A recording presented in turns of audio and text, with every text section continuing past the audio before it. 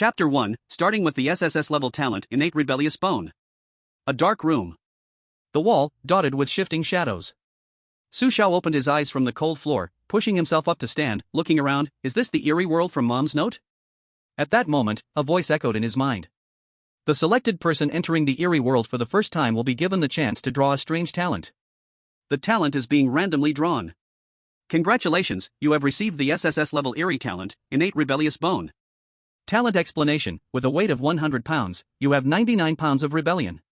Talent effect: innate rebellious bone allows you to defy rules, right or wrong, and rebel directly in the eerie world, all while remaining immune to any strange corruption or devouring.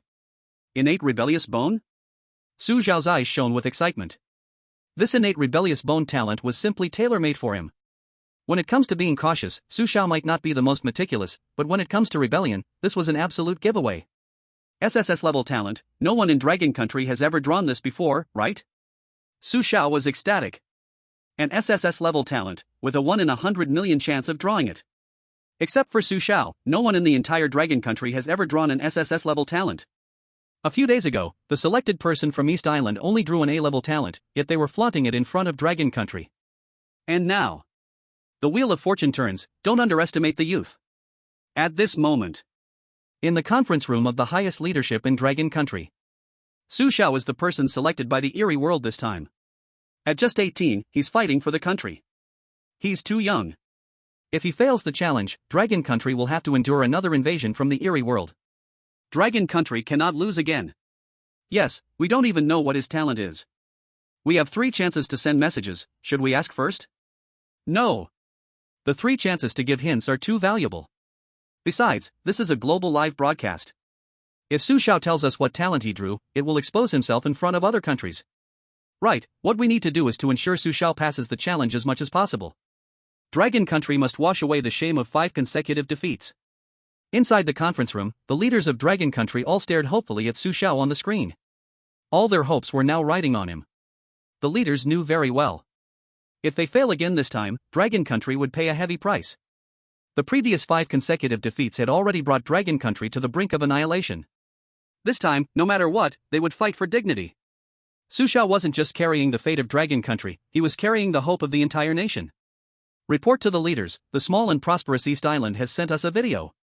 Play it. The leaders of Dragon Country all stared seriously at another screen, and the next second, a highly mocking video began to play. After the video ended, the fists of the leaders were clenched so tightly that they were creaking. Those sons of bitches. Drawing an A-level talent and immediately running in front of us, barking like mad dogs. Do they really think Dragon Country has no one? This is too much. If it weren't for the current influence of the eerie world on Dragon Country, I would have led 200,000 men and flattened East Island. The ignorant fools, they dare to disrespect my mighty nation in such a tiny land. The leaders of Dragon Country were so enraged that their faces turned ashen. But the current situation was indeed unfavorable for Dragon Country. They had to suppress their anger and once again look at Su Xiao on the screen with hopeful eyes. Su Xiao, whether Dragon Country lives or dies, it all depends on you now. At this moment, in the eerie world, Su Xiao had already familiarized himself with the environment and found the note left by his mother. Dear baby, Mom has gone out. I will be back in a week. You must be obedient, read the following carefully, and make sure to do it. At the beginning of the note, these words were written. Below this, his mother had left 10 rules. Rule 1, no matter if it's day or night. Rule 1, do not open the curtains. Rule 2, there are frozen steaks in the fridge, you should eat them as raw as possible, never cook the steaks to full doneness. Rule 3, the bathroom can be used, but under no circumstances should the light be turned on while using it. Rule 4, the wall clock at home will tell you the exact time, but absolutely do not use it as an alarm clock. Rule 5, do not go outside. If you hear someone knocking on the door, never open it until the person leaves. Rule 6, take good care of the cat at home, never casually give it a name. Rule 7, feed the cat noodles, never feed it cat food. Rule 8, at night, sleep with the cat by your side, never leave it alone in the living room. Rule 9, the neighbor next door might occasionally visit, please open the door for him and give him cat food. Rule 10, never turn on the TV at home. If you feel bored, let the cat keep you company. Looking at these 10 rules, Su Xiao fell into a brief silence. After a moment, Su Xiao stood up, walked straight to the window, and pulled open the curtains that blocked the sunlight. In an instant, the warm sunlight shone on Su Xiao's face, and the entire room became bright. What the hell is going on? Isn't Rule 1 not to open the curtains? Su Xiao opened them without hesitation. Does that mean he already judged this rule was wrong? Outside the screen, countless citizens of Long Country were watching Su Xiao's every move. At this moment, they were all stunned. Su Xiao's action completely shocked them. Is Su Xiao really entering the strange talk world for the first time? How could he move so skillfully? Less than 3 minutes, and he accurately judged that the first rule was wrong. This thought process is simply incredible. Genius, an absolute genius. Long Country is finally saved. For a moment, the entire Long Country was in an uproar. Su Xiao's performance far exceeded everyone's expectations. On the side of the Eastern Island country. In the conference room. What? The selected one from Long Country figured out in less than 3 minutes that the first rule was wrong? Find out exactly what kind of person this selected one is. Damn it! This time, Long Country tricked us. Immediately send a reminder message to the steel plate of Nichuan, tell him that the first rule is wrong, our Eastern Island country absolutely cannot lose to Long Country. At the same time, the United States, India, the Grey Bear country, and other countries were also closely watching their own selected ones. When they learned that the first rule was wrong, they all took the same approach as Eastern Island country. They did not hesitate to use a prompt opportunity. Equals. P.S. Finishing the first 100,000 words is very important for the author. All my dear little loves, please, don't abandon the book. 5-star reviews, please help by clicking and writing a few words of good feedback, the author thanks you. Chapter 2, Continuous Rebellion. Long Country's high officials are greatly disappointed. Su Xiao pulled open the curtains, and nothing strange happened. As a result, everyone firmly believed that the first rule on the mom's note was wrong. But when selected ones from other countries followed Su Xiao and pulled open the curtains, what greeted them was not only sunlight but also things they couldn't avoid. Almost all of the selected ones were tainted by the strange phenomena. Black, spiderweb-like marks spread across their skin. This was the symptom of being tainted. Mild contamination might not be deadly, but if the contamination continued to deepen, they would be completely devoured by the strange phenomena, until they became a part of the strange talk world. At this moment, the entire Long Country was in an uproar. What is going on? What did I just see? Why are all the selected ones from other countries tainted? Damn it, we judged wrong, the first rule was actually wrong. Then why is Su Xiao fine? Yeah, why is Su Xiao fine? The people of Long Country were all confused, they just couldn't figure it out. Same operation, why does Su Xiao show no signs of being polluted? And not only is Dragon Country puzzled, but other countries are also confused. Damn it! Dragon Country is so despicable, using this kind of trick to drag us into the mess. Damn it! Such a simple trick, and we actually fell for it. Baka Yoru. Dragon Country, Su Xiao, you're all dead, dead, dead. Succa Noir unforgivable. Outside, there were endless curses. In the world of strange tales, East Island's Nichikawa steel plate drew the curtains and patted his chest, feeling relieved.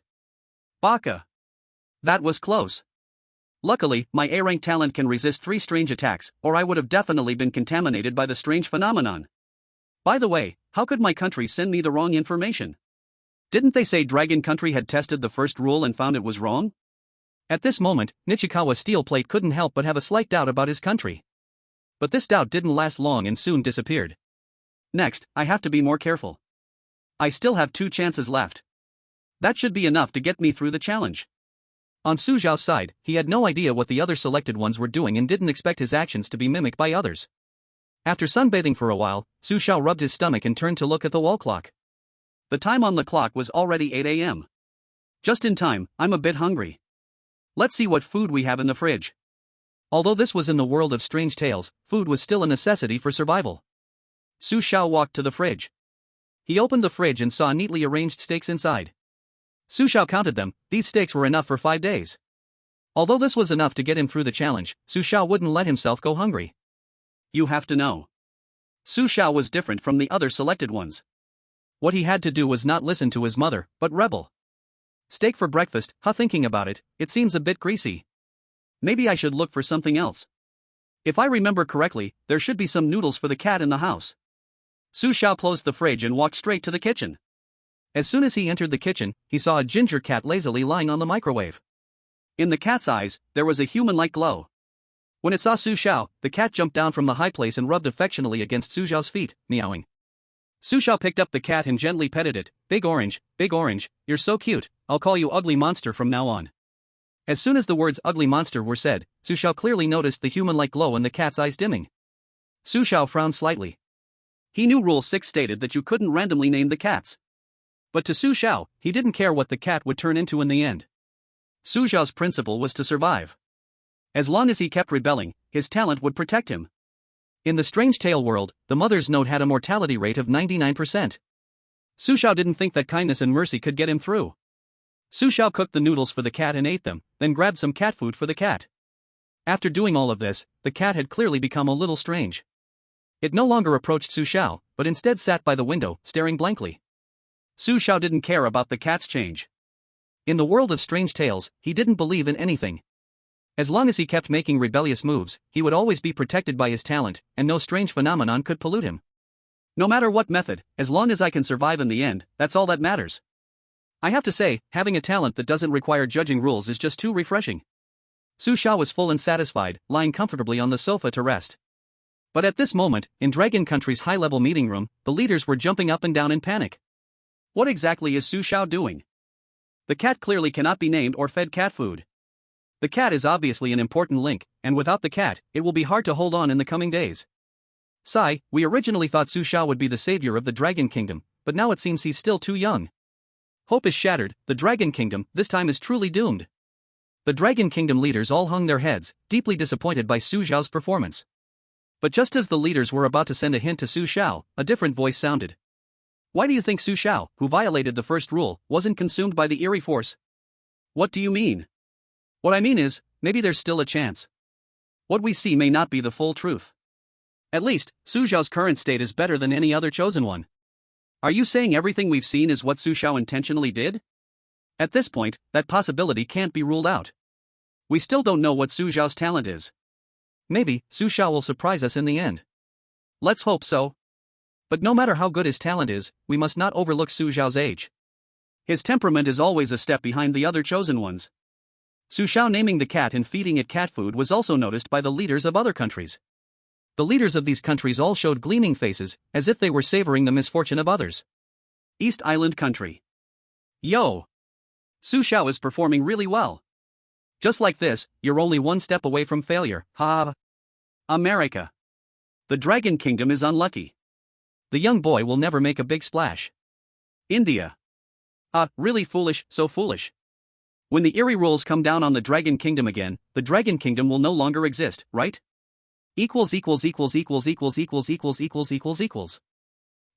This book has a slow start and a high rise. If you were about to give up within the first 30 minutes, try reading a bit more.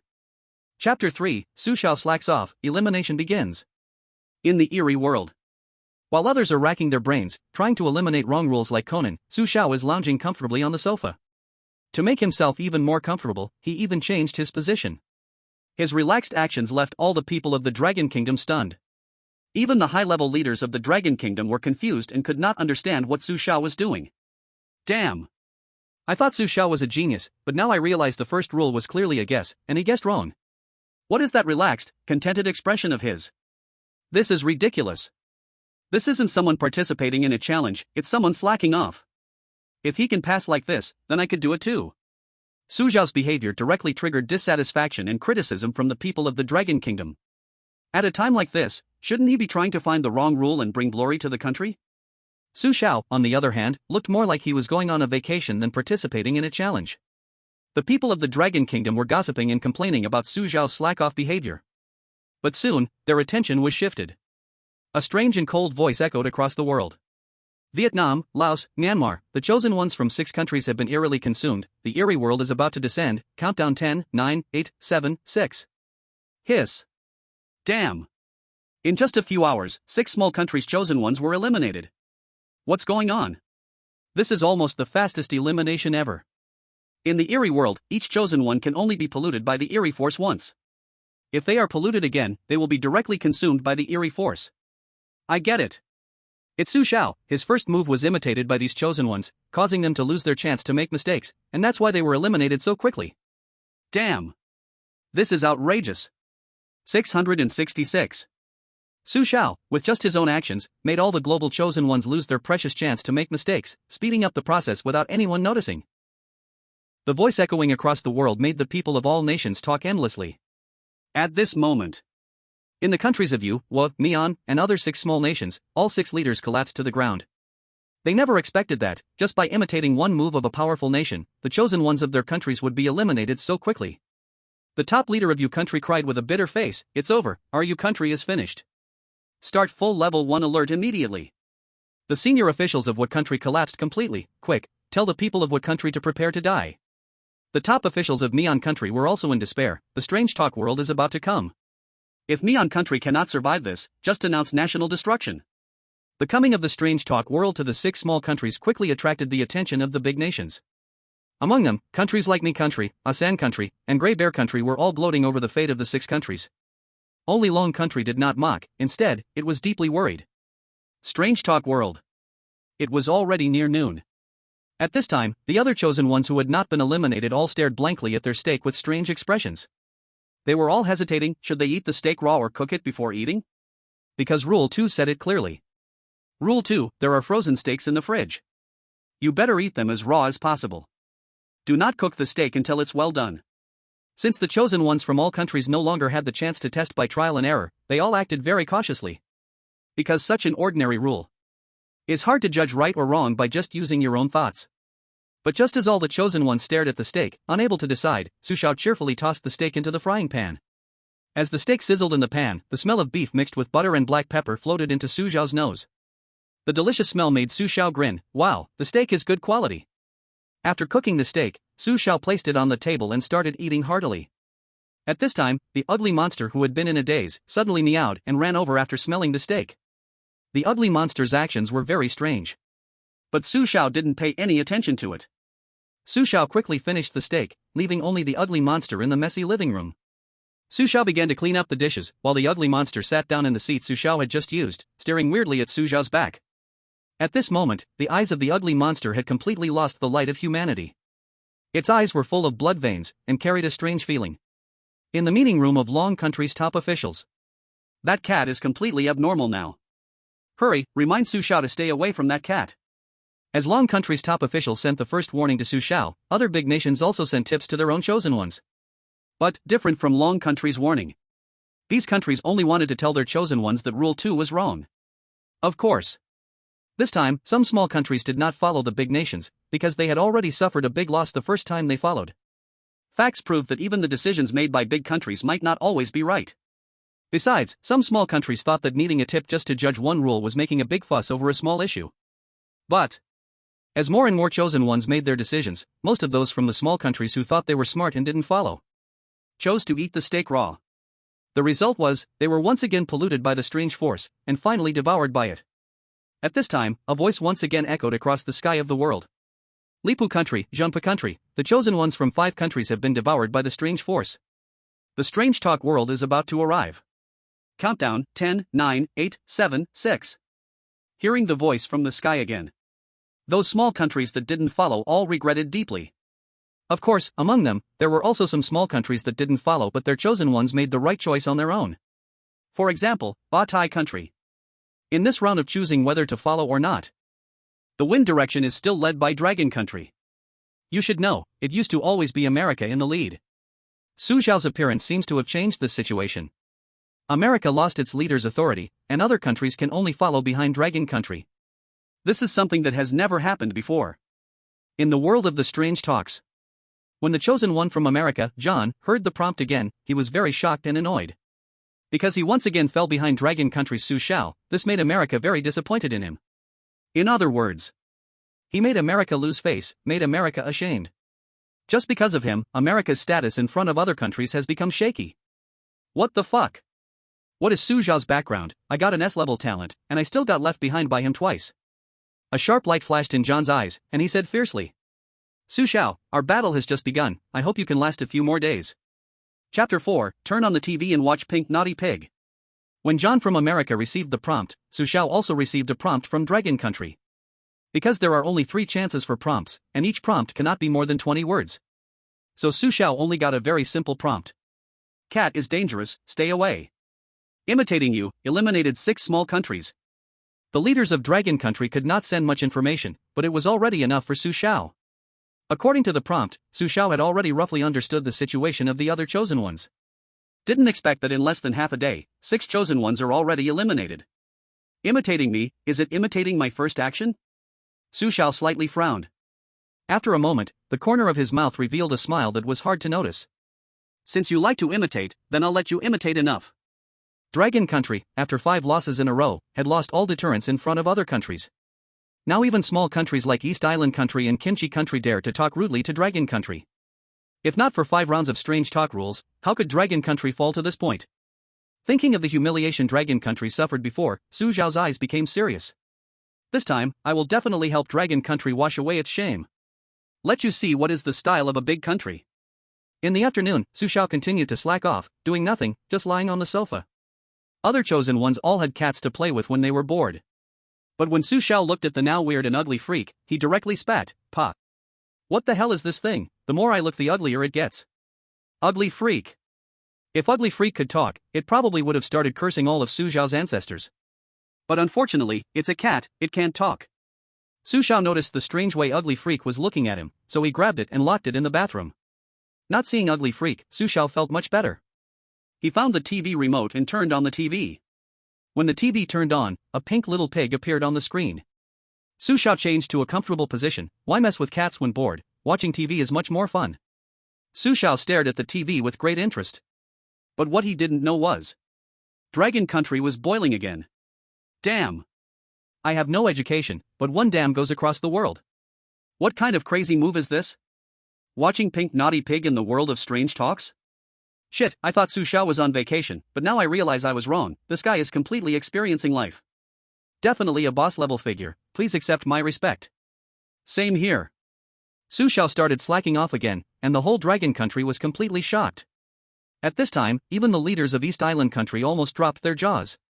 Their chosen one, Nichikawa Steelplate, was racking his brains to figure out the rules. Compared to the miserable Nichikawa Steelplate, Su Xiao looked completely like a carefree person. This gap. This difference. It's simply unbearable. Baka. Impossible. Absolutely impossible. There's nothing outstanding in Su Xiao's profile, so why can he watch TV so comfortably in the horror world? What's wrong with that John guy? Is America really okay with being stepped on by Dragon Country? The high levels of East Island knew that relying on Nichikawa's Steelplate was hopeless, they needed to depend on America. The thinking of East Island's high levels was simple. Before, they always followed behind America, so sometimes they could barely get by. But this time, America's John seemed to not exist at all. All the spotlight was taken by Dragon Country's Su Xiao. If they kept following behind Su Xiao and making choices, even if they won, it would feel worse than losing. Didn't the secret intel from America say John drew an S-level talent? How can he be this weak? Send another video to Dragon Country's top people, mock them that Su Xiao only relies on luck and slacking. Even if Dragon Country is lucky for a while, I don't believe they can stay this lucky forever. Su Xiao turned on the TV, but none of the big countries bothered to waste their hint opportunities. Because the TV wasn't essential. To the chosen ones, it was basically optional. Those chosen ones weren't bored enough to turn on the TV, but there's always an exception. A chosen one from a small country couldn't resist and turned on the TV out of boredom. However, what appeared in his TV was not the pink playful pig Su Xiao saw, but a shadow like strange hair twisted together. In front of everyone's eyes, that chosen one from the small country was directly dragged into the TV by the weirdness, disappearing completely from the horror world. Only after seeing that chosen one's end. At this moment, the high levels of all countries were like being splashed with a bucket of cold water, suddenly waking up. Why was Su Xiao okay watching TV, but the small country's chosen one got swallowed by the weirdness? Finally, some big countries figured it out. Su Xiao probably drew an A-level talent. Because among A-level talents, there's one that can resist weird pollution 3 times. In the meeting room, the American top brass squinted his eyes. So that's it. Dragon Country Su Xiao, you drew the same talent as Nichikawa's Steelplate, but once those 3 chances are used up, I want to see what you'll do next. In the horror world, Su Xiao stared at the TV until 6 in the evening. Seeing it was getting late, Su Xiao cooked another steak, still well done. After dinner, Su Xiao opened the bathroom door. Among all the remaining chosen ones, he was still the first to enter the bathroom. The bathroom was pitch black, not even a finger could be seen. In the darkness, it felt like a strange shadow was wriggling. At this moment, a creepy fear climbed up Su Xiao's heart. According to Rule 3, the light must never be turned on while using the bathroom. But not turning on the light? Impossible. Su Xiao was a bit rebellious, he decisively turned on the bathroom light. In an instant, every corner of the bathroom was lit up. The bathroom was very clean, no weirdness at all, only a freak darting from underfoot. Su Xiao walked straight to the toilet, just about to pee, but his eyes suddenly stopped on the wall above the toilet. On that wall, there were several scratch marks that looked like cat claws. And those scratch marks perfectly formed one word. Death. Death? Was this the freak's doing? Su Xiao was a little surprised. He immediately pulled up his pants and walked toward the living room. At that moment, the freak was sitting on the sofa, staring at the bathroom with a strange look. Seeing Su Xiao come out angrily, the freak for some reason tried to run, but Su Xiao was faster. He grabbed it and lifted it up. Without saying a word, Su Xiao gave the freak 2 loud slaps. Is it you who scribbled all over the toilet wall? If you can't write, then don't. If I catch you making a mess again, don't blame me for throwing you into the pot and stewing you. What's up? You still look like you're not convinced? Behave yourself, no matter what you are, I have my ways to deal with you. Su Xiao cursed the ugly monster fiercely. After cursing, he kicked it out with one swift motion. The ugly monster let out a pitiful wail, but didn't dare to stare at Su Xiao anymore, and slunk back into the toilet. Watching the ugly monster's actions, Su Xiao knew that his approach was undoubtedly correct. But that wasn't enough, he had to continue his rebellion. Ugly monster, clean up the scratch marks on the wall tonight, or else you'll have a bad time tomorrow. Chapter 5, Strange Scene, Scaring Everyone to Pee Their Pants. Longhua. As expected, the public was once again in an uproar. Wow, what a sight. Originally, I thought Su Xiao would be scared and terrified when he saw the word death in the toilet, but who knew he actually slapped 2 big paw slaps on the cat? I honestly didn't expect that. No kidding, he's super brave. The cat's so cute, those 2 big paw slaps must have hurt a lot, right? It's true, after those slaps, the cat actually started avoiding Su Xiao. Look, even the normally cool Nishikawa steel plate couldn't hold it anymore, he ran into the toilet. Holy crap, is he about to poop his pants? He didn't even turn on the light. The people of Longhua all focused their eyes on the screen showing Nishikawa's steel plate. Just as Nishikawa's steel plate was about to sit on the toilet, the wall of the pitch-black toilet was covered in shadowy vines. The shadowy vines, like tentacles, quickly wrapped around Nishikawa's steel plate's neck. Holy crap! Nishikawa's steel plate is done for. No, wait, why is he fine? Look, there's a golden halo around Nishikawa's steel plate. What is that? Is it immunity? The halo's disappearing, it looks like a one-time thing. Damn! He actually turned the light on at the crucial moment, he didn't die, so unlucky. Under countless eyes, Nishikawa's steel plate lost his immunity but temporarily gained safety. Seeing Nishikawa's steel plate escape the strange situation, the high-ranking officials of Donghua couldn't help but cheer for him. However, the surviving Nishikawa steel plate couldn't be happy, because now he only had one last chance for immunity left. After Su Xiao and Nishikawa's steel plate entered the toilet, the chosen ones from other countries also entered one by one. However, most of the chosen ones chose to turn on the light, and only a few from smaller countries made the opposite choice. Make the wrong choice, and you'll pay the price. As these smaller countries were gradually eliminated, only 6 large countries and 3 small ones remained strong. Inside the strange tale world. At 10 p.m., Su Xiao took a shower and went to bed early. Unlike the other chosen ones, Su Xiao didn't follow Rule 4. He directly took down the clock, set an alarm, and placed it beside his bed. When he went to sleep, Su Xiao didn't follow Rule 8 either. He didn't bring the ugly monster with him but left it in the living room to let it be on its own. Late at night. All the live streams were pitch black. Other chosen ones quietly followed the rules, holding their cats as they fell asleep, but Su Xiao was different. He slept alone with the clock by his bedside. In terms of the cat's choice, Su Xiao was the complete opposite of the other chosen ones. This meant that Su Xiao had chosen the completely opposite path to theirs. At night, while the other chosen ones were sleeping, nothing strange happened. But in Su Xiao's room, the ugly monster underwent an astonishing change. In the living room, the ugly monster first started shedding large patches of hair, then its skin tore open, and a humanoid shadow stood up from within it. Under the tense gaze of countless eyes. The figure that crawled out from the ugly monster's body paced back and forth in the living room, finally stopping in front of the door to Su Xiao's bedroom. The figure stood there in a creepy way, facing the bedroom. No one could see her face clearly, they could only guess she was a woman from her long hair and body shape. This creepy scene scared everyone in Dragon Nation so much their hearts jumped into their throats. Gulp. Wah, what the hell is this thing? Damn it, I almost crapped my pants, did this really crawl out of that ugly monster's body? This scene is even scarier than a horror movie. It's over, the ugly monster turned dark, can Su Xiao still hold on? The top people in Dragon Nation should tell Su Xiao, right? If they keep him in the dark, something big might happen. Oh, spirits of heaven and earth. Monsters and ghosts go away, monsters and ghosts go away, you evil thing, don't you dare hurt our Su Xiao of Dragon Nation. While everyone in Dragon Nation watched with high tension, the woman just stood stiff at the bedroom door, not trying to open it. Until 5 in the morning, when everyone was almost too tired to stay awake, the woman suddenly turned her head sharply. The moment she turned, all live broadcast screens suddenly went black. This scene gave the people of Dragon Nation another big fright. Holy crap, don't scare people like this. I'm having a heart attack, damn.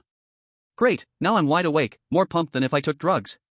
My mom asked why I wasn't sleeping at midnight, I showed her the clip, now she's curled up in bed with me, shaking. Great, really scary, don't do that again. That head turn scared the piss out of me, for real. Ugh, no more talking, I'm gonna change my pants. Me too. Same here. Half an hour later, Su Xiao's live screen slowly returned to normal, and the ugly monster also went back to normal. But at that moment, the top leaders of Dragon Nation couldn't sit still anymore. Because that last scene was just too strange. They had to take it seriously. But this also proved, Su Xiao was right not to bring the ugly monster into the bedroom. That cat has a problem, a big problem.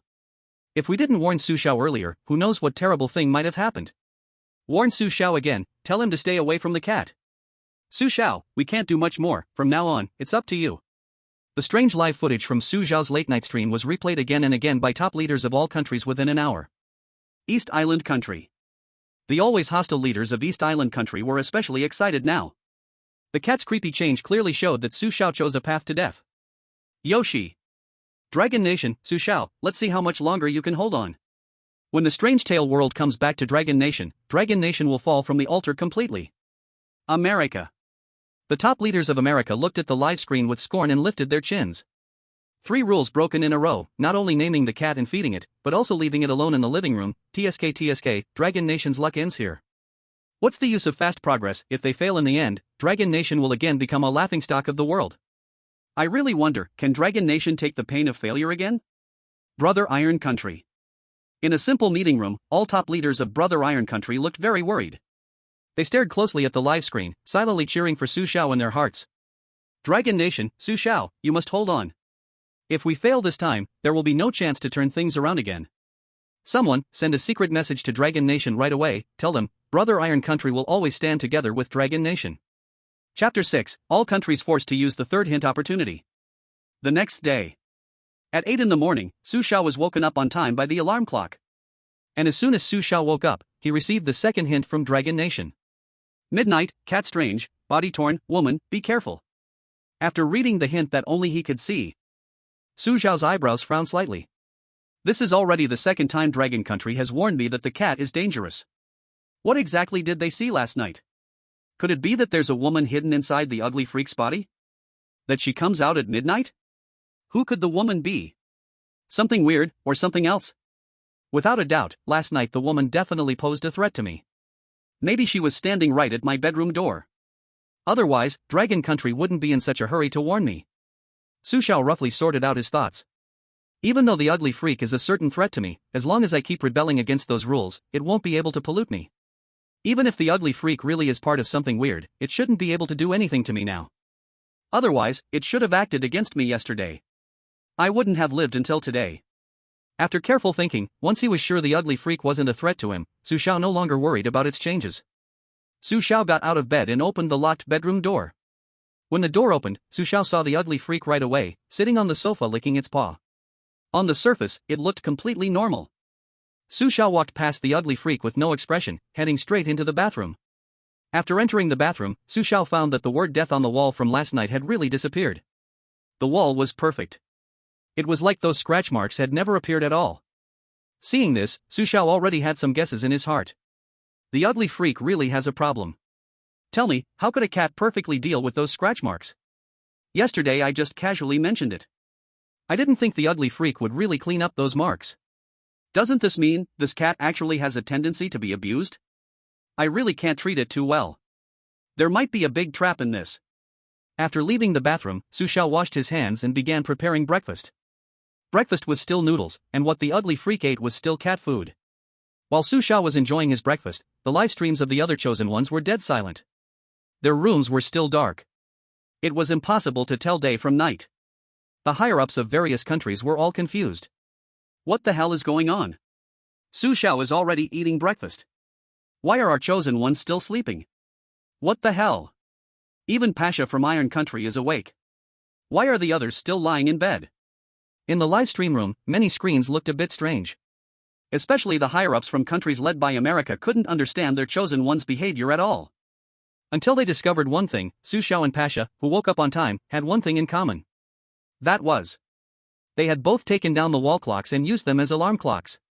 It was because they had alarm clocks that they could wake up on time. Looking at the other chosen ones who didn't do this, the time on their wall clocks hadn't moved at all since last night. That means, for those chosen ones still lying in bed, the current time was still night. Because in their minds, time had stopped last night. In the world of ghost stories, getting the time wrong is deadly. If a chosen one can't clearly remember the passing of time, then they lose the concept of time. Most likely, the chosen one will be trapped in the ghost story world forever, while they feel like only one night has passed. But that's not the worst part. The worst part is, the ghost story world's challenge only lasts 7 days. Once they exceed the time limit, it's automatically judged as a failure. And the punishment for exceeding the time is many times more cruel than normal elimination. This kind of thing has happened before. A big country once had its chosen one exceed the time limit during a ghost story challenge. Because of that, the country was instantly flooded with over 100 kinds of rule-based ghost stories. Overnight, that big country disappeared. The entire land and countless people were wiped clean, gone without a trace. Now, seeing that their chosen ones are still fast asleep, the leaders of various countries are so anxious they could jump out of their skin. F***K. F***K. Rule 4 is actually a rule that's half right and half wrong. Quick, immediately use the hint to wake up the chosen one. This is the only option left. When the outside world provides a hint to the chosen ones, a sound will ring in their ears, and this sound will be the key to waking them up. The American leadership remained rational and made the first move. Seeing this, other countries began to follow suit. However, as each chosen one was awakened, all 3 precious hints have been used up by now. Now, aside from Dragon Country and Pakistan, which still have 1 hint left, other countries no longer have any hint opportunities. For those outside the screen, it's as if they can no longer do anything and can only watch as spectators. Whether it's victory or defeat, in the end, it all depends on the ability of the chosen one. Seeing that countries led by the United States had all used up their 3rd hint, a rare smile appeared on the faces of the high-ranking officials of Dragon Country. These big and small countries came to watch our Dragon Country's joke when we were in danger. Now let's see their joke. If people don't offend me, I won't offend them. But if they offend me, I will definitely strike back. Su Xiao made the right decision this time. It's not simple. He managed to see through the hidden trick behind this rule. Based on the current situation, things are still favorable for our Dragon Country, but the cat problem remains a hidden danger. By the way, send a sealed message to Pakistan, telling them that we accept their kindness and they will always be our Dragon Country's friends. In the world of strange tales, since all countries have used their last hint, all the chosen ones now understand what's going on. Su Xiao's lead once again made John from the United States extremely displeased. It felt like the main character in a movie suddenly being overshadowed by someone who's just an extra. This was something he couldn't accept. Su Xiao, again, Dragon Country's Su Xiao. Do you really think my S-level talent is just for show? It's just a small A-level talent. Enjoy your moment of pride, you'll be crying soon. John was furious at Su Xiao. At the same time, another person equally dissatisfied with Su Xiao was Steel Plate from East Island. Steel Plate from East Island still didn't understand the situation. He just thought Su Xiao was a clown, and the one who would lead him to victory would definitely be John from the United States. Up until now, John had been very low-key, completely inconspicuous. Although Steel Plate from East Island didn't understand why this was, he believed it was all part of the United States plan. As long as he listened to the high-ranking officials of East Island and followed John's steps, he was sure he would survive. Chapter 7, The Neighbor Knocks, the live stream goes black. After breakfast, Su Xiao continued to watch TV, doing nothing. The remaining chosen ones began to sort through the information they had gathered. The note left by Su Xiao's mother contained only 10 rules. Rule 1, whether it's day or night, never open the curtains. Rule 2, there are frozen steaks in the fridge, you should eat them raw as much as possible, never cook them to full doneness. Rule 3, the bathroom can be used, but when you use it, absolutely never turn on the light. Rule 4, the wall clock at home will tell you the exact time, but never use it as an alarm clock. Rule 5, do not go outside. If you hear someone knock on the door, never open it until they leave. Rule 6, take good care of the cat at home, don't casually name it. Rule 7, feed the cat noodles, never give it cat food. Rule 8, when sleeping at night, keep the cat by your side, never leave it alone in the living room. Rule 9, the neighbor next door may sometimes come to visit, open the door for him and give him cat food. Rule 10, never turn on the TV at home. At present, Rule 1, Rule 6, Rule 7, Rule 8, and Rule 10 are correct. Rule 2 and Rule 3 are wrong. Rule 4 is a mix of right and wrong.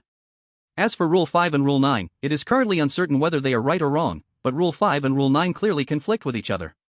Rule 5 states that the door must never be opened, while Rule 9 says to open the door for neighbors.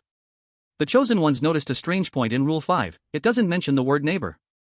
In other words, you can't open the door for strangers, but can you open it for a neighbor?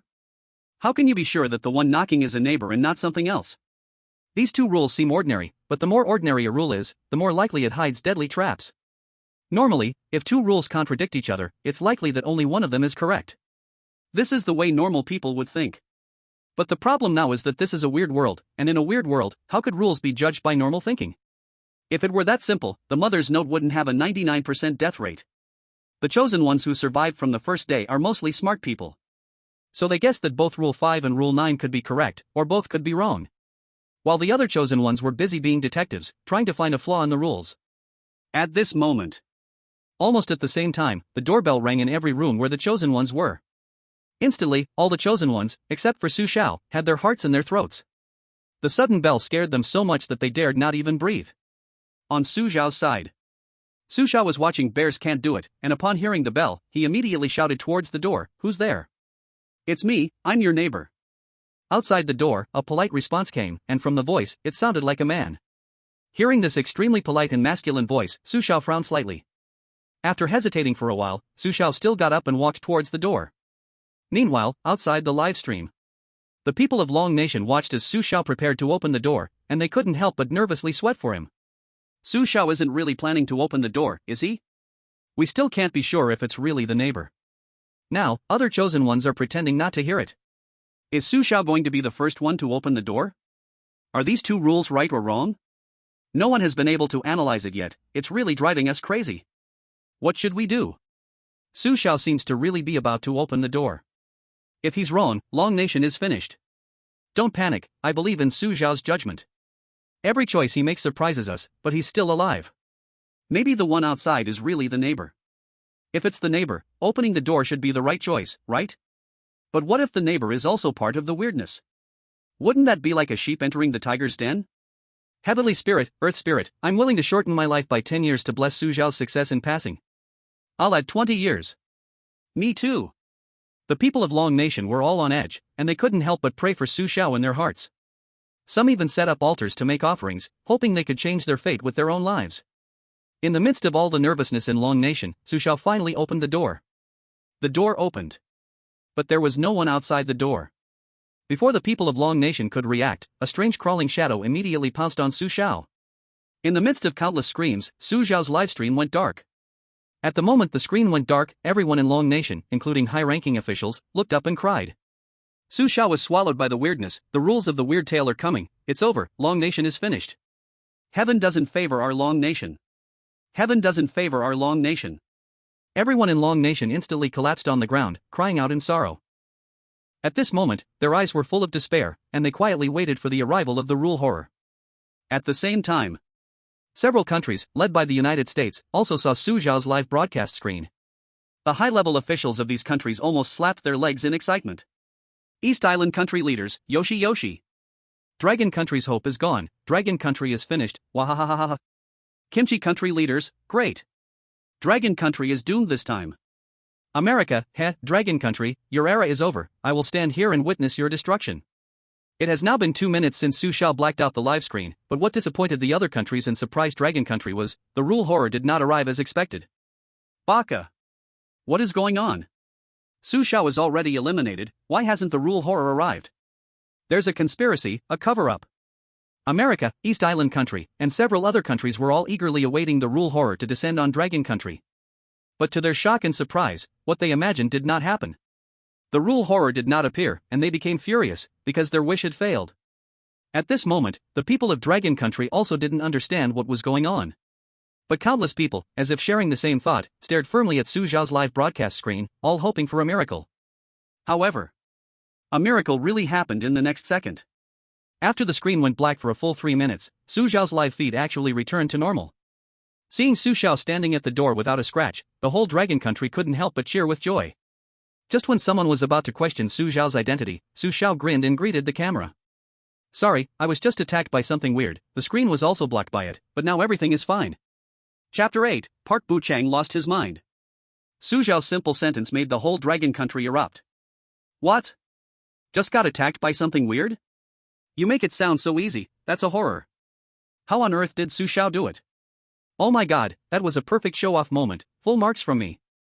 Listen, let other countries hear it too, this is the calm of a great power. Su Xiao, my idol, I love you, I want to give you lots and lots of babies. Su Xiao's fake death won cheers from all the people of Dragon Country. It must be said, his sentence just now really made Dragon Country proud. In the world of horror, this was the first time someone dared to not take the strange seriously. While Dragon Country was cheering nationwide, the high-level officials of East Island Country and several others had dark faces. Seeing Su Xiao standing there unharmed, they were almost vomiting blood from anger. Su Xiao dodging another attack from the strange made the countries gradually realize that Su Xiao's talent might not be as simple as it seems. Su Xiao appeared somewhat mysterious, and this kind of mystery clearly had already become a threat to them. Inside the horror world, the knocking at the door had continued for 10 minutes. So far, only Su Xiao dared to get up and open the door, the other chosen ones were all shivering on the couch. They did not have Su Xiao's courage. However, because they didn't open the door for so long, the knocking had turned into banging. Bang bang bang. The banging echoed into the house again and again, like death urging life to end. Every hit made the chosen ones tremble all over. The banging kept going, showing no sign of stopping, and that door didn't seem strong at all, as if it could be broken open at any moment. Under the pressure of intense fear, finally, Park Buchang of Kimchi Country couldn't take it anymore. He uncontrollably shouted toward the door. Who are you, what do you want? Park Buchang's words carried a bit of a crying tone, and right after he finished speaking, the banging on the door outside immediately stopped. But just as Park Buchang thought everything was fine. Bang! A sound like an axe hitting the door directly. The huge noise scared Park Buchang, this big man, to the point of tears. He was even so scared that he wet himself. Seeing Park Buchang acting so cowardly, the people of Longwa naturally wouldn't let such a good opportunity pass, and began to mock him. Damn, he's so scared that he wet his pants. What the hell, is this the nature of the Kimchi nation? What a disgrace. Hurry up and go back, when did Park become so weak? Can this guy be brave for once? Can't he open the door like a real man? Compared to our Su Xiao, he's simply miles behind. After mocking Park Buchang, the people of Longwa started to ridicule Nichuan Steel Plate. Look, Nichuan Steel Plate is the same as Park Buchang, he's also scared stiff. They're really two of a kind, both half a pound and 8 ounces. As the saying goes, you are what your friends are. If the high-ranking officials of the East Island nation saw this scene, they'd probably want to crawl into a hole, huh? Longwa never holds back when it comes to mocking others. This is mainly because, when Longwa suffered 5 consecutive defeats, other countries spared no effort in humiliating them. Now that they had finally caught the same opportunity, how could the people of Longwa let it slip away? In the past, when Longwa was humiliated by other countries, they had to endure it because they didn't have the capital to refute. It was as if the losers didn't have a right to speak. But Longwa's tolerance has its limits.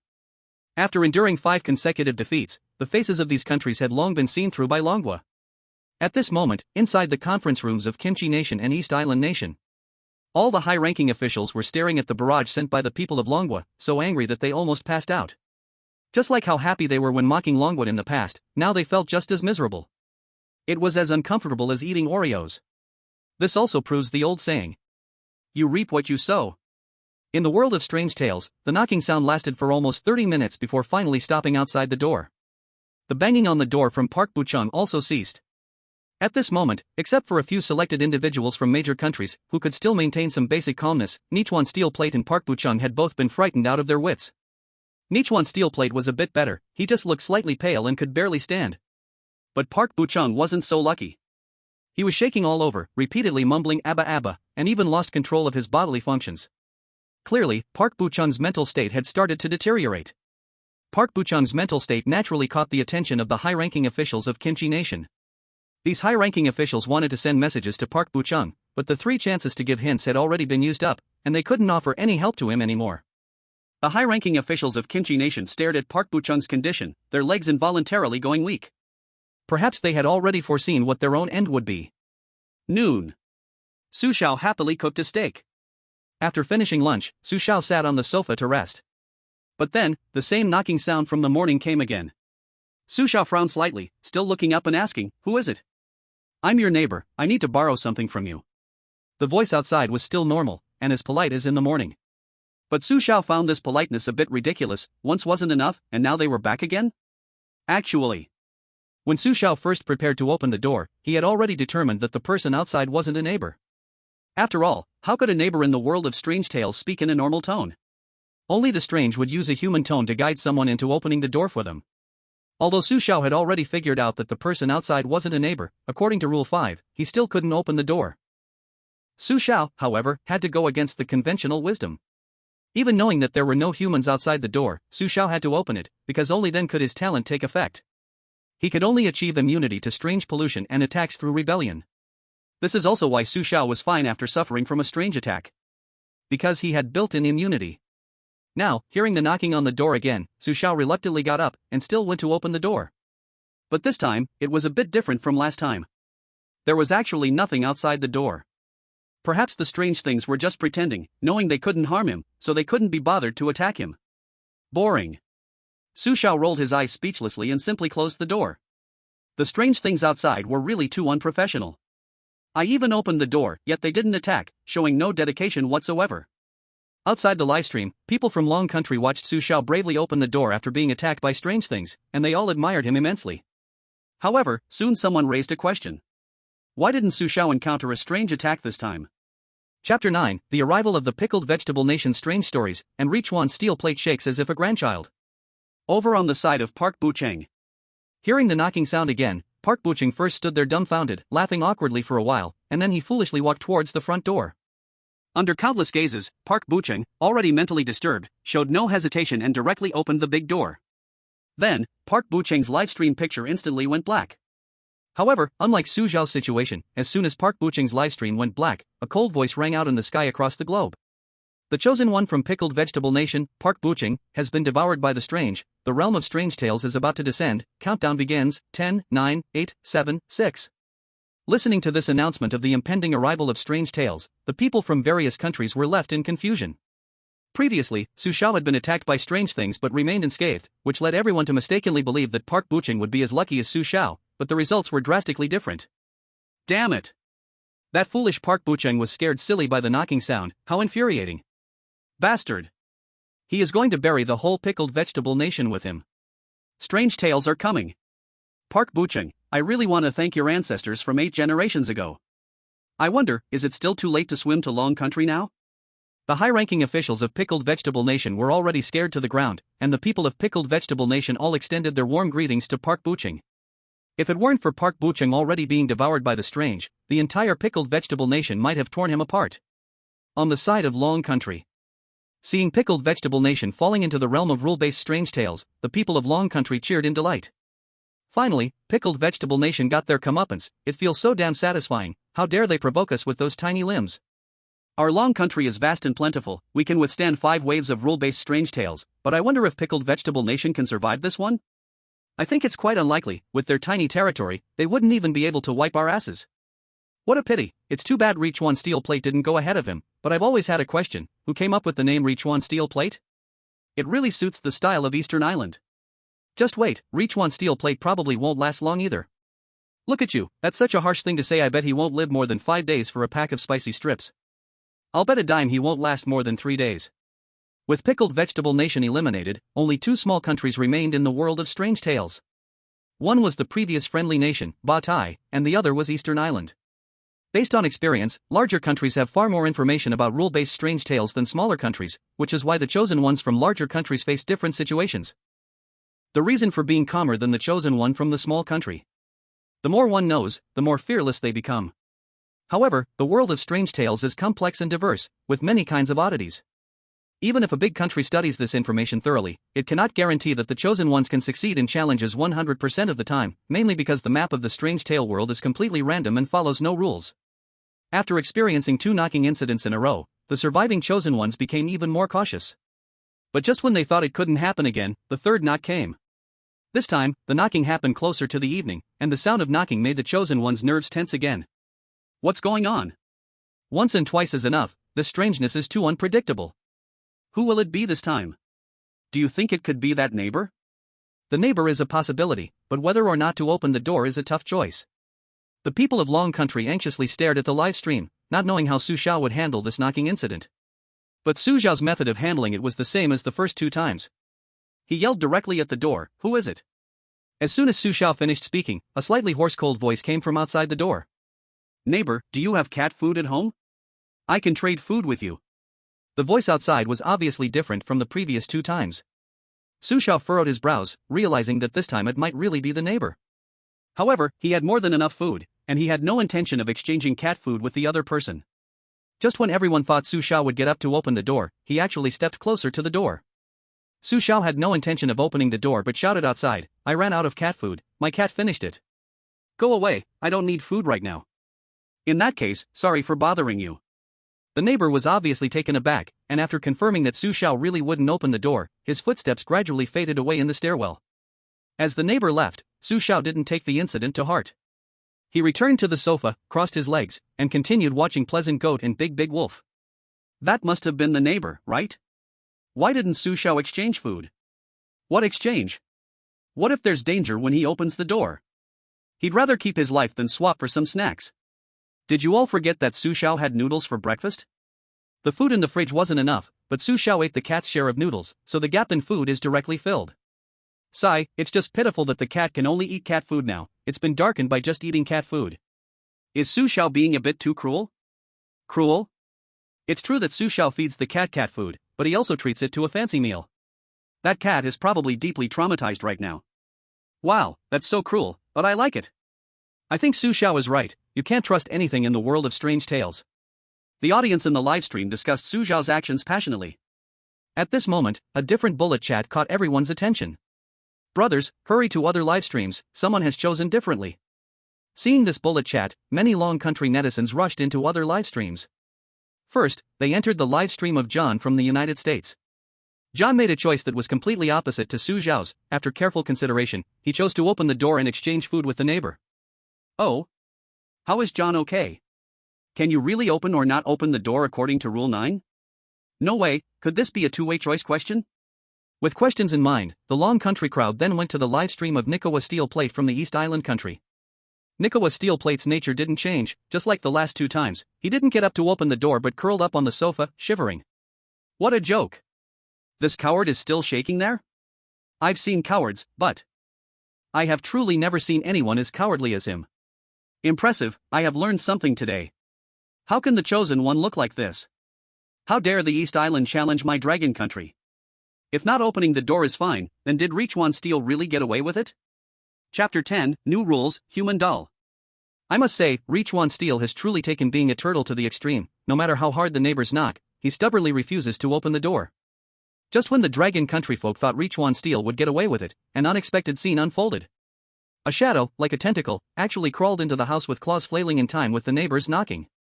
At this moment, Richuan Steel was oblivious to the shadow around him, as he was bent over on the sofa, completely unaware that the eerie shadow was slowly approaching. As more and more shadows poured into the room, it was as if the room had been cursed by the god of time. Everything was accelerating in decay. First, the white walls began to mold and stain, then all the furniture started to fade and rot. By the time Richuan Steel noticed something was wrong, it was already a bit late, but just as the eerie shadow lunged at him, his last innate immunity activated. A ring of golden light shone again, and the eerie presence retreated in vain. Having failed to consume Richuan Steel, the strange shadow rapidly withdrew, and in the blink of an eye, the room returned to normal. Gazing at the vanishing light circle, Richuan Steel gasped in fright and relief. If it hadn't been for the protection of his talent just now, he would have been devoured by the uncanny force. In the world of creepy stories, if you are just tainted by the eerie for the first time, there might still be a chance to struggle, but if you are directly attacked by it, there's absolutely no chance of resistance. He didn't die? That's too good for this guy. What exactly is that ring of light on Richuan Steel? Is it a talent? I counted, and so far, this ring of light on Richuan Steel has appeared 3 times. Without a doubt, this should be his talent, and this talent can immunize against eerie attacks. 3 immunities, that means it's at least an A-level talent, right? Damn, he really is lucky as hell to get such a good talent. Speaking of talents, we still don't know what Su Xiao's talent is, right? Come to think of it, no one really knows. It's said that even the country's higher-ups are in the dark. Su Xiao has never played by the rules. Just look at this door-knocking situation. He also didn't open the door, so why is he perfectly fine? What do you mean? I mean, could these operations that we don't understand be Su Xiao's talent? Otherwise, how do we explain that he acted against the rules but came out unscathed? Now that you mention it, it seems like there might be something to that. Have you all noticed that many of the things Su Xiao does contradict what others do? Then what is Su Xiao's talent? Unknown, we'll have to wait and see. The second day in the world of creepy stories quietly passed amid the discussions of the crowd. As of now, there are still 8 chosen ones left in the world of creepy stories. Su Xiao from the Dragon Country, John from the American Country, Arthur from the Football Country, Adela from the Never-Setting Sun Country, Adolf from Paris Country, Ivanov from Bear Country, Pasha from Iron Brother Country, and Richuan Steel from East Island. On the third day, every chosen one awoke to the sound of their alarm, and when their eyes fell once again on the note left by their mothers, they found several new rules added. Rule 11, a cat will protect you, but it can also harm you. Rule 12, if you notice your cat behaving strangely, kill it immediately. Rule 13, strange women may sometimes appear in your home. Please try to communicate with her, and you can completely trust her. Rule 14, time can be confusing, do not rely on the clock all the time. Rule 15, you can go outside, but you must keep your eyes on your shoes. Rule 16, do not lock the bedroom door, do not lock it, do not lock it. Rule 17, there is nothing on the balcony, do not be curious about any sound you hear. Rule 18, Mom will not come back, everything ends 7 days after you open the door. 8 brand new rules made the selected ones feel troubled, because the first 2 rules sent chills down their spines. In the eyes of the selected ones, the cat had always been a good character, but the emergence of Rule 11 and Rule 12 made them suspicious of the cat. The key was that, except for Su Xiao, the other selected ones had already slept with the cat for 2 days. If the cat really has a problem, then they. Thinking of this, the selected ones couldn't help but feel a chill down their backs. While the other selected ones stared blankly at the new rules, Su Xiao had already gotten up and opened the locked bedroom door. Last night, the ugly monster was still free roaming in the living room. As soon as Su Xiao opened the door, he saw the ugly monster sitting on the sofa, its strange eyes staring directly at him. Su Xiao was not worried at all. Today I suddenly want to eat cat meat, but I wonder if it's tasty. As he spoke, Su Xiao turned his gaze to the ugly monster. Perhaps noticing that Su Xiao's gaze was not very friendly, the ugly monster let out a strange cry and hurriedly hid in the bathroom. I wonder if anything terrible happened to the ugly monster last night? This cat is a disaster, but I can't move against it yet. Let's take it one step at a time, maybe I really will have to eat cat meat. Su Xiao was just about to go to the kitchen to cook noodles, but his eyes caught sight of something extra in the room. No, it should be something added on the balcony. Since Su Xiao's balcony curtains were always drawn open, he had a clear view of the balcony setup. What the hell is that? Curiously, Su Xiao walked toward the balcony, only to see a human-shaped doll placed in the center, which he had not noticed before. The doll was not made of cloth, it looked more like it was made of leather. Su Xiao did not know what kind of leather it was, but it felt soft and smooth to the touch. Su Xiao picked up the doll. What is this? Did the ugly monster do this? I remember it wasn't here yesterday? As Su Xiao held the doll, he suddenly felt an icy chill in his hand. Su Xiao looked down. The hand he was holding the doll with was covered in bright red blood, and the blood seemed to be alive, trying to drill into his palm. But fortunately, Su Xiao had always been protected by his talent. A faint golden light emerged from his palm, instantly dissolving the blood completely. When Su Xiao came to his senses, the blood on his palm had vanished. But at that moment, the doll's eyes suddenly moved, and its skin began to rot and fall off, with blood spraying out. The doll was instantly soaked in blood. Ugh, disgusting thing. Su Xiao knew this thing couldn't hurt him, so he did not find it terrifying. He just felt a bit nauseous early in the morning. Su Xiao grabbed the doll and quickly walked to the bathroom door, throwing the doll inside with one swift motion. Before long, the sounds of the ugly monster jumping around came from the bathroom. Chapter 11, John's Talent. The bamboo shoots. Su Xiao has taken all the bamboo shoots within a few kilometers. The ugly monster must be cursing now. Ah. Could this doll also be part of something strange? Is Su Xiao planning to use strangeness to deal with strangeness? Seeing Su Xiao throw the human-shaped doll into the bathroom, the people of Long Country began to discuss animatedly. I wonder if you all noticed that the doll clearly wanted to attack Su Xiao, but he resolved it with some kind of method. It seemed that a golden light appeared on Su Xiao's hand, which was somewhat similar to the halo that appeared on the body of the Sun River steel plate. Could it be some sort of immunity? It's confirmed, it is indeed immunity. So far, both Su Xiao and the Sun River steel plate can resist strange attacks, but we don't know who has drawn the better talent. It must be Su Xiao. Su Xiao's immunity counts have already surpassed 3 times. It's hard to say. Currently, the talents of these chosen ones are all well hidden. We have no idea what talents they have drawn. I hope Su Xiao can succeed in his challenge. If he does, then his talent will be retained forever, but if he fails, no matter how good the talent is, it will be reclaimed. In the bizarre world, apart from Su Xiao's mistreatment of cats, the other chosen ones are very friendly to cats. Of course. As of now, they still haven't discovered anything unusual about the cats. In America, John was contemplating whether to use his S-level talent, which is misidentification. In simple terms, it grants him 3 chances to identify incorrect rules. In addition to that, the talent also gives him the right to communicate with any chosen one for half a minute from a distance. At this moment, he didn't plan to use the long-distance communication, as it would have extraordinary effects at this crucial time. He had already used 2 of his chances to identify incorrect rules 2 days ago, so now, he only had the last opportunity left. If the role the cat plays is not absolutely good or bad, then from now on, I should be cautious of it. Rule 15 says I can go out, but what is the meaning of going out? Rule 18 is also difficult to judge. The challenge time in the bizarre world is indeed 7 days, but if this is a misleading rule, it could easily render all efforts in vain. Frowning, John was surprisingly calm and composed. After much thought, he suddenly smiled confidently, then let the last opportunity be dedicated to Rule 18.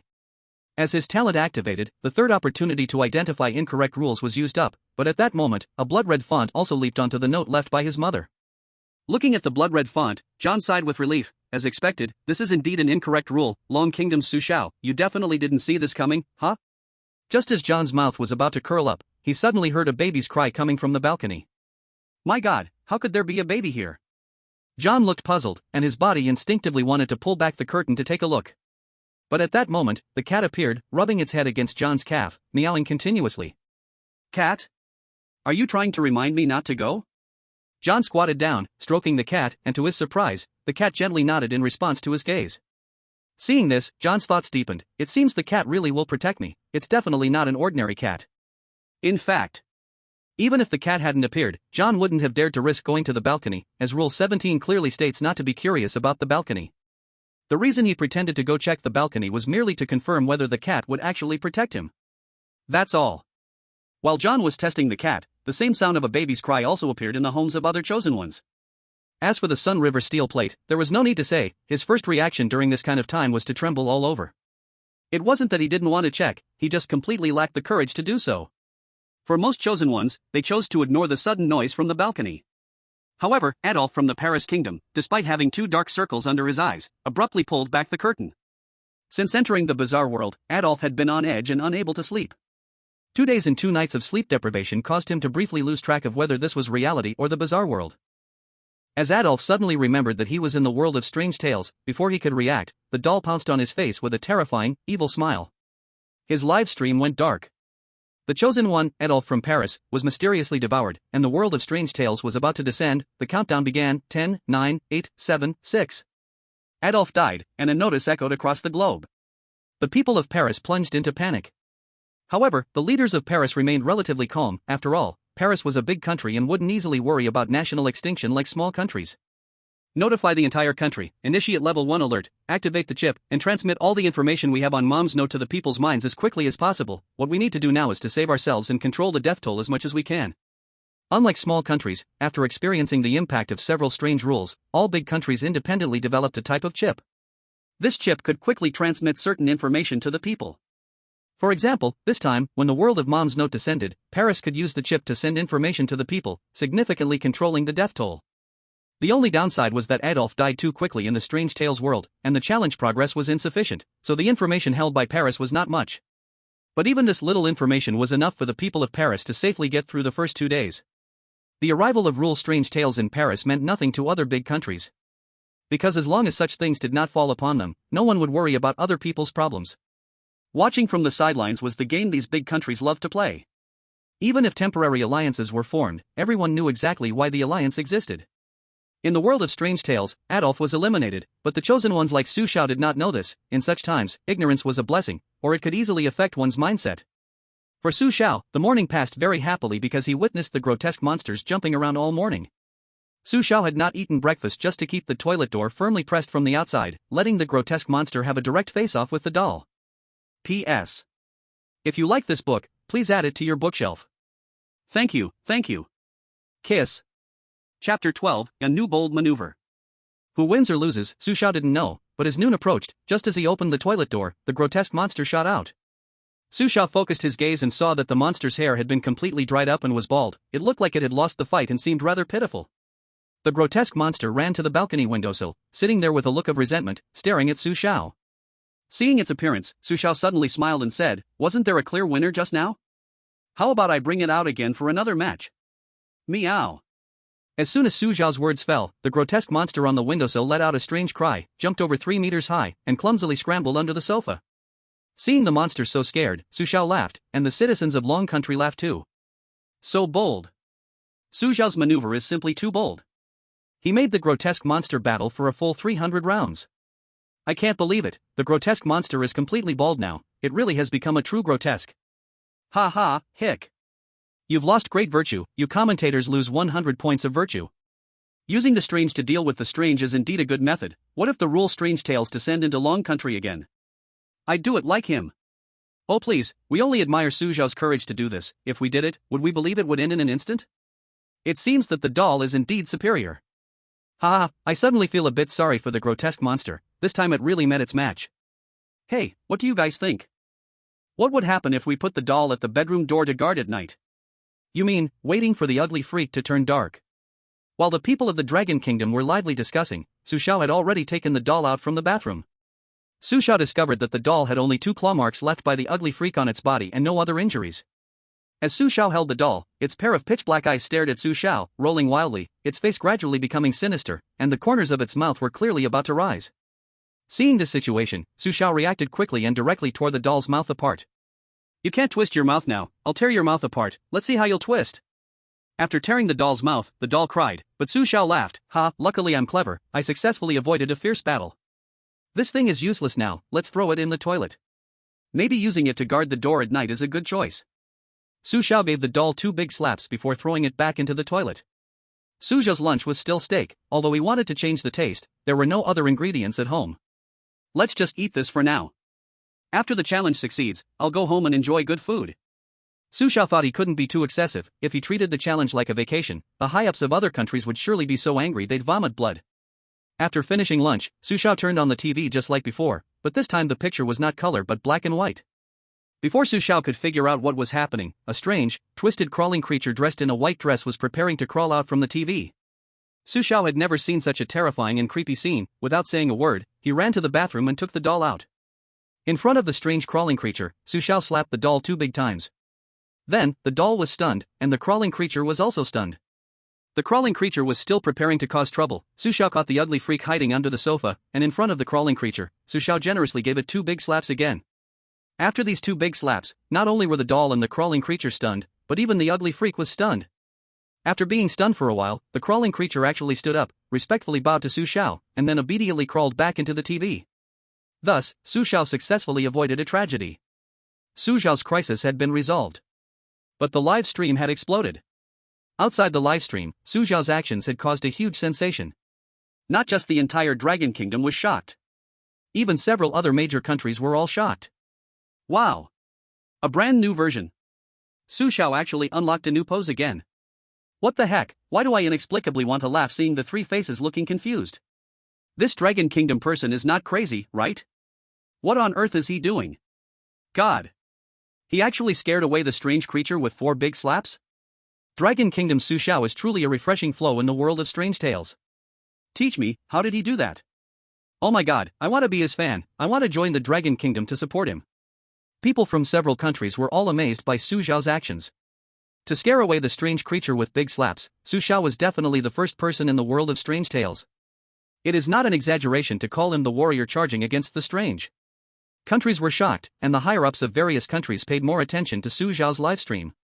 The higher-ups of the football country, from now on, we will pay close attention to Su Xiao's situation, it seems that he might become a dark horse. Immediately send a confidential telegram to the Dragon Kingdom, our football country is willing to form a friendly alliance with the Dragon Kingdom. The higher-ups of the Sun Never Sets country, quickly provide the Dragon Kingdom with the latest materials we have, to show our friendliness. As the football country and the Sun Never Sets country began to show goodwill towards the Dragon Kingdom, the higher-ups of the East Island country and the United States had dark expressions. Higher-ups of the East Island country, Baka. It's Su Xiao again. It's him again. Why does every move he makes cause such a big reaction? Did he really draw some amazing talent? US officials, from now on, monitor every action of Su Xiao in Long Country. We must not let Su Xiao become a bargaining chip for Long Country or a threat to our existence. On the side of Long Country's officials. We just received friendly gestures from Soccer Country and the Sun Never Sets Country. The Sun Never Sets Country even sent us their latest materials on rule monsters. What do you think? All friendly gestures have ulterior motives. We know very well what their intentions are. Yes, when Long Country was weak, they sided with the US. Now seeing Su Xiao's performance, they have turned their backs to us like fair-weather friends. The reason is self-evident.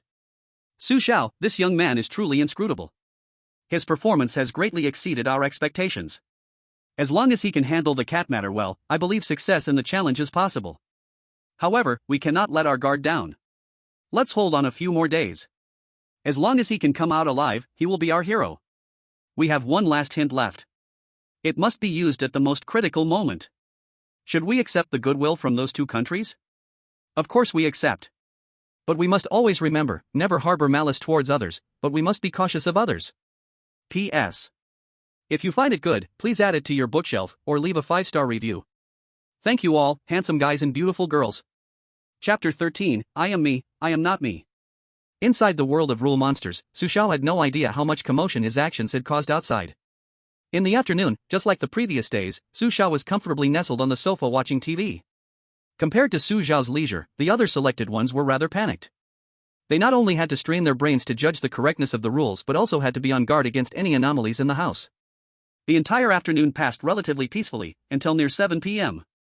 At 7 p.m., Su Xiao was cooking steak in the kitchen, but while he was focused on creating delicious food, he suddenly heard the sound of high heels in the living room.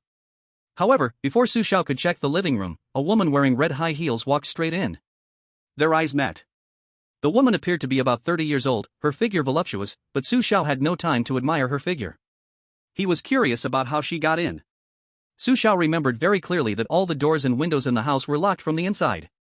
He hadn't heard any sounds of doors opening or windows climbing in, so the woman seemed to have appeared out of nowhere. While sizing up the woman, Su Xiao's mind recalled the content of the note from his mother. Rule 13, strange women may appear in the house. Please try to communicate with them, and you can trust them completely. Su Xiao's mind began to race.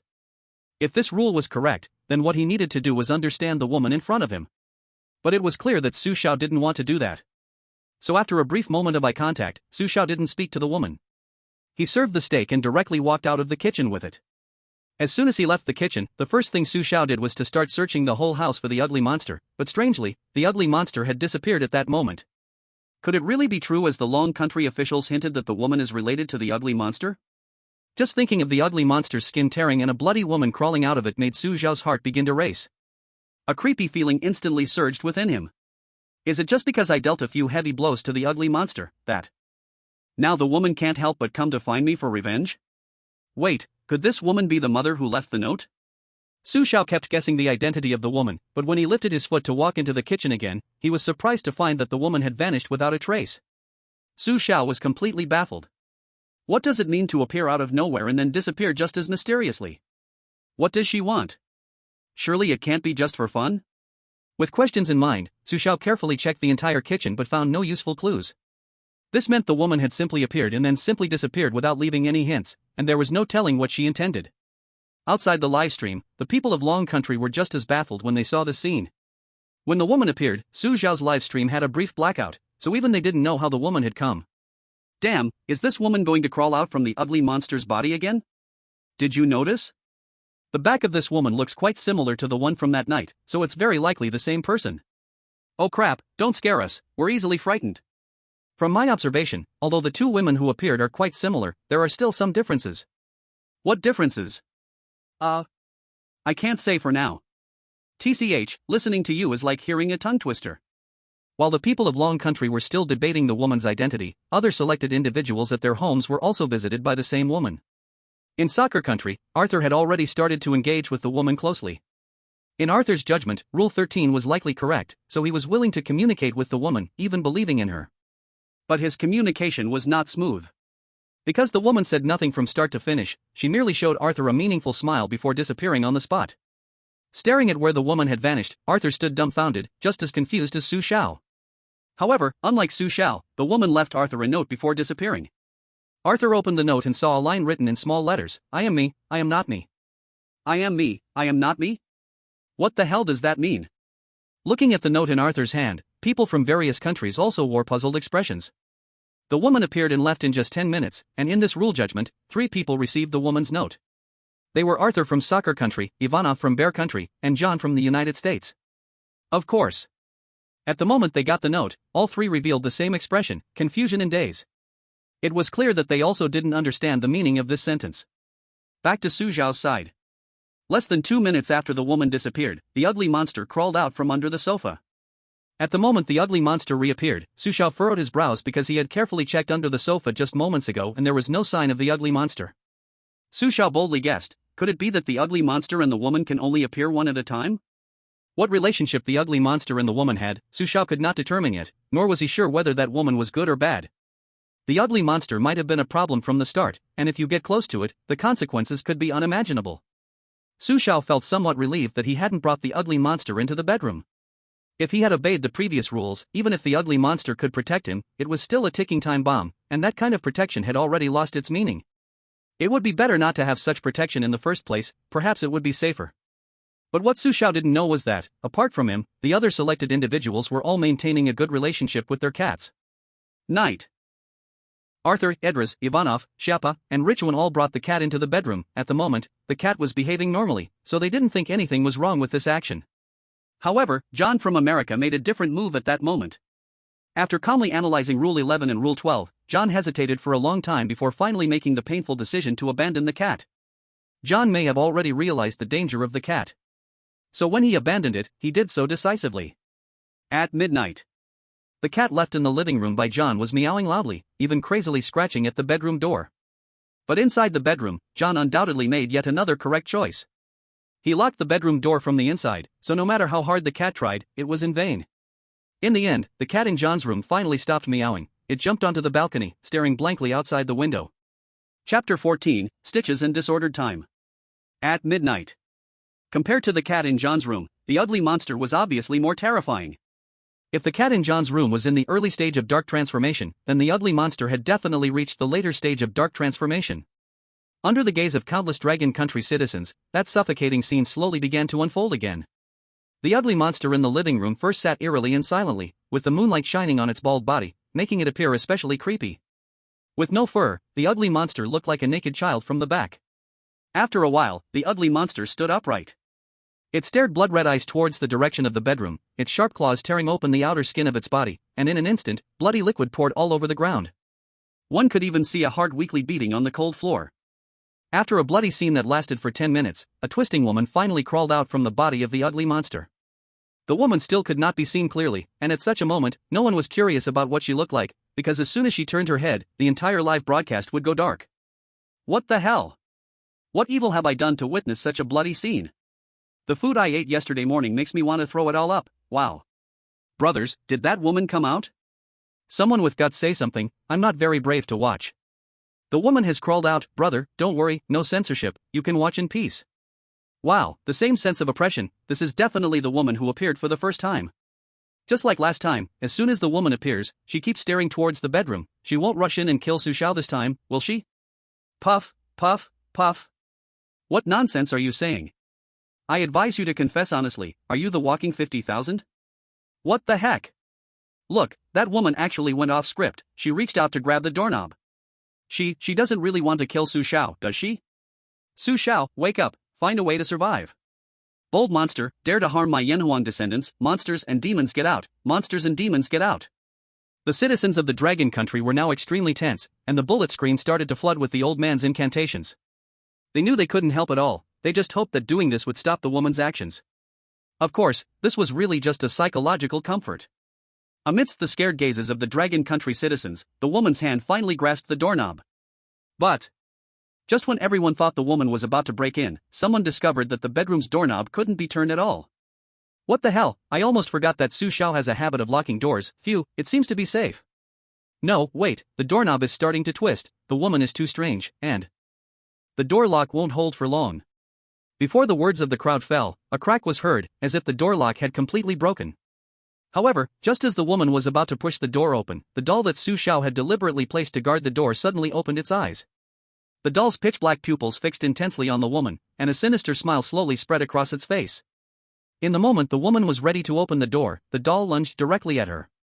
At that critical moment, the entire live broadcast room suddenly went dark. Oh no! The cursed ring, the live broadcast screen has been blocked again. The sudden abnormality in the livestream left the people of Longwa somewhat disappointed. How could it just go black at such a key moment? Of course, they were not concerned about the doll and the woman. Compared to the doll and the woman, they were more worried about Su Xiao's safety. Let's wait and see. These two are probably at it, and once they're done fighting, the broadcast should come back. I didn't expect the doll would actually protect Su Xiao. He made the right choice again. From locking the bedroom door to placing the doll at the entrance, it's all about the details. Su Xiao looks relaxed every day, but actually, he is quite delicate in thought. This wave is simply divine foresight. If it weren't for the doll being placed at the bedroom door in advance, who knows what terrible thing would have happened. Everyone, actually I have a question. Su Xiao, is he really 18? According to the official information, he is indeed only 18. Why do you ask? It's nothing, I just got divorced and suddenly feel like wanting to chase after younger girls. This lady, please have some self-respect. The people of Longwa stayed in Su Xiao's live broadcast room, keeping watch from midnight until dawn. On the fourth day, at 8 in the morning, Su Xiao's live broadcast screen finally returned to normal. At this time, Su Xiao had just gotten out of bed, and when he opened the bedroom door, he was taken aback by the scene outside. Damn, just as I thought, last night's battle was quite fierce. In fact, Su Xiao had been aware of the noise outside the bedroom door. In this highly tense environment, even if he knew the eerie things couldn't harm him, he still didn't dare to sleep too deeply. Looks like that woman appeared again last night. Luckily, I had placed the doll at the entrance beforehand, or I wouldn't have been able to sleep well. Su Xiao found the doll amidst the mess, but at that moment, the doll was in a sorry state, having lost more than half of its body. The doll's right hand was gone, one eyeball had been taken out, and its body was covered in scars and injuries. Looking at the doll, Su Xiao suddenly sighed. Considering you protected me last night, I'll sew your body back together, but if it looks bad, don't blame me. Su Xiao realized that the doll might be a bit useful in the remaining days. With this free bodyguard, at least he wouldn't have to worry about a woman suddenly rushing in to choke him while he was sleeping at night. Su Xiao found a needle and thread from the room, sat on the sofa, and began to awkwardly sew. To Su Xiao's surprise, during the sewing process, the doll didn't scare him as it had before. The doll seemed quite human-like. After sewing up the doll, Su Xiao placed it directly on the sofa, then noticed that the bedroom door lock was also broken, so he started to repair it. By the time Su Xiao finished these two tasks and looked up at the time, it was already noon. Looking at the clock hanging above, Su Xiao suddenly frowned. Sewing a doll and fixing a door lock, I estimated it would only take about an hour, but now, a whole 4 hours have passed? Wait, the time on this clock seems to be moving much faster than the previous 3 days. Su Xiao remembered that Rule 14 said time could become chaotic, so he couldn't always rely on the clock. But the problem is, if I can't rely on the time shown on the clock, wouldn't that mean I would completely misremember the passage of time? At home, the clock was the only source of accurate time that Su Xiao knew. Even on the television, time never appeared. Since my talent is rebellion, I must look at this matter from a different angle. Perhaps the rules want me to completely distrust the time on the clock. Chapter 15, The Woman's Note. In the world of horror tales, when Su Xiao first discovered the time disorder, among all the chosen ones, John from the United States also noticed the details of time. However, on the matter of time, John and Su Xiao were completely opposite. After realizing the time disorder, Su Xiao chose to continue believing in the clock, while John began to question its accuracy. Aside from Su Xiao and John, the others had not yet discovered the problem with time. Because they had not discovered it, their instinctive choice became the same as Su Xiao's. The fourth day was very calm, surprisingly calm. But perhaps because it was too calm, some began to doubt whether this was an abnormal phenomenon. Indeed, calmness in the world of horror tales was indeed abnormal. Regarding abnormalities, Su Xiao's attitude was to observe calmly, but at such times, there were some chosen ones who chose an unusual path. Adela from the land of the rising sun actually wanted to explore the world outside the room. Because there was a rule that stated this. Rule 15, you can go out, but you must always keep your eyes on your shoes. It was precisely because of this rule that Adela's judgment went wrong. He believed that there must be important clues outside the room, and as long as he found the crucial bits of information, he could gain knowledge that others didn't have, thus leading others and increasing his chance of passing the challenge. His idea wasn't wrong, because no one dared to go outside. He wanted to be this pioneer. In simple terms, this was similar to a gamble. If he won, he would most likely pass the challenge safely. If he lost, he would lose his life and his country as well. This was undoubtedly a big gamble, but after much thought, Adela decided to take the risk. Under the watch of billions, Adela resolutely opened the door and walked out. Then, there was no then. Because before Adela could walk far, he was swallowed by darkness. As Adela disappeared into the darkness, an announcement echoed across the globe. The chosen one from the land of the rising sun, Adela, has been mysteriously devoured. The world of horror tales is about to descend. Countdown begins. 10, 9, 8, 7, 6. With Adela eliminated, there were now only Su Xiao, John, Arthur, Ivanov, Shapa, and Higashikawa Steelplate left in the world of horror tales. Among the remaining 6, Su Xiao and John survived the 4th day through strength and talent, while the others relied completely on luck. Like Higashikawa Steelplate from the island nation of the east, drawing the A-level talent was already winning the lottery, but he had no idea how to utilize his talent, resulting in him wasting 3 opportunities for immunity. Although the higher-ups from the East Island nation were holding their anger towards this fool Higashikawa, to prevent the rule of horror tales from descending, they could only suppress their anger and continue watching his performance. Although Higashikawa was timid as a mouse, he managed to barely survive to the 4th day. Time, 5th day. At 8 in the morning, Su Xiao opened the bedroom door, greeted by a scene of chaos once again.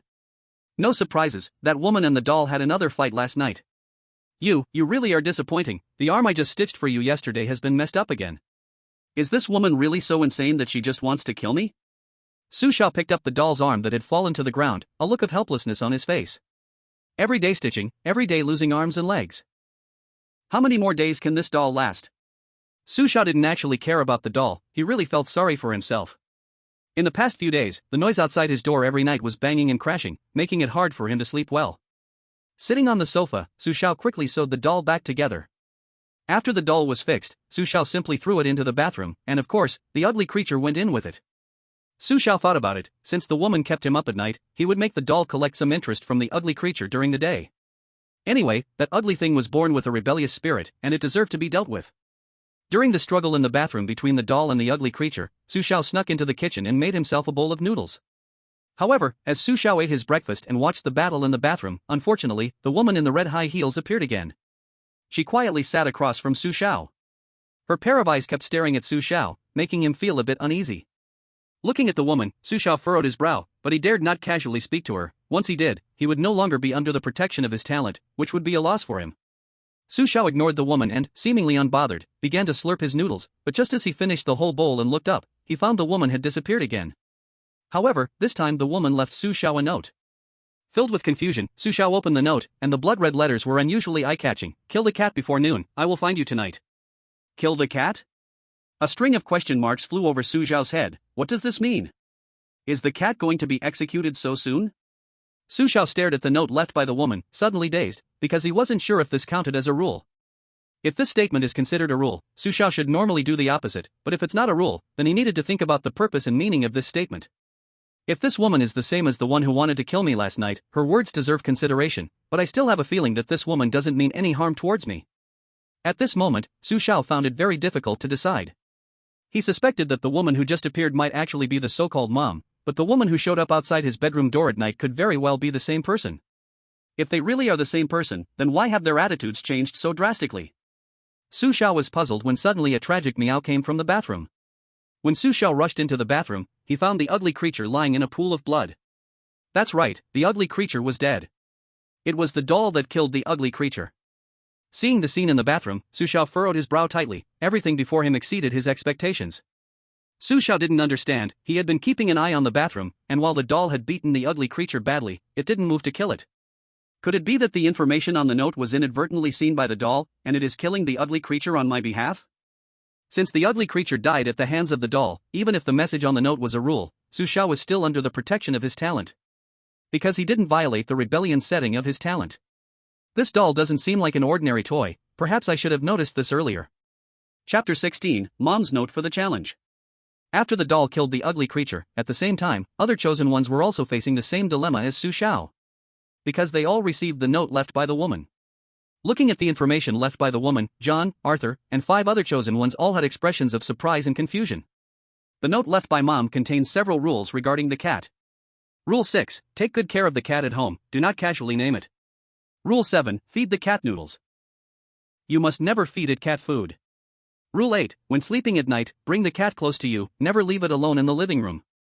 Rule 11, the cat will protect you, but it can also harm you.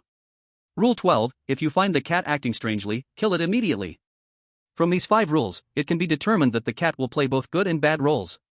But the problem is, except for John and Su Xiao, the other 4 people's cats have shown no abnormalities so far. If Rule 12 is correct, then the note left by the woman contradicts Rule 12. After a fierce inner struggle, Arthur, Ivanov, Pasha, and Richuan all chose to keep the cat. Only John made the choice to kill the cat. Because the cat in John's house had become somewhat abnormal after he left it in the living room for 2 nights. However, just as John was about to kill the cat, a difficult problem confronted him. Since John did not trust the time on the clock, he couldn't determine what time it was. The note left by the woman required him to kill the cat before noon at 12 o'clock. Looking up at the clock, John saw that it was exactly 12:01, which meant that, normally, the time had already passed 12. But based on John's rough estimate, the clock was a few hours fast, so it was still not too late to kill the cat. As John prepared to kill the cat, Pasha had just received a prompt from the high levels of the Batig country a few minutes earlier. This was the last reminder from the Batig country, and its content was simple: Pasha was to kill the cat. Although Pasha found it hard to understand this prompt, the high levels of the Batig country must be right, so before noon arrived, Pasha directly killed the cat as instructed. In fact, the reason the high levels of Batig country prompted Pasha to do this was that they had long regarded Su Xiao as a reference for choices. Although the Batig country is small, their leaders unanimously believed Su Xiao would be a dark horse in the world of eerie tales. At this moment, outside the live streaming scene. Wow! This time the woman shows up and immediately demands the death penalty for the cat. Isn't that a bit too harsh? Exactly. The cat is so cute, how can we kill it? To the fairy who said the cat is cute, have you forgotten this is the world of eerie tales? Everything here could be part of the abnormal. Would you still like the cat after it turns evil? Of the 6 people, only Su Xiao, John, and Pasha killed the cat, and it seems John was a bit late. I knew Su Xiao would go after the monster, but who knew he would be beaten to it by the doll? The doll is a problem, and the woman is a problem, but what is the connection between all this? I'm feeling a bit confused. Who isn't confused? Normal people are confused, but just keep watching, and you'll understand. Amidst the countless discussions of the public, the time in the world of eerie tales quickly reached 10 o'clock at night. Outside Su Xiao's room, the bright moon hung high, casting a bit of cold moonlight into the room. Su Xiao did not go to bed early tonight. He sat on the sofa, waiting for the woman. At exactly 10 o'clock, the woman arrived as promised, but she did not appear out of nowhere. Instead, she crawled out of the monster's body right in front of Su Xiao. Seeing this scene, Su Xiao felt a bit nauseous and suddenly regretted, damn it, this woman left bait to kill me, didn't she? Under Su Xiao's gaze, the woman stood in front of him, and astonishingly, she spoke. Her first words were a simple thank you. Thank you? Su Xiao stared at the woman in confusion, but she gave no explanation, instead muttering to herself. Those notes with rules were left by me. I know, I have become a part of the strange. I can only turn into a cat to stay here. I am waiting for my child, my real child, but I know, I may never see him again. Thank you, chosen one, from you, I feel my child's breath. He is just like you, maybe he is living well in the outside world. I miss him a lot, but I do not want to see him here. I will never see him again. Goodbye, finally freed from the strange control, finally found myself in this moment. Thank you. The woman's voice became more and more choked, and lower in tone, just like a normal mother, accusing herself of missing her child. Su Xiao kept staring at the woman. At that moment, he saw a persistent and great maternal love in her. After the woman said the last thank you, she completely disappeared before Su Xiao's eyes. Looking at the spot where the woman vanished, Su Xiao suddenly sighed, and looked at the doll on the sofa, saying, maybe I should have guessed earlier, that you are actually her child, right? No wonder you are willing to get hurt every night rather than harm her. I finally understand what her words meant. The daytime version of her is the real her, and the nighttime version is no longer her. If you want to cry, then cry. If your mother knew you were always by her side, no matter where she went, I think she would be very happy. After Su Xiao finished speaking, he fell silent. At this moment, the doll nearby could no longer hold back its tears. The doll cried silently, but its tears fell like a flood, dripping onto the sofa. In the quiet, soundless crying of the doll, a prompt suddenly rang in Su Xiao's ears. Great love is hidden in ordinary life, that is maternal love, firm and deep. Chosen one, congratulations on perfectly completing the mother's notes. Completion evaluation, 5 stars. Completion reward, doll, strange resistance +1, current strange resistance 1%. Doll introduction, a part of the strange in the world of creepy tales, it will protect your safety at critical moments. Strange resistance description, when strange resistance increases to 100%, you will be completely immune to the strange. Completion, completed? Hiss. Hasn't it only been 5 days? How is this possible? The voice in his ears left Su Xiao bewildered. Could it be that the first part of the mother's notes is also a rule? And it's a wrong rule? Could it be that we were all misled? The challenge time of mother's notes actually only lasted 5 days? I remember, the food in the fridge was only enough for 5 days all along. This was a detail I overlooked, so actually 5 days is the correct completion time? The sudden completion reminder left Su Xiao ecstatic. Learning that the so-called 7 days was just a misdirection, Su Xiao couldn't help but start rejoicing. If he hadn't made the right choice, he might have foolishly waited 7 days, right?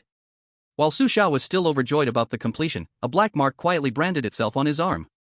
Su Xiao raised his hand to take a look, and instantly smiled brightly. Oh, I almost forgot, the chosen one can keep the talent from this completion. Chapter 17, Treatment. Congratulations, Su Xiao from the Long Country, on successfully completing the challenge. The Long Country will be exempt from the arrival of this rule creep. Su Xiao of Long Country, completed with 5 stars, receiving a special reward. All citizens of Long Country will have their lifetimes extended by 10 years. A voice resounded above the world. The live broadcast of Su Xiao's completion instantly spread throughout the streets and alleys of the globe. Hearing the voice of Su Xiao's completion, the people and high-ranking leaders of Long Country felt it was unbelievable, while the high-ranking officials of the United States and the Eastern Island country were gloomy and furious, grinding their back teeth. In Long Country. In the streets and alleys, countless citizens looked at the frozen live broadcast image. Everyone wept bitterly. The lifespan of the Dragon Kingdom's citizens has increased by 10 years? Damn, I suddenly feel no pain in my waist or legs, and even my uncle, who has been paralyzed for years, is standing up from his bed. Did we really succeed in the challenge? Yes, we really did it, Su Xiao did it. Our Dragon Kingdom no longer has to bear the effects of the 6th urban legend. Did you all see those who have insulted the Dragon Kingdom? The Dragon Kingdom has risen. From now on, Su Xiao is my idol. I want to have many monkeys for him. The one who wants to have monkeys, step aside. Su Xiao is our hero. Hurry, let's welcome our hero. After succeeding in the challenge in the world of urban legends, the selected participants can be sent back to the real world, but there is a time limit of 3 days. When the 3 days are up, the selected participants who survived the last urban legend must continue to participate in the next challenge. This rule will continue until the selected participant dies. United States. At this moment, the high-level meeting room in the United States was silent. After a moment, a high-ranking official in the United States, staring at John's live broadcast, became furious. Can someone tell me why John isn't the first one out? He actually let Su Xiao from the Dragon Kingdom steal our thunder. How will other countries view us now? Can our authorities still command respect? John tried his best. Fuck. What do you mean he tried his best? I want results, do you understand? We still have a chance. Maybe John will come out right away. And then what? We have already fallen behind the Dragon Kingdom. Other countries will surely turn towards the Dragon Kingdom now. This is not the result we want in the United States. East Island Country. In the high-level meeting room of East Island Country, the officials were all furious. Baka, doesn't John in the United States have the right to communicate from a distance? Why didn't he use it? When it came to killing the cat, why didn't he give a hint to Nichuan's steel plate? Does he want to burn the bridge after crossing? John is such an idiot, letting the 5-time defeated Dragon Kingdom have a breather. Su Xiao from the Dragon Kingdom, die. While all the citizens of the Dragon Kingdom celebrate, at this moment in the urban legend world, a woman appeared in the rooms of the other selected participants. On the side of the Iron Friendship Country, Pasha. Since Pasha killed the cat according to the prompts from the US high-ranking officials, he also saw the woman emerge from the cat's body, just like Su Xiao did. The woman spoke to Pasha, and her words were the same as what she had said to Su Xiao. After finishing her monologue, the woman disappeared, and Pasha was also announced to have cleared the level. However, Pasha only received a 1-star rating for clearing the level, so he didn't get any rewards from the urban legend world. After Pasha and Su Xiao were sent out of the urban legend world, only 4 people remained: John, Arthur, Ivanov, and Nichuan Steelplate. At this moment, standing in front of the 4 was the same woman, but she looked a little strange and eerie. On John's side. After a brief exchange of glances, the woman had John firmly by the throat. John, panicking, looked at the strange woman and asked in confusion, I followed your instructions and killed the cat. Your note had no issues, why?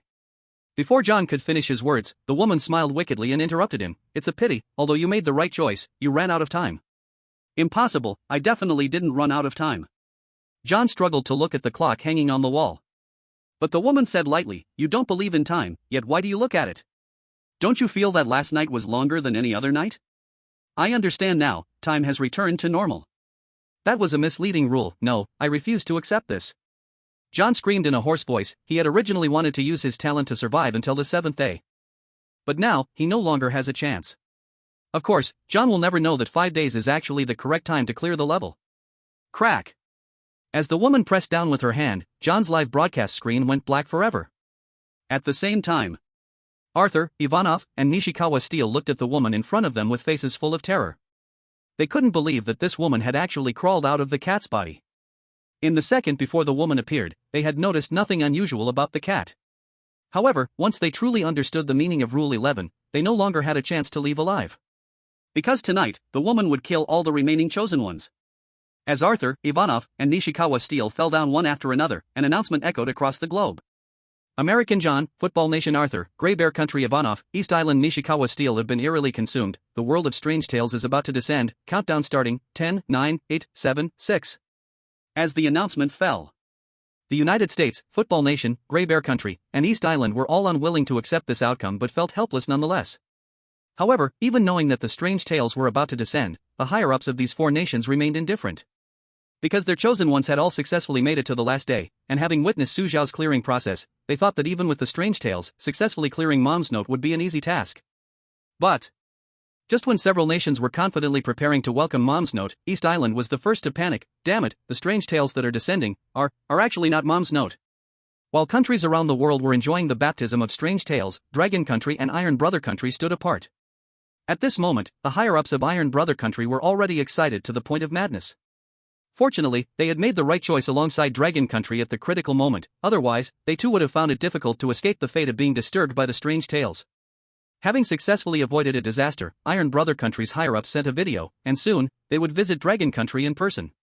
As the citizens of Dragon Country eagerly watched and waited, Su Xiao was finally transported back to the real world. Back in the real world, Su Xiao's life was completely changed because he enjoyed the highest treatment that a hero deserved. The government not only granted him $1 million reward but also provided him with luxury cars and a villa. Of course, even the latest top-secret materials on strange tales were sent to him right away. It can be said that Su Xiao had now become the most admired idol in the hearts of all the people of Dragon Country. Chapter 18, New Instance, The Train to Distant Places. After enjoying 3 days of peak life in the real world, Su Xiao bid farewell to the people of Dragon Country and once again embarked on the journey to challenge the strange tales. Like the first time he was transported into the world of strange tales, Su Xiao opened his eyes in the cold train carriage seat. At the moment Su Xiao opened his eyes, a voice rang out in the carriage. The randomly selected countries participating in the challenge are Dragon Country, Sunless Country, Paris Country, Grey Bear Country, Football Nation, Kimchi Country, East Island, Iron Brother Country. The world of this challenge will be the train to distant places. Chosen ones, the train's final destination is the Blood Repository Cemetery. This time you need to play the role of train attendants. Before playing as attendants, please ensure you wear your uniforms correctly, and remember your carriage number. Read the attendant rules carefully. Your duty is to ensure the carriage you are in successfully reaches the destination. Reminder, estimated time for the train to reach the final destination is 3 days. As the voice finished in the carriage, Su Xiao expertly scanned his carriage, then quickly memorized the carriage number, 06. After remembering the carriage number, Su Xiao noticed a box at the connection of the carriage. He opened the box and successfully found the attendant uniform and the attendant rules inside. Quickly put on the uniform, Su Xiao opened the service rules and began to read. Service rules: strange passengers may appear on the train, but no matter what kind of passengers they are, serving them well is your duty. Rule 1, when faced with difficult passengers, you must choose to endure and say nothing. Rule 2, if passengers engage in behaviors like urinating or smoking in the cabin, please ignore them directly. Rule 3, it is common for things to be lost in the cabin. If a passenger asks you to help find something lost, you can refuse, but if a child is missing, you are obligated to help them. Rule 4, do not stop unruly children from running around in the cabin, they are just kids, after all. Rule 5, food will be provided in the cabin, but do not take food from the connections between cabins. Rule 6, other cabin attendants may come to visit. If they offer you stew, please accept it. Rule 7, each cabin only has one attendant, and stew will not be sold in the cabin. Rule 8, no attendant may leave their cabin, and all lights in the cabin must be turned off by 8 o'clock in the evening. Rule 9, the service rules must never be shown to passengers. If a passenger accidentally sees the rules, you must immediately kill them. Rule 10, after midnight, please ignore any sounds coming from the cabin. After carefully reading the entire service rules, Su Xiao found that the last page of the service rules had been torn out. Clearly, there were more than just these 10 rules. The last page of the service rules must be hidden somewhere in this cabin. Since there are no passengers now, I can try to find it. Su Xiao started searching for the last page of the service rules. At this moment, outside the live broadcast, the citizens of Long Country were watching the brand new world of strange tales and began a new round of discussions. This is a brand new instance, brothers come quick. Su Xiao has started a new exploration again. Doghead, let me grab a front row seat. This is on a train. How did Su Xiao become the attendant? Bro, you must not have seen the live broadcast just now. This is a new instance, and the difficulty looks much harder than Mom's notes. No matter the difficulty, I believe Su Xiao will rise to the challenge. This big brother, can you use a more reliable input method? It's easy to misunderstand. Why are there no passengers on the train? Maybe they haven't boarded yet. Wow, brothers, I just went to watch the live room of Dong Country. Their chosen ones looked like wilted eggplants. Their expressions were hilarious. Of course, even when the rules of Strange Tales arrive, the new Strange Tale instances randomly select chosen ones from their country. If their chosen ones are weirdly swallowed again this time, they will enjoy double the fun. Ha ha, double the fun, thinking about it is quite thrilling. In the world of Strange Tales. At this moment, besides Su Xiao searching for the last page of the service rules, other chosen ones were also desperately searching. But Su Xiao searched the entire cabin and found no so-called last page. Could it be that the last page of the service rules is not in the cabin at all? Although I couldn't find the remaining service rules, while searching for the rules, Su Xiao finished exploring the entire cabin. In cabin 06, there were 2 connecting cabins fore and aft, and they were currently in a complete lockdown state. The sleeping environment in the cabin was still quite nice, mostly all comfortable soft sleepers. At the front of the connecting cabin was a dining car, and the restroom was next to the dining car, while Su Xiao's own sleeping spot was at the back connecting cabin. Unable to find the remaining service rules, Su Xiao sat down on their sleeper bed feeling a bit frustrated. Not to mention, it was quite soft, and looking out the window, the weather was pleasant, completely unlike being in the world of Strange Tales. After enjoying the beautiful scenery outside for a while, Su Xiao took out the doll from his pocket and placed it on the bed.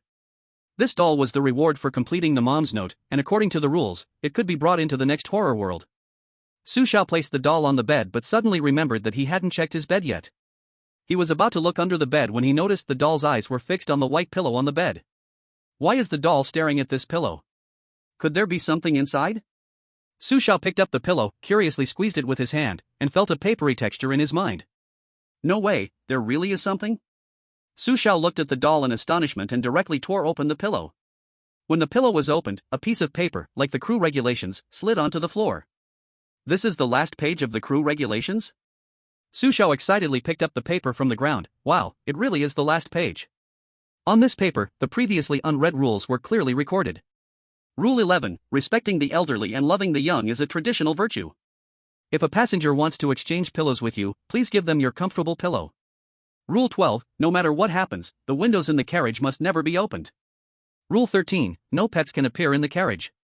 If you see a pet, please quickly leave its line of sight. Rule 14, if someone in the carriage is injured or has a relapse of illness, find a way to help them. Rule 15, the connections between carriages will open every time food is served. When it opens, other passengers might sneak through. If you find a passenger who doesn't belong in your carriage, you must make them leave. Rule 16, except during mealtimes, beer, sunflower seeds, and drinks may sometimes be sold in the carriage. If someone recommends something to you, please refuse. Rule 17, from midnight to 6 in the morning is a dangerous time. If someone approaches you during this time, please do not interact with them. P.S.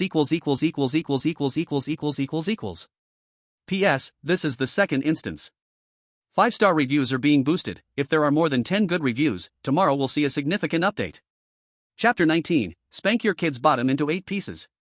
After reading the remaining 7 rules, Su Xiao tucked it in with the crew regulations. Just as he finished storing the crew regulations, Su Xiao suddenly heard many footsteps and conversations coming from the originally empty carriage.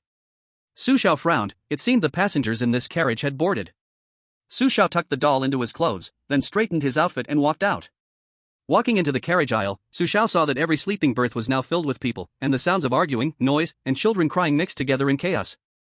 Amid the confusion, the train began to start moving, and at the carriage connection, Su Xiao saw several men gathered together, preparing to light cigarettes. Seeing this, Su Xiao walked over without hesitation. In front of the bewildered eyes of the men, he directly extinguished the cigarettes they were holding.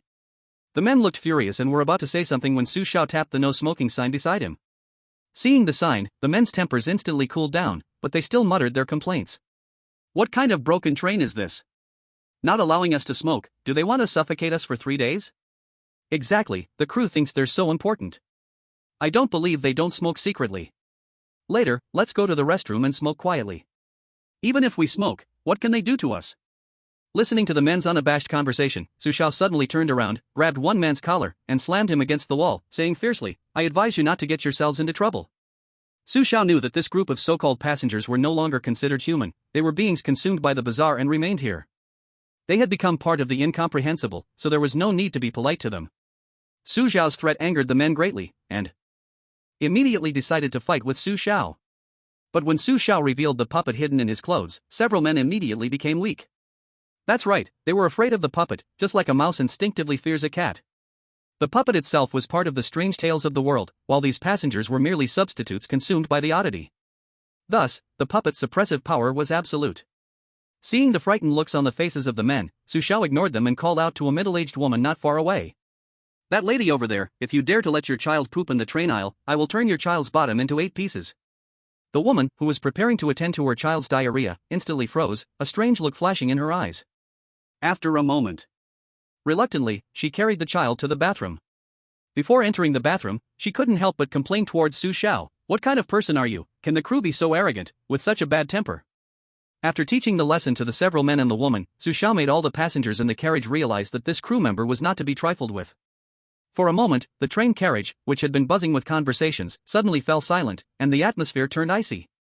However, this scene was exactly what Su Xiao wanted to see. This tactic is called preemptive strike. Taking the initiative is always better than waiting to be subdued by these passengers. With Su Xiao having successfully put the passengers in check, the other selected individuals were instead bowing and scraping before the passengers. In East Island, the selected one from East Island, Jing Bian-Lang, was patiently advising passengers not to smoke, but instead faced punches and kicks. Several male passengers directly pushed Jing Bian-Lang to the ground and rubbed him fiercely, mocking as they did so. "You damn it, how dare a broken crew member meddle in our business? Have you never suffered the brutalities of society? Today, let you know how cruel society is." After beating Jing Bian-Lang, they even spat several thick phlegm onto his face. Crouching in a corner of the carriage, Jing Bian-Lang cried with grievance, thinking to himself, "Is this kind of humiliating treatment even worse than being consumed by the oddity?" As Jing Bian-Lang began to doubt life, the selected individuals from other countries were not treated kindly by the passengers either. However, the selected one from Grey Bear Nation, Nikolai, showcased his S-class talent right from the start. His talent was called leader, which, as the name suggests, gave his words absolute authority and made the passengers somewhat obedient. At this moment, in Dragon Nation, Su Xiao is indeed consistent with his style, not taking the usual path. That scene of warning the passengers was simply too cool. "No wonder he's my idol," just a few words made the passengers totally obedient. Seriously, what on earth are the selected ones from East Island doing? Jing Bian-Lang is being rubbed on the ground right from the start. This guy isn't just here to make up the numbers like Nishikawa Steel Plate, is he? Not long ago, East Island was barking loudly in front of our Dragon Nation. They surely didn't expect the situation to turn around. Laughing at our Dragon Nation, does this tiny country even have the right? Those from East Island are just like those from Kimchi Country, utterly useless, but good at disgusting people. Brothers, quickly look, it seems the Nikolai from Grey Bear Nation has exposed his talent. What the hell, what kind of talent is this, able to make passengers obedient? This is simply too incredible. It seems this should be the S-class talent leader without a doubt. S-class talent, leader? My god, Grey Bear Nation is having a heaven-sent start. Let's see if he can seize this opportunity. Speaking of talents, do you know what Su Xiao's talent is? I don't know, probably apart from those few important high-level leaders in Dragon Nation, no one knows. That's unreasonable. Generally speaking, the talents of the chosen ones are usually announced. Why hasn't the country revealed it for so long? I guess Su Xiao's talent is a top secret. Stop guessing, the country must have its reasons for doing this. What we need to do is trust the country and trust Su Xiao. You're right, I give you a thumbs up. In the world of weird tales, Su Xiao patrolled the carriage and found nothing unusual. The passengers looked honest and had no abnormalities. Su Xiao looked up at the timer in the carriage. It was exactly 7 in the morning. Ding! At 7 o'clock sharp, the sound of a door opening echoed.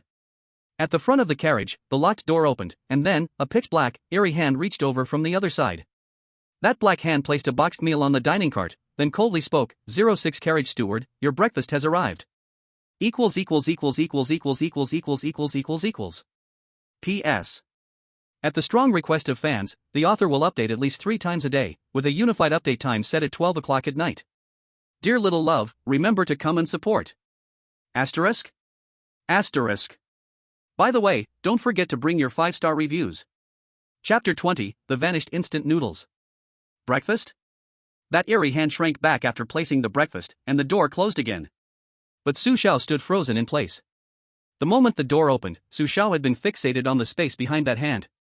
Su Xiao thought this carriage was connected to another, but what shocked him was that what he saw was not that at all. Behind that hand was not another carriage, but mist, endless mist that obscured everything. This made Su Xiao doubt whether the connections on both ends of the carriage were truly other carriages. Could it really be, as Rule 8 states, that stewards cannot leave their own carriage? Su Xiao frowned slightly, then relaxed his brow after a moment. Forget it, let's eat first, having a full stomach gives me the energy to think about this. Although Rule 5 clearly states that food from the carriage connection must not be eaten, Su Xiao quickly realized that this was actually another false rule, just like Rule 2. Besides, since Su Xiao had already needed to rebel against the rules, he had to eat that food from the carriage connection he must eat. After taking the boxed meal from the carriage connection, Su Xiao returned to his bed to enjoy it. The steward's breakfast was not very luxurious, just 2 buns and a small packet of pickled vegetables, but Su Xiao didn't mind. After all, this was in the Weird Tale world, what more could he want?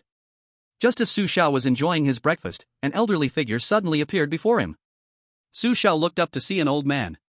At that moment, the old man held a pillow and tentatively said, "Hello, young steward, this pillow is too hard, my old bones can't get used to it. Could you please exchange it for yours?" Hearing the old man's words, Su Xiao frowned slightly. As expected, they had come, and so quickly. Su Xiao remembered there was a rule in the steward's manual. Rule 11, respecting the elderly and cherishing the young is a traditional virtue. If a passenger wants to exchange pillows with you, please give them the comfortable pillow. This rule seemed plain and unremarkable. But the key was that this rule was from the last page of the steward's manual. Su Xiao couldn't understand why, since he already knew the rules, what the implication of pillow exchanging was. Of course, if Su Xiao hadn't already known that a page of the steward's manual was hidden inside the pillow, he might have really exchanged with him. But now. Su Xiao suddenly smiled widely, raised his eyebrow, and said, "Do you really want to exchange with me?" "Yes." The old man had a sincere look on his face. Su Xiao's expression suddenly changed, "But I don't want to exchange." "Old man?" The old man was speechless. "If you don't want to exchange, then just don't exchange." Is it funny to provoke this old man? Today's young people really lack great virtue. The old man cursed and left. But not far away, he immediately changed his face. The pillow he held in his arms was constantly oozing black gas. After Su Xiao encountered the pillow exchange incident, other selected ones also faced the same thing. As of now, only Su Xiao has found the last page of the rules, while the others have not discovered that the last page is hidden in the pillow. If they exchanged the pillows, they would most likely never uncover the secret inside. Regarding the request to exchange pillows, most selected individuals chose to refuse directly. Because at first glance, something felt off, especially with the moral coercion involved. In the world of ghost tales, is morality more important than one's life? Most selected individuals were still quite rational. However, there were always a few who wanted to showcase their traditional virtues of respecting the elderly and loving the young, and to be honest, they fell for the moral coercion. In the end, 3 selected individuals from small countries chose to exchange their pillows. Seeing this scene, the high-ranking officials of the 3 small countries, who had just ended their disturbance from the rule of the ghost tale, were so angry they almost spat blood. The high-ranking officials of the Kampa kingdom cursed loudly. "Fools, absolute fools. Ha ha ha, with such fools around, how can the country not perish? I don't want to stay in this broken country for even a day. My clueless teammates are dragging me down. I have already applied for a Dragon Country passport. Tomorrow, no, I'm moving right now. Leader, please, let's talk calmly. The country cannot do without you at this moment. Get lost. If I don't leave, I'll eventually be killed by this group of pig-brained idiots." In the end, the leader resolutely still left, leaving some high-ranking officials of the Kampa kingdom looking at each other, confused. After being in a daze for a while, someone finally stood up. Sighing, they said, "Immediately send a message to that fool in the ghost tale world, telling him that no matter what, he must exchange his pillow back." After experiencing the pillow exchange incident, some smarter selected individuals began to realize something. They also started to study the pillow, and finally discovered the last page of the rules hidden inside. On Su Xiao's side. Su Xiao had just finished breakfast and was preparing to rest, but he was immediately attracted outside by the noise. The loud noise came from a big sister sleeping in bed 2B. After understanding, Su Xiao realized that the big sister had just lost her bowl of old phlegm pickled vegetable beef noodles. She just went to the bathroom, and the noodles disappeared without a trace. However, those sleeping in beds 2A, 2C, and 2D claimed they hadn't touched the big sister's noodles at all. Of course, the big sister didn't quite believe their words, so they had a fierce argument. At this time, the benefit of Su Xiao's identity as a crew member became apparent. Fortunately, Su Xiao was playing the role of a crew member and not a passenger, otherwise, being handled by a crew member would be truly terrifying. Crew member rule, Rule 3, losing items in the carriage is common. If a passenger asks you to help find lost items, you can refuse, but if a child is lost, you have the obligation to help them. According to the rebellious principle of his talent, Su Xiao had to help the big sister find her noodles, at least give her an explanation, right? Su Xiao thought for a moment and said, "Big sister, don't worry, I will help you look for your noodles, but I cannot guarantee whether we can find them." There's no need to trouble you, young man. It's just a bowl of noodles. The old phlegm pickled ones are gone, but I can eat other flavors. Seeing Su Xiao's serious expression, the big sister suddenly didn't want to bother him anymore. But she didn't know that Su Xiao was not really trying to help her find the noodles, he just wanted to rebel against the rules to gain protection from his talent. Suddenly, Su Xiao became righteous and stern. In a deep voice, "Don't worry, big sister, the duty of the crew is to protect the safety of all passengers' belongings. Instant noodles also count as belongings, leave this to me." Su Xiao's loud and serious words made the big sister and the passengers around him respect him greatly, they were almost moved by Su Xiao's earnest and practical spirit. However, just when their eyes began to moisten, suddenly, a big ant hurried over. The big ant grabbed Su Xiao's hand and said, "Crew member, quickly, my child is lost, please help me find him." The big ant's expression was anxious, and the surrounding passengers turned their eyes to Su Xiao, as they all thought he would willingly extend a helping hand of justice. But unexpectedly, Su Xiao only said one word that made them all fall to the ground. Without even looking at the big ant, Su Xiao indifferently said, "Get lost." Chapter 21, The Naughty Kid in the Toilet and the Teddy. Listening to the cold words coming from Su Xiao's heated mouth, all the passengers present looked confused. Especially the big sister, who was about to praise Su Xiao as a good person. The big sister swallowed all the praise that was on the tip of her tongue. She stared blankly at Su Xiao and hesitantly said, "Crew member, finding instant noodles is a small matter, losing a child is a big matter. Why don't you help her find the child first?" The big sister's words were very reasonable, causing the surrounding passengers to nod repeatedly. But only Su Xiao remained unmoved. "Big sister, I understand everything you said, but matters need to be prioritized. Finding a child is a big deal, and finding instant noodles is also a big deal. Stop talking, let's first find your instant noodles, if they turn into mush later, they won't taste good." Su Xiao spoke seriously, leaving the surrounding passengers stunned. If one said what Su Xiao did was wrong, it seemed to have some truth, but if one said it was right, they all felt something was off. The big ant who lost her child was nearly frantic, seeing that Su Xiao refused to help and still said such nice things. She gritted her teeth in anger. "If you won't help, then don't help. What kind of person are you?" The big ant shot Su Xiao a glare and angrily began searching for her child throughout the carriage. Su Xiao didn't linger either and started looking for the lost instant noodles in the carriage. Carriage number 6 was neither big nor small, but to find a bucket of instant noodles in the carriage was simply asking for the impossible. Fortunately, Su Xiao didn't really want to find instant noodles, he merely wanted to put on an act. The old vinegar and sauerkraut, by now, were probably long gone into someone else's stomach. Su Xiao pretended to look for the shadow of instant noodles in the carriage. He noticed that the passengers' tables had all kinds of flavors of instant noodles, but there was none of the old vinegar and sauerkraut. There's no choice now, there's only one place left that hasn't been searched. But, am I really sure I want to go there? The last place Su Xiao hadn't searched was the toilet. Running into the toilet to look for instant noodles? Only someone with 30 years of brain diseases would think of this idea. But Su Xiao just preferred to take the unconventional route. He didn't believe that instant noodles could really just disappear. Without any hesitation, Su Xiao quickly walked to the toilet door and directly pushed it open. As the toilet door swung open, the scene inside made Su Xiao slightly dumbfounded. At that moment, there was a naughty kid squatting in the toilet, one hand holding chopsticks, and the other hand holding a bucket of instant noodles. He was actually eating instant noodles off the toilet. The naughty kid had mayonnaise all over his mouth. When he saw Su Xiao, he turned to him and grinned. "Uncle, do you want to eat too?" "I eat your grandpa." Su Xiao suppressed the strong urge to vomit. He had initially planned to leave directly, but he suddenly noticed a furry thing beside the naughty kid. "This is, Teddy?" This furry thing looked a lot like a teddy bear, but Su Xiao could confirm that this was not a teddy bear. As Su Xiao was staring at the Teddy also looked up and locked eyes with Su Xiao. In that gaze, Su Xiao noticed that Teddy had a distinct spark of humanity in its eyes, which sent a chill down his spine. For some reason, Su Xiao always felt that Teddy's gaze was like that of a puppet, and from its eyes, he could see a strong and eerie killing intent. At that moment, Su Xiao suddenly recalled Rule 13 of the train regulations. Rule 13, no pets are allowed in the carriage. If you see a pet, please leave its line of sight as quickly as possible. Clearly, the pet mentioned in the rule referred to the thing before him that resembled Teddy. Although the rule suggested Su Xiao should flee immediately, given his rebellious nature, running away was not an option. Since flight was not possible, he would have to confront it head-on. Su Xiao fixed his eyes on Teddy, while one hand pulled out the toy he always carried with him. Just as an epic battle was about to unfold, an old lady suddenly barged in. The old lady rushed into the bathroom and immediately saw the mischievous child covered in mayonnaise. Without saying a word, she grabbed the child and began to beat him. "I told you not to run around. And in the blink of an eye, you end up in the bathroom. I had to look for you everywhere. Didn't I tell you not to eat anything? You came here to dig through filth again, your bad habits just won't change. I'll beat you until you're dead, you're such a headache. Look at you, all messed up." Ugh.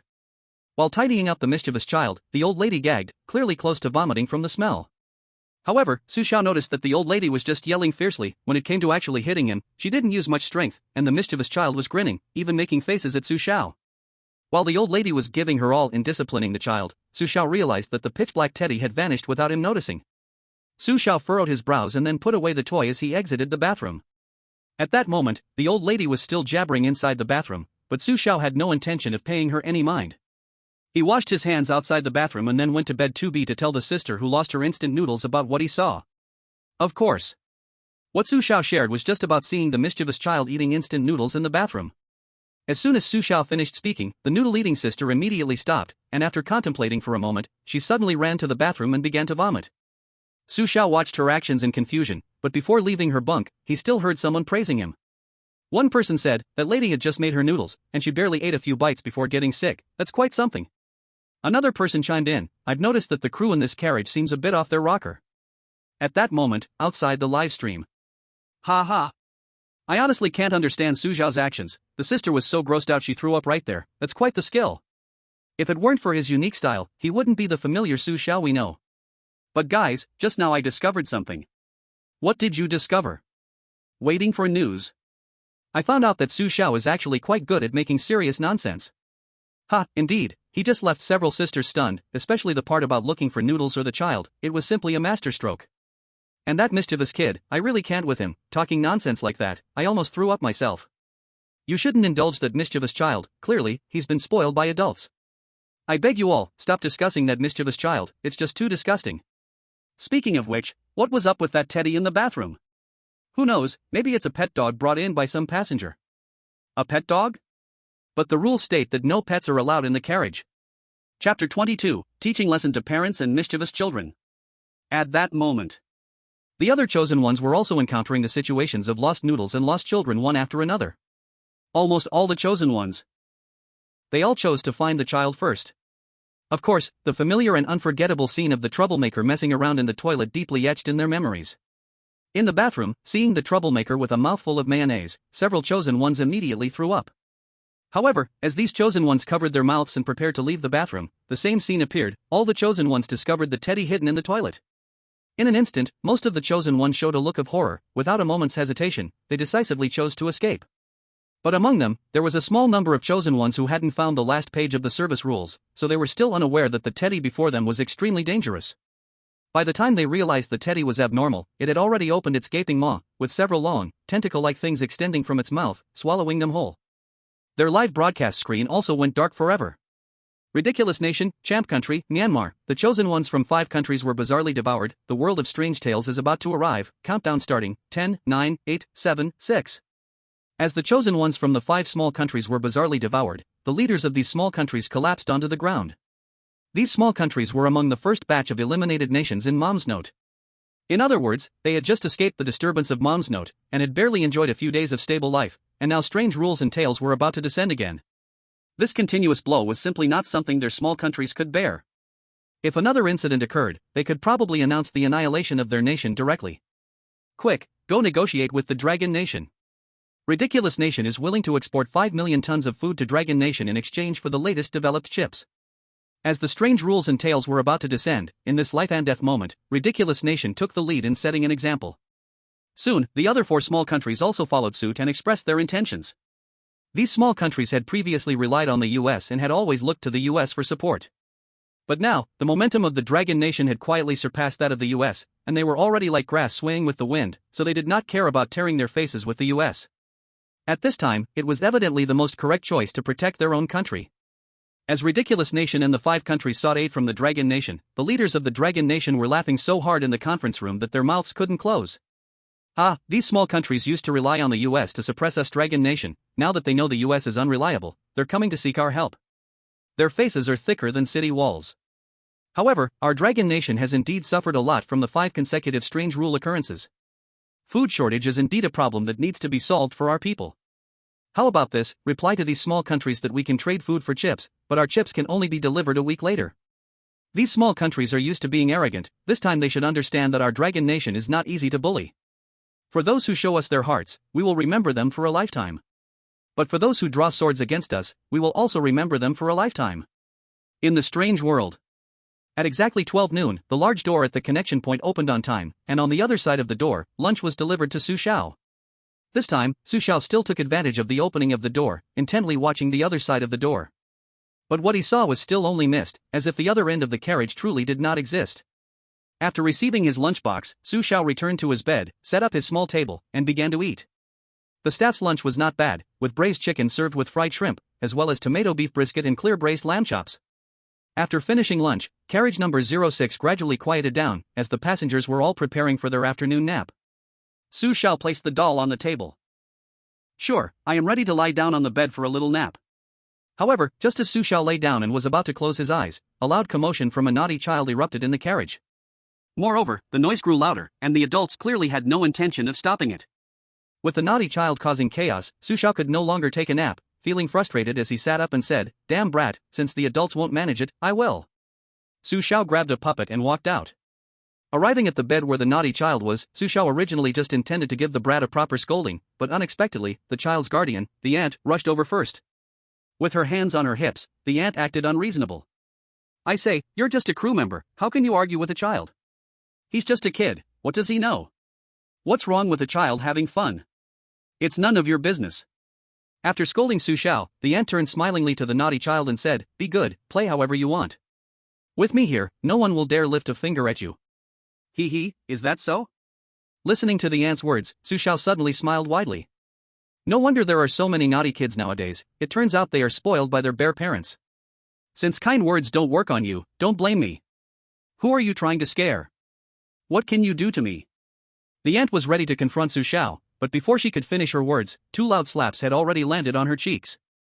The aunt held her face in shock for a second, and raged, "You, how dare you hit me?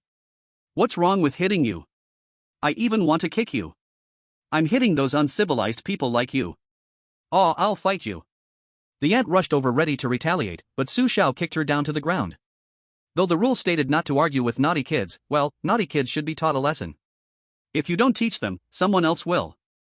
Of course, the goal of teaching these naughty kids isn't the end. If you can teach them and their bare parents in the process, that would be the most satisfying. And now, Su Xiao planned to teach both the naughty child and the bare parent a lesson together. After finishing with the bare parent, Su Xiao stepped toward the naughty child, smiling broadly while the child trembled in fear. Just as Su Xiao was about to punish the naughty child, the aunt, who had been kicked down, suddenly stood up in a strange posture. The aunt's face turned pale, her skin started to crack, and blood gushed out from the cracked skin, instantly turning her entire face blood red. Her appearance looked terrifying, comparable to the ghosts in horror movies. However, seeing the aunt's state, Su Xiao not only felt no fear but instead grinned. "Is this some strange power? Sorry, I have some too." Without saying another word, Su Xiao directly took out the puppet. "Just teach a lesson, don't do anything too cruel." Su Xiao instructed the puppet and then tossed it out of his hand. In midair, the puppet's eyes moved, and its mouth suddenly curved into a long, narrow arc, as if a devil's smile was quietly blooming. Chapter 23, The Ant Pushing the Stroller. At this moment, outside the live broadcast. What the hell, what's going on? Why is Su Xiao's live broadcast screen black again? Why does the signal always get blocked when something strange happens? The methods of the strange will not easily let us see them, which is also why we lack understanding of the strange. Sigh, when will humanity completely crack these strange occurrences? Perhaps at that time, the rules and bizarre tales will no longer descend? With the current means of the Dragon Country, it's hard to understand where these strange phenomena come from, but if Su Xiao can keep surviving, I believe he can provide strong clues to the Dragon Country. In the live broadcast room of Ijima, he waved from the East Island.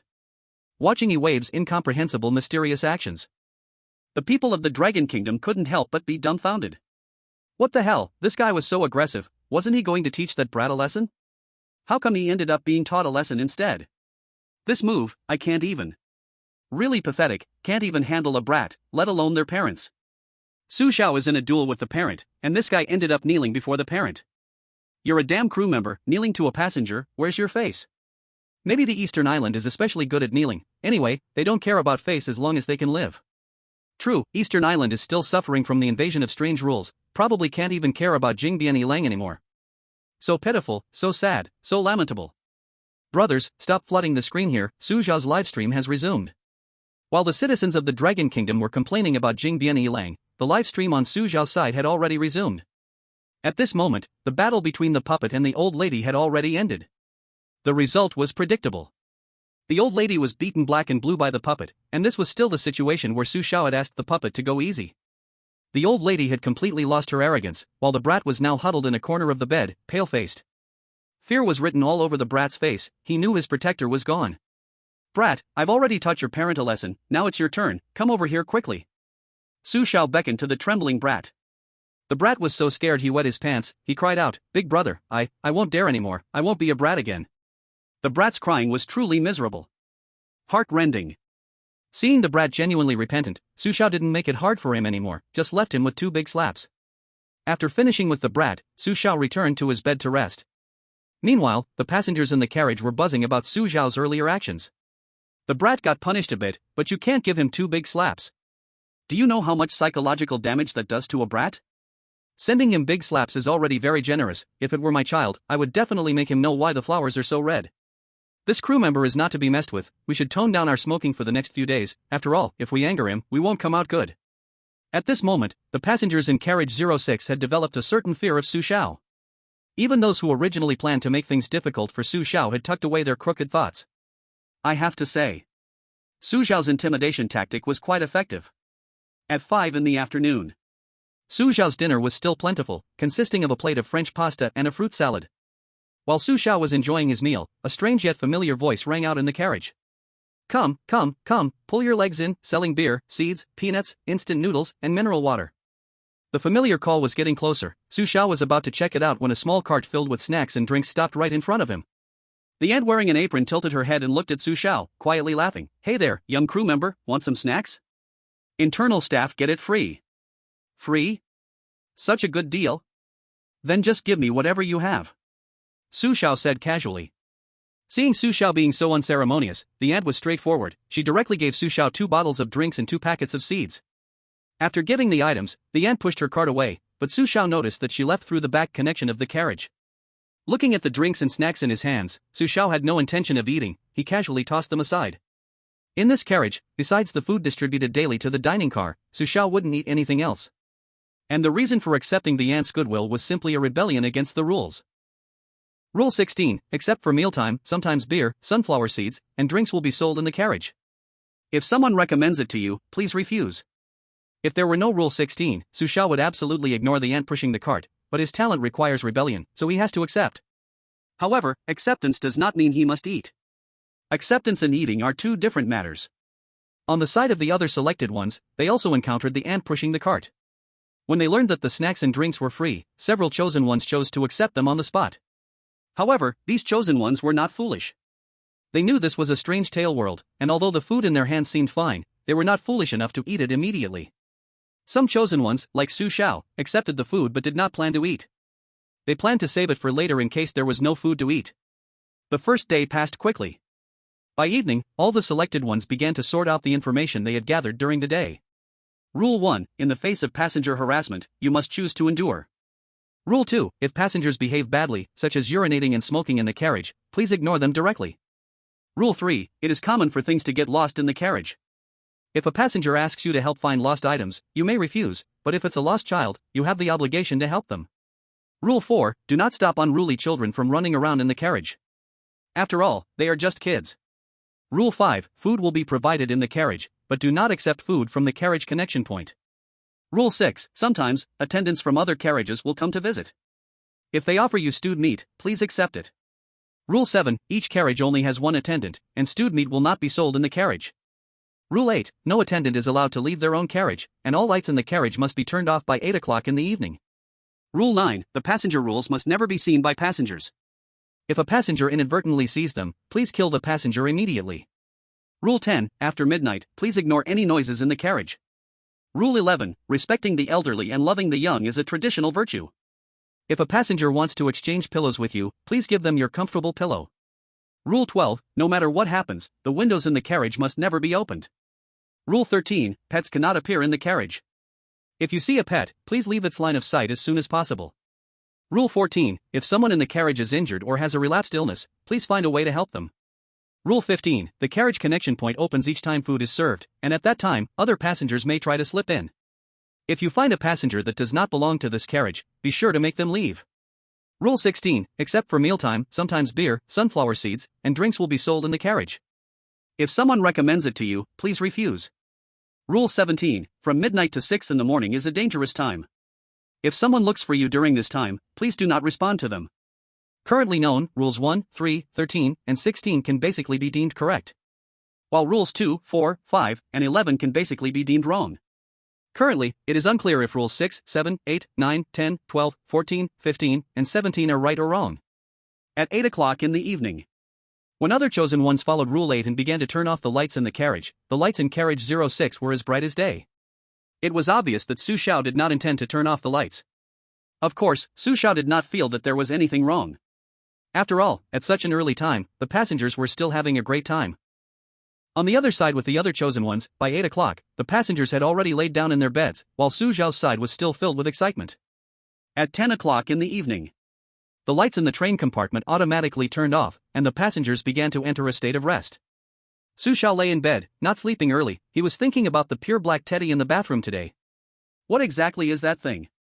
Why does it feel somewhat similar to a doll? Is it, like the doll, a strange part of the world of ghost stories? Is there any pattern to its appearance? Or is it just random? Chapter 24, The Strange Event in the Middle of the Night. At midnight, the moon outside the train window was hanging high, its clear yellow light mixed with a hint of eerie red. At this time, Su Xiao had already fallen asleep, while at the head of the bed, the doll kept watch over him. Even though protected by his talent, Su Xiao always dared not sleep too deeply. With the doll guarding him, he could barely manage to get a good sleep. In the pitch-black compartment, Su Xiao, who was sleeping soundly, was awakened by a strange chewing sound. When Su Xiao opened his eyes, he saw the doll standing in front of his bed, its eyes fixated on a dark corner.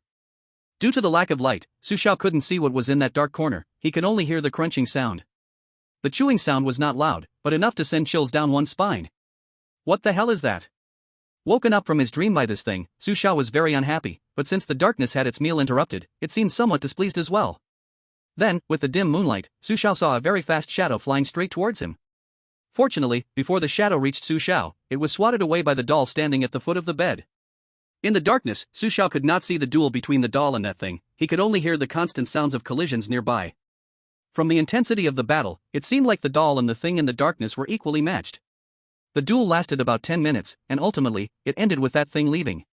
The thing left, but Su Xiao felt a bit gloomy. He just wanted to have a good sleep. Who did he offend? While strange things happened to Su Xiao, during the day the few chosen ones who collected snacks from the little cart also encountered the same bizarre event. But they were not as lucky as Su Xiao. Due to Su Xiao's talent, he was not afraid of the strange. With the doll's protection, he could basically walk through the world of ghost stories without worry. But those few chosen ones could not. Once they encountered real strangeness, they would undoubtedly face death. And unfortunately, the thing in the darkness happened to be the true strangeness. With several screams echoing, their live broadcast was forever frozen, and notifications rang out across the globe. The chosen ones from the Sun Never Sets country, the U country, and the Lao country have been devoured by the strange. The world of ghost stories is about to descend. Countdown 10, 9, 8, 7, 6. Hearing the announcement ringing in the air, the people of Long country felt incredulous. What the hell? What happened? How could the chosen ones from the Sun Never Sets country be eliminated so quickly? What exactly was that thing in the darkness? Did they get attacked by it? The thing attacking them should be some kind of strangeness, otherwise, they wouldn't have been eliminated. The high-level officials of the Sun Never Sets country are probably crying in the bathroom. Their country's previous ghost story invasion hasn't ended yet, and now with the arrival of the rules ghost stories, it's like double the fun. I seem to understand why they were attacked by the strange. Why? Everyone looks curious. I don't know if you noticed a detail, most of the chosen ones were not attacked, while those who were attacked, they are all people who accepted the kind gesture of the cart lady. Are you saying the cart lady is bizarre? Not at all.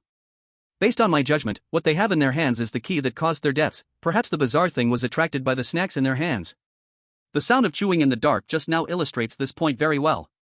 Listening to this person's rational analysis, everyone gasped in shock. Wow! Amazing, the analysis is indeed spot on, so damn real. It seems the truth is undoubtedly like this.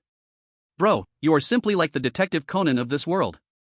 So, these chosen ones are too clever for their own good. They thought that just holding onto the snacks without eating them would be fine, but unexpectedly brought disaster upon themselves.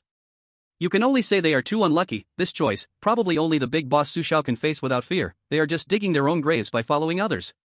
Sigh, I'm really sad about the arrival of the eerie tales from the land of the setting sun. I heard that before. They contributed the latest ghost stories to our dragon country. I decided, I want to help them. I'll donate a pair of underwear. Let's skip the underwear donation. I'll donate a scoop of Ganges water. I don't have anything to donate. Let's donate a bit of love. Time, the next day. Morning. Su Xiao was woken up by the broadcast of the train. Last night, besides that bizarre thing in the dark, nothing else happened. The first thing Su Xiao did upon waking was to carefully examine the crime scene. He discovered that his copy of the duty regulations had been bitten into pieces by something, and the snacks and drinks given by the cart lady were scattered all over the floor. Looking at the mess, Su Xiao frowned. Could it be that the thing last night was just here to steal my snacks? Su Xiao awkwardly tugged at his mouth. Since it likes to eat these things, then I can try to find out what it really is. At this moment, a vague suspicion arose in Su Xiao's heart, but he dared not confirm it. Looks like I need to ask the cart lady for more snacks today. Su Xiao understood that the thing that appeared last night must be some kind of bizarre entity, otherwise, it couldn't have easily escaped from the doll's hands. After breakfast, Su Xiao patrolled the carriage. Now, those passengers looked much more obedient when they saw him. That ant and the bear kid started to mend their ways after his education. That bear kid is now behaving very well and no longer digs in the toilet.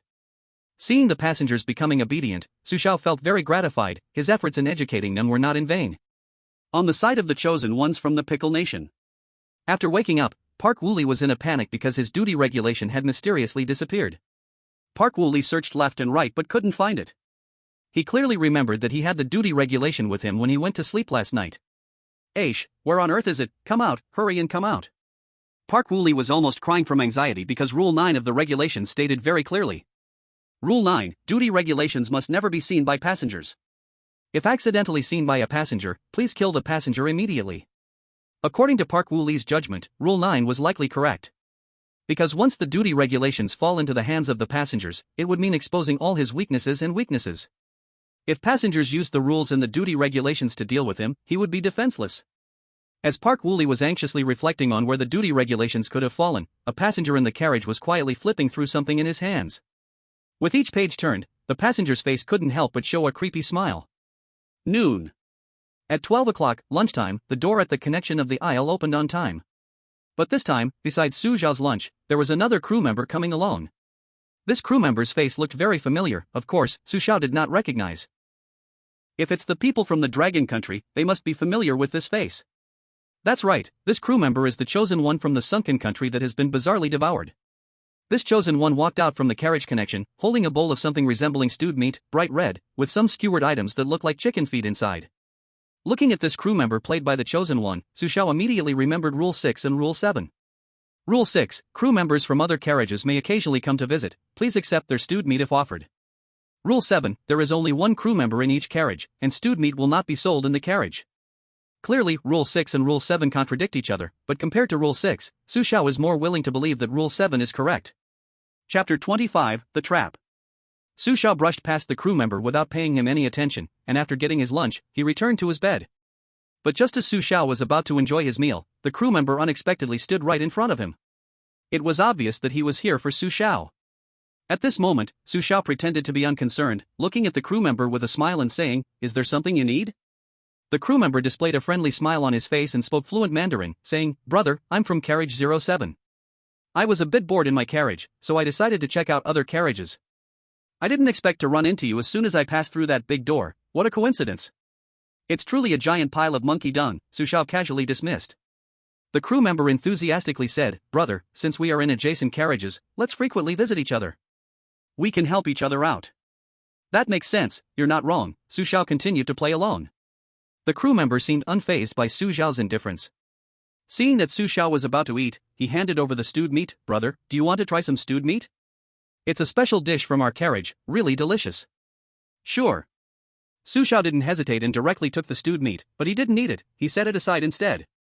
Seeing Su Xiao not eating, the crew member suddenly looked a bit awkward. "Brother, this stewed meat just came out of the pot, you should try it, it's really special."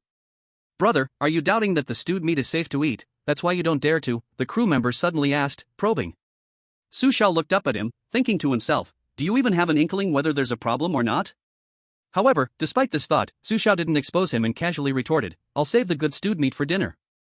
Right now, I can just have my boxed meal." Su Xiao kept bouncing back and forth, and the crew member's expression began to darken gradually. But when he prepared to say something further, before he could speak, Su Xiao interrupted him, "Do you still have something to say?" "No, nothing. The crew member looked quite awkward. Seeing that Su Xiao wasn't falling for it, he slightly turned away, but the next second, he suddenly spun back around. No, it was his head that twisted a full 180 degrees. After spinning, his facial expression became extremely hideous. What's wrong? Are you finally dropping the act? Su Xiao calmly looked at the crew member, a smirk appearing at the corner of his mouth. Since you've revealed your cards, I'll reveal mine too. I'm just messing with you. Just as Su Xiao finished speaking, the crew member's eyes instantly turned into dead fish eyes, and a huge mouthful of black gas erupted from his mouth, instantly enveloping Su Xiao. Outside the live stream. Seeing Su Xiao immediately see through the crew member in front of him, the high-ranking officials of the Dragon Country immediately withdrew the alert message. So far, the evaluation of Su Xiao by the high-ranking officials of the Dragon Country has been unusually high, and his performance has made them very satisfied. This kid, Su Xiao, has a mind that can compete with us old fellows. I was worried about him, but now it seems there's no need at all. Yeah, last time in that world of strange tales, he cleared it without even using the final hint. This time, it seems that this hint thing won't play any key role. To be honest, if I hadn't known in advance what this kid's talent was, after his series of rebellious actions, I would really start to doubt him. Truly, the waves behind pushed the waves before, and the later waves smashed the earlier waves on the beach. With young people like this in Dragon Country, it's indeed impressive. We need to keep an eye on the movements of the United States and other countries. Su Xiao is behaving a bit conspicuously, and we need to clean up after him. While the high-ranking officials of Dragon Country were discussing Su Xiao, a sudden announcement echoed in the sky worldwide. In Paris, 5 chosen ones from different countries were airily devoured. The world of strange tales is about to descend. Countdown, 10, 9, 8, 7, 6. Wow! Hearing the announcement resound in the sky, there was an uproar among the people of Dragon Country. Paris is a great nation, how could it be eliminated so quickly? Even Ikejima Ichiro from Dawn Island is still hanging on, yet Paris can't make it? I just saw the chosen one from Paris has some issues with his head. Not only did he accept the stew from the attendant, but he also ate it. The result, naturally, was that he was choked by the attendant. It's indeed easy to fool people by transforming into an attendant, but how could the chosen one be so foolish? Someone raised a question. But immediately, someone answered him. This isn't foolishness, the reason is simple. The eerie one understands how to exploit human psychology. The chosen one from Paris was set up. Set up? What's going on? The eerie one deceived the chosen one from Paris, telling him that by accepting and eating the stew, he would gain extra hints and could ensure he left the train alive. Such conditions are hard to refuse. That's right, but doesn't the chosen one from Paris realize this could be a trap? You underestimate human nature too much. In despair, even if you hand him a knife, he would think you were trying to save him. Do you know why con artists never come back empty-handed? That's because there will always be someone willing to believe in his carefully woven lies. Thinking carefully, it does seem to be the case. This is an unusual piece of knowledge. In the eerie world. With the elimination of Paris and some other small countries, the number of attendants on the running train also sharply decreased. Su Xiao's live broadcast screen returned to normal after going black for a minute. The crisis has been lifted, thanks to the puppet. Seeing Su Xiao safely appear in the live broadcast, the people of Dragon Country seemed somewhat unfazed. Perhaps they would only feel strange if Su Xiao's live room went black for good one day. The eerie one finally turned into a puff of black smoke and vanished. Of course, only Su Xiao witnessed this scene. Su Xiao gained a clearer understanding of the eeriness in the world of strange tales. Eerie creatures cannot be defined and are not limited to modes of existence. They can be puppets, pets, ghosts, or even a cloud of black mist. Currently, Dragon Country knows very little about the eerie, so it desperately needs a chosen one who can live continuously to help clarify the source of the eerie. Su Xiao is the best candidate. At least for now. Dinner time. The old lady selling snacks with a pushcart appeared punctually in carriage 06. This time, without waiting for the old lady to speak, Su Xiao took the initiative to grab some snacks from her. The old lady looked at Su Xiao with a shocked expression, as if she had seen a ghost. Chapter 26, a win-win operation. Su Xiao ignored the old lady's astonished look. He contentedly ate his lunch while waiting for nightfall. At 10 o'clock at night. Su Xiao found an emergency flashlight in the carriage, then comfortably gazed out at the moonlight. The moon hanging in the sky was always so round, almost eerily so. Suddenly, Su Xiao remembered. Rule 12 mentioned, never open the window. But Su Xiao, as the first rebellious youth in the world of strange tales, how could he obediently listen? He really wanted to know what would happen if he opened the window. Driven by strong rebellion, Su Xiao slowly opened the window by his bed. Suddenly, the moon outside disappeared, replaced by darkness so thick that he couldn't see his own hand. What the hell is going on? Is the view outside fake? Even a fraudster would bow down to this level of deception. Su Xiao turned on his flashlight, and with the beam of light, he finally realized that the darkness outside was actually a swirling black mist. He had seen this mist more than once, right on the other side of the connection at the car when delivering food. As Su Xiao stared at the mist, lost in thought, a pitch-black tentacle suddenly lunged at him from the mist, catching him off guard. In a critical moment, Su Xiao quickly closed the window, causing the tentacle to vanish, and that moon reappeared in the sky. Looks like the window was meant to fend off the weirdness outside. Once opened, the chosen one will be attacked by the strangeness. Su Xiao pondered thoughtfully. But soon, this incident flipped a page out of Su Xiao's dictionary. Late at night, 12 o'clock.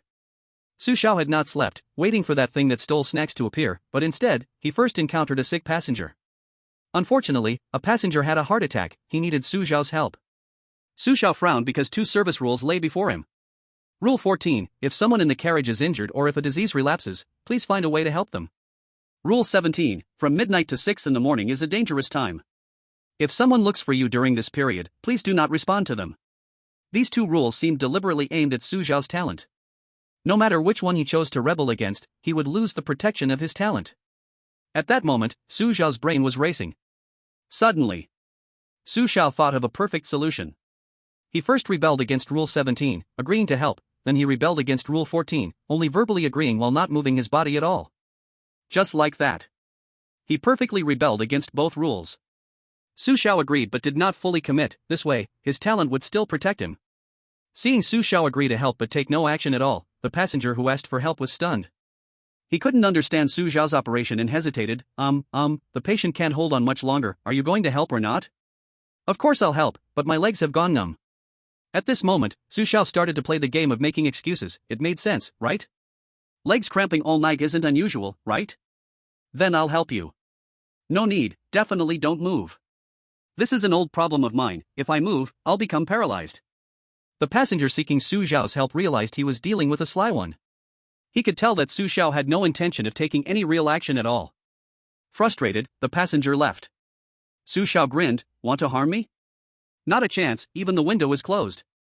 Late at midnight, in the land of pickled cabbage. Park Wooly had just fallen asleep, and in the next second, a frantic figure found him. Crew member, you need to check on old Wang next door, he seems to be at death's door. Old Wang next door? Park Wooly opened his eyes, still hazy, and casually asked, what happened to old Wang next door? Oh, it doesn't matter, he's just not going to make it, come with me to check. The passenger said this with a face full of urgency, getting ready to drag Park Wooly out. But just then, Park Wooly suddenly woke up. He remembered Rule 14 and Rule 17. It was clear that Rule 14 and Rule 17 are both correct rules, so Park Wooly must abide by them. However, now Park Wooly only has two choices before him. To go or not to go. At this moment, Park Wooly is in a dilemma because whether he goes or not, it seems like a dead end for him. No matter what choice he makes, he will violate another rule. Still hesitating, Park Wooly is being urged continuously by the passengers, leaving him no time to think. Under the constant urging of the passengers, Park Wooly, feeling flustered, impatiently says, "Stop urging me, I'm not going." As soon as these words are spoken, the passengers' urging stops. Park Wooly sees that the passengers' faces have become strange and horrifying. By the time he realizes this is the passengers' trap, it is already too late. The passengers are grinning down at him. Chosen one, I was waiting for you to say this, you have already violated the rules, since you have violated the rules, you shall stay forever. The passenger throws the service rules into Park Wooly's face, and the next moment, he lunges towards Park Wooly. 3 seconds later, a global announcement echoes. Chosen one, Park Wooly from the Pickled Cabbage Nation has been bizarrely devoured, the world of strange tales is about to descend, countdown 10, 9, 8, 7, 6. Ha ha ha ha. Park Wooly from the Pickled Cabbage Nation was actually tricked to death by a passenger, I can't stop laughing. This is probably the first time someone has died so regretfully since the strange rule tales began, right? I thought he would pull like Su Xiao and go crazy, but it seems I thought too much, he clearly does not have that intelligence. The chosen one from the Pickled Cabbage Nation is really weak, he even lost the service rules, and the key is, he doesn't even know it was stolen by the passengers. The Pickled Cabbage Nation really has talents. The Pickled Cabbage Nation is now double happy, won't this just thrill them to the heavens? Next, I suddenly look forward to Inoue Aikiru's performance, however, Inoue Aikiru does have a knack for acting lowly in front of the passengers. On Su Xiao's side. Not long after that passenger left, the thing that snuck in snacks last night appeared. Su Xiao didn't expect this thing to dare to come back. Hearing the crunching sounds from the corner, Su Xiao knew that the thing must be starving.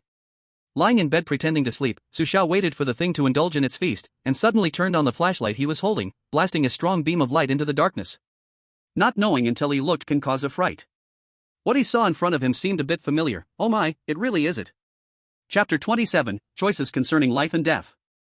The thing in the dark is exactly the teddy that Su Xiao encountered in the bathroom. Su Xiao is a bit stunned. He finally understands why this thing appeared in the bathroom before. Suddenly illuminated by the strong beam from the flashlight, the teddy looks a bit flustered. However, it does not attack Su Xiao again. Perhaps it knows that Su Xiao has a doll for protection, or perhaps it thinks that killing Su Xiao isn't as important as eating. In any case, no matter the reason, Su Xiao is finally able to observe Teddy up close this time. Observing Teddy closely, Su Xiao finds that this thing really looks like a pet teddy, almost identical. As Su Xiao observes Teddy, he notices that besides being a bit possessive over food, it seems to have significantly less hostility towards him. While Su Xiao is staring at Teddy, a prompt suddenly sounds in his ear. Chosen 1, congratulations on obtaining the initial recognition of General Black. Continuing to feed can increase General Black's loyalty. High loyalty will have a chance of winning General Black's allegiance. Tip: the following General Black cannot be taken out of the carriage or train range. General Black? Listening to the prompt in his ear, Su Xiao gasps, so this black thing is called General Black? It has such a powerful name? So, as long as I continue to feed it, I might win its allegiance? But allegiance is limited to inside the train? Being followed by the Black General made Su Xiao naturally happy, because the Black General, like the puppet, was a part of the strange world. If he could bring the Black General under his command, then Su Xiao would no longer have to worry about the challenges ahead. However, the only regret was that the Black General could not be taken off the train.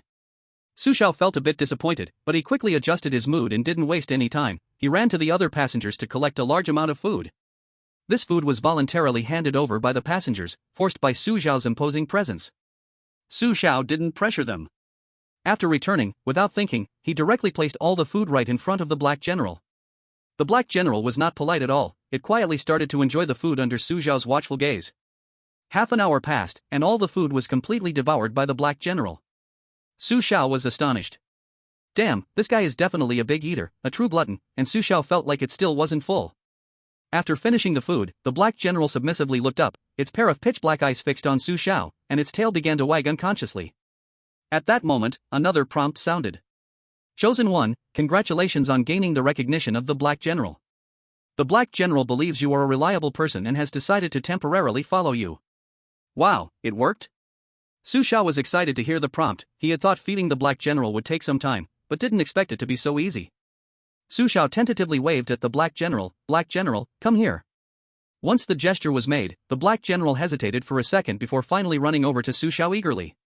Wow, I really hit the jackpot. Su Xiao patted the Black General's fur, just like petting a dog, and fortunately, the Black General did not resist. Instead, it enjoyed the caress. As Su Xiao gained the Black General's allegiance, the people of Longguo erupted once more. What the hell, what kind of awesome move is this? Just feed and get a strange pet? Why does all the good stuff happen to Su Xiao? Luck is also a kind of strength sometimes. Unbeatable, Su Xiao is truly invincible now. I just want to ask, who else is there? Strong. There are always stronger people among the strong. I would call this operation a Pippy Shrimp taking down Bull Chang. So the guy who snuck a bite last night was this fellow. I knew it, but it's quite cute. I really want to pet it. Sister, please stay calm, that's a strange entity, not just any cat or dog. Warning, all cats and dogs feel insulted right now. Ha, cats and dogs request a battle. Since Longwa had no more rules about strange tales, the tense nerves of the people had completely relaxed. The atmosphere in the live broadcast room was joyous. Time, the third day. In the morning, Su Xiao woke up under the trampling of the Black General. When Su Xiao opened his eyes, the Black General was spinning in place, as if something was happening. What's going on? Su Xiao got out of bed in confusion and followed the Black General to the carriage corridor. In the corridor, Su Xiao didn't notice anything out of the ordinary. The passengers were just like the previous 2 days. Su Xiao frowned slightly, pondering what was off, when the Black General jumped onto the bed, staring in a certain direction in the train, seemingly hinting to Su Xiao. Su Xiao looked in that direction, and what he saw made him break out in a cold sweat. What the hell, wasn't I supposed to be in car 06? Why am I in car 08? Su Xiao realized something was wrong. He struggled to remember the train rules and confirmed that there were no notes about carriage numbers. Could it be that the carriage number changed randomly while I was sleeping? Su Xiao remembered there had been a prompt by his ear when he opened his eyes on the train. Before acting as a staff member, please properly wear your work uniform. Please make sure to remember the cabin number you are in and carefully read the train service rules. Your duty is to ensure that the cabin you are in successfully reaches its destination. Although this prompt is a voice prompt, whether it's a voice or text prompt, Su Xiao has always kept every detail in mind. This is the most basic code of conduct for every chosen one. Because every prompt could be the key to survival. He didn't survive by luck, it was because he could clearly remember every rule in the ghost story world. Now the situation is clear. The reason the previous voice prompt made him remember the cabin number was to set up for this moment. Su Xiao couldn't help but sigh. As expected, none of the things in the prompt are useless. Just as Su Xiao was about to think about what to do next, another prompt sounded in the cabin. Chosen ones, I believe you have already noticed that the cabin number you are in has changed. Now, there are two choices in front of you, one is to stay where you are, and the other is to cross the mist at the cabin connection to return to the original cabin. Cross the mist at the cabin connection, and I can return to the original cabin? Listening to the prompt in his ears, it was clear this was a decision that involved life and death. I didn't expect that. Apart from judging the correctness of the rules, the chosen ones also have to judge the correctness of the prompts. The ghost story world doesn't follow the rules, and clearly, it has already exceeded Su Xiao's expectations. Su Xiao furrowed his brows but didn't act immediately. In Mom's note, the first sentence was an invisible rule, but now, prompts can also become hidden rules. It seems our understanding of the ghost story world is still far from enough. Chapter 28, Survival, Erasure. When the cabin prompt sounded, not only Su Xiao, but also the other surviving chosen ones froze in place. For a moment, all the chosen ones began to think. Among them, some chose to believe that the prompt in the cabin was misleading information, and the cabin number was just a means to deceive them. So, they chose to be cautious and stay where they were. But some chosen ones, after rational thinking, decisively chose to cross the mist and return to the original cabin. Although this prompt might be wrong, they decided to take a gamble. This choice was a matter of life and death, so all the chosen ones were very cautious. On the side of the bear country, Nikolai perfectly used his S-class talent to extract hidden information from the passengers, so he was the first to enter the mist without hesitation. On the side of the football country, at this moment, the previously inconspicuous Jeeves finally stopped keeping a low profile and started to reveal his talent. Jeeves' talent was an A-class talent named Guide. The function of this talent is simple and brutal. When Jeeves faces a difficult decision, the talent will directly guide him to the correct path. In the past few days, Jeeves had been very low-key, so no one had noticed him. But this man, who had survived to the third day with his own wisdom, finally decided not to hide anymore and began to gather strength for the next stage. Outside the live stream. At the moment when Jeeves revealed his hidden talent, the people of the football country were all excited. For the past 2 days, they had been watching Su Xiao and Nikolai perform and had almost forgotten about their own chosen one, Jeeves. There was no way, this guy was just too inconspicuous. Oh my god, I didn't expect our football country to also draw an A-class talent, I'm so moved I could cry. It's not easy, this is the best talent we've drawn since our football country started challenging the rules of the ghost story. Whoa, our football country is no longer the unlucky one that always draws trash talents. The experience of the football country was even worse than that of the dragon country.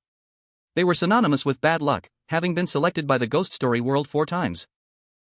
It's just that every time, they draw garbage talents. While the football nation wept with their faces covered, suddenly 2 people barged into the live stream, and they immediately started roasting. Stupid football nation, it's just a non-royal. Why pretend to be a European? Exactly, crying over getting an A-level talent is truly pathetic.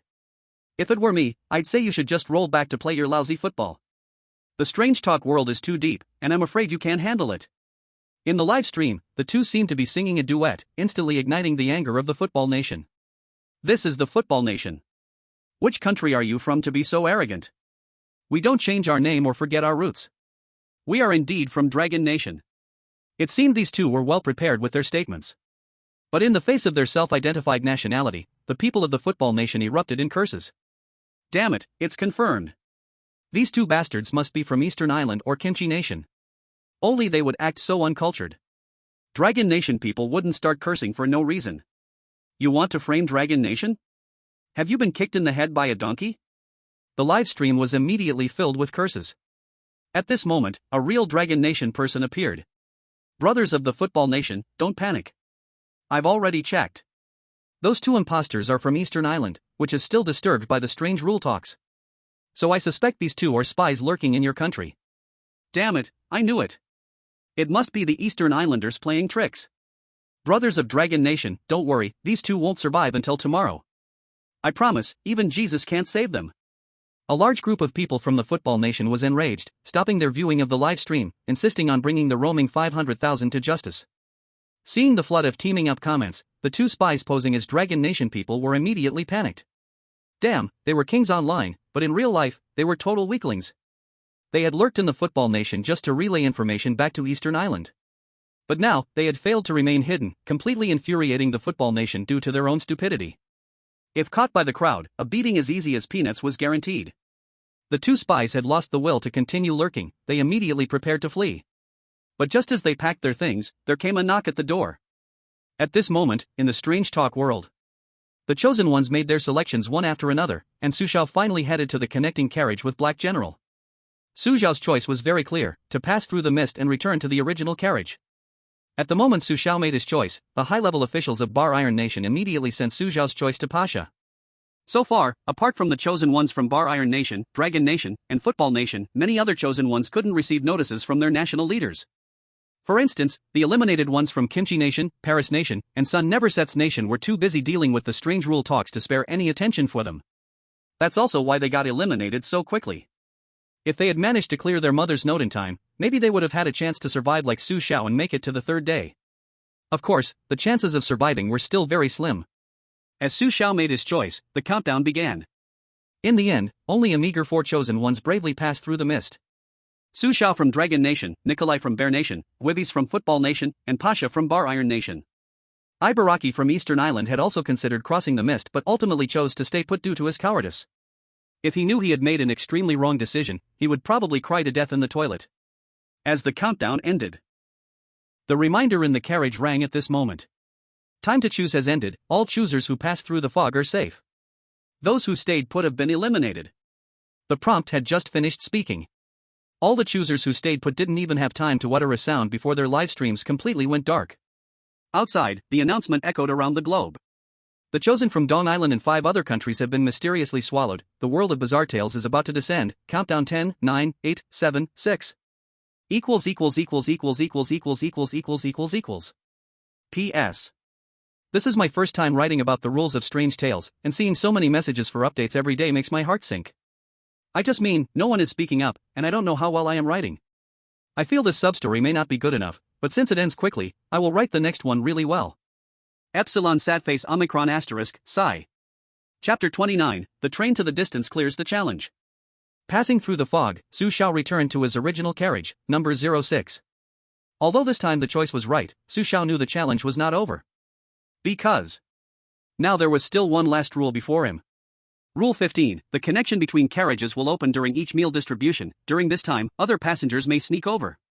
If you find a passenger not belonging to this carriage, be sure to make them leave.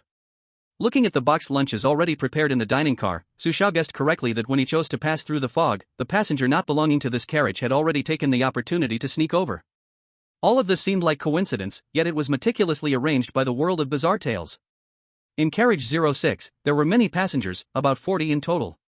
Finding that sneaky passenger among the 40 was not actually difficult, but if that passenger disguised themselves as another, then the challenge would become great.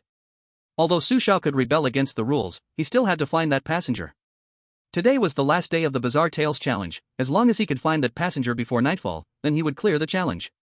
Glancing at the time, it was 7:30 in the morning. It was still early, and Su Xiao decided to finish his breakfast before searching because it is easy to make mistakes when one is hungry. While Su Xiao was having breakfast, the high-ranking officials in Long Country were nervously analyzing for him. So far, Su Xiao had not used any hints, so the high-ranking officials in Long Country decided to do something for him. But just as they were urgently preparing to send hints to Su Xiao, they were informed that this rule must be completed independently by the chosen. In other words, they could not provide hints at all. The officials from Long Country looked at each other, baffled, but other countries faced the same problem. The world of Bizarre Tales seemed to see through these countries' thoughts and had altered the rules in advance. In response to this, the senior officials from several countries could only angrily pound the table, yet felt helpless. They could only blame their lack of understanding of the world of Bizarre Tales. After finishing breakfast, Su Xiao began to recall what had happened last night. I remember a passenger had a heart attack last night. That passenger seemed rather serious.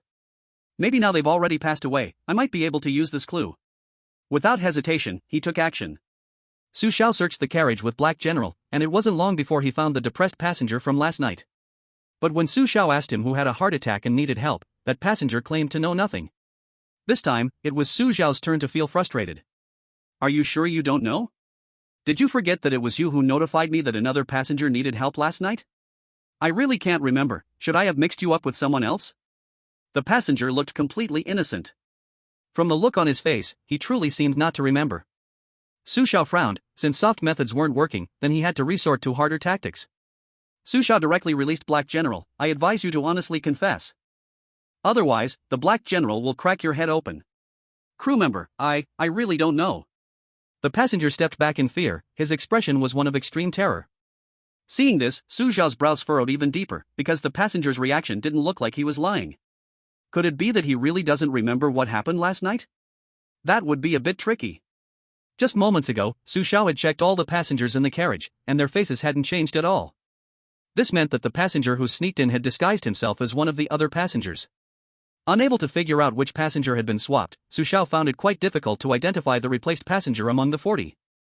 These passengers were oddly substitute, and Su Xiao couldn't hope to gain useful information from them. Thinking of this, Su Xiao couldn't help but sigh. This matter must rely on myself. For now, I can only use the simplest method of elimination. Su Xiao eliminated suspicious passengers one by one, but at this moment, the other 3 surviving selected ones were also in a panic. There was no clue in this matter. You couldn't get useful information from the passengers, and you couldn't clarify which passenger would be replaced. At this moment, outside the live stream, to find one from 40 passengers is way too difficult, not to mention whether they remembered what all the passengers looked like before. Even if they did, they can't tell which one is disguised now. There should be some flaws, right? What flaws? This passenger sneaked in while Su Xiao and the others were making choices. Nobody has seen their face. How to find them? I heard, for the last rule's judgment, even the hint information cannot be transmitted. In this case, they have to rely on themselves. Sigh. I hope Big Brother Su Xiao can make the right judgment. Outside the live stream, everyone sighed because this was an impossible challenge. But just when everyone thought it was impossible, a turn of events occurred on Su Xiao's side. In the world of strange tales. At this moment, Su Xiao was standing in front of a passenger, preparing to test, but the next second, the Black General lunged at that passenger, grinning. The passenger didn't have time to react. An arm was already swallowed by the Black General.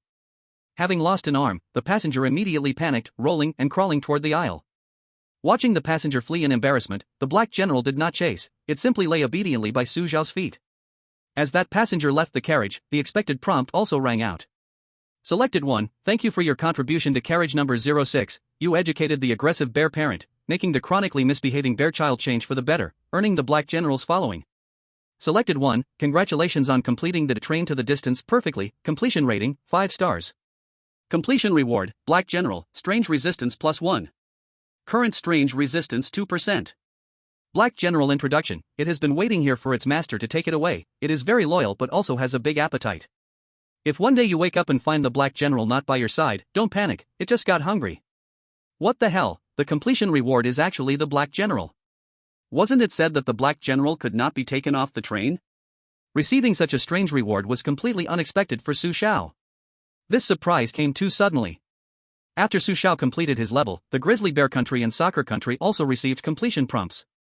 At the same time, the elimination prompt for Pasha from the Iron Brother Country rang out globally at this moment. P.S. A new copy will start tomorrow. I really have no inspiration today. Good night, Makabaka. Chapter 30, New Copy, Zoo.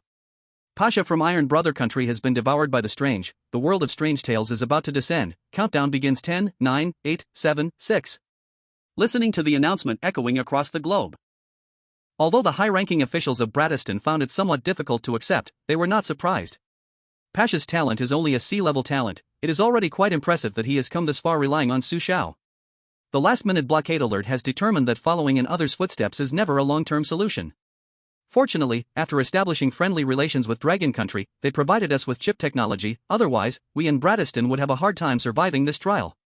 Congratulations to Su Xiao from Dragon Country, Nikolai from Bear Country, and Jeeves from Football Country on successfully clearing the challenge. The 3 countries will be exempt from the arrival of this rule supernatural tale. Su Xiao from Dragon Country has cleared the challenge with 5 stars and will receive a special reward, a 20% increase in food production for Dragon Country. When the rule supernatural tale descended upon Bradiston, the people of Dragon Country were cheering joyfully. Wow, Su Xiao has cleared the challenge twice in a row. This is definitely a moment that will go down in history. Food production has increased. Mom doesn't have to worry about me wasting food anymore. I'm going home to eat. Awesome. Su Xiao truly lived up to our expectations. Su Xiao actually received another personal reward, and it's the Black General. Su Xiao is amazing, voice crack. This time, besides Su Xiao, Nikolai and Jeeves also cleared the challenge. I have to say Jeeves is truly lucky, guessing randomly and still getting it right.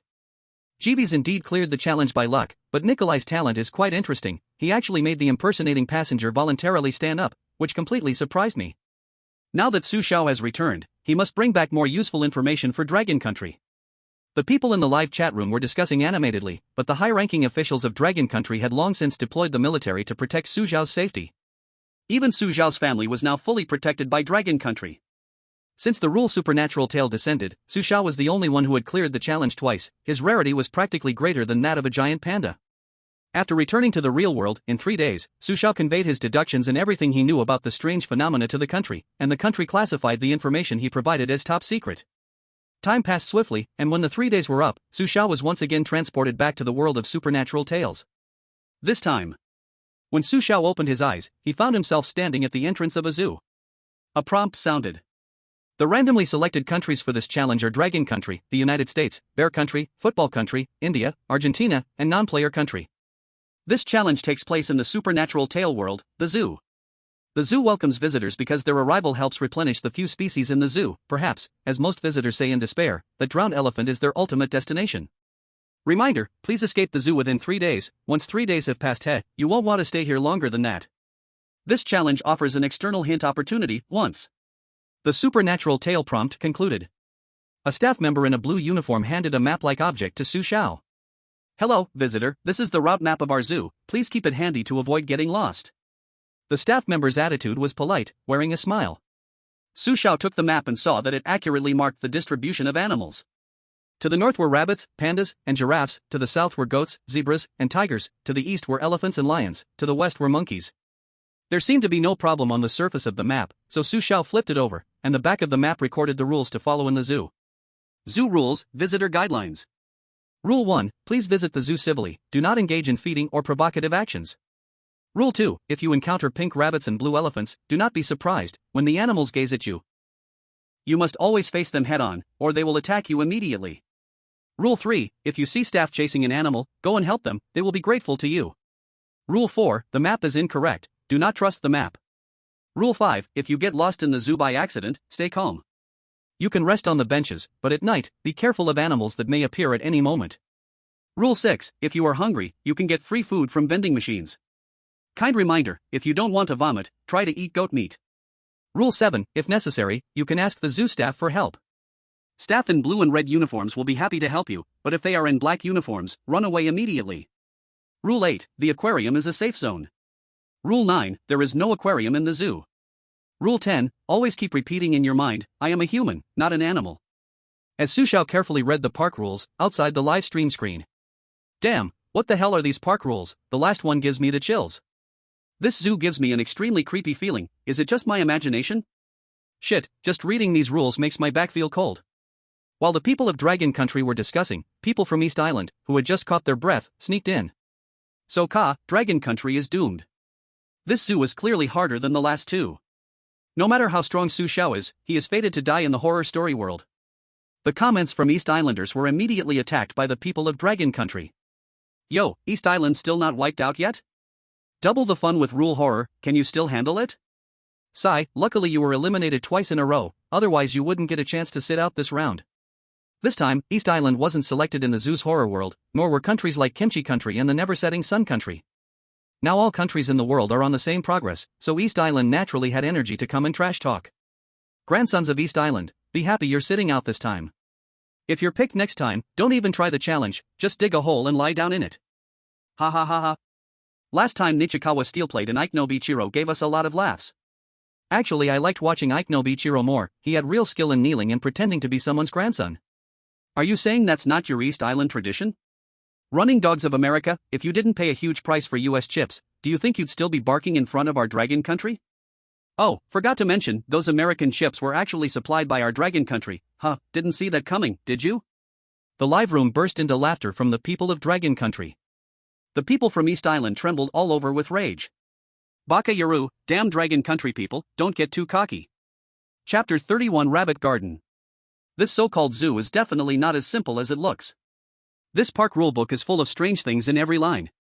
After carefully reading the park manual in his hand, Su Xiao looked up and found the zoo gate had disappeared, and around him, many tourists appeared who were just like him. Su Xiao could be sure that these tourists were not the chosen ones. Since I need to find the exit of the zoo, I can first go and look to the east. Su Xiao put Black General on the ground, then followed some tourists and walked toward the east. To the east was the rabbit garden. While Su Xiao was heading east, the other chosen ones also chose different directions. Nikolai from Bear Country used his leadership talent and successfully got a staff member to show him a road leading to the north. But after Nikolai left with confidence, he didn't notice that. The staff member wore a subtle smile on his face. In the kingdom of football, Juizi, like Su Xiao, casually chose a path at first. He did not choose to use his talent. His talent was different from Nikola's, he could only use it once in each horror world. So this hint opportunity was very precious for him. About 20 minutes later, Su Xiao followed some tourists and arrived at the rabbit park. At the entrance of the rabbit park, Su Xiao saw two staff members in blue work uniforms enthusiastically handing out carrots to visitors. There was no doubt that these carrots were for feeding the rabbits in the park. As Su Xiao passed by the staff, he was given 2 carrots in his hand. Looking at the carrots in his hand, Su Xiao smiled broadly. Rule 1, please visit the zoo civilized and do not feed or provoke dangerous behaviors. Although Rule 1 forbade feeding, how could this stop Su Xiao? Without a second thought, Su Xiao ran directly to a group of cute rabbits with the carrots. Su Xiao imitated the other tourists and raised the carrots in his hand, waiting for the rabbits to come and nibble. But after waiting for several minutes, while the other tourists had their carrots eaten, the rabbits did not come for the ones in Su Xiao's hands. It was clear that those rabbits craved the food, but with just one glance from the Black General, they were too scared to move. Su Xiao also noticed this. He knew the rabbits would not come over, so he chose to throw the carrots away. Su Xiao clapped his hands, feeling a bit helpless. Sigh, this is no fun. I was planning to add some challenge. As Su Xiao finished speaking, the surrounding tourists looked at him in confusion, even the 2 staff members cast puzzled glances at him. At this moment, some tourists who had finished feeding noticed the Black General. Immediately, some tourists exclaimed, "Wow, such a cute dog. That look, clearly very smart. Where did you buy this poodle? It looks great." The tourists surrounded the Black General and praised him, causing Su Xiao to feel speechless. I have to say, these people really don't have good eyesight. Su Xiao decided not to continue being watched like a monkey. He went around the group of tourists and strolled around the rabbit park with the Black General. After walking around the park, Su Xiao felt puzzled because he did not find any pink rabbits in the rabbit park. Could Rule 2 be wrong? Are there really no pink rabbits in the zoo? Su Xiao frowned and left the rabbit park. Meanwhile, in a sand country, Summit was teasing a rabbit with 2 carrots. Summit happily shook his head. Hello little rabbit, you are so damn cute. Seeing the cute rabbits, Summit couldn't help but touch their heads. After feeding the rabbits' blood-red eyes kept staring at Summit, but at that moment, Summit turned to leave. Perhaps Summit had forgotten Rule 2's reminder. Rule 2, if you see pink rabbits and blue elephants, do not be surprised. When animals stare at you, you must ensure you are facing them, otherwise, they will immediately attack you. That's right, Summit turned his back to the rabbits while they were staring at him, and the outcome was the rabbits went berserk. One rabbit, taking advantage of Summit's inattention, jumped up from the rabbit park several meters high and bit Summit hard on the neck. Caught by the rabbit's bite on his neck, Summit panicked and cried out, "Help! Help! It's crazy! The rabbit is insane!"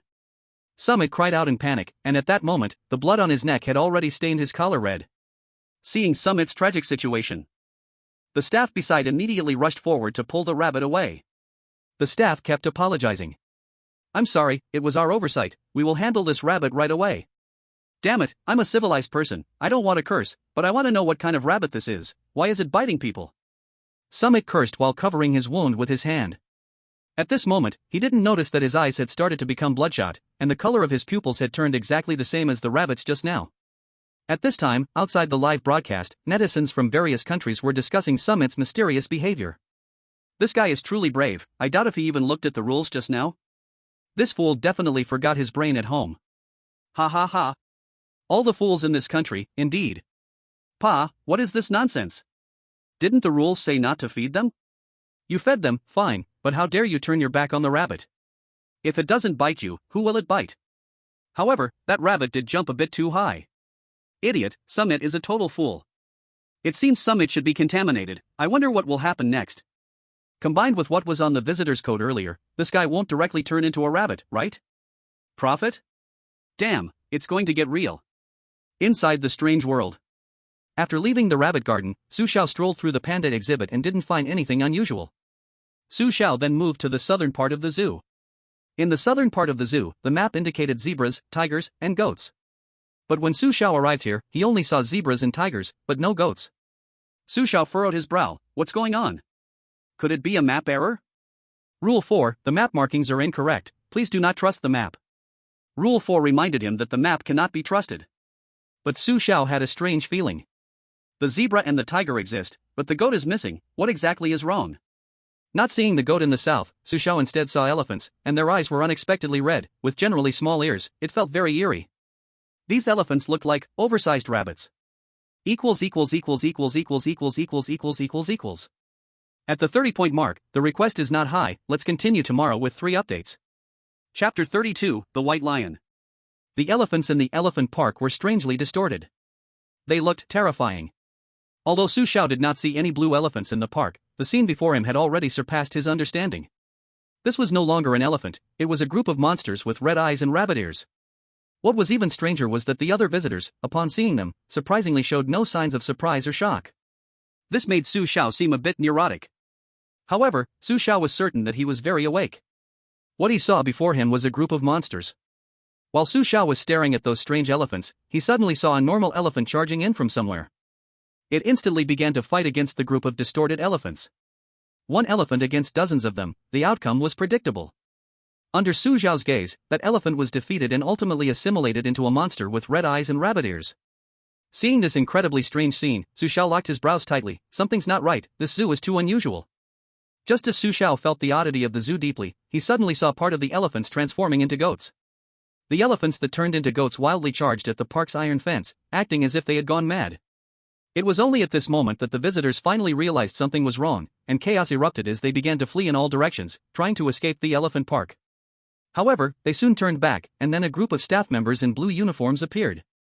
Do not panic, the elephants are just temporarily in a riot, we will resolve it soon, please trust us. Everyone, please follow us to the lion zone, where it's temporarily safe. The staff tried hard to calm the emotions of the visitors, and gradually, the visitors began to choose to trust them. Su Xiao looked at this strange scene, feeling a bit puzzled. Why are the elephants going to the lion zone during the riot? Is it really safe there? And why do they say it's the elephants that are rioting? Su Xiao was somewhat doubtful of the staff's words, but to uncover the truth of the zoo and to find an exit, he didn't mind going to the lion zone first. He wanted to see what exactly the zoo was up to. As Su Xiao followed the staff to the lion zone, outside the live broadcast was happening. Wang Defa. What's going on in the zoo? The elephants turned into monsters, then into goats. What the heck is happening? Wow, this feels super creepy. This zoo is extremely bizarre. I want to know, why go to the lion zone? Do these staff members have other intentions? Rabbits are not normal, elephants are not normal. Could there be some connection between these animals? I hope Su Xiao can eventually reveal the secrets of the zoo. I'm getting goosebumps all over. I weakly ask, does the oceanarium really exist? The citizens of Long Country were discussing what happened in the elephant zone. At this moment, an announcement rang out across the globe. The chosen one from the non-emperor country, Baburu, has been mysteriously swallowed. The world of strange tales is about to descend. Countdown 10, 9, 8, 7, 6. Listening to the announcement of the strange tale rules about to arrive, many citizens of the non-emperor country couldn't help but cry. God, please tell us why our chosen one is gone? Whoa, what is this? The challenge has just begun. Lord, please leave us a way to live. It's over, our non-emperor country is finished. In the non-emperor country, among many great nations, it is very backward. Although the land area is vast, the overall national economy is very poor, and most citizens can't even afford a mobile phone or television. While the citizens of the non-emperor country were crying out loud, some individuals from Kimchi country who felt superior spoke up. Haha, as expected of the non-emperor country, although I'm not a god, let me tell you, Simide. I'm very sorry, your chosen one Baburu was trampled to death by a rioting elephant in the elephant zone. Hahaha, truly a pathetic way to die, Simide. People from Kimchi country love to mock others, just like the East Island country, they had no mercy in ridiculing others. But just as the people of Kimchi country enjoyed mocking the non-emperor country, the citizens of Long country stood up justly, and with one sentence, they made the mockery from Kimchi country stop abruptly. Kimchi country? I remember your player Park Bucheng was no better than Baburu.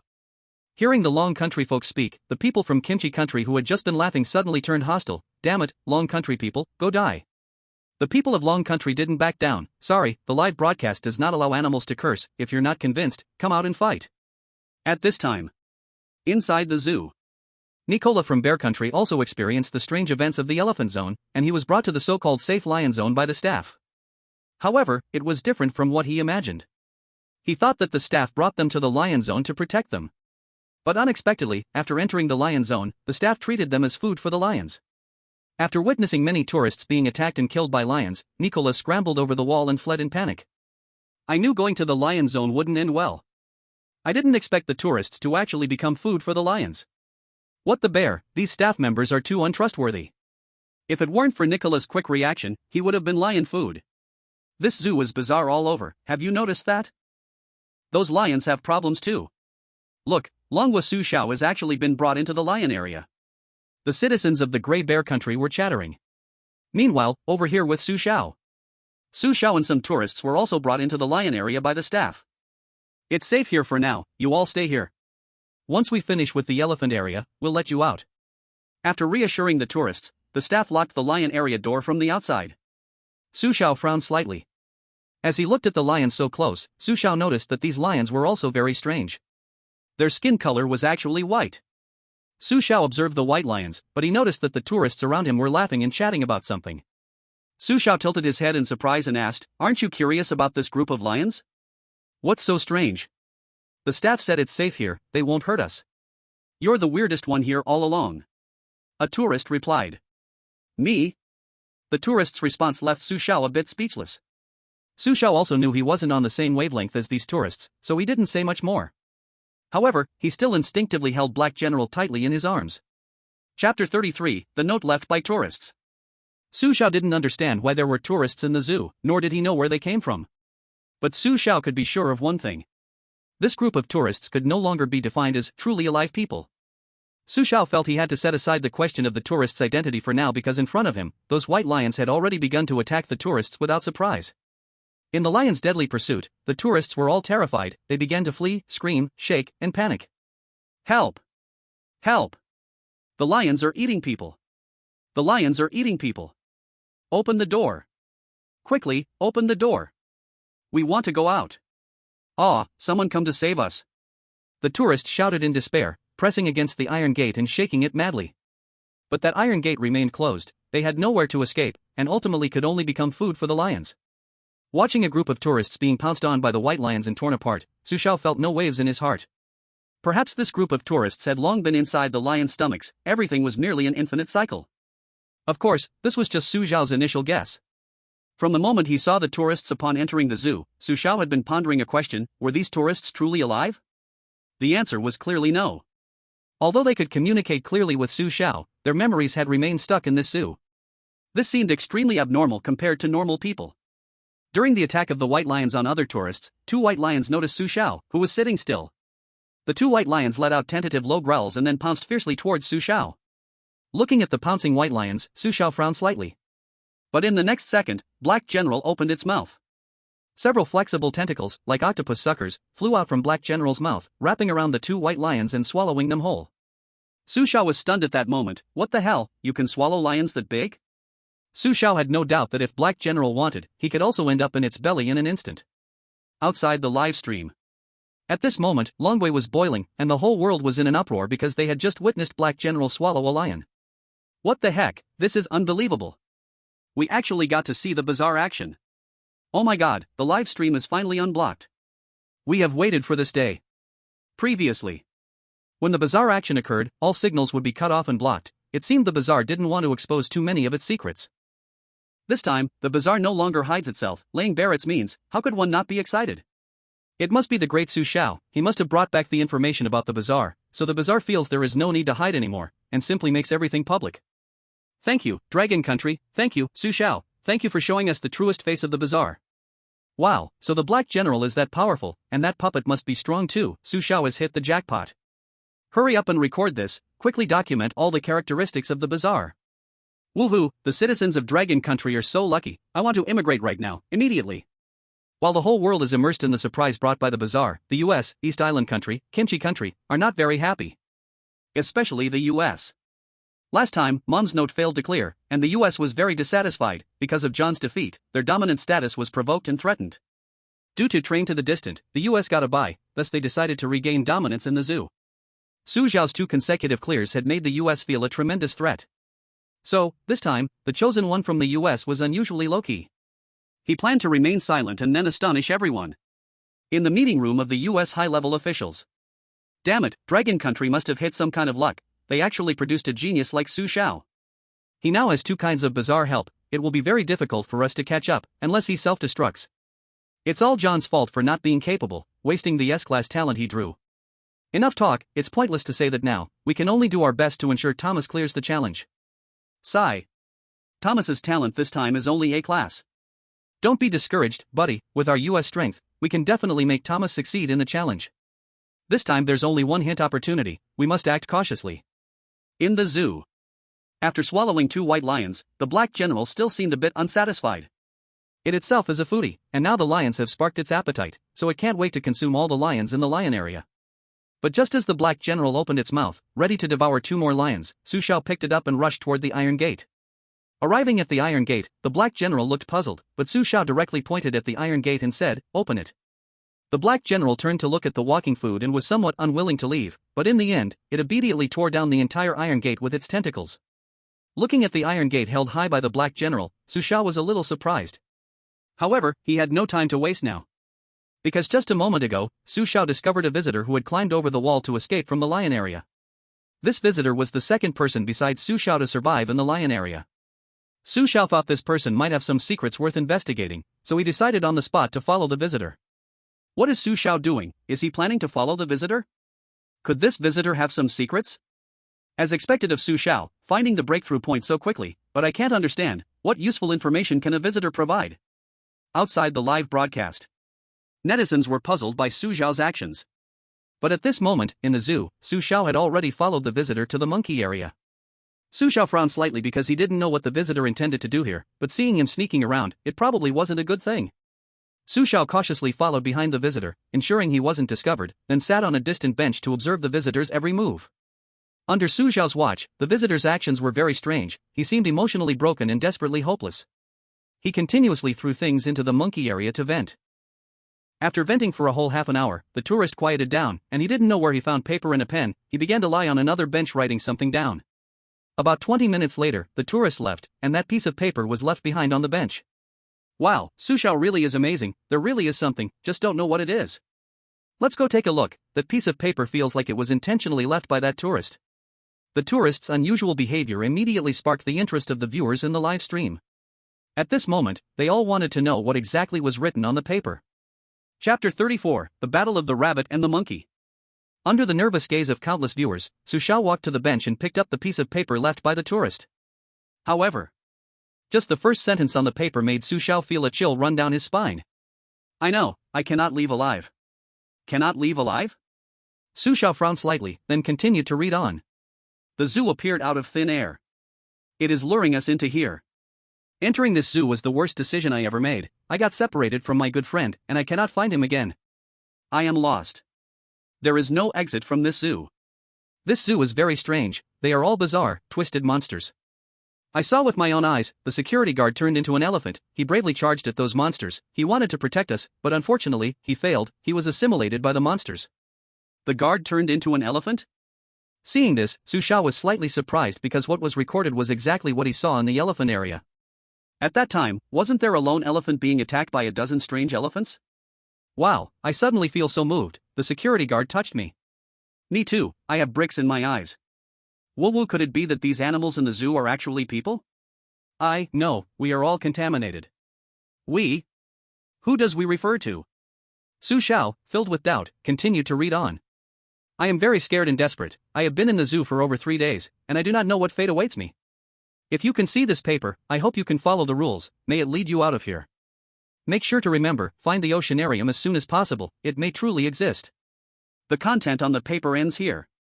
But after reading the note, Su Xiao felt very complicated emotions. The content of the paper undoubtedly confirmed Su Xiao's suspicion that these tourists were left in the zoo, undergoing countless cycles. This tourist has a good conscience, he actually knew to leave a note to remind those who come after. It's really pitiful, they must be experiencing a cycle in the zoo, right? I wonder where the oceanarium could be. I think asking the staff about this matter might get us answers. Don't dream, Jeeves from Soccer Country has already asked, but the staff said the zoo is an independent existence and there is no oceanarium. Well, it seems like things are getting tricky. As the viewers had a heated discussion about the content of the paper. On the side of Grizzly Bear Country's high-level officials. Hurry, use the hint opportunity quickly, let Nikolai find that piece of paper, it might be the key. In the meeting room of Soccer Country's high-level officials. The note Su Xiao got is very important, I think we can give Jeeves some hints. In Asen Country. Quick, give Summit a hint. No, this guy has mental issues, it seems our hints are not working. In 18 Country. Hurry, hint. After Su Xiao was the first to discover the note left on the bench, other countries almost all chose to use their one-time hint opportunity. But among them, the United States did not choose to use a hint. It must be said that compared to other countries that were impatient, the United States indeed seemed more patient. Inside the zoo. Most of the selected individuals received prompts to head to the monkey area to look for a note, when a broadcast echoed through the zoo. Current time, 4:35 p.m. Visitors needing food can go to designated shops to buy delicious meat products. Reminder, the zoo closes at 6 in the evening, and if any visitors remain inside at that time, we cannot guarantee their personal safety. Damn, it's already 4:30. Listening to the time announcement on the broadcast, Su Xiao was somewhat surprised, not realizing that so much time had passed without him noticing. So frustrating, they say there's food but don't tell you where the shops are, just speechless. Unknowingly wandering around for a whole morning, Su Xiao actually felt a bit hungry. Su Xiao searched around the monkey area but found no so-called shops, not even a vending machine. Su Xiao was feeling quite depressed. The zoo is so big, how was he supposed to find anything? At this moment, a strong urge from his stomach reminded Su Xiao that he had no interest in watching any monkeys anymore. But just when Su Xiao was about to leave the monkey area, he was astonished to discover a group of red-eyed rabbits suddenly charging in, collectively attacking the monkey area. What the hell, rabbits attacking monkeys, what's the grudge here? Seeing this scene, Su Xiao almost burst out laughing. Logically, monkeys should be stronger than rabbits, and monkeys are more agile, rabbits couldn't possibly be a match for the monkeys. However, the development of the situation was precisely beyond Su Xiao's expectations. Those seemingly weak rabbits were now exceptionally fierce. Using their small size, they wildly surged into the monkey area, and soon, the area was filled with cries of despair. In the battle, monkeys fell one by one, blood staining the entire area, and the rabbits became even more frenzied. Looking at this bloody scene before him, Su Xiao's black general was just about to rush into the area to feast on the rabbit spoils, but just then, staff members in blue uniforms rushed over. The monkey area is temporarily closed, please move to other areas. Please do not linger here, photography is prohibited. The staff's voice repeated over and over. In the end, they drove away all the visitors, including Su Xiao.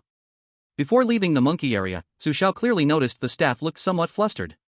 Although Su Xiao did not know what this panic meant, he had no time to investigate the truth at the moment. Outside the live broadcast. Damn, what did I just see? Rabbits battling monkeys, and the rabbits actually won. Could it be that these are not ordinary rabbits? Are they the braised rabbits from Wang Wei's poem? Braised, you just want to eat like the Black General, how about I send you in to accompany him?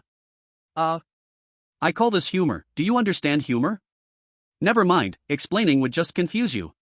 The scene of the rabbits battling the monkeys was so bloody, good thing I wasn't there. If I had been, I would have been too scared to move. The staff really arrived in time, if they had come even a minute later, I bet the Black General would have finished his feast. Ha, definitely a little glutton. Brothers, did you notice that the staff seemed really flustered just now? P.S. Although yesterday's update request didn't reach 30, here are still 3 chapters. The following animal-related topics will be answered. If there are any buddies who don't understand, you can ask me in the comments, though I won't spoil it. He. Finally, enough of 2,000 words, that's a wrap. Chapter 35, Rabbit Blood. Leaving the monkey area, Su Xiao wandered around the zoo and finally found a shop in the goat area on the east side. The goats in the goat area were very normal, but according to the map, they shouldn't be in the east. The shop appeared normal on the surface.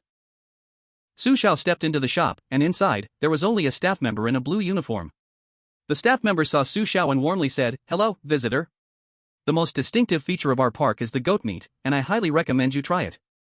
Oh, by the way, visitors can receive 3 portions of goat meat and drinks for free each day in this shop. This is included in the ticket price and will not be charged extra." Got it, thank you. Su Xiao casually replied and then, lost in his thoughts, walked towards the shelf where meat products were displayed. Standing in front of the shelf, Su Xiao noticed that there were various types of meat products, but the packaging of the goat meat stood out remarkably. The packaging of the goat meat was quite special.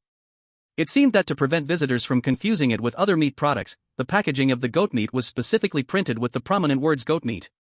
The goat meat seemed to be specially prepared for visitors. Compared to the other dark meat products, the goat meat looked particularly normal. After hesitating for a moment, Su Xiao casually took 3 portions of goat meat from the shelf. There was no problem with the goat meat, that was Su Xiao's judgment. Rule 6, if you are hungry, you can get free food from the vending machine, but a friendly reminder, if you don't want to vomit, please try to choose goat meat. Although Su Xiao needed to rebel against the rules to gain the protection of his talent here. But he wasn't taking food from the vending machine, so theoretically, he wasn't violating the rebellion principle. In this world full of strange tales, even with the protection of doll-like figures and the Black General, Su Xiao wouldn't dare to act recklessly. He always needed the protection of his talent. Once he lost the protection of his talent, he could be contaminated in an unconscious state. Such things are hard to guard against. After picking up the goat meat, Su Xiao turned around to the beverage section of the shop. The shop didn't have many types of drinks, most of which had names Su Xiao had never heard of. However, on the beverage shelf, there was one drink with a particularly strange name that instantly caught Su Xiao's attention. Rabbit blood? Su Xiao narrowed his eyes as he looked at the blood-red drink and felt somewhat puzzled. Su Xiao turned to the staff member and asked, "Excuse me, what is rabbit blood?" It's nothing." Su Xiao's question made the staff member appear flustered. Then, under Su Xiao's puzzled gaze, the staff member hurriedly removed all the rabbit blood from the shelf. Watching the staff member's mysterious actions, Su Xiao felt a bad premonition, but he didn't continue to ask. Instead, he walked out of the shop. Wow, the behavior of the zoo staff is very strange. This is definitely not a normal person's reaction.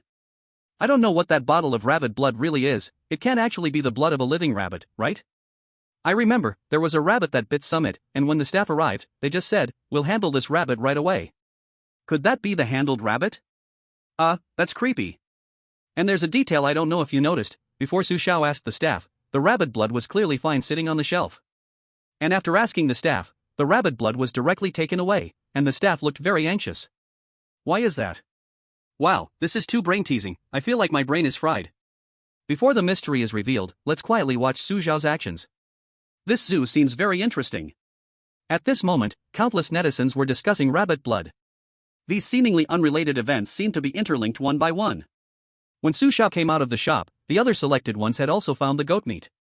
But the other selected ones were all following Rule 6, they were finding food from the vending machine. Did not enter the store. Of course. There is also rabbit blood in the vending machine. But most of the chosen ones chose to automatically ignore the rabbit blood when they saw it, as their instincts warned them that it was a very dangerous thing. Only Summit, who had been bitten by a rabbit and was mentally unstable, took that bottle of rabbit blood from the vending machine.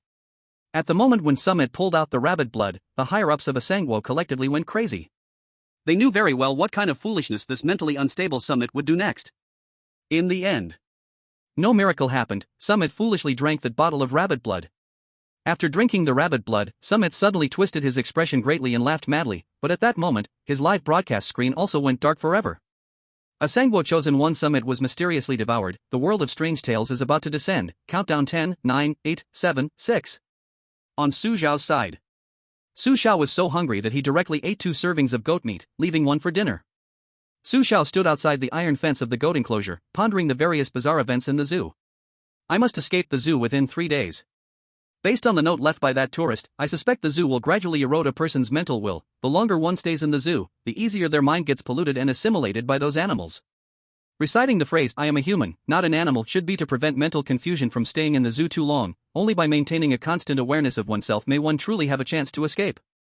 There is no exit in the zoo, and it seems the only possibility is that the exit is not here. If there really is an aquarium in the zoo, why do the staff keep denying its existence? There are too many mysteries waiting to be solved. Su Xiao's mind was somewhat chaotic at this time.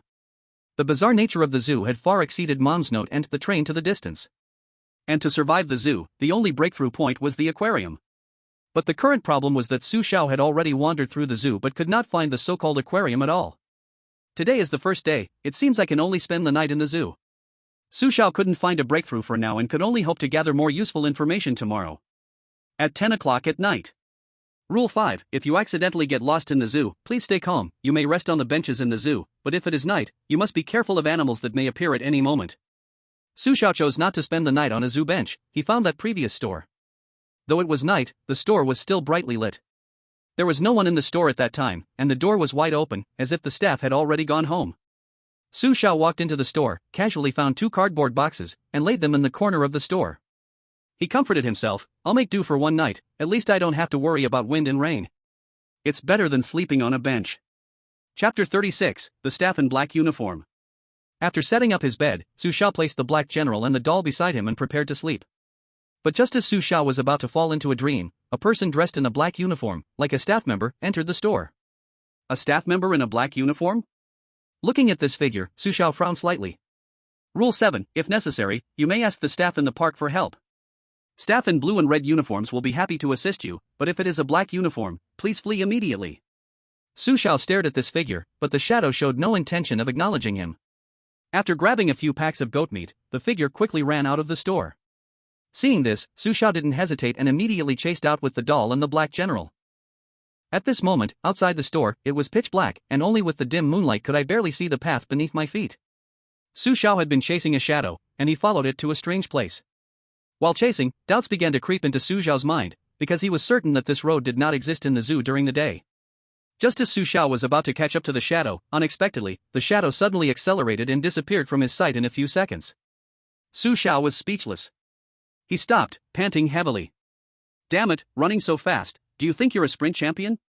In Su Xiao's sarcastic remarks, he suddenly noticed that the road the shadow had just run through had magically vanished. It was as if that road had never existed at all.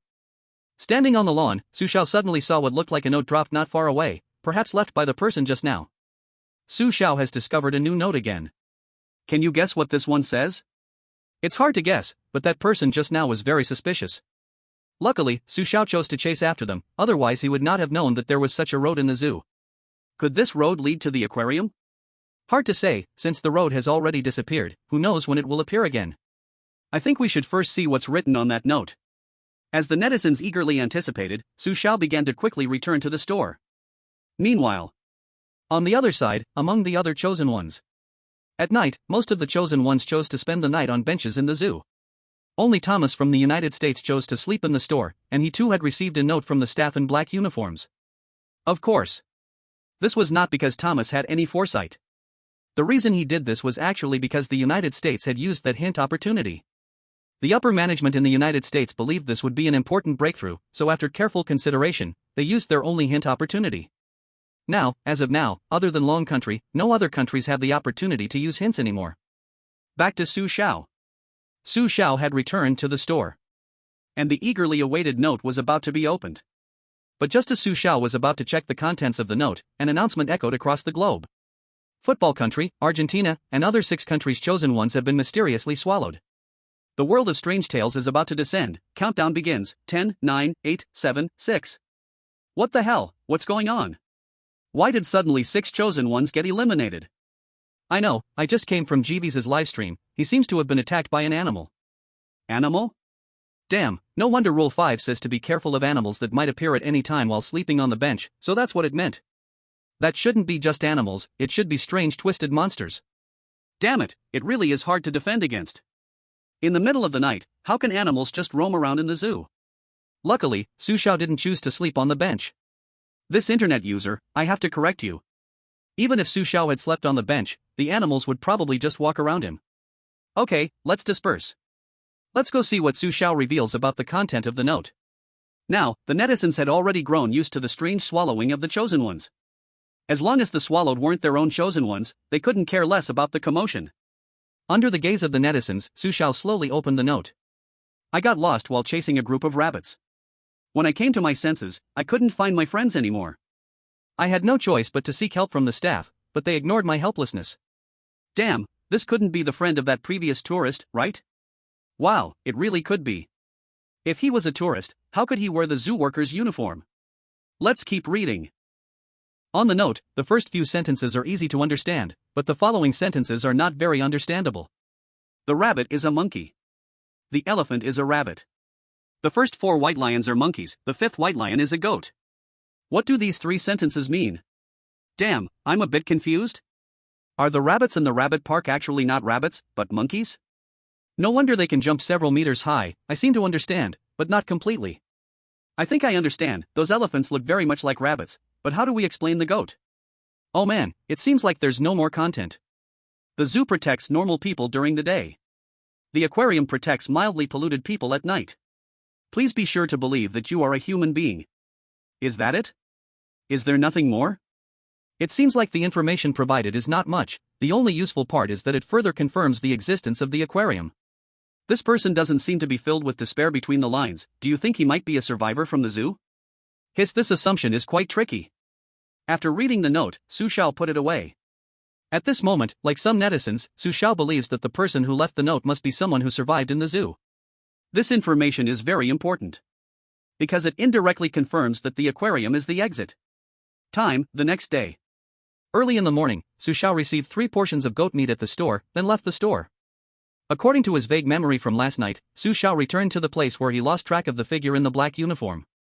This place is a lawn, and the path from last night has not appeared. However, Su Xiao is not in a hurry. He knows that the path will definitely appear again, so his goal today is to wait here. Su Xiao waited from morning until noon, but that path still did not appear. Until close to evening. Something appeared, but it was not the path, it was a group of strangely twisted animals. Su Xiao stood on the lawn, and from a distance, he saw a group of pink rabbits and blue elephants charging straight towards him. P.S. Just one more chapter, I'll add it tomorrow. Chapter 37, The Aquarium. Looking at the bizarre animals rushing towards him, Su Xiao frowned. He thought this group of animals was coming for him, if it weren't for the fact that he saw several workers in blue uniforms chasing the animals behind them. Su Xiao stared curiously at the workers chasing the animals. At this moment, a worker suddenly shouted at him, "Quick, help me stop them." Rule 3, if you see workers chasing animals, please help, they will appreciate you. Without a doubt, the rebellious Su Xiao did not help stop those animals, but rather stood aside with a sense of propriety. In the end, those bizarre animals slipped right under Su Xiao's eyes, along with the anxious workers, disappearing into the distance. After this little episode, Su Xiao was filled with doubts. Because before, he had not seen pink rabbits and blue elephants in the zoo. Why do these animals look so bizarre? Why did they come out? Why were the workers chasing them? Su Xiao's brow furrowed tightly. At this moment, on the side of other selected individuals. The other selected individuals were searching for the exit in the zoo. Several selected ones also encountered pink rabbits and blue elephants, and the scene was the same as Su Xiao's, with those animals being chased by the workers. "Help us, buddy, help stop them." The workers also requested their help. After a moment of thought, a few selected individuals chose to help with righteous fervor. With the help of the selected individuals, the group of animals was ultimately led back to the park by the workers. However, a few selected individuals could not have imagined that their recent actions had already caught the attention of some bizarre things hiding in the dark. Oh my god, what was that thing hiding in the darkness just now? It seemed like it was 2 people. No, they may look like humans, but their eyes are red, and they also have 2 rabbit ears. Damn, could it be that the rabbits have become spirits? It's not that the rabbits have become spirits, those rabbits were actually supposed to be humans. A few selected helpers are finished. They have already been targeted, it's probably just a matter of time before they're done for. Sigh, I shouldn't have meddled. Inside the zoo. Su Xiao has been waiting in the same spot, waiting for that road to appear again. Hard work pays off. Finally, at 10 o'clock at night, Su Xiao saw that road again. That road appeared out of nowhere, and the time was just like the day before. Following this road should lead to the aquarium. I hope my guess is correct. Su Xiao knew the opportunity was right in front of him, so without any hesitation, he walked along the road into the distance. At this moment, in America, Thomas, having received the note, had been waiting for that road to appear just like Su Xiao. When he saw the road appear, Thomas also ran down the path without hesitation. As Su Xiao and Thomas finally found their way to the aquarium, Nicola from the Bear Country also stumbled upon that road by accident. Ha! I've passed this place many times, I remember there wasn't a road here. Where does this road lead? Filled with doubt, Nicola stepped onto that road. At 10:30 at night. That road disappeared right on time, but fortunately, Su Xiao was already standing in front of the building named Aquarium.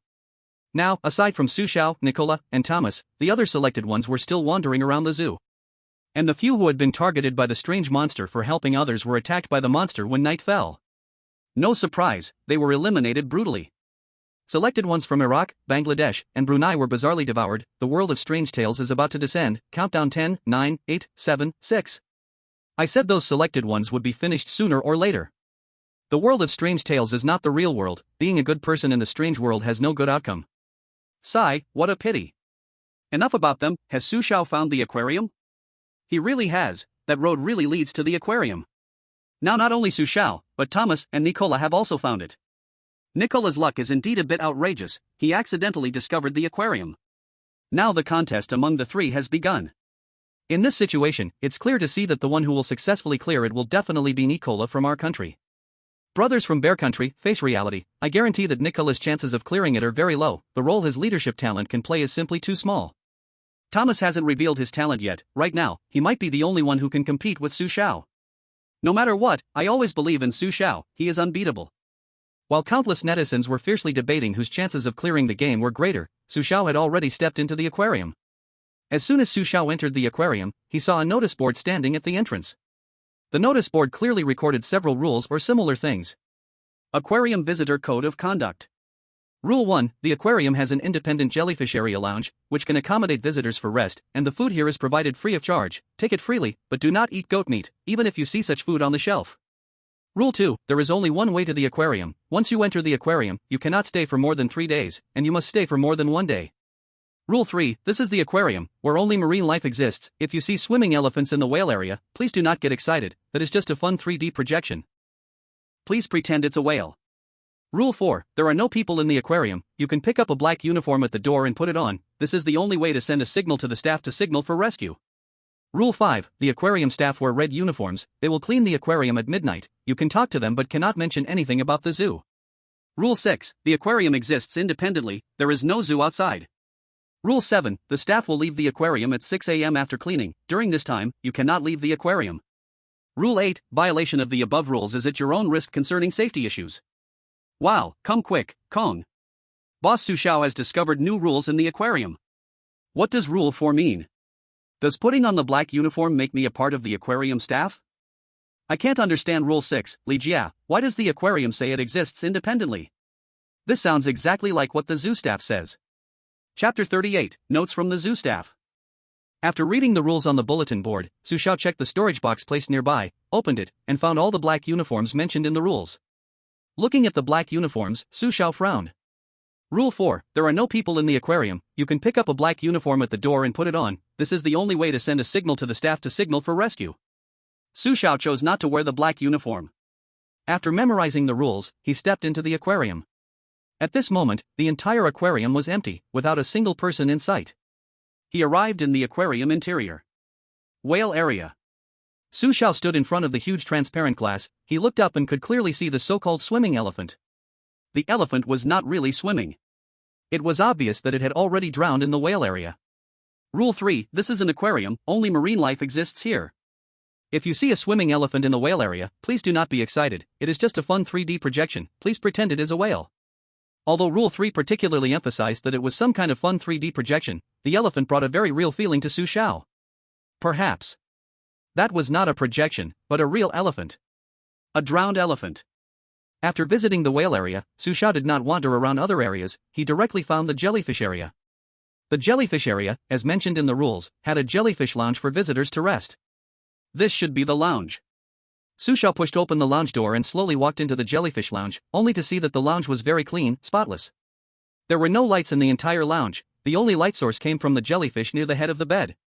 Looking at the jellyfish swimming in the seawater, Su Xiao felt inexplicably calm. A strange warm feeling also lingered in his heart at that moment. It was strange. All of his earlier tension vanished at this moment. Feeling the subtle change within himself, Su Xiao was amazed. Wow, could it be that these jellyfish can heal people's mental emotions? I think I can understand why the aquarium can protect people who are slightly contaminated. Until this moment, Su Xiao seemed to have understood the content of the note left by the person in the black uniform. Unconsciously, Su Xiao sat on the soft bed, quietly feeling the mental comfort coming from the jellyfish. Although Su Xiao had not been contaminated at all, the feeling at this moment was truly indescribable. Sitting on the bed, Su Xiao gently closed his eyes. At this moment, memories related to the zoo seemed to gradually fade away, but Su Xiao did not notice. After a long time, Su Xiao opened his eyes. And all memories related to the zoo he had completely forgotten. But just as Su Xiao felt he had lost something, yet could not remember what it was, the Black General had already placed 2 notebook-like items at his feet. Black General, what is this? Su Xiao picked up the 2 notebooks in confusion, gently stroking the Black General's head. Curiously, Su Xiao opened the first notebook. The first page recorded only a few words. I am a staff member at the zoo. Zoo? Staff member? Su Xiao frowned deeply, feeling somewhat unfamiliar and puzzled by the word zoo. At this moment, outside the live stream, Many viewers noticed Su Xiao's strange behavior. Wow, what's wrong with Su Xiao? There's nothing wrong with being a zoo staff member, right? I feel like Su Xiao is really confused. Has he already forgotten about the zoo? Amnesia? How is that possible? Who knows, maybe there's something wrong with this room. Let's take a look and judge later, see if there's any useful information in the notebook. Su Xiao continued to flip through. I have been working at the zoo, and ever since I started here, I have been having the same dream every night, a bizarre yet incredibly real dream. Wow, this opening is so thrilling, I can't wait to find out what the dream is about. In my dream, I turn into an elephant, a drowned elephant. In the dream, that elephant whispers to me. You cannot escape, because this is your ending. This whisper made it impossible for me to focus on my work. I even once doubted whether I was going crazy. Oh no, could it be that this staff member is the drowned elephant from the whale area? No way, didn't the rules say that the elephant in the whale area is a fun 3D projection? But the rules could also be wrong. Damn, this is so bizarre. While working at the zoo, I was forced to follow some strange rules, and I heard that those staff members who did not follow the rules all mysteriously disappeared. They didn't resign from the zoo, they completely vanished from the world. According to the rules, I must always remember that the zoo exists independently, that there is no aquarium here.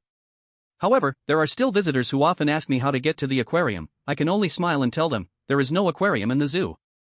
No wonder the staff members at the zoo behave so strangely, they must also follow rules. But I don't know what the rules they follow really are.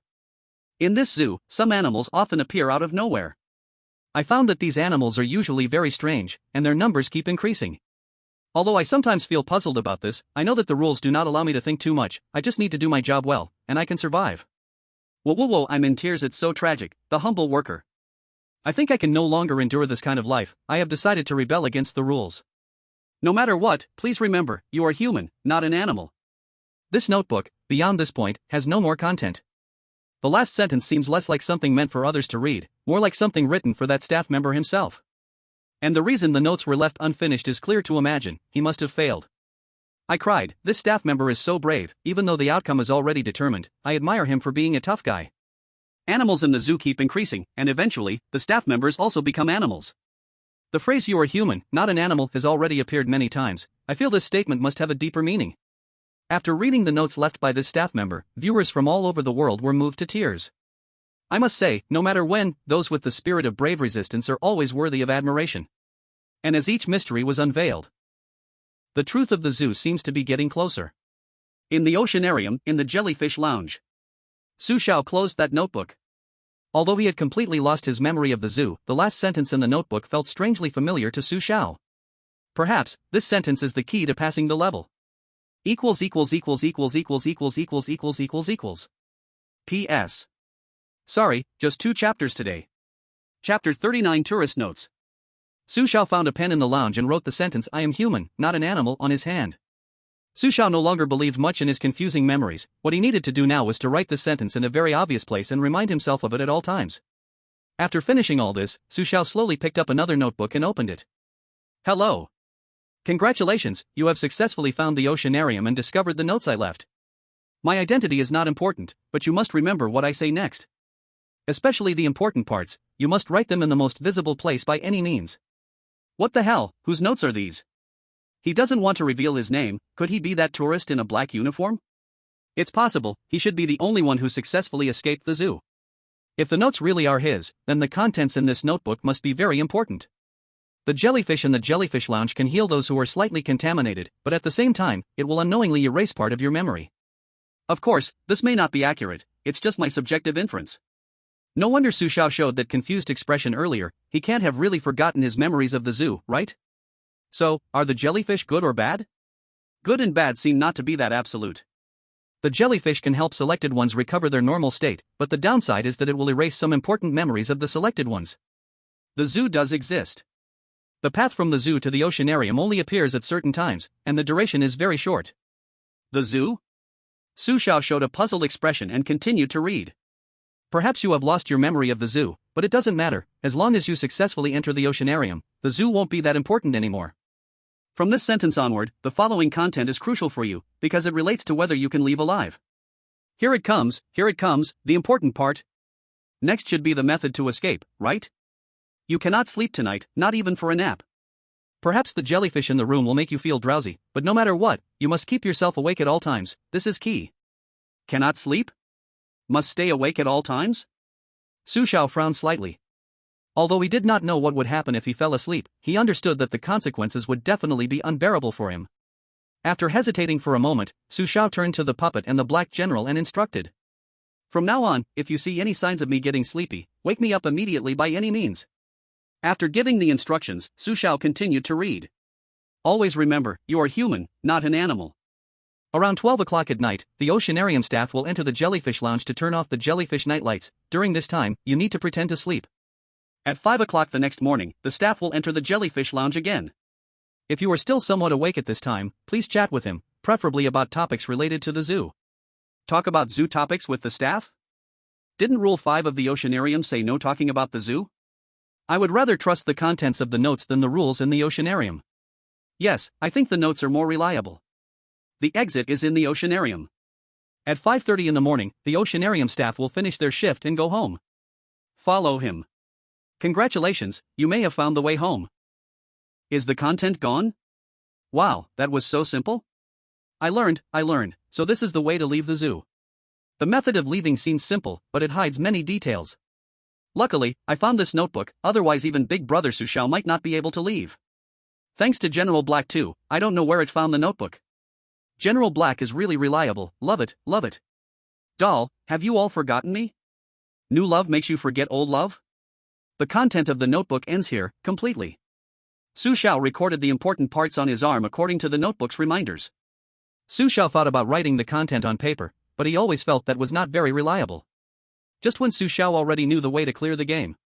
At this time, over at Grizzly Nation, Nicola wore a black uniform. Under the mental comfort of the jellyfish, he lost his memory related to the zoo. But one must say, Nicola's luck is truly unbelievable. He accidentally found that tourist notebook in the lounge. This tourist notebook is exactly the same as the one Su Xiao obtained. It also recorded the method of clearing the game. Hooray! Hooray! Looking at the notebook in his hand, Nicola appeared particularly excited. However, he was clearly a bit too excited. He did not choose to record the important content of the notebook on paper, nor did he write it on his body like Su Xiao. Yoshi, Nicola definitely has intelligence, unlike Su Xiao from Dragon Nation, who was foolish enough to write the content on his hand, so stupid. With the notebook in hand, why write anything, just look at the notebook, right? Eastern Island and Kimchi Country, you guys are everywhere, coming out to seek attention again? I think before talking about others, it's best to think about what kind of candidates your own country has. Eastern Island and Kimchi Country people, I hope you remember what you were saying now, don't say I didn't remind you when it comes back to bite you. Nicola's thoughts were in line with the statements from Kimchi Country. He also felt that having the notebook meant writing it down elsewhere was redundant. Nicola's actions seemed perfectly fine because this is the thought of most normal people. But he seemed to forget that in the world of bizarre tales, sometimes you cannot think about problems with normal logic. Because each seemingly insignificant wrong choice may lead you to pay a heavy price for it. At this time, over at American Thomas. Thomas also found 2 notebooks in the jellyfish lounge, but they were different from the one Su Xiao found. One of these notebooks was written by an aquarium staff member, and the other was surprisingly from the zoo director. Wow, Thomas actually found a new notebook. This is something even Big Brother Su Xiao didn't find. I wonder if the content of these 2 notebooks records the way to leave. It's hard to draw a conclusion. Currently only the one left by the tourist is useful. The staff's notebook mostly records daily routines, actually providing very little help for the chosen ones. Quick, look, Thomas has opened the staff's notebook. Under the anxious gaze of countless netizens, American Thomas opened a notebook.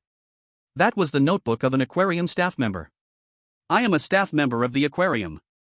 I usually work night shifts. I enter the aquarium to work at around 12 o'clock and leave around 5:30 in the morning. In fact, the precise working hours of the aquarium are from 12 at night to 6 in the morning. The reason I arrive late and leave early is because the aquarium has strict regulations. The aquarium does not allow early arrivals or overtime. The aquarium actually has such a rule. It's simply the dream job for office workers. Can someone tell me where I can find this kind of job? I will take a train to the interview right away. Hey brother, you won't believe it, but I actually have such a job. Really? Really? Where is the job location? In the border area of Longwa, near Mian Country. Want to come? Round-trip tickets are covered. I'm outta here.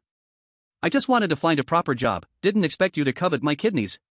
As an aquarium employee, I must abide by the rules and always remember that the aquarium is a separate entity, there is no zoo here. I have doubts about the aquarium's rules. But I heard that the last employee who didn't follow the rules completely vanished inside the aquarium. At first, I thought it was just a scary joke, until that day when I saw the drowned elephant in the whale area. Oh my god, all the details are connected. Yeah, it seems that aquarium employees also need to follow rules. Their rules should be different from zoo employees. No matter how the visitors ask, I must insist that I know nothing about the existence of the zoo. I know they will soon forget about the zoo because the jellyfish here will make them forget that part of their memory. Zoo? Why can't I remember anything about the zoo? Have I really forgotten that part of my memory? Seeing this, Thomas was also quite puzzled. Once there was a tourist who accidentally found this place. He asked me about the zoo. I vehemently denied knowing about the zoo's existence, and soon, he lost interest. Oh wow, that tourist couldn't be the one who left a note, could he? At this point, there's a great possibility that it is him. While the tourist was asleep, I followed the rules and turned off the jellyfish night lamp by his bed. But the next day when I came to work, I suddenly found that the tourist had disappeared. I don't know if he had an accident or if he had already left the aquarium. In any case, I haven't seen him in the aquarium since. Oh man, that tourist must have escaped from the aquarium. That's for sure, the one who left the note is him. Wow, this interconnected storyline is absolutely thrilling. Wait a minute, it seems we overlooked something. Overlooked what? Did you notice, this note doesn't contain any records of how to leave? Oh my god, that's true. Now, it looks like we can only hope for the director's notes. In the discussions among netizens, Thomas had already closed the notebook with a heavy expression. At this time, Thomas's brows were deeply furrowed. F***CK. F***CK. Just tell me how the tourist left. There's not a single useful piece of information in this entire notebook. Thomas was very frustrated because this notebook didn't record the content he wanted to see. That is to say, although he finished reading the notes left by the aquarium staff, he still did not find a way to leave the aquarium. Now, Thomas had another notebook in his hand, which was the director of the zoo's notes. If he couldn't find the answers he wanted in this notebook, it would be very difficult for Thomas to leave.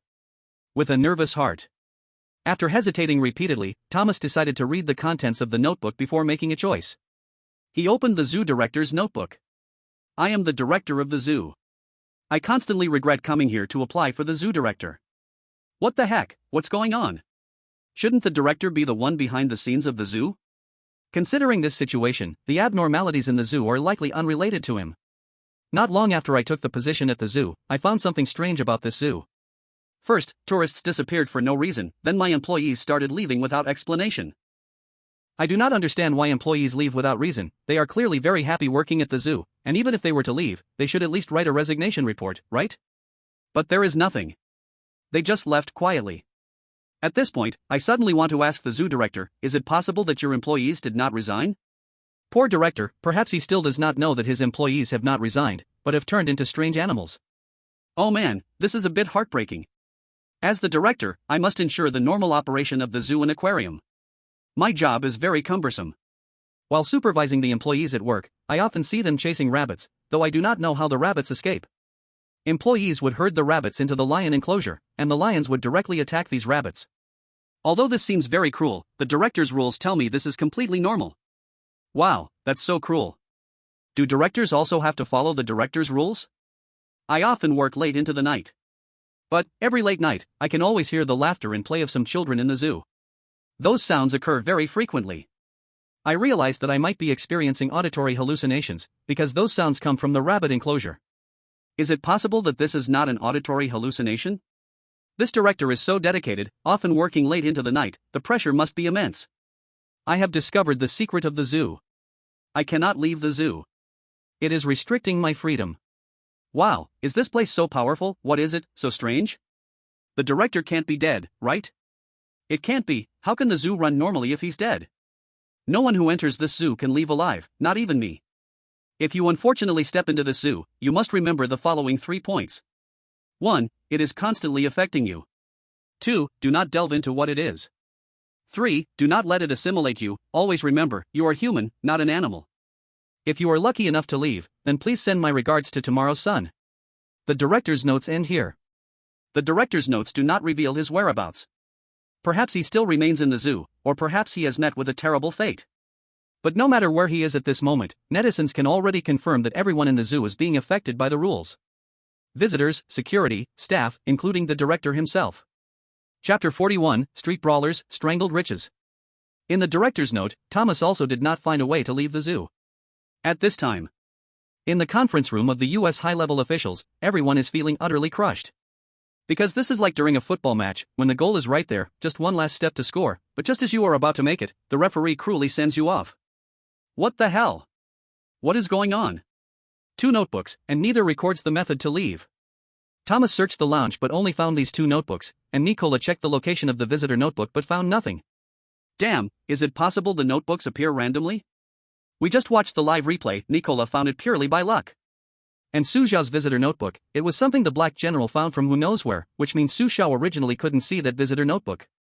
Damn. I didn't expect the Black General to help Su Xiao at such a critical moment. Don't rush, Thomas still has a chance, his talent hasn't been used yet, we still have one last shot. The US high-level officials began to calm down, all their eyes turning to the live footage where Thomas is. At this moment, in the jellyfish lounge, Thomas is also feeling very dejected and desperate because he hasn't found a way to leave. But soon, he rallied himself again. No, I haven't lost yet, I still have talent, I can still fight. Thomas's talent is an A-level talent. The talent is named Stealer. Although Stealer is only an A-level talent, this talent can steal useful information from other chosen ones. It's no surprise that Thomas set his target for stealing information as Su Xiao. As the talent was used, a line of small letters began to appear on the white paper in Thomas's hand. The appearance of these small letters made both Thomas and the high-level officials in the United States start to breathe heavily. However, when that line of small letters fully revealed itself, Thomas and the US high-level officials were so angry that they spat out a mouthful of old blood. On the white paper, it boldly wrote, "Street punk, what do you want to do?" The sudden insult, "I hurt my waist." Ha ha ha, breached defenses, Thomas is so mad he is rolling his eyes. What kind of operation is this? Killing someone with words. This sudden insult nearly made countless netizens laugh to death in the live broadcast room, but soon they realized the problem. No, just now it seems like Su Xiao didn't do anything at all. Yeah, so what exactly happened? It seems it was General Black who did it. I saw General Black just now gesturing at the air. General Black? Damn. General Black can actually make Thomas's talent fail? Or did he change the content on the paper? General Black is too awesome. Not only awesome, he's also incredibly good at insulting people. Ha ha, a dog barking at me. Woo woo woo. Mom, I want a pet like that too. While countless netizens were stirred up with love for General Black in the live broadcast room, at this moment, the meeting room of the US high-level officials was silent and cold. Now, who can tell me what the hell just happened? Well, it seems it was General Black next to Su Xiao, he did something. General Black? Damn it, it's Su Xiao again. My country will not coexist with him. Achoo, achoo. In the jellyfish lounge. Su Xiao sneezed twice, but he didn't mind because there were too many people who wanted to insult him. Su Xiao just finished a serving of goat meat, and then he gloomily realized that he had completely forgotten the contents of those 2 notebooks. But fortunately, he had written the important contents of the notes on his hand. The moment he forgot, he could remember immediately. The impact of the jellyfish on my memory is quite serious, it seems to come with some hypnotic effect. I must stay alert at all times, I absolutely cannot fall asleep tonight. I am human, not an animal. Su Xiao kept reminding himself over and over. And whenever he felt a hint of drowsiness, the puppet and General Black would carry out his orders, giving him a little stimulation. Truly ruthless, General Black really bites. Damn, Su Xiao really dares to be harsh on himself, that arm is all bloody. At times like this, it has to be real bites, otherwise, it's easy to fall asleep. Once you sleep, waking up won't be that simple. Alas, Su Xiao fights for us, the Dragon Nation. It's really hard on him. He is a hero, not just one man's hero, but the hero of all of us. The people of the Dragon Nation, seeing the scene in the live broadcast, were all touched and expressed their heartache. After all, Su Xiao was fighting for the whole Dragon Nation now, while they could do nothing. Time, the 3rd day. 12:05 a.m. The staff of the aquarium began to work. The staff walked into Su Xiao's resting room skillfully. Upon discovering Su Xiao lying on the bed, he did not show much surprise but quietly helped Su Xiao turn off the little jellyfish night light. As he left, the staff took the 2 notebooks with him and even kindly closed the door for Su Xiao. Hearing the gradually distant footsteps of the staff, Su Xiao, who had been pretending to sleep, sat up and turned the little jellyfish night light back on. He knew that the staff would not enter the lounge until 5 in the morning.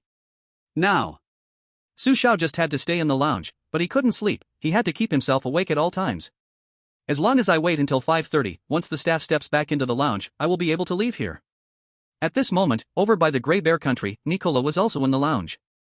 The aquarium staff also walked into the lounge where Nicola was. Nicola was pretending to sleep on the bed. But the sleeping Nicola could never imagine that the staff would take the notes left by visitors as trash. By the time the staff left, when Nicola got back up from the bed, it was too late to realize that the notes were gone. Damn it, where did the notes go? No, I can't panic at a time like this. I need to find a pen to write those things down somewhere else. Yes, I must do it. Nicola rolled out of bed and began looking for paper and a pen in the lounge. But when he finally found paper and a pen, he couldn't remember what he meant to do with them. Why am I holding these two things? What was I planning to write down? What was it? Why can't I remember anything? Nicola held the paper and pen for a long time, but still couldn't recall what he needed them for. After hesitating for a while, Nicola threw the paper and pen into the trash can. During this process, Nicola also saw the bite marks on his arm, but he was completely puzzled. Why did I treat myself this way? Was I trying to remind myself of something? I just can't remember. So sleepy, with such a comfortable lounge, I think I should just sleep and think about it tomorrow. P.S. Suddenly, over 100 requests for updates, the author was a bit taken aback, thanks to all the friends for their support and love. The zoo is about to end. First, 3 chapters, maybe there will be one more later. Chapter 42, Zoo Clearance. Damn, how did Nicola fall asleep in bed? Didn't the visitor notes say not to sleep? It's not that Nicola wanted to sleep, it's that under the influence of the jellyfish, he found it hard to resist drowsiness. Nicola really perfectly explained what it means to waste a good hand. He shouldn't have tried to be clever. Exactly, if he had written down the important contents of the notes in the most visible place earlier, he wouldn't have forgotten what he should or shouldn't do. So foolish, wasting such good luck. I guess he didn't think the notes would be taken by the staff. The visitor notes clearly stated he should write the important contents in the most prominent place, but he found it troublesome. Now he knows the consequences of being lazy?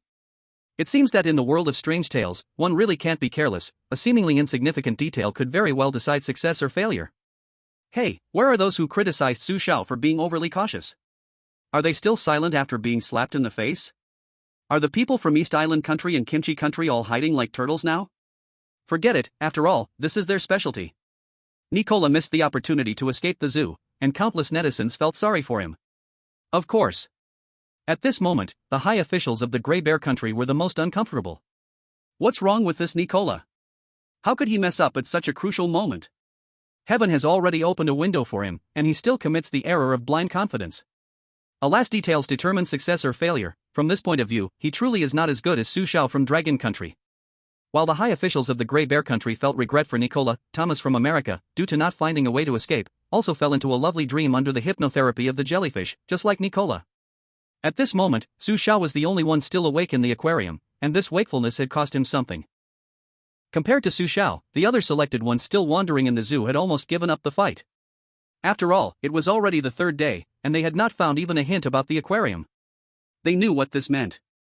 They had already caught a whiff of death. Time was passing slowly, second by second. Every second in the aquarium was torture for Su Xiao. Even though he could not be harmed or contaminated by the strange, the influence of the jellyfish on his mind made his already chaotic thoughts and fatigued nerves leave him utterly exhausted. If it were not for his iron will, he would have probably collapsed on the bed long ago. At this moment, both of Su Xiao's arms were bleeding profusely. He chose not to stop the bleeding, using the pain to keep himself alert. His actions moved countless netizens outside the screen once again. Now only Su Xiao is holding on, he must stay strong. Using puppets and the Black General to stay awake is good, but it wears out the arms. For passing the level, Su Xiao is giving his all. I'm tearing up. If this continues, Su Xiao's arms will be ruined. I believe I couldn't do this kind of self-harm to stay conscious. Go, Su Xiao. Go, Dragon Country. You must hold on. Amidst the silent cheer of countless netizens, time flew by. 5:20 in the morning. After an extremely torturous struggle, Su Xiao finally waited for the staff who came to clean when his face was as pale as paper. When the aquarium staff pushed open the door and entered the room, Su Xiao let out a long sigh of relief. Everything is finally going to end. Seeing Su Xiao standing by the bed, the staff looked a bit astonished and surprised. In the depths of his eyes, Su Xiao even caught a hint of fear. Perhaps, according to the staff's rules, tourists were seen as troublesome beings. The staff did not speak to Su Xiao but tried hard to avoid him.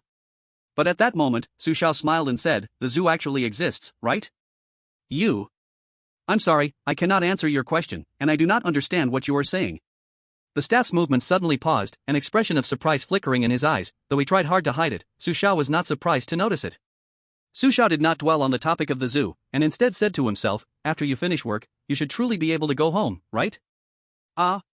The aquarium staff looked confused, clearly not understanding the meaning behind Su Xiao's words.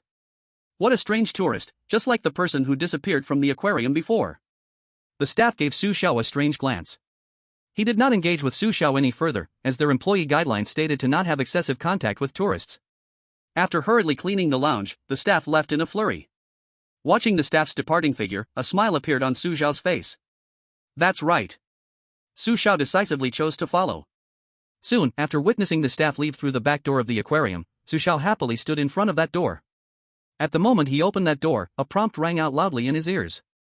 The dead elephant that drowned in the aquarium is not everyone's ending. As long as you always believe you are human, then it cannot affect you. Selected 1, congratulations, you have successfully escaped the zoo. Completion evaluation, 5 stars. Completion reward, jellyfish pendant, strange resistance +2. Current strange resistance, 4%. Jellyfish pendant description, the jellyfish pendant is a part of it. The pendant will soothe your mental emotions, and at the same time, it will not let you lose yourself. Jellyfish pendant? Su Xiao felt a bit delighted.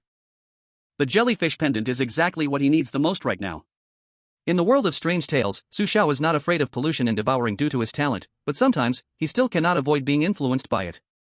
With the jellyfish pendant, he can essentially be immune to the effects brought by it. This compensates for the gap in his talent. Su Xiao's livestream screen freezes, and at the same time, an announcement echoes across the globe. Congratulations to Su Xiao from Dragon Country for successfully clearing the level. Dragon Country will exempt this time's rule strange tale from coming. Su Xiao from Dragon Country clears the level with 5 stars and will receive a special reward. The national disease rate of Dragon Country will decrease by 20%. Hearing the announcement above Dragon Country, all citizens are filled with passion. He cleared it. Su Xiao has cleared it again. This is the 3rd consecutive clearance. This glory belongs to our Dragon Country. Su Xiao is amazing. Wow, brothers, I'm super excited right now. A rush of blood is going straight to my head. I just stood up. My doctor even said I'm a medical miracle.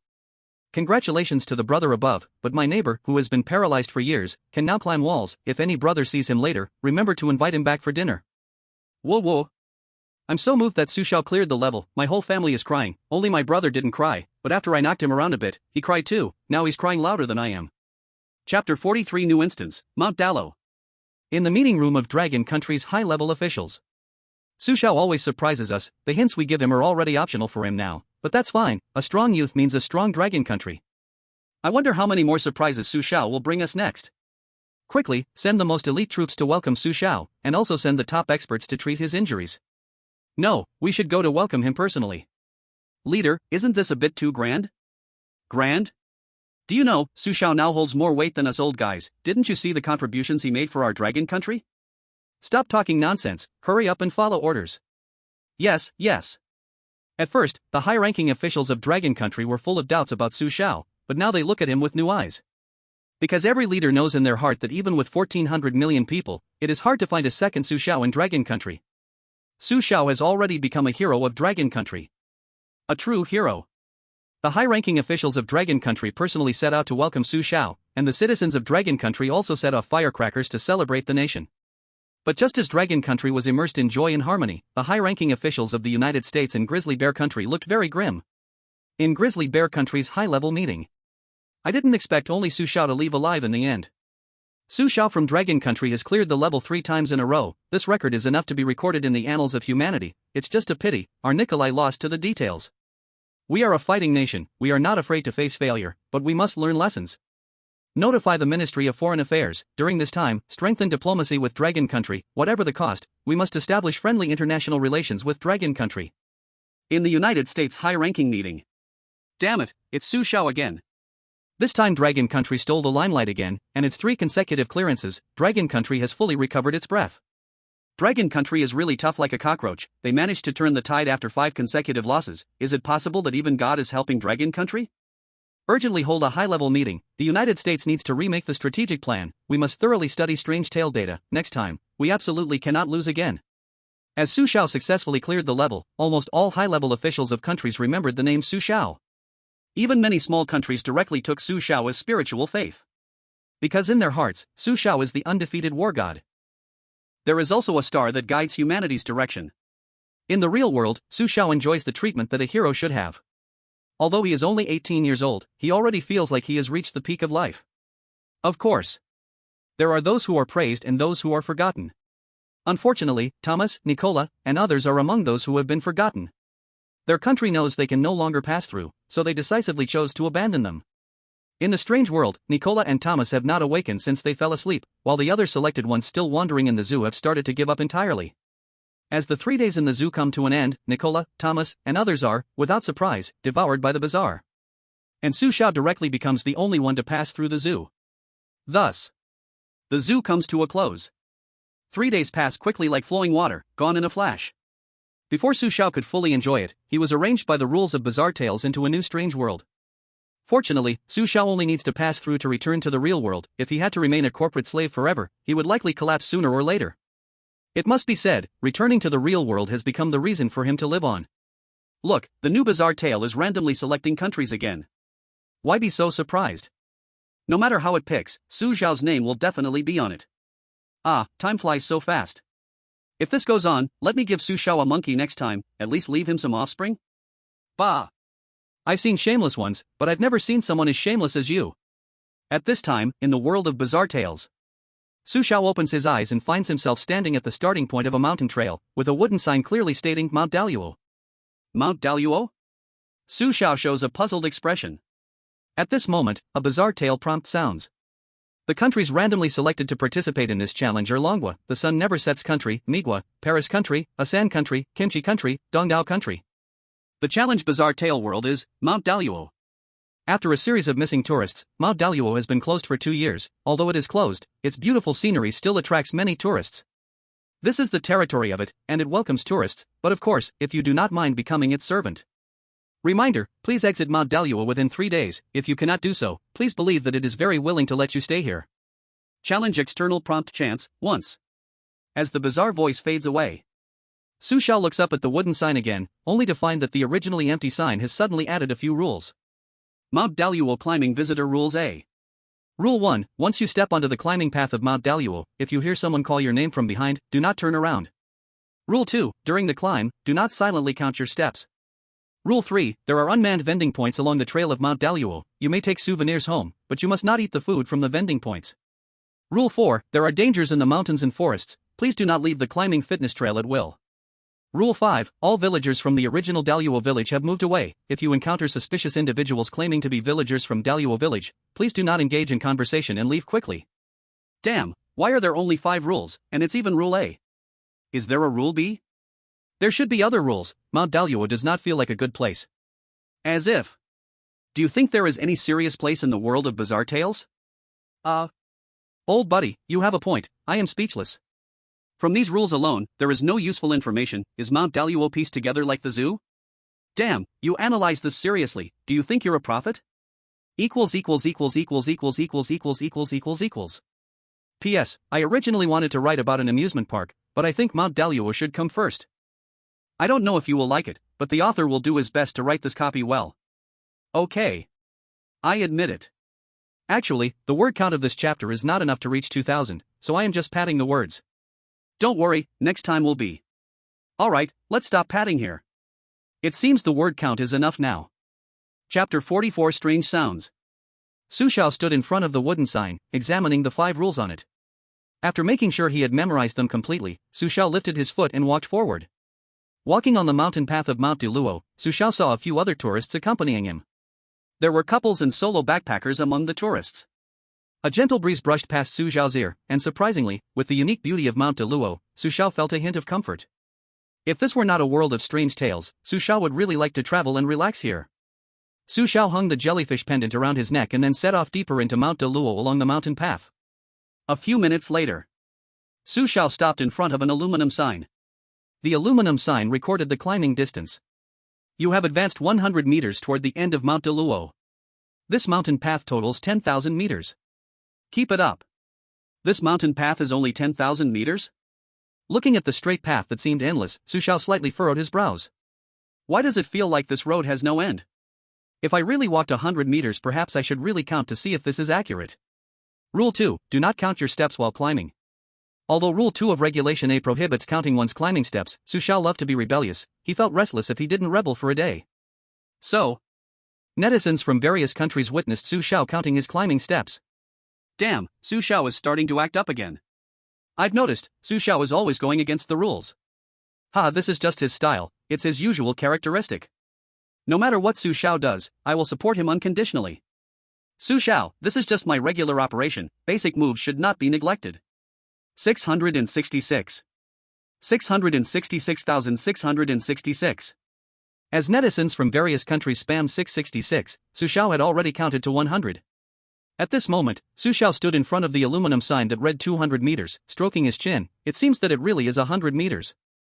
Although he confirmed that the distance calculation on the aluminum sign was not wrong, Su Xiao always felt that things were not this simple. Su Xiao walked around the sign and continued toward the finish line. However, just 500 meters into his progress, something strange happened. He could always sense something was following him, and he could hear someone calling his name.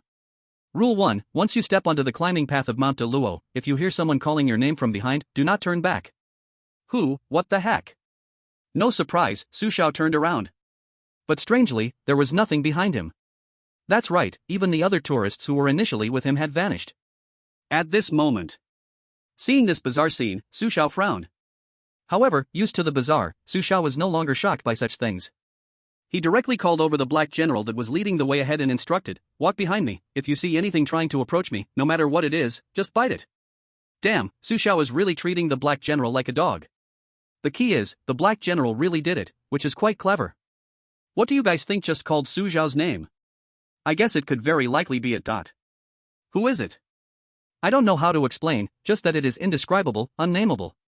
As strange calling voices appeared behind Su Xiao, the selected ones from other countries also heard that faint calling. However, these chosen ones did not dare to look back. They clearly knew that whatever was calling them from behind was definitely not human. 800 meters on the mountain path. Su Xiao was here. Discovered the unmanned vending points set along the way. Looking at the brand new Daluoshan souvenirs and fresh food that hasn't expired, Su Xiao showed a look of doubt. Daluoshan has been closed to tourists for 2 years. Although occasionally there are tourists coming here to sightsee, it doesn't make sense to set up a vending point just for these scattered visitors, right? These things were clearly just placed here not long ago, which means that besides tourists, there are also workers here? Daluoshan has banned tourism, so why are the workers still sticking to their posts? At that moment, many questions suddenly popped up in Su Xiao's mind. But just as he lowered his head to think, the strange voice that called his name echoed behind him again. And this time, Su Xiao could feel that the thing was very close to him. Listening to that immensely eerie voice, Su Xiao frowned deeply, but when he suddenly turned around, there was nothing behind him. And Black General, who was beside him, looked at him with a puzzled expression. It was obvious. Besides Su Xiao himself, even Black General couldn't hear that voice. Is there only sound behind me? Was that sense of closeness just my illusion? Could it be that's what's called it? While thinking about these questions, Su Xiao felt his mind suddenly become a bit chaotic, as if he were influenced by it. But just as Su Xiao felt his mind was abnormal, the pendant on his chest suddenly emitted a faint light, and in an instant, he felt the influence of it seem to have disappeared. His mind returned to normal, and this made Su Xiao immensely happy. The jellyfish pendant really is a good thing. I'm not afraid of pollution and eeriness, but I do fear this kind of invisible mental influence.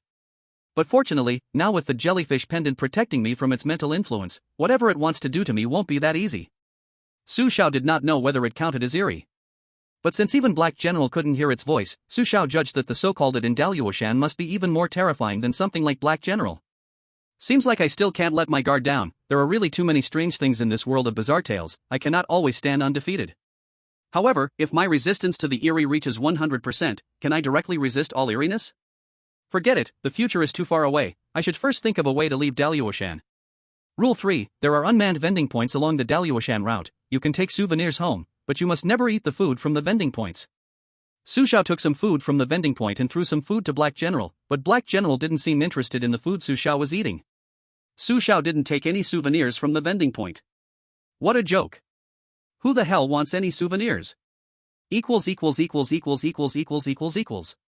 P.S. 3 chapters today, 4 chapters tomorrow, first show the day after. Dear readers, if you like this book, please help by leaving a 5-star review. The author is relying on this book to make a living.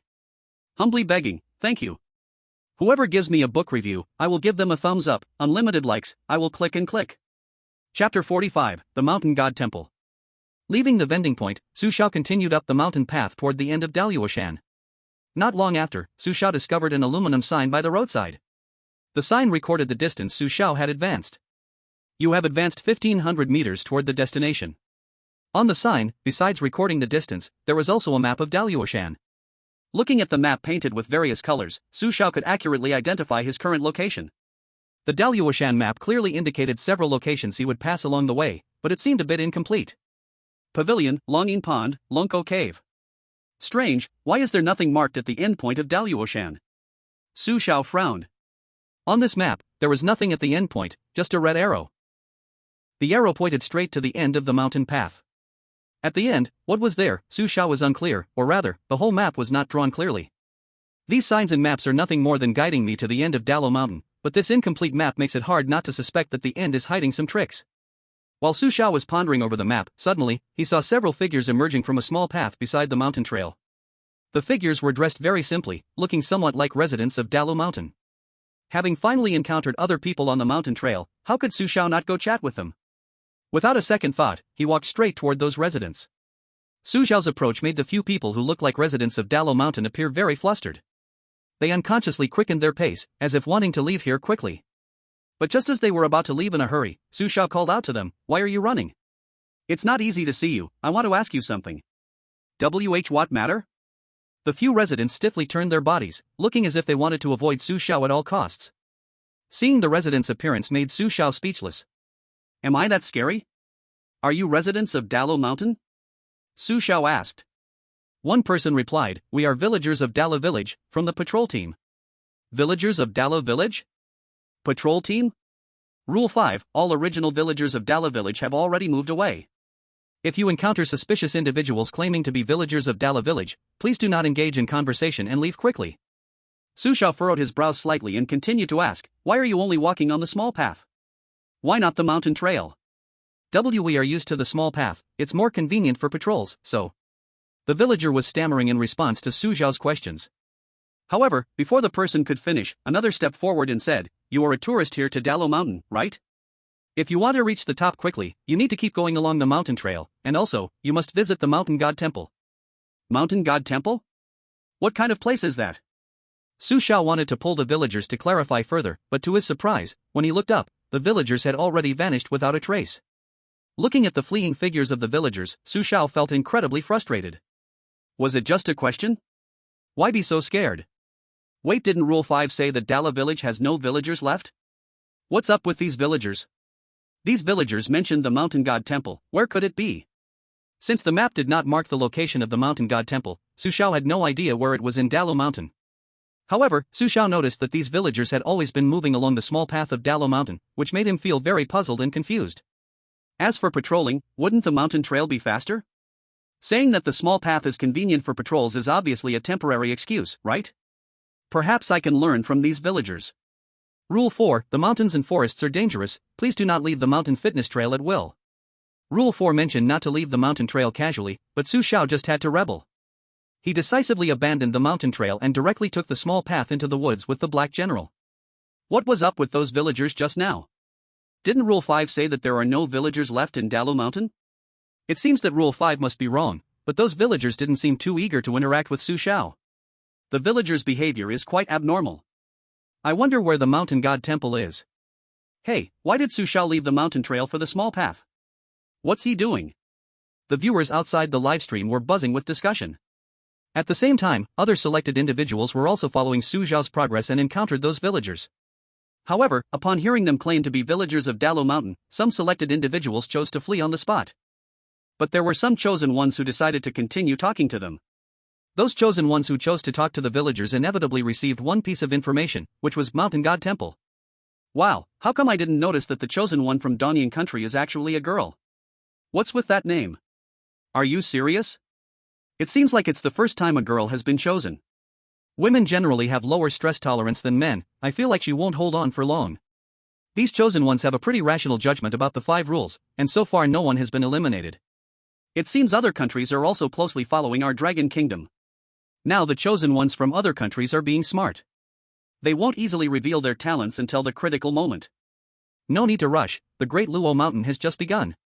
As for Su Xiao's talent, it seems that other countries don't know it except for the higher-ups in the Dragon Kingdom, right? Currently, the highest level of talent known among these countries is only S level. Do you think Su Xiao's talent is S level? S level? The S level talent of Nicola from the Bear Country doesn't seem to have made much impact, right? Didn't you see the news released by the US expert group a few days ago? According to their deduction, S level is just the limit of human understanding, not the limit of talent.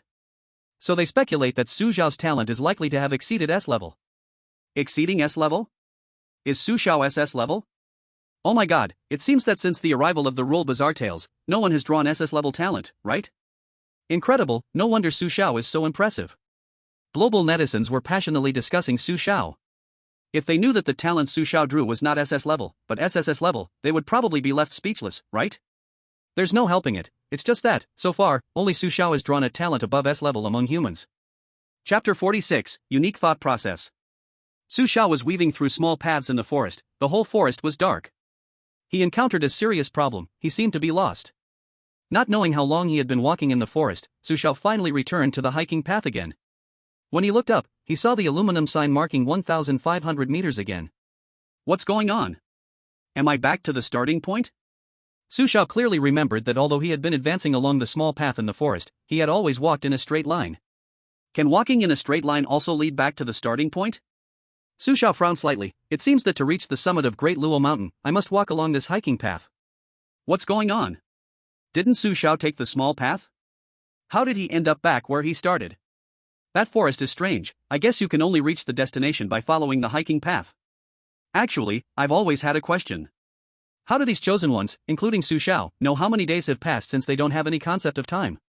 It's simple, when it gets dark, doesn't it mean a day has passed?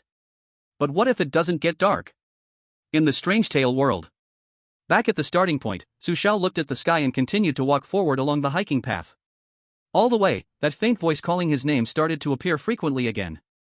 That voice was eerie, sometimes it sounded like a familiar person, while at other times, it felt completely unfamiliar. The voice seemed to come and go, and sometimes Su Xiao felt it was far away, but at other times, he felt the owner of the voice was right beside him. Su Xiao's brows furrowed tightly. It seems it wants to disrupt my thoughts and cause confusion. Su Xiao did not know where it was. But ever since stepping into Great Luo Mountain, it has been influencing him. Fortunately, with the protection of the jellyfish pendant, Su Xiao was not deceived by it, and his thoughts remained functioning normally. At 2,000 meters on the hiking path, Su Xiao saw an iron sign. The sign recorded the meters of the mountain trail, and below it were new rules. Daluo Mountain Climbing Visitor Code B. Rule 6, the management has not set up any selling points along Daluo Mountain. If you find a selling point, please do not take anything from there, and report it to the staff immediately. Rule 7, if you see a pavilion on the way up the mountain, please move away immediately. Do not touch anything inside the pavilion. Rule 8, if you feel you are being followed or hear unusual sounds, please go to Longyin Pond to wash up, but be careful, do not drink the water from Longyin Pond. Rule 9, Lonko Cave has always been a good resting point on Daluo Mountain. There, you can seek help from the staff. Rule 10, do not trust anyone. On the iron sign, the original Rule 10 was crossed out, and the new Rule 10 looked like it was just added. This scene was very strange.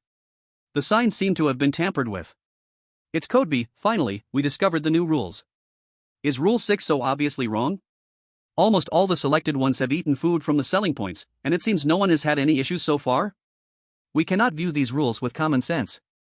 Since this rule exists, it proves it has its significance. I agree, just because nothing has gone wrong yet doesn't mean there won't be problems later. Damn, can you all stop being so dramatic? If this rule is correct, then all the selected ones.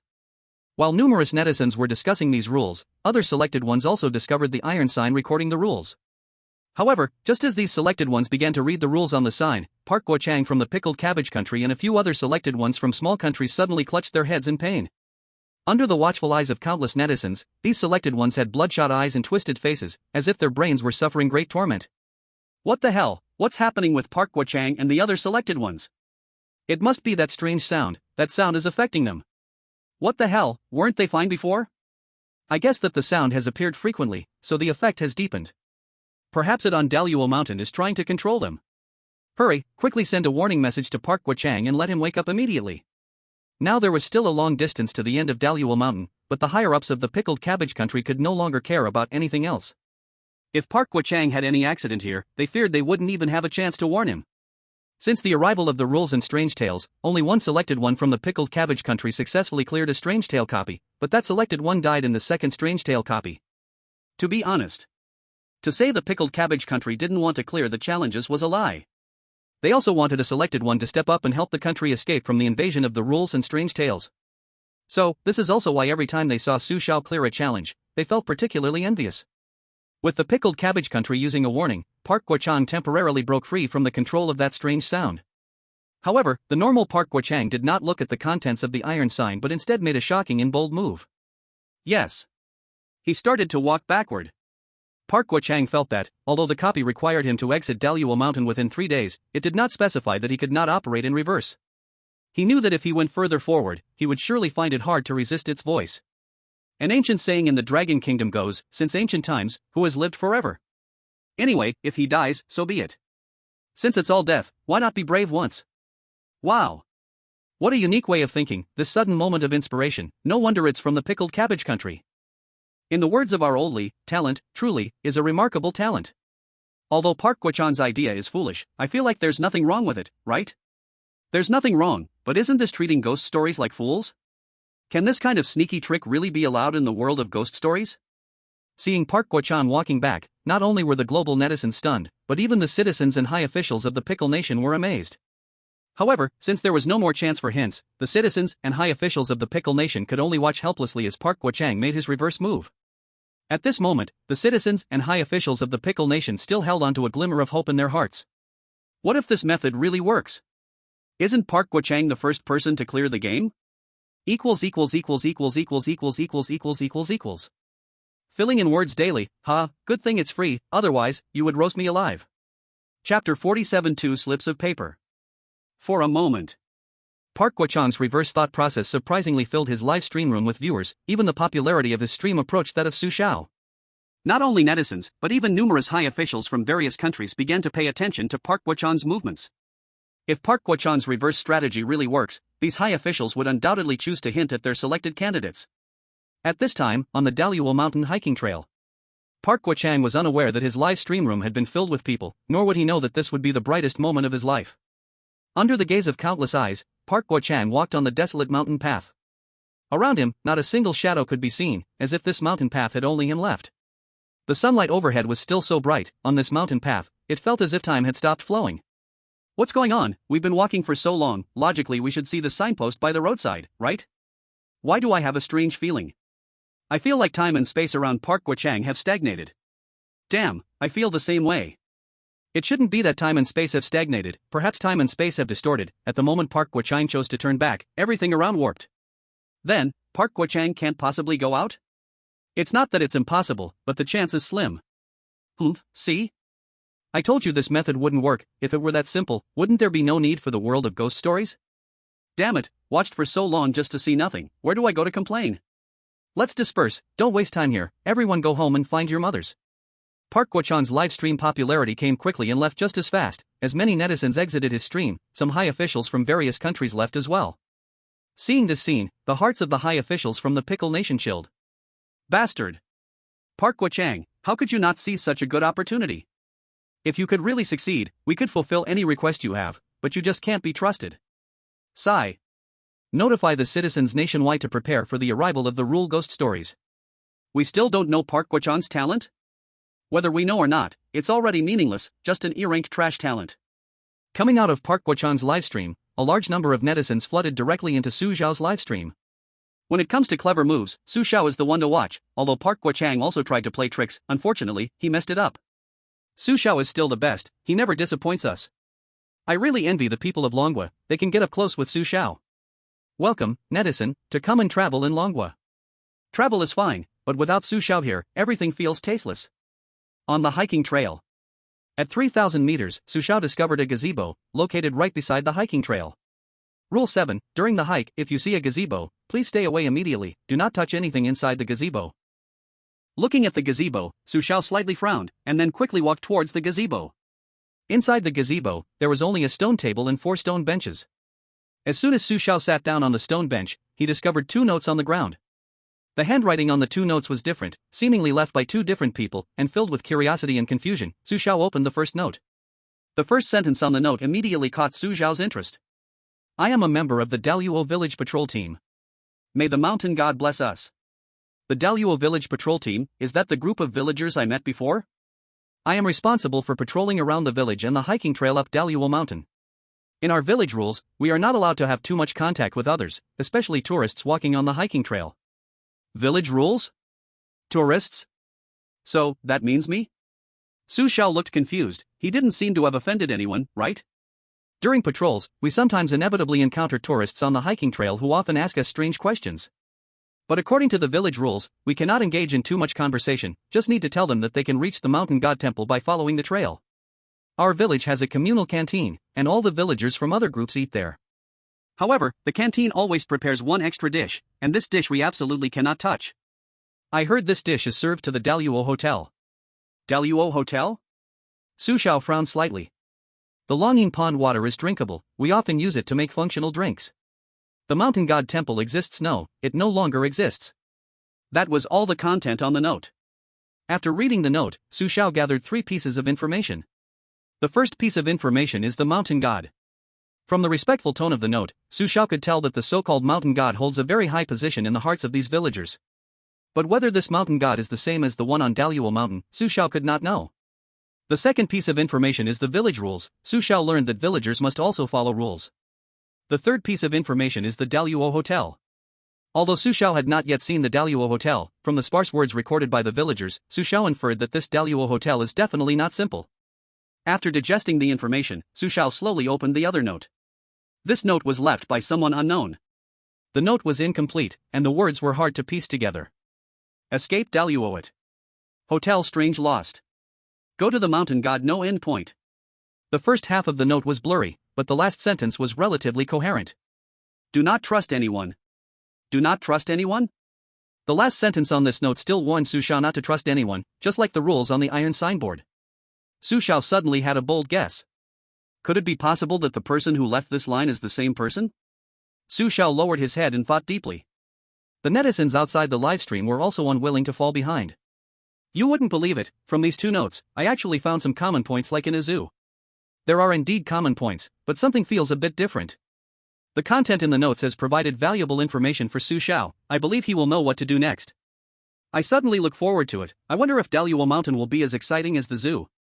It feels like there's still a lot that hasn't been revealed about Daluo Mountain, we just need to wait for Su Xiao to perform. Chapter 48, Longyin Pond. While Su Xiao was at the gazebo getting the 2 notes, other selected individuals also walked into the gazebo. Among them were Austin from the United States, Alan from the Sun Never Sets country, Claude from Paris, De Jiang from India, and some selected individuals from small countries. It is obvious that they have determined that Rule 7 is a wrong rule. The chosen ones from East Island and Pickled Vegetable Country did not choose to stay close to the pavilion, and it was clear that the girl from East Island had a rather bad expression. Its effect on her was still quite serious. As for Park Guo-Chang from Pickled Vegetable Country, it goes without saying, even now, this guy is still stuck in a loop right where he was. In the pavilion. Some of the chosen ones also received those 2 notes. However, they were not happy about receiving the notes, as it was only now that they truly realized the strange nature of Daluoshan. After resting in the pavilion for a moment, Su Xiao prepared to leave the pavilion, but at that moment, he noticed something extremely strange. Su Xiao found that the sky in Daluoshan looked exactly the same as when he entered. This is not a good thing. It means that Su Xiao cannot rely on the sky to judge the time. Is it possible that the sky in Daluoshan is always daytime? Su Xiao frowned slightly. If that's the case, it could be a bit troublesome. Without something to keep track of time, I can't accurately determine how long I've stayed in Daluoshan.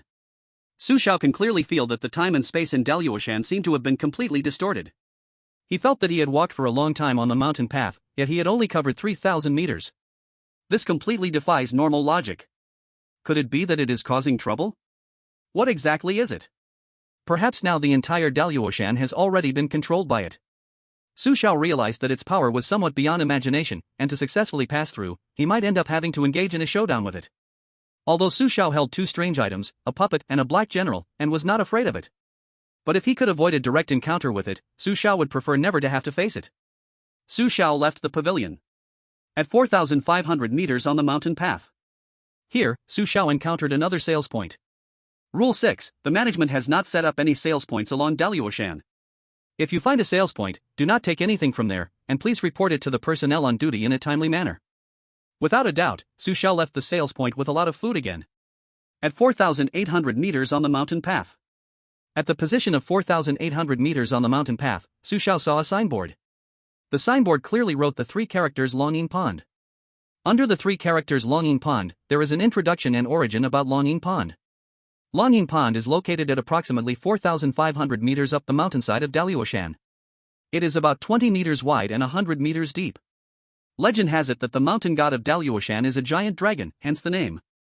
It is said that anyone who gets lost in Daluoshan, experiences time distortion or feels followed, can drink the water from this pond to receive the protection of the mountain god.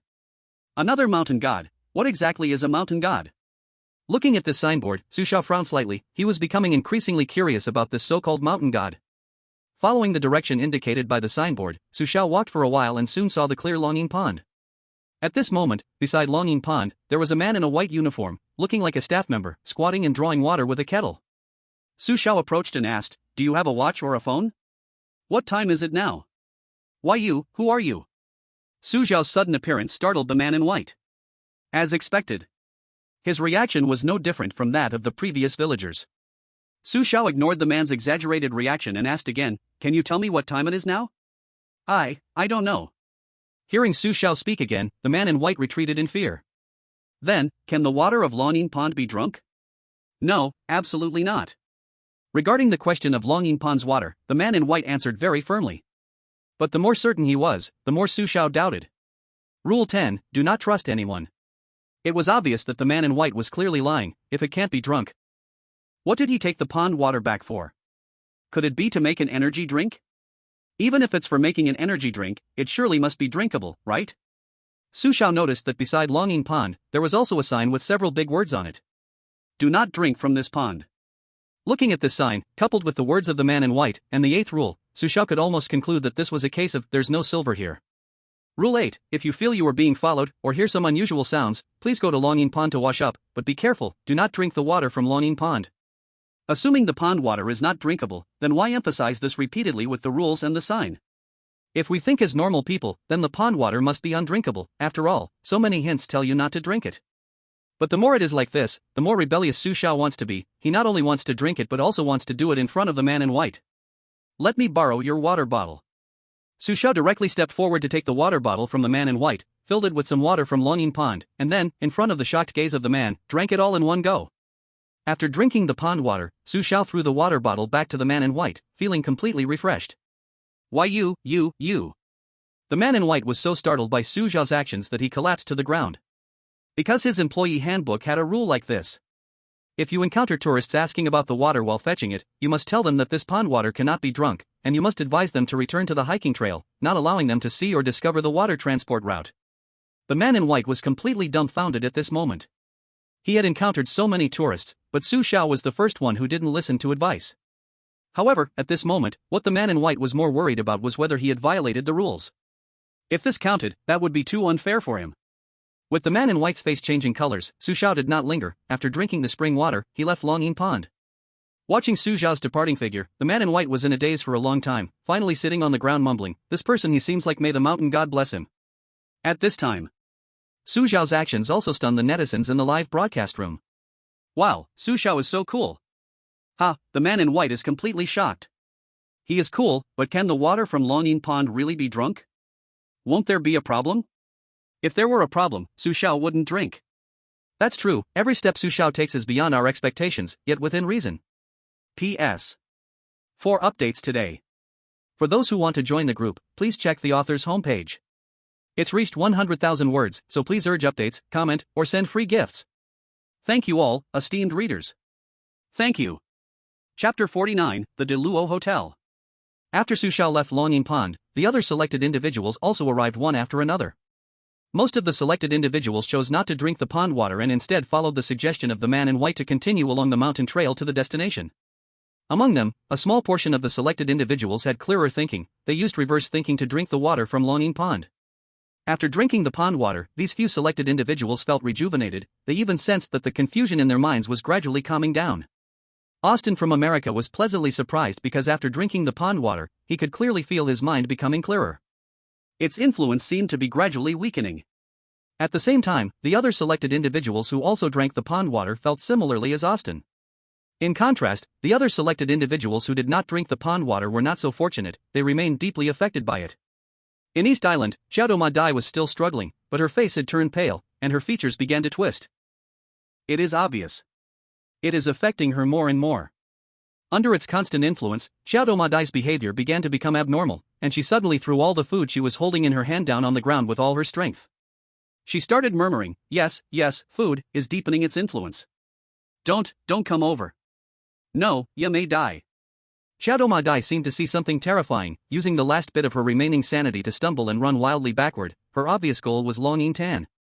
Xiao Ma Dai may have realized that now, only the water of Long Yin Tan would be her last straw for rescue.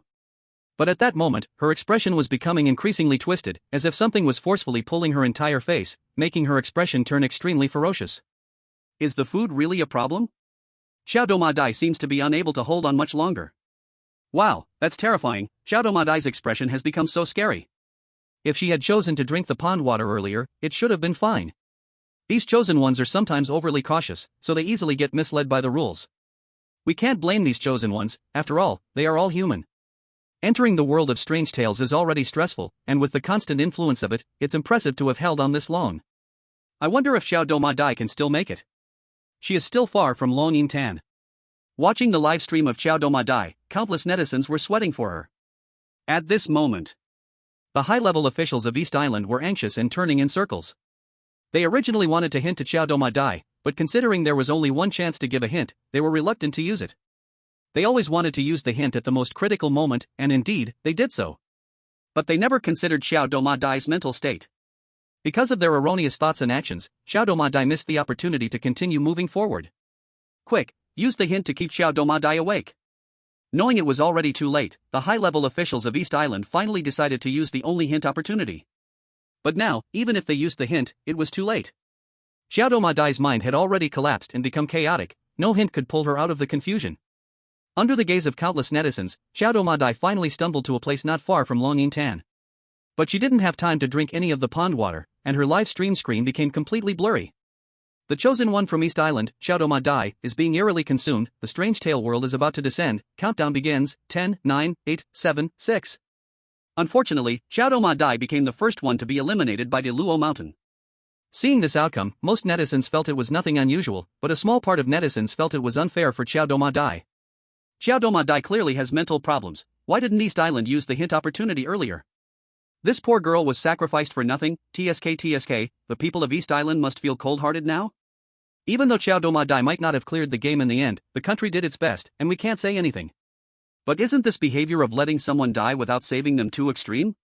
The high-level officials of East Island are really inhumane, they treat the chosen ones as if they aren't human. The people of East Island should stop struggling, the country doesn't care about you at all. I suggest you just lie down. On the internet, some comments condemning the actions of East Island's high-level officials quickly gained traction, soon causing a huge uproar. At this moment, on the mountain path, Su Xiao was unaware of everything happening outside, he was still moving towards the finish line of Diluo Mountain. However, just when he was at the 6,000-meter mark on the mountain path, when he looked back, he could vaguely see a building that had mysteriously appeared behind him. The name on the building was very eye-catching, Diluo Hotel. He had no idea how that hotel had appeared. It appeared as if it had materialized out of thin air, always lingering behind Su Xiao. The entire hotel seemed to stand shrouded in mist, exuding an air of silence, mystery, and eeriness. Every time Su Xiao turned to look at the Grand Luo Hotel, he could sense a peculiar magic, as if it were calling him closer. Gazing at the hotel, Su Xiao's thoughts began to swirl, but the jellyfish pendant kept him grounded. The Grand Luo Hotel is strange, it draws me near, and each time I gaze at it, I can feel my thoughts becoming chaotic. If it weren't for my jellyfish pendant, perhaps I would unknowingly walk towards it. The Grand Luo Hotel was mentioned in the villager's note that Su Xiao had previously found, though it was just a few words, he did not want to venture close. Wow, the Grand Luo Hotel really exists? The hotel looks so eerie, surrounded by black mist, it feels haunting and terrifying. I dare say, this hotel surely has something unusual. Hey, what do you think would happen if a chosen one entered the Grand Luo Hotel? Enter? Are you kidding? Who would want to go into the Grand Luo Hotel unless they were out of their minds? It seems that Claude from Paris and Dijon from Asen Kingdom have headed toward the Grand Luo Hotel. Damn, I take back what I said earlier, I didn't expect there really were some chosen ones who were out of their minds. Quick, look. It seems it's not just them, more and more chosen ones are heading towards the Grand Luo Hotel. What the hell is going on? Are these chosen ones going crazy? Just looking at the Grand Luo Hotel feels problematic. Is it possible that they aren't choosing to go there, but rather something is drawing them in? That can't be. If that were the case, why are Su Xiao, Austin, and Alan okay? Are you stupid? Su Xiao has the jellyfish pendant, so of course, he is fine. Besides, is it possible that Austin and Alan never looked back? Chapter 50, The Grand Luo Mountain Instance is not simple. Outside the livestream, countless netizens felt incredulous as they watched numerous chosen ones walk towards the Grand Luo Hotel. This scene was truly bizarre. Some high-ranking officials from various countries even tried to use hints to awaken their chosen ones, but this had no effect whatsoever. Helplessly watching one chosen after another enter that eerie hotel, many countries' leaders were at a loss. They could only watch as they walked in. Now, aside from Su Xiao, Austin, and Alan, most other chosen ones had already entered the Grand Luo Hotel. Over at Claude from Paris. A mysterious force led Claude into the Grand Luo Hotel, and it was only after entering that he woke from his dazed state. When Claude fully realized what was happening and prepared to escape the hotel, he found a piece of paper in his hand. A note? Claude didn't know how he ended up with a note, he clearly remembered having none before. Curious, he opened the note. The content on the note amazed him. If you are fortunate enough to enter the Grand Luo Hotel and wish to escape, please be sure to follow the plan below. The first line of the note suggested that the contents were not rules. If you encounter staff members from other departments in the hotel, please identify yourself as part of the hotel security. This is extremely important. Your task is to investigate the internal situation of the hotel, do not let them discover your identity. What the heck does this mean? Is it suggesting Claude become a spy? Who are they? What is happening?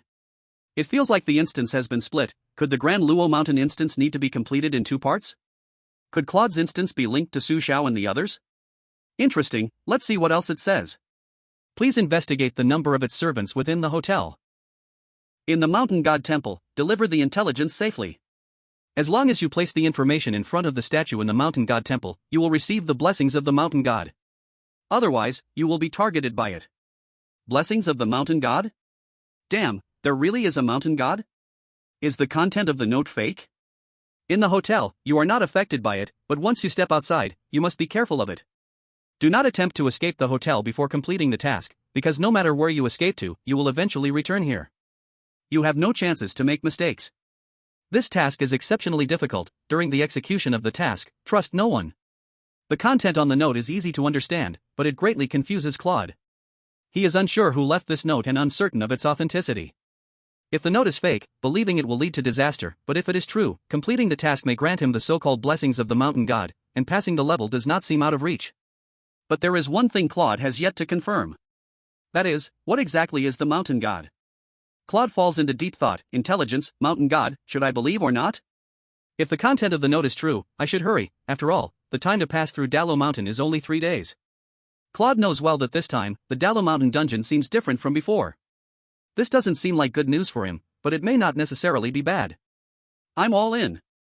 Besides, I might not survive back on the mountain trail. In the hotel my talents are just right. After a moment of contemplation, Claude makes up his mind. At this moment, in the high-level conference room of Paris. The situation doesn't seem as bad as we imagined. The hotel also seems to be a choice for passing through Dalo Mountain. Currently, we have never encountered a dungeon like Dalo Mountain. It seems both the end of Dalo Mountain and the hotel are part of the conditions for passing. We just don't know if these two parts will ultimately combine? Combine? If such a dungeon can combine, then we need to record it because this is the first of its kind. Dalo Mountain is indeed not so simple. Notify the high-level officials of Dragon Country. Although our two countries do not have friendly relations, perhaps we can cooperate in the world of strange tales. As the high-level officials of Paris send a secret message to Dragon Country, Claude's live streaming room is already in an uproar. What is going on? The hotel and the Mountain God Temple won't really merge together, right? If that happens, won't there be a combined effect? This is a whole new type of dungeon. Oh my god, I originally thought Dalo Mountain would be as dull as a zoo, sob. I didn't expect to be proven wrong. I speculate that the Dalo Mountain dungeon should be completed in 2 parts. Claude's side counts as one part, and Su Xiao's side counts as another, but I wonder what happens if only one part is completed? This question really hasn't been considered by anyone. As Claude begins to act according to the plan on the note, other selected individuals attracted by Dalu Hotel also receive the same note. However, this note is mostly ignored by the selected individuals. Because compared to executing the plan on the note, they are more willing to escape from Dalu Hotel right now. But these selected individuals wanting to escape are clearly too naive. They underestimate the dangers of Dalu Hotel. As soon as they attempt to flee, they are already targeted by hidden hotel staff, and in the end, none of them manage to escape Dalu Hotel. As announcements ring out across the globe, those countries where strange tale rules descend finally realize that the content of the note is true. While many selected individuals are eliminated at Dalu Hotel, Park Guo-chang from Pickled Cabbage Country remains stuck, going in cycles. Finally unable to bear it, he chose to break the rules. Undoubtedly, he was also eliminated. On Su Xiao's side. On the mountain path at 8,000 meters. At the 8,000 meter mark on the mountain path, Su Xiao finally found the sign for the Dragon Mouth Cave. Rule 9, the Dragon Mouth Cave is a nice resting spot on Mount Daluo, where you can seek help from duty personnel.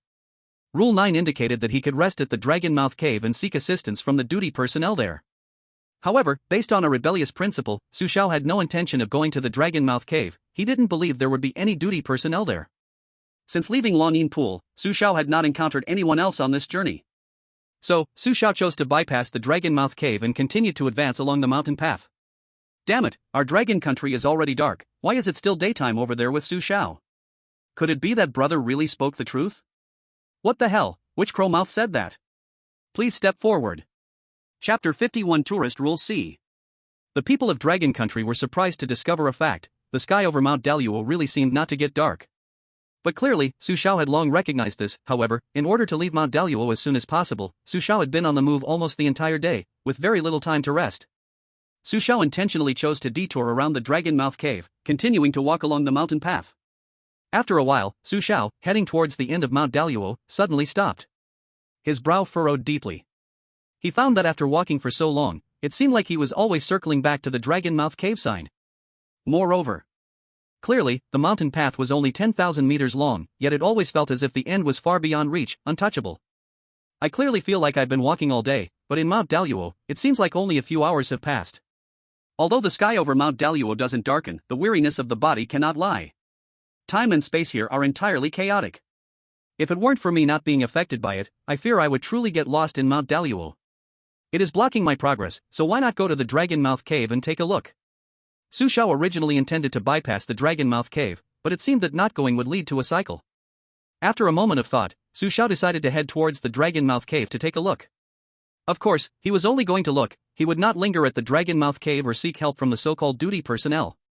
In this way, he didn't consider himself to have violated the talent. As Su Xiao decided to head toward the Dragon Mouth Cave according to the direction of the sign, Austin from the United States and Alan from the Sunrise Country were already standing at the entrance of the Dragon Mouth Cave. The Dragon Mouth Cave looked like a deep and ancient cavern, with the entrance already sealed off by yellow warning tape, and no sign of duty personnel could be seen here. At the entrance of the Dragon Mouth Cave, there was a metal notice board. The notice recorded some long-standing announcements. The Dragon Mouth Cave is temporarily closed. To the families of the missing persons, the scenic spot understands your anxious feelings, but our professional staff has conducted a thorough search of the Dragon Mouth Cave and found no missing tourists. Please patiently await the investigation results. Do not cross the warning line and enter the cave on your own to search. The notice board at the Dragon Mouth Cave read as such. Looking at that darkness, which seemed bottomless, Austin from the United States furrowed his brow tightly, but just then he noticed that there was actually another iron sign next to the notice board. The writing on the iron sign had become somewhat blurred, presumably eroded by rainwater, but fortunately, it was still clear enough to see what was written on it. It resembled a few rules. Mount Daluo Mountain Climbing Tourist Rule C. Rule 11, please be sure to go to the end of the mountain path. Duty personnel will be waiting for you there, and you can also receive help from the duty personnel. Rule 12, the Mountain God Temple does not exist. Rule 13, its power has become increasingly stronger. If unfortunately encountering it, please do not resist, as you cannot resist. Rule 14, it is the Mountain God. Rule 15, do not trust anyone. Do not trust anyone? This sentence feels strangely familiar. Austin discovered that the 15th rule on the sign was identical to the 10th rule. But there was a detail that had been overlooked: the previous 10th rule had been altered and added again. So the question arises, what did the original 10th rule say? Standing in front of the sign, Austin pondered, when suddenly the calling voice echoed in his ear again. This time, the voice seemed very close, as if it was coming from within the dragon mouth cave, guiding him inside. God, it's its voice again, it is influencing Austin again. Oh my gosh, how can the voice come from inside the dragon mouth cave? Is it inside? Then isn't Austin walking into a trap? American netizens stared at Austin's live broadcast, all worried for him. At this moment. In the live video, under its call, Austin seemed to have lost his soul, his eyes vacant, stumbling like a walking corpse towards the dragon mouth cave. What happened to Austin? Fuck. No, don't go. Seeing this scene, American netizens screamed wildly, they all seemed to think Austin was done for. But then, a twist came. A visible glow suddenly emerged from Austin's body, the light blinked out quickly but helped Austin shake off its influence. After the light disappeared, a now normal Austin was completely soaked in cold sweat, but he dared not think too much and quickly fled the dragon mouth cave. Oh god, he did it, Austin successfully escaped from its control. What was that glow on Austin? Is that his talent? What kind of talent is it? I know what Austin's talent is. What is it? It's S-level, negative cleansing. Negative cleansing? That's right, S-level negative cleansing. It can eliminate the negative effects of two bizarre occurrences and immediately restore oneself to peak condition. Wow. S-level talent sounds so amazing. Not long after Austin used his talent to escape the Dragonmouth Cave, Alan from the Sunless Country also fled the cave in a sorry state. Similarly, Alan's talent was also revealed. Alan's talent is A-level, called Bizarre Awareness, which, as the name suggests, allows him to sense bizarre presences around him in advance. So, after reading the rules on the sign, as its voice just sounded, Alan had already fled at the fastest speed. Visitor code C? Fortunately, I came to the Dragonmouth Cave, otherwise I would have almost missed these rules. Rule 10 and Rule 15 are completely the same. But what did the original Rule 10 say? Could it be a wrong rule, which is why someone crossed it out? At this time, Su Xiao was also standing in front of the Dragonmouth Cave, examining the rules on the iron sign. But just as he was about to leave after checking the rules, that bizarre voice sounded again from within the Dragonmouth Cave. Damn, no way, it actually dares to set its sights on Master Su Xiao? Master Su Xiao has the jellyfish pendant, he can totally be immune to its influence. Austin and Alan both fled in a sorry state, why doesn't Master Su Xiao leave after checking the rules? Damn, what's Master Su Xiao thinking? Does he want to fight it to the death now? One more chapter. It's a bit late, please forgive me, I know you are the cutest. Chapter 52, Towards the Mountain God Temple. Su Xiao's live stream exploded, as countless netizens were shocked by his actions. It can be seen. In front of the Dragonmouth Cave, after checking the rules, Su Xiao did not leave but commanded General Black to slowly approach the cave. When approaching the yellow warning line, General Black stopped, but its pair of pitch-black eyes fixed hard on the depths of the cave. After a moment, several tentacles like octopus suckers drilled out from General Black's torn mouth, skillfully wrapping around a nearby large tree and uprooting it. With a strong fling of its tentacles, a loud bang echoed as the tree, soil included, was thrown into the Dragonmouth Cave.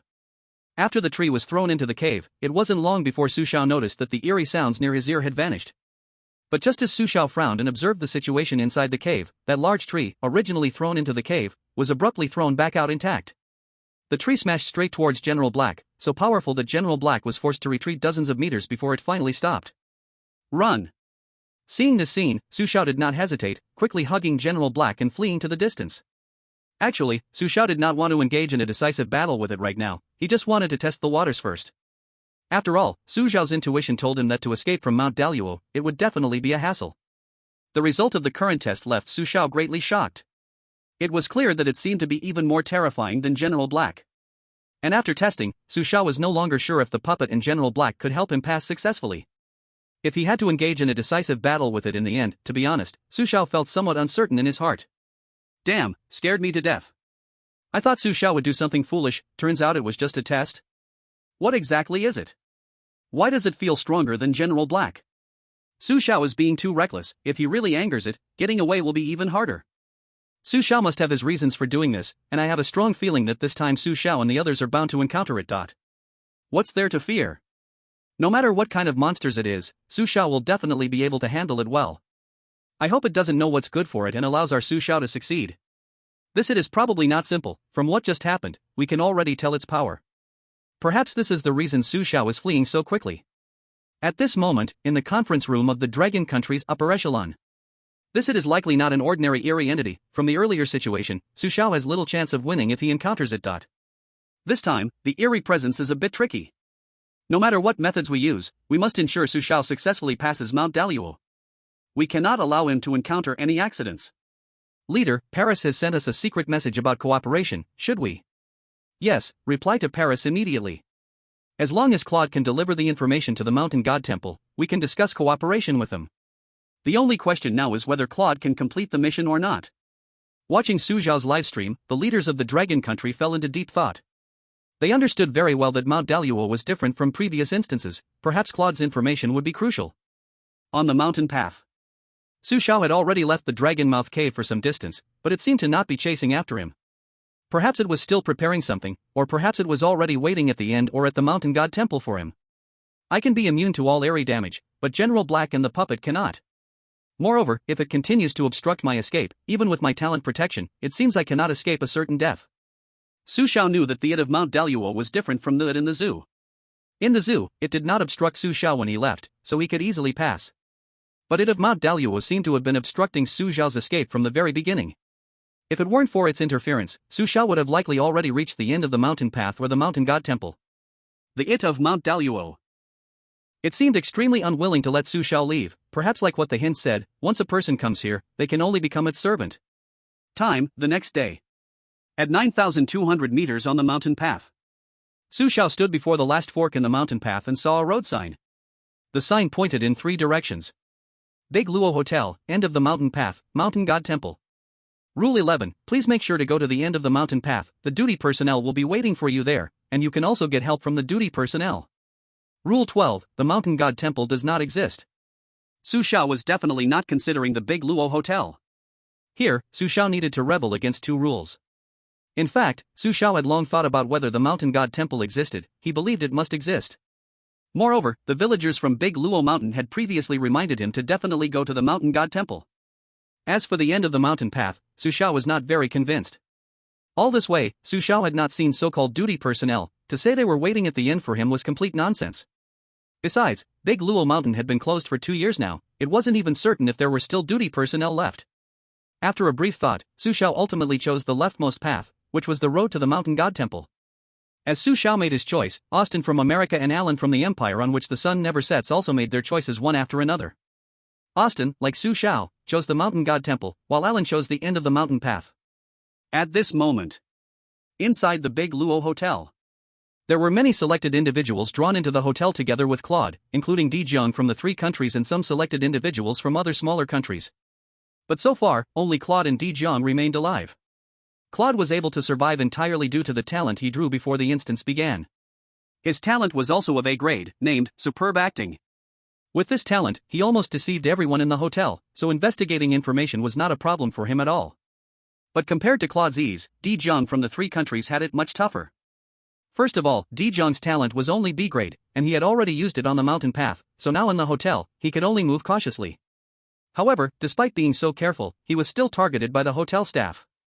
The hotel had several departments: front desk, service, dining, cleaning, entertainment. And unfortunately, the staff who were keeping an eye on him were precisely from the most bizarre entertainment department. Chapter 53, The End of the Mountain Path. In Claude's investigation, almost all employees in the Big Luo Hotel were affected by it, and one department was the most bizarre. This department was the entertainment department of the Big Luo Hotel. Due to Big Luo Mountain being closed for a long time and having no tourists, all the people in the entertainment department were also left idle. Although the entertainment department was idle, the entire department had not been disbanded. Claude had once disguised himself as a service personnel and visited the entertainment department. All the layouts there were strangely red, and even the staff wore red uniforms. The lighting and atmosphere inside the entertainment department were very oppressive, and the staff's expressions and actions were also very strange. This feeling was like they were not human, but puppets controlled by it. This was Claude's true thought. In the Big Luo Hotel, even with the help of the talent, acquiring information was still extremely difficult for Claude. Every time he introduced himself as coming from the security department to other staff members, they would look at him with surprise and fear. At first, Claude did not know the reason until he discovered a staff handbook in the hotel. After reading the employee handbook, Claude finally understood that there was no so-called security department in the hotel, and the handbook clearly stated that anyone who encountered a member of the security department must quickly get away. Although Claude didn't know why the previous note instructed him to claim he was a member of the security department, he had already shot the arrow and couldn't turn back, so he could only follow the hint in the note to walk a path into darkness. In the land of the sun never sets, Alan was here. At the decision sign in front of the final fork in the road, Alan decisively chose the rightmost path, which was the end of the climbing trail. Alan firmly believed that at the end of the climbing trail, there would be duty personnel to help him leave De Luo Mountain. In fact, at the final decision moment, Alan had also considered choosing the mountain god temple. However, as soon as he had this thought, a voice appeared in his heart, seeming to constantly remind him to go to the end of the climbing trail. In the end, driven by this voice, Alan made his final choice. When he was just a few hundred meters away from the end of the climbing trail, Alan excitedly ran towards the destination, but as he got closer, his heart began to turn colder. At the end of the climbing trail, there was nothing, only a bare cliff, with mist swirling below. Next to the cliff, Alan could clearly see some ruins of buildings, and among that pile of ruins, a broken plaque stood out prominently. Although the plaque was old and broken, and only the two characters remained, Alan could still discern what was originally written on it. It was clearly the Mountain God Temple. Mountain God Temple? Why is it the Mountain God Temple? Isn't this the end of the climbing trail? Why is there nothing here? Wasn't it said that there would be duty personnel waiting? Knowing he had made a wrong choice, Alan's mind was nearing collapse. Just when he couldn't believe everything before him, a shadow quietly appeared behind him, and that familiar calling echoed in his ears again. This time, Alan didn't choose to escape, he turned his head expressionlessly. The chosen one of the sun never sets, Alan, is being eerily consumed, a horror world is about to descend, the countdown begins. 10, 9, 8, 7, 6. What the hell, why did Alan's live broadcast turn black? What was that at the end? We couldn't see clearly. The shadow that appeared in the end, could it be it from De Luo Mountain? Damn, is it that intense? Did you notice? That plaque had the words Mountain God on it, could this be the Mountain God Temple? This is the Mountain God Temple? Then what is happening at the other side's Mountain God Temple? Choosing the end of the climbing trail was obviously a mistake. I wonder how things are over there with Su Xiao. Let's go, let's quickly check how things are with Su Xiao. At this moment, on Su Xiao's side, Su Xiao was laboriously walking along the rugged mountain path, struggling on the road to the Mountain God Temple. Wiping the sweat from his forehead, Su Xiao couldn't help but complain, building the Mountain God Temple so high up, who can come and worship? A few hours later, Su Xiao finally stood breathlessly in front of the building named Mountain God Temple. Gazing at the Mountain God Temple before him, Su Xiao noticed that this Mountain God Temple seemed to be newly built, everything was so fresh and pristine. Entering the Mountain God Temple, there were no other people inside. Here, Su Xiao finally saw the true face of the so-called Mountain God. It turns out the so-called Mountain God in the villagers' mouths is actually a human, looking very ordinary and seemingly nothing special. Su Xiao saw that only a few incense sticks were inserted in front of the Mountain God statue, which made it obvious how bleak the offerings were. Moreover, Su Xiao couldn't understand why the Mountain God Temple was built in such a high position. After patrolling the Mountain God Temple, Su Xiao discovered records about the Mountain God on a pillar in the temple. It will lure innocent people into Mount De Luo and make them lost within. Those who are lured by it will feel as if they are being watched and followed, they will unknowingly enter Mount De Luo and progress along a specific path. In most cases, these people will all become lost in Mount De Luo and become its servants. Could it be, as Rule 14 says, that it is the so-called Mountain God? Seeing this, Su Xiao felt a wave of doubt rise in his heart. A very small number of people can eliminate its abnormal influence through their own strong willpower, thus completely overcoming the distortion of their own perception. Years ago, a mysterious human visited Mount De Luo, possessing the ability to resist cognitive distortion. Under the guidance of the mysterious person, the ancestors of Mount De Luo finally defeated it. But the mysterious person also fell into a deep sleep because of this. Mysterious person? It seems the mysterious person is the true Mountain God.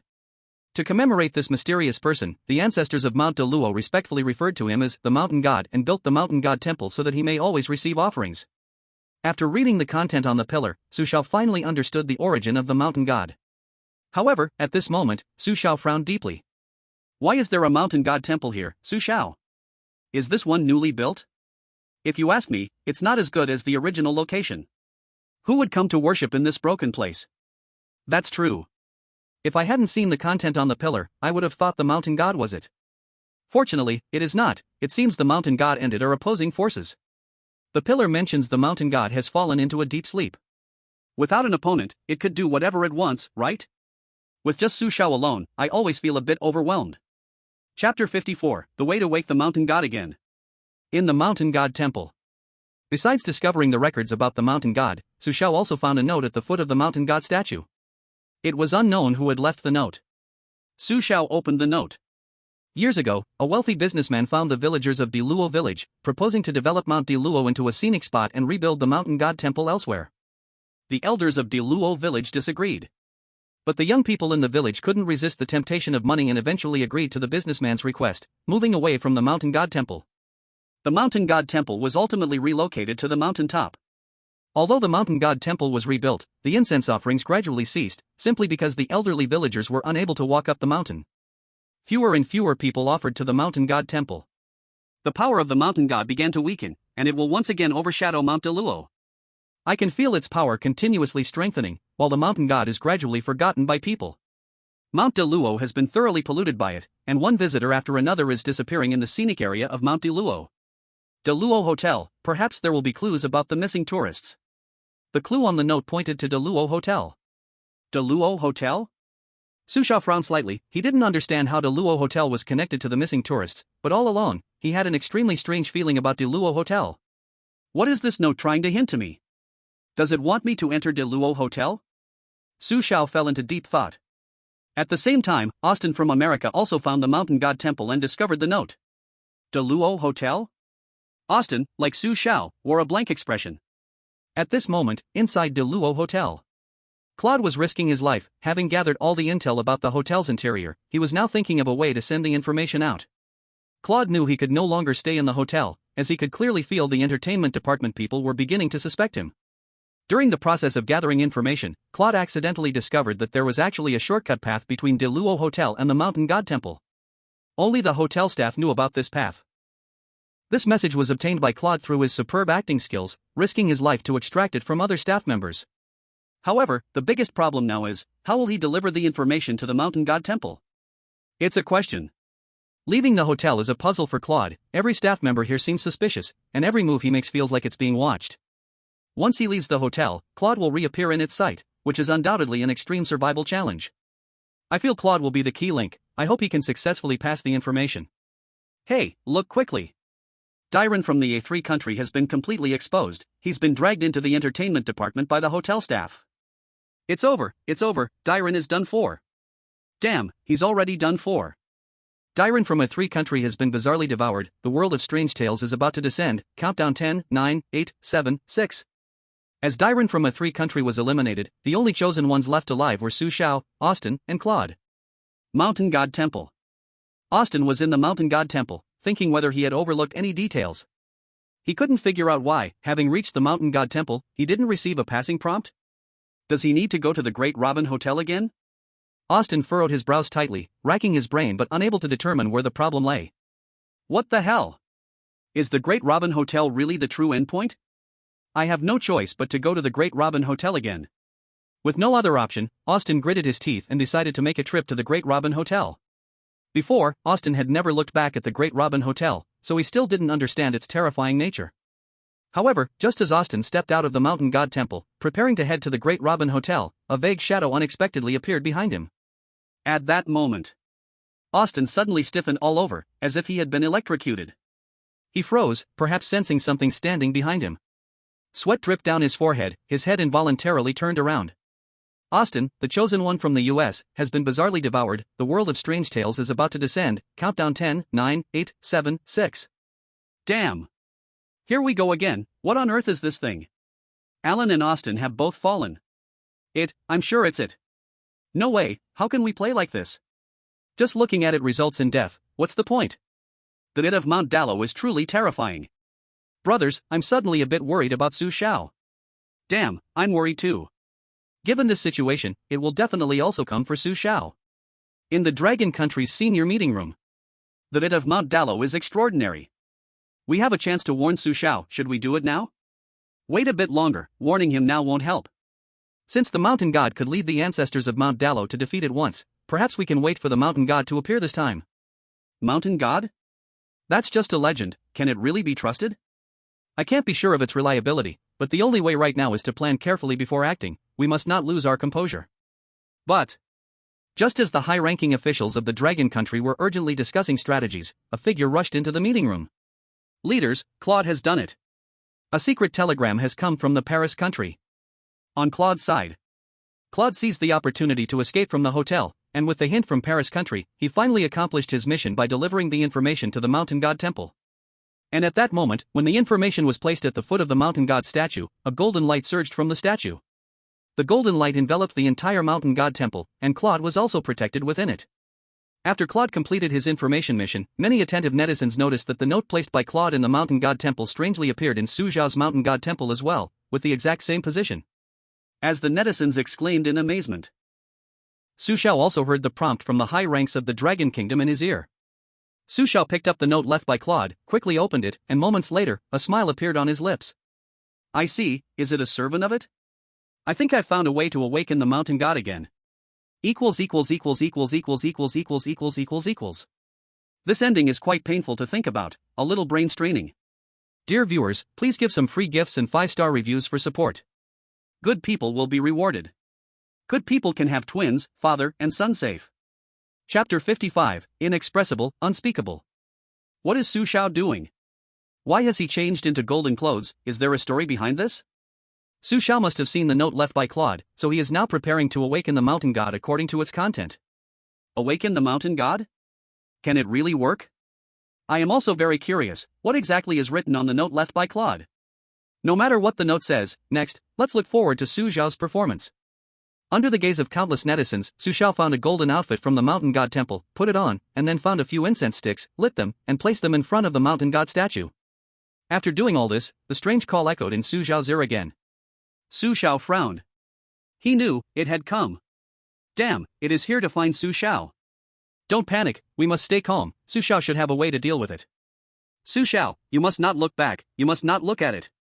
Those who looked back at it have all been devoured by it. Mom, I'm so nervous. Quick, ask Dad to come and perform. Ha ha ha, Dad is coming. Monsters, get away, monsters, get away. At this moment, countless netizens felt their hearts in their throats, and officials from the Dragon Kingdom watched with intense focus, fixated on Su Xiao's live broadcast. At this moment, all the citizens of the Dragon Kingdom were concerned about Su Xiao, praying for him in their hearts. In the mountain god temple, Su Xiao seemed to hear the voices of the citizens of the Dragon Kingdom, but he still turned around with a blank expression. As Su Xiao turned around, his live stream first went black and then returned to normal. Then, countless netizens saw it of Mount Daluo. That is. Damn, is this really what they call it of Mount Daluo? Help, so terrifying, so strange, requesting a dog head for protection, requesting bullet screen for protection. This feeling is indescribable. Woo, I'm the only one at home now, I'm hiding under the blanket, too scared to look. Oh god, what on earth is that? At the moment when countless netizens saw the true face of it, everyone gasped. The high-ranking officials of the Dragon Kingdom also stood rigid. After a long while, a high-ranking leader reacted and exclaimed in shock, "If this is a strange occurrence we have never seen before, hurry up and record it, this will overturn our understanding of the strange." In the mountain god temple. With the turn of his head, Su Xiao finally saw the true appearance of it of Mount Daluo. Su Xiao frowned tightly. Because at this moment he was also greatly shocked. It was hard to describe in words. Inexpressible, unspeakable. It resembled a human shape, but its entire body was completely distorted in a way that was hard to look at.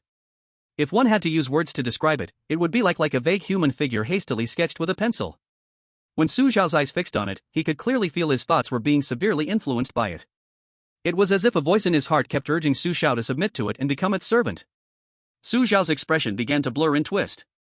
As if an invisible force was trying to tame the resisting Su Xiao. However, at that moment, the jellyfish pendant hanging around Su Xiao's neck began to emit a brilliant blue light, and as the blue light surrounded Su Xiao, the abnormal influence from it suddenly disappeared without a trace. Fog grass. Just scared me to death. Luckily, I have the jellyfish pendant. Su Xiao almost met his end. Su Xiao only made eye contact with it, and it could directly distort Su Xiao. The difficulty of defeating it is something I can't even imagine. Where is the mountain god? Why hasn't the mountain god appeared yet? Damn it, the legend of the mountain god can't be fake, right? Countless netizens are now burning with anxiety, they all eagerly hope the mountain god will appear. Because now, Su Xiao is no longer just the hope of the dragon country, but he also carries the hopes of all humanity on his shoulders. The high-ranking officials of the Paris Kingdom are also closely watching Su Xiao's live broadcast. Although they previously did not want the dragon country to rise too quickly, at this moment, they sincerely hope Su Xiao can survive, and this desire is incredibly intense. In the mountain god temple. It seems to have discovered that Su Xiao can negate its abnormal influence. It appears very angry right now, perhaps because Su Xiao is the second human who can resist it. The first human to resist and defeat it is the mountain god in the temple. It hates humans even more, especially those who can resist it, and in the next moment, it disappears from its spot. However, just before it vanished, the Black General swung its tentacles, directly attacking a blank space. Swish swish swish. With several explosive sounds, Su Xiao was shocked to find that all of the Black General's tentacles were severed by it. Seeing the Black General in a disadvantageous position, Su Xiao did not hesitate. He decisively took out the puppet and instantly threw it into the air. The puppet's mouth twisted bizarrely, flipping 2.5 times in the air before pouncing towards it. Beside him, Su Xiao watched the battle between the puppet Black General and it, his brows deeply furrowed. In fact, at this moment, Su Xiao could completely sacrifice the Black General and the puppet to fight for a chance to clear the level. But that would mean the Black General and the puppet would be forever left in Daluo Mountain. Clearly, this was not the outcome Su Xiao wanted to see. If Su Xiao really did that, losing the puppet and the Black General, it would be very difficult for him to continue in the upcoming dungeons. So, abandoning the vehicle to protect the driver was foolish. The Black General and the puppet are my life-saving trump cards. I can't leave them here. Now I can only hope the mountain god will appear in time. I clearly followed the steps on the note, but the mountain god. Did I miss some detail? As Su Xiao pondered what he overlooked, the Black General and the puppet had already tumbled to his feet. Su Xiao's brows furrowed even deeper. It was evident that even if the Black General and the puppet teamed up, they were no match for it. It's over, even the Black General and the puppet teaming up can't stop it. Su Xiao's fight against it is incredibly difficult. Let's wait a bit longer, Su Xiao hasn't lost yet. Maybe the mountain god will show up at the last moment. By the time the mountain god appears, it'll probably be too late. Besides, that's just a legend. What if there really is no mountain god? Chapter 56, Clearing Daluo Mountain. As countless netizens eagerly hoped the mountain god would truly appear, the twisted it had already charged at Su Xiao. However, just as the Black General and the puppet were ready to join forces to repel it again, a miracle happened. A man who looked exactly like the mountain god appeared outside the mountain god temple. Under Su Xiao's gaze, the man wasted no time and immediately engaged in battle with it. He is the so-called mountain god? Looking at this suddenly appearing man, Su Xiao was momentarily stunned, but he didn't have time to think about his identity. Because Su Xiao had something very important to do right now. Based on the information provided by Claude, Su Xiao knew that to completely defeat it, he needed to deal with its servants. Those servants were the source of the powerful and strange strength for it. So, Su Xiao had to find a way to handle its servants. According to the information provided by Claude, its servants were hiding in the Grand Robin Hotel, and its most powerful servants were all the staff of the entertainment department at the hotel. As long as I can deal with its servants, its power will weaken, and the mountain god will easily defeat it. Thinking of this, Su Xiao no longer cared about the battle here and quickly rushed toward the Grand Robin Hotel. Wow! It's really the mountain god. The mountain god has truly appeared. It turns out the legend is true. I thought the mountain god was just a hoax. With the mountain god here, Su Xiao boss has hoped to clear the game. Where is Su Xiao boss going? Wow, the direction he is going seems to be the Grand Robin Hotel. The Grand Robin Hotel. Su Xiao was the first person who was not attracted by the Grand Robin Hotel and dared to step inside. The moment Su Xiao stepped into the Grand Robin Hotel, he gained the attention of all the staff inside. As the intelligence had said, all the employees of the Grand Robin Hotel were its servants. They could naturally feel that it was fighting against the mountain god. They were prepared to go to the mountain god temple to assist it. But unexpectedly, at this moment, Su Xiao would actually take the initiative to step in here. They were unclear about Su Xiao's intentions. They only knew they had to trap Su Xiao and make him its servant. Black General, go. Under the strange gazes of all the employees of the Grand Robin Hotel, Su Xiao decided not to waste time with them and instructed the Black General to attack first. Upon receiving Su Xiao's command, the Black General directly pounced on the employees of the entertainment department. According to the intelligence, the so-called employees in the Grand Robin Hotel were actually lost tourists from Grand Luo Mountain. Although all of them had become its servants, the degree of pollution was different for each person. For example, those in gray clothes could still be saved, while those in red and white clothes were completely polluted and no longer needed saving. And this part that was completely polluted was exactly who Su Xiao needed to clean up this time. The intelligence stated that those employees who were not deeply polluted had to be kept because only resolving those thoroughly polluted servants could effectively weaken its power. The battle in the hotel had little suspense. Although the Black General was not a match for it, dealing with some of its servants was more than enough. As Su Xiao waited, soon, all the completely polluted employees were swallowed by the Black General in one bite. After a hearty meal, the Black General returned to Su Xiao's side, and its entire belly was now swollen and round. With the strongest servant dead, those servants that were not deeply polluted still prepared to pounce, but at that moment, the black general suddenly waved its hand at them, indicating that it could no longer eat. Ha ha ha, burp. The black general is so adorable, eating one bite at a time. Who could not like such a pet? Wow, wow, wow, I have no resistance at all. Why doesn't Su Xiao boss resolve all of them? Are these servants going to be kept for the new year? Su Xiao boss must have his reasons for doing this, and these people don't seem that dangerous. Maybe they are those lost tourists from Grand Luo Mountain. Tourists? After dealing with the strongest of its servants, Su Xiao had no need to linger in the hotel, so he ignored the remaining servants and prepared to leave.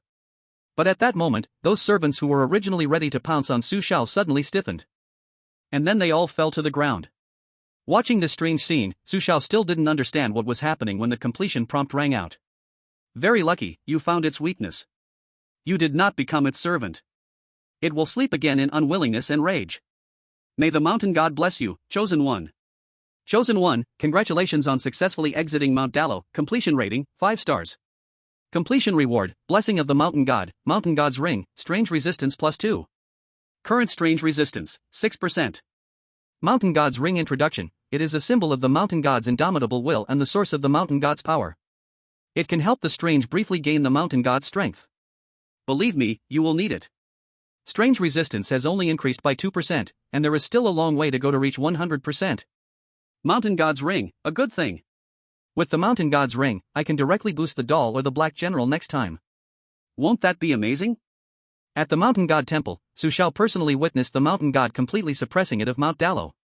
It is estimated that even without his help, the Mountain God could easily handle it. It was just a matter of time. Congratulations to Long Country's Su Xiao and Paris Country's Claude for successfully completing the level. Both countries will be exempt from this rule of bizarre tales. Long Country's Su Xiao received a 5-star completion and will receive a special reward, a 10% increase in mineral resources total for Long Country.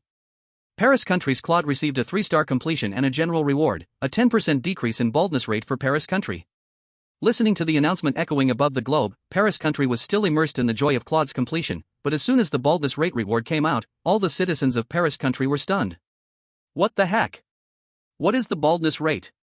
What kind of reward is this? Why does it sound so inappropriate? This is definitely a dark scheme.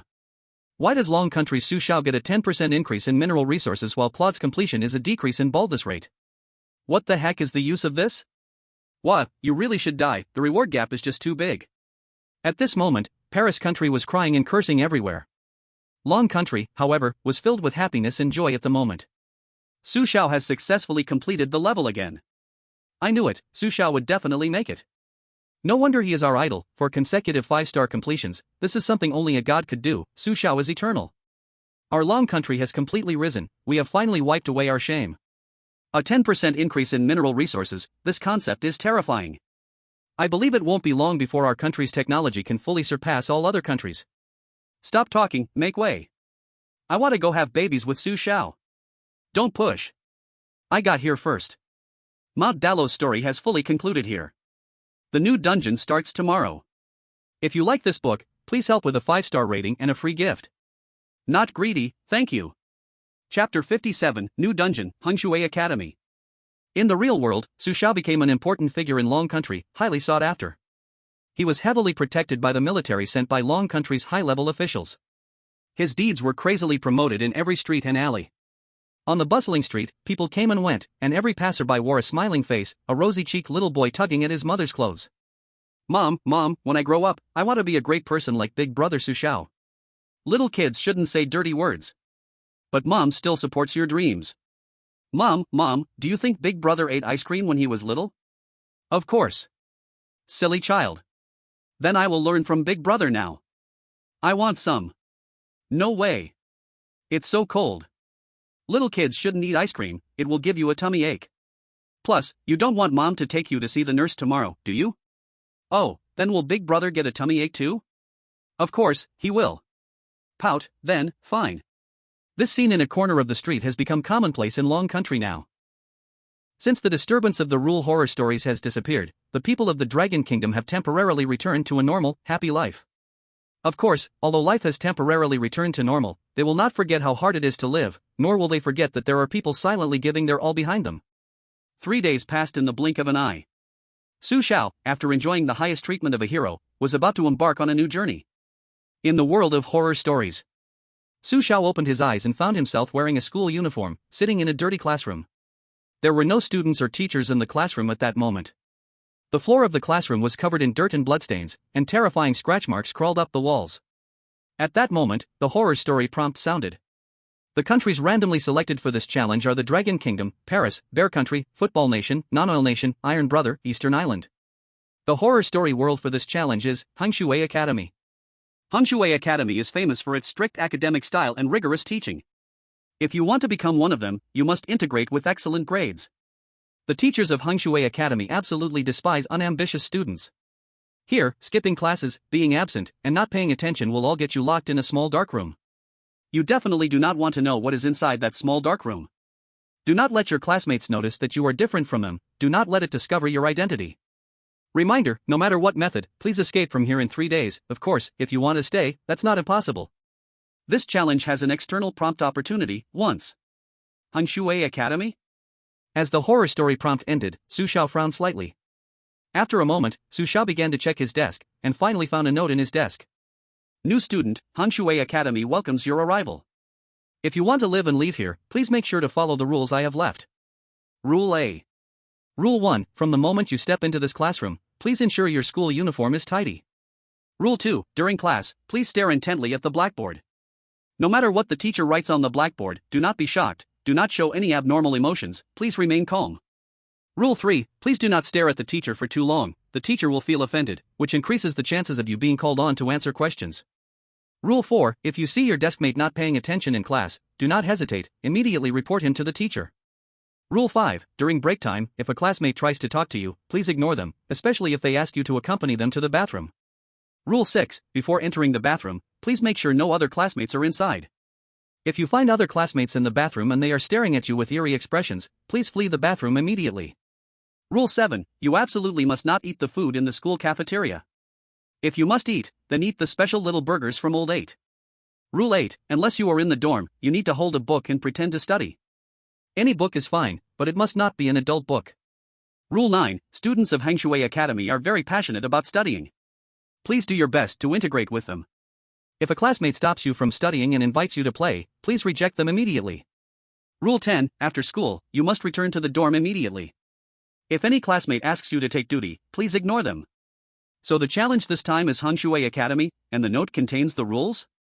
What's written on the note is probably not all the rules, there must be more. Damn, Rule 3 is getting a bit real. What does Rule 7 mean? Old 8's special little burger wouldn't be what I think, right? It's clear that the students in this academy do love studying, however, with such a poor classroom environment, could it be they are too lazy to clean for study? These rules are really interesting, I can't wait to see Su Xiao's performance. After reading the rules on the note, Su Xiao threw the note to an empty spot, and Black General swallowed it whole in one bite. After swallowing the note, the Black General vanished from Su Xiao's sight once again. Of course, the Black General did not leave, instead, he stood quietly at Su Xiao's feet. In the world of ghost stories, it is still quite simple for the strange to become invisible. Before the school bell rang, Su Xiao wiped off some dirt from the ground and casually rubbed it on his school uniform. Rule 1, upon stepping into this classroom, please ensure your school uniform is clean. Ding-ling-ling. At this moment, the school bell rang. A large number of students gradually entered the classroom, and the last to come in was a female teacher wearing thick glasses. The female teacher held a ruler in her hand, looking very strict. After all the classmates seated themselves, Su Xiao noticed that the students around him were all wearing dirty school uniforms. Su Xiao frowned slightly. It seemed that Rule 1 was clearly wrong. How could those who invest a lot of time in learning always pay attention to the cleanliness of their uniforms? Su Xiao is truly detail-oriented, he quickly figured out the first rule. This rule is actually easy to determine. In such a dirty classroom, it's abnormal for the students' uniforms to be so clean. Although this rule is easy to judge, there are still a few chosen ones from small countries who overlook this detail. Look closely, those few chosen ones seem to have caught the attention of other classmates. Won't they be exposed? It's still during class, so classmates shouldn't bother them. However, everyone feels something strange, those chosen ones must have gotten into trouble. I hope they seek good fortune for themselves. The hints mention not to let classmates notice that you are different. I wonder what will happen next after being discovered by other classmates. What else could happen? In short, it won't be anything good. I don't know if you will like the Academy dungeon. Thanks to those who sent gifts. Kiss, 3. Chapter 58, Su Xiao's response. In the classroom. The first class began. Before class started, the teacher had a straight face, using red chalk to write a line on the blackboard. New students, if you can see what I wrote, be sure to come to my office after class. Remember, do not be followed. Don't worry, they can't see words written in red chalk. The teacher wrote this on the blackboard. Su Xiao frowned slightly. Rule 2, during class, please keep a close watch on the blackboard. No matter what the teacher writes on the blackboard, do not be surprised. Do not show any unusual emotions, remain calm. At the moment, Su Xiao was not sure if the teacher was good or bad. Exposing himself recklessly was clearly not very wise. However, Su Xiao also noticed that his frowning expression had attracted the attention of some classmates around him. Seeing this, Su Xiao immediately returned to normal. As Su Xiao's expression returned to normal, the surrounding classmates also turned their heads to focus on the blackboard. However, by that time, the teacher had already erased the words written in red chalk and wrote a new message in white chalk. A new meat dish has mixed into our classroom, let's find him. Whoever can find him will receive a reward from the teacher. Wow, is this teacher a bit split personality? What's with this completely opposite attitude? Meat dish? The teacher actually calls the new student a meat dish? It can't be. Is this teacher good or bad? I feel like she is not trustworthy. Do you think it's possible that the words written in red and white chalk are visible to other students too, and they are pretending not to see them, just to wait for the new student to jump out? Your deduction makes sense, but what if the other students really can't see what's written in red chalk? I think that even if the other students can't really see it, it's not worth the risk right now. After all, the teacher doesn't seem normal either. At the podium, looking at the teacher's inconsistent changes, Su Xiao did not have much emotional fluctuation. However, the other classmates in the classroom, each licking their bright red lips, seemed very excited. While the teacher was lecturing, all the students were staring at the blackboard, only Su Xiao was focused on the teacher. Rule 3, please do not stare at the teacher for too long, the teacher will feel offended, thus increasing the chances of you being called to answer questions. During Su Xiao's gaze on the teacher, he noticed something strange about her eyes. There was no white in her eye sockets, only a pure pitch black. This made Su Xiao feel very eerie. As Su Xiao continued to stare at the teacher, it seemed that the teacher also noticed his gaze. A chilling smile appeared at the corners of the teacher's mouth as she pointed her pale finger at Su Xiao. This student, please stand up and answer this question. I ask you, if you find your deskmate is the new student, what should you do? I think I would politely shake hands with him. After finishing this sentence, Su Xiao could clearly feel the air in the classroom become cold, and the looks from his classmates turned vicious and cruel. However, before the classmates could react, Su Xiao's expression turned manic as he continued. Then I will dismember him into 8 pieces, tear him apart, and finally take him to the cafeteria for us to have extra meals. Clap, clap, clap. As soon as Su Xiao finished his sentence, a burst of warm applause suddenly erupted in the classroom. The looks from his classmates no longer seemed strange, and the teacher also dismissed her suspicions about him. At this moment, only the deskmate appeared somewhat pale. Deskmate? When Su Xiao was called up by the teacher to answer a question, the chosen one from Myanmar was also called up for staring at the teacher. This student, I ask you, what do we eat in the cafeteria every afternoon? Vegetables. As soon as this answer came out, the chosen one from Myanmar instantly realized he seemed to have answered incorrectly, so he quickly corrected himself. No, it's meat. Whose meat? The teacher pressed him. The chosen one from Myanmar looked flustered. It's the new students. Upon hearing this answer, a smile appeared on the teacher's face. However, before the chosen one from Myanmar could feel happy, the teacher's face suddenly twisted. No, now it's yours. As soon as the teacher's voice fell, the classmates in the classroom had already stared with scarlet eyes, their expressions twisted as they pounced towards the chosen one from Myanmar. The chosen one from Myanmar is eerily devoured, a world of strange tales is about to descend, the countdown begins, 10, 9, 8, 7, 6. Damn, the chosen one from Myanmar is so unfortunate, just because he answered the question wrong, he was eliminated directly. How did the teacher see through it? I think the answer to the question is not the key is that he panicked while answering. If he could have stuck to his first answer, he wouldn't have revealed his flaw. By exposing his identity, elimination was unavoidable. Sigh, this still shows a lack of psychological quality. Just look at Su Xiao's performance, so calm and composed, he is simply a born actor. These chosen ones from small countries need to practice their ability to handle pressure more, since being eliminated over such a simple step is just unacceptable. After the little episode of answering questions, the time quickly arrived at the end of class. After class, Su Xiao noticed that no matter whether the classmates went to the restroom or stepped outside to get some fresh air, they all held a book in their hands and read it with great interest. Their appearance reminded Su Xiao of Rule 8. Rule 8, unless in the dorm, you need to hold a book in your hands pretending to study. Any book is fine, but it must not be a little yellow book. At this moment, Su Xiao also wanted to step outside for some fresh air, so he rummaged through his desk and soon, indeed found a little yellow book inside. The little yellow book looked very serious. The cover was yellow, but the content's seriousness is unknown. They specifically reminded me not to take a little yellow book. You really have this kind of thing here. Su Xiao did not know if the book was serious, but he knew that the classmate who left the rules was definitely not serious. What serious person reads a yellow book? Su Xiao opened the yellow book and slowly walked out of the classroom under the astonished gazes of his classmates. However, since Su Xiao was holding a particularly eye-catching yellow book, the rate of people turning their heads was a direct 100%. Classmate, what book are you holding? It looks so yellow. Classmate, can I borrow your yellow book to take a look? I don't think I've seen that book before. Classmate, if you don't want to lend it, can we watch it together? Hey, classmate, don't go. Just let us have a look, just one look, okay? In a moment, the students in the hallway went crazy, all showing a strong interest in Su Xiao's yellow book. Chapter 59, Selling Out My Deskmate, Lao Lu. A yellow book has aroused the damn curiosity of the classmates. Su Xiao felt a bit speechless. He originally thought these classmates only loved studying, but the truth was quite the opposite. Looking at the strange gazes of his classmates, Su Xiao chose not to share the yellow book. He did not want to get too close to them just yet. He didn't want to expose himself too soon, as it would only bring him unnecessary trouble. He bypassed the classmates who were surrounding him to see the yellow book, raised his head, and carefully observed the layout and environment of Hangshui Academy. To be honest, this academy is not much different from an ordinary school. The only difference is that the students here move very fast.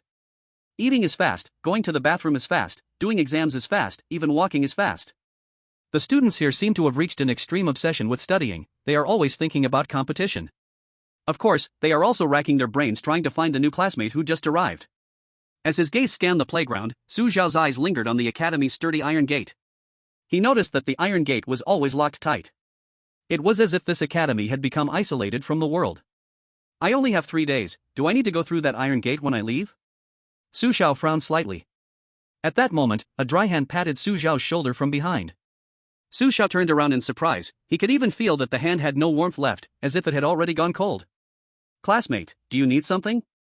Su Xiao's face was expressionless. He had just arrived at Hangshui Academy and was very unfamiliar with his classmates, but fortunately, it was a new semester and the students still did not know each other well.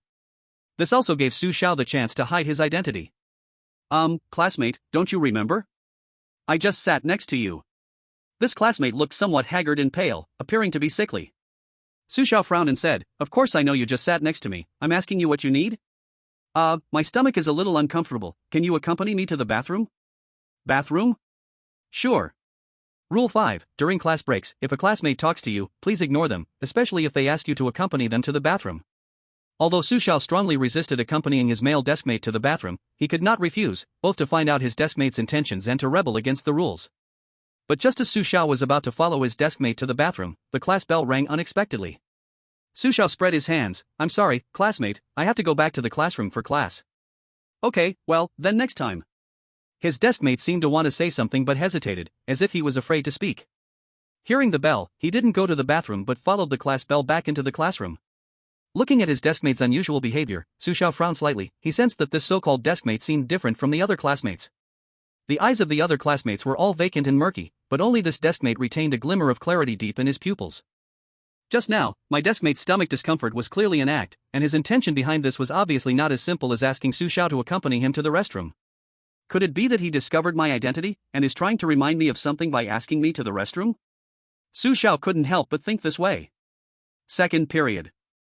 During class, Su Xiao noticed that his deskmate wasn't paying attention. He actually took out a little yellow book that looked exactly like the one in Su Xiao's desk and started reading it. The key was that he was reading it with great interest. Damn, how bold is he to read a little yellow book right under the teacher's nose? Seeing this scene, Su Xiao was a bit surprised. Rule 4, if you see your deskmate not paying attention in class, don't hesitate, report him to the teacher immediately. Rule 4 stated that if you notice your deskmate not paying attention in class, you should report him right away. But Su Xiao didn't want to do that. Reporting a deskmate was an act of a lowly person, and there was no way he would report him, especially since his talent didn't allow for it. Damn, I thought LV Boo was already fierce, but it turns out there's someone even fiercer. Whose subordinate is this? 666, how can this deskmate's actions be even bolder than Su Xiao's? I'm really shocked. If Su Xiao pulled off a report right now, this student would probably die on the spot socially, right? No way, no way, is there really someone wanting to be a lowly person? Outside the live stream, many netizens couldn't believe that someone would choose to be a lowly person at this moment. But to everyone's surprise, there indeed was someone who chose to do so. Wow, there's really someone acting like a lowly person. Who is the lowly person? Who else could it be? Of course, it's the well-off Eastern Island country. They learn ninjutsu and are born to be lowly. People from Eastern Island really don't engage in anything related to others. At this time, in the live broadcast of Da Xianwan from Eastern Island, Da Xianwan saw his desk mate reading a little yellow book and didn't hesitate to report him. Teacher, I want to report, my desk mate is reading a little yellow book in class.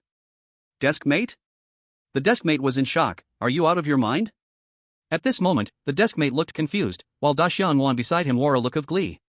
Da Xianwan's report made the teacher, who was originally writing on the blackboard, stop in her tracks. She didn't move her body, but her head turned eerily to look back, her whole face terrifying, staring ominously at Da Xianwan's desk mate. This student, you should know my classroom rules very well. I hate students who don't pay attention the most. The teacher rested her finger on her chin, paused, then suddenly teased, since you're disobedient, please come to my office after class, you know you can't escape. The teacher's tone was chilling. As her words fell, Da Xianwan's deskmate slumped back in his chair, a look of terror on his face as he glared at Da Xianwan, as if he wanted to tear him apart. Noticing the murderous glare from his deskmate, Da Xianwan instinctively shrank back. But at this moment, the teacher on stage comforted him, this student, you're doing very well, I promise you absolutely won't see him again tomorrow. The teacher smiled at Da Xianwan, but the trace of blood at the corner of her mouth made her smile appear somewhat sinister. Idiot. Da Xianwan's head must have been kicked by a donkey. He didn't even figure out the enemy and ally situation, and so eagerly sold out his deskmate. I really admire him. I'm speechless too. Can't people from Eastern Island use their brains? After participating in so many challenges, they still haven't progressed at all. I'm leaving. If Da Xianwan gets through this, I'll live stream standing on my head to wash my hair. If this guy gets weirdly devoured, it will definitely be due to his own intelligence leading him to trouble. It's really worrying for the intelligence of people from Eastern Island. With this intelligence, what dungeons can they participate in? They should just go home and farm. Chapter 60, Deskmate's Note.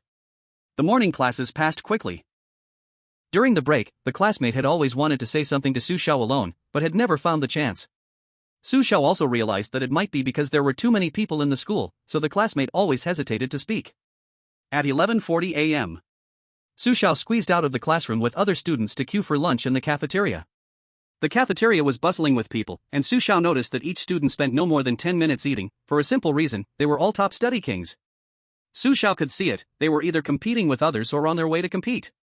The key is that this study atmosphere, this selfless spirit, seems to have become the norm for the students here. As long as it didn't interfere with their studying, these students wouldn't even go back to queue for a second serving, even if they hadn't eaten enough.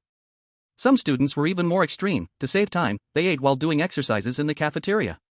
At this moment, viewers outside the live stream were staring dumbfounded at the scene in the cafeteria. Do they really need to work this hard? What's wrong with the students in this school? Even like this, they still need to compete? These students usually seem quite normal. Aside from being a bit strange, they are actually quite hardworking. Is it really good to be like this? Is there really pressure from jobs and loans in the world of strange tales too? No matter where it is, where there are people, there is competition. Can they still be considered human like this? I feel that not everyone in this school has been polluted, at least that classmate seems quite normal. Are you saying it's normal for him to read adult books in class?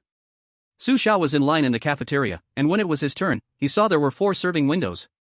The 4 windows were labeled with meat dishes, vegetarian dishes, soup, and secret special hamburgers. Rule 7, the food in the school cafeteria must not be eaten. If you want to eat the old 8 secret special hamburger. While Su Xiao stared at the meat dishes in the food box, the cafeteria lady also looked at him with a strange expression. The meat dishes were made of unknown ingredients, all leaning towards red. Inside were things resembling chicken feet and some small pieces of meat. The vegetables at the vegetarian window looked relatively normal, just some broccoli, cabbage, and the like. At the soup window, the soup was black, with some things floating in it that looked like eyeballs. Compared to the other windows, the secret special hamburger was a bit excessive. The hamburger was made entirely of mayonnaise, and the smell was foul from a distance. Looking at the strange dishes in the cafeteria, Su Xiao frowned slightly, as he had no appetite at that moment. Even if the vegetarian dishes looked somewhat normal, Su Xiao was truly disgusted by the old 8 secret special hamburger. He felt that anyone who could eat it must be incredibly tough.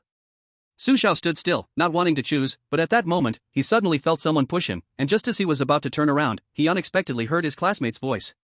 If you really don't want to eat, just have some vegetarian dishes. Vegetarian dishes?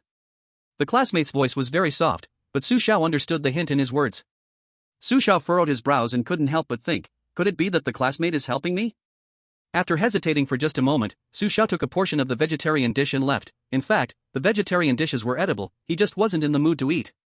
Su Xiao carried his dish and casually found a corner to sit down. Before long, the classmate also brought a plate of vegetarian dishes and sat opposite Su Xiao. Looking at his classmate, Su Xiao asked in confusion, "Why are you helping me?" Hearing Su Xiao's question, the classmate cautiously glanced around to make sure no one was paying attention to him, then smiled bitterly and said, helping you is actually helping myself. If you don't want to draw attention from other classmates, you must get used to everything here, please believe me, it is everywhere, and every single move you make will be known by it. Perhaps, I won't hold on for much longer, but I'm still very glad to know you. Saying this, the deskmate suddenly reached out a friendly palm towards Su Xiao. After hesitating for a moment, Su Xiao decisively shook it. Su Xiao had a blessing of talent, even if the deskmate was plotting some scheme, he was not afraid. The strange could not pollute him. Similarly, it could not swallow him. Su Xiao couldn't help but curiously ask, what do you mean by not holding on for much longer? Since we stepped into this academy, we have been under the watch of it. It will affect your emotions and mind, ultimately dragging you into the abyss. The deskmate suddenly laughed and said. However, I noticed you are somewhat different, perhaps you can live and leave after all? What exactly is it in Hangshui Academy? Su Xiao was ready to ask something crucial. But just then, the deskmate had already stood up with a food tray. I can't talk to you for too long, or we both won't survive. May we see each other again tomorrow, classmate? The deskmate finished his strange words and left, but as he left, he casually tossed a piece of paper to Su Xiao. Holding the paper, Su Xiao frowned. After confirming that the surroundings were safe, Su Xiao opened the note, and the first sentence made him feel surprised. Classmate, I know you are new here. Don't worry, I won't tell anyone else, of course, that's if I haven't completely lost my sanity. I can see the words written by the teacher on the blackboard in red chalk, other classmates really can't see them, but don't believe the teacher because the teacher is not trustworthy. He can see the words written in red chalk? Su Xiao couldn't help but fall into thought. If other classmates can't see the words written in red chalk, but the deskmate and I can see them, then there is only one possibility, the deskmate is either not polluted by it or the pollution isn't deep. So, can the teacher see them? What she writes, she should be able to see, right? Or does she, in fact, not see them either? Could it be, as the deskmate said, that the teacher is not trustworthy, and she pretends to see just to lure me in? At this moment, Su Xiao suddenly thought of a way to test the teacher. The method is very simple, if the teacher can see the words written in red chalk, then she is likely not an enemy, otherwise, she would be the enemy. Of course, this method kills two birds with one stone because it can verify who the liar is, the teacher or the deskmate. As he continued reading the note. I feel like it is about to take control of my whole brain, I can't suppress it anymore.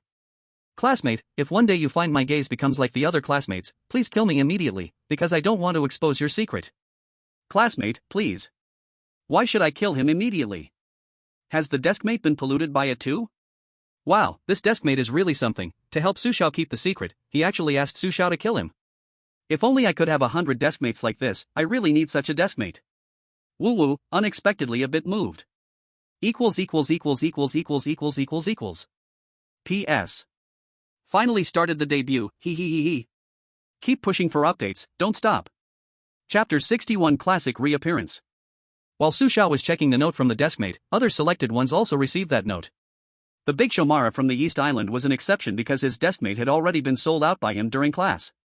During the lunchtime, the classmates in the classroom did not take a break, they were all desperately competing, and Su Xiao found it a bit speechless. It was simply unrealistic to make him blend into this group of overachievers.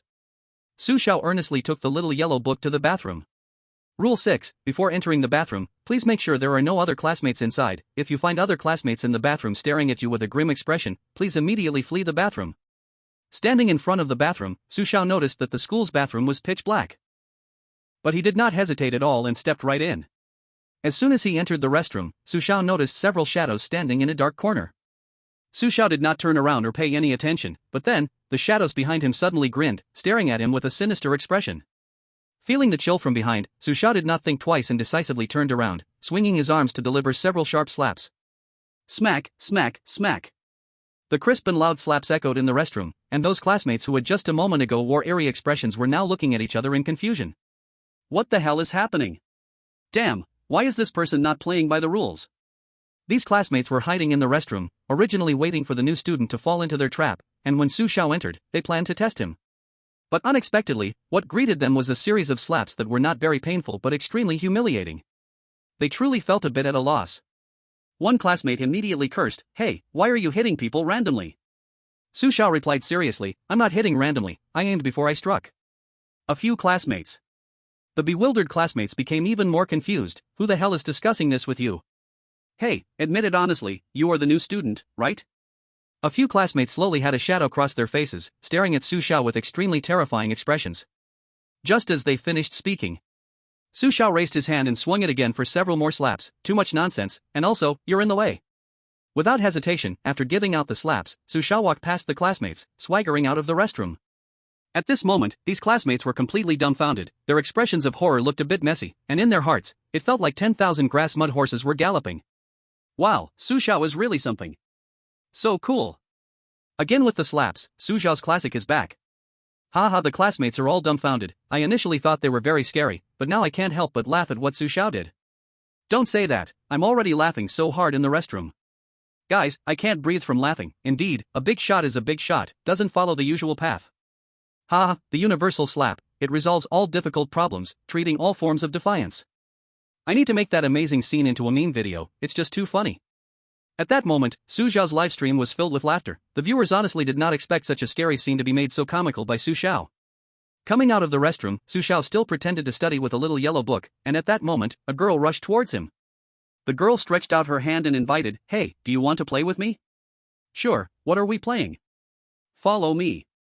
Rule 9, students of Hangshui Academy are very enthusiastic about studying. Please try to fit in with them. If a classmate stops you from studying and invites you to play, please reject them immediately. Following the girl, Su Xiao arrived at the playground. At that moment, the entire playground was deserted, for most students in this academy preferred not to waste their time on leisure activities. Given that time, they would rather do 2 more sets of exam papers. "Hey, do you know how to play basketball?" The girl seemed to have found a basketball from somewhere and asked. "Yeah, a little." "Great, watch me perform." Su Xiao had no idea what the girl was up to. Under his puzzled gaze, the girl really began her performance. Her so-called basketball skills were not real basketball, but rather she danced a stunning basketball routine. Looking at the flashy girl in front of him, Su Xiao was speechless. Is this it? Is this what you call playing basketball?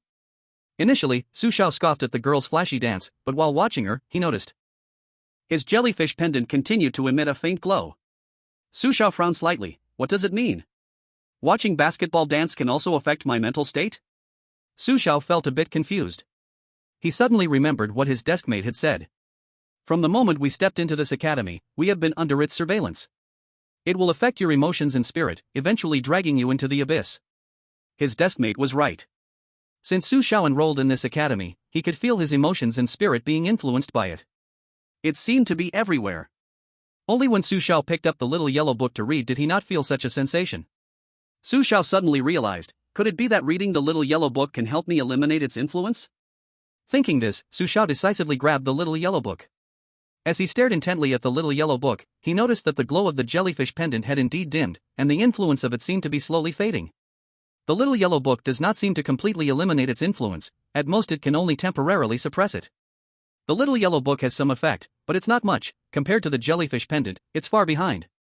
At this moment, Su Xiao suddenly recalled another thing his deskmate had said. Perhaps I can't hold on for much longer, but I'm still glad to know you. When his deskmate said this, Su Xiao initially could not understand, but thinking back now, his deskmate likely read the little yellow book during class just to suppress its influence. I seem to understand now, suppressing its influence is the real reason my deskmate reads the little yellow book. Su Xiao suddenly felt that not reporting his deskmate seemed like an incredibly correct decision. Perhaps my deskmate is someone worthy of trust, but for me, it seems that trust does not matter. While Su Xiao was lost in thought, the beautiful basketball dance by his female classmate, Ji and I, had just finished. When the female classmate turned her head and saw Su Xiao focus solely on the little yellow book, not even glancing her way, cracks of darkness instantly covered her face. Chapter 62, Scum. Trash. Social parasite. The female classmate appeared ghostly behind Su Xiao and, with a strange smile, asked, "Classmate, was my basketball posture just now standard?" Do you want to hear the truth or a lie? Su Xiao closed the little yellow book without turning around. Of course, the truth. The truth is, it's a bit lacking. And the lie? Far from it. I advise you to think carefully before you speak. Before the female classmate could finish, Su Xiao had already taken a step forward. No need to think. It truly isn't great, classmate. If you can't do it, don't force yourself. You have no room for improvement. Ah. You. Su Xiao's blunt words twisted the female classmate's expression to the extreme. But as she prepared to erupt, Su Xiao, facing away from her, had a smile on his lips. Classmate, do you want to kill me, or do you want to challenge being locked in the little black room by the teacher? The little black room. Hearing those 3 words, the female classmate's expression instantly turned to one of terror, as she stepped back repeatedly. Su Xiao turned to look at the mixed feelings of unwillingness and fear on the female classmate's face and smiled. Looks like I guessed right again. Those who are completely corrupted by it are forbidden from harming each other. Apart from new students, those slightly tainted should also be targeted by other classmates, just like my deskmate, but based on how my deskmate looks, they probably can't hold out for much longer. In fact, since the moment Su Xiao stepped out of the restroom, he had begun to suspect that those thoroughly corrupted by it were forbidden from harming one another. And the female classmate's reaction perfectly validated Su Xiao's suspicion as completely correct. Now, Su Xiao only needed to confirm whether the teacher had been completely corrupted. Once he could determine that, he could verify the rest of his guesses. I need to find an opportunity to test the teacher without being discovered. As Su Xiao thought this, he took out the little yellow book as a cover and headed toward the classroom. At this time, outside the live broadcast, netizens were still as active as ever. Sure. Su Xiao is simply the best. The female classmates are completely in his grasp. Is this female classmate alright? Why is she jumping around with that beautiful basketball dance? My review, it's painful to watch, hard to bear. Mom, hurry and wash my eyes with chilly water. Su Xiao is really sharp. How did he guess that the female classmates wouldn't dare to lay hands on him? Su Xiao clearly could pass based on talent, yet he insists on using his brain. His meticulous thinking is beyond what other chosen ones can aspire to. When it comes to using brains, you have to look at Dragon Country's Su Xiao. That suzerain Daisang from East Island has a pig's brain. Calling him stupid would be an insult to the word stupid. Brothers, I have successfully immigrated to Dragon Country. Don't think too much about me. After all, not everyone has the chance to become a citizen of Dragon Country. On East Island, on Daisang's side. During the lunch break, Daisang couldn't hold it anymore and went to the restroom. He lingered at the restroom door for a long time, confirming there was no one inside before he finally felt safe entering. However, it was unfortunate that just as he entered, several classmates followed him in. Unluckily, Daisang was pinned against the wall by several classmates and questioned, "Tell us, are you the new student?" I'm not. I don't know what you're talking about." Looking at the extremely pale faces of several classmates, Daisang was almost scared to the point of wetting himself, but even so, he still clung to his last bit of sanity. Seeing that the classmates didn't seem to believe him, Daisang tried desperately to explain. "Really, I'm not the new student. This morning I reported my deskmate." Reported the deskmate? The classmates had initially planned to let Daisang off, but upon hearing this, their expressions turned fierce as they started to punch and kick him. "Damn, so it was you, old six, who reported him, causing us to lose another classmate. We'll beat you to death. Damn it, I was worried about where to find you, didn't expect you to confess on your own. Scum. Trash. A parasite in society." At that moment, several classmates wished to beat Daisang to death. In fact, the group of classmates who entered the restroom with Daisang weren't the same type Su Xiao had encountered. These classmates were of the same kind as his deskmate. This group had been polluted but hadn't completely lost their sanity yet. They usually hid carefully among other students who were fully corrupted. Daisang's actions had caused them to lose a classmate, so it was the most reasonable thing for them to beat Daisang. "Ah, come quick, old six is being surrounded and beaten by classmates." Daisang finally got his comeuppance. "Hey, why do I feel so refreshingly relieved?" Being old six doesn't lead to a good end. Since he chose to be old six, Daisang deserves this beating. These classmates are from another class, right? They seem different from the others. Could they be of the same type as the deskmate, so they're venting anger for him? It should be. Daisang is really too stupid to betray his deskmate. Clearly, his deskmate would help him, but he still sold him out first.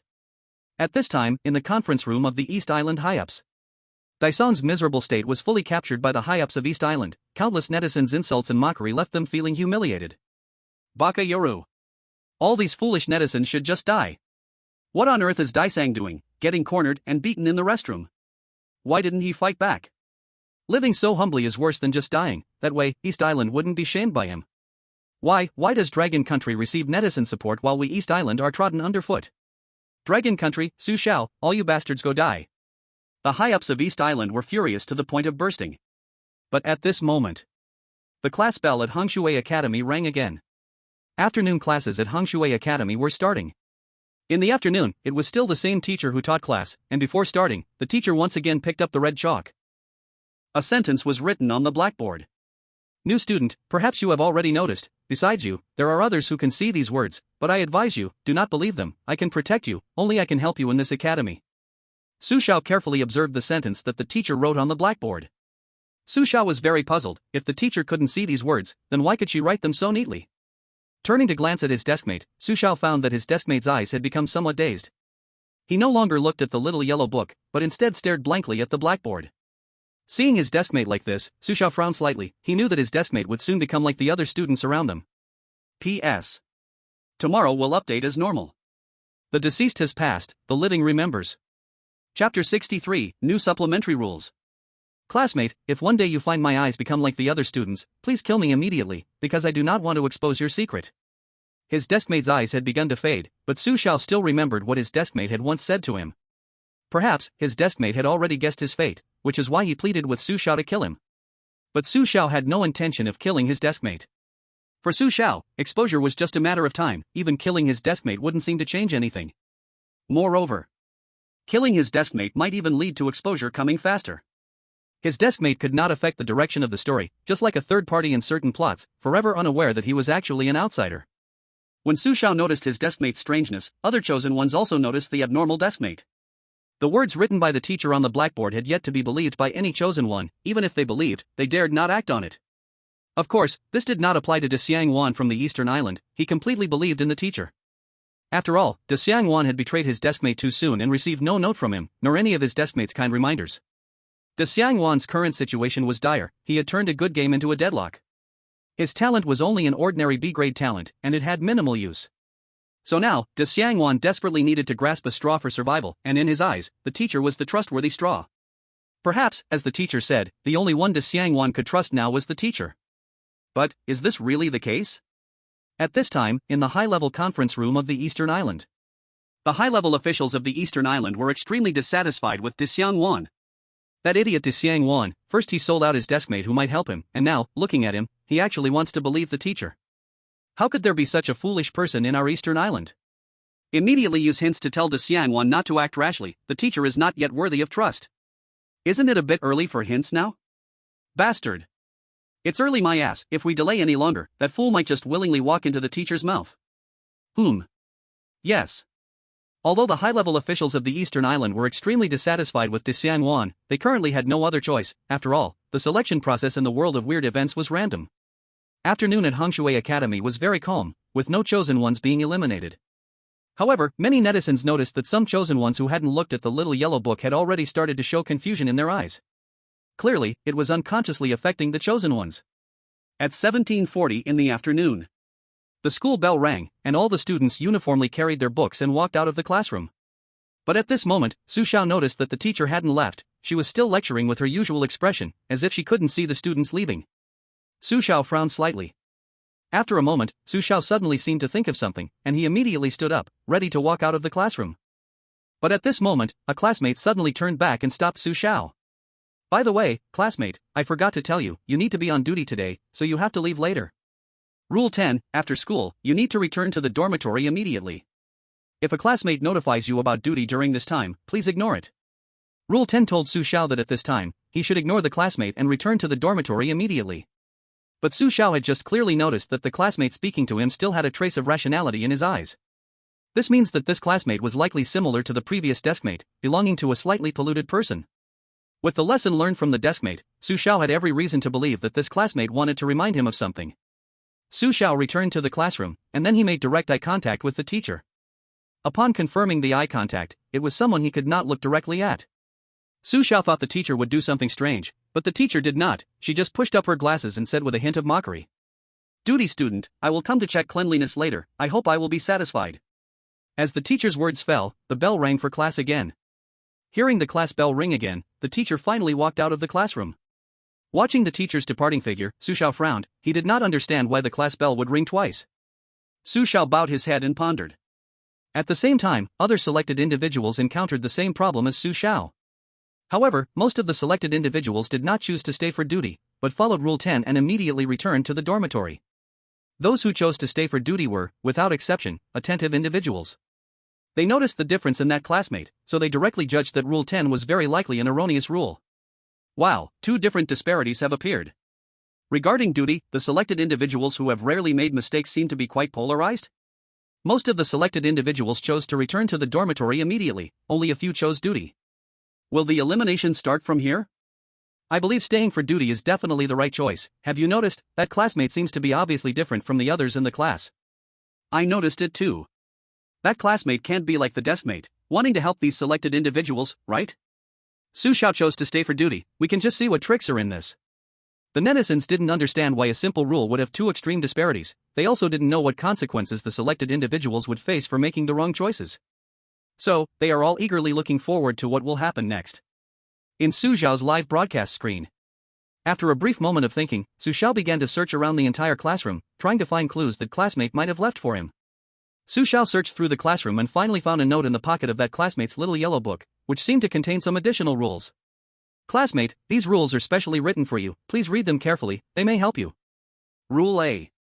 Rule 11, the duty student needs to clean the classroom. Note, after cleaning, please leave directly, the teacher will not come to check. Rule 12, when cleaning the classroom, please lock the doors and windows. If strange events happen or the teacher comes to check, do not open the door. If you cannot resist, immediately escape the classroom regardless of everything. Rule 13, the little yellow book can suppress its influence, but it may also attract its attention. Please do not take the little yellow book out of the classroom. Rule 14, the school worker can be trusted. If you encounter trouble that you cannot resolve, please immediately go to the school workers' lounge for help. Although the small dark room is very dangerous, it also hides a way to leave Hanshui Academy.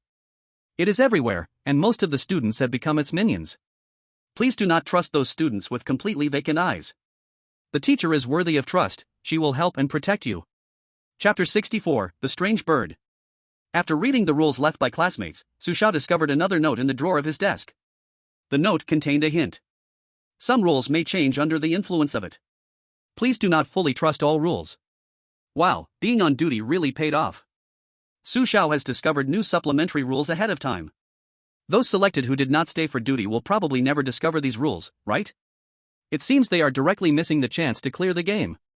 Without knowing these rules, it is basically impossible for other selected ones to clear the game, unless their country uses hints. But hints are not enough. The hints are only 20 words, how can these rules be fully hinted? Perhaps key rule hints can be picked up. Countless netizens began to discuss these rules. At this moment, other selected ones who stayed for duty also discovered the supplementary rules left by their classmates. After reading the supplementary rules, these selected individuals tightly locked the classroom's doors and windows, then began to clean the classroom. Please lock the classroom's doors and windows while cleaning. If strange events occur or the teacher checks the cleanliness, do not open the door. If you cannot resist, immediately escape the classroom at all costs. Unlike the other selected individuals, Su Xiao did not clean the classroom and did not lock the doors and windows. Su Xiao casually picked up a red chalk and wrote some guesses about it on the blackboard. After finishing his guesses, Su Xiao put down the chalk and turned around, only to see a strange bird land on the windowsill. The strange bird resembled a crow. Its eyes were blood red, constantly flapping its wings, strangely staring at Su Xiao while screaming wildly. Under the influence of its cries, Su Xiao suddenly felt an inexplicable fear, followed by anger, despair, and sorrow. Various complex emotions seemed to accumulate in an instant and then burst all at once. Fortunately, at this moment, the jellyfish pendant took effect, and Su Xiao's crimson gaze gradually returned to clarity. The first thing Su Xiao did after regaining normalcy was point at the strange bird and order Black General. Black General, go, pull the feathers off that noisy strange bird for me. The strange bird could disturb people's emotions, Su Xiao guessed that it was likely the embodiment of it. Since it had chosen to appear, Su Xiao certainly did not plan to let it go easily. He also wanted to know what it really was in Hanshui Academy. As soon as Su Xiao finished speaking, Black General fiercely pounced towards the strange bird standing on the windowsill. At this moment, the strange bird seemed puzzled by Su Xiao's resistance to its influence.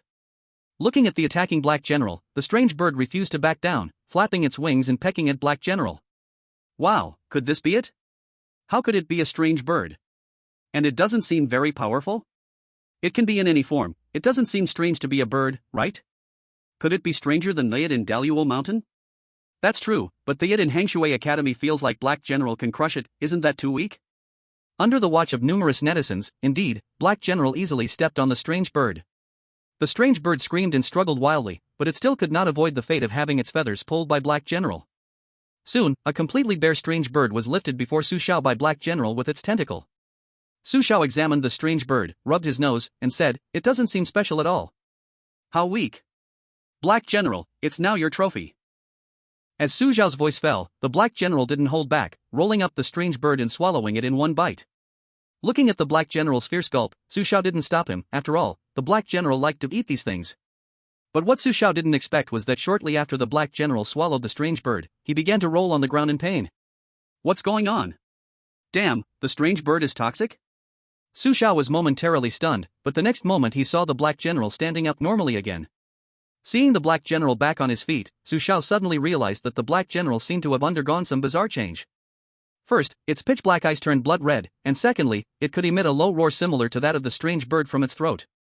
Su Xiao was completely unsettled because it seemed the Black General had absorbed a part of the strange bird's abilities. At this moment, Su Xiao was deeply shocked. Bizarre merging with the bizarre, this is simply unheard of. Su Xiao suddenly realized that his understanding of the bizarre seemed to be only skin deep. The bizarre had already exceeded the range of human cognition. Su Xiao had always been pondering why so many different bizarre entities were born in the world of strange tales, and now it seemed he was gradually getting close to the truth. At this moment, the netizens who noticed the Black General's transformation were also in an uproar. "Wow!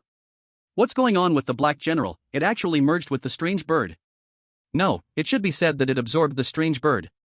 Merging the bizarre to give birth to even more powerful bizarre entities, it seems there are too many unknowns waiting for us to explore in the world of strange tales.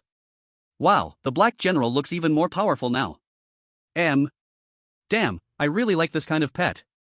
In a high-level meeting room in Dragon Country. "The Black General's change has once again overturned our understanding of the bizarre. Hurry up and record this change for archival purposes. Su Xiao has once again made a great contribution to all humanity. When he returns, we must reward him well. Our milestone in the world of the bizarre relies entirely on him to explore." In a high-level meeting room in America. Fuck. What kind of luck is Dragon Country having that they encounter such ridiculous things? Immediately notify all higher-ups to hold a meeting. We need to urgently discuss countermeasures, otherwise, our America will soon be surpassed by Dragon Country in every aspect. In the classroom. Su Xiao was still astonished by the Black General's change, and at that moment, a figure appeared at the classroom door without him noticing. The visitor was the teacher, and she was here for only one reason, to check on cleanliness. But Rule 11 clearly states that the teacher will not check on cleanliness. Rule 11, the duty student needs to clean the classroom, and note, after cleaning, please leave immediately, the teacher will not come to check. Looking at the teacher, Su Xiao frowned slightly. From her expression, he seemed to catch a glimpse of astonishment. Perhaps she was shocked that Su Xiao didn't lock the classroom door, or maybe she was shocked by the feathers from the strange bird scattered on the floor. But no matter what surprised her, Su Xiao knew that she was not here with good intentions. P.S. Request for more updates, free gifts, 5-star reviews. Please pity the child. Chapter 65, Illusion. At this moment, the other selected candidates who stayed behind to clean also encountered the strange bird during their cleaning process. However, they had already locked all doors and windows before cleaning, so the strange bird could not fly into the classroom. In the non-lucky country, Marcus was also one of the selected students who chose to stay behind to clean. At this moment, he was huddled in a corner of the classroom, trembling uncontrollably. He tightly covered his ears and stared in terror at the windows of the classroom. Outside, a strange bird resembling a crow was frantically banging against the glass, and during the impact, the strange bird accompanied its actions with bizarre screeches. The bizarre cries entered the classroom. Under the influence of the strange bird, Marcus's eyes quickly became bloodshot, and warm blood could not stop flowing from his ears. At this moment, the chaotic cries of the strange bird were undoubtedly Marcus's nightmare. Although Marcus tried his best to avoid the influence of the strange bird, his mental state was gradually falling apart. Where did this strange bird come from? Oh God, can someone come to save me? I don't want to die, I still don't want to die. Marcus's emotions were nearing collapse. Under his terrified gaze, the glass that was hit by the strange bird had already begun to crack, as if the next moment the strange bird would fly in front of him and stand on his body to enjoy the feast of death. At this moment, Marcus was desperate. His talent was of no help at such a time. In other words, there were only two choices in front of him. Either wait for the strange bird to break the glass and come in to eat him, or escape immediately back to the dorm. Even Marcus should know how to choose between these two options, no matter how foolish he was. But just as Marcus was about to roll and crawl to the door to escape the classroom, an eerie knocking sound suddenly appeared outside the classroom door. At the same time, the strange bird's cries stopped abruptly. However, Marcus had no mood to notice these details. Marcus quickly got up from the ground and looked outside through the window on the other side of the classroom. Outside the classroom door was a familiar figure. It was the teacher of the class. "Students, I came to check the cleanliness, open the door." Through the window, the teacher showed Marcus a smile, but that smile was so chilling in his eyes. Rule 11, the duty person needs to clean the classroom. Note, leave directly after cleaning, the teacher will not check. Rule 12, please lock the classroom doors and windows when cleaning. If strange events occur or when a teacher checks cleanliness, do not open the door. If you cannot resist, flee the classroom without hesitation. Marcus remembered that Rule 11 stated that the teacher would not come to check cleanliness, and Rule 12 reminded him not to open the door. At this moment, Marcus was scared to death, but his intuition told him that opening the door now would undoubtedly lead to his death. After hesitating for a long time, Marcus finally gritted his teeth and decided to trust his intuition. But just then, the strange bird's cries sounded again. It seemed that the teacher outside had also exhausted her patience, as she slammed on the door, and her expression grew more and more bizarre. "Students, I am here to help you. That strange bird will soon rush into the classroom and tear you apart. If you open the door now, you might still have time." The teacher's voice echoed in Marcus's ears, making him recall another rule. Rule 17, the teacher is trustworthy, she will help and protect you. Can the teacher really be trusted? Strange bird, teacher, what should I do? Oh God, please tell me what choice I should make right now? Marcus was now caught in a dilemma. At the back of the classroom was the strange bird that could rush in at any moment, and outside the classroom door was the incredibly bizarre teacher. Marcus did not know how to choose, nor did he know whether he should trust the teacher. Crack! Just as Marcus hesitated, a sudden sound of breaking glass came from the back of the classroom, instantly scaring Marcus out of his wits. "Mom, I want to go home. I don't want to die here." "The janitor, yes, I need to find the janitor." Marcus's mind was stretched to the limit. At this moment, he finally couldn't hold on anymore. He crazily and staggeringly ran toward the back door of the classroom, and at the same time, the prompt from the non-China country sounded in his mind as he opened the classroom door. The chosen one, Marcus from non-China, has been eerily devoured. A world of strange tales is about to descend. The countdown began. 10, 9, 8, 7, 6. The cold announcement echoed unexpectedly across the globe. The live stream of Marcus from the non-gamer nation froze at the moment he opened the back door of his classroom.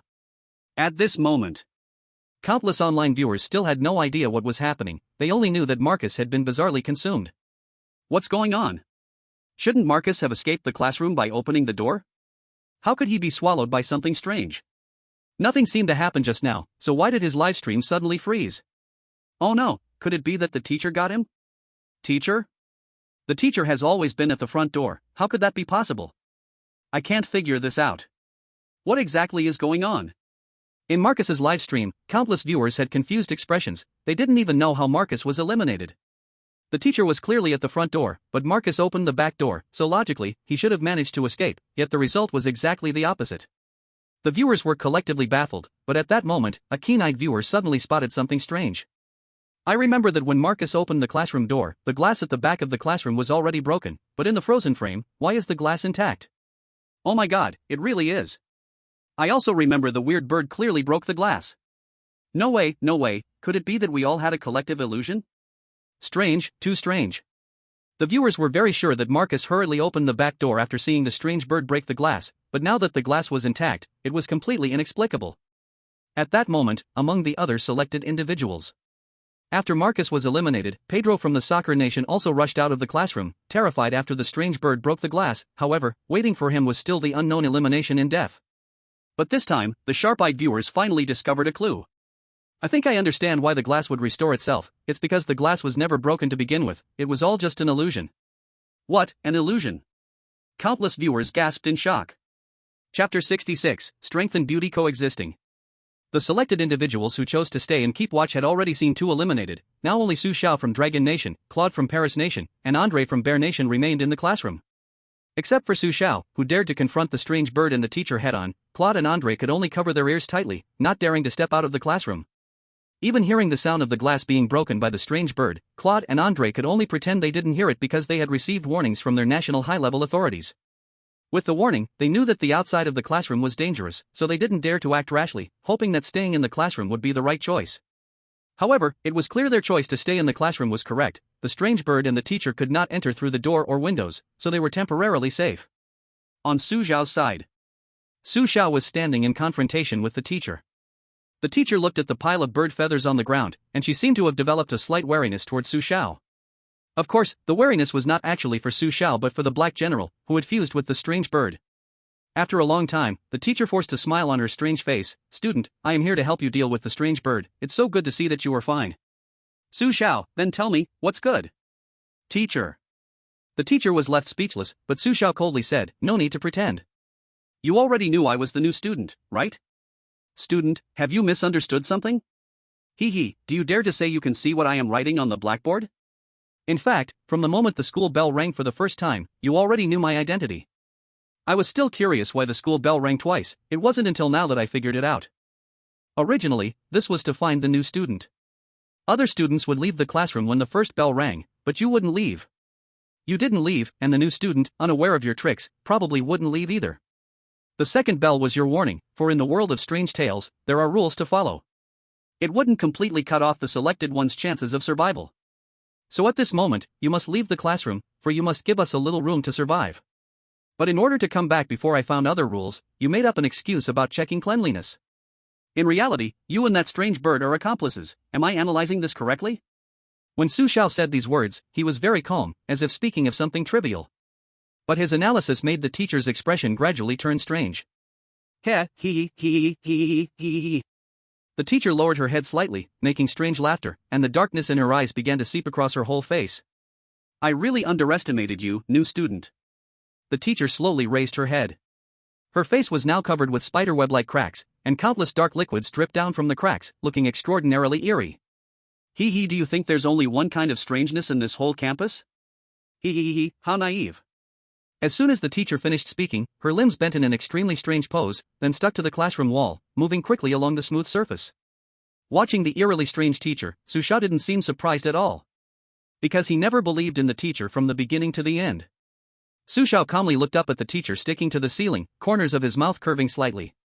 "Thank you for telling me this, but what I know is that you are not the strange one, you are merely a pawn of it." "Shut up." Upon hearing the word pawn, the teacher's expression suddenly twisted, and the next second, she lunged directly at Su Xiao. Looking at the teacher coming at him, Su Xiao did not dodge. At that moment, the black general let out a dull roar beside him. Whoa, whoa, whoa. In midair, the teacher suddenly wore a pained expression, as if she received a serious mental blow. She covered her head and fell from the air. Seeing this, the black general jumped over and stepped on her head, then prepared to swallow her whole. But just as the black general was about to gulp her down, the strange bird that was previously swallowed by the black general strangely reappeared in the classroom, flapping its wings and lunging at the black general. The strange bird's resurrection made Su Xiao frown, but he reacted quickly and threw the doll out. However, just when the doll was about to attack the mysteriously appearing strange bird, that strange bird actually vanished into thin air again. Upon witnessing this unexplainable eerie scene, Su Xiao furrowed his brow. Could it be an illusion? In the brief moment that Su Xiao was pondering, the black general had already swallowed the teacher whole. The teacher was merely its believer, so she was no match for the black general at all. After swallowing the teacher, the black general returned to Su Xiao's feet, and the doll also returned to Su Xiao's hands. In the classroom now, apart from a mess on the floor, nothing else remained. At that moment, outside the live broadcast. Wow! The black general is amazing. This smooth action is much better than before. The doll is also really powerful. Actually, you're all wrong, neither the black general nor the doll is the strongest. The real strongest is Su Xiao's earlier analysis. Su Xiao is simply invincible, his reasoning ability can crush all selected ones. Is this what they call strength and looks coexisting? Appa. Su Xiao is so handsome, when he returns, I must marry him. This bubble tea country female netizen, please calm down. You won't get Su Xiao or apply for long country nationality this way, but if you're willing, I can give it a try with you. You scoundrel, I don't want you. I just want Su Xiao. After dealing with the teacher and the strange bird, Su Xiao realized it was time to return to the dormitory. Before leaving the classroom, Su Xiao took the little yellow book. Rule 13, the little yellow book can suppress its influence but will also attract its attention. Please do not take the little yellow book out of the classroom. As Su Xiao walked out of the classroom, he casually tossed the little yellow book into the corridor and then walked towards the dormitory. On his way to the dormitory, Claude and Andre were still hiding in the classroom. However, since the strange bird and the teacher could not break the window to enter, both of them disappeared after some time. With the strange bird and the teacher gone, Claude and Andre breathed a sigh of relief. Only then did they sluggishly get up from the ground. After opening the classroom door, they ran straight to the janitor's lounge.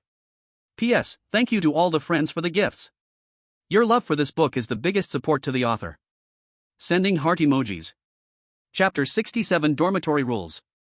Rule 14, the school's janitor can be trusted. If you encounter trouble you can't solve, please go immediately to the janitor's lounge for help. Janitor's lounge.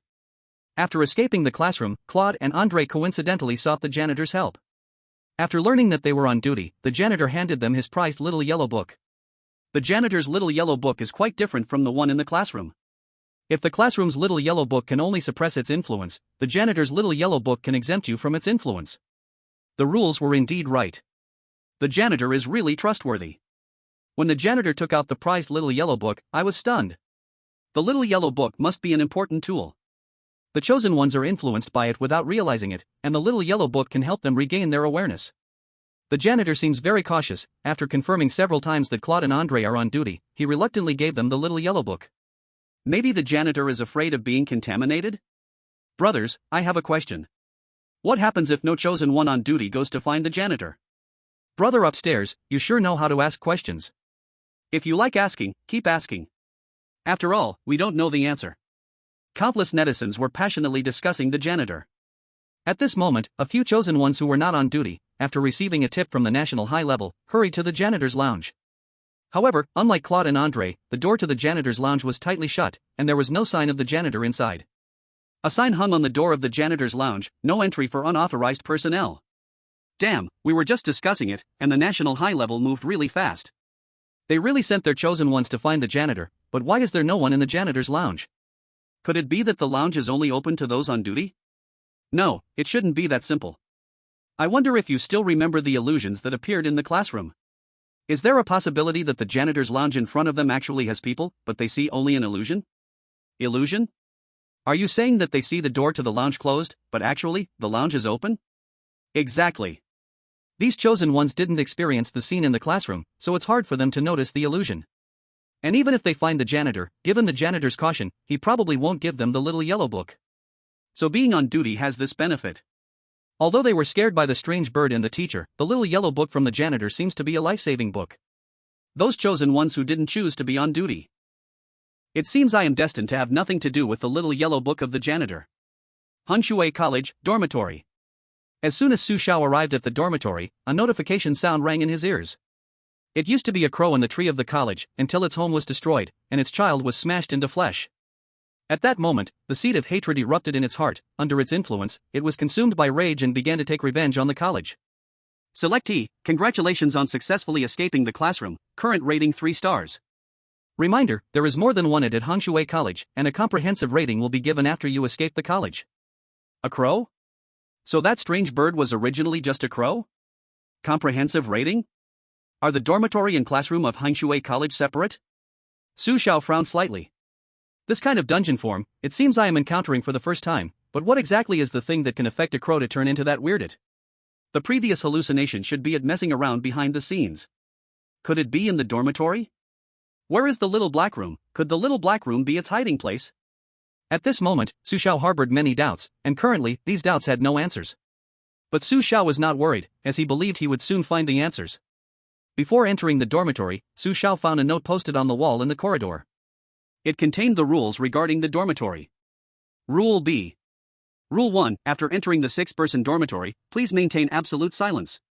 If a roommate tries to talk to you, do not respond to their words. Rule 2. There are only 6 people in the dormitory, including you.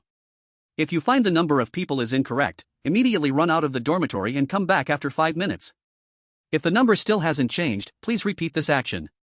Rule 3. If you find your roommates whispering and talking about things you don't understand, put a quilt over your head and ignore them. Rule 4. Roommates will fall asleep on the table. If you notice this phenomenon, do not wake them up. Rule 5. There are no strange birds outside the window. Do not open the curtains of the dormitory window. Rule 6. The dormitory cafeteria and the college cafeteria are separate. If you are hungry, you can ask your roommate to take you to the dormitory cafeteria. Rule 7. If you find your roommate sleepwalking at night, promptly wake them up, otherwise, extremely terrible things will happen. Rule 8. Kill your deskmate, as he knows all your secrets. Rule 9. The little black room does not exist. Do not attempt to find it by any means.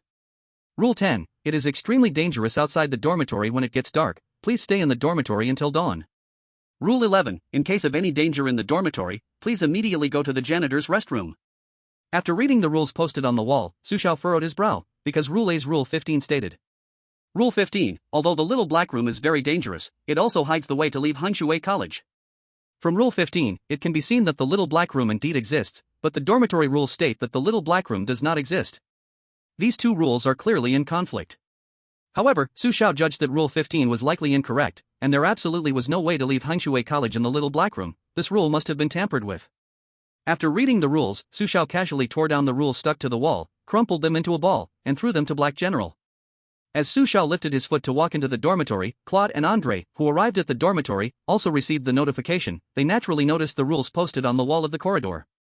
Now, apart from Su Xiao, Claude, and Andre, the other selectees who returned to the dormitory early only completed half of the classroom rules, so they were not prompted. Of course, they might not even know that there were actually supplementary rules for the classroom rules. Entering the dormitory of Hangshui College, Su Xiao pushed open the door and saw a room that could accommodate 6 people. In the dormitory at this moment, besides Su Xiao, there were 5 other roommates, and among them, one roommate Su Xiao was very familiar with, as that was his deskmate. However, at this moment, the deskmate's gaze had completely scattered, just like the other 4 roommates. Chapter 68, Harmonious Living is My Speciality. As soon as Su Xiao stepped into the dormitory, a roommate enthusiastically greeted him. Hello, we will be roommates from now on, please live harmoniously with us. Rule 1, after entering the 6-person dormitory, please maintain absolute silence. If a roommate tries to chat with you, please do not respond to any of their words. Su Xiao grinned and said, hello, harmonious living is what I am best at. As soon as Su Xiao finished speaking, the expression of the roommate gradually turned eerie, and the corner of his mouth was about to rise. Slap. This kind of scene was what Su Xiao was best at handling. So without any hesitation, he swung his hand and gave the roommate a big slap. The roommate was completely stunned, covering his face in anger and asking, what are you doing? What were you doing just now? I was having a muscle spasm in my mouth, why did you hit me? Su Xiao. You're having a muscle spasm, and you didn't say it earlier, it's your fault for making me unable to stop the move. Su Xiao, please don't mind these details, didn't you just say that everyone should live harmoniously? Roommate? Other roommates? At this moment, outside the livestream. Ha ha. Su Xiao's operation is as flamboyant as always, the roommates must be cursing in their hearts. Su Xiao's move of giving a slap is getting more and more skilled. These roommates are not quite right, Su Xiao's tactic of turning the tables is excellent. Alas, it's a pity that the deskmate has been completely polluted, he once helped Su Xiao too. I think Su Xiao should give the jellyfish pendant to the deskmate, maybe he would recover? Damn, the walking 50,000 has finally appeared, brothers, let's go, it's time to work. On the side of the selected one from the Iron Bar Nation, Ali. After other selectees returned empty-handed from the janitor's break room, Ali also received a hint from above. After understanding the content of the hint, Ali could realize that there were supplementary rules in the classroom, and he had to go to the janitor's office to get that special little yellow book before it got dark. I am not the class monitor, I don't even know what the supplementary rules are, so how should I gain the janitor's trust? If I don't complete the classroom's supplementary rules, even if I complete the dormitory rules, I probably won't be able to leave the academy. Thinking of this, Ali revealed a confident smile. However, my talent can help me overlook those rules, which means I have completed those rules, so now as long as I handle the dormitory side, I can also leave Hangshui Academy. The Iron Bar Nation had good luck this time, and Ali even drew an S-level talent, although the randomness of talents is high. His talent is called Rule Exploit. As the name suggests, this is a talent for exploiting loopholes. In certain special situations, if you accidentally overlook part of the supplementary rules, that part of the rules will be considered as completed, and you can pass normally and receive rewards. Note, when entering the world of ghost stories, the probability of this talent being activated is 50%. This talent, if not for its randomness, could easily be ranked as SS level. But precisely because it has a 50% randomness, this talent has become entirely based on luck. However, even so, Ali is already very satisfied, because as long as this talent can be activated, it is truly a loophole-like existence. Of course, Ali's talent is well hidden, no one knows about his talent except for himself. In the janitor's break room. Following the hint from the country's upper leadership, Ali walked directly toward the tightly locked break room. Unexpectedly, he really passed through that tightly locked door. Then, he saw the so-called janitor. The janitor is a man close to 50 years old. The sharp gaze, upon seeing Ali for the first time, still questioned him if he was today's duty student. When the janitor learned that Ali was not today's duty student, he prepared to drive Ali out. However, at that moment, Ali took out the little yellow book from the classroom. It turned out that Ali did not choose to leave the little yellow book in the classroom, but instead brought it out. Ali also knew that the janitor couldn't possibly believe him, so he brought the little yellow book just to try his luck. If it didn't work, he would give up on the janitor's little yellow book. But what Ali did not expect was that, although the janitor did not give him the little yellow book for free, he proposed a trade instead. So, Ali successfully exchanged the little yellow book in the classroom for another little yellow book from the janitor. Wow, it turns out the little yellow book can also be traded. This is ridiculous. Those countries that got an early warning must be regretting it now, right? Even if they knew the little yellow book could be traded, they probably no longer had a chance for a warning. It seems that sometimes, being chosen doesn't just rely on brains, luck also plays a part. Even if Ali successfully got the little yellow book, he hasn't completed the supplementary rules in the classroom, so his chances of passing are very slim. I don't know why, but I always feel that Ali's gaze carries a strange confidence. At this moment, the netizens were discussing a scene in Ali's live broadcast. Just as the netizens said, those countries that got an early warning were regretting it so much they were jumping in frustration. Who could have anticipated that the janitor's lounge would have so many twists and turns? Currently, Ali, Claude, and Andre had all successfully obtained the little yellow book from the janitor. Only Su Xiao did not go to the janitor's lounge, as he seemed to not need the janitor's help. He didn't need the little yellow book at all. As night fell, Hongshui Academy soon had its entire campus, including the dormitories, shrouded in eerie darkness. In the dormitory, Su Xiao lay on the bed but wasn't asleep. At this moment, he noticed his roommates huddled together discussing something, and they were occasionally bursting into strange laughter. Su Xiao couldn't understand anything they were talking about. Rule 3: If you find your roommates whispering and discussing things you can't understand, please cover your head with the quilt and ignore them. Rule 3 suggested that Su Xiao should cover his head with the quilt and ignore them at that moment. However, was Su Xiao the kind of person who would follow the rules? Su Xiao quickly got out of bed and walked directly to the group of whispering roommates, raising his hand to give them a few slaps. Of course, his deskmate, for some reason, didn't participate in the discussion, so he was spared. After slapping them, Su Xiao thought his roommates would angrily stand up, but they didn't. They only looked at him with dazed expressions and said, "What just happened? Damn, why is my face swollen, and why does it hurt so much? Equals equals equals equals equals equals equals equals equals equals. P.S. Thanks to all the book friends for the gifts. Thank you very very very much." Chapter 69, The Sleepwalking Roommate. The reaction of his roommates made Su Xiao frown slightly. They seemed to have entered a state of unconsciousness just now. Su Xiao fell into thought. Could it be that it is manipulating them? Or is it that it is using this method to get some desired information? The it in the academy was quite mysterious. Su Xiao did not know what it was, but there was no doubt that the entire academy was under its control. His deskmate once said that since they stepped into the academy, they had already been within its surveillance range. The students who have been thoroughly polluted in the academy are its minions and spies, which means it manipulates students like that to obtain useful information. Su Xiao returned to bed, while the few roommates who were whispering earlier were now covering their faces, looking at each other. They all looked confused. Of course, they didn't know that their swollen faces were because of Su Xiao. The roommates didn't know what was happening, so they couldn't trouble Su Xiao, and they didn't cause any more trouble, just lying on their beds and starting to sleep. In the deep of night, still in a dream, Su Xiao was suddenly awakened by a strange chewing sound. The crunching noise echoed in the dark dormitory, sending chills down one's spine. The source of the sound was not the black general, Su Xiao was very sure. It seemed to come from a roommate on the lower bunk. Su Xiao opened his eyes and sat up. He noticed that the dormitory window had been opened at some point, and the night outside was strange, not pitch black, but blood red. In that streak of blood-red night, Su Xiao seemed to see the weird bird encountered in the classroom. The strange bird stood on a nearby tree. Its eerie and crimson eyes seemed to collapse Su Xiao's spirit. Rule 5: There is no strange bird outside the window. Please do not open the dormitory window curtain. Clearly, this was its tactic. If it were an ordinary selected one, they would have been contaminated by now. Su Xiao, however, did not care about the strangeness outside. With the help of the red light, he saw the roommate who was making the crunching sound. That roommate, at this time, was facing away from Su Xiao, lying on the bed of his deskmate, and in his hand seemed to hold some raw meat, along with some entrails. And beneath his feet, blood was already pooling on the ground. As Su Xiao stared at this roommate, he suddenly turned his head as if sensing something. His face covered in blood was directly facing Su Xiao. In a dreamy voice, he raised a meaty bone, grinning, and said, "He, this thing is really delicious. Do you want some, roommate?" At this moment, outside the live stream. Damn, that turn of the head just now scared the pee back into me. By the way, did the deskmate get it? Could he be eating the deskmate? No, please, not that the deskmate is so good and even helped Su Xiao. It would be so sad if he just met that end. The deskmate is a good person, but Su Xiao can't change the situation now. He can only hope that after clearing the level, he can turn back. You guys need to look carefully. It seems like the one on the bed is not the deskmate. How could the deskmate have feathers? Feathers? Damn, it really is, looks like a big bird, but it's bloody and a bit hard to see clearly. Thank goodness, the deskmate is fine. Good that this roommate didn't eat the deskmate, otherwise I would want to rush in and deal with him.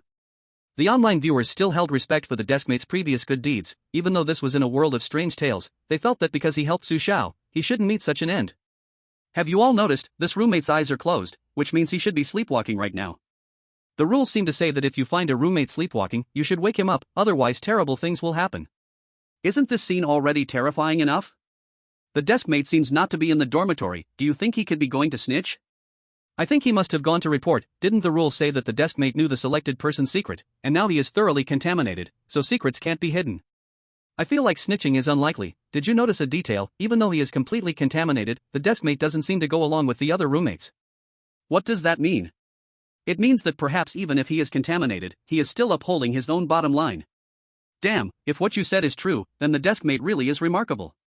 In the dormitory, Su Xiao stared at the strange roommate, not saying a word. Because he realized that the roommate's eyes were closed, he seemed not to be in a waking state. His actions resembled those of sleepwalking. He might not even know what he was doing. Rule 7: If you find your roommate sleepwalking at night, wake him up immediately, or something extremely terrifying will happen. Is he sleepwalking? That's my deskmate's bed. Could it be that he's eating my deskmate? Thinking of my deskmate, Su Xiao furrowed his brows, feeling a surge of anger rise within him. Although my deskmate has been completely corrupted by it, at least when he was awake, he had helped me. Su Xiao did not want his deskmate to end up like this. Without hesitation, Su Xiao got out of bed. However, when Su Xiao got close to his deskmate's bed, he suddenly realized that the meat and bones on the bed seemed unable to form a human shape. At the same time, Su Xiao also saw some black feathers on the bed, which were clearly not from his deskmate but looked more like something from a bird. What's going on? As Su Xiao's face filled with confusion, the dormitory door opened, and a figure walked in. It was his deskmate. It turned out that his deskmate had just gone out and was not in the dormitory. After his deskmate entered the dorm, he glanced at Su Xiao with vacant eyes, ignored both Su Xiao and the sleepwalking roommate, and directly lay down on the sleepwalking roommate's bed. It seems I was overthinking. After his deskmate lay down, Su Xiao also returned to his own bed, but before sleeping, to prevent any trouble, he had Black General keep an eye on the sleepwalking roommate. At this moment, over at Dongwei Island, De Xiangwan was also awakened by a strange chewing sound in the middle of the night. Since his deskmate had betrayed him, his dormitory did not have his deskmate either. Just like Su Xiao's experience, when De Xiangwan saw the bloody scene on his roommate's face, he was nearly scared out of bed. De Xiangwan tightly covered his mouth, not daring to make a sound.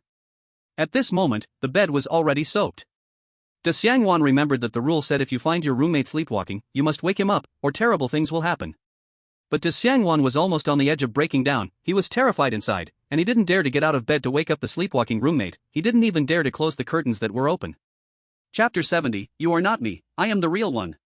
Outside the blood-red window, De Xiangwan seemed to see a strange bird, standing stiffly in the tree, its eerie eyes fixed on him. De Xiangwan knew that Rule 5 said not to open the dormitory's curtains. But now, he really didn't have the courage to get out of bed. The sleepwalking roommate was by the window. Asking him to close the curtains was like asking to die, right? De Xiangwan didn't know what would happen if he woke up his roommate. At that moment, his mind was a mess, unable to determine whether this rule was right or wrong. As De Xiangwan hesitated, the strange bird outside seemed to undergo some changes. At this moment, De Xiangwan's perception had quietly and severely twisted. In De Xiangwan's eyes, the strange bird was shedding pitch-black tears, and it was using its beak to pluck out its own feathers one by one. Blood stained the strange bird's body, but at that moment, it no longer looked like a bird. Is this, me? De Xiangwan realized in horror that the strange bird had changed into his form, and another self was eerily smiling at him. Ah! No, it's impossible. De Xiangwan's spirit had completely collapsed. What he saw outside the window made him feel chilled to the bone. De Xiangwan trembled in the corner of his bed, burrowing his head into the blanket, wanting to escape the gaze of the strange bird, but sadly, it was completely useless. No matter how he tried to escape, he always felt the strange bird was staring at him. He could sense the bird's eerie gaze and could clearly see it step by step approaching him. No, you are not me, I am truly me, get away from me. You are the strange bird, you are eerie, you want to replace me, but I won't let you succeed. Come on, I am not afraid of you. I am telling the truth. At this moment, De Xiangwan's spirit had completely gone mad. Fear had given him immense courage. However, anyone with sharp eyes could see that this was a manifestation of extreme fear. He was not far from being completely polluted. De Xiangwan has gone crazy. This guy's understanding has completely begun to distort. This guy has been lucky to live this long. He sold his deskmate at the start and ended up in such a terrible situation. What a pleasure to see. The outside is clearly just an illusion, just don't look outside and pull the curtains. I didn't expect Du Xiangwan to be foolish enough to keep staring outside. This guy's intelligence is hopeless. The outcome of Du Xiangwan seemed already guessed by netizens, so they did not feel particularly surprised. In the conference room of the Eastern Island's high-ranking officials. All the high-ranking officials of Eastern Island were now pale and slumped in their chairs. It's completely over. The creepy tails are about to descend upon us in Eastern Island again. We have already endured 4 attacks from the rule creep tails. If this continues, Eastern Island will soon be obliterated. Quickly seek help from the United States, hurry. No, we can't. The United States has used us up, and recently hasn't contacted us. This means they seem to want us to fend for ourselves. Baka Yoru. The United States actually burns bridges at such a time. Fine, since they are unkind, then don't blame us for being ungrateful. Immediately send a secret message to the sun never setting country. We, Eastern Island, are willing to offer high chips to request their assistance. While Eastern Island was urgently seeking outside help, Du Xiangwan had already gone mad and opened the window. He laughed loudly, climbed onto the windowsill, spread his arms, and fell down. An announcement echoed across the globe. The participants from Eastern Island and 5 other countries have been bizarrely swallowed. The world of creepy tales is about to descend. Countdown begins. 10, 9, 8, 7, 6. What the hell is going on? Why are there other countries besides Eastern Island being eliminated? Because the participants from other countries, like Du Xiangwan, have also been completely polluted, their mental will has completely collapsed, and choosing to end themselves is the best choice.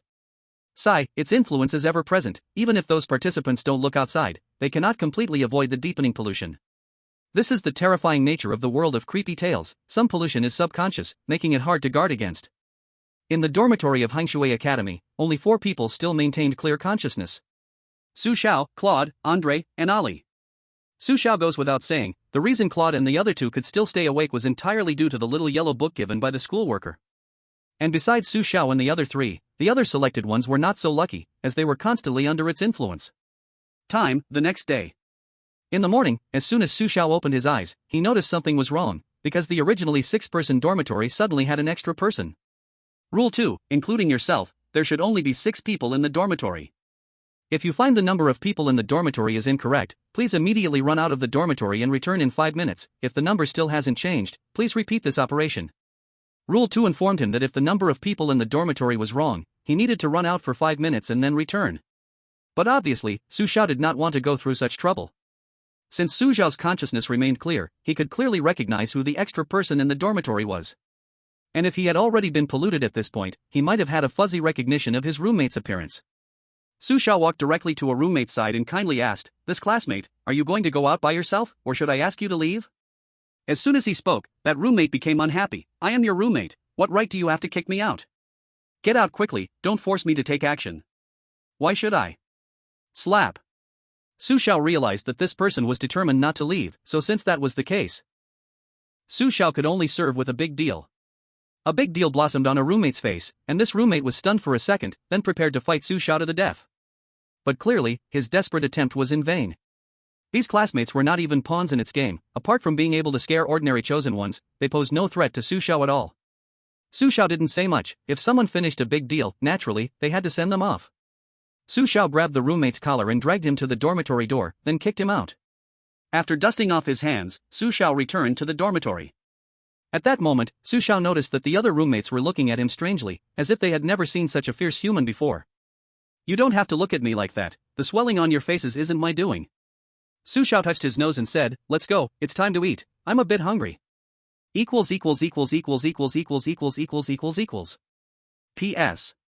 It's Saturday. Gifts are sent, urges for updates are made, 5-star reviews are written. He. Chapter 71, The Little Yellow Book in the Cafeteria. Classmate, the college dormitory has its own cafeteria. If you are hungry, I can help take you there. Hearing that Su Xiao was going to eat, a roommate volunteered. Su Xiao looked at him in surprise, then suddenly smiled. "You're quite brave, okay, thank you." Following the roommate, Su Xiao left the dormitory, crossed the hallway, and headed upstairs. Su Xiao asked, "Classmate, are you sure the dormitory cafeteria is upstairs?" The roommate replied, "Of course, we always eat upstairs." Classroom Rule A. Rule 16, it is everywhere, most classmates have become its pawns, please do not trust those students with completely vacant eyes. Dormitory Rule B. Rule 6, the dormitory cafeteria and college cafeteria are separate. If you are hungry, you can ask a roommate to take you to the dormitory cafeteria. Classroom rules and dormitory rules are interconnected, so Su Xiao needed to rebel against the rules. Classmate, you don't need to personally take me there, just tell me which floor the cafeteria is on.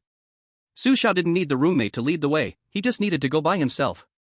Classmate, are you really sure you don't need me to take you? I don't need you, just leave it here. Alright, the cafeteria is on the 3rd floor of the dormitory, the last room at the end of the hallway, just open the door and you'll see it. The roommate kindly introduced Su Xiao to the location of the cafeteria, but as soon as he turned around, his expression instantly became fierce and cold. Su Xiao naturally noticed that the roommate was acting strangely. So, as the roommate was preparing to leave, he called out to him, "Hey, classmate, you kindly offered to take me. Before you go, I need to give you something." "What thing?" The roommate turned back, looking puzzled. Su Xiao grinned, "Of course, it's a good thing I think I need to send you to meet the Buddha in the West."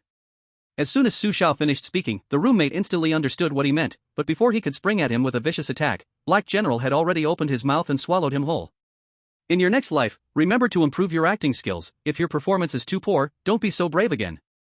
Su Xiao politely commented, then continued to head towards the cafeteria on the 3rd floor. Su Xiao didn't actually need to go to the cafeteria, but he had to confirm one thing, which was whether the little black room would indeed be the so-called cafeteria. Dormitory Rule 6 was clearly wrong. Su Xiao never believed that the dormitory had a cafeteria. The reason he had the roommate lead the way was really just to figure out the cafeteria's location. I hope I'm right. If the cafeteria really is the little black room, then it is likely hiding inside. Rule 11, if you encounter any danger in the dormitory, please immediately go to the school workers' lounge.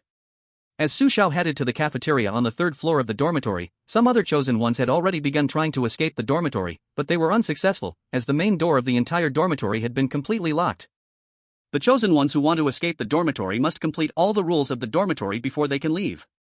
However, some chosen ones also made the same choice as Su Xiao, and they were led by their roommates to the cafeteria on the 3rd floor. 3rd floor.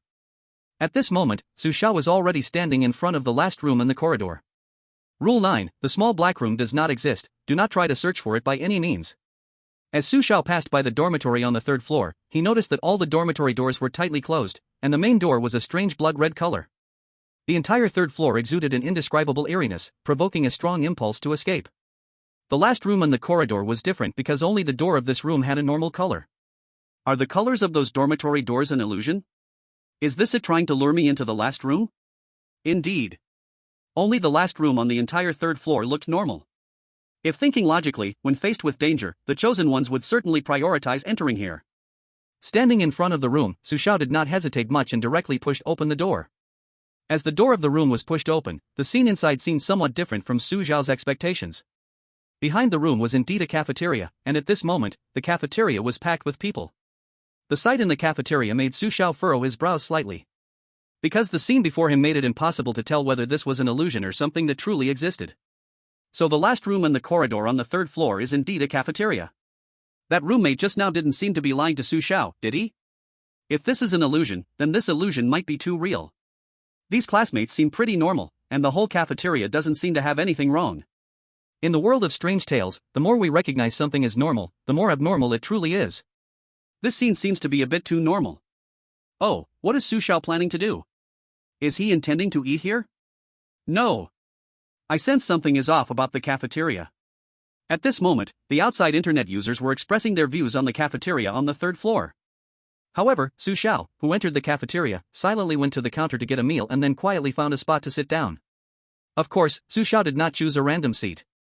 The reason he chose a window seat was that he discovered a special item on one of the tables here. That's right, it was that little yellow book from the classroom. After sitting down discreetly, Su Xiao opened the little yellow book filled with confusion. The contents of this little yellow book were clearly different from other little yellow books. This one recorded notes left by a certain student, and the font color of the notes was golden. The content of the notes was as follows. Classmate, when you find this little yellow book here, please do not be surprised. It cannot discover the existence of the little yellow book. This is the reason why I was able to leave the little yellow book here successfully. This is not a cafeteria, please do not believe everything you see here, except for the little yellow book. It cannot leave here. It cannot directly look at the little yellow book. If you want to see it, nighttime might be a better choice, but I do not recommend doing so, as it seems foolish. Hee, what am I even saying? You cannot leave without seeing it. I am completely trapped here, perhaps one of those scattered figures in the cafeteria is me. Good luck to you, these notes are from a kind classmate.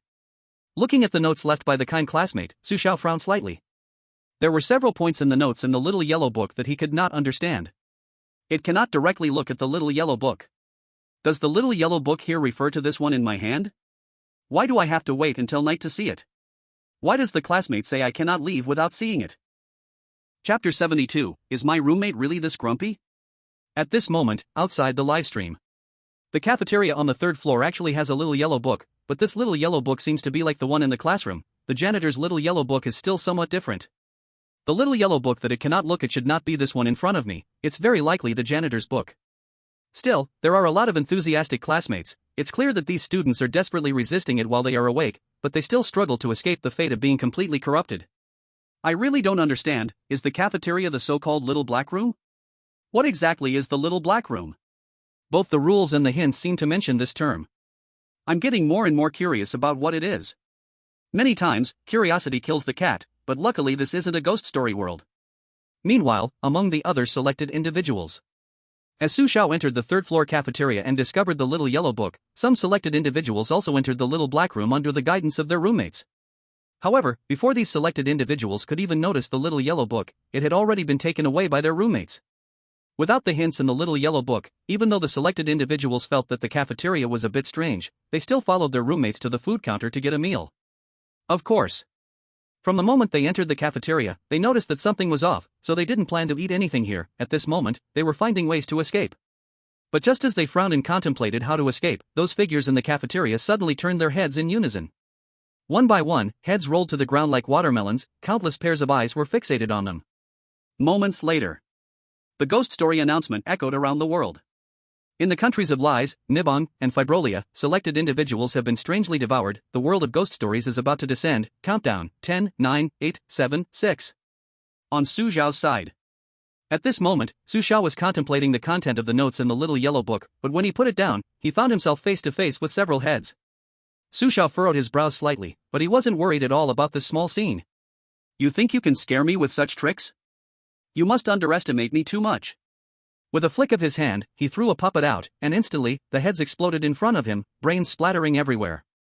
This time it's not an illusion, this scene. It's truly exhilarating. Su Xiao was stunned. If everything in the cafeteria was an illusion, then this illusion was way too damn real. In no time, the heads on the ground had been butchered by the puppets, leaving nothing but a pile of bone scraps. Without their heads, the rigid bodies standing in the cafeteria began to explode one by one, creating a rain of blood that was even more dazzling than fireworks during the New Year. After exploding, countless streams of blood gathered like a small stream, flowing directly into the dark depths of the cafeteria. Thump thump. Thump thump thump. Su Xiao frowned deeply. Looking at the direction where the blood was gathering, he felt as if he heard a strong heartbeat in a daze. The frantic heartbeat sounded like a mallet, pounding hard against Su Xiao's heart, as if his own heart was about to jump out as well. What's going on? Why is there a heartbeat here? Whose heartbeat is it? Su Xiao wasn't sure who the heartbeat belonged to, but he could guess that it might be related to it. At this moment, Su Xiao gestured to the puppet understood in an instant and began to search in the direction of the heartbeat. Moments later, the puppet walked out of the darkness, shrugging its shoulders helplessly, indicating that it hadn't found the source of the sound. It shouldn't be like this. Su Xiao furrowed his brow. Let's leave first, I'll come back to investigate tonight. Su Xiao didn't linger in the cafeteria for long, he quickly left the cafeteria with Black General and the puppet. However, not long after Su Xiao left, everything in the cafeteria underwent a tremendous change. In that flowing blood, a figure that looked exactly like Su Xiao slowly stood up. The figure repeatedly mimicked Su Xiao's earlier actions and expressions. Coming down from the third floor, Su Xiao also discovered that the dormitory door had been completely locked. This kind of locking, even Black General could not open. Su Xiao returned to the dormitory. In the dormitory, Su Xiao found that there was actually a roommate slumped over the table sleeping again. Rule 4, roommates may fall asleep on the table. If you notice this phenomenon, do not wake them up. Rule 4 stated not to wake up the roommate sleeping on the table, but Su Xiao walked straight to the roommate and kicked him awake. Your grandpa. The roommate, still hazy with sleep, immediately greeted Su Xiao with a friendly remark, but the next moment, his eyes turned bloodshot, and he ran to the open window without hesitation and jumped out. What the heck, do students nowadays have such a bad temper when waking up? Su Xiao was stunned by his roommate's actions. What was going on?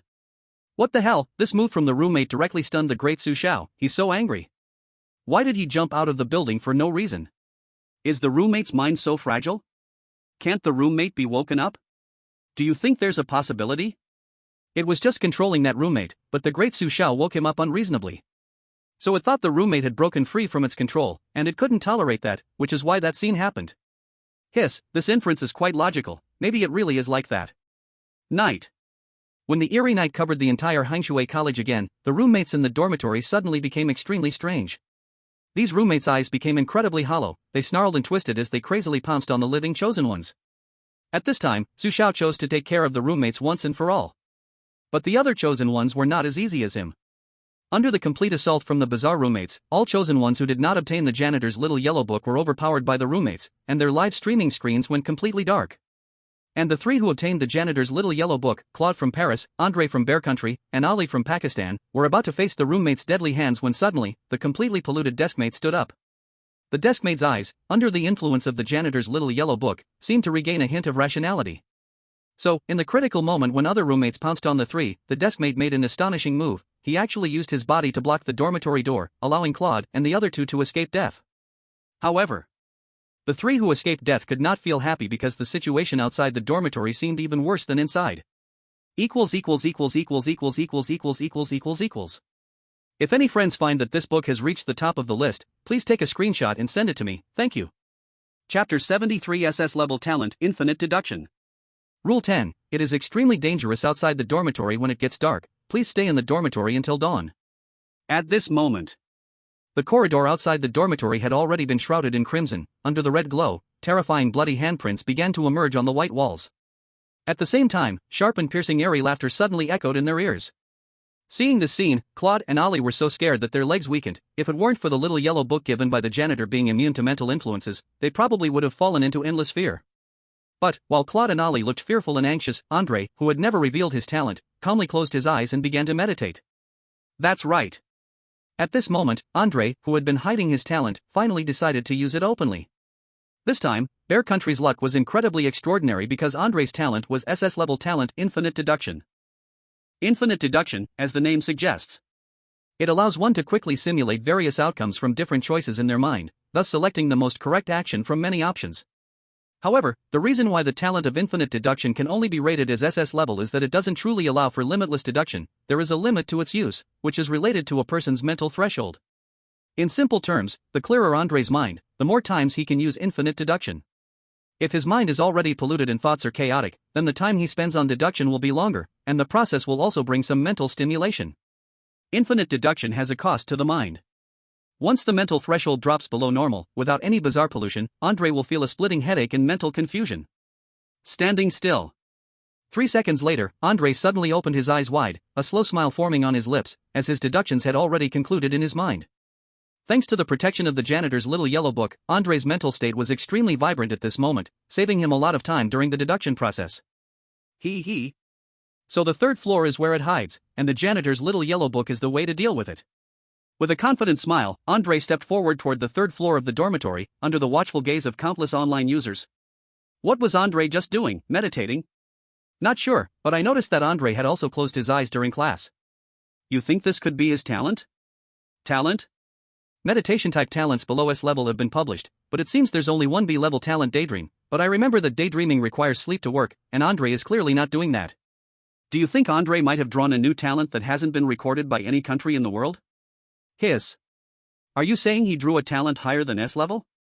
At this moment, in the high-level meeting room of Grizzly Bear Country, the high-level officials of Grizzly Bear Country were excitedly jumping up and down, as they were very sure that the talent Andre had drawn was a brand new, unrecorded talent.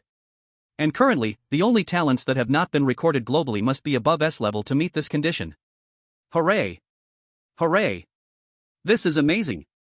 I'm sure that the talent Andre drew is above S level. This time Grizzly Bear Country will finally welcome the spring of the bear. Whoa whoa. It has been so hard, let me cry for a bit, just let me cry for a bit. So moving, Andre has truly brought us honor. This time, we must shape him into a hero like Su Xiao. By the way, contact Dragon Country immediately. High-level officials from Grizzly Bear Country will be visiting Dragon Country soon to personally discuss the specifics of establishing a friendly alliance between the two countries.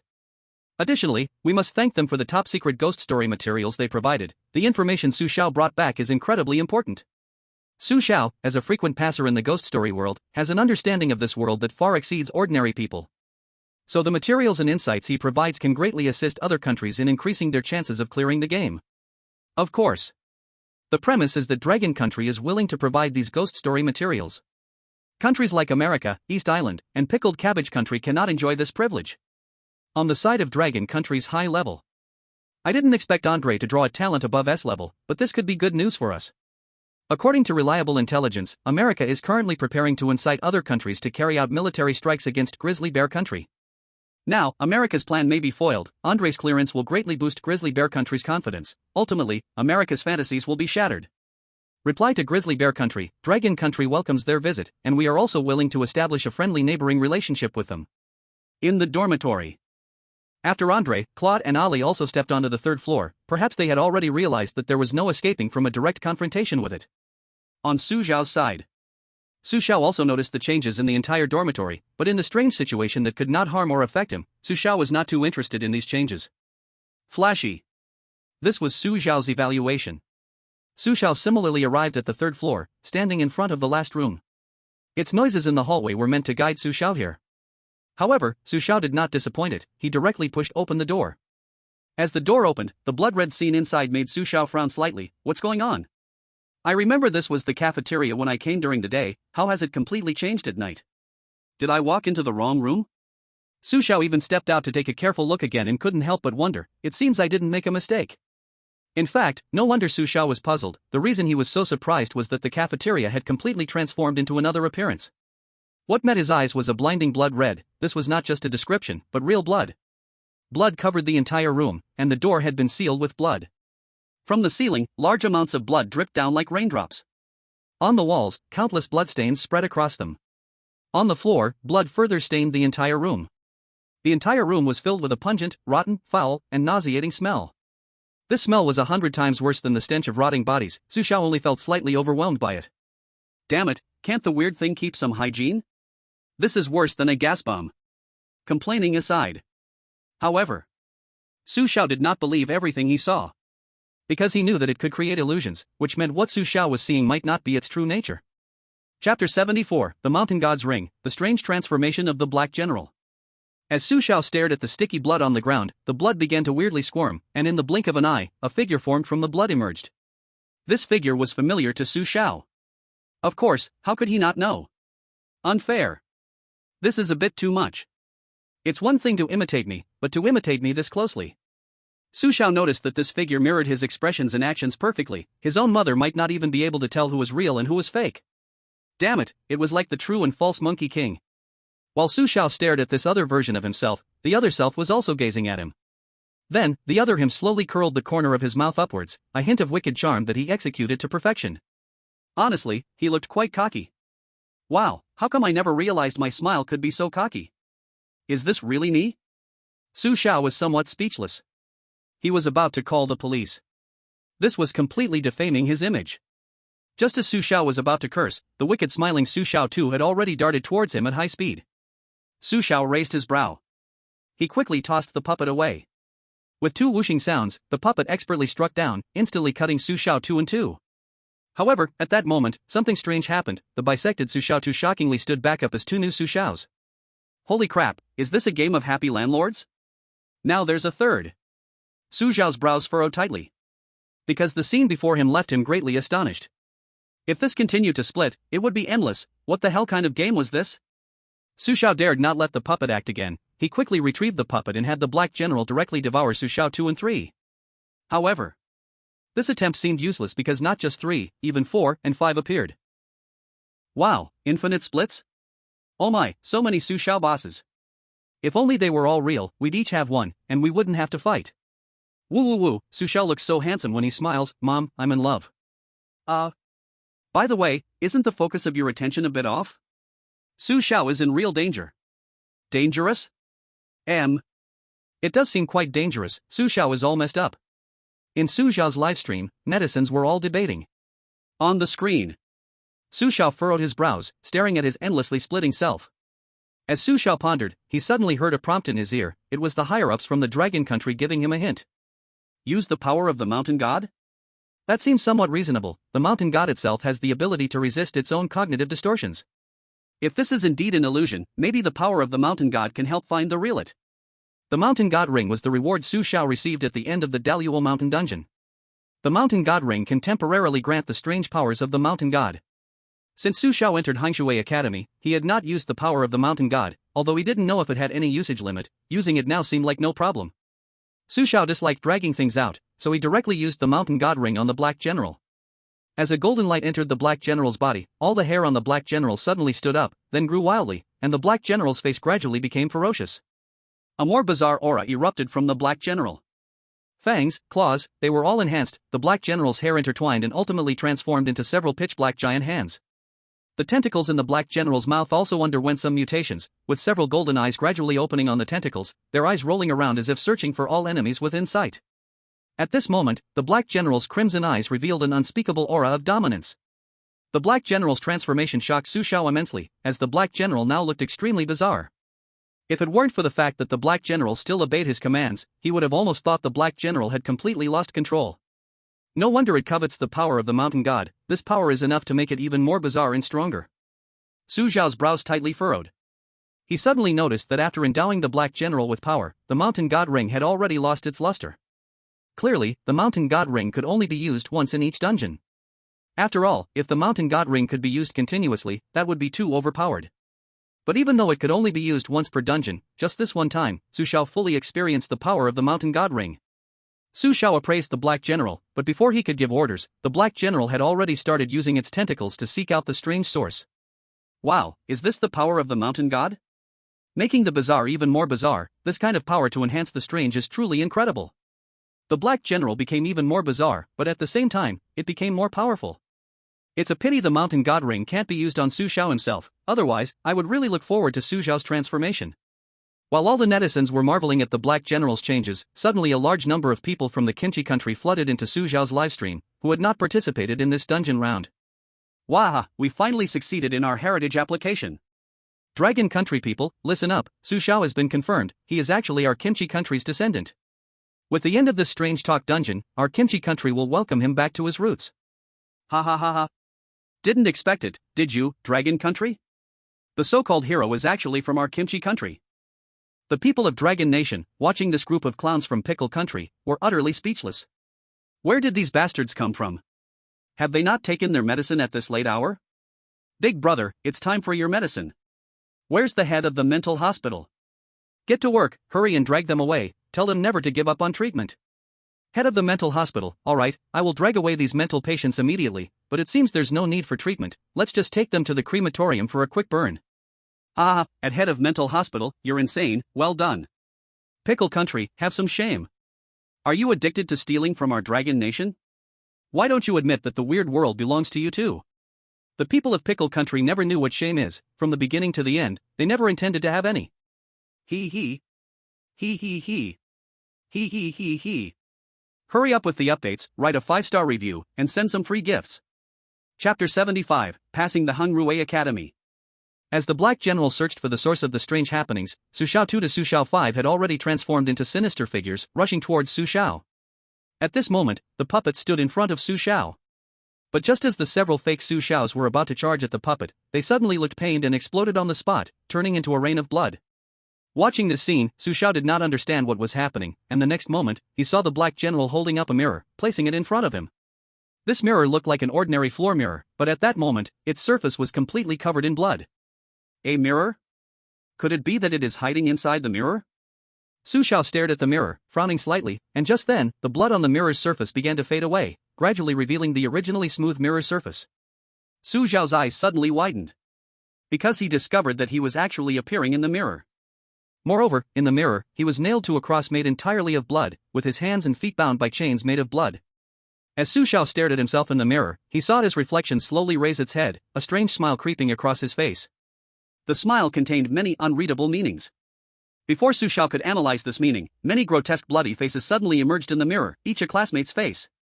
At the same time, many bloody hands suddenly stretched out from the mirror, grabbing at Su Xiao's body, as if trying to pull him into the mirror. But ironically, these bloody hands dragged Su Xiao for a while, only to discover in astonishment that he had not budged an inch. Those grotesque bloody faces were confused, while Su Xiao grinned at their bewilderment. Sorry, I forgot to mention, any strange methods are useless against me. Of course, I don't mean to look down on everyone here, I just want to say that all of you here are garbage. As Su Xiao finished speaking, the black general had already swung his dark hand woven with hair, striking the eerie mirror with a punch. In an instant, the entire mirror trembled wildly, countless wails seemingly from hell rang in Su Xiao's ears. Damn, big brother Su Xiao is so cool, he deserves full marks for this performance, I'm not scared he'll get proud. Wait. Did big brother Su Xiao just say that any strange means are useless against him? Yes, it seems that way. Damn. Isn't this invincible? In the world of strange tales. When Su Xiao looked into the mirror again, the mirror's surface had completely shattered, those bloody faces vanished, and even the bloodstains in the entire room disappeared completely. However, Su Xiao did not relax. Because he noticed that inside the mirror was actually a pitch-black space, and in that dark space, he heard that eerie heartbeat again. Thump thump. Thump thump thump. What just happened was indeed an illusion, such a real illusion, if it weren't for the black general breaking the mirror. I could never discover that there was another space inside the mirror. Su Xiao frowned slightly. He then instructed Black General, find the things hidden inside. Wow wow wow wow. Black General roared at the mirror a few times, then suddenly extended its tentacles and directly wrapped around something in the pitch-black space. The tentacles pulled hard, but inside the mirror, a heart-wrenching scream erupted. Ah ah ah. Damn humans, no, no. No damned it's clearly them I'm really unwilling. As Black General pulled with great force, the scream inside the mirror grew weaker and weaker. In the next moment, with a few sounds of skin tearing, a bloody heart was pulled out by Black General. The heart from inside the mirror was pulled out, and the mirror was strangely eroded by darkness. In just a moment, the mirror completely disappeared from Su Xiao's sight. If it weren't for Black General still holding that heart, Su Xiao would have thought the mirror had never appeared. Looking at the heart wrapped by Black General's tentacles, Su Xiao suddenly recalled a sentence left by a caring classmate in a little yellow book. It cannot leave here. You cannot leave without seeing it. Perhaps, it has long merged with the mirror, and this heart is the key to leaving. After resolving it in Hangshui Academy, Su Xiao did not stay in the room any longer. He let Black General carry the heart and headed directly downstairs. At this time, the entire dormitory building had returned to normal, the crimson and eerie disappeared, and the lights were bright as usual. As he passed by the dormitory on the first floor, Su Xiao happened to see his deskmate coming out of the door. His deskmate looked very surprised to see Su Xiao. In the next second, his deskmate revealed a sincere and emotional smile, tears of joy shining in his smile. Thank you for always believing in me, even when I was out of control. Su Xiao glanced at his deskmate, whose eyes were brimming with tears, said nothing more, just returned a simple smile, and then stepped out of the dormitory door with the heart. After leaving the dormitory, Su Xiao handed the heart to the schoolworker, who exchanged it for a note. What can conquer the eerie is never just an exceptionally smart mind, but also trust, courage, calmness, attentiveness, decisiveness, and perseverance. Holding the note, the moment Su Xiao walked out of Hangshui Academy's gate, the eerie sound prompt rang in his ear. In the eerie world, you should not trust anything, but some trust will unexpectedly increase your chances of survival. It is not terrifying. What is terrifying is that the world is full of people who turn a cold eye. Chosen 1, congratulations on escaping Hangshui Academy, clear rating, classroom 3 stars, dormitory 2 stars, additional score 1 star, total 6 stars. Tip, the additional score comes from your wonderful performance, and it will grant you extra rewards. Completion reward, polluted mirror, cheating paper airplane, eerie resistance +2, current eerie resistance 8%. Polluted mirror introduction, with it, you can break illusions and gaze into darkness. Additional reward, cheating paper airplane introduction, a one-time item, can relay a message once in the eerie world, with a limit of 100 words. The eerie prompt settled in his ears. Su Xiao felt a surge of excitement throughout his whole being. Damn! It's actually 6 stars, it turns out that 5 stars is not the limit for the clear rating. There are actually additional rewards. Although the additional reward is just a cheating paper airplane, if used properly in the eerie world, it could very well help another chosen one clear the game. If this thing is auctioned in the real world, I feel like I might get rich. Chapter 76 Auctioning Cheating Paper Airplane and Talent Exposure. As Su Xiao successfully cleared Hangshui Academy, Claude, Andre, and Ali also cleared one after another. However, Claude and the others did not manage to eliminate it, they only barely survived relying on the schoolworker's little yellow book. As Claude and the others walked out of the academy gates, the Strange Tales announcement rang out across the globe. Congratulations to Su Xiao from Dragon Country, Claude from Paris Nation, Andre from Bear Country, and Ali from Iron Pakistan for successfully passing the levels. The 4 countries will be exempt from this round of rule-based Strange Tales. Su Xiao from Dragon Country achieved a 6-star clearance and received special rewards, increasing the creativity of Dragon Country's citizens by 10%, along with an additional 5% reward.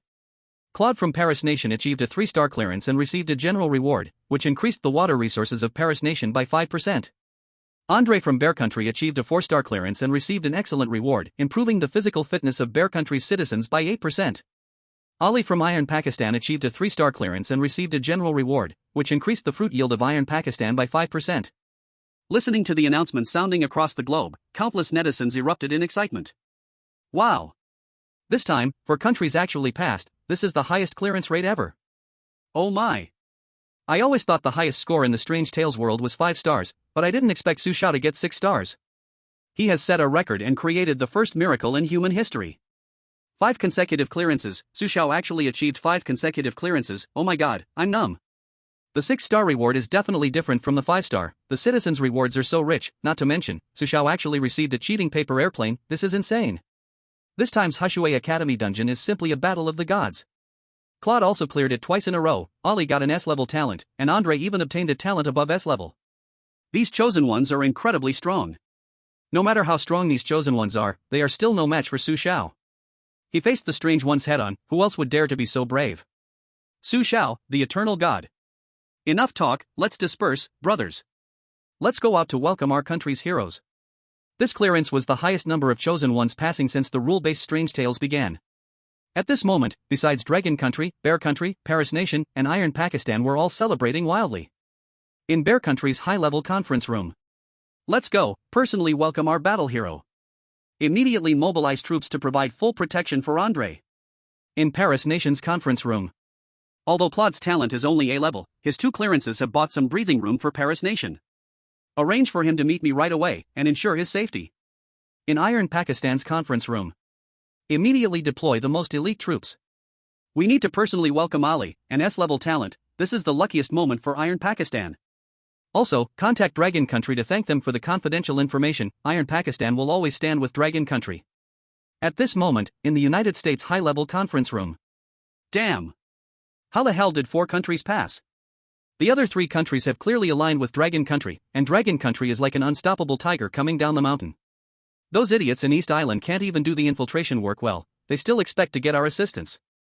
It looks like we'll have to find a way on our own now. In the real world. Su Xiao returned to Dragon Country, still enjoying the highest treatment.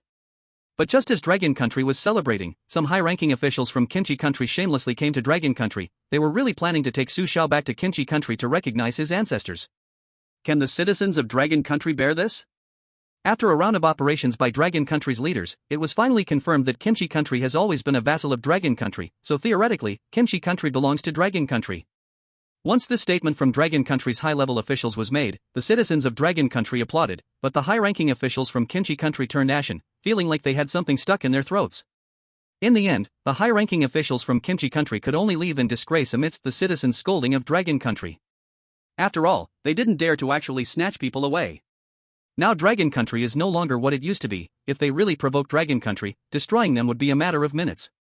In 3 days, besides the shameless behavior of the Pickled Cabbage Country, 2 important things happened.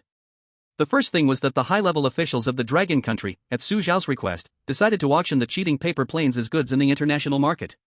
There were no restrictions on the auction conditions.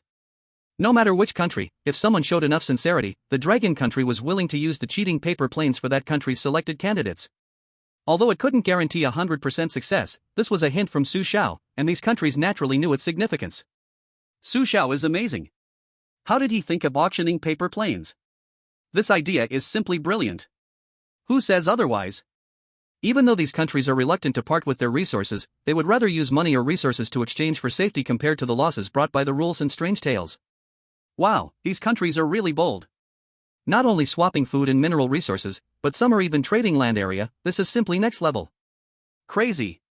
These countries are too crazy. It seems they are not just interested in the cheating paper planes, they want to seize this opportunity to establish friendly relations with our Dragon Country. Our Dragon Country is getting stronger and stronger. The United States must be envious. With so many allies now, our Dragon Country is no longer a soft persimmon. Even if the United States is envious, they can only hold back. The auction of the cheating paper planes was in full swing internationally. But during this time, the second thing happened. The Grey Bear Country kept the news of Andre's talent as a top secret. But for some reason, as soon as Andre revealed his talent to the high-ranking officials of the Grey Bear Country, it quickly became known worldwide. To know, Su Xiao's talent has remained a secret that countries around the world find difficult to uncover. This is because the Dragon Country has done an excellent job in keeping Su Xiao's talent under wraps. Except for a few high-level leaders, other leaders were still in the dark, which is why Su Xiao's talent had never been leaked. However, this time, Andrei's talent leaked so quickly, which indicates there might be people from other countries mixed in the Grey Bear Country's high ranks, or someone had reached some deals with other countries. But no matter the reason, the high-level officials of the Grey Bear Country decided to investigate thoroughly. Whoever it is, they would never show mercy. P.S. A new chapter will be written tomorrow. Originally, I didn't want to write too much about the real world, fearing you would think it's filler. But many friends wanted to see it, so I tried to write it. If you don't like it, I'll immediately change it back for the next chapter. Chapter 77, New Chapter, Amusement Park. 3 days passed in a flash, suddenly gone. During these 3 days, the Grey Bear Country was tirelessly searching for the person who leaked Andrei's talent, and on the final day, the cheating paper planes were auctioned to the Aeoli Country. As the Strange Tale world reopened, a new round of random selection quietly arrived. The participating countries in this random selection challenge are Dragon Country, Paris Country, Grey Bear Country, United States, Aeoli Country, Shilan Country, Pakistan Country, Pickled Cabbage Country. This challenge in the Strange Tale world is Amusement Park. Since the opening of this amusement park, many visitors have come with children, looking to spend a pleasant weekend here, but the premise is, you must learn to follow the rules of the amusement park. Visitors often go missing in the amusement park. It's like a giant beast lurking. Once someone steps into its territory, no one can come out alive again. Reminder, please leave the amusement park with your brother George within 2 days. During this time, protect George well. If George is devoured by the strange, you will also remain here forever. This challenge has one external hint opportunity, once. The voice of the strange tale fell silent. Su Xiao opened his eyes and found himself standing in an amusement park, and beside him was his cheap little brother, George. At that moment, George was pulling on his shirt. Brother, that bumper car over there looks so fun. Let's go play bumper cars? Wait a minute, brother will take you to play later. Su Xiao turned to look at 5 or 6-year-old George, slightly frowning. He usually tackled the challenges alone, but this time he needed to bring George along to complete the level. This undoubtedly increased the difficulty of clearing the level. Although this was not a problem for Su Xiao, it might not be the same for other chosen ones. George, hold on to this doll. Brother will go get the map of the amusement park. You stay here and don't run around.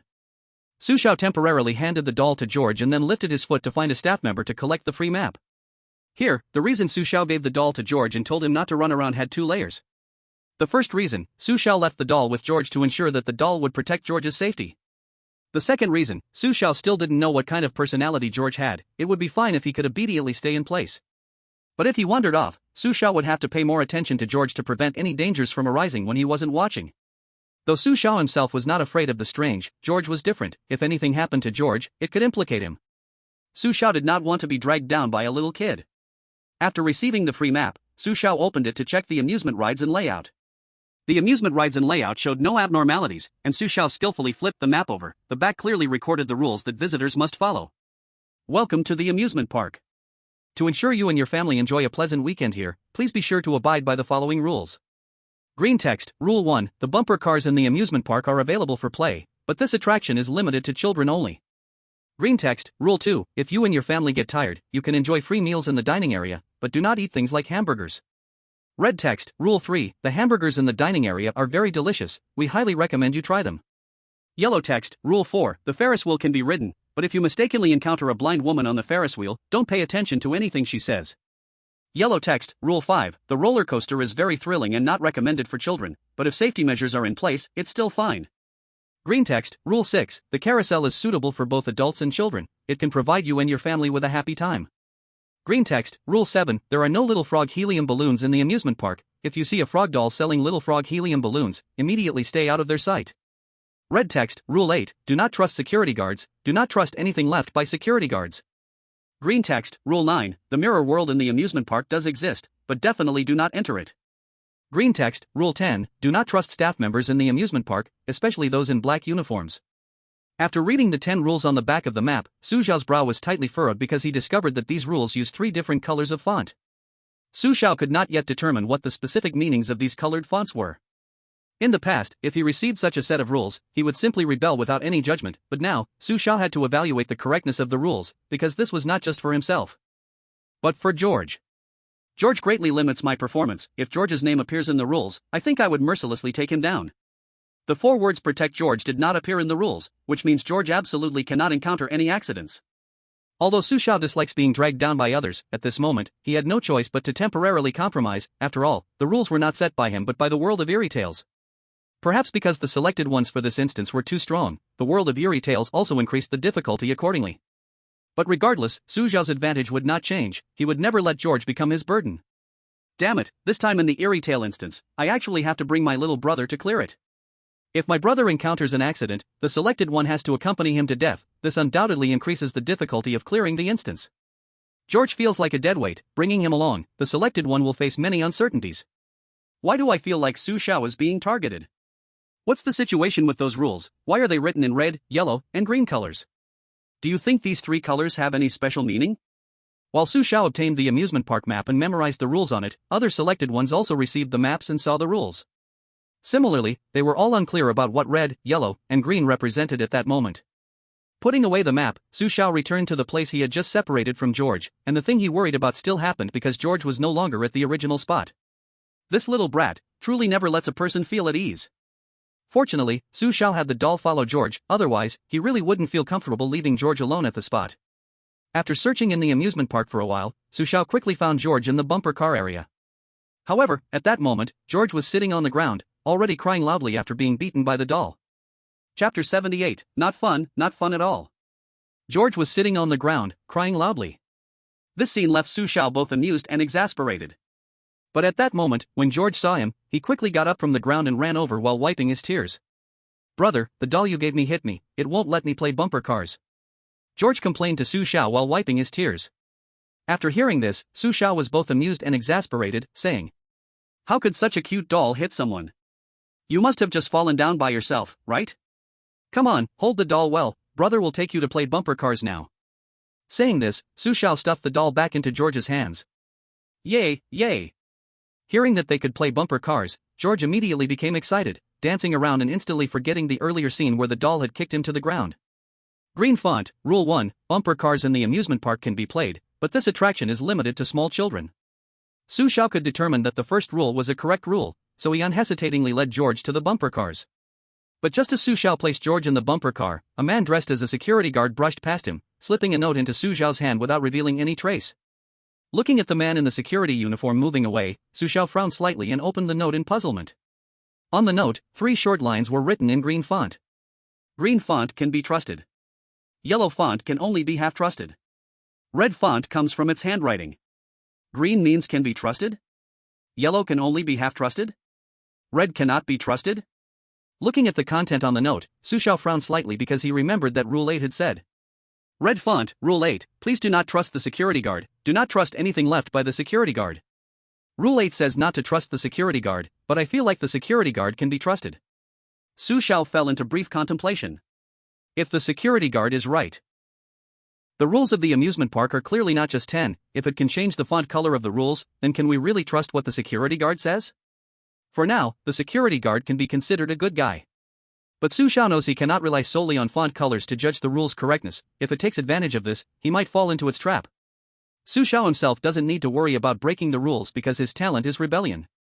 But the current problem is that he needs to help George determine these rules. My talent can't help George, but fortunately, I still have my doll in General Black. At critical moments, they can protect George from being engulfed by the strange. As long as I can correctly judge the rule's correctness, I can lead George to escape from here. Although Su Xiao has always rebelled against the rules, every time he does so, he actively thinks about the rule's rightness. He's not blindly rebellious, which gives him solid ideas now. Even without relying on his talent, he is still confident he can find the few correct rules among many wrong ones. That is Su Xiao's confidence. Just thinking about needing to seriously judge the rules excites Su Xiao a bit now. Next, it's my turn to truly showcase my skills. Brother, why are you standing there grinning like an idiot? Come over and play with me. While Su Xiao was still grinning, George interrupted him. Looking at George who was having so much fun, Su Xiao grinned and rubbed his hands together. Okay, I'm coming. The bumper car area is quite spacious, enough for dozens of people to play at the same time without any problem. Now, besides the staff, it's just Su Xiao and George here. Su Xiao specifically found 2 little pig bumper cars for George, stepped on the gas, and crashed straight into George's bumper car. Su Xiao's Thomas spin collision sent George and his car flying far away, and George was so scared he cried. Whoa, not fun at all, whoa. While Su Xiao and George were happily playing bumper cars, the other chosen ones received prompts from the security guard. Most of the chosen ones, after some thought, chose to believe the content of the security note, while only a small number did not. In the case of the chosen one from Westland, Noah. Noah was the first to choose not to believe the note. After reading its contents, he immediately tossed it to the ground. But as Noah took George and walked away, he didn't notice that the note was quickly picked up by a staff member in a black uniform. This staff member looked at the note's contents and couldn't help but reveal a strange, creepy smile. What is this Noah from Westland doing? I give Noah 0 points for this move. Not only does he not believe the note after reading it, but he even carelessly threw it on the ground. It's totally a rhythm for disaster. In the world of strange tales, chosen ones need to pay attention to every detail at all times. I have a feeling Noah should be done for. Sigh, how could he make such a rookie mistake? This shouldn't have happened. Over with Claude from Paris. Compared to Noah, Claude was willing to believe the note's content for the time being, but Claude's luck from the last 2 clearances did not carry over to this amusement park quest. Just as the game started, Claude's brother George ran off unnoticed. When Claude found George on the roller coaster, George's eyes were no longer clear, and his expression had turned a bit dazed. It was evident that George had been contaminated by the strange.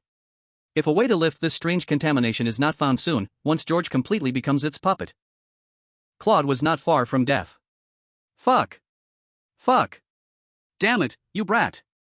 Didn't I tell you not to run around? You're just causing trouble for me. Claude was so angry that he wanted to beat George up.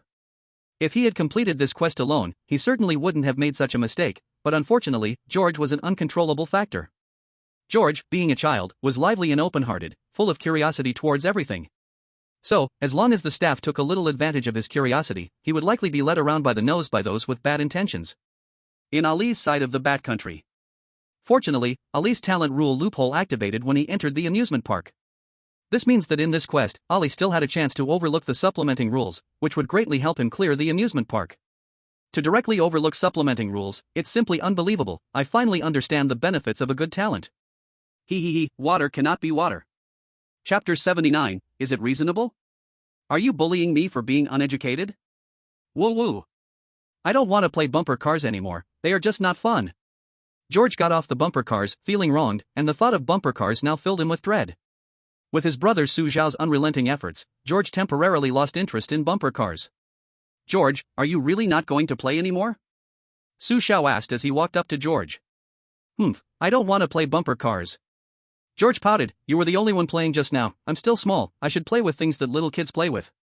Then what do you want to play now?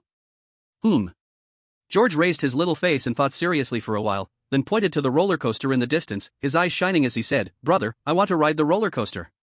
Yellow text, Rule 5, the roller coaster is very thrilling and not recommended for young children, but if safety measures are in place, it's still fine. The roller coaster? Su Xiao was slightly surprised, as Rule 5 was obviously a half-right rule. George definitely couldn't ride the roller coaster. The roller coaster is not something for little kids, George. There's a toy over there selling little frog helium balloons, how about I take you over to play with the balloons? Brother, are balloons fun? Of course they are fun. Just wait, I'll get you a little frog helium balloon right now. Green text, Rule 7, there are no little frog helium balloons in the amusement park. If you see a frog toy selling little frog helium balloons, please immediately move away from its line of sight. Rule 7 stated that there were no little frog helium balloons in the amusement park, so if you saw a toy selling helium balloons, you needed to stay away. Rule 7 might have been right. But to the rebellious Su Xiao, such rules could never scare him. He had no intentions of avoiding the frog toy's line of sight, on the contrary, he even planned to snatch all the helium balloons from the frog toy. After all, wasn't it right for him, as an older brother, to spoil his younger brother while ignoring the rules? Su Xiao strode confidently to the frog toy. The frog toy, seeing a potential customer, stood up to start introducing itself, but the next second, Su Xiao directly interrupted, Are you selling little frog helium balloons? Yes. The frog toy didn't quite understand what Su Xiao meant by that question. Then do you know that selling helium balloons is prohibited in the amusement park? Su Xiao didn't give the frog toy a chance to argue. He directly snatched the helium balloons from the frog toy's hands. Be careful next time, all of them are confiscated this time. The frog toy? The frog toy was stunned. What was going on? Was this human really that bold? Watching Su Xiao walk away with the helium balloons, the frog toy stood there dumbfounded, momentarily at a loss. However, it also didn't think about trying to get the little frog helium balloons back. After all, selling hydrogen balloons to Su Xiao was exactly his goal. Thinking of this, the corner of the frog plush costume's mouth couldn't help but begin to rise. But at that moment, the frog plush suddenly saw that Su Xiao, who had already left, had unexpectedly returned, and the little frog hydrogen balloons in his hand were all released into the sky. The frog plush stood stiffly in place, not understanding what Su Xiao was doing. Soon, Su Xiao stood in front of him again, expressionless, and asked, "Are there any hydrogen balloons left?" "No, no more." The frog plush looked baffled because he couldn't comprehend what this man in front of him was trying to do. The frog plush furrowed his brow tightly, but soon, he realized Su Xiao's purpose. As expected, he received a warm greeting from Su Xiao, complete with punches and kicks. "What the heck, you a frog plush, dare to tell me there are no little frog hydrogen balloons for sale? Is that reasonable? Are you bullying me for being uneducated?" Su Xiao pressed the frog plush to the ground and kicked and hit him, leaving the frog plush completely bewildered. Even George, not far away, looked utterly lost. "Gulu. Brother. Has he always been this fierce?" George's pupils shrank, his face turned pale, clearly frightened by Su Xiao. He had originally planned to sneak off to ride the roller coaster while Su Xiao wasn't paying attention, but seeing this scene, he didn't dare to go anymore. If caught by Su Xiao, wouldn't his backside turn red? At this moment, in the live broadcast room. Urgent news, Su Xiao is fiercely beating up the frog plush, it's a must-see. Ha ha. Su Xiao is up to his antics again. Wow, so cruel, I love it. The frog plush probably never dreamed that not only would Su Xiao dare to snatch his balloons, but he would also dare to beat him up. From the rules, the frog plush clearly has a problem. Do you think Su Xiao realized there was something wrong with him, so he targeted him deliberately? It's possible. George was about to run away just now, and now his face is pale with fear. Indeed, it's a little brat who won't run away. At this moment. In the pickle country, Han Xiuren also deduced that Rule 7 was the correct rule, so when he saw the frog plush, he quickly fled from its sight. However, while escaping, he unconsciously forgot one thing. That is, he left George behind. In the past, these selected ones participated in challenges alone, so when encountering danger, they only thought of themselves first. But this time, with George, they easily forgot about his presence, especially in the face of danger. By the time Han Xiuren realized, George had happily returned holding the little frog hydrogen balloon. However, Han Xiuren was surprised to find that George showed no signs of contamination at all. Could it be that Rule 7 is a wrong rule? Han Xiuren couldn't help but murmur internally, and after finding no signs of anything wrong, he released the hydrogen balloon from George's hand and left the place. However, as he took the crying George away, the frog plush eerily appeared in the spot he had just occupied. The frog plush gave a chilling smile in the direction where Han Xiuren had left. The frog plush must have a problem. Maybe grabbing the balloon would cause it to target him. It seems Han Xiuren has already caught its eye. There's no such thing as a free lunch. Han Xiuren should have thought deeply when he hadn't noticed George was contaminated, and it's quite careless to leave with him. George is too unpredictable. If he can't keep an eye on him, the selected ones will eventually be eliminated because of him. Su Xiao has also taken a balloon. Do you think he will also be targeted? It shouldn't be. After all, the frog plush was thoroughly beaten by Su Xiao, so it probably wouldn't dare to follow him anymore, right? Chapter 80, The Burning World. After beating up the frog doll, Su Xiao walked over to George.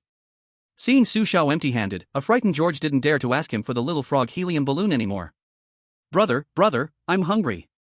George didn't even dare to look Su Xiao in the eye, and at this moment, his mischief had finally calmed down some. "If you're hungry, brother will take you to eat." Su Xiao didn't say much and directly led George to the dining area for visitors. Actually, Su Xiao chose to let the helium balloons go instead of giving them to George because he was worried that these balloons were a trap. Just a moment ago, when Su Xiao turned with the helium balloons, he had a very strong feeling of being watched. Other selected ones might not easily notice this feeling, but as someone who has passed 5 rounds, Su Xiao still had this sensitivity. He could clearly feel that when he took the helium balloons, the frog doll had been staring at his back. Based purely on instinct, Su Xiao could judge that the helium balloons and the frog doll definitely had an issue, which is why he chose to release the balloons and mercilessly beat the frog doll. However, even after beating up the frog doll, he could still feel that intense gaze.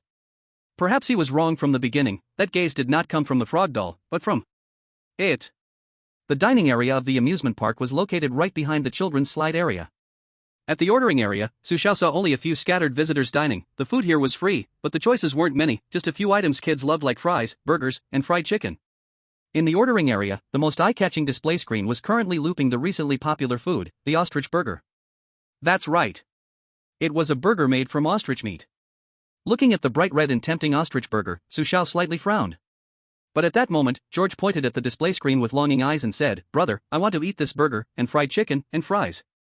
Green text, Rule 2, if you and your family are tired, you can enjoy free meals in the amusement park's dining area, but beware, do not eat burgers and similar things.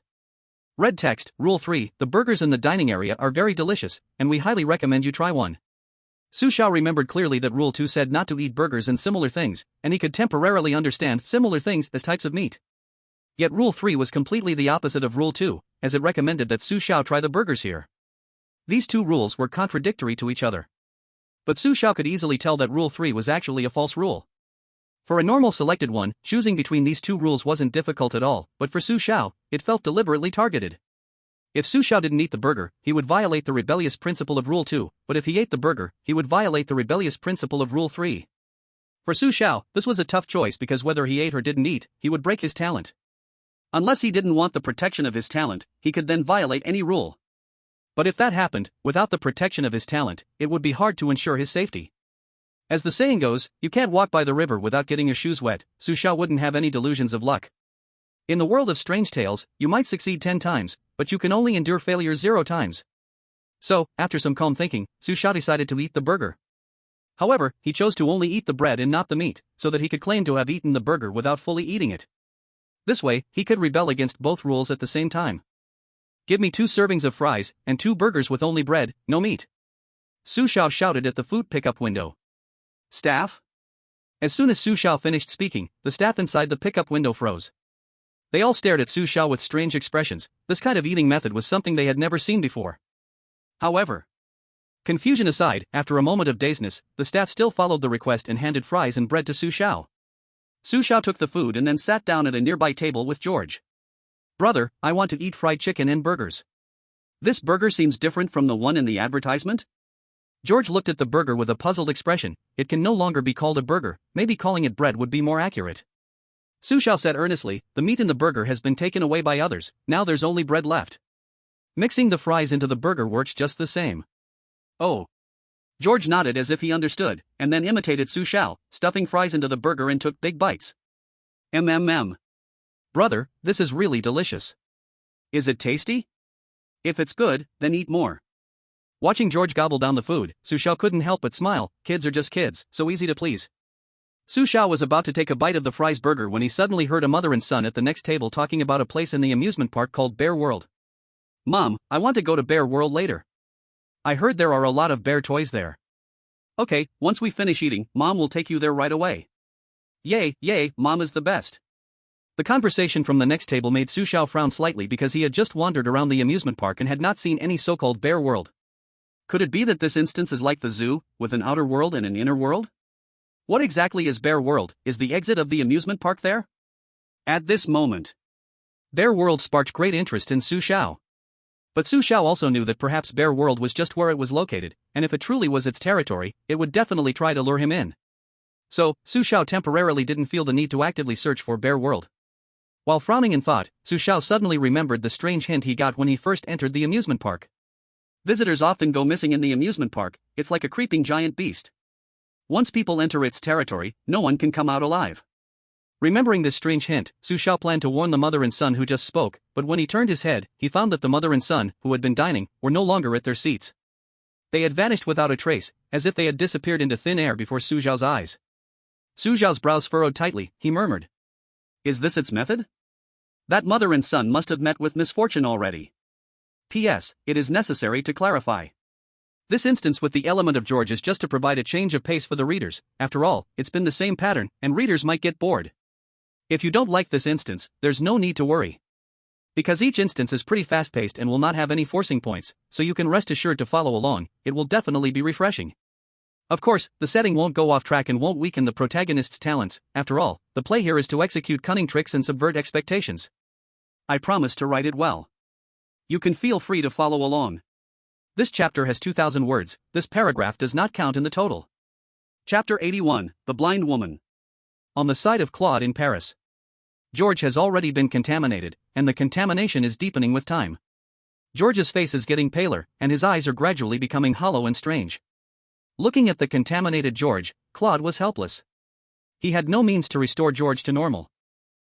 His A-level talent, superb acting, was of no help at this moment. Fuck. Is this really the end? Claude was very frustrated at this point. Passing the level twice was enough to prove his strength, especially since his talent was only A level. Passing twice was truly rare. Damn it, there must be a way to bring George back to normal. Claude took out the amusement park map, anxiously staring at those rules. Suddenly, the next second, Claude's pupils constricted sharply because he noticed that the font color of these rules seemed to have changed. For example, Rule 6. Green font, Rule 6, the carousel is suitable for adults and children, it can allow you and your family to have a happy time. Claude clearly remembered that Rule 6 was originally in green font, but now for some reason, it had changed to red. Red font? What's going on? According to the note left by the security guard, the red font is absolutely not to be believed, but I clearly remember this rule was correct before. Could it be that it secretly tampered with the color of these rules? Claude's face wrinkled tightly. If that's the case, then the content of the security guard's note cannot be trusted, but without a doubt, the security guard can be trusted. Claude's mind was in a mess, but soon he stared at the rule and stood up excitedly. I got it. I know how to clear George's contamination. Claude's face was filled with joy, and he quickly ran towards the carousel while holding George. What's gotten into Claude? Could the carousel help George return to normal?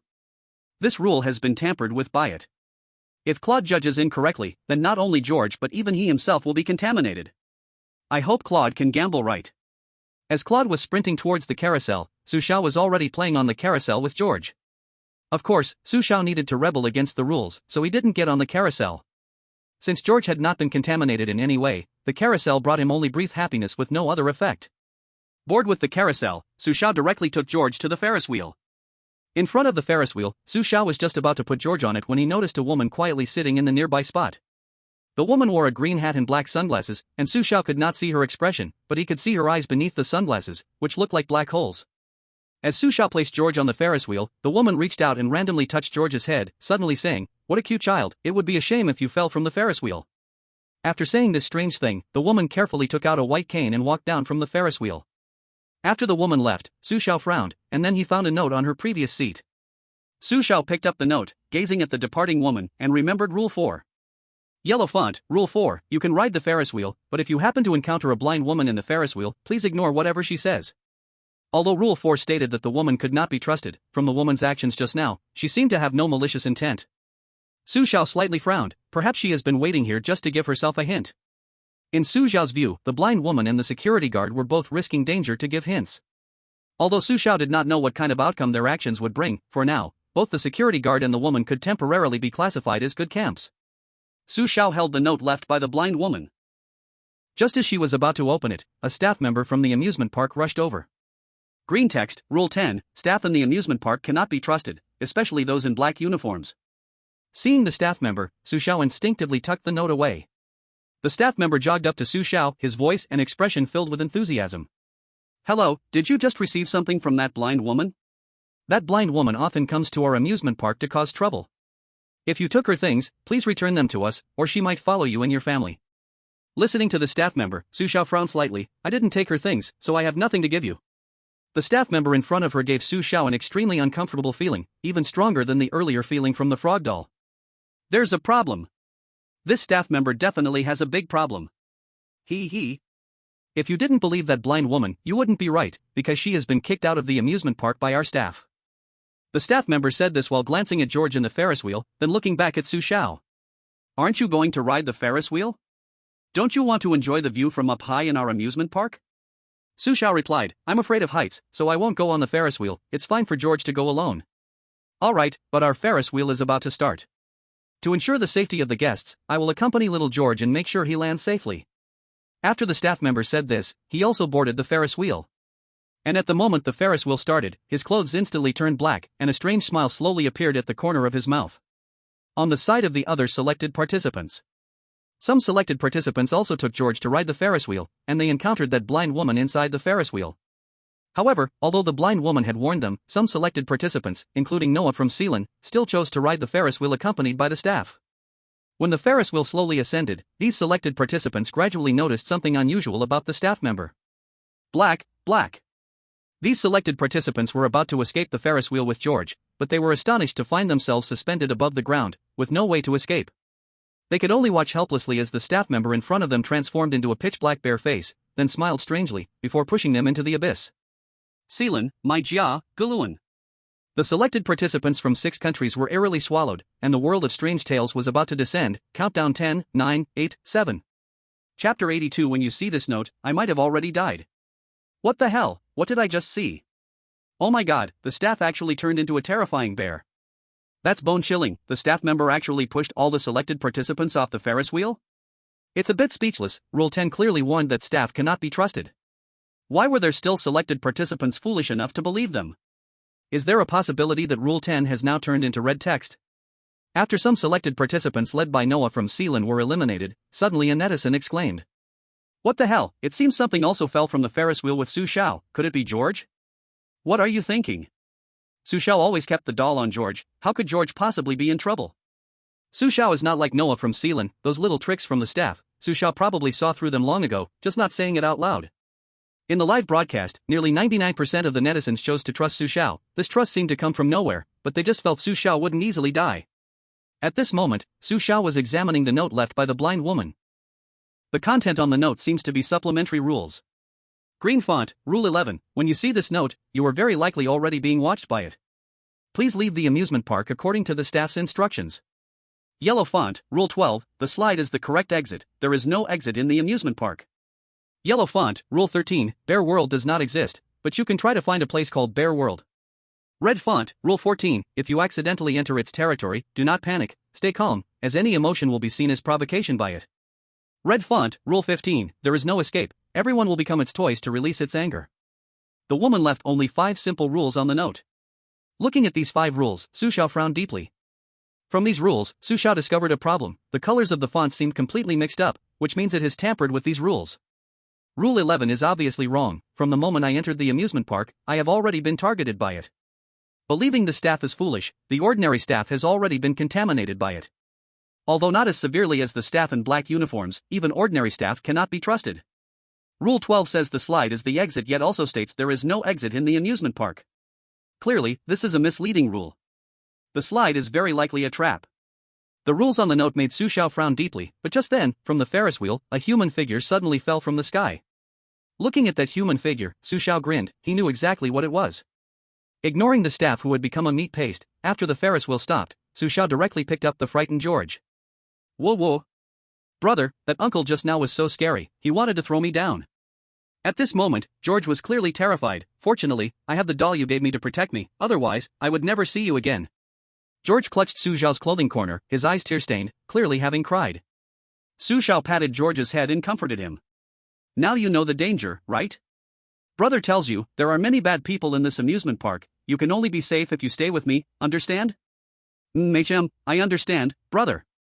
I won't run around anymore. After all, George was just a child. Having been terrified by the staff's horror, he naturally would not dare to leave Su Xiao easily. At this time, on the side of Bear Country, Andre. Relying on his talent of infinite simulation, Andre also successfully found the note left by the blind woman. Andre knew there was something wrong with the staff, so he and George did not ride the Ferris wheel. Looking at the jumbled rules on the note, Andre frowned slightly, then relaxed. These rules may be hard to judge for other chosen ones, but for Andre, it was merely a waste of some time and energy. It seems I need to enter its world, there is no other exit in this amusement park. When Andre found and reviewed the note, other chosen ones also discovered the note left by the blind woman. These chosen ones looked at the rules on the note and appeared very frantic because the rules tampered with by it became hard to judge, and one wrong step could lead to disaster. After leaving the Ferris wheel area, Su Xiao took George to a more interesting area in the amusement park. The Mirror World. Green font, Rule 9, the Mirror World exists in the amusement park, but do not enter it. Rule 9 warned not to enter the Mirror World, but Su Xiao understood that the exit of the amusement park might be right here, so he had to give it a try. Holding George's hand, Su Xiao stepped into the place called the Mirror World. Entering the Mirror World. Before their eyes were hundreds and thousands of floor-to-ceiling mirrors, high like people, arranged in a labyrinthine manner. Most of these mirrors had the effect of funhouse mirrors, and standing in front of them, Su Xiao could see his distorted, goofy reflection. Wow, brother, look. I've grown up, I'm so tall now. George was seeing so many interesting mirrors for the first time and was about to rush into the mirror maze to play, but was immediately stopped by Su Xiao. George, this is the mirror maze. There might be bad people hidden in here. If you run away and get lost, your brother won't be able to find you. Oh then, okay, I'll stay with you, brother. Although George was a bit mischievous, he only acted that way in naive ignorance. The earlier incident on the Ferris wheel still gave him lingering fear, so he was now unwilling to leave Su Xiao's side no matter what. At such a moment, curiosity clearly could not overcome his fear of the unknown. Seeing George become obedient, Su Xiao felt inexplicably comforted. After all, a little troublemaker isn't fearless. As long as he finds something that truly scares him, it's easy to make him obedient. Standing in front of the mirror maze, Su Xiao noticed a sign beside him, and next to the sign was a paper that looked like it had just been posted. The sign read: Visitors entering the mirror maze, to enhance your fun experience, it is recommended that you first turn left 3 times, then turn right 3 times, and then enter the central path. If you get lost in the mirror maze, please don't panic. If you want to exit the mirror maze, be sure to stand in front of those normal mirrors. There are electronic monitors there, and staff will rescue you immediately upon sight. The mirror maze has electronic monitoring? Su Xiao stared at the sign with a dazed expression, then his gaze moved past the sign to take down the note beside it. However, the first sentence on the note made Su Xiao's expression change suddenly. I am the last security guard in the amusement park. By the time you see this note, I may already be dead. Chapter 83, Brother, the doll hit me again. I am the last security guard in the amusement park. By the time you see this note, I may already be dead. A security guard? How could this happen? Su Xiao frowned heavily as he focused on the contents of the note, continuing to read downward. The mirror maze was once the territory of it. If you accidentally step in here, please do not turn back, because you don't know where the exit behind you leads at this moment. You can completely trust the first part of the sign.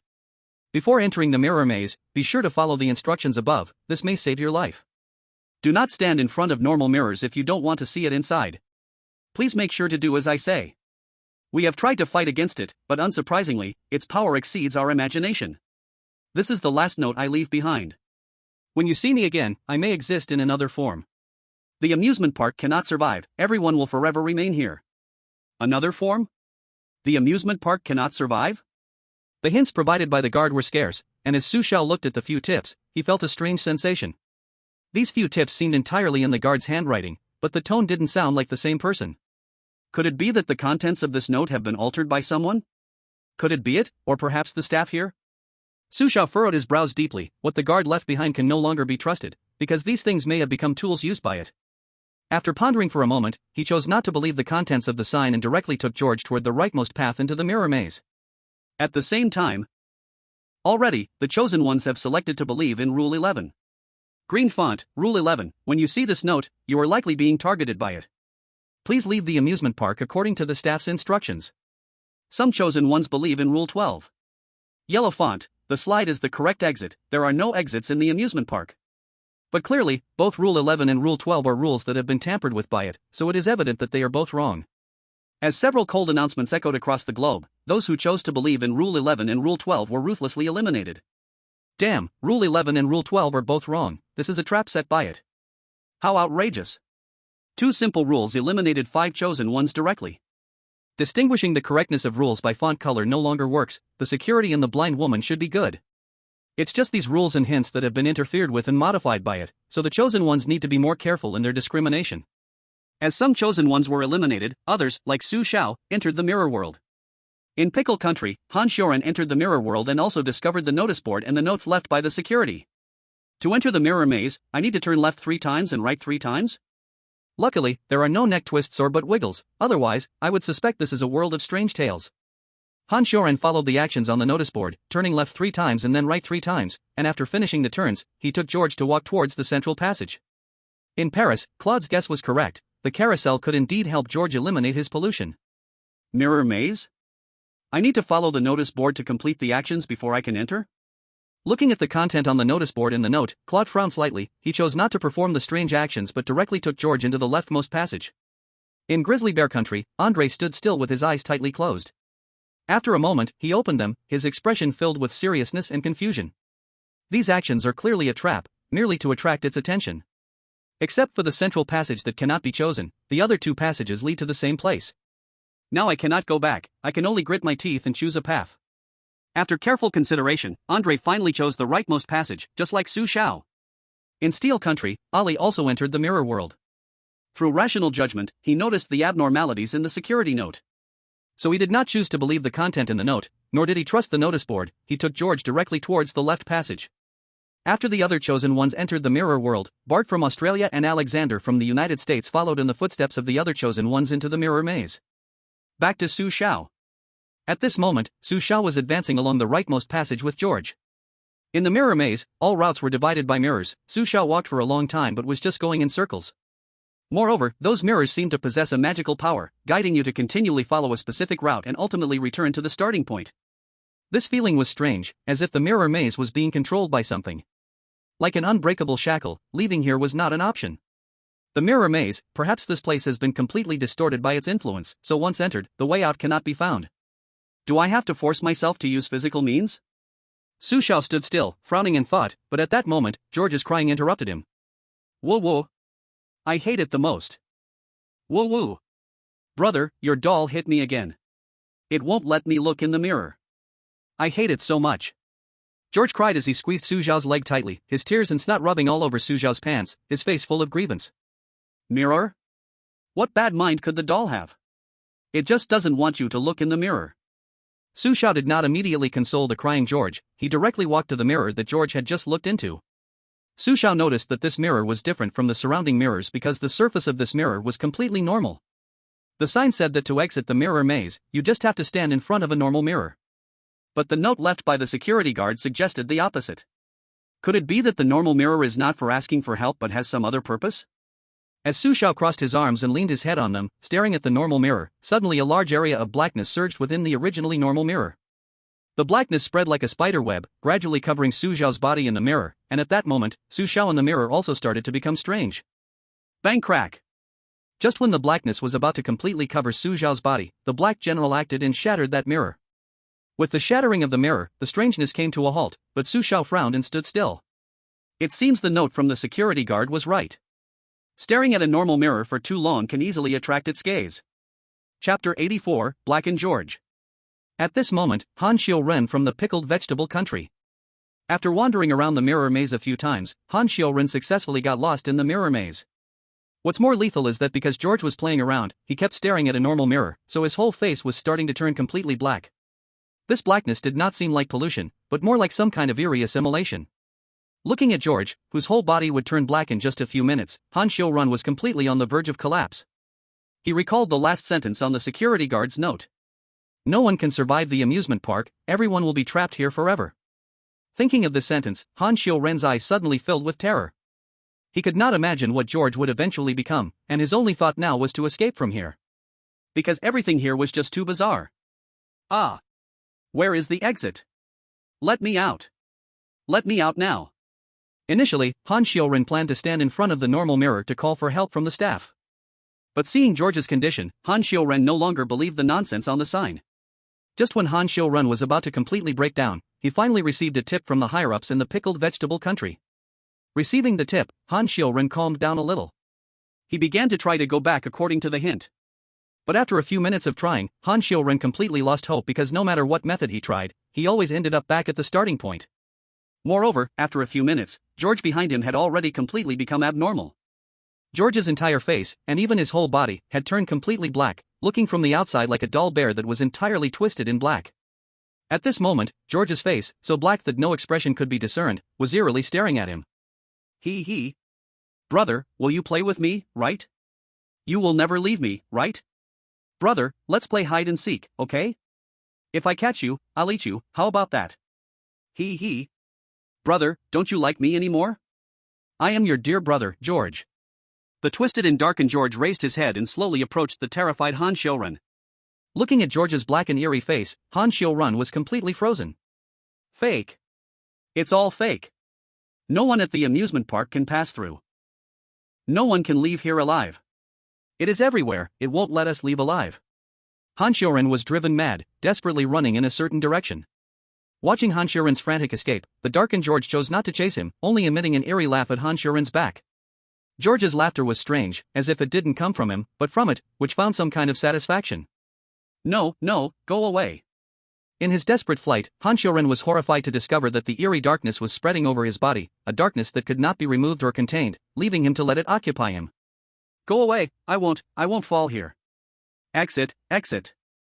I found it. Han Xiaoren stumbled and, by a twist of fate, truly found the exit of the mirror maze. But when he was only a few meters from the exit, a figure suddenly appeared, blocking his way. Han Xiaoren looked up in terror, his face going pale instantly. You. This figure was someone Han Xiaoren had seen before.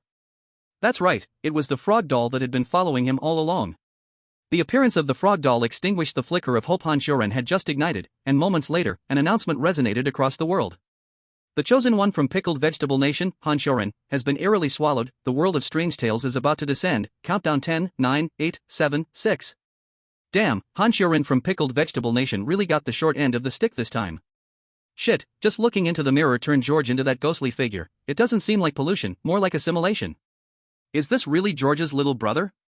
So horrifying, I feel a chill running down my back. What the hell is it in the amusement park?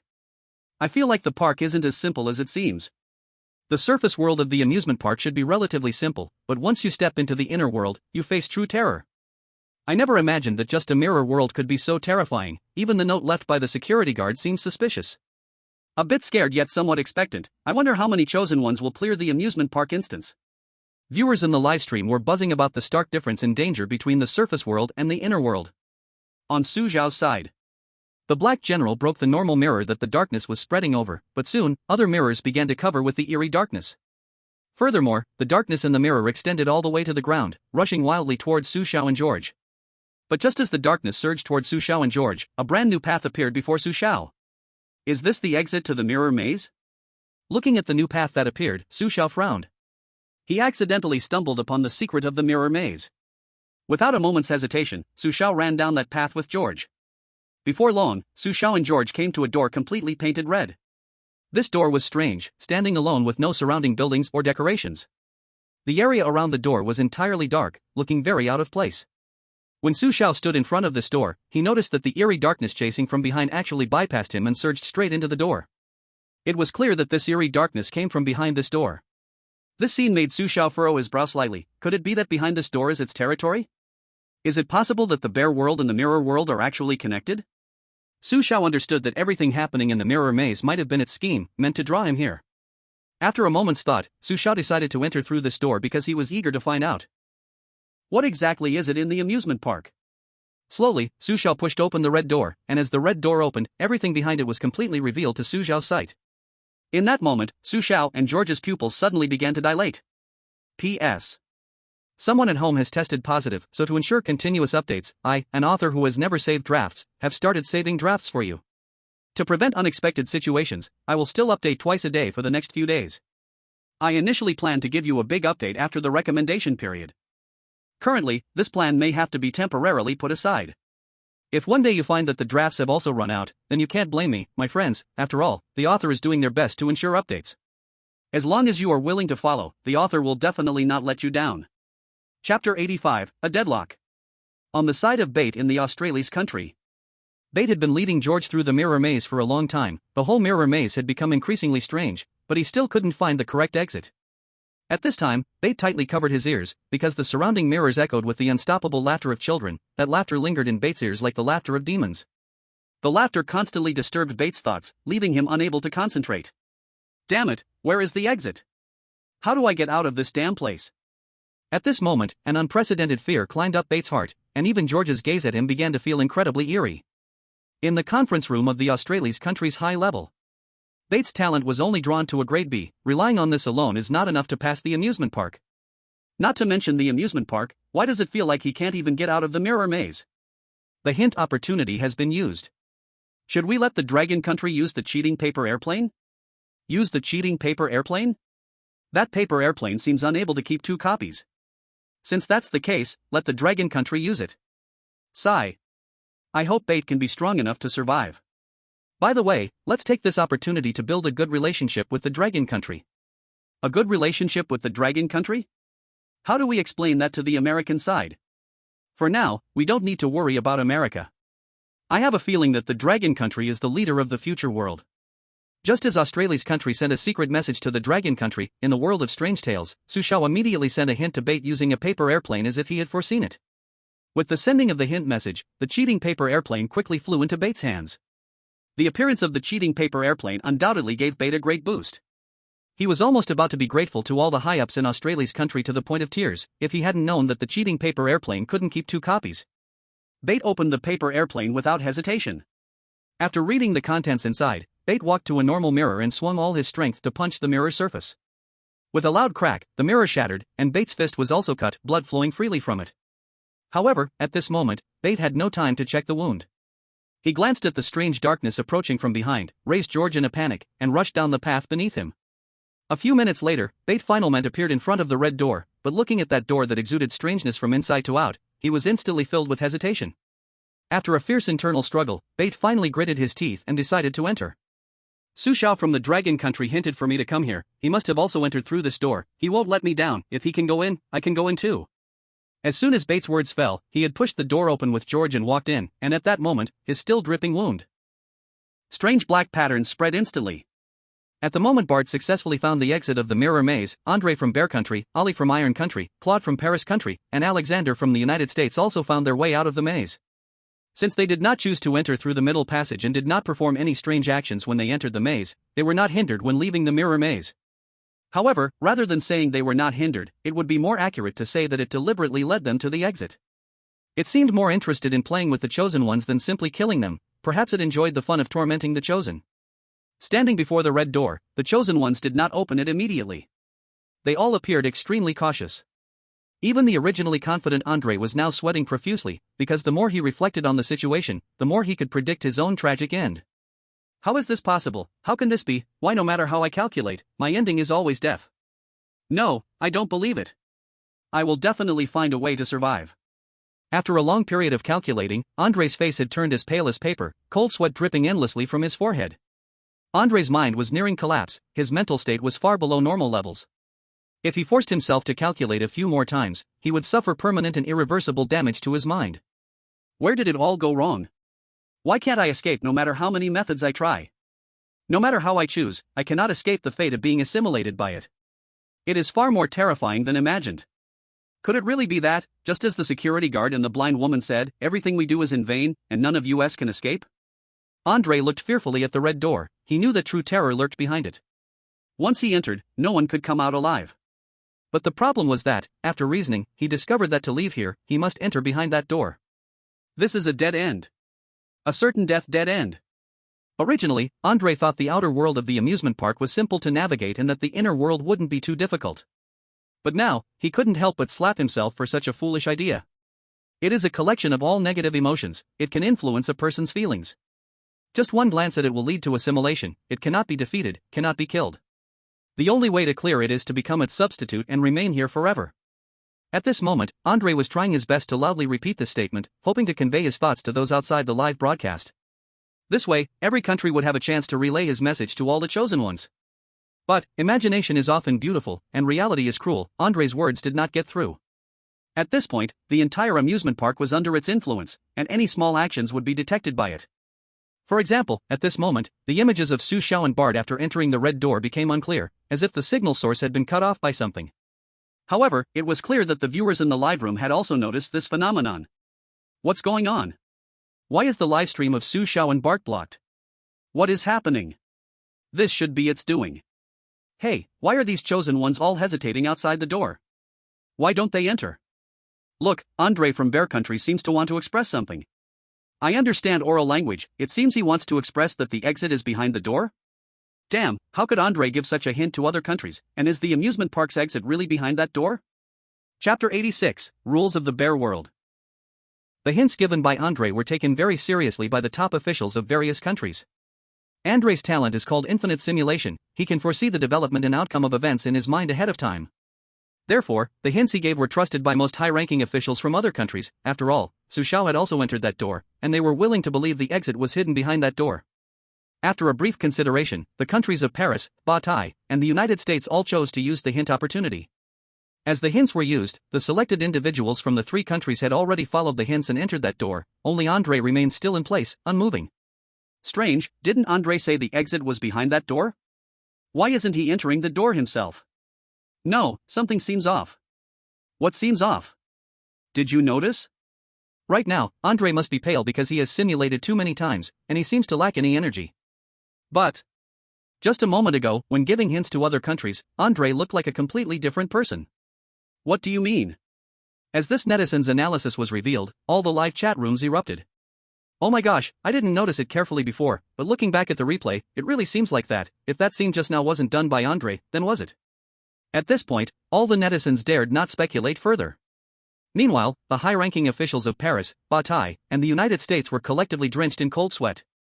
Especially Bataille. It took immense effort for Bataille to draw an S-level talent. If Ali were to be lost here, it would undoubtedly be a heavy blow to Bataille. Hopefully the truth isn't like this, otherwise, all selected individuals would likely find it hard to escape disaster. At this moment, a simple yet terrifying guess brought the world's attention to those selected individuals. The in the amusement park had become far more eerie than anyone had anticipated. Now, except for Andre, all selected individuals had entered that red door, and at this moment, the live broadcast images of Su Xiao and Bataille gradually returned to normal. In Su Xiao's live broadcast, Su Xiao's pupils suddenly constricted. Before him was a vast doll paradise called the Fiery World. Red font, Rule 14, if you accidentally enter its territory, please do not panic, stay calm, as any emotion you show will be seen as provocation by it. In the doll paradise, the surrounding buildings were of vintage classical style, and aside from a sightseeing cart, bear-shaped dolls were placed everywhere. At the moment he pushed open the red door, Su Xiao could distinctly feel that he was being watched. This gaze did not come from it, but from those dolls. This eerie stare made Su Xiao frown, but at that moment, the mirror of corruption on him emitted a faint glow. The mirror of corruption helped Su Xiao avoid the influence of the illusion, allowing him to see through the darkness and directly perceive the essence of things. In the next moment, when Su Xiao looked up again at those dolls, they underwent an incredible transformation in his eyes, and he saw a shocking scene that made his scalp tingle. He saw that, with the help of the mirror of corruption, those dolls had all turned into living humans, a group of people trapped inside dolls. The facial expressions of those people were extremely painful, twisting, struggling, in despair, silently screaming, as if trying to get Su Xiao to notice them. Su Xiao indeed noticed them. But this scene also sent chills down his spine. Su Xiao knew without thinking that this was surely its work. Among those dolls, Su Xiao found that most were tourists, but there were also a small number of amusement park staff. During his sweeping glance at those dolls, Su Xiao also spotted two familiar figures. Is that the security guard from before and that blind woman on the Ferris wheel? Su Xiao's brow furrowed tightly. At the moment he saw the guard and the blind woman, it seemed Su Xiao understood why they both left him a note saying unable to escape. From the current situation, that in the amusement park was indeed an extremely terrifying presence, absolutely not to be taken lightly. Unfortunately, this not to be taken lightly might mean something terrifying for other chosen ones, but Su Xiao felt no fear at all. What a joke, he was not afraid of the bizarre at all, okay? To put it simply, Big Trouble only targets the flashy. After studying those strange teddy bear-shaped dolls, Su Xiao looked down and saw George holding a piece of paper. Brother, look. George handed the note to Su Xiao, and Su Xiao frowned sharply at George's action. But Su Xiao didn't say much, he just took the note and opened it. On the note, unsurprisingly, were the rules of the Bear World. Bear World rules. This is its territory, this is an endlessly looping world. No matter who enters here, please consciously follow this set of rules. Although it may not save your life, at least you can buy yourself some time. Rule 1, after entering the Bear World, please consciously take a seat on the sightseeing car, as this can buy you some time to survive. Rule 2, learn to suppress all your emotions. Your emotions will not bring you any benefits, on the contrary, they may provoke its strong displeasure. Rule 3, it will always be watching you in the dark. It likes to see you in a panic, please keep pretending to be calm. Rule 4, do not try to find it, as this will only make you regret making that choice. Rule 5, unable to escape, unable to survive, those dolls are your ending. Rule 6, actually, the rules are all lies, after all, how could anyone escape alive? There are only 6 rules about the Bear Park, but just these 6 rules were enough to send chills down the spines of countless netizens. Wow, although there are only 6 rules, every one of them makes my spine tingle. Is it in Bear World really that scary? Why does every hint, note and rule indicate unable to escape? It's over, I have a feeling most chosen ones won't get out. Damn, there are too many prophets lately, the knife isn't coming. Ha ha ha. Yash, Dragon Country Su Xiao is amazing. Did the people from the East Island forget to take their medicine again? At Mental Hospital Director, please take them away and serve with a dog head guillotine. Mental Hospital Director, received. Equals. Little flying stick is coming. Friends, can you help push the book to avoid a drought? Endless gratitude. Chapter 87, Go, Give It 2 Big Troubles. After quickly reading the Bear World rules, Su Xiao slowly walked to the side of the sightseeing car. Su Xiao did not sit in the sightseeing car but stood beside it. In the gaze of countless teddy bear dolls, Su Xiao lowered his head and started to let out a strange laugh. He he he. He he he he. He he he. Rule 1. After entering the bear world, please consciously take a seat on the sightseeing car, as this can buy you some time to survive. Rule 2. Learn to suppress all your emotions. Your emotions will not bring you any benefits, on the contrary, they may provoke its strong displeasure. Su Xiao's laughter echoed in the bear world, gradually becoming unrestrained. His strange laughter made countless bear dolls turn their heads in surprise. Those teddy bear dolls had only one expression on their faces at this moment. Is this guy completely insane? At this moment, even George had a face full of question marks. George noticed the bizarre atmosphere around and walked in front of Su Xiao, pulling at his clothes with force. Brother. What are you doing? Don't do that, I'm so scared. George looked at Su Xiao with a face full of terror. However, Su Xiao did not pay him any attention. Instead, his laughter grew more and more reckless. Ha ha. Ha ha ha. Ha ha ha. Su Xiao stood beside the tour bus, laughing non-stop. In this moment, he seemed to disregard it entirely. This scene directly left countless viewers in the live stream dumbfounded. Whoa, is Su Xiao crazy? Did he get some kind of mental shock? Su Xiao has a jellyfish pendant, so he shouldn't be getting shocked, right? The second rule of bear rules is to restrain emotions. Su Xiao not only doesn't restrain himself but violates the first rule too. Although we know Su Xiao's past daring moves, isn't this a bit too arrogant? You can't deny it, Su Xiao really does look quite arrogant. Su Xiao wouldn't do crazy things for no reason. What he's doing now should be to attract its attention. No way, is Su Xiao really preparing to confront it in the amusement park? It's not impossible. After all, Su Xiao seems to always be a headstrong kid. In the live stream, countless viewers reached a shocking conclusion after analysis. If Su Xiao truly planned to confront it in the amusement park, then his actions were like a small knife cutting a butt. It was eye-opening. Whoa, it's working, it's really working. It's coming, it's approaching with a friendly greeting. Bro up there, please turn off the BGM, the scary atmosphere was fine until you messed it up. Damn, is that it? Under the terrified gaze of countless viewers, it finally appeared in Su Xiao's livestream. At this moment, Su Xiao also noticed it, stopped laughing, lifted his head, and looked directly at it without any evasion. In Su Xiao's pupils, it was completely pitch black. It had the outline of a bear-shaped doll. Its face and body were hard to describe with the word pitch black, because it was a kind of black that even light could not penetrate. Its face and body were distorted, and the surrounding space became shrouded in that eerie pitch black upon its arrival. The pitch black seemed to devour everything. The other bear-shaped dolls around also trembled because of its arrival. Just by looking at it once, Su Xiao suddenly felt unsettled. It is crying. For some reason, Su Xiao could actually feel its emotions, it seemed to collect all negative feelings within itself. Is it twisted because it collects everyone's negative emotions? Looking at it this way, it seems somewhat pitiful. But what does that have to do with me? Rule 3, it will always watch you in the dark, it loves to see you panic, so you must pretend to be calm. Su Xiao was now sure he was very calm. Looking at it in the amusement park, Su Xiao commanded General Black without hesitation, go, give it 2 big slaps. While Su Xiao boldly confronted it in the amusement park, the other selected ones also discovered the bear world rules. And to survive, all the chosen ones chose to follow the rules. Of course, here we have to exclude Andre, as he had not yet entered the bear world at all. In the Paris kingdom, Claude was here. At this time, Claude had followed the rules and took George on the sightseeing bus in the bear world, while Claude restrained all emotions, trying hard to keep himself calm and composed.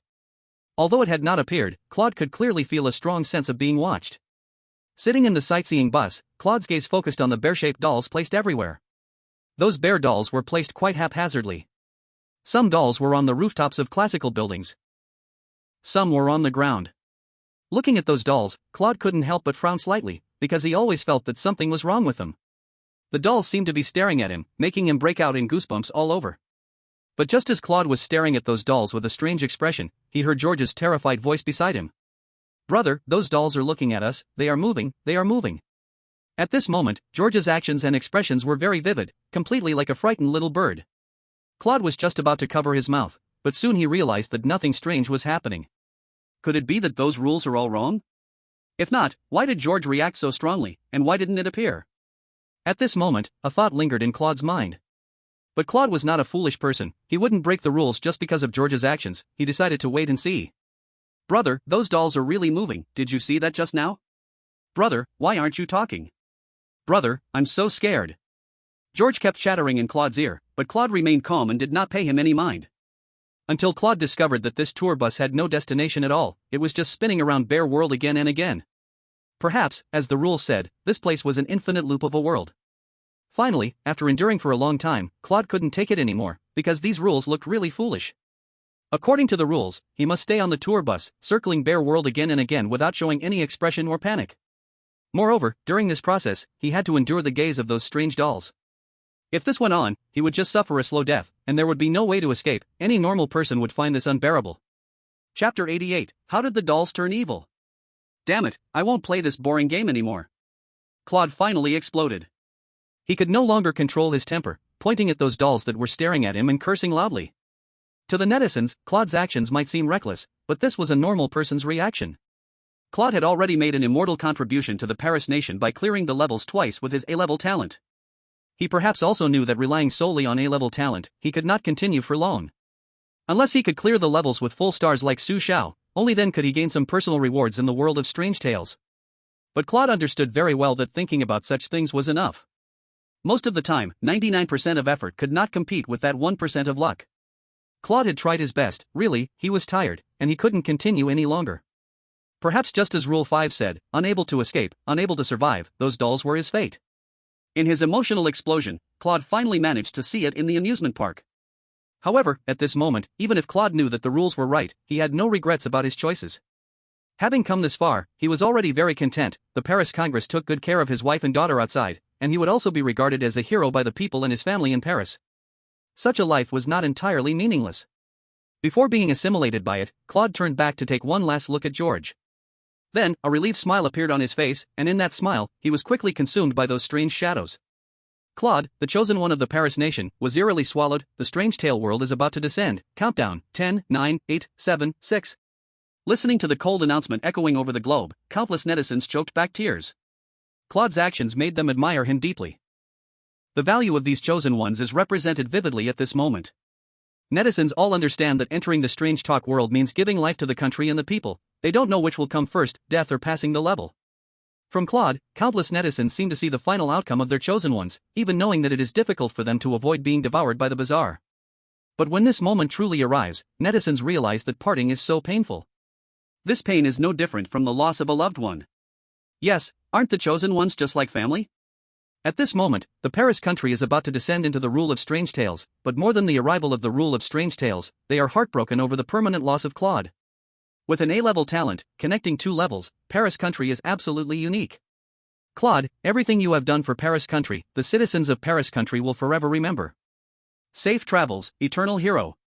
As Claude is devoured by the bazaar, Alexander from the United States and Bart from Australia also tragically suffer the same fate of being devoured. Bart from Australia only has a B-level talent, and he also did not comply with the rules of the bear world, so eliminating him is expected. As for Alexander from the United States, he has been hiding an A-level talent.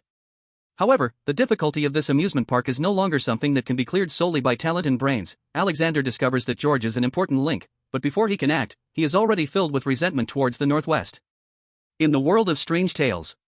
After all the other chosen ones are eliminated, only 3 remain: Su Xiao from Long Country, Andre from Grey Bear Country, and Ali from Iron Brother Country. At this moment, over here with Su Xiao.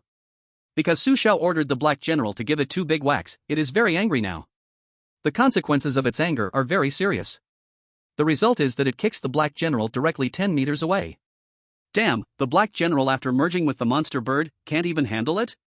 Seeing the Black General at a disadvantage, Su Xiao was ready to take out the Mountain God's ring, but at that moment, George, who had been standing behind, unexpectedly stepped forward. George has a strange expression and tears on his face. Brother, it came to find me, let me go with it. Stay cool, kid, don't mess things up. Before George could finish, Su Xiao had already interrupted him. Su Xiao decisively used the Mountain God's ring on the Black General. In no time, the Black General transformed into a super bizarre mode again. Black General, clean the dark body of its up for me. I don't believe I can't handle you. Hearing the order, the enhanced Black General let out a low roar and charged bravely towards the amusement park set. With the power of the Mountain God, the Black General effortlessly pinned it down and rubbed it into the ground. As the Black General ended engaged in battle, that bizarre darkness began to creep towards Su Xiao. Su Xiao knew that it was very smart, realizing the Black General could not win. This was planning to capture the king first during the robbery. But, how could Su Xiao give it a chance? Su Xiao directly ignored the bizarre darkness, hands on hips, and continued to command the black general. Yes, yes, yes, just like that, just like that. How strange, how is it still so dark after rubbing for so long? This thing can't be a coal ball, right? As he finished speaking, Su Xiao originally wanted the black general to end the battle quickly, but at that moment, he suddenly noticed a dark shadow beside him. He turned his head and stared blankly. What the heck, how did the puppet turn dark? Su Xiao was shocked. He noticed that the puppet had somehow been stained with that bizarre darkness of it. Before Su Xiao could understand what was happening, he saw the puppet already rushing towards it. Looking at the puppet's strange actions, Su Xiao could not comprehend what it wanted to do. He originally wanted to stop, but the next second the doll was already standing next to it. Then, an even more outrageous scene unfolded. The dark paint on the amusement park was continuously decreasing, while the darkness on the doll was gradually deepening. This feeling was like all the negative emotions on it were transferred to the doll in that moment. Wow, what is the doll doing? Why is it absorbing that darkness? To be honest, I don't quite understand. Hey, do you think the doll is merging with that darkness like the black general devouring the strange bird? Merging? That eerie darkness doesn't seem like a good thing. What if, after merging, the doll suddenly turns rebellious? Rebellious? Are you kidding? The big pouch of Su Xiao's boss specializes in dealing with rebellion, alright? That's right, if one pouch isn't enough, we can use two. If two isn't enough, then three. Don't worry, we'll definitely make sure the doll is full. Friends, it seems I've really fallen for the trap, but don't be afraid, I'll use the Qin Kuan Great Shift to move out. But the problem now is, it seems Zhang Wuji didn't teach me the Qin Kuan Great Shift. Chapter 89 Amusement Park Clearance. As the negative emotions on the amusement park began to transfer, the doll underwent a strange transformation.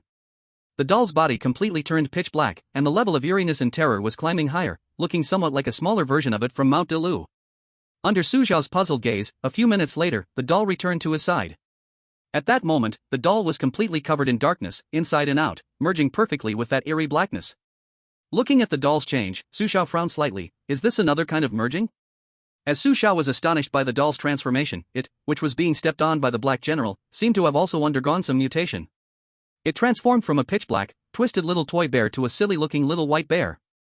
Wow, so this is its true appearance? Why does it look so silly and cute?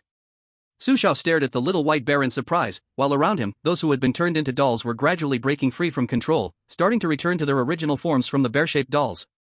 At the same time, the sound of strange tales began to echo in Su Xiao's ears.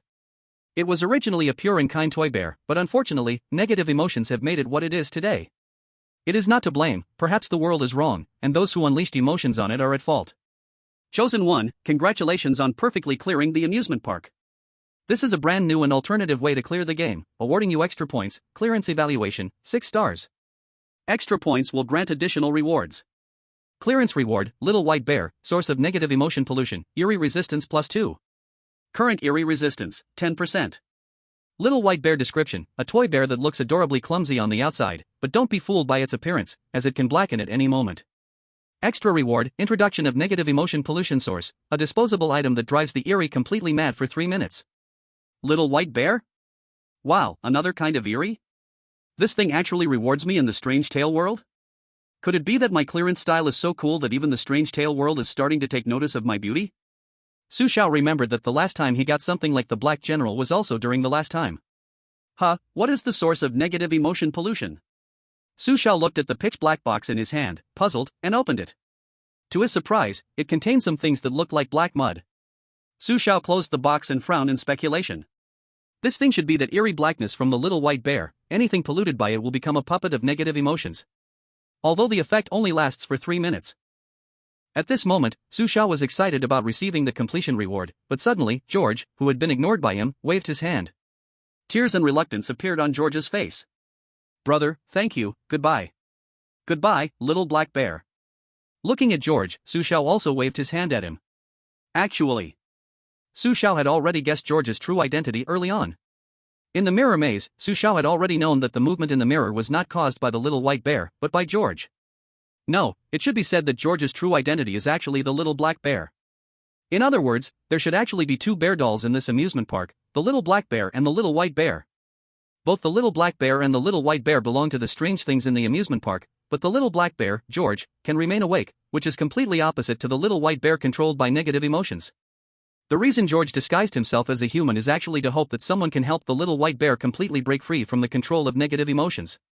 Now, Su Xiao has accomplished this, successfully allowing the little white bear to return to normal. Although the price is taking away the little white bear, George still sincerely thanks Su Xiao. Of course. The gratitude from the little black bear, George, is not just a simple thank you for helping the little white bear return to normal. In fact, when the little white bear first appeared, George had already planned to use his own body to transfer those negative emotions off the little white bear. However, just as George was about to do this, Su Xiao noticed George's intention in advance and stopped him. So, the current ending is perfect. The little white bear is reborn, and the little black bear, George, does not have to be affected by negative emotions. Wow, why does Su Xiao call George Little Black Bear? Could it be that there are actually two bear dolls in this amusement park? Su Xiao has cleared the level again, but this time, why do I feel like crying? Honestly, that goodbye touched me. It turns out that the strange things we are familiar with are sometimes not strange at all, it's just that, for some reason, they have to become strange.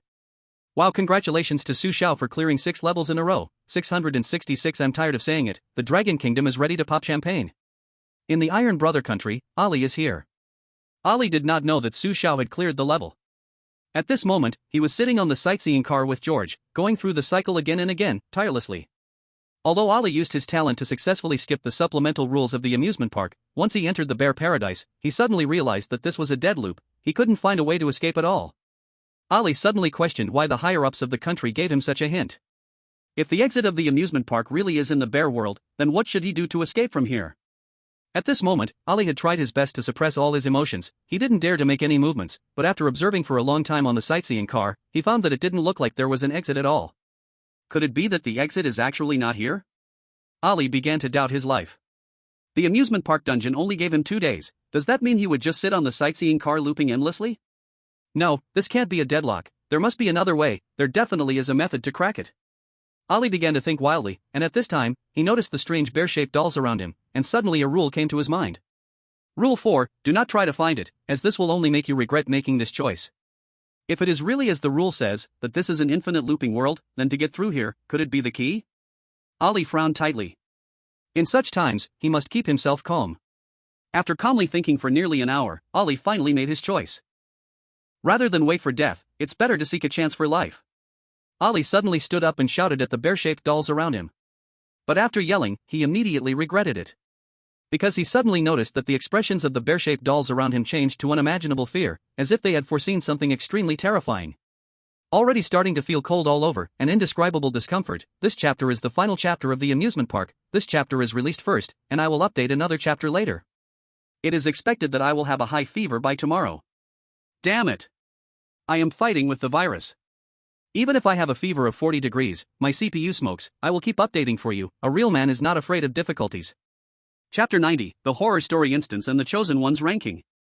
Under Ali's gaze, the bear-shaped dolls around all trembled and lowered their heads, seemingly in fear of its presence. And when it finally came into Ali's view, that strange darkness made Ali feel an intense suffocation and fear. This, is it? Ali stared at it in fear, his voice trembling slightly. Although Ali successfully lured it out, when he saw it, an ominous premonition surged in his heart. Ali understood. It seemed that he had made an extremely wrong decision. Damn it, it's not the breakthrough point, it's not. The rules, those rules are misleading me, no one can escape the amusement park, no one can clear the game. At this moment, Ali was in complete mental collapse. He had finally drawn an S-level talent to bring glory to the Ba Tai country, but now he was about to fall here. Ali could not accept it. The amusement park is a dead end, the hints, misleading, we have all been misled. George, no. In the last moment before being swallowed by the strange darkness, Ali finally realized that George was the key to clearing the game, but now it was too late to say anything. Ali's mouth erupted in a cry of unwillingness as his live broadcast faded into darkness. The chosen one Ali from Ba Tai country was swallowed by the strange, the horror world is about to descend, countdown, 10, 9, 8, 7, 6. As the cold prompt tone echoed once again in the sky around the world, the high-ranking officials of Ba Tai country wept bitterly. Andre, the hint given by Andre is actually fake. No, that is not Andre at all. Apart from violent clearing methods like Su Xiao, is there really no way to clear the amusement park? Ali mentioned George before being swallowed by the strange, could it be that George is the key? But how can we rely on George to clear the game? It is difficult, must George take the initiative? I understand, the key point is in George is the little black bear, in order to clear the game, we must find a way to make George take the initiative to replace the chosen one. The high-ranking officials of Baatai country finally understood the key to clearing the game, but now it was too late to recover anything. Even if the high-ranking officials of Baatai country understood how to clear the game earlier, it wouldn't change the defeat because they no longer had opportunities for hints. As Su Xiao cleared the game, Ollie was tragically eliminated. Currently, the only survivor in the amusement park was Andre. When the high-ranking officials of Baatai country finished analyzing the key to clearing the game, Andre had already begun acting. After a forced deduction, Andre, whose mental threshold was close to collapse, ultimately chose to push open the door to the bear paradise. However, he did not choose to enter immediately. He somehow persuaded George to let him go into bear paradise first. Through deduction, Andre naturally knew what role George played in the amusement park. There were only two ways to clear the amusement park. Either eliminate the negative emotions on the little white bear using other methods, or let George transfer the negative emotions instead of the little white bear. Although this was somewhat cruel, in order to clear the game and survive, Andre had to do it. Only after George successfully transferred the negative emotions from the little white bear, would the little white bear return to normal. Of course, in this way, George naturally became another little white bear. Standing behind the red door, about 20 minutes later, Andre sighed and stepped towards bear paradise. The moment Andre stepped into bear paradise, it had already changed owners, just as he had predicted, and the clearance announcement rang out at that moment. Congratulations to Su Xiao from Dragon Country and Andre from Grey Bear Country for successfully clearing the level. Both countries will be exempt from the rule-based horror this time. Su Xiao from Dragon Country achieved a 6-star clearance, receiving a special reward. The special virus infection rate for Dragon Country citizens decreased by 20%, with additional reward decreased by 5%. Andre from Grey Bear Country achieved a 5-star clearance, receiving a special reward. The technology level of Grey Bear Country increased by 10%. Andre from Grey Bear Country received a special personal reward, 1 small frog hydrogen balloon. Su Xiao actually got a new strange thing again. The little white bear looks so cute. Great. The virus infection rate in Dragon Country has decreased. We're finally one step closer to being immune to all poisons. Frog fun. Andre actually got a 5-star clearance. That's unbelievable. Having George replace the Chosen One to stay in the amusement park seems to be the only way for ordinary Chosen Ones to clear the level, of course, excluding Su Xiao, because he's not an ordinary person at all. Wow. No wonder the amusement park's instance seemed plain. It turns out the way to clear the level is so harsh that even Ollie and Alexander, those chosen ones, were brushed off. Alas, it's a pity for Ollie. If it weren't for the amusement park, his talent for exploiting rule loopholes would surely shine in other horror instances. There's no way around it. The difficulty of the amusement park clearance isn't something you can simply solve with brains.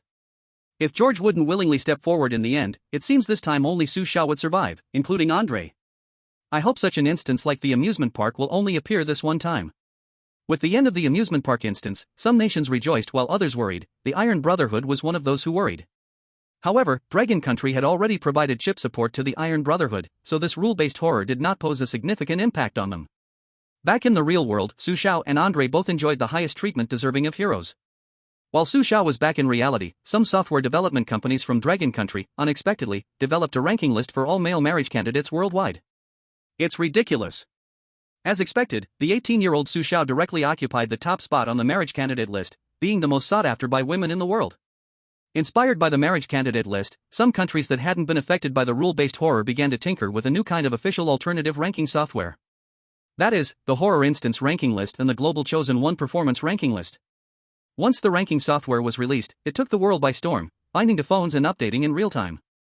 In the software, various horror instances and bizarre analytical video materials, including talents and personal profiles of chosen ones, were all publicly updated on the ranking list.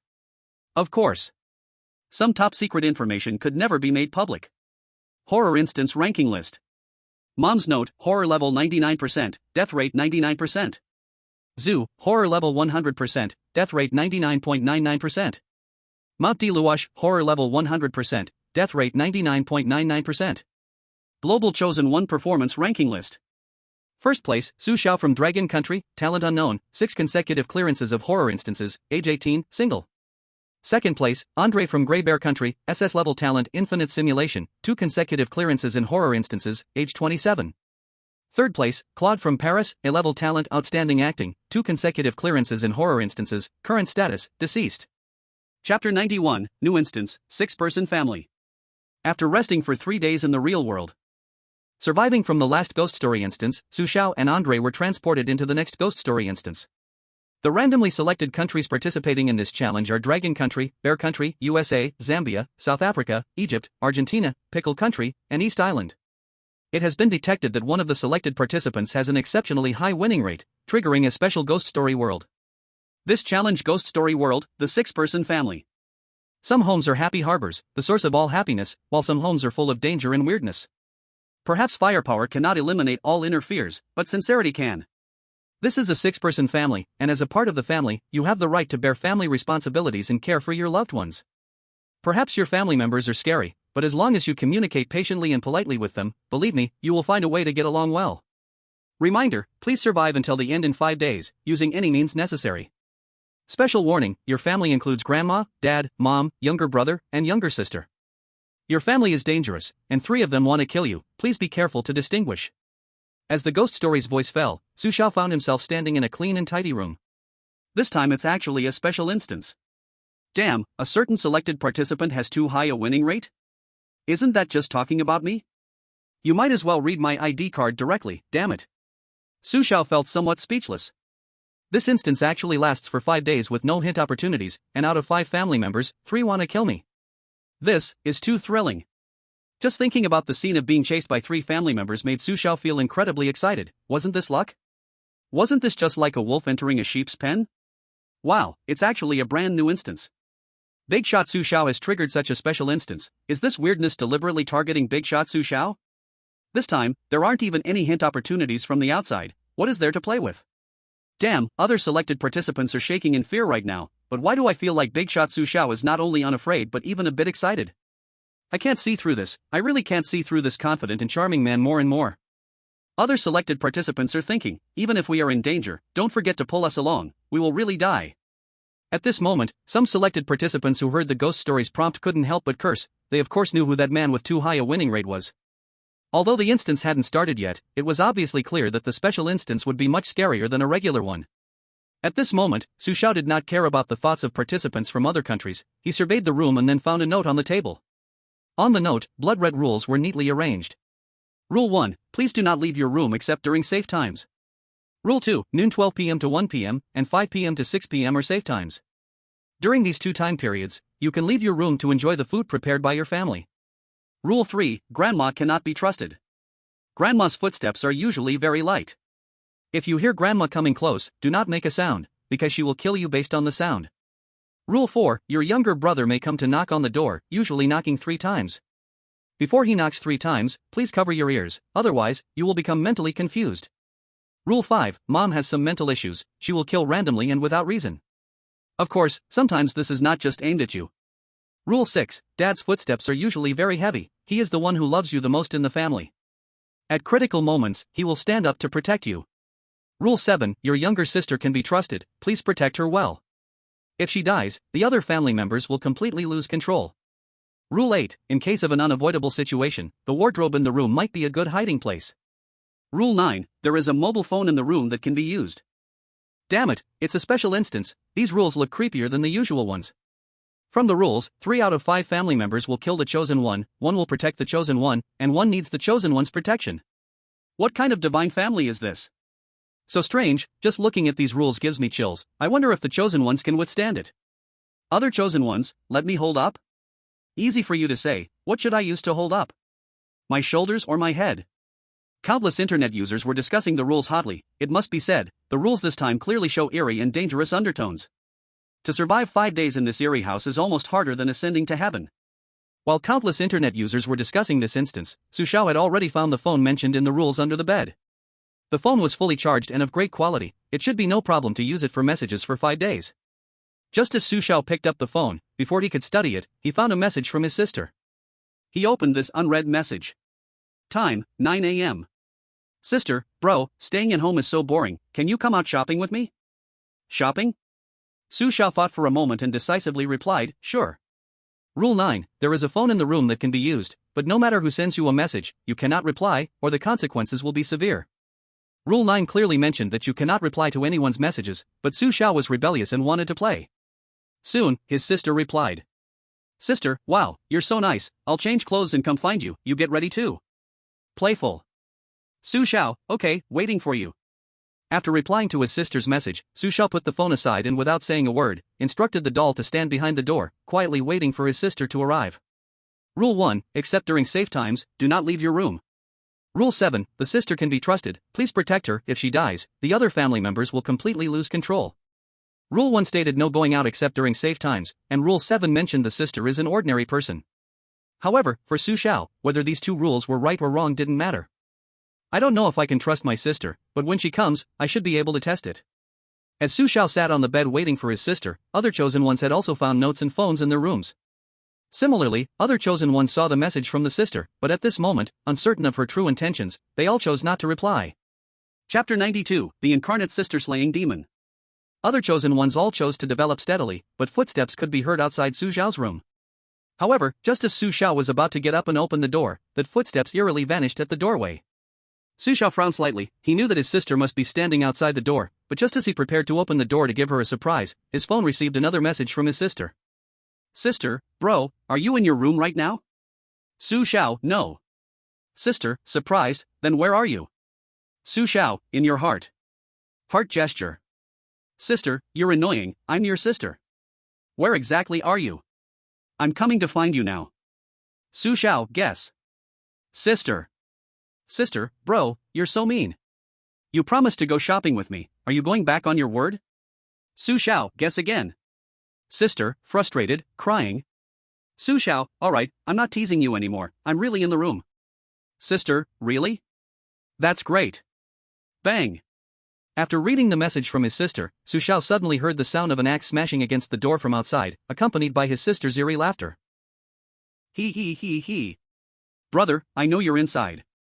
I'm coming to find you soon he he he. Brother, hurry, and hide well. This game of hide and seek will be very fun he he he he. Brother, are you scared? Are you in fear? Your lovely sister is about to break in. The incredibly eerie voice of the sister penetrated the door, repeating over and over again in the room. Su Xiao furrowed his brow slightly. Clearly, the sister belonged to the family that wanted to kill him. Since that's the case, Su Xiao won't pretend anymore.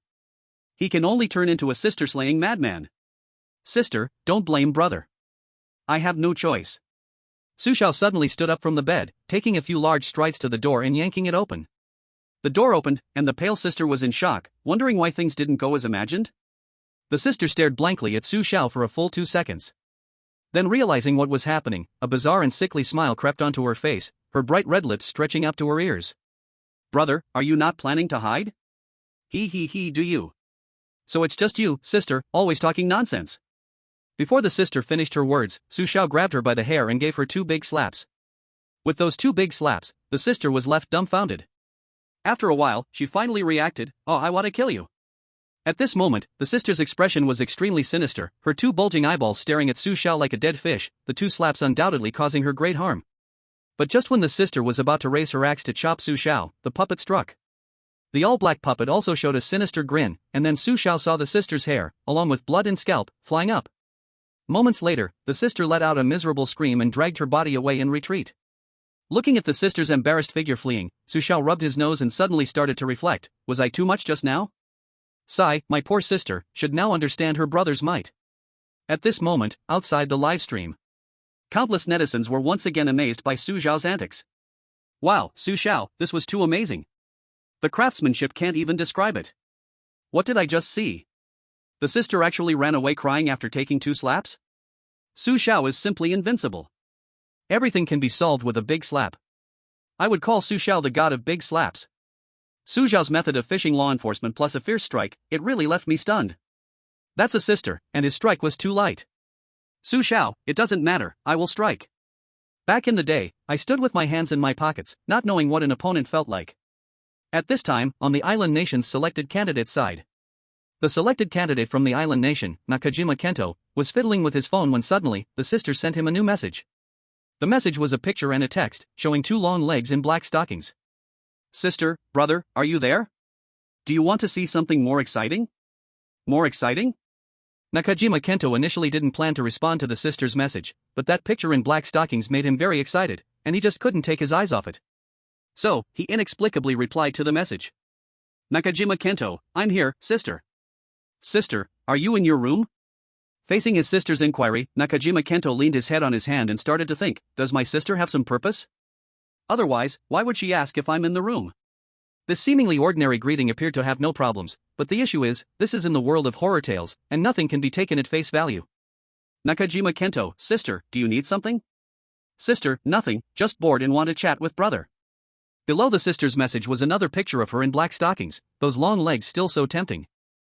Sister, brother, if you're in your room, I'll wear this outfit and come to find you. Is that okay?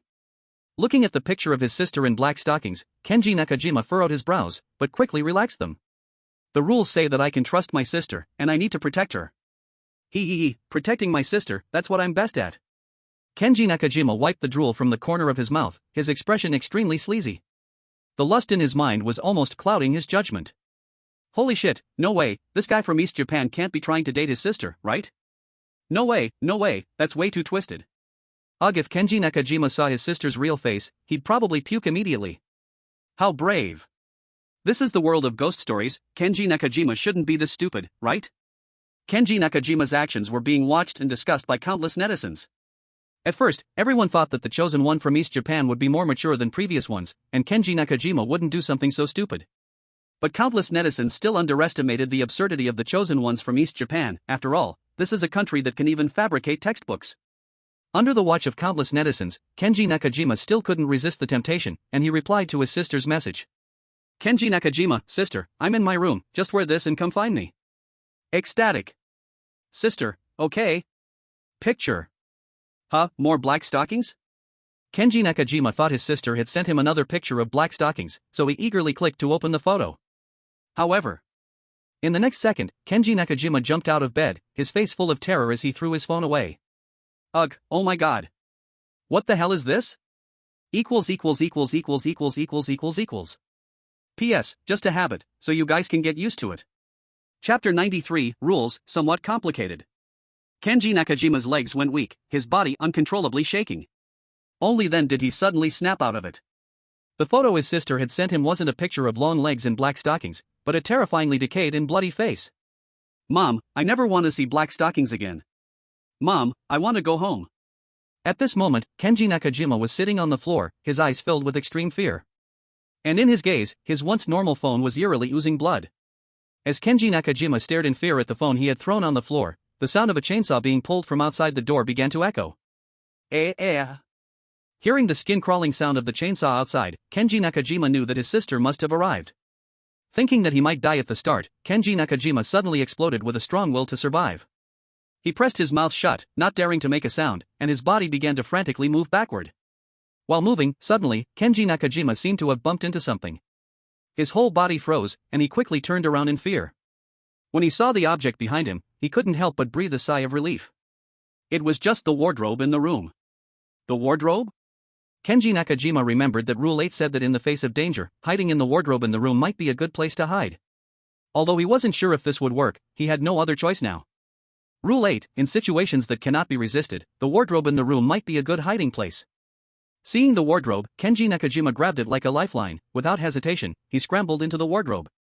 However, at that moment, the sound of the chainsaw cutting through the door echoed from outside the room, along with his sister's eerie laughter.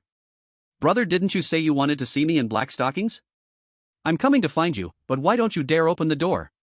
Brother, do you want to play the cat and mouse game with me? Then guess what? Who among us is the mouse? Outside the door, my sister's laughter grew increasingly eerie and sinister. Inside, Nakajima Kento could only hide in the wardrobe, trembling in fear. At this moment, in the conference room of East Island's high-level officials. The high-level officials of East Island were extremely angry. Baka! Nakajima Kento, this fatworm full of delusions, actually made us look foolish in the world of ghost stories. Doesn't he have any sense of duty? Doesn't he realize he is representing us in this battle for East Island? From today on, ban all gray industries in the country. No matter who it is, do not touch my bottom line. If this continues, East Island will be ruined by our own hands. But if the gray industries close down, our country's property income will shrink dramatically. We really need to. Bastard. Are all of you pig-headed? If the country is gone, what's there to discuss about property income? Hi, we will take care of it right away. The top leaders of East Island were furious at Nakajima Kento's foolish actions, to the point of nearly having a stroke. Not being able to use hints was undoubtedly adding to the already challenging situation for East Island. But even so, the top officials had to suppress their anger and continue watching Nakajima Kento's live broadcast. In Nakajima Kento's live stream room, countless East Island netizens were cursing in Nakajima Kento's livestream, with some even beginning to insult his family. The various vulgarities were simply unbearable.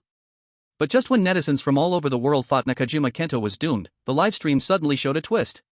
His sister, who was originally about to break down the door with a chainsaw, suddenly heard a voice outside the door just before she was about to force her way in.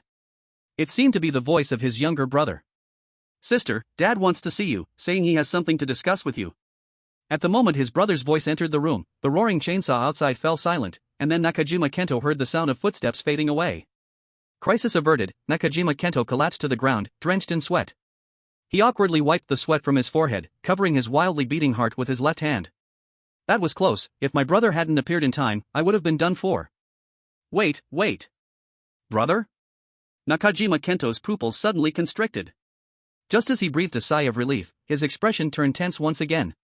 Because there was something about his brother in the rules. Rule 4, sometimes the brother will come to knock on the door, generally knocking 3 times. Before he knocks the 3rd time, please cover your ears, otherwise, you will become mentally confused. If Rule 4 is correct, then the brother is as terrifying a presence as the sister. Thinking of this, Nakajima Kento's expression was filled with fear as he stared intensely at the seemingly fragile door. But after waiting for a long time, the brother's knocking did not come as he had feared. What's going on? If Rule 4 is right, then the brother will definitely knock. Why has there been no sound at all? Could it be that Rule 4 is wrong? Why do I feel like this is not simple? The brother seemed to appear just in time when he mentioned Dad. Could it be Dad sent him to save Nakajima Kento? Not necessarily. If we conclude that way, then Dad and the brother are both good people, which is too simple. Let's keep watching before jumping to conclusions, but no matter what, Nakajima Kento is indeed quite lucky. On Su Xiao's side. After giving his lovely sister a good beating with a big bag, Su Xiao comfortably lay on the bed, pondering those rules. It was clear that Rule 7 was wrong. If Rule 7 is wrong, then the corresponding Rule 3 must also be wrong, but the methods of killing in the rule should be correct. Su Xiao frowned and pondered. The sister kills by sound. But when killing, she seems to have to confirm she is in the room, but why is that? Rule 3 is wrong, but I can't conclude that Grandma is good. Maybe these rules have mixed up the order of family and killing methods. The initial strange talk hint is to help me find a harmonious way to get along with my family. Do we have to be perfectly united? These rules seem a bit complex. Su Xiao knows that clearing the game with violence is not always viable. Perhaps this time's way to clear it is different from the past. The 6-person household instance grants the selected person 5 days. And it requires the selected person not to die within 5 days, meaning they cannot clear the game early and must wait for the time to pass before automatically clearing. Based on the current situation, those 10 rules are definitely not complete. Perhaps new rules will appear later. Chapter 94, The Unfilial Son, I Knew You Were Born Rebellious. Su Xiao frowned in thought when his phone beside him suddenly beeped. He picked it up to see it was a message from his younger brother. Younger brother, Dad seems to have some mental issues. If he knocks on the door, don't pay attention to him, and you must not reply to his messages. Dad has mental issues? Looking at the message from his brother, Su Xiao frowned tightly. Didn't Rule 5 say it's Mom who has mental issues? How could it be Dad? Everything is a mess. Just as Su Xiao expected, most of these rules should be wrong. Su Xiao frowned, picked up his phone, and was about to ask about Dad's details when Dad sent him a message too. Dad, son, your brother seems to have come to find you. He has mental issues, absolutely do not open the door for him. What the hell is going on? Looking at the message from Dad, Su Xiao's already confused thoughts suddenly became a complete tangle. His brows furrowed even deeper. However, Su Xiao can first confirm that someone at home definitely needs his protection, and that person must not be harmed. But the distracting messages from his brother and Dad undoubtedly increased the difficulty of Su Xiao's judgment. Now, Su Xiao only knows that his sister will kill him, but apart from her, he can't judge who among the other 4 family members is the one he really needs to protect. I don't need to consider the person who protects me for now, but I need to find out who I need to protect, and I must find out. That might be the key to clearing the game. Su Xiao frowned, feeling strangely about his family, an incredibly unreal feeling. When Su Xiao received the messages from his brother and Dad, other selected individuals also received the same messages. After reading these 2 contradictory messages, almost all selected individuals frowned, while they couldn't help but express their warm greetings to Su Xiao in their hearts. At this moment, in South Africa, the selected individual Rui Bao, upon receiving the message from Dad, quickly and habitually sent a reaction emoji. At the moment the emoji was sent, Rui Bao suddenly realized that Rule 9 mentioned not responding to anyone's messages. So, in a panic, Ruibao quickly clicked to retract the message. Seeing the successfully retracted message, Ruibao patted his chest, feeling grateful for his quick thinking. However, at that moment, something strange happened. The phone Ruibao held suddenly began to ring wildly. He looked at the screen and saw it was filled with unread messages from Dad. The messages showed 99 plus. But the eerie part was, when Ruibao clicked to check the messages, he found they were all completely blank. What is going on? Ruibao looked at his phone screen with a puzzled face. He did not understand what a blank message meant. But just when he was confused about this, suddenly there came his dad's voice from outside. Son, I am your dad. I know you are inside your room. Hurry up and open the door for me, otherwise when I come in, you won't have a good ending. Hearing his dad's voice suddenly ringing outside the door, Ruibao frowned, and suddenly remembered Rule 6. Rule 6, Dad's footsteps are usually heavy. He is the one who loves you the most in the family. At a critical moment he will stand up and protect you.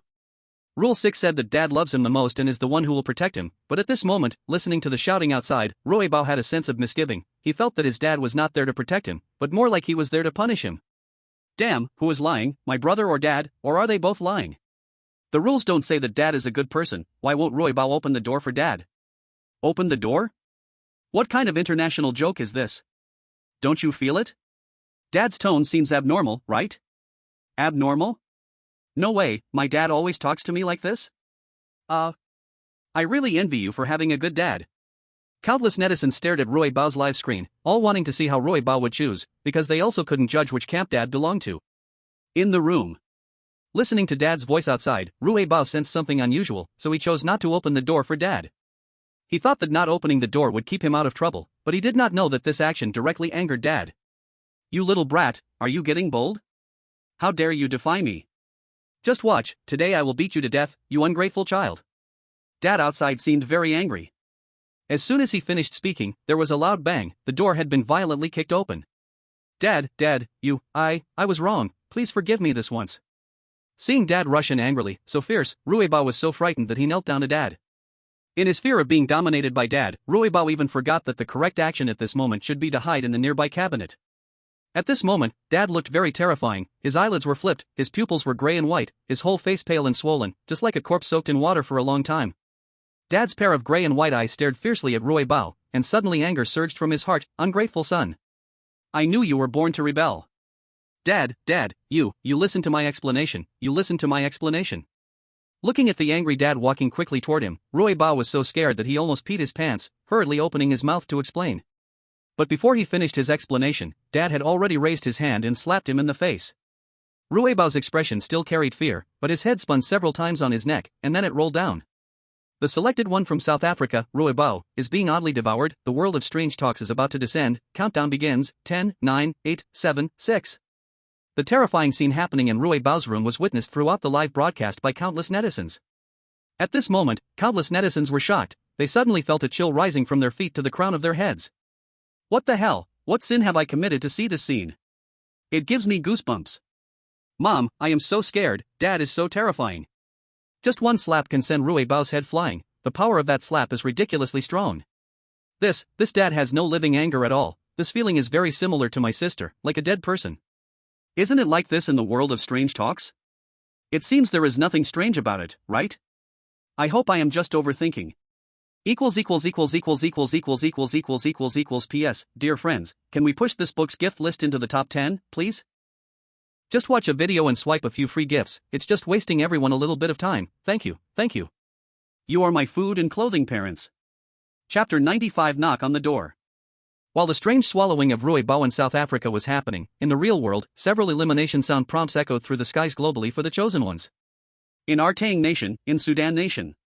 Chosen ones from 5 nations were strangely swallowed. The world of ghost stories is about to descend. Countdown from 10, 9, 8, 7, 6. What the hell? What's going on? Wasn't Ruibao the only one eliminated from South Africa? Dad seems to have randomly targeted other chosen ones, and all other chosen ones are also eliminated by Dad. Aren't the chosen ones from other countries not replying to Dad's messages? How could this be? Dad doesn't need any conditions to kill. Rule 5 must be half wrong. The one who kills without rules or conditions is not Mom, but Dad. It seems there are chosen ones who escaped from Dad, hiding in the wardrobe, so they weren't discovered. It seems Rule 8 is correct. In dangerous situations, you can indeed hide in the wardrobe. At that moment, on Su Xiao's side. Su Xiao was thinking about who in the family needed his protection when Dad's voice echoed from outside the door. Unfilial son, why didn't you reply to my message? Do you think that just because you've grown up and spread your wings, you don't have to listen to me anymore? Quick, open the door for me, or when I get in, I'll give you 2 big slaps. Listening to Dad's voice outside the door, Su Xiao frowned. Rule 6 is undoubtedly wrong. Just based on Dad's tone of voice, Su Xiao wouldn't believe he would protect him. Dad should belong to the camp that wants to kill me, just like my sister. My sister kills with sound. Replying to her messages should also count as a form of sound. Dad didn't knock on the door, which means Dad does not kill by knocking. He should kill without rules or conditions. Su Xiao sorted through his chaotic thoughts and quickly confirmed Dad's killing method. Killing without rules or conditions? Interesting. As Su Xiao was thinking, Dad outside seemed to have lost patience. He was about to kick the door open, but Su Xiao didn't give him the chance. Su Xiao decisively took down the door. Staring at the door that Su Xiao had dismantled, Dad was dumbfounded, just like his sister before. After a moment, Dad angrily said, "Unfilial son, you've taken down the door, and now I can't break in." While saying this, Dad raised his right hand, and a slap was ready. However, just as Dad was about to unleash his slap at Su Xiao took the initiative. Slap. A slap landed accurately and quickly on Dad's face. Although it was not powerful, it was extremely insulting. Dad. With the sound of the slap, Dad was bewildered. "Unfilial son, you actually dare to hit me now? I knew you were rebellious at 99 pounds out of 100. Dad looked very angry. His originally terrifying face became exceptionally fierce, his lifeless eyes staring hard at Su Xiao. Seeing Dad's angry expression, Su Xiao smiled. "Since you've delivered yourself to be hit, don't blame me for being rude." With a mischievous look, Su Xiao rolled up his sleeves. "Unfilial son, what do you want to do?" Seeing the smirk at the corner of Su Xiao's mouth, Dad was momentarily flustered. At that moment, he didn't know who was the real father. Wait. You aren't afraid of me? Afraid of you? What are you joking about? Su Xiao didn't waste words with Dad, directly pinning him to the ground and started a round of punches and kicks. What the hell, too brutal. Gulps. Su Xiao is extremely fierce. Haha, Dad is dumbfounded. Dad, that year I folded my arms over my head, beaten until I didn't know how to fight back. Viewers outside the livestream were shocked by Su Xiao's actions. Although they knew this was just Su Xiao's routine, every time they saw Su Xiao beating up something strange, they felt inexplicably excited. Perhaps, besides Su Xiao, no one else could perform such a heroic action. Su Xiao unleashed a furious attack on his father, and after the beating, he handed his father over to the Black General, who swallowed him whole. On the other side, in East Island, Nakashima Kento was still recovering from the shock caused by his sister. Looking at the tempting messages his sister kept sending him on his phone, he now dared not reply even if he were to die. My sister wants to kill me, she doesn't need my protection at all. The messages are just to find me and kill me. Nakashima Kento began to regain his calm and thought. If I stay hidden in my room, will there be no danger? Right, as long as I don't leave the room, nothing will happen. Just as Nakashima Kento decided to hide in his room, the next second, someone knocked on his door. Knock, knock, knock. Hearing the knock on the door, Nakashima Kento jumped up from the bed as if facing a great enemy. Because he knew, among the family, one person could kill with just a knock on the door. Although he didn't know who it was, at this moment, Nakashima Kento's expression was tense to the extreme. Knock, knock, knock. As the second knock sounded, Nakashima Kento was about to cover his ears according to Rule 4's suggestion, but at that moment, he suddenly heard his sister's voice outside. Brother, are you in your room? Bro, Mom asked me to let you know that dinner is ready, come wash your hands and get ready to eat. Hearing his sister's voice from outside the door made Nakashima Kento feel unbelievable because at this moment, his sister's tone was completely different from the one who wanted to kill him just moments ago. It was as if his sister had become a different person. Is this really my sister? Nakashima Kento furrowed his brows, contemplating whether the person outside was really his sister, but at that moment, the third knock came. Knock, knock, knock. As the third knock fell, Nakashima Kento suddenly felt his whole body stiffen, as if something heavy had struck his heart. A wave of fear, filled with death and despair, suddenly took root in his heart. What's happening? At this moment, realizing something was wrong, Nakashima Kento initially wanted to cover his ears with his hands, but he suddenly found that his body no longer obeyed him. His body was as if enchanted, stiff and unable to move at all. Knock, knock, knock. At that time, the fourth knock sounded, and Nakashima Kento's whole body suddenly went limp, and he actually knelt on the ground, spitting blood profusely. Nakashima Kento stared wide-eyed, incredulously looking at the blood on the ground. How is this possible? Ever since I hit a set of Teacher Ma's lightning 5 consecutive whips yesterday, I had a fever today, and my whole body no longer hurt. Aside from a bit of confusion in my head, I'm back to full strength. Chapter 96, Su Xiao, want to date? Sister, scram. While Nakashima Kento encountered the strange knocking at the door, the other chosen ones also heard the knocking sound from outside the door. However, most of the chosen ones covered their ears as soon as the knocking sound rang out, only a small number were lured by the sound outside. The enticing voice from outside seemed not just to belong to his sister, it could mimic anyone. The voice was incredibly deceptive, making it hard to distinguish between true and false. As some chosen ones, like Nakashima Kento, spat blood, their live-streamed images gradually blurred, and soon, a chilling tale of horror echoed across the globe. East Island, Nicaragua. For chosen one swallowed by the strange, the world of horror is about to descend. Countdown 10, 9, 8, 7, 6. Who exactly is knocking on the door outside, and where is? That voice seems to be able to mimic anyone at home, making it impossible to judge if the sound is real or not. Do you think it's possible it's the younger brother? Maybe Rule 4 is completely correct. If it really is the younger brother, why did he let Nakajima Kento go before? I can't figure it out either, but Nakajima Kento's good luck didn't last long. He avoided the first day but couldn't escape the 15th, quite tragic. On Su Xiao's side. Su Xiao had just lain down when he heard an eerie knocking sound on the door. Su Xiao was confused. Damn it, I've taken the door apart, where is the knocking coming from? Frowning, Su Xiao sat up. When he looked toward the door, he strangely found that the door he had taken apart was somehow reinstalled. What kind of strange operation is this? The door can actually auto-reinstall? Su Xiao furrowed his brows slightly. Although it was just a trivial detail, he felt it was unusual. No, something seems off about this room. As Su Xiao pondered with a frown, the second knocking sound interrupted him. Then, Su Xiao recalled Rule 4. Rule 4, the younger brother sometimes knocks on the door, usually 3 times. Before he knocks the 3rd time, please cover your ears, or you will go insane. Although Rule 4 clearly stated to cover ears when hearing a knock, Su Xiao did not do so. He felt that the person knocking outside might not necessarily be the younger brother. Knock, knock, knock. The 3rd knock fell. Unlike other selected candidates, Su Xiao did not feel any abnormality, he even felt a little energetic. Knock, knock, knock. The 4th knock came as expected. Listening to the continuous knocking outside, Su Xiao felt a bit annoyed. Damn it, is this never ending? Su Xiao quickly got up, walked to the door, and prepared to drag the person knocking inside for a beating, but when he opened the door, he found no one outside. Ha! Where did they go? Damn, if you can knock, you can't just leave. Su Xiao guessed that someone must have been outside just now. However, after the 4 knocks, the knocker probably thought he was dead, so they left. Damn it, you got away this time. Don't let me catch you, or I'll beat you up every time. At noon 12 o'clock, the other selected candidates left their rooms and gradually headed to the living room to start eating. Rule 2, 12 p.m. to 1 p.m. and 5 p.m. to 6 p.m. are safe times. During these 2 periods, you can leave your room to enjoy the food prepared by your family. At 2 p.m. The other selected candidates had finished their meals and returned to their rooms, at which point Su Xiao slowly prepared to leave his room in search of food. However, just before leaving the room, Su Xiao received a message from his grandmother. Grandma, good grandson, the food is on the table. I already saved some for you, it's still warm. Forget it, I'll just bring it to you later. Grandma? Looking at the message from his grandmother, Su Xiao frowned slightly, but he didn't react too much. He opened the door and walked toward the living room. For the first time stepping out of the room, Su Xiao carefully observed everything in the house. The decoration of the house couldn't be called luxurious, but it was clean and tidy.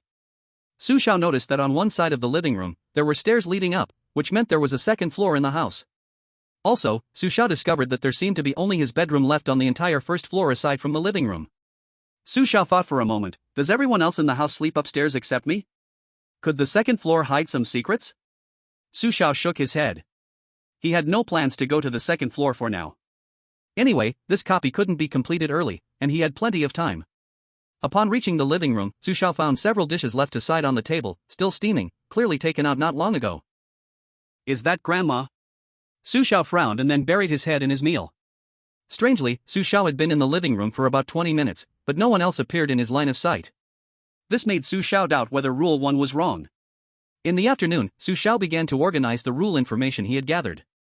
It was clear that Rule 1, Rule 2, and Rule 9 should be correct. While Rule 3, Rule 5, Rule 6, and Rule 7 were all rules with mixed correctness.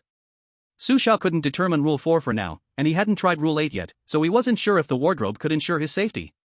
After organizing the rule information, Su Xiao lay on his bed feeling a bit bored. He was just about to take out his phone to open Douyin, but found that his broken phone could do nothing but send messages. Damn, no wonder it lasts so long. Su Xiao sighed and gave up on the idea of using his phone to kill time, but soon, he found a new way to pass the time. He actively sent a message to his sister. Su Xiao, want to hang out? Smile. Sister, get lost. Anger. Su Xiao, if you don't want to hang out, then don't get mad, okay? Besides, it's not a big deal. No way, my sister seems to have stopped playing along. Su Xiao felt a bit down. Who knew his sister would be so sensitive? He was just joking with her, yet she really got angry. Since his sister wasn't playing along, Su Xiao could only try sending messages to the rest of the family. Su Xiao, Mom, do you want to eat oil cakes? Su Xiao, little brother, come drink a couple of beers?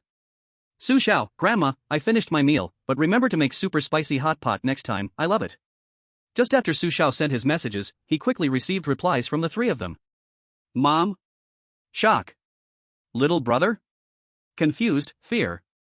Grandma? Frown. What do 3 question marks mean? At least say something to explain. Looking at the reply messages from his mom, little brother, and grandma, even though Su Xiao's mind was quick, he couldn't understand right away. Should I send another message to poke around? Su Xiao frowned slightly, holding his phone and thinking whether to send a few more messages. But at that moment, the door suddenly burst open with a loud bang, and Su Xiao turned his head to see the door had been kicked open. Su Xiao looked confused, and then he saw a familiar figure appear in the room. It was that familiar smell. Ungrateful child. Yes, the person who appeared was his dad. Su Xiao was stunned. Damn, wasn't Dad digested by Black General? What's going on now? Could there be 2 dads in the house? Looking at his extraordinary dad appearing again, Su Xiao truly did not expect to meet him in this way. Wait. First, the broken door automatically repaired itself, and now Dad has resurrected. Could these 2 events be related? Su Xiao rested his chin on his hand, lost in thought. Seeing that Su Xiao was ignoring him, his angry dad suddenly had a ferocious expression. Ungrateful child. You dare to ignore me, today, I will strip your skin. It must be said that Dad was indeed brave. Having suffered the same loss once wasn't enough, he even wanted a second time. However, Dad had gotten smarter this time. He unbuckled the belt from his waist and prepared to give Su Xiao a good beating. But just as Dad raised his hand, ready to swing that belt meant to discipline him, in the next second, he was kicked by someone and sent flying into the wall. A dent instantly formed on the wall. Su Xiao stared at the wall that had been deformed from Dad's impact, preparing to check the situation, but at that moment, something strange happened. In Su Xiao's astonished gaze, that wall actually restored itself instantly. Even the dad originally stuck to the wall mysteriously vanished. Su Xiao turned to look at the door, and indeed, the door had returned to its original position. What was happening before her made Su Xiao feel shocked and confused? What on earth is going on? Could it be that another weird power is at work? On the side of the Grey Bear country, Andre. Compared to other chosen ones, Andre had a bit of bad luck this time, because he encountered his sister, Dad, and the strange knocking at the same time. The first to arrive was Dad. Dad always made his entrance in a unique way. He was either kicking the door or on his way to kick the door. Andre was originally preparing to make deductions in the room, but Dad's appearance disrupted his plans. Fortunately, Andre already knew that hiding in the closet would keep him from being discovered by Dad, so he did not hesitate to hide in the closet. But then, the second problem came. The noise in the room attracted his sister. At the same time that his sister's terrifying voice came, the strange knocking sound also rang out. Oh no, could I be this unlucky? Hiding in the closet, Andre furrowed his brow deeply. He knew very well that if only Dad or sister appeared alone, or just the strange knocking sound, he would have means to deal with it. But this time, the situation was developing in a way that completely defied logic. It was far beyond his expectations. Moreover, with such a close face-to-face situation, he didn't dare to easily use his infinite deduction talent, as this talent was equivalent to consciousness wandering. During the deduction process, consciousness and body were temporarily separated. Without the assurance of absolute safety, Andre would never take the risk to use his talent unless he was in a desperate situation. But at that moment, he was not yet in a desperate situation. It seems I can only use what I got from the last dungeon. I originally didn't want to expose it too early. Looking at Dad wandering outside the closet, Andre sighed softly and then took out the little frog helium balloon. The little frog helium balloon was a reward Andre received after achieving 5-star clearance at the amusement park. The balloon had 2 functions. Function 1, when placed nearby, it could temporarily block strange perceptions and wouldn't attract strange attention. Function 2, in moments of life danger, he could pop the balloon, and the frog doll would appear to help solve a crisis once, but the cost was that the balloon would be completely destroyed. Inside the closet, Andre placed the little frog helium balloon beside him while, just before the third knock, he tightly covered his ears with his hands. Not long after, Andre looked through the crack in the closet and saw his sister with an axe walking into the room. His sister had an unhealthy, crazed expression, appearing somewhat chilling under the dim light, but Andre was not afraid. He knew he was very safe at that moment. After the morning's deductions, Andre knew that hiding in the closet was exclusive to Dad, which meant that for others, hiding in the closet was ineffective. This was also why Andre was willing to use the little frog helium balloon. Being cautious would never go wrong. Inside the closet, after confirming that he was completely safe, Andre started to use the infinite deduction. He really wanted to know who was the one knocking. Andre slightly closed his eyes, his consciousness gradually separating. Moments later, Andre opened his eyes again, and a look of surprise appeared in his gaze. I didn't expect it to be. At this moment, outside the live stream. Did Andre hit the jackpot? Others can't handle even one, and he encountered 3 at once. Andre hiding in the closet, does that prove the rule about the closet is correct? Not necessarily. Look, Andre has taken out something from the last dungeon's reward. Damn, why did his sister directly ignore Andre in the closet? Can hiding in the wardrobe avoid being discovered by everyone? It shouldn't be the wardrobe. Judging from Andre's actions and reactions, hiding in the wardrobe should be useful only for Dad. If I'm not mistaken, the helium balloon should have the same effect as the wardrobe, which is why my sister ignores him. Wow, the little frog helium balloon can be used this way? The netizens looked curiously at the helium balloon next to Andre. Although it's not as good as Su Xiao's little white bear, they all know that if Su Xiao didn't score higher, the little white bear would likely belong to Andre. In the live broadcast, Dad and sister wandered around the room several times. They came in looking confused and then left just as confused. Watching Dad and sister leave, Andre quietly breathed a sigh of relief. However, he did not immediately put away the helium balloon. Only after confirming that Dad and sister wouldn't suddenly turn back did he feel safe to put it away and step out of the wardrobe. Once out of the wardrobe, Andre also noticed something was amiss in the room. A slight wrinkle appeared on his face. Chapter 98, New Rules. At 7 p.m., Su Xiao left his room in search of food. Upon exiting the room, Su Xiao found the living room in deep darkness, a profound blackness that seemed to conjure infinite imagination, like an abyss. At this moment, food was placed in the center of the dining table. 2 candles were lit on either side, dancing with eerie red light in the pitch black. The atmosphere in the living room felt heavy and strange, but Su Xiao, used to it, seemed unfazed. Calmly, Su Xiao walked up to the dining table, and just as he was about to sit down, he discovered a note on the table. It was unclear who left the note. The handwriting seemed a bit weak, very faint, and contained only 4 words. Do not turn on the lights. Looking at the note, Su Xiao furrowed his brows slightly but soon turned and switched on the living room lights. As the bright light illuminated the whole living room, the 2 candles flickered vigorously for a moment, then went out with a poof. Su Xiao did not care about the extinguished candles. His attention was now entirely captured by the food on the dining table. Hot pot? It really is hot pot. Su Xiao was a bit surprised. He didn't expect that his casual mention would actually prompt Grandma to make hot pot for him. Looking at the hot pot, still boiling on a low flame before him, Su Xiao did not show much excitement. Instead, he furrowed his brows and began to think. If the first message from Grandma was to protect me from harm, then this hot pot is enough to prove Grandma's care and love for me. If everything goes as expected, the note on the table should also be left by Grandma. It seems everything Grandma does is conveying the same message. Su Xiao did not continue his thoughts. He promptly interrupted his train of thought and looked at the tempting hot pot, starting to eat heartily. After finishing the hot pot, Su Xiao walked to the coffee table and took out paper and a pen from the drawer, then wrote effortlessly on the paper, Grandma, I want to eat steamed buns tomorrow morning. After writing, Su Xiao placed the note prominently on the dining table, then turned around and smashed the vase on the coffee table. After doing all of this, Su Xiao leisurely returned to his room. Late at night. For Su Xiao, there was little difference between day and night, but for the other selected ones, the night was definitely a nightmare. Can you imagine, in the middle of the night, Dad kicks open the door, drags you from your bed, and starts wildly fanning you? This scene is not only real but also very terrifying. Cuba. The selected ones from 3 countries are being eerily swallowed. The world of strange tales is about to descend. Countdown begins. 10, 9, 8, 7, 6. Damn, why is this Dad so persistent? He actually sneaks an attack while the selected ones are asleep. I'm impressed.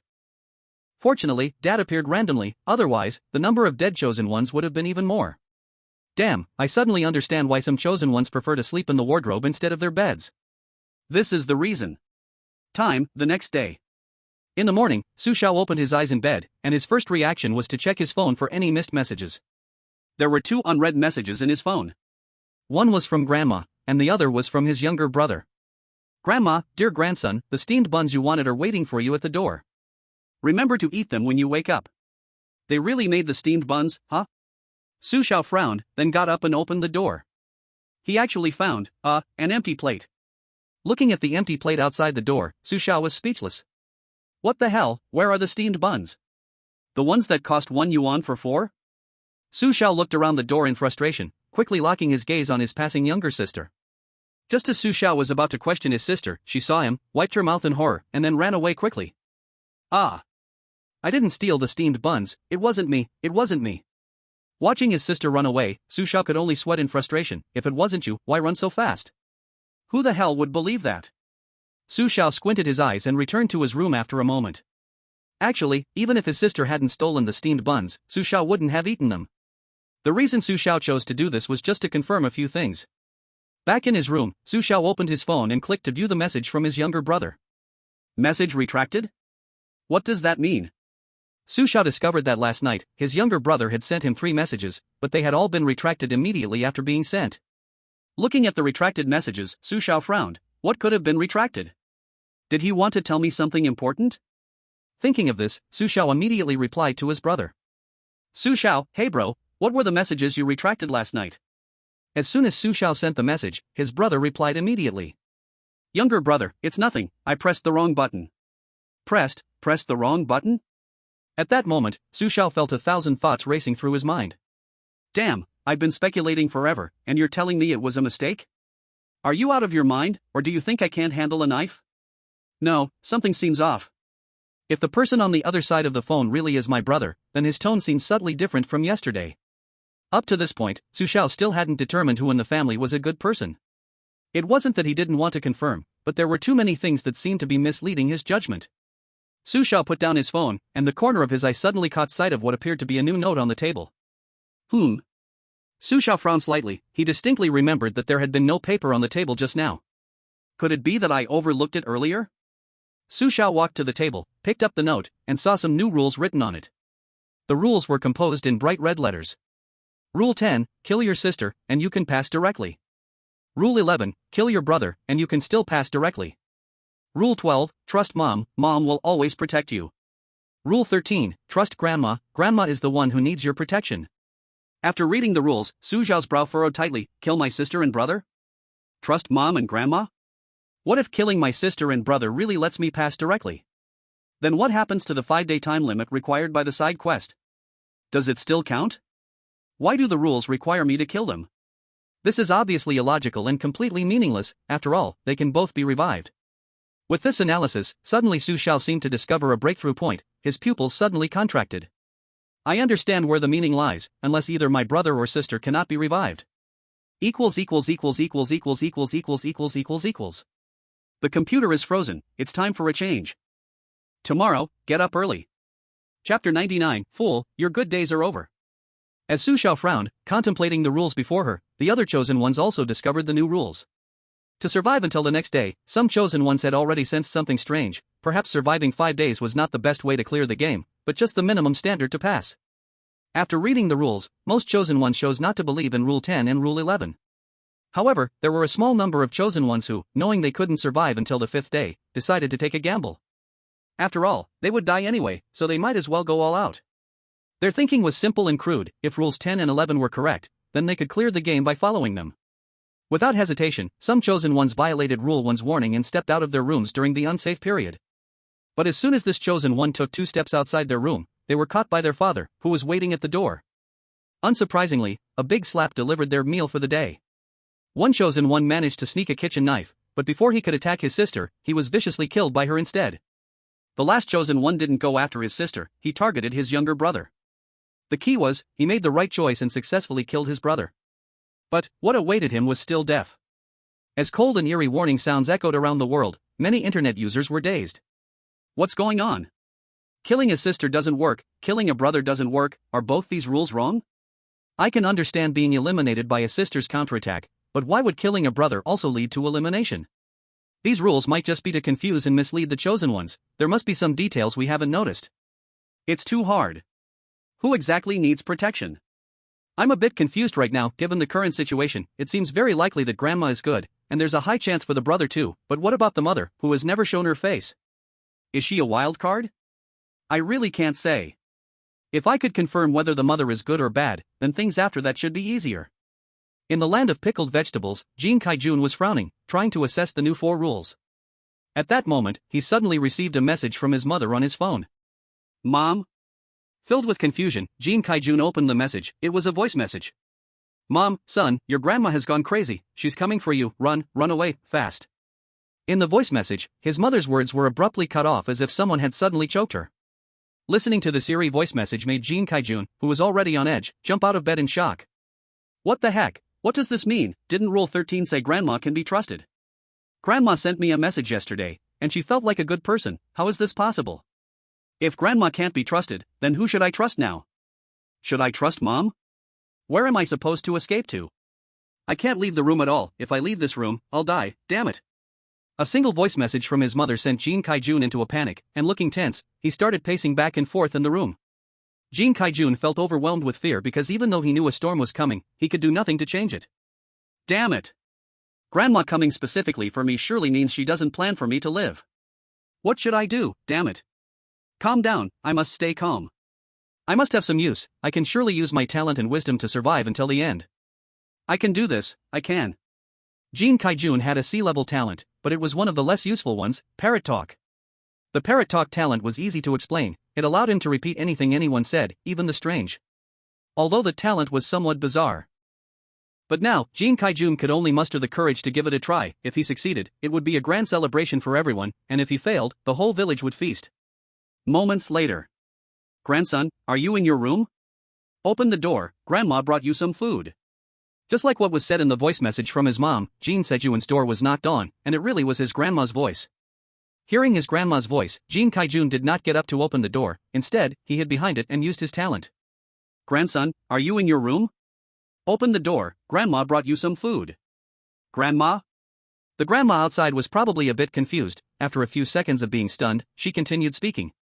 Grandson, if you don't want to open the door, then I will just put the food at the door, remember to eat it. Grandson, if you don't want to open the door, then I will just put the food at the door, remember to eat it. Grandma? Silly thing, your good days are over. Silly thing, your good days are over. Jin Kai-jun? After mimicking this line, Jin Kai-jun wanted to cry without tears. He originally wanted to make his grandma leave with his voice, but he didn't expect the opposite effect to happen. It's over, I did something stupid, I seem to have angered grandma, I'm done for. At this moment, Jin Se-jun's mind was racing, preparing to think of a way to remedy the situation, but suddenly, a strange knocking sound echoed at the door. Knock knock knock. Hearing the strange knocking sound, Jin Se-jun's first reaction was to cover his ears, but from the corner of his eye, he caught a glimpse of the entire room starting to fill with terrifying cracks in rhythm with the knocking. The doorknob of his room began to turn on its own, as if everything in the room was controlled by the sound of knocking. Knock knock knock. Knock knock knock. The knocking continued, the 5th sound, the 6th sound. After the 6th knock completely fell silent, the door had already been opened, and Jin Kai-jun collapsed to the ground with a pained expression. At this moment, Jin Kai-jun finally understood that the person knocking was the scariest in the house. Why have I followed the rules completely yet still cannot avoid being affected by the knocking? Impossible, it can't be wrong. Jin Kai-jun curled up on the floor, his body began to cough violently, and with his shivering, a large amount of blood poured from his mouth. As Jin Kai-jun reached the brink of death, he saw an old figure slowly walk into the room. It looked like Grandma. Grandma stood in front of him, mocking him in a calm tone. Indeed, a foolish thing. Equals. The author is not completely well yet. I completely understand my friend's eagerness to see exciting plots. But even though the author only had a fever for a day, they have been coughing constantly, and today for some reason, the headache seems to have started again. My thoughts are very chaotic. It actually took 3 hours to write a chapter. I really feel quite helpless. It's not an excuse, and no one would joke about this kind of thing. If I get better, I promise a big update. I'll keep my word. Almost forgot, wish everyone a Merry Christmas. Chapter 100, Filial Piety of Mother and Son. The scene in Jin Se-jun's live broadcast surprised countless netizens. Wow, the person knocking really was Grandma, I guessed it right. But wait, Grandma's actions have always been to present herself as a good person. If she were truly a villain, there would be no need to expose herself so early, right? I also feel something is off. The key point is that Jin Kai-jun is about to die. Why is Grandma still appearing in his live broadcast? Shouldn't she maintain a so-called air of mystery at this moment? Grandma's exposure doesn't seem like an unconscious act, it feels more like an intentional reveal. I agree with your point, but I cannot understand her actions. In this side quest, hints cannot be used, her exposure is only visible to us, and we cannot notify the chosen one. What is she trying to achieve by doing this? What is she trying to achieve? If I had to say what she is after, I would guess it's a sort of provocation against us. Provocation? Wow, the two brothers upstairs are amazing. After hearing your analysis, I realize my thoughts have been too simple. Impressive. Seeing this, most netizens believed that the grandmother was the bad person knocking at the door, but after the analysis by two high-intelligence netizens, they suddenly thought things weren't so simple. When Jin Kaijun encountered the grandmother knocking at the door, other selected individuals also faced the same grandmother knocking. However, most selected individuals ignored the grandmother, so she could only knock 4 times before leaving. Only 2 selected individuals responded to the grandmother out of fear, and as a result, they too, like Jin Kaijun, heard the 5th and 6th knocks. On the other side. At this moment, Su Xiao was sitting on the bed sending messages to his grandmother. Su Xiao, Grandma, I want to eat flounder slices. Su Xiao, Grandma, I want to eat boiled cabbage. Su Xiao, Grandma, I also want to eat Buddha jumps over the wall. Su Xiao sent a series of messages to his grandmother, but she did not reply in time. Frustrated, Su Xiao put down his phone and suddenly heard his grandmother's voice coming from outside the door. Good grandson, I've prepared all the food you want. Hurry up and open the door. Wow, that was fast. No wonder you're a seasoned cook for decades, cooking is just quick. Grandma, wait for me, I'm coming to open the door. Su Xiao shouted out to the door happily and was getting ready to open it, but just then, an eerie knocking sound suddenly rang out. Grandma, what do you want to do? Hearing the knocking sound, Su Xiao looked terrified, his voice even trembling in fear, but the grandmother ignored him and continued knocking on the door. 1 knock. 2 knocks. 3 knocks. Until the 6th knock came down, the room was filled with dark cracks, and the door of the room was pushed open. At this moment, Su Xiao fell to the ground in pain, with pools of fresh blood around him. In Su Xiao's hazy gaze, the knocking grandmother finally walked in. She glanced at Su Xiao, who was convulsing on the ground, and mocked him, fool. What the heck, who are you calling a fool? Calling you. Grandma? The grandmother was surprised to turn her head, and to her astonishment, Su Xiao, who had just been lying on the ground half dead, was already standing up. A slight wicked smile was on his lips. The grandmother was shocked. No, it's impossible. How can you be alright? Of course there's a problem, how could I be fine? You just insulted me, and I'll be asking you for mental distress fees. Besides, if I don't do it this way, how can you fall into the trap? Su Xiao looked at the grandmother playfully. The grandmother's expression darkened. No one can survive after my 6th knock, you cannot be the exception. As soon as the grandmother's words fell, the 7th knock rang out from outside, followed by the 8th. Seeing the boring trick made by the grandmother, Su Xiao did not speak, just quietly watched her. Su Xiao could tell that the grandmother was beginning to panic.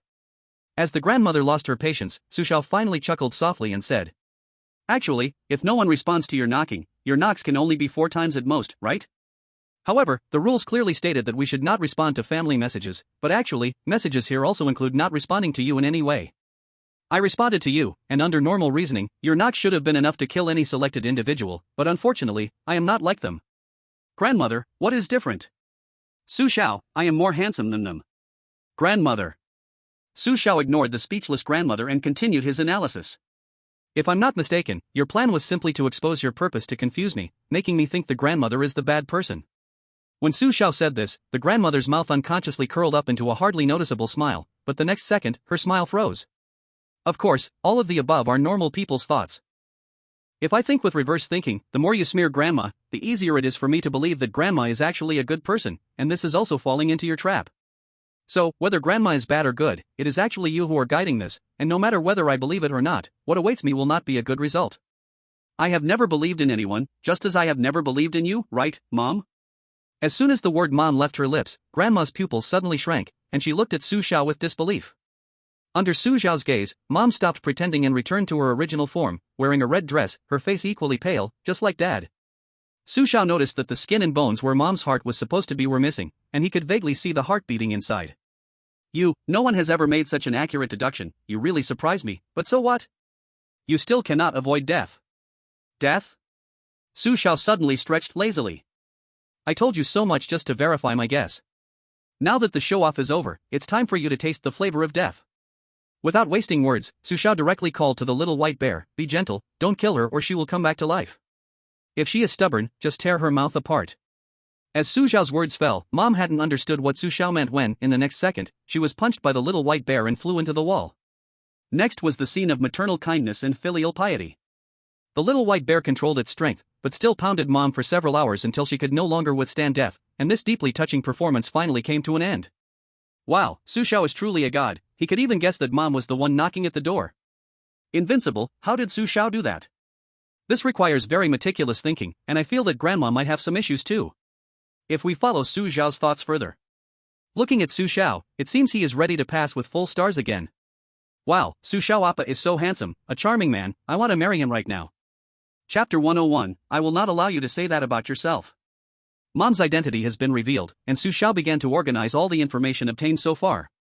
The current situation is very clear. Dad, Mom, and sister all belong to the camp of bad people, and only Grandma and brother can temporarily be classified as good people. But please note, brother and Grandma being classified as good people is only temporary. There are still mysteries about them that remain unsolved.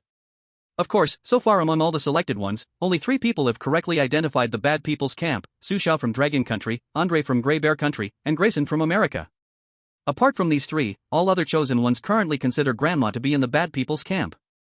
At 5 p.m. During the safety period, other chosen ones left their rooms one after another to go to the living room to enjoy food, but when they arrived at the living room, they encountered the same situation as Su Xiao did yesterday. The living room was pitch black, the lights were off, food was laid out on the dining table, 2 candles flickering with shadows were lit, and there was a note that said, "Do not turn on the lights." Seeing the note on the table, most of the chosen ones guessed who had written it, and naturally, they did not dare to turn on the lights. But there are always exceptions, and one chosen one wanted to rebel, so he directly turned on the living room lights. Then, when he looked again at the living room, dining table, and food in the light, his perception subtly deviated. In his view, the living room began to twist, and the originally delicious food turned into bloody rotten flesh. In the living room, shadows had climbed up the walls, and a strange aura of eerie death permeated everywhere. What is happening? This chosen one was a bit at a loss, scared by the scene before him. Perhaps he had already realized that his perception had a problem the moment the light was turned on, but he had no means to restore the distorted cognition to normal.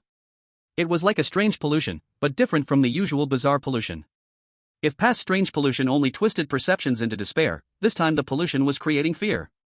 At least he was still alive, but the fear, twisted in his eyes, constantly stimulated his nerves. Is it strange again? Is it its power? Looking at the bizarre shadows crawling all over the living room, the chosen one was so scared that he fell to the ground, and seeing the food, a bloody hand had already reached out from the platter. Upon witnessing such a terrifying scene, the chosen one could not care less about eating. He covered his mouth tightly and crawled frantically toward the room. This chosen one perfectly illustrates what it means to not provoke death. After being told not to turn on the light, you dare to be oblivious? Chosen one, I just want to play, stop meddling with me. This note looks like it was left by Grandma. She must have wanted to remind the chosen one, so it seems that Grandma is probably a good person. The world of strange tales is full of tricks. It's better not to jump to conclusions before completely deducing the result. 7 p.m. Su Xiao walked out of the room looking for food, but at the dining table, he did not see any so-called peony fish slices, nor had he seen boiled cabbage, let alone Buddha jumps over the wall. Su Xiao also knew that it was likely that the dishes he wanted were too high-end for Grandma to make, so he could understand. After finishing his meal, Su Xiao's gaze fell on the vase on the coffee table. He was surprised to see that the vase he had broken yesterday was now perfectly intact again. Su Xiao frowned slightly. Is it really like this? Time, 3rd day. Waking up early, Su Xiao discovered his phone was very clean. Not a single family member had taken the initiative to send him a message. Su Xiao was puzzled. Where are the promised family members? Where's the promised harmonious interaction? Su Xiao felt that this couldn't go on. If he had no family to accompany him, he would definitely be bored to death, and might even get depressed. So, he decisively sent messages to all his family members. Su Xiao, sister, did you miss me? Come over in black stockings to play poker together. Su Xiao, brother, do you want to know why the flowers are so red? Come over, I'll tell you secretly. Su Xiao, Mom, I was reckless yesterday, come over later, and I'll treat you to big ear pie from Zhuozhou. Su Xiao, Dad, I've already fixed the door, this time it's made in Longhua, come over and kick it. Su Xiao, Grandma, I've been feeling a bit hot these past 2 days, could you cook me some crab seafood porridge to cool down? After sending messages to his family, Su Xiao yawned and happily waited for their replies. Before long, his sister was the first to reply. Sister, big pervert. Scary image. Su Xiao, sister, you went too far. I won't allow you to say that about yourself. Sister. At this moment, Dad also replied. Dad, unfilial son, dare to provoke your father? Wait until I come over and kick your butt. Grandma and brother also sent messages. Grandma, since it's my good grandson who wants to eat, Grandma will definitely satisfy you. Brother, forget it, I'm not interested. The whole family of 4 replied to Su Xiao, but Mom had not responded for a long time. Su Xiao was upset. Could it be that the little white bear was too harsh yesterday? Mom doesn't even dare to reply? Su Xiao didn't wait any longer for Mom's message. He no longer cared about her reply. He looked at his brother's response and suddenly fell into deep thought. Clearly, his brother had become strange since yesterday. Su Xiao could now basically confirm that the one on the other end of the phone was not his brother. The real brother would definitely not be so cold. If his brother was really a good person, then he would definitely be on the same side as Su Xiao. Instead of remaining cold, distant, and observing. It seems it's time to go upstairs and take a look. The moment had arrived. Su Xiao casually adjusted his clothes and then, with the 3 strange generals, left the room and headed straight upstairs. As Su Xiao stepped onto the second floor stairs, 3 people stood outside his room. It was his dad, mom, and sister. His sister held a bone-crushing hammer, smashing it against the wall, causing the entire wall to warp and shake. Brother, I'm here to find you. I know you are in your room. Seeing his sister putting in so much effort, their mom next to her also started banging on the door with deep resentment. At that moment, the terrifying laughter of the sister and the eerie knocking of the mom echoed through the empty room. Outside the room, the mom had been knocking for a long time, and the sister had been smashing the wall for a long time, but what puzzled them was that the room was strangely quiet today. Just when mom and sister looked confused, their dad, with a furious face, couldn't hold back any longer. He stepped forward and kicked the room door open. However, when the 3 of them walked into the room with fierce expressions, the empty room left them dumbfounded. Chapter 102, Approaching the Truth. Second floor. The lighting on the second floor was oppressive, a weird crimson light. There were only 4 bedrooms on the second floor, and it was unusually quiet. At this moment, Su Xiao was standing in front of a room. In the center of the door was a cute large headshot sticker. The headshot had become a bit blurry, but Su Xiao could still recognize it clearly. Looking at the cute headshot, Su Xiao's brows slightly furrowed. Is this how my sister used to look? Su Xiao's forehead gradually relaxed. Without lingering too long outside, he opened the unlocked door and walked in. Entering his sister's room, it was unusually clean and tidy, quite unlike the mess and blood he had imagined. The walls of the room were covered with photos of his sister. Of course, they all seemed to be old photos, and strangely, all those photos were devoid of color. There was a pink desk in his sister's room, filled with various fluffy toys. Although the styles were a bit outdated, their bodies were incredibly clean. Under a pink rabbit toy, Su Xiao discovered a note with unclear handwriting. Happy birthday, sweetheart. Happy birthday? Su Xiao furrowed his brows. He knew the note was likely written by dad or mom for his sister. In his sister's room, Su Xiao didn't find particularly useful information. Just by looking at the old photos of his sister, Su Xiao realized that she was actually quite cute. He just didn't know why she had turned into this terrifying figure. Exiting his sister's room, Su Xiao turned around and entered his parents' room, which was right next door to his sister's. Entering his parents' room, it was equally spotless. Aside from a faint mildew smell in the air, there was nothing else unusual. On the bedside table in his parents' room, Su Xiao found a book, one that was wrapped in layers of packaging. Could it be that dad still enjoys reading? Su Xiao didn't expect that his dad was actually a cultured person. He carefully removed the newspaper that wrapped around the book. This book is so well preserved, dad must really like it. He probably can't put it down, right? Su Xiao was a bit curious about what kind of book could so engross his dad. As the newspaper was unwrapped layer by layer, the book finally revealed its true cover, but when Su Xiao saw the title of the book, he suddenly froze. His expression became exceptionally strange. Suddenly, clear words were boldly written on the cover of the book. When I began to rebel in the rule strange talk. When I began to rebel in the rule strange talk? At this moment, Su Xiao was completely confused. He finally understood where his father's big wallet came from. While Su Xiao furrowed his brows and flipped through the pages, a photo slipped out from the book. Su Xiao bent down to pick up the photo. The photo was incomplete. It appeared to be a family portrait, but half of it had been torn away, showing only 3 people. The remaining 3 were indeed his father, mother, and sister, but strangely, their faces were all grayish-white. Grayish-white. This should be the family portrait, but why is it torn in half? Also, where is the other half of the family portrait? Su Xiao suddenly realized that this photo might be something very important. He tucked it away and wrapped the book in a newspaper again, placing it back on the bedside table. I feel like I'm gradually getting closer to the truth. I should go take a look in my brother's room. Leaving his parents' room, Su Xiao found no obstacles as he made his way to his brother's room. What puzzled Su Xiao was that despite being on the second floor for so long, he hadn't seen so much as a shadow of his grandmother or brother, nor even his parents and sister. Have they all gone on vacation together? Damn, this good fortune and I wasn't invited. Su Xiao found his brother's room, opened the door, and then saw his brother sitting on a stool, tied up tightly. No wonder he hasn't replied, he's quite the player. Seeing his brother, Su Xiao was a bit surprised, but at that moment, his brother looked even more surprised than he did. Fortunately, his brother's mouth was blocked, so he couldn't speak. Su Xiao didn't attend to his brother first. Instead, he discovered a note on his brother's desk, originally written for him. After reading the note, Su Xiao furrowed his brows. He turned to look at his brother in astonishment, not expecting his 16-year-old brother to possess such intelligence. Actually, the rules that first appeared in my room must have been left by you, right? Su Xiao looked at his brother. You don't need to answer, just nod or shake your head. Once I fully confirm your identity, I can let you go. Under Su Xiao's gaze, his brother's eyes were filled with suspicion, but he obediently nodded. Though he didn't know how Su Xiao got to the second floor, he knew he had to listen to him now. Su Xiao continued looking at his brother. You have always been the one protecting me in the shadows? His brother nodded. Su Xiao asked, is grandma a person who needs protection? His brother nodded but quickly shook his head. Seeing his brother's reaction, Su Xiao furrowed his brow. However, his brother's answer matched what he expected, so he wasn't too surprised. Su Xiao, grandma won't hurt you for now? His brother nodded. Alright then, since that's the case, stay in your room and wait for the 5th day when I come find you. Su Xiao already knew that his brother was the key, the only one besides him who was still somewhat awake, so he absolutely couldn't let anything happen to him. Su Xiao temporarily left the doll with his brother and didn't linger any longer on the second floor. He turned around, bringing the Black General and the little white bear downstairs. At this moment, outside the livestream. Brother? How could it be?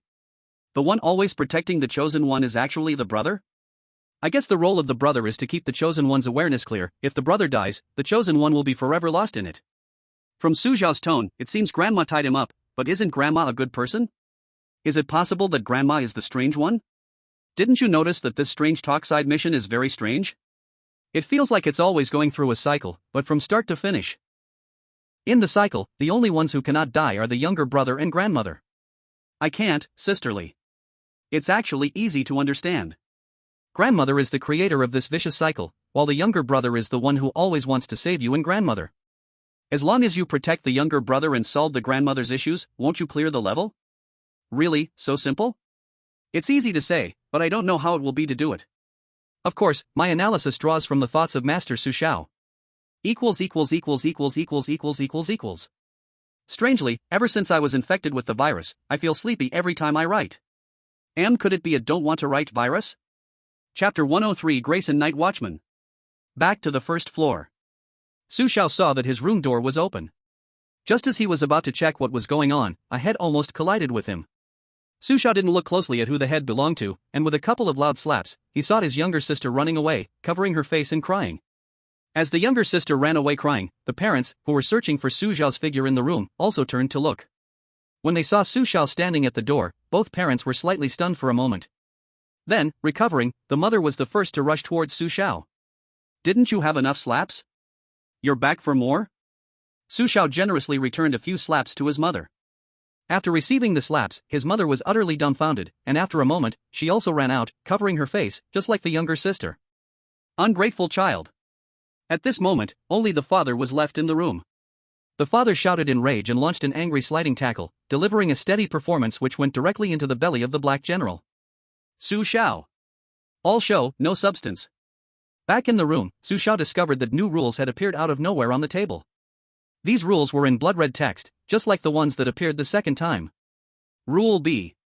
Rule 1, grandmother is the person who loves you the most, please believe in grandmother at all times. Rule 2, do not attempt to step onto the second floor, it is not a place you are meant to be. Rule 3, the younger brother's words cannot be trusted. Rule 4, do not investigate what it is, you cannot resist it. Rule 5, surviving for 5 days is your ultimate goal, beyond that, you should not harbor any other fantasies. Rule 6, the rooms on the second floor are absolutely forbidden, do not be curious about those rooms.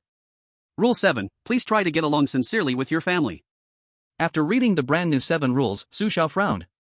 The rules I saw for the first time were written by the younger brother, but those rules have probably been altered by it.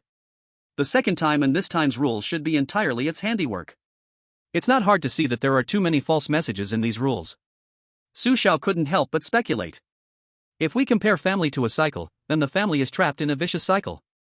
Grandmother, as the creator of this vicious cycle, must have forcibly forced things that shouldn't exist into this family, leading to it becoming what it is now. The younger brother has been clear-headed from the beginning, so he has always tried to stop grandmother. I guess grandmother sometimes maintains a trace of rationality, otherwise the younger brother wouldn't have survived until now. But what is the purpose of grandmother creating this vicious cycle? To keep the family together? Thinking of this, Su Xiao suddenly realized, if my guess is correct, then technically I also count as family now. Could it be that grandmother also wants to keep me in the cycle? Is it controlling grandmother to do this? Although Su Xiao has already guessed what it is, he doesn't want to uncover its identity too early. There are still 2 days left in this instance, and Su Xiao doesn't want to stir up trouble too soon, in case unforeseen circumstances arise. Pretending to know nothing is the best way to confuse the enemy. At this moment, the other selected ones also discovered the newly appeared Rule B. After reading the new rules, all the selected ones fell into deep thought. On the side of Grey Bear Country, Andre looked serious after reviewing the rules, but with his clever mind, he could tell at a glance that most of these rules were misleading. Trust grandma, this phrase has appeared in the rules more than once. Why does it keep insisting that I trust grandma? Grandma can be trusted, but that's only at certain times. Asking me to trust grandma unconditionally, I don't think I can do that. Perhaps the second floor holds the answers I seek. But how can I avoid everyone and successfully enter the room on the second floor? As Andre began to think about how to get to the second floor, Grayson from America was also deep in thought, looking at the rules. After thinking for a moment, Grayson sighed softly, I can only risk it tonight, but there's not much time left for me to uncover the truth. In the dead of night, at exactly 12 o'clock. Grayson was all set. This time, America had some luck. Grayson lived up to the expectations of the American leadership, finally drawing an S-level talent again. The talent was named Night Watchman. The function of this talent was very simple. In the world of ghost stories, from 12 to 12:10 every night, Grayson had 10 minutes to control his shadow to go anywhere undiscovered. The shadow could bring things back, and during the use of this talent, Grayson was under its protection, but the protection only lasted 10 minutes. I must find out what's in those rooms on the second floor tonight, I can't return empty-handed like yesterday. In fact, Grayson had already used his talent to go to the second floor yesterday, but he didn't find any useful information in his sister's room. This time to the second floor, Grayson chose his parents' room directly. On the nightstand in his parents' room, Grayson discovered a family photo that had been torn in half. But just as he was about to take the picture, his parents, who were originally lying on the bed, were already standing behind him. Moments later, Grayson angrily hammered the table, damn it, I was so close to bringing the photo back. That's right. Grayson's talent can be discovered.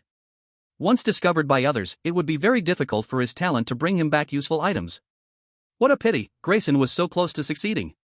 What kind of talent does Grayson have? It seems pretty cool, except the time is a bit short. S-level talents are publicly announced by countries around the world. This must be the S-level, Night Watchman. After such a long wait, America has finally drawn a decent talent. Although this talent doesn't compare to Andre and Su Xiao, it depends on how Grayson utilizes it.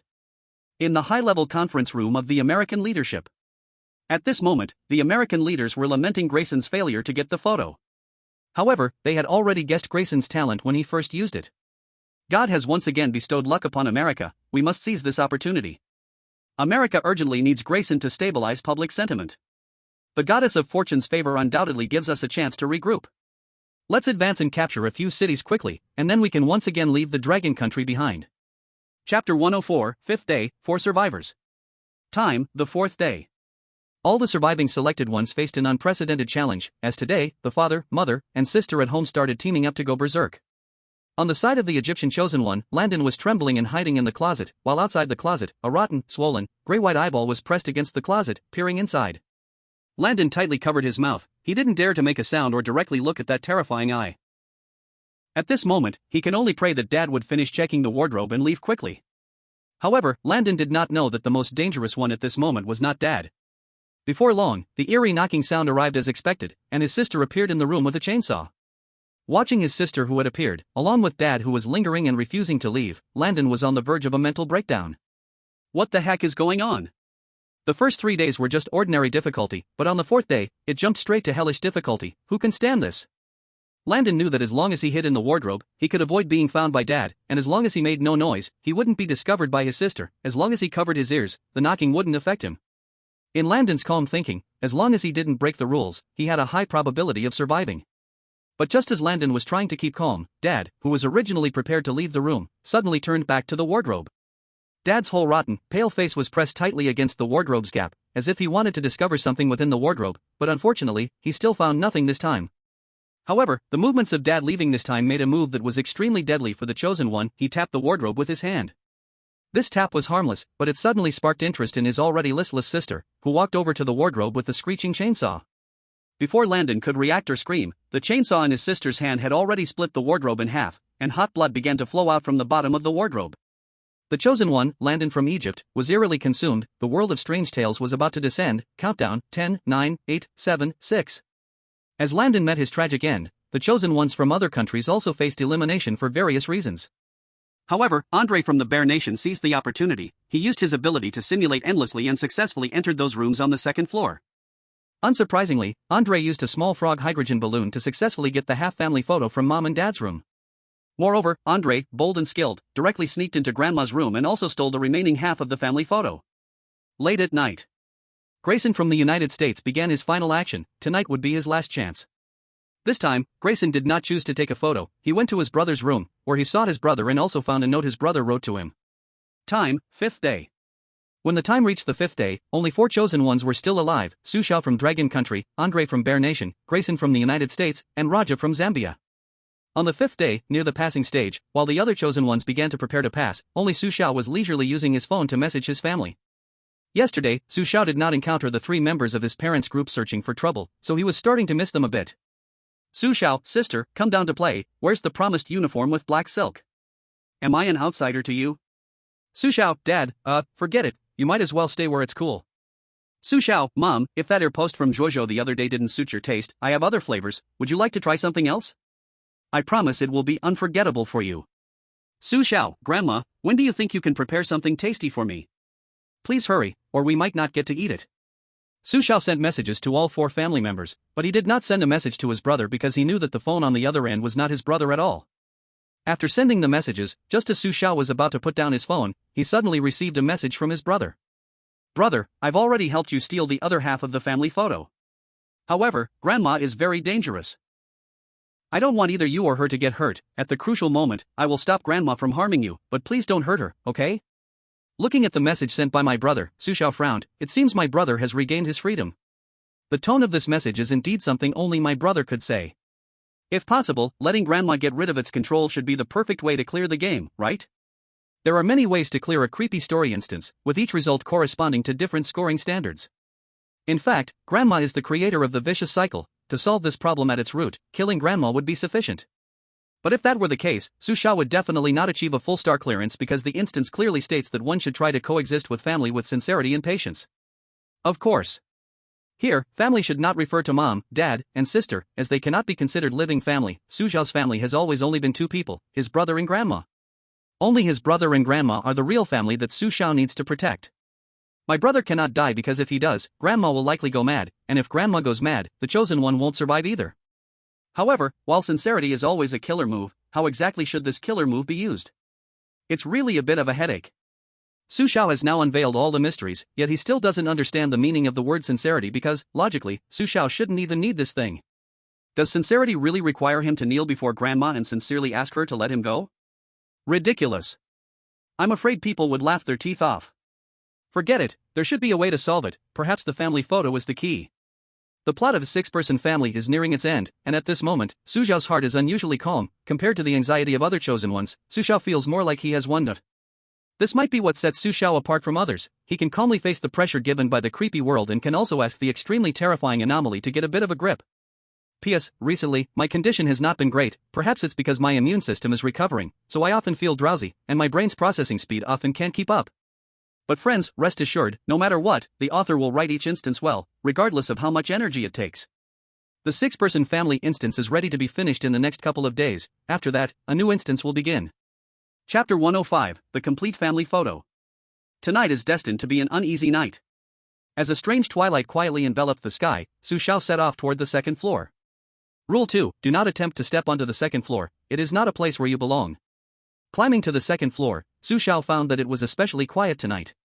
Su Xiao frowned and went straight to his brother's room to bring him out. Brother, this is the other half of the family photo. His brother handed the other half of the family photo to Su Xiao. Rule 3, the brother's words are not trustworthy. Su Xiao took the family photo and was confused to find that this half of the family photo was also gray and white. Without speaking, Su Xiao silently took out the half he had found and pieced the two halves of the family photo together. As the family photo was completely assembled, Su Xiao was surprised to find that colors gradually emerged on the photo, bringing it back to life. So this is the complete picture of the family photo? Su Xiao saw that there were a total of 6 people in the photo. There were smiling parents, a cute and playful sister, a cool and aloof brother, a kind and gentle grandma, and that grinning, looking like a fool, himself. Sure enough, I am also in the family photo? Su Xiao looked at the family photo. He was not surprised to see himself in the family photo. If he were not in the family photo, things would be more complicated than he imagined. Brother, why is this family photo torn in half? Do you know the reason? Su Xiao put away the family photo and suddenly turned to ask. Hearing Su Xiao's question, the younger brother's eyes froze, and his eyes gradually became wet as he said, Brother, did you forget just like grandma? At this moment, the younger brother's expression was very painful. Su Xiao's words triggered the memories he was most unwilling to face. A few years ago, our family was so happy, grandma was always so kind, and dad and mom loved life every day, while I had the care of my older brother and sister. I was happier than my peers. Since I became aware, I thought there was no family happier than ours. The younger brother's voice gradually changed from narration to choking up. Brother, do you know? Our family becoming like this is all because of a car accident. Dad drove mom and my sister into the sea. And that day happened to be my sister's birthday. Originally, we had agreed to go on a trip as a family the next day, but there will never be another opportunity. At this moment, the younger brother was already in tears. Even though he had been pretending to be strong, he still had not grown into a true man. Grandma couldn't bear the blow after hearing about the car accident involving Dad and the others, and she started to lose her mind, while my brother locked himself in his room every day, feeling defeated. At that time, I thought only I could stand up and take on my responsibilities. This is your home, but it is also my home. The younger brother continued to choke up. Not long after, Grandma's spirit recovered, but she kept remembering Dad, Mom, and my sister. Even though they were gone, Grandma insisted they would come back. Our family would be harmonious again like before. Sure enough, just a few days later, Dad, Mom, and my sister really came back. They looked like they had just swum in the sea. I knew clearly that they were not really them. The family photo was torn to pieces by Grandma. I don't know why she did this, but it seems she wanted to hold on to them. Brother, I can no longer stop Grandma, but I'm really happy to see you able to stand up again. Dad, Mom, and my sister are all gone. You and Grandma are now my only relatives. Beside him, hearing his younger brother's emotional confession, Su Xiao inexplicably felt a bit sad. Perhaps this is what is called sincerity. Being honest with family is the most healing medicine in the world. Brother, leave the rest to me. You have worked hard during this time. Don't worry, Grandma will be back. Su Xiao patted his younger brother on the shoulder, then walked towards Grandma's room without looking back. Watching Su Xiao's departing back, the younger brother was already in tears. What he had been doing was not saving his family? Now he had done it, which could be seen as fulfilling the mission he had given himself. Outside the live stream, countless netizens were touched by the younger brother's heartfelt outburst. Wow, this younger brother is crying like crazy. Tears are streaming down, especially that line, this is your home, but it is also my home. After all, the younger brother is just a child. It's already great that he can get to this point. Next, let's see what Su Xiao will do. Hope he can put a perfect ending to this deeply touching tragedy. At this moment, in Zambia, Raja was here. Raja did not make any preparations. He nervously went up to the second floor. On the second floor, Raja did not first go to Mom and Dad's room, nor did he go to his brother and sister's room. He actually went to Grandma's room. Because the rules had stated more than once that he must trust Grandma, Raja was very sure that Grandma was worthy of his trust. So he was willing to place his chance on Grandma, and he also believed that sincerity could surely touch Grandma. However, his imagination was beautiful. But when he walked into Grandma's room, preparing to try to communicate with her using sincerity, he suddenly realized that there was nothing wrong with sincerity, only the steps were wrong. A few seconds later, his head suddenly rolled out of Grandma's room. On the Grayson side in America. Grayson did not find that family photo, but before meeting Grandma, he brought his brother to his side. In Grandma's room, Grayson finally saw her, but at that moment, Grandma was not the kind, gentle figure he had imagined. She was more shadowy and terrifying. Seeing Grayson and his brother, Grandma's expression turned somewhat horrifying. Grandson, you bring your brother to visit Grandma. Do you want to defy Grandma together? Grandma, you should not be so stubborn. Mom and Dad and sister are not coming back. The ones at home are not our family at all. Before Grayson could speak, his brother stepped forward and said, Nonsense.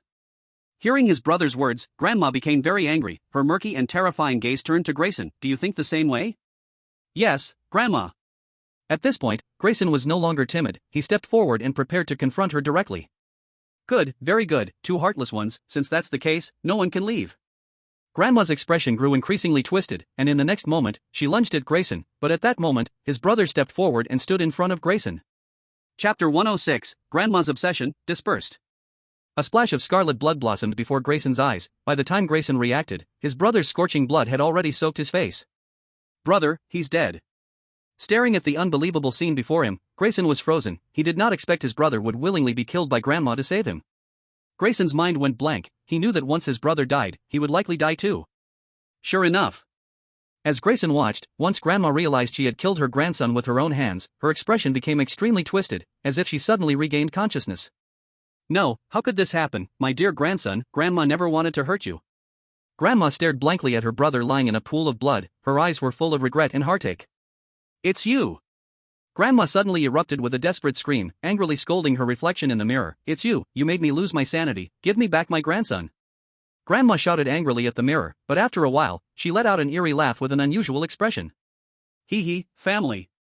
Hee hee, dear grandson, didn't you always say the current family is not the real family? This way, we can always be together. Hee hee, right, and one more. Grandma laughed strangely, suddenly twisting her head back. She stared terrifyingly at Grayson beside her, grinning ominously. Grandson, the most important thing about family is to always be together, isn't it? Watching Grandma step by step approach him, Grayson knew he had no way out. But just as he calmly prepared to face death, a notification sound suddenly chimed in. Chosen 1, congratulations on clearing the 6-person household, completion rating, 2 stars. Special dungeon clearance reward, source of the eerie. Damn, this works too?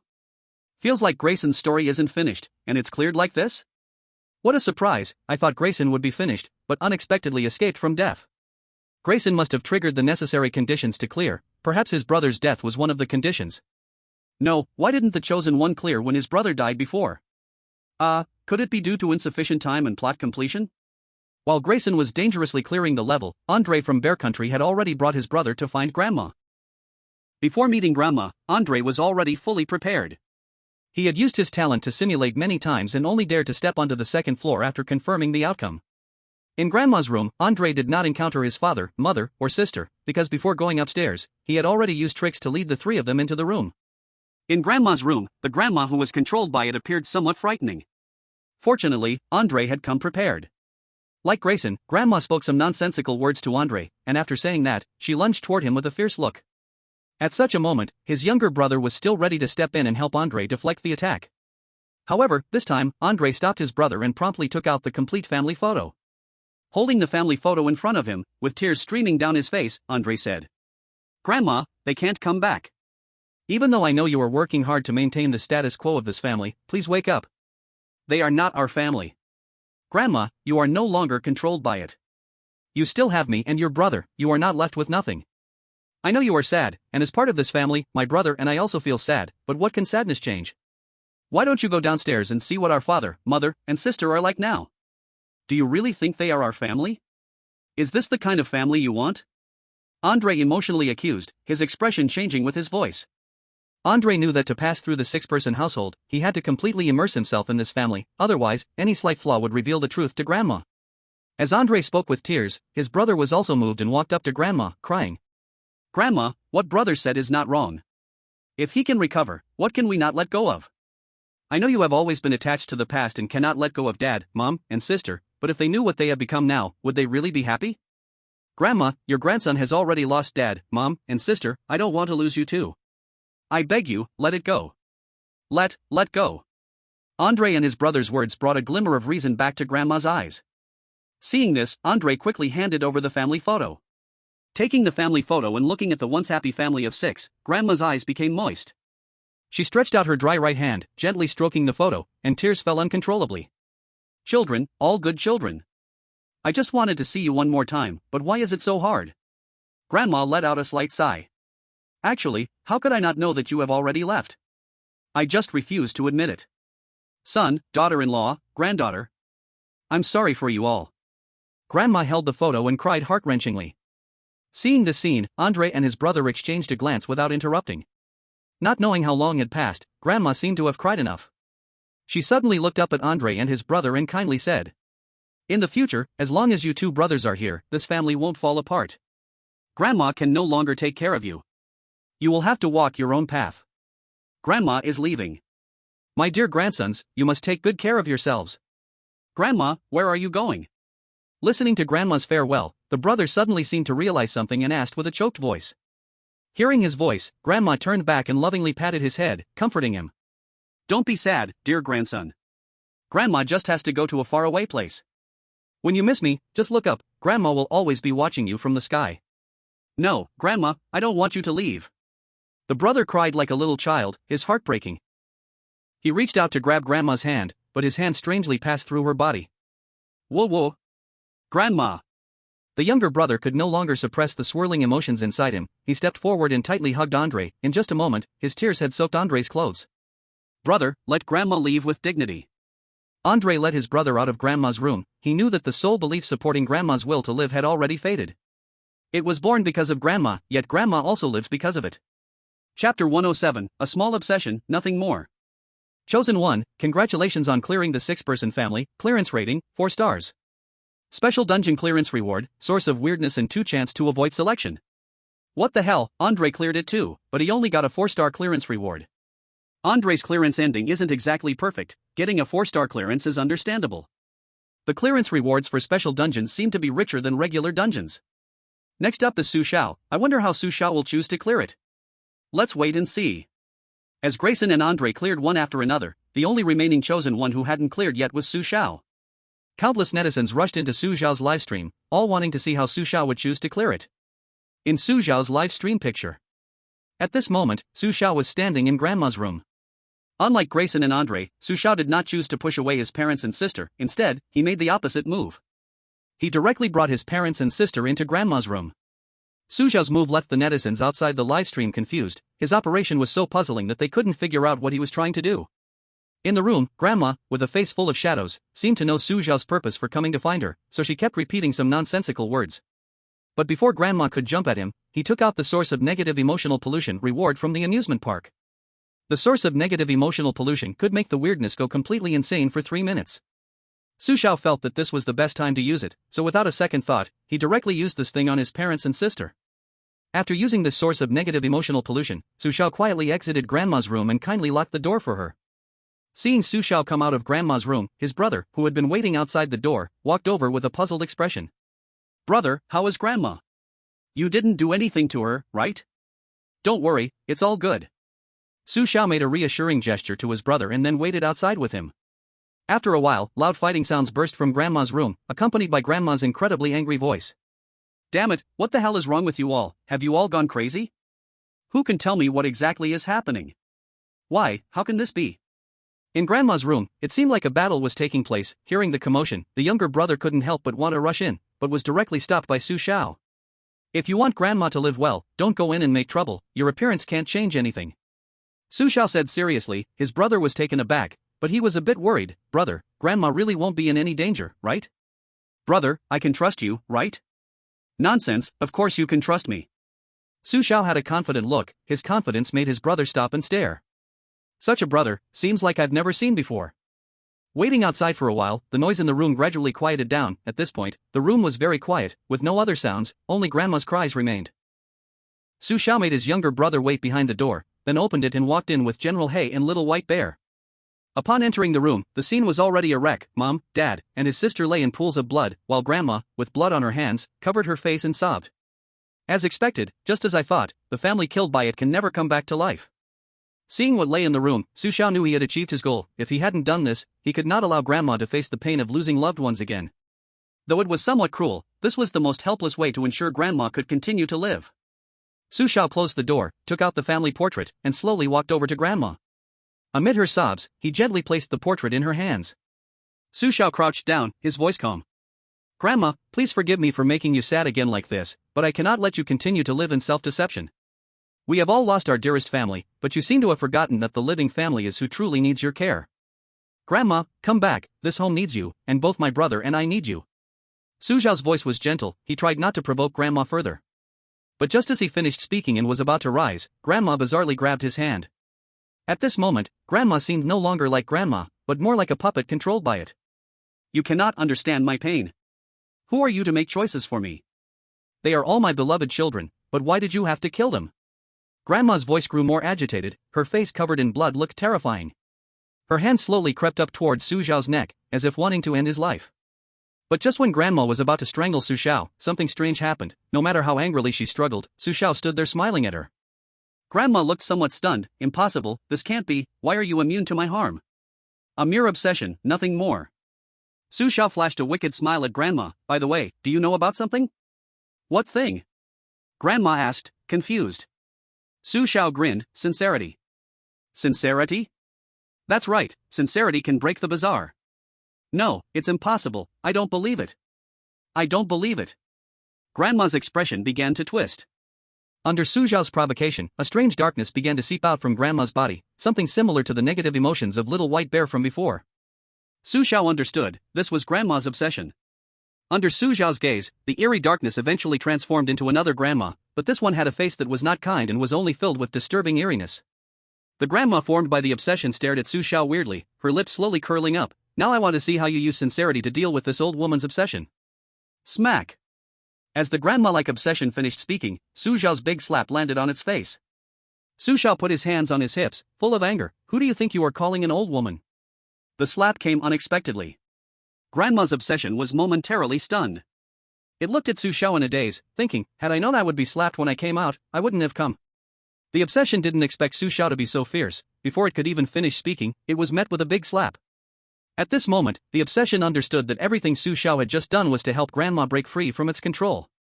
The obsession was filled with regret. Had I known the city was this tricky, I would have returned to the countryside.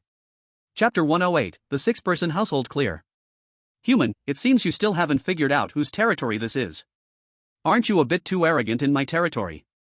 Grandma's obsession was somewhat disbelieving, preparing to intimidate Su Xiao with words. But it did not know that Su Xiao feared threats the least. Smack! Su Xiao swiftly gave it another strong slap. After delivering the slap, Su Xiao ignored it and directly approached his grandmother, helping her up. Seeing his grandmother lifted, the obsession seemed to seize on something crucial, its mouth curling into a cruel smile as it rushed towards her. The obsession raised its arm, ready to attack the unconscious grandmother, but in the next moment, it was wrapped up by the Dark General's tentacles and thrown against the wall. The obsession slid down from the wall, glaring begrudgingly at the grandmother, and roared at Su Xiao. Damn it! She is the reason I can reunite with my family. I was born because of her, and without her, I find it hard to live on without belief. The obsession shouted frantically, seeming to want to return to the grandmother's body, but at that moment, the now unconscious grandmother dizzily opened her eyes. The grandmother tightly grasped Su Xiao's hand with her withered fingers, turned her head to glance at the grim-faced obsession, and after a faint smile, sighed. You are right, you were born because of me, and I once lived for you. But your birth was a mistake. Because of you, I have been living in unbearable pain, neglecting that I still have family who are alive. As she spoke, the grandmother looked up at Su Xiao, and a warm smile returned to her face. I have 2 grandsons. They should be the true motivation for me to continue living. As the grandmother's words fell, the obsession twisted wildly. It had become terrifying because of her, and now that she had let go, it naturally began to dissipate. No! You can't do this to me. I am also your family, and I have helped you. Have you forgotten? It was you who begged me to bring your family back, you begged me for it. The obsession did not want to dissipate like this, struggling to once again approach the grandmother, but unfortunately, before it could touch her, it completely vanished. Watching the obsession completely disappear, the grandmother let out a faint sigh. Actually, the obsession was not wrong. The root of all this wrongness lies in me. Grandson, will you blame your grandmother? How could I? Grandmother, don't worry, everything will be all right. Everything finally came to an end, and Su Xiao helped his grandmother walk towards the door. At the moment the door was opened, the long-awaited warm sunlight finally shone into the once gloomy home. Standing in the light, feeling the warm sun, the kindly grandmother suddenly looked up at Su Xiao. Good grandson, thank you. This is what I should do, grandmother. As Su Xiao's voice fell, his younger brother had already rushed in with tears streaming down his face. Grandmother. As the younger brother dashed into the grandmother's embrace, the family photo that the grandmother tightly held also underwent an incredible change at that moment. The family photo changed from the original 6-person family to a 3-person family. In the family photo, there were 3 people. The grandmother stood in the back, her back bent, lovingly stroking the heads of the 2 brothers in front of her. The younger brother sat quietly beside the older brother, happily holding a big yellow dog, which was joyfully licking his nose. In the final family photo, the older brother, who had been replaced by Su Xiao, finally returned. The older brother closely resembled the younger brother, stretching out an arm around his shoulder, grinning widely to reveal a set of confident white teeth. As the photo in the grandmother's hand changed, the windows of the house suddenly blew open for some reason, a gust of wind rushing towards Su Xiao and the grandmother. The family photo in the grandmother's hand slipped from her grasp, dancing gracefully, eventually sticking naturally to Su Xiao's live streaming camera. At this point, Su Xiao's completion prompt also rang out. When you are hurt, home is your shelter. When you are lost, home is your guiding light. Perhaps you have never valued every person in your home, but home becomes warm and healing because of everyone's presence. Sincerity is always a good medicine for the family. Remember, home is irreplaceable and cannot be replaced. Chosen 1, congratulations on perfectly clearing the 6-member family challenge. You have found the true meaning of home and saved your family. Clearing evaluation, 5 stars. Hint, the special dungeon evaluation cap is 5 stars. Choose one of 2 rewards, Sincerity Killing Move or Strange Source, and 3 exemptions. Sincerity Killing Move. Title Introduction. When you move the strange with sincerity, the strange has a chance to be touched by you and sincerely repent. Introduction of Strange Source. Perhaps it is a special storage form of it. Please use it with caution if you don't want to stay in the world of creepy tales forever. Introduction of 3 exemptions. Can be used next time when selecting the chosen one in the creepy tale world. 1 exemption can avoid being selected once. Damn, this time the resistance to the strange did not increase. Is this reasonable? Did I mess it up? But the clearing reward can actually be chosen? What the hell is that title? Is it a second talent? Listening to the hint sound in his ear, Su Xiao didn't hesitate and directly chose the Sincerity Killing Move title. And as Su Xiao's choice was completed, he found that his talent seemed to experience some strange changes. Congratulations to Long Country's Su Xiao, Grey Bear Country's Andre, and Me Country's Grayson for successfully clearing the level. The 3 countries will be exempted from this rule of creeping tales. Since this is a special dungeon, the world of creepy tales will not provide additional rewards to the 3 countries. As the cold voice of the creepy tale fell outside the live broadcast. Whoa, when I saw that last photo, I couldn't stop my tears. Although the highest rating for the special dungeon is only 5 stars, Su Xiao's way of clearing is definitely the top. You can always believe in Su Xiao because he will never let you down. A family of 3, this ending is already perfect. Living family members can carry on well. Perhaps that is the best redemption for a family. Brothers, didn't Su Xiao just get a title after 5-star clearing? It seems like it. Hiss. Wow, it's the first time I've heard that the creepy tale world grants titles to the chosen. This thing can't be like talents, right? Like talents? No way? Then Su Xiao has 2 invincible talents? I have a feeling that this title must also be something impressive. In Su Xiao's hands, it will definitely shine brightly. Wow, brothers, Andre just announced that he won't participate in the next 2 rounds of challenges. He's coming to our Long Country for tourism. Holy cow, explosive news. Tomorrow, a new dungeon opens. Chapter 109, New Dungeon, Crimson Moon. Andre's visit to Long Country has attracted great attention from the higher-ups of Long Country, as not only Andre is coming, but also the high-ranking officials of Grey Bear Country. During a successful meeting between the leaders of the 2 countries, Su Xiao and Andre had their first offline meeting. This time Andre successfully cleared the 6-member family challenge. Although his global chosen ranking has increased again, he is still behind Su Xiao. Andre is very curious about Su Xiao, so he decided to meet this legendary figure during his vacation. Upon meeting Su Xiao, Andre was shocked because Su Xiao was even younger than he appeared on the live stream, and his understanding of the world of creepy tales was far beyond that of an 18-year-old boy. Before leaving, Su Xiao also gave Andre some honest advice. The strange source doesn't look like a good thing. If you don't prepare for the worst, I advise you not to use it. Why do you say that? Intuition. Intuition? If these words had come from someone else, Andre would have likely laughed it off, but coming from Su Xiao's mouth, Andre had to take it seriously. Andre was becoming more and more curious about Su Xiao. He perhaps understood how important intuition was for the young people of today. If possible, Andre hoped to spend more time with Su Xiao. But unfortunately, Su Xiao was under constant protection from the high-ranking officials of the Dragon Kingdom, so even Andre could not stay with him for more than 20 minutes. Andre completely understood the Dragon Kingdom's emphasis on Su Xiao. He also knew that humanity needs a leader, and as long as this leader exists, the fire of hope in everyone's heart will never die out. 3 days disappeared in the blink of an eye. While Andre enjoyed his pleasant journey in the Dragon Kingdom, Su Xiao was forced to embark on his next ghost story challenge. The countries randomly selected for this challenge include the Dragon Kingdom, Bear Country, this time exempt, the United States, Sun Never Sets Country, Football Country, Shilan Country, Paris Country, Non-Oil Country, Kimchi Country. This challenge's ghost story world, Scarlet Moon. On the night of the Mid-Autumn Festival, people love to enjoy mooncakes while gazing at the round moon. If you are planning to do the same, I advise you not to. Please control your strong curiosity. No matter what you hear or see, remember, tonight's moon must not be looked at directly. Tonight's moon must not be looked at directly. Tonight's moon must not be looked at directly. This is a 2-person completion challenge. There is one external hint opportunity for this challenge. Reminder, within 1 day, ensure you have not looked directly at the moon. No matter what measures you take, avoid eye contact with the moon, and survive. As the ghost story voice faded, Su Xiao and the selected contestant from non-oil country opened their eyes from the sofa simultaneously. This is actually a two-person challenge. Su Xiao glanced at the selected contestant from non-oil country, slightly furrowing his brow, and did not pay attention to him. After surveying the surroundings, he quickly confirmed his teleportation location. He should be at home now. Su Xiao carefully observed his home environment, noticing that it was eerie. The house was dark, with all the windows covered by black cloth, and through the black cloth, Su Xiao could vaguely see a faint scarlet moonlight spilling onto the windowsill. On the sofa, Su Xiao found a smartphone, and at the same time, the contestant from non-oil country, Angola, also found a phone from the sofa. At that moment, Angola, having found his phone, looked at Su Xiao with inexplicable excitement, still holding doubts and shock about the two-person challenge. He didn't even know if the Su Xiao in front of him was real.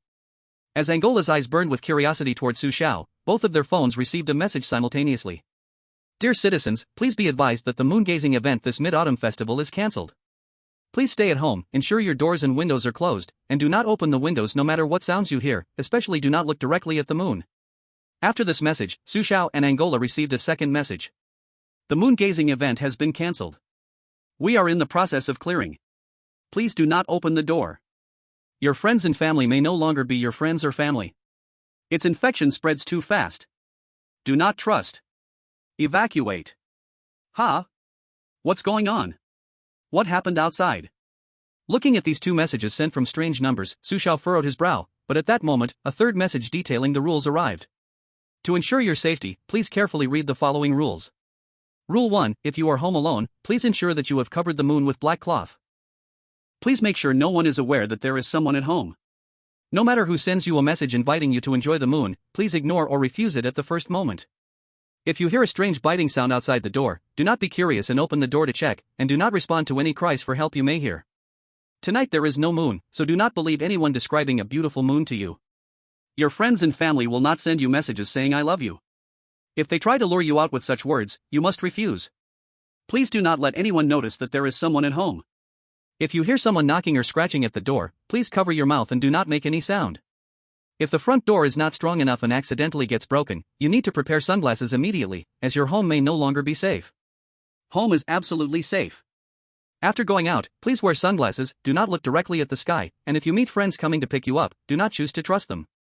Looking at the 9 rules on his phone, Su Xiao frowned. It seemed that something incredibly strange was happening outside the window. Perhaps the moon is the cause. Su Xiao gazed at the rules, lost in thought, when suddenly Angola from non-emperor nation strutted over with fervent eyes. Angola hugged Su Xiao's thigh, moved to tears. Boss, it really is Boss Su Xiao, boo-hoo. I can't believe I actually met a living person. Mom, I made it.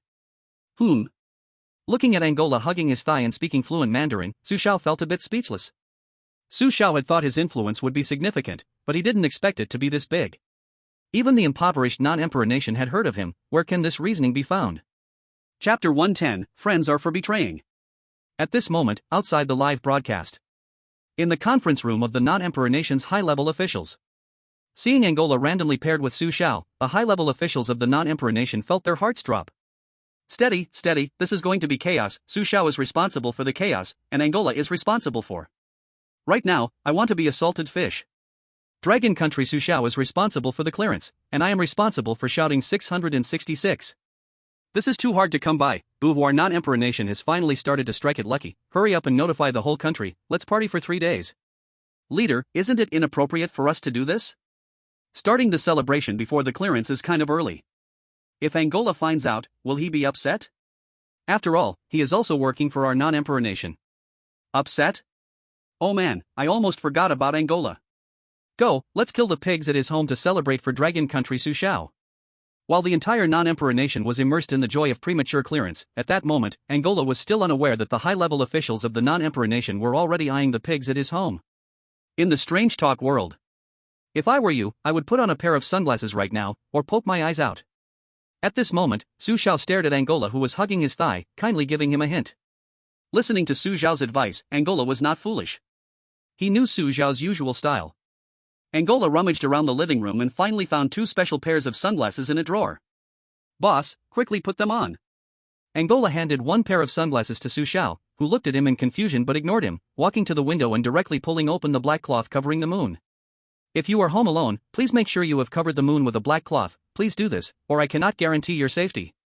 Wow, boss, that's impressive. Looking at Su Xiao's action, Angola was a bit mentally prepared but was still shocked by Su Xiao's bold move. Watching up close is much more exciting than seeing it on a live stream. The black cloth that covered the moon was pulled away, and Angola quickly turned his back. He wasn't foolish enough to look directly at the moon. But at this moment, Su Xiao directly looked up, defiantly gazing at the moon hanging in the sky.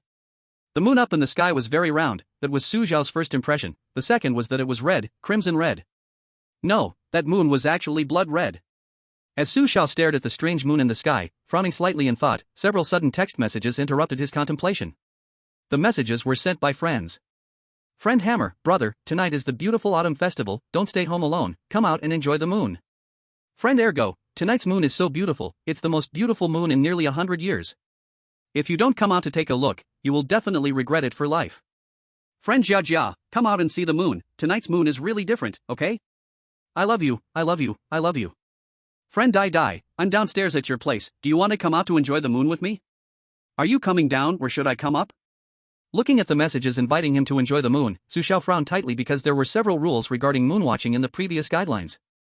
Rule 2, no matter who texts you to invite you to watch the moon, please ignore or refuse them immediately.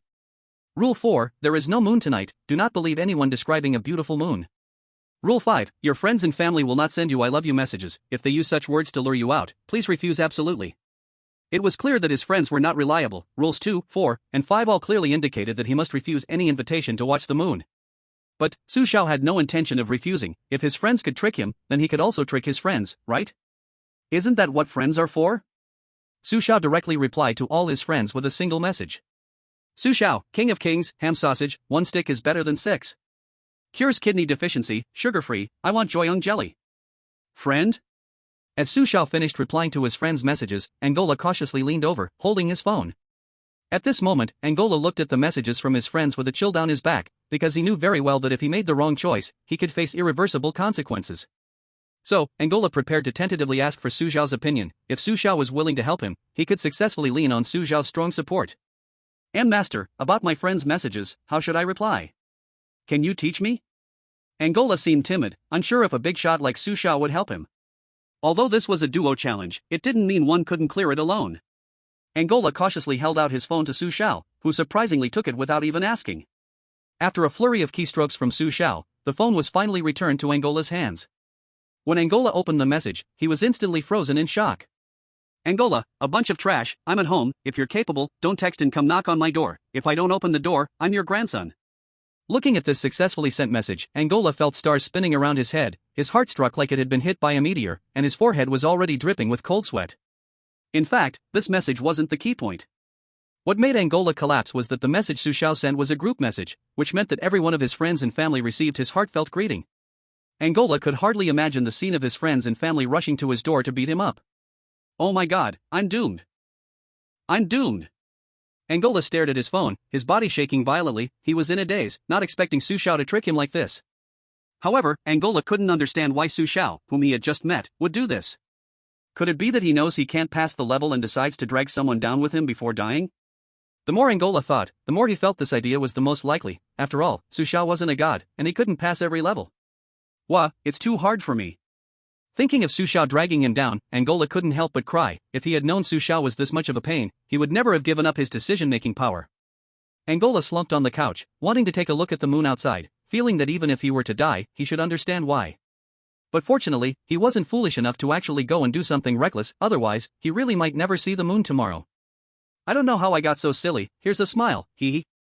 Chapter 111, Tough Guy Grayson. In America, Grayson and the wealthy Jean Yuqian were together. Grayson and Jean Yuqian found their phones and also saw the rules about the moon. Looking at the friend request to admire the moon, Grayson's brow furrowed. He ignored the friend's invitation, but unlike Grayson, Jean Yuqian had a lewd smile and was ready to reply to the invite. Hey, what's your name? Just as Jean Yuqian was about to reply to his friend, Grayson saw through his thoughts and interrupted him directly. Hearing the question from the tough-bearded Grayson, Jean Yuqian glanced at him and casually replied, "Hello, my name is Jean Yuqian." Wealthy? Who are you trying to show off to? Seeing that Jean Yuqian didn't get it, Grayson snatched Jean Yuqian's phone, deleted his reply, and then tossed the phone onto the couch. Grayson glared at Jin Yuqian fiercely. Idiot, if you want to die, don't drag me down with you, or I'll show you who the real boss is here. Grayson, with his tough image, erupted with a fierce aura that stared the frail Jin Yuqian into trembling. If the weirdness was the most terrifying, at that moment, Grayson made Jin Yuqian feel he was scarier than weird. Jin Yuqian, right? Remember, I'm here to challenge, not to pay for your stupidity. Grayson walked up to Jin Yuqian, and in the terrified gaze of Jin Yuqian, Grayson grabbed his collar. If I see you do anything reckless again, I'll make you meet your own brain early. For a newcomer like Jin Yuqian, Grayson thought intimidation was necessary. If he didn't scare Jin Yuqian beforehand, he might end up being completely ruined. Grayson is so domineering, the wealthy Jin Yuqian from the pickled cabbage country actually trembled in fear under Grayson's pressure. How pathetic. Jin Yuqian seemed to be preparing to reply to his friend just now. What a pig brain, Grayson did a great job. If I were Grayson, I would just throw Jin Yuqian in a sack and dump him in the toilet. Carrying such a burden is exhausting. It seems the rules this time didn't clearly state that one cannot pass the level alone. At a critical moment, I think I can sell Jin Yuqian out. It's a way to use resources. Bro, that's savage. What a brilliant idea. You've got ideas, I like it. At this moment, the viewers in the livestream were discussing the actions of Jin Yuqian and Grayson, and the high-level officials from the pickled cabbage country were immediately displeased to see their chosen one embarrassed. What does Grayson mean? Grayson actually dared to slap our pickled cabbage country in the face in front of so many viewers? How dare he squat on our pickled cabbage country and shit and pee? I feel that this definitely isn't just Grayson's doing. He must have the backing of the United States, otherwise Grayson wouldn't dare to offend our pickled country. Damn it. The US is so arrogant. Quickly pay attention to movements from the US. If there's anything, report immediately. It seems the US plans to get rid of us like an old mule. While the pickled country was suspicious of Grayson's actions, at that moment in the world of strange tales, Grayson had already started calmly searching around the room. Before long, Grayson found 2 pairs of sunglasses. He took one pair for himself and put the other pair back in the drawer. Damn it, how can you be so selfish? Grayson's actions sparked strong dissatisfaction from Kim Yuqian. After all, he was considered Grayson's teammate, and Grayson was being too selfish. Stop fucking whining at me. If you keep talking nonsense, I'll knock your teeth out. Grayson was a hardcore man, and in his eyes, someone like Kim Yuqian didn't even deserve to be called his teammate. If it weren't for the countless eyes in the pickled country watching him, he would have tied Kim Yuqian up and thrown him out long ago. You. Kim Yuqian was furious with Grayson, but luckily, he didn't make any foolish moves. He obediently took out the sunglasses and mimicked Grayson by putting them on. However, as soon as Kim Yuqian put on the sunglasses, his phone received messages from relatives again. Cousin, if the moon doesn't sleep, I won't sleep. I'm a little bald treasure, come out and be bald treasures together. Cousin, little cousin, the moon is really beautiful tonight. If you come out, I'll introduce you to my best friend. Cousin, open the door, little cousin. I'm downstairs at your house. Which floor is yours? Just now it was friends, now it's family. The messages Kim Yuqian received were also received by Grayson. Looking at the incessantly ringing messages on his phone, Grayson's brow furrowed. It seemed Grayson sensed something. He ignored the messages and switched his phone to silent mode. Grayson turned to look at Kim Yuqian beside him, just about to tell him to set his phone to silent, but at that moment, a deep low growl from outside the door broke the silence in the room. Roar! The sudden low growl from outside, which didn't seem human, made Grayson's expression tense instantly. Grayson quickly checked the room and, confirming it was airtight, pressed his face against the door to listen closely to the movements outside. As Grayson listened, it seemed like something was moving outside the door, and along with that movement, a faint growl was clearly heard in the room. What's going on? What's out there? The noise outside also attracted Kim Yuqian, but he hadn't realized the seriousness of the situation, so he didn't even lower his voice intentionally. Idiot! Kim Yuqian's sudden outburst infuriated Grayson, who promptly kicked him down onto the sofa. Damn it! Are you sick? Having been kicked for no reason, Kim Yuqian angrily stood up to question Grayson, but at that moment, he noticed that the noise outside had suddenly disappeared. With anger on his face, he glared at Grayson, but found that Grayson's attention was not on him at all. His eyes were fixed on the large door of the room. There, the metal doorknob suddenly began to twist in an eerie manner, as if something was trying to come in from outside. Damn it, it's all your fault. Watching the bizarrely twisting doorknob, Grayson almost cursed Kim Yuqian's ancestors. And seeing Grayson's serious expression, Kim Yuqian finally realized that. It seemed like I had gotten myself into trouble. Chapter 112, Regret. While Grayson and Jean were unexpectedly encountering strange noises outside the door, Su Xiao was experiencing the same event. Listening to the low roars that did not sound like human voices from outside, Angola turned pale with fear, covering his mouth tightly and shivering on the sofa.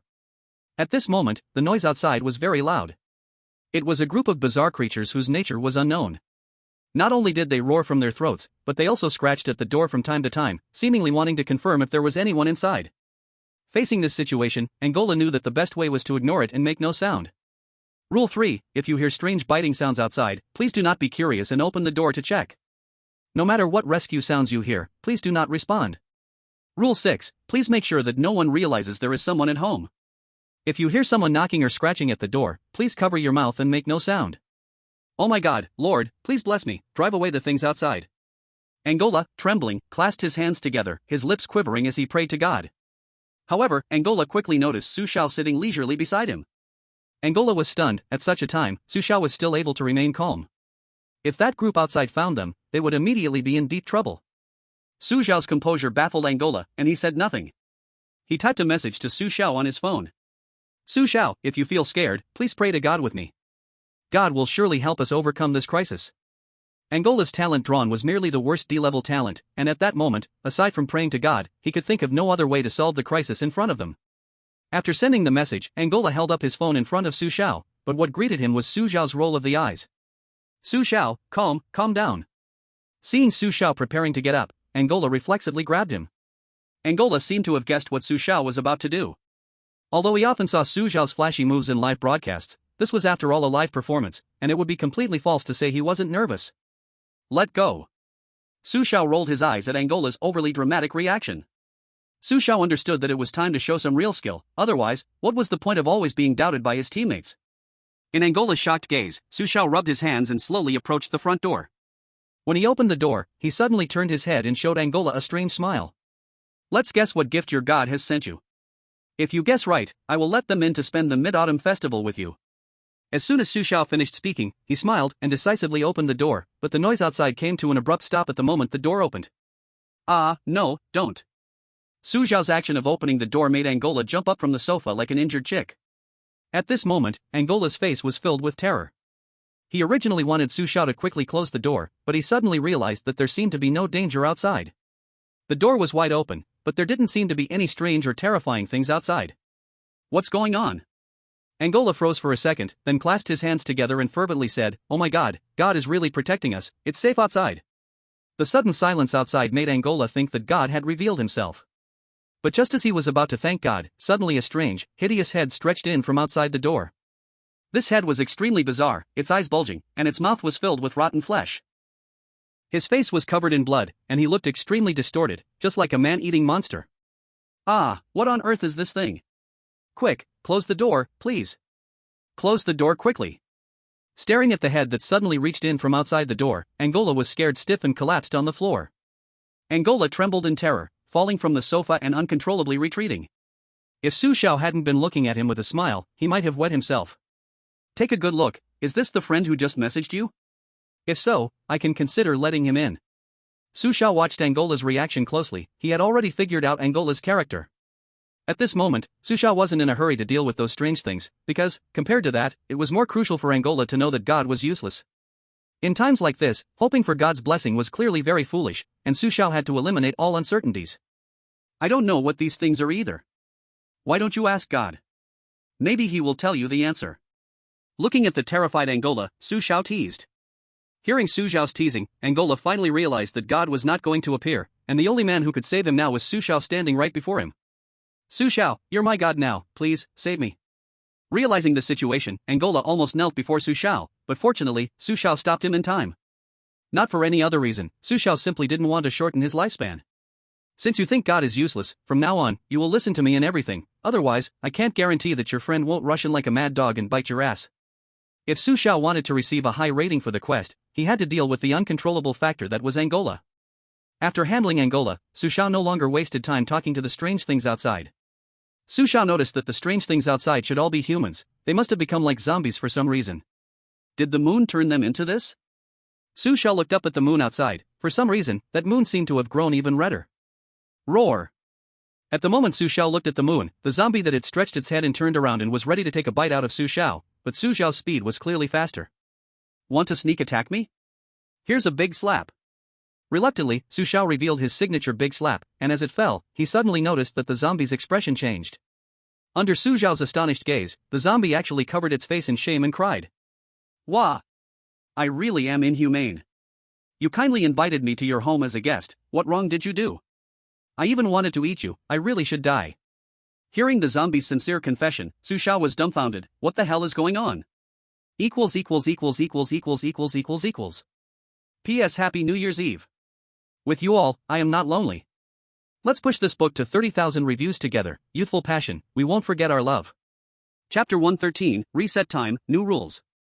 The zombie's sincere confession left Su Xiao puzzled. He suddenly felt confused. Wow, could this be the power of the sincere killing technique? Sincere killing technique. Title Introduction. When you use sincerity to touch the strange, there's a chance the strange will be moved and sincerely confess to you. So this is how the sincere killing technique works, and it actually fits perfectly with my big slap? Su Xiao looked at his right hand in astonishment, and the next second, he raised his hand and gave the zombie a few big slaps. As a few big slaps fell, the zombie froze for a moment, then cried even more sorrowfully. Wah! Why am I here?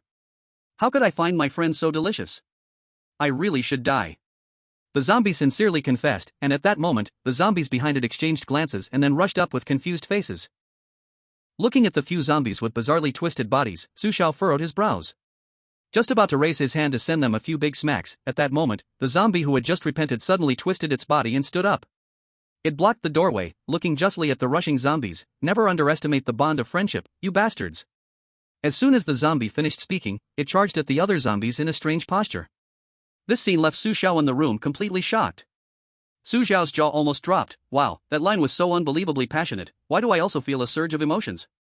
Su Xiao suspiciously touched his chin. Could it be that I overdid it when using the big smacks? This isn't repentance, it's clearly a sudden awakening of conscience. The zombie just now, Su Xiao felt it must be his friend, so besides making it repent, it seemed to have awakened some strange thing.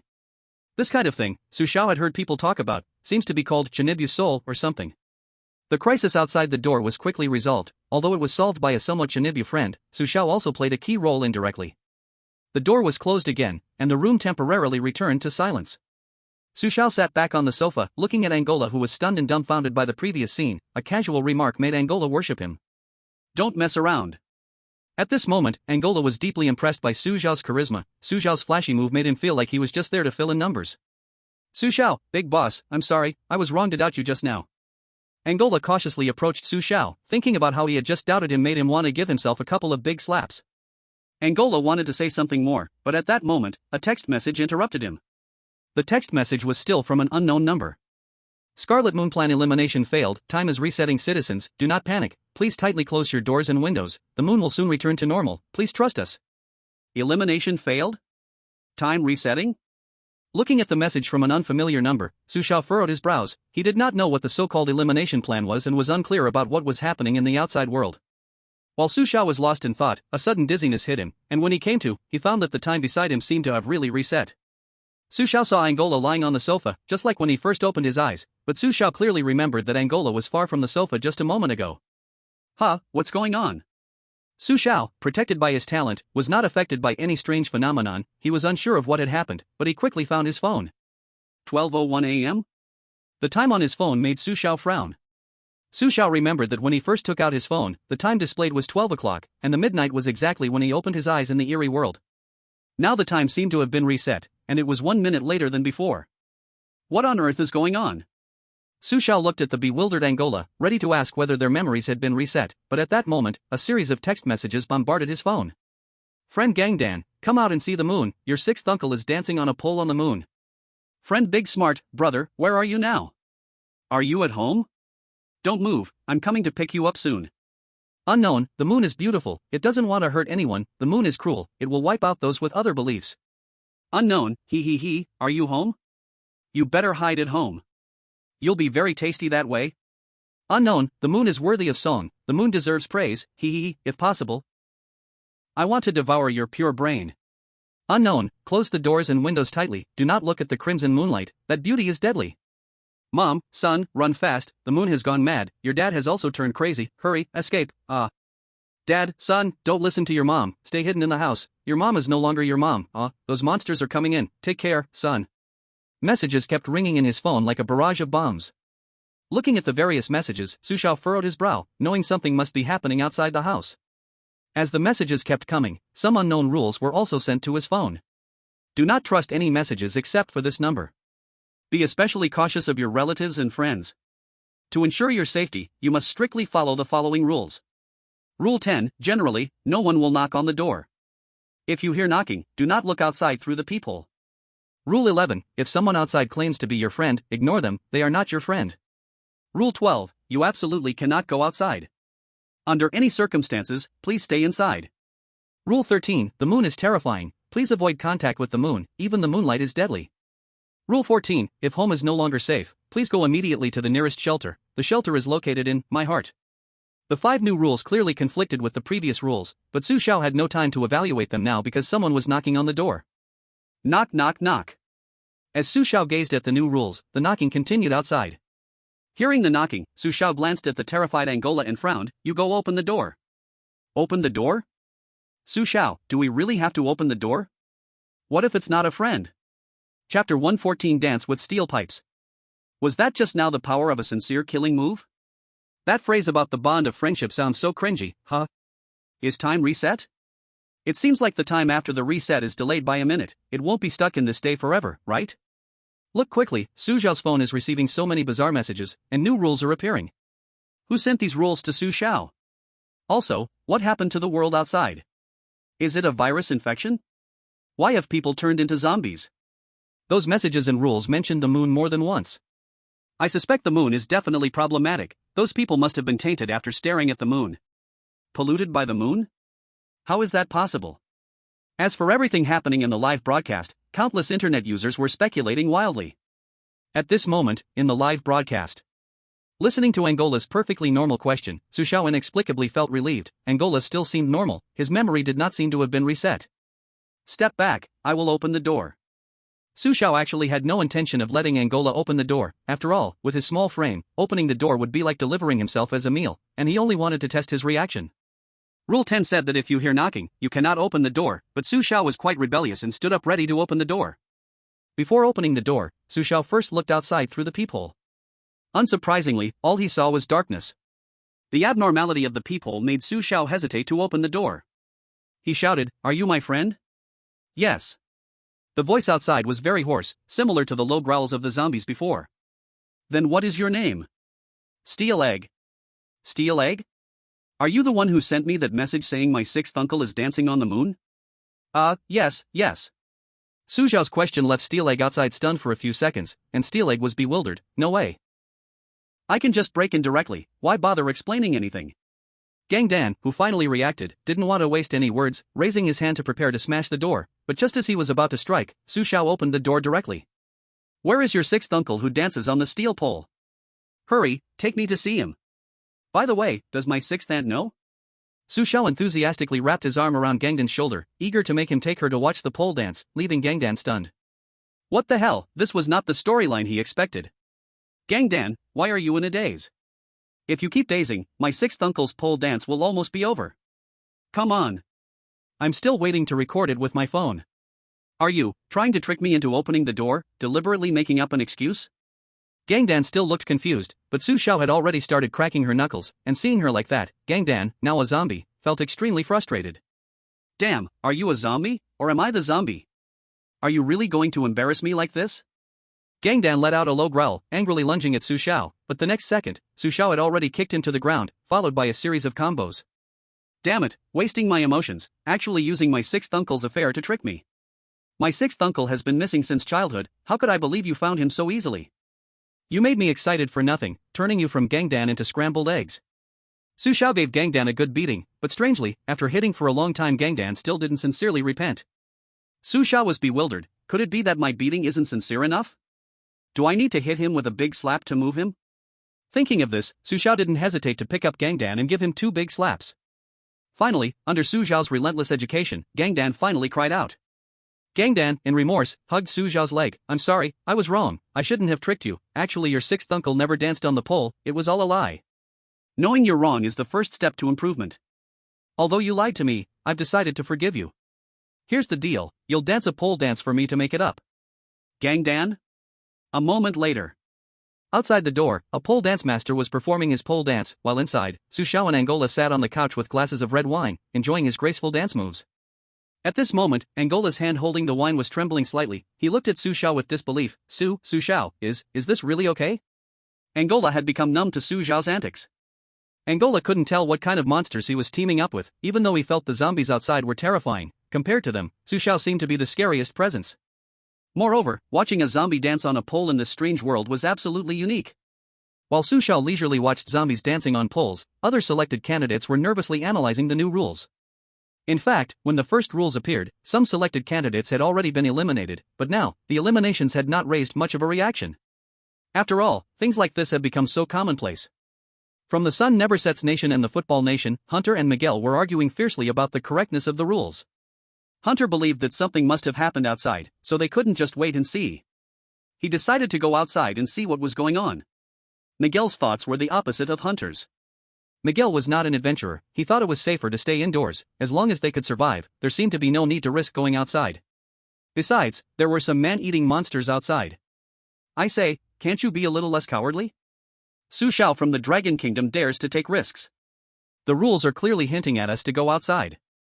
The rules said that it's absolutely safe inside. Although the rules aren't necessarily correct. But now, if we go out, we will definitely become food for the monster. The monster is terrifying, but we can't stay inside forever, right? We don't know how many more times we'll experience the time reset. I don't want to just sit and wait to die. Hanty, calm down, I understand your thoughts, but as your teammate, I have the right to express my opinion. I think now is not the best time to go out. Then fine, Miguel, when do you think it's suitable to go out? Hanty, I can't give a specific time, but I know it's definitely not now. The argument between Miguel and Hanty came to a temporary end. But just as they finished arguing, a strange sound of footsteps stopped outside the door, followed by a knock. Knock knock knock. Chapter 115, The Threat from Steel Egg. Knock knock knock.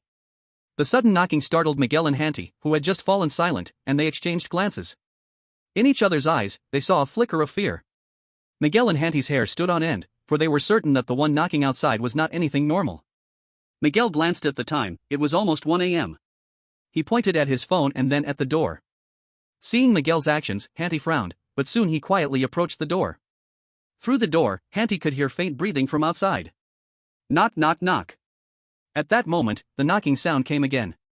The repeated knocking made Hanty unable to resist, and he leaned against the door, carefully peering through the peephole. Suddenly, a rotten, bloodshot eye made Hanty's whole body shudder, and he stumbled backward.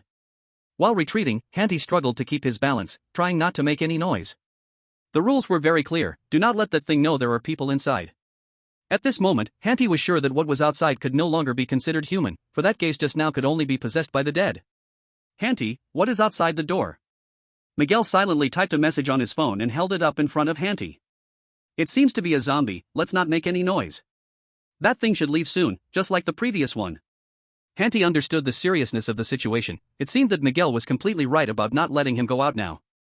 Hanty held up his phone slightly, just showing Miguel the message, but at that moment, a strange message suddenly arrived on Hanty's phone. Steel Egg, brother, I'm right outside your door. I know you are home, hurry and open the door, hee, I can't wait to taste your delicious brain. The message from Steel Egg made Hanty's pupils shrink, and he felt a chill run down his spine, a sense that the house no longer felt safe. Hanty, what's wrong? Miguel, seeing Hanty's face suddenly change, quickly inquired about the situation through his phone. Miguel, I feel like this zombie is coming for us. It seems to know us well, and the door won't hold it back. We were finished. Fuck. Looking at Hanty's message, a look of fear suddenly surged in Miguel's eyes. A breath of death seemed to envelop the entire room at that moment. While Hanty and Miguel were stunned, their phone screens began to flash constantly. One message after another from their friend Steel Egg vibrated on their phones. Steel Egg, feel the fear, tremble, you cannot resist me.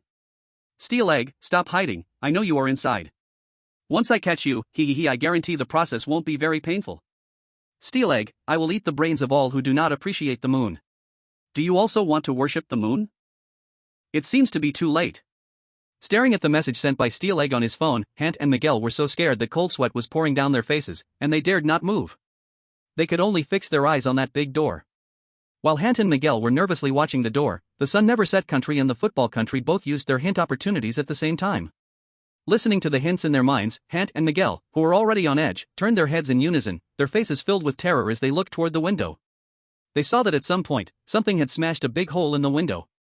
Earlier, they hadn't noticed due to the black cloth covering it. Now, part of the black cloth that had covered the window had been torn apart by zombies, thus exposing the large hole in front of Hant and Miguel. Ah, zombie, zombie. As Miguel gazed at the window, the zombies piled up by the window also looked at him with fierce expressions, making Miguel scream out loud in fright. Miguel's voice caused the situation to take a sudden turn, and Hant realized too late that he could not stop it. Damn it, those things never left. They were hiding outside the window all along. The sudden appearance of zombies outside the window shocked and surprised Hant. Hant did not know how the zombies managed to hang outside the third-floor window, but clearly, he didn't have time to ponder that now. Damn it, Miguel, it seems we have to prepare to fight for our lives. Those things will come in sooner or later. Hant managed to stay calm at that moment. He quickly pulled out his special sunglasses and put them on, then found 2 kitchen knives in the kitchen. He threw one knife to Miguel and charged straight toward the zombies by the window. Die, you ghostly things. With a kitchen knife in hand, Hant swung it down at the zombies trying to squeeze through the window. As several zombies fell to the ground below, Hant glanced at the stunned Miguel beside him and shouted in anger, "Stop dawdling. It's not the time to want to die." Hant, I'll help you." Miguel wasn't too foolish. Realizing the situation, he quickly ran to the window to help Hant clear the zombies. Damn it, how did these zombies get outside the window? They even know how to break glass. Stop talking. We must end this fight quickly. The longer this commotion lasts, the worse it is for us. As Hant and Miguel struggled to clear the zombies hanging outside the window, a loud noise suddenly came from the front door. With a bang, it sounded as if the whole house was shaking. Oh no, I forgot about Steel Egg. Hant suddenly remembered that Steel Egg outside the door seemed to be the most dangerous. The reason he had been messaging was to confirm if there were people in the room. And now, the commotion in the room seemed to have caught his interest, so he had switched from knocking to crashing the door. Hant, what should we do? It seems the door can't hold. Miguel, you guard the window. Make sure those things don't come in, and don't look directly at the moon. As soon as Hant finished speaking, he pushed the sofa against the door. After confirming that the door was temporarily secure, he began looking for other weapons in the room. Hant's talent was D-grade, Weapon Master, which didn't have much use usually. Its only function was to help him find suitable weapons at critical moments. Soon, Hant found a baseball bat from the wardrobe using his talent. Staring at the door that was beginning to loosen, Hant readied himself, raising the weapon in his hand. Chapter 116 Time reset for the third time. Bang! Bang bang! Bang! The big door was continuously attacked, and with the final loud bang, the door was successfully broken down by Steel Egg. Die, Steel Egg! In the moment the zombie Steel Egg broke through the door, Hant charged forward with the baseball bat. Hanty swung the baseball bat, aiming directly at Steel Egg's head. Steel Egg tilted his head slightly and narrowly avoided Hanty's deadly strike. As Hanty prepared to swing the bat again, Steel Egg lunged at him with a fierce snarl, pinning him down with all his weight. Brains, delicious brains. Steel Egg's eyes were blood red, and he opened his rancid mouth, with bits of unchewed rotten flesh dripping from his teeth onto Hanty's face. Ah, damn it! Hanty was disgusted to the core by Steel Egg. He gripped the bat, ready to strike back, but quickly, Steel Egg lunged, biting toward his face. Steel Egg was incredibly strong, far beyond an ordinary person's power. Miguel, help! In a critical moment, Hanty could only call for Miguel's help. Upon hearing Hanty's cry, Miguel, who was busy dealing with zombies outside the window, finally noticed the commotion. Seeing Hanty pinned down by the zombie, Miguel rushed over without a second thought, grabbing the baseball bat and swinging it violently at Steel Egg's head. Crack! With a sound of shattering bones, Steel Egg's head was smashed into pieces by Miguel. Now missing half of his head, the zombie Steel Egg finally collapsed to the ground, motionless. Phew, thanks, buddy. Hanty shoved Steel Egg off him, suppressing his nausea as he dragged the zombie outside, then locked the door tightly, bracing the sofa against it. After doing all this, Hanty picked up the baseball bat again, patted Miguel on the shoulder, and said, "Buddy, I hope we can both survive." At this moment, outside the live broadcast, many netizens cheered for Hanty and Miguel's teamwork. Fantastic, I didn't expect Hanty and Miguel to survive, their coordination is incredible. That last scene was really thrilling and exciting. In the same horror world, why is there a different Steel Egg? The others faced such fierce Steel Eggs, wasn't Su Xiao's the same?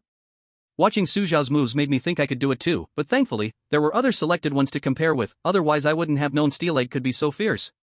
As netizens redefined their understanding of Steel Egg, cold, in different voices echoed above the globe. Afghanistan, selected from 4 nations have been eerily consumed, the horror world is about to descend, countdown 10, 9, 8, 7, 6. At this moment, on Su Xiao's side. After appreciating Steel Egg's graceful pole dance, Su Xiao clapped his hands and stood up. In Steel Egg's confused, dazed gaze, Su Xiao grabbed him and brought him to the window, opened it, and hurled Steel Egg out of the 3rd floor. Listening to Steel Egg's sorrowful cries, Su Xiao frowned and turned around to find a zombie hanging on the window's edge. Damn, these zombies are pretty smart. Looking at the zombies hanging by the window, Su Xiao suddenly thought of a quirky new way to play. He found a clothes rod from the windowsill, opened the window, and started a whack-a-mole game. Angola. Next to him, Angola watched Su Xiao's reckless moves and was shocked again. What kind of operation is this? The horror copy can actually be played like this? Angola began to doubt whether he had opened the horror world in the wrong way. If his method was correct, could he also be as fearless as Su Xiao? While Angola stared blankly at Su Xiao's back, Su Xiao suddenly handed the clothes rod to Angola's hands. Since you seem so interested, why don't you give it a try? Here, you might want to wear sunglasses while playing. Looking at the clothes rod in his hands, Angola's head suddenly buzzed. He stared at Su Xiao in disbelief, mumbling to himself. I must be dreaming. This isn't real, I must be dreaming. Su Xiao ignored Angola's muttering, sitting down on the sofa by himself. Crossing his legs, he leisurely sipped red wine. Su Xiao opened his phone and looked at the messages sent by friends and family earlier. He directly replied to his friend, Big Clever. Su Xiao, Big Clever, there are a lot of zombies in my house right now, do you have a solution? I'm waiting online, it's pretty urgent. As soon as Su Xiao sent the message, he quickly received a reply from Big Clever. Big Clever, I'm so glad you're okay, please don't act rashly, I will rush to save you. Su Xiao. Su Xiao didn't expect Big Clever to reply to him, he was stunned. It seems some zombies are not as dumb as in the movies. Since Big Clever can reply, could other friends and family reply too? With a mindset of trying, Su Xiao sent messages to the friends and family who had messaged him before, but strangely, these friends and family did not reply to him. What the hell, what is going on? Faced with this situation, Su Xiao couldn't understand. But just as Su Xiao was deep in thought, a message from an unknown number came through on his phone. Unknown number, clearance failed, the third time reset of time is about to happen, citizens please do not panic, the moon anomaly is only temporary. After reading this message, Su Xiao felt a momentary abnormality in his mind. When he came to his senses and looked at the time, sure enough, the time had reset. Now the time reverted back to 12:02 a.m. Again delayed by a minute compared to the last time. Who sent me this message? What plan are they executing? What happened to the moon? One question after another exploded in Su Xiao's mind. Every time it seemed like Su Xiao was about to uncover the mystery, he was thrown off by the sudden reset of time. Su Xiao, I woke up on the sofa again, wasn't I just in? Angola, waking up from the sofa again, finally realized something was wrong. He glanced at his phone, stunned. Oh my gosh, the time. That's right, the time has been reset for the third time. The first time we woke up on the sofa, that must have been the first reset. Su Xiao did not hide the matter of the time reset. He always felt things were not so simple. Maybe time will reset again. It's never completely safe inside the house. Perhaps only by going outside can we find the so-called truth. Chapter 117, Rules for Funeral Home Employees. The third time reset of time made Su Xiao frown slightly. Just then, the door was knocked again. Knock, knock, knock. Open the door, it's Big Clever. Outside, the voice of his friend Big Clever came, sounding completely different from the previous zombies. Rule 11, if someone outside claims to be your friend, do not listen to them, they are not your friend. Faced with the knocking, Angola hesitated while Su Xiao directly walked to the door and pulled it open. The door opened, and Su Xiao saw Big Clever standing outside in a black uniform, wearing special sunglasses. Seeing Su Xiao, Big Clever said, That's great, put on your sunglasses, and come with me immediately. Big Clever's behavior seemed normal, completely no different from an ordinary person. Su Xiao frowned and was about to ask about the situation outside, but Big Clever interrupted him. There's no time to explain, get in the car. Rule 8, your home is absolutely safe. Rule 9, once outside, please wear sunglasses, do not look directly at the sky, and do not trust any friends that come to pick you up. Rule 12, you must not go outside, whatever the situation, please stay indoors. Rule 14, if home is no longer safe, please immediately go to the nearest shelter, the location of the shelter is in my heart. Among the rules, some rules absolutely prohibit going outside, but Su Xiao knew, perhaps going out with Big Clever was the right choice at that moment. Let's go. Before going out, Su Xiao called Angora, then followed the smart one out of the house. In the dark corridor, limbs and broken arms were everywhere, and the sight was a scene of devastation, with eerie sounds of gnawing echoing from the surrounding darkness. Smart one, what happened outside? Su Xiao asked the smart one again, who frowned and said. I don't know how to explain it to you right now, but just come with me. I will explain it to you later. After hearing the smart one's words, Su Xiao frowned. He knew that the complexity of the situation was difficult to explain, otherwise the smart one wouldn't have kept it a secret. Following the smart one, Su Xiao and Angora soon arrived on the street. At this moment, the scene on the street was very strange. The moon's crimson light was covering the entire city, and under the crimson moonlight, people's bodies on the street began to twist. People on the street were behaving very oddly. Some were crazily gnawing at their fellow humans, while others knelt down devoutly on the ground, all together worshipping the moon. This bizarre scene made the timid Angora break into a cold sweat, and he unconsciously pressed closer behind Su Xiao. "Boss Su Xiao, where are we going?" "To the funeral home." The smart one answered Angora's question.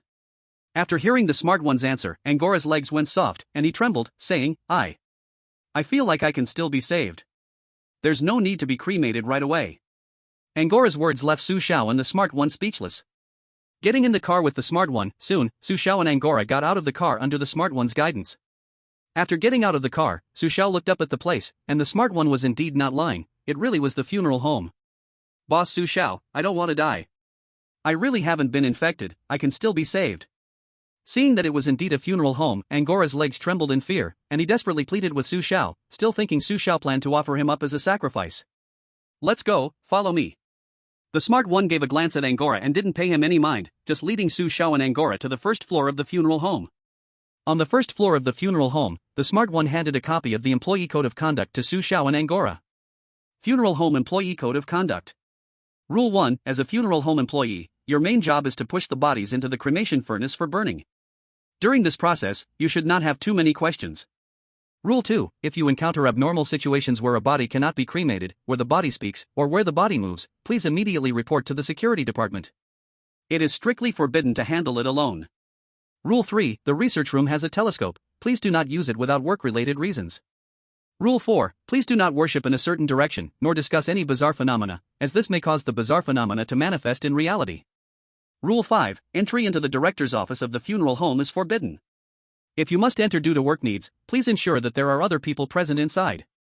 Rule 6, during work, please ensure that you wear special glasses at all times. If you feel any obvious abnormalities in your body, please go immediately to the purification department. Rule 7, your work is absolutely confidential. Do not inform friends or relatives about your work content, as this may cost you dearly.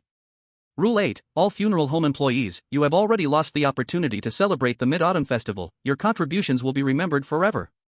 The funeral home employee code only had 8 rules. Once he finished reading all the rules, the smart one's voice came from ahead.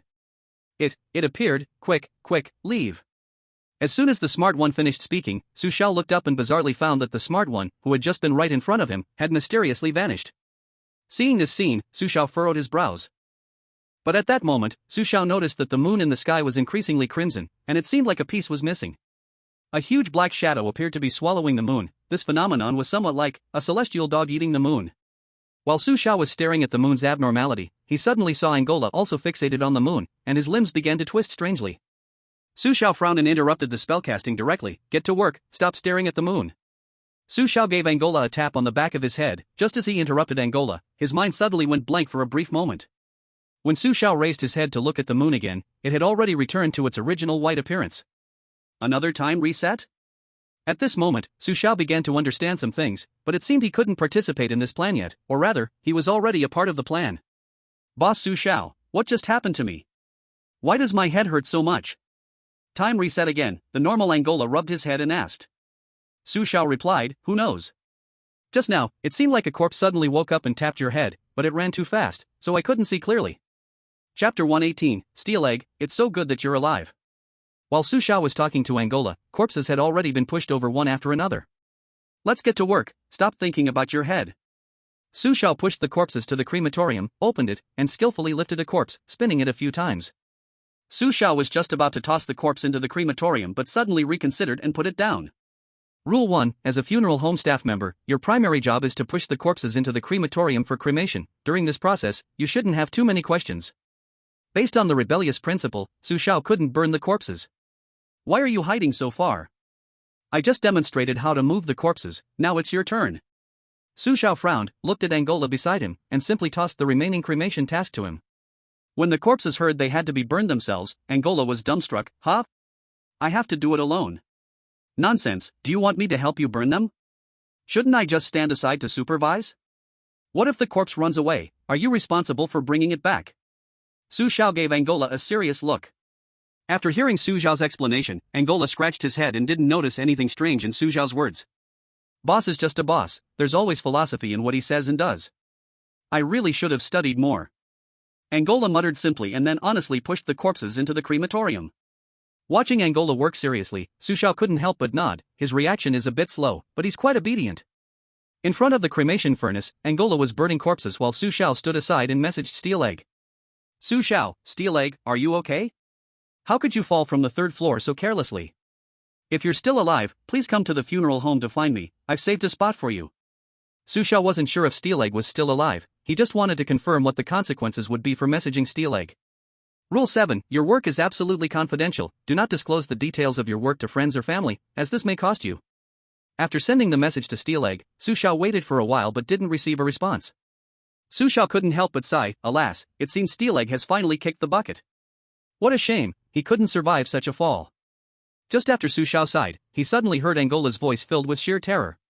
It's moving, it's moving. What is moving? That corpse is moving. Su Xiao followed Angola's line of sight and saw that the covered white sheet on the cart. A corpse truly twisted in a strange way. Rule 2, in the event of encountering a corpse that cannot be burned, a corpse that speaks, or a corpse that moves in an abnormal manner, please report immediately to the security department. It is strictly forbidden to handle it alone. The employee handbook stated that such situations need to be reported to the security department as soon as possible. So, already scared out of his wits, Angola immediately prepared to find someone from the security department. But Angola was stopped by Su Xiao. How can such a small matter disturb the security department? Isn't it just a zombie? Watch me. Big brother Su Xiao, are you not scared?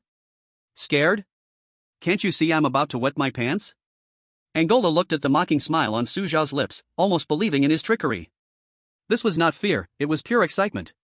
Under Su Xiao's gaze, the corpse on the cart twisted ominously and suddenly sat up. The air suddenly fell silent for a few seconds. What the heck, Gang Dan? Seeing the appearance of the corpse, Su Xiao was stunned. After a moment, he joyfully went over and held onto Gang Dan's half arm. Gang Dan, why did you jump off a building? That was the third floor. You can't just jump. Look at you, your hand is broken. Finally, I see you again, Gang Dan. It feels so good to see you alive. As Su Xiao spoke, his mouth could not help but curve upwards, and seeing Su Xiao's devil-like smile, Gang Dan was scared to tears. Woo-woo, I want to leave, let me go. Gang Dan struggled to get away, but after a long struggle, he found himself completely unmoving. Gang Dan turned his head and saw that Su Xiao was the one holding him down. Woo-woo, let me go, I want to leave. Gang Dan could not even say a complete sentence because his mouth was twisted from the fall. Seeing Gang Dan looking so pitiful, Su Xiao helped him straighten his mouth and sighed slightly. Sigh, actually I'm also responsible for you falling off the building. If only I could have stopped you back then, but now it's too late to say anything. But Gang Dan, you don't have to be afraid, I'm now an employee at the funeral home. Burning corpses is what I'm best at. Friends help each other, right? This time it's on the house. As Su Xiao's voice fell, Gang Dan began to struggle violently. 2 streams of hot tears slid down his cheeks, and he could not help but cry for help from Angola. Woo-woo-woo-woo, help, help. Listening to Gang Dan's cries for help, Angola was at that moment indifferent, as his brain had become petrified. Angola was very confused, he really could not tell who was the zombie anymore. Gang Dan, you're being too formal. Since we are friends, how can burning you be a bother to someone else? I just developed a brand new burning method, I'll try it out on you later. Don't worry, it won't hurt. Su Xiao tied the struggling Gang Dan to the bed and ordered the little white bear to find an iron rod to skewer Gang Dan. Let's try my newly invented rotating grilling method. The biggest feature of this method is to use rotation and high temperature to heat food. Sorry, I got off topic. And by the way, Gang Dan, you're not food, so you really don't need to be nervous. While comforting Gang Dan, Su Xiao ordered the little white bear to throw the tied-up Gang Dan into the cremation furnace. As Gang Dan began to rotate, the skin sizzled, and painful howls erupted from his mouth. At this moment, outside the live stream, countless netizens were stunned by Su Xiao's breathtaking and terrifying operation. Wow, Big Brother Su Xiao is getting more and more creative. For a moment, I couldn't tell who was weird. Big Brother Su Xiao is back to his serious nonsense again. I almost believed him. Grilling Gang Dan, how on earth did Big Brother Su Xiao come up with this idea? I bet Gang Dan regrets knocking on Su Xiao's door now. The most tragic Gang Dan in history. No exceptions. Steel Egg, that year my hands were tied, I learned what it meant to have a rotating barbecue. P.S. Friends, please help push against the book shortage, thank you. Free gifts, don't stop. Chapter 119, Grayson's Ambition. At this moment, in the United States, Grayson and Money Kim were there. With the help of Big Smart, Grayson and Money Kim found the funeral home and both read the employee code of conduct. After the fourth time reset, Grayson and Money Kim began to burn the bodies according to the employee code. What is this place? Why does everything here feel so strange? Also, are those people kneeling on the street worshipping the moon possessed? There are obviously strange things in the funeral home's employee code. Big Smart brought us here and then mysteriously disappeared. It all looks like a trap. I say it's better to stay at home. I always feel the funeral home is less safe than home. As Money Kim pushed the body into the cremation furnace, he discussed his confusion and misunderstandings with Grayson. Listening to Money Kim's mumbling to himself, the heavy-hearted Grayson did not pay him any attention. Grayson was somewhat depressed at this moment because his talent, the night watchman, could only be used from midnight to 12:10 a.m. In the 6 minutes after the recent time reset, he had not discovered anything of useful value using his talent. The only thing that could be confirmed was that the funeral home was normal. The funeral home was like a secret base, and everyone in this base seemed to be involved in the Scarlet Moon plan. Although Grayson did not understand the general content of the plan, he knew that everyone at the funeral home shared one common goal: to restore the moon to normal. This meant that as long as he ensured the moon returned to normal, he would be able to pass through safely. This side mission seemed not too hard to complete, the danger did not seem too great. As long as he did not seek death, he could almost complete it all. While thinking, Grayson gradually sorted out his thoughts, but at that moment, he suddenly heard Money Kim mumbling something to the corpses beside him. Broken skulls, twisted bodies, boiling hot blood, devoured rotten flesh, worshipping souls, in the night I will place my faith in you. Money Kim seemed to be chanting some kind of spell, and this incantation made Grayson extremely uncomfortable, even causing the hair on his arms to stand up. Grayson frowned and directly interrupted Money Kim. Fool, at home you almost got me killed. I really suspect you left your brain at home. Don't do these stupid things again, or I can't guarantee I won't throw you into the cremation furnace. Rule 4. Please do not worship in any direction or discuss any strange phenomena, as this may cause strange phenomena to manifest in reality. Grayson was unclear if Money Kim was violating Rule 4. But if Money Kim really attracted some strange things, he wouldn't mind having him join those corpses in the cremation furnace. You're fine now, aren't you? How can you be so whiny as a man? Grayson's threatening words made Money Kim quite unhappy. For the sake of Pickled Nation's face, Money Kim retorted. Besides, I was just trying out what those people on the street were mumbling. Why are you so worked up? It's just a spell. Money Kim's attitude was very dismissive, but before he could finish, he was shocked to discover that the corpses covered with white cloth were eerily starting to twist. What's going on? Looking at those eerily twisting bodies, Money Kim suddenly became a little flustered, looking at Grayson with a terrified face. Grayson ignored him and smiled widely. Thanks to you, these bodies have awakened. Now you can figure it out by yourself. Grayson spoke, and so close to the door, he ran out of the morgue at lightning speed. However, after running out of the morgue, Grayson didn't really abandon Jin Yuqian, he just knew that only the security team could solve the problem at this moment. Even if he stayed in the morgue, he wouldn't be able to deal with so many awakened corpses. Grayson ran out of the cremation room as quickly as possible. Although he was looking for the security team, in Jin Yuqian's eyes, Grayson's action was equivalent to abandoning his teammate. Damn it! That bastard, running away all alone at a critical moment. Jin Yuqian shouted angrily. He wasn't stupid and, seeing the bad situation, he also prepared to flee. But just when he hurriedly passed by those corpses, one of the corpses suddenly sat up and grabbed him. Then, more corpses sat up, their eyes glowing as they reached out toward Jin Yuqian. Get away! Let go of me! Damn it! Grabbing tightly onto his arm, the corpse made Jin Yuqian nearly wet himself, especially when he saw the mutilated faces of those corpses. His soul felt like it was about to escape. Damn it, let go! I'm sorry, I shouldn't have awakened you, please let me go. Jin Yuqian had never seen such an eerie scene and struggled to break free, but his struggles were in vain. Those corpses had no intention of letting him go. In Jin Yuqian's terrified struggle, the bloody-faced corpses surrounded him, gnashing their rotten mouths directly into him. Crunch! Crunch! A sharp pain shot through his entire body. Jin Yuqian could clearly feel his flesh being torn away by those corpses, even his bones were being chewed like crispy snacks. Ah! Help, save me! Seeing that all hope was lost, Jin Yuqian desperately shouted, and amidst the corpses gnawing, his voice gradually weakened. At this moment, outside the livestream. Damn, so bloody, too bloody. Jin Yuqian is too miserable, it's too horrifying. Jin Yuqian actually got himself killed. I've really learned something today. Fortunately, Grayson ran out of the cremation room in advance, otherwise, Grayson would have been dragged down by him. Grayson shows his smarts. It seems this time, the American side should have no problem clearing the level. However, Grayson's mindset is unexpected. Even though Jin Yuqian is such a liability, he still didn't plan to abandon him. Mindset? That's Grayson's cleverness, although it's clear he also wants to get rid of this useless Jin Yuchen. He can't make it too obvious on the surface. This tactic of killing with a borrowed knife is truly brilliant. Damn, this way, even if the pickled cabbage nation wants to cause trouble, they won't find an excuse. Grayson is too cunning. You can't blame Grayson for being cunning, it's really Jin Yuchen who's too much of a burden. If only Jin Yuchen had some brains and didn't keep making stupid mistakes, Grayson wouldn't have to be so ruthless. Sigh, brains are a good thing, too bad Jin Yuchen doesn't have any. Hopefully, he can bring some next time. Chapter 120, Moon Observation Record. The chosen one from the pickled cabbage nation, Jin Yuchen, was weirdly devoured. The world of strange tales is about to arrive. Countdown 10, 9, 8, 7, 6. As Jin Yuchen was gruesomely devoured by the corpses, the high-ups of the non-lucky nation urgently sent a message to Angola. The message was simple, it instructed Angola to strictly follow Su Xiao's orders.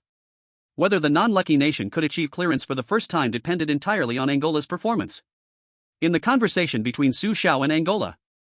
Just after receiving the non-lucky nation's high-level message, Angola's expression was a bit strange. Even if the upper management hadn't given the order, he would have obeyed Su Xiao.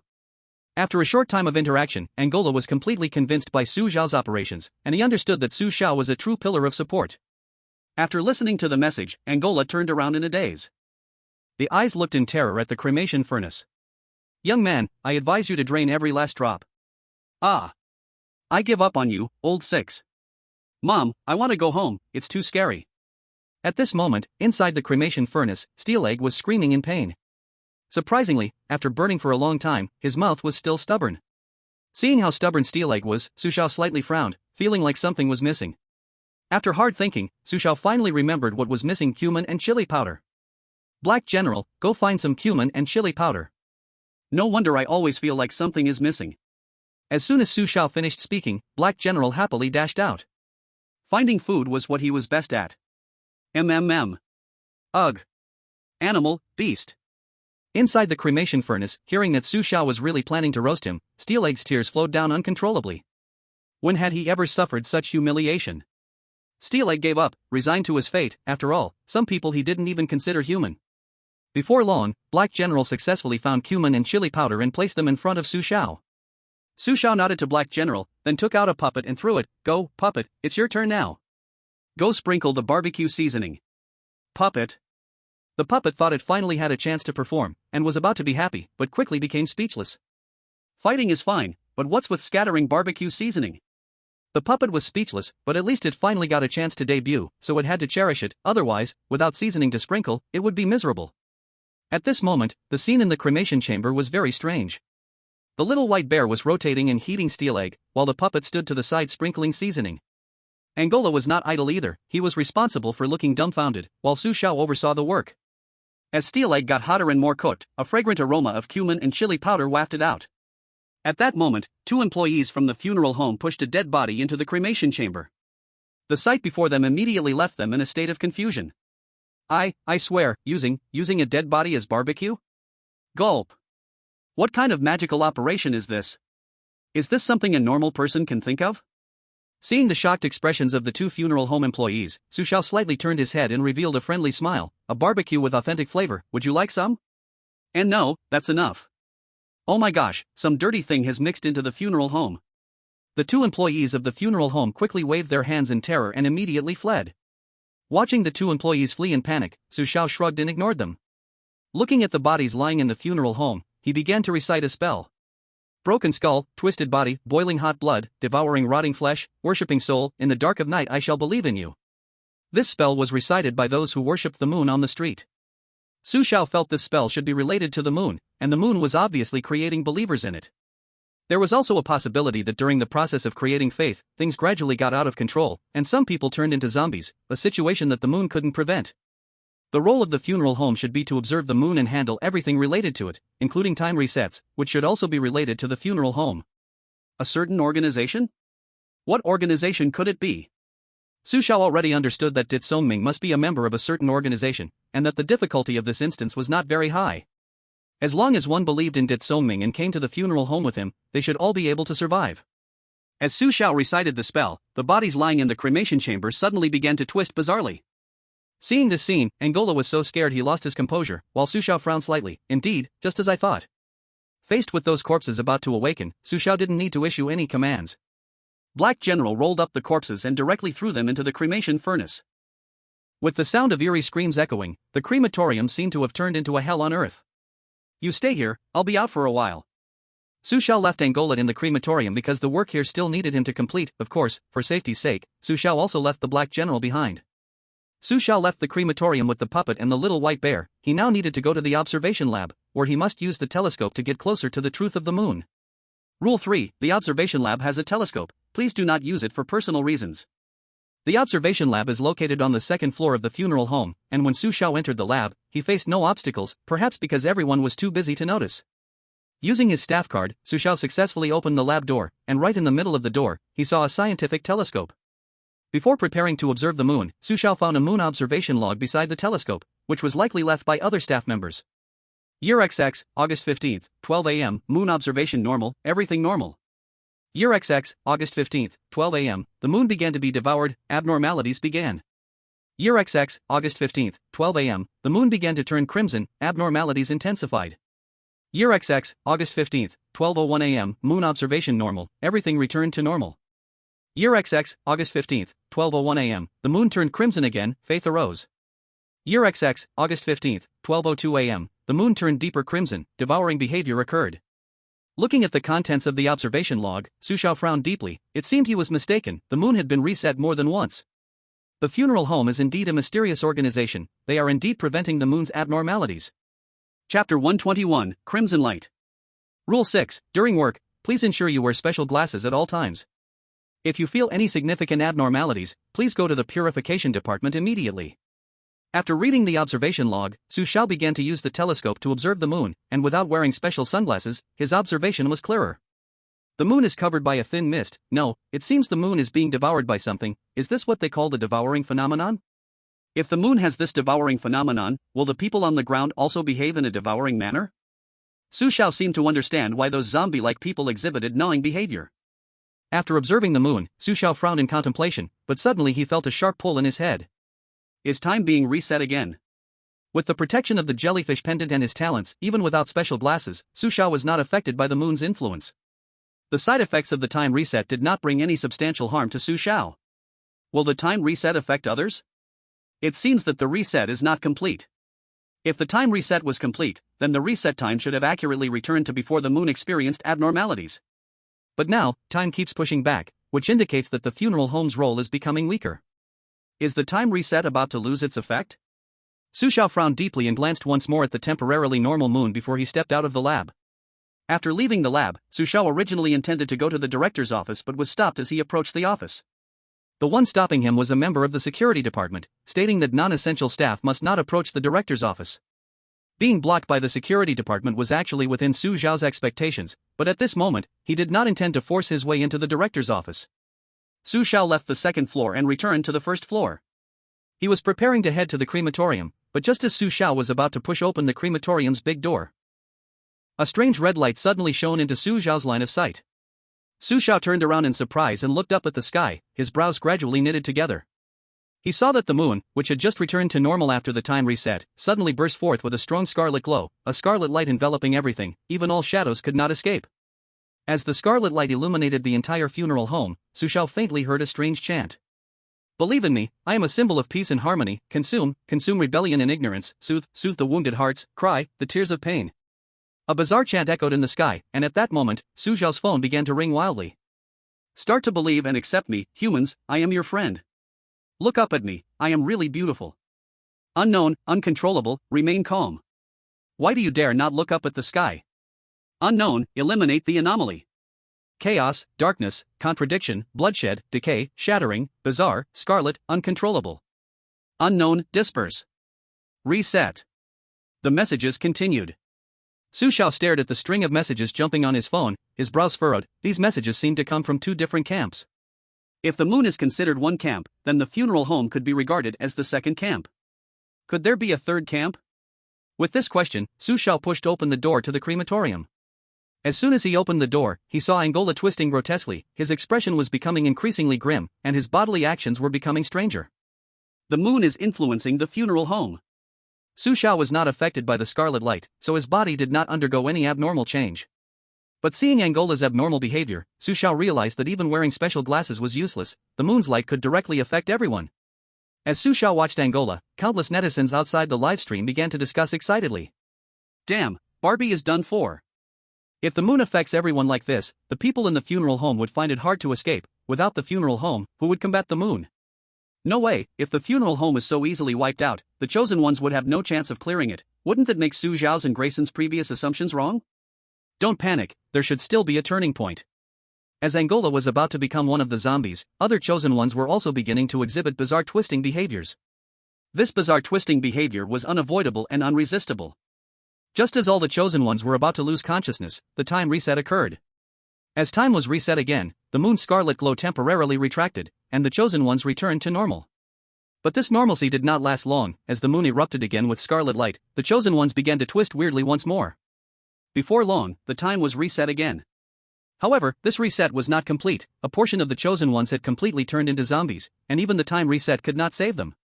What is happening? It seems the role of the funeral home is about to vanish. Damn, at this rate, we're doomed? No, this quest doesn't seem like a dead end from the start. There must be a way to solve it in the end. Back to Su Xiao's side. Su Xiao was watching Angola's strange transformation. Su Xiao understood that his guess might be correct. Even though such an action might still clear the quest, the evaluation would definitely not be high. Su Xiao did not plan to rely solely on the funeral home to clear the quest. He was not the kind of person who would try to trick his way through. I'm going to the director's office again. Black General, keep an eye on him. Su Xiao instructed Black General. He didn't care about Angola, directly lifting his foot to walk up to the second floor. Second floor. Director's office of the funeral home. Standing in front of the director's office, Su Xiao saw that the two security guards who had previously stopped him were already showing serious signs of distortion. The scarlet glow of the moon made them begin to behave abnormally. Before long, two workers in white uniforms from the purification department came over and directly dragged the distorted pair away from the scene. The funeral home is no longer safe. It seems that only by stopping the moon's anomaly can everything return to normal. Su Xiao took a deep breath and then reached out to open the big door of the director's office. As the door swung open, the scene before Su Xiao caused his pupils to tremble. Chapter 122, Devour. Rule 5, no entry into the director's office of the funeral home is allowed. If entry is necessary for work, please ensure that there are other people inside. As everything in the director's office was exposed to Su Xiao, his brow furrowed deeply. Inside the office, the people had become completely distorted like the two guards. They could no longer be considered normal people. Indeed, if this continues, it seems the funeral home won't hold on for much longer. As Su Xiao watched everything before him, the people from the purification department appeared behind him once again. The people from the purification department had no extra expressions, and no one spoke. They silently carried the people who had become abnormal in the director's office away. The people in the director's office were carried out one by one, and the purification department staff also changed out of their white work clothes, stepping in to replace those people to get to work. At this moment, someone walked up to Su Xiao. It was a middle-aged man with a head full of white hair. He wore special sunglasses and a brown Zhongshan suit. I've been observing you for a long time. You're not originally an employee of our funeral home, are you? The middle-aged man spoke calmly. Su Xiao nodded. Yes, it was Dit Songming who brought me here. Dit Songming? Then I understand.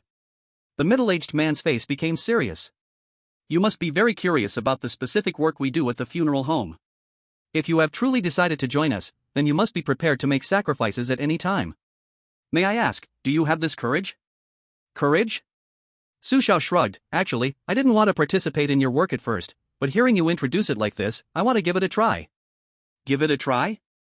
The middle-aged man looked slightly surprised and said, then follow me. Following the middle-aged man, Su Xiao entered the so-called director's office, where he saw everyone steadfastly holding their posts.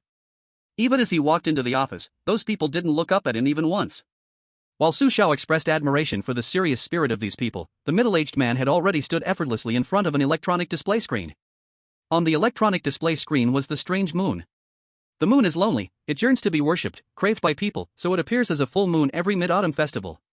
The middle-aged man spoke in a calm tone. But this year's mid-autumn festival, the moon has undergone strange changes. This change relates to the moon itself, but it also involves another creature. Another creature? Su Xiao frowned. The moon only wants people to have faith in it, while the other creature is the culprit behind the act of devouring. This creature has recently been discovered by us. The people turning into zombies and exhibiting strange gnawing behaviors are related to it, so we've named it Devour. Devour? Su Xiao asked, puzzled. So, as long as we deal with this devour creature, the moon can return to normal, and everything else will return to normal too? Theoretically, yes. The middle-aged man sighed. But this is just our preliminary hypothesis. If our speculation is wrong, then not only the funeral home, perhaps the whole world will overturn. Is there really no other way to stop it? At the moment, it seems there is no other way. After hearing the middle-aged man's words, Su Xiao frowned deeply. The situation seemed to be beyond the control of the funeral home. Su Xiao continued to ask, so what do we need to do to eliminate the devourers? Follow me. The middle-aged man waved at Su Xiao and then walked to a mysterious chamber. The middle-aged man began to speak. If we want to completely restore the moon to normal, we need to enter the simulation chamber. Inside will simulate everything on the moon. As long as we eliminate the devourers in the simulation chamber, we can transfer everything that happens in the simulation chamber to the moon. Is it that simple? Simple, is it really simple? Su Xiao's words left the middle-aged man momentarily speechless. He looked at Su Xiao with deep meaning in his eyes. We have tried many times, but we have never been able to completely eliminate the devourers. In the simulation chamber, death is not permitted, as it represents true death. Death in the simulation chamber means real death? Yes, what's the matter, are you scared? Not scared, just more excited. Middle-aged man. During the conversation with Su Xiao, the middle-aged man frowned several times, as Su Xiao's behavior surprised him. Is death really not scary? The middle-aged man began to doubt his life, but at this moment, Su Xiao had already walked into the simulation chamber by himself. Su Xiao called to the middle-aged man, how do you start this thing? Hurry up, I can't wait. Middle-aged man? The middle-aged man was baffled by Su Xiao's actions. Other staff members entering the simulation chamber were all trembling with fear, and Su Xiao was the first one so impatient. Have you really thought this through? You will most likely encounter an accident. I can responsibly tell you that before you, we have already failed 996 times. The middle-aged man's face was serious. Hurry up, my mom is calling me home for dinner. In that case, we thank you for your contribution. Rest assured, you will be remembered forever. The middle-aged man's expression was serious. As his words fell, he pressed the red button next to the simulation chamber.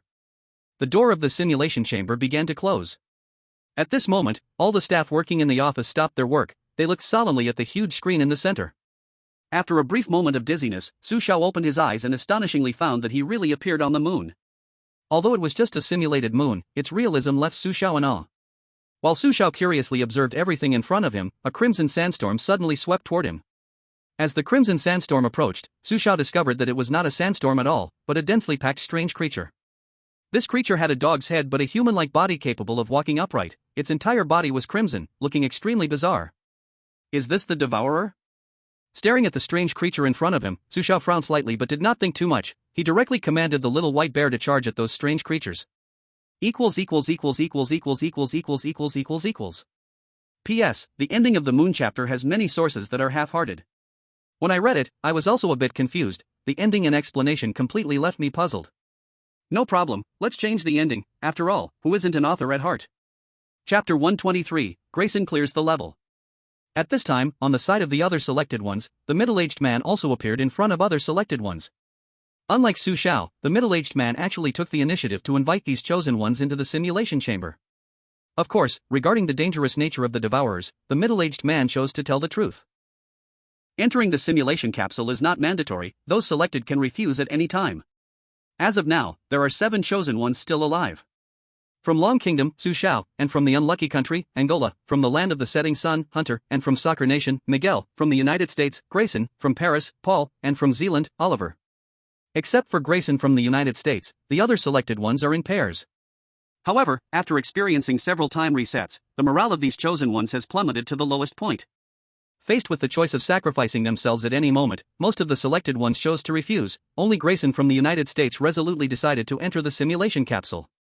Though Grayson knew, this could very well mean he would be stuck here forever, but currently, Grayson couldn't find a better way to clear the challenge. Maybe refusing the middle-aged man might allow him to pass by luck, but as a tough man, Grayson would not risk his life on chance.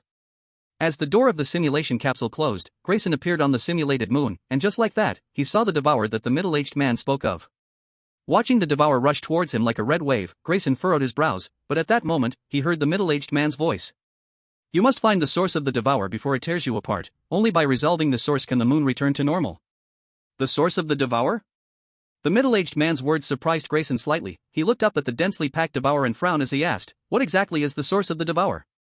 To be honest, we are not sure. Grayson.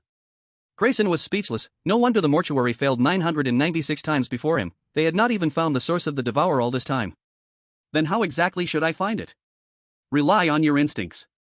Instincts? Grayson was once again speechless. He suddenly regretted being part of the Scarlet Moon project. Grayson originally thought the middle-aged man had already developed a thorough plan when he invited him, but he didn't expect to rely on human exploration. Seeing the devourer getting closer and closer to him, Grayson didn't hesitate. He really ran towards the direction his instincts pointed to. Fortunately, the simulated moon does not have the gravity of the real moon, so Grayson's movements were still fairly agile. However, no matter how agile his movements were, he still couldn't outpace those devourers that were baring their teeth and lunging at him. Grayson was knocked to the ground. The weapon given to him by the middle-aged man was also knocked aside, and he didn't even have time to use the strange source he obtained from the last instance before his body was torn to shreds by the devourer. Grayson is a real man, but for him to die like this is just too frustrating. Wait, no. Why hasn't the announcement of Grayson's elimination sounded in the sky above the world? Could it be that Grayson isn't dead yet? No, just now Grayson was clearly torn into pieces. In the world of strange tales, he is indeed dead, but this instance shouldn't be so simple. Look, Grayson's live feed hasn't ended with a death freeze. The middle-aged man personally brought all the mortuary staff into the simulation capsule. What do they want to do? It seems they plan to go all in. Under the watchful eyes of countless netizens, the middle-aged man led all the mortuary staff into the simulation capsule, and soon, they were fighting against those devourers together. As the battle intensified, the mortuary staff began to retreat one after another. Realizing the mortuary could no longer withstand the assault, the middle-aged man decisively pressed the destruction button.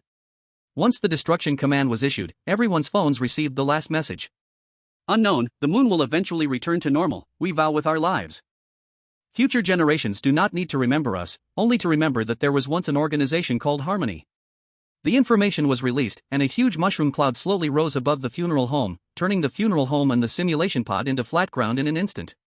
At the moment of the explosion at the funeral home, the crimson moon in the sky also exploded with a huge blast, and the blinding red light instantly illuminated the entire land. Ding ding ding. Time passed, and Grayson was awakened by his phone alarm. He suddenly sat up, whispering to himself, I thought I was dead.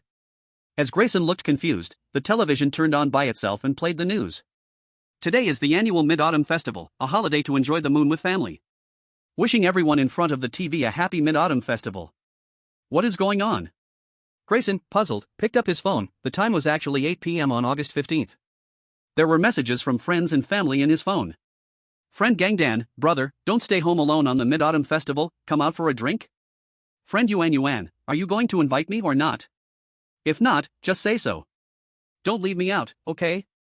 Mom, son, happy Mid-Autumn Festival. Remember to take care of yourself while working outside. Dad, Mid-Autumn Festival is the day of reunion. Mooncakes send thoughts of love. Son, are you coming home for the new year this year? Looking at the messages from friends and family, Grayson frowned slightly. This instance was different from other instances. It felt like he had just had a dream. As Grayson stared at his phone, the completion notification finally sounded. Chosen 1, congratulations on completing Crimson Moon. Completion rating, 3 stars. Completion score analysis, completing alone earns 1 star, self-sacrifice spirit earns 2 stars. At the same time that Grayson received his completion notification, in the world of the sunless country Hanty, the football country Miguel, Paris country Paulo, and the salon country Oliver, the moon in their world also exploded dramatically. However, unlike Grayson, the moon in their horror world chose to end itself. As time reset once again, the 4 chosen ones also simultaneously received the completion notification from the horror world, but their completion ratings were surprisingly the same. Chosen 1, congratulations on completing Crimson Moon. Completion rating, 3 stars. Completion analysis, 2-player completion earns 2 stars, 1 star for the funeral home surviving in the end. Damn, these chosen ones actually all completed the quest. Although it's just 3 stars, their luck is too good. The survival rate of the Crimson Moon instance is high. As long as the chosen ones follow the rules of the funeral home, they can return to normal after the time resets, and almost everyone can complete it. Chapter 124, The True Face of Devour. As the other chosen ones completed their quests, Su Xiao was left until the end. However, this was inevitable because Su Xiao's completion method was more complex than the others. On the simulated moon, Su Xiao was directing the little white bear to charge towards those strangely shaped devourers. At that moment, a middle-aged man's hint suddenly reached his ears. Find the source of the devourers, otherwise, they are endless. The source of the devourers? How do I find it? By intuition. Regarding the middle-aged man's hint, Su Xiao was as speechless as Grayson was earlier. However, Su Xiao did not foolishly rely on his intuition, he decisively took out the doll he carried with him. Can you find the source of these devourers? As soon as Su Xiao finished speaking, the doll nodded. Seeing the doll nod, Su Xiao directly threw it out and let it lead him to find the source of the devourers. Little white bear, keep up. Su Xiao did not let the little white bear continue to entangle with the devourers. He waved to the little white bear and then followed the doll in a certain direction. In the process of moving toward the source of the devourers, Su Xiao naturally encountered attacks from some of the devourers. These devourer movements were exceptionally agile. An ordinary chosen one could not possibly contend with even one of them, let alone such a massive number of devourers. Facing the devourers that rushed forward, Su Xiao was just about to use the big mouth to pacify them, but before he had a chance to act, the little white bear knocked those devourers away. Seeing this scene, Su Xiao awkwardly withdrew his hand. After all, the little white bear was just trying to protect him. Following the puppet, Su Xiao sprinted through the swarm of devourers. Although there were occasionally one or two that slipped through, they posed no threat to him at all. Soon, with the puppet and the little white bear clearing the way, Su Xiao finally arrived at an incredibly strange place. This place was filled with an eerie crimson color, and in the central area where devourers gathered most densely, stood a bizarre giant tree. The tree was entirely blood red, with a strange human face embedded in its trunk, and on either side of the tree were two arms resembling human limbs. What was most bizarre was that the trunk of the tree hung with dog heads and human bodies without heads. As Su Xiao watched, the tree with the human face was forcibly merging the dog heads and human bodies together, and soon, one by one, devourers were created. What is this thing? Staring at the giant tree before him, Su Xiao was deeply shocked. He had not expected that the source of the devourers would be such a bizarre giant tree. The strangeness of the tree had exceeded Su Xiao's imagination. While Su Xiao was staring at the tree, suddenly, his consciousness seemed to fall into an abyss. Everything around him began to turn dark, and everything started to disappear. The first to disappear was the little white bear closest to him, then the puppet, followed by countless devourers and the tree. What is happening? Standing in the darkness, the surrounding blackness rushed towards Su Xiao like a tide. He frowned tightly, as this did not seem like a mental influence or contamination. It felt more like an illusion. Darkness can always force one to confront their truest inner self. So, as Su Xiao began to think facing the black surroundings, suddenly faces appeared before him. Those were the previously eliminated chosen ones. At this moment, those chosen ones had menacing expressions, and their eyes gazed at Su Xiao with eerie intensity. Stay here, this is your ending. What use is talent? This place will eventually be your burial ground. Don't struggle, it's all in vain, your struggle is meaningless. Darkness is near. No matter how humans resist, they cannot contend with the bizarre. Do you really think you are the savior? No matter how much you sacrifice, in the eyes of others, you are worth nothing. Your country has never valued you. Poor, insignificant humans, when will you understand the true essence of life? Humans need faith, and I am your faith. Before Su Xiao, those faces spoke. Listening to their words, Su Xiao frowned slightly, but he did not continue to listen to their droning. He directly took out the mirror of pollution. With a brilliance emitted from the mirror of pollution, the surrounding dark illusion was finally dispelled, and Su Xiao found himself standing once again before the bizarre giant tree. Looking at the giant tree, Su Xiao was about to have the little white bear pull it out, but at that moment, the giant tree eerily began to rot. Moments later, the two eyes on the face of the giant tree fell off on their own. Before Su Xiao could figure out what was happening, he turned to see the surrounding devourers also removing their eyes, and as each eyeball began to gather and merge, a giant eyeball as big as half a crescent moon was born. Eyeball? This is the true face of devouring? The enormous eyeball before him was extremely strange. The eyeball was blood red, countless blood drops were falling down as the eyeball swayed. The blood that dripped to the ground instantly turned into twisted figures with limbs like zombies, blood people. These blood people did not attack Su Xiao, they bizarrely knelt on the ground, seemingly worshipping the devouring. If one looked closely, it could be found that these blood people looked exactly the same as the ones on the street before. As Su Xiao stared at the devouring before him, the devouring was also staring at him. The devouring seemed very angry. Countless blood hands began to stretch out in its eyes. All the blood hands reached out towards Su Xiao. Go, little white bear. The change in the devouring made Su Xiao frown, then he directly commanded little white bear to rush at the devouring. But just as little white bear was about to approach the devouring, those blood hands also turned around and trapped little white bear. Clearly, little white bear was not its opponent at all. Under the control of the devouring, little white bear's body unexpectedly began to twist bizarrely. Twist? Is this the power of faith? Su Xiao already understood that the power of devouring came from faith, and this kind of faith came from those humans on the ground. Without any hesitation, Su Xiao took out the mountain god ring and used the power of the mountain god on the doll. As the power of the mountain god was infused, the doll, which had originally merged with the eerie darkness, instantly became distorted and blurred. This distortion approached what it was at Daluo Mountain. Having momentarily possessed the power of the mountain god, the doll's eyes burst with bizarre light. It slowly walked towards the devouring. With each step, the darkness beneath its feet would cover everything. This chapter had a bit of a problem. Don't blame the author for being careless, after all, this ending is truly the best effort. Chapter 125, who says only those standing in the light are heroes. Under Su Xiao's gaze, the strange darkness spread from the doll's feet to the surrounding area. In a short time, the darkness covered the body of the devouring. The power of the doll began to explode. A strong and irresistible eerie force wrapped around the devouring, distorting the body of the devouring along with the surrounding space. During the twisting process caused by the doll, the devouring did not back down. It also burst out a bizarre power, making the doll's body twist and bend bizarrely. It can actually contend with the power of the mountain god. Faith is indeed extraordinary. Looking at the fierce confrontation between the doll and the devouring, Su Xiao frowned tightly, because Su Xiao had noticed that not only him, the eerie power seemed to be enhancing. However, this enhancement seemed to target only the eerie itself. It did not greatly affect other chosen ones, because currently, except for Su Xiao, no chosen one would directly face the eerie. The doll and the devouring were in confrontation, and at this moment, all the staff in the curator's office were shocked, watching the scene on the display screen. In the center of the display screen, a middle-aged man's deep eyes sighed. This young man, it seems I misjudged him this time. After sighing, the middle-aged man looked at the other staff members around and gave the orders. Now, it is time for us to play our role. No matter the cost, reset the time again, let time go back to before the faith action occurred. Yes. As soon as the middle-aged man's voice fell, the surrounding staff returned to their posts with serious expressions. Time unknowingly passed. In the simulation chamber, watching the confrontation between the doll and the devouring, Su Xiao could clearly feel that the power of the devouring was being weakened. It was gradually being suppressed by the doll. The power of faith, has it disappeared? Only by resetting time can we completely stop the emergence of faith behavior. It seems even the people from the funeral home are not idle. Su Xiao knew that the funeral home played an indispensable role in stopping the moon. It was precisely because of the existence of the funeral home that humans on the ground were pulled back from the edge of death again and again. The power of devouring was gradually weakening, and the doll began to gain the upper hand. The doll did not entangle too much with the devouring. It controlled the strange darkness covering the devouring body and directly intensified the twisted power.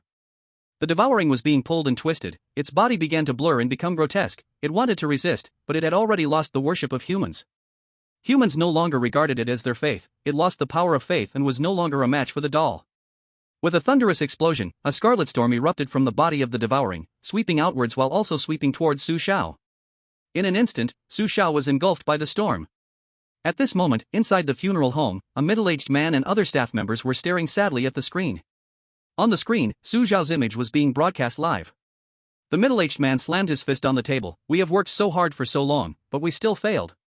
This young man has done his best. Perhaps only we can stop the devouring now.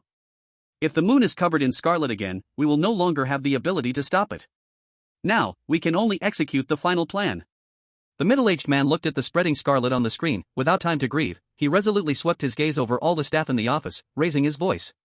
Our mission of reconciliation exists to stop the abnormal behavior of the moon. Perhaps my decision will prevent you from reuniting with your families.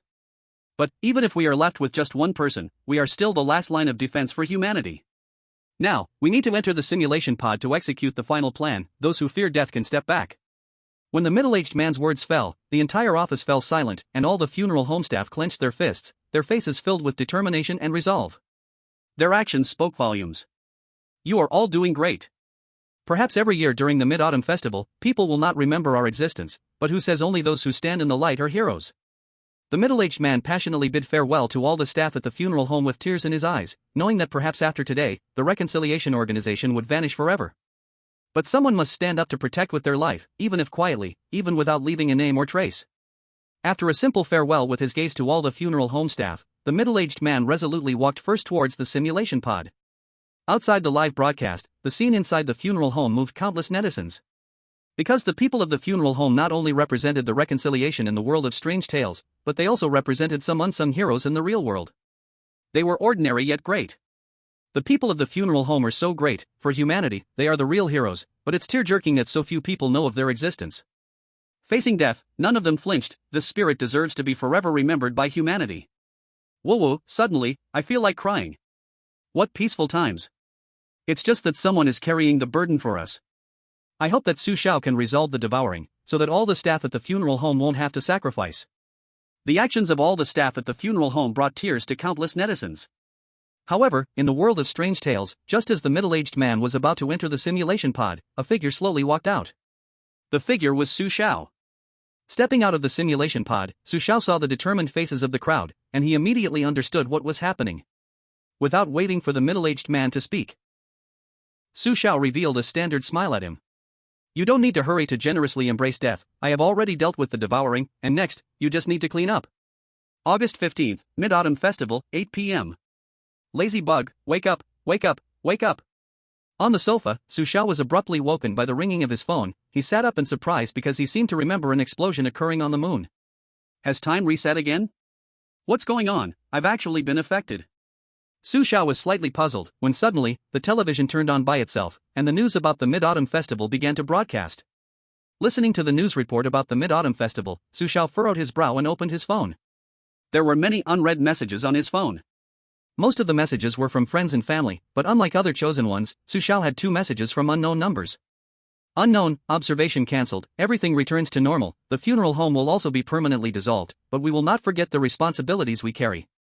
Unknown, we sincerely thank you for your efforts, all of our staff wish you a happy Mid-Autumn Festival. Chapter 126, Clearing the Crimson Moon.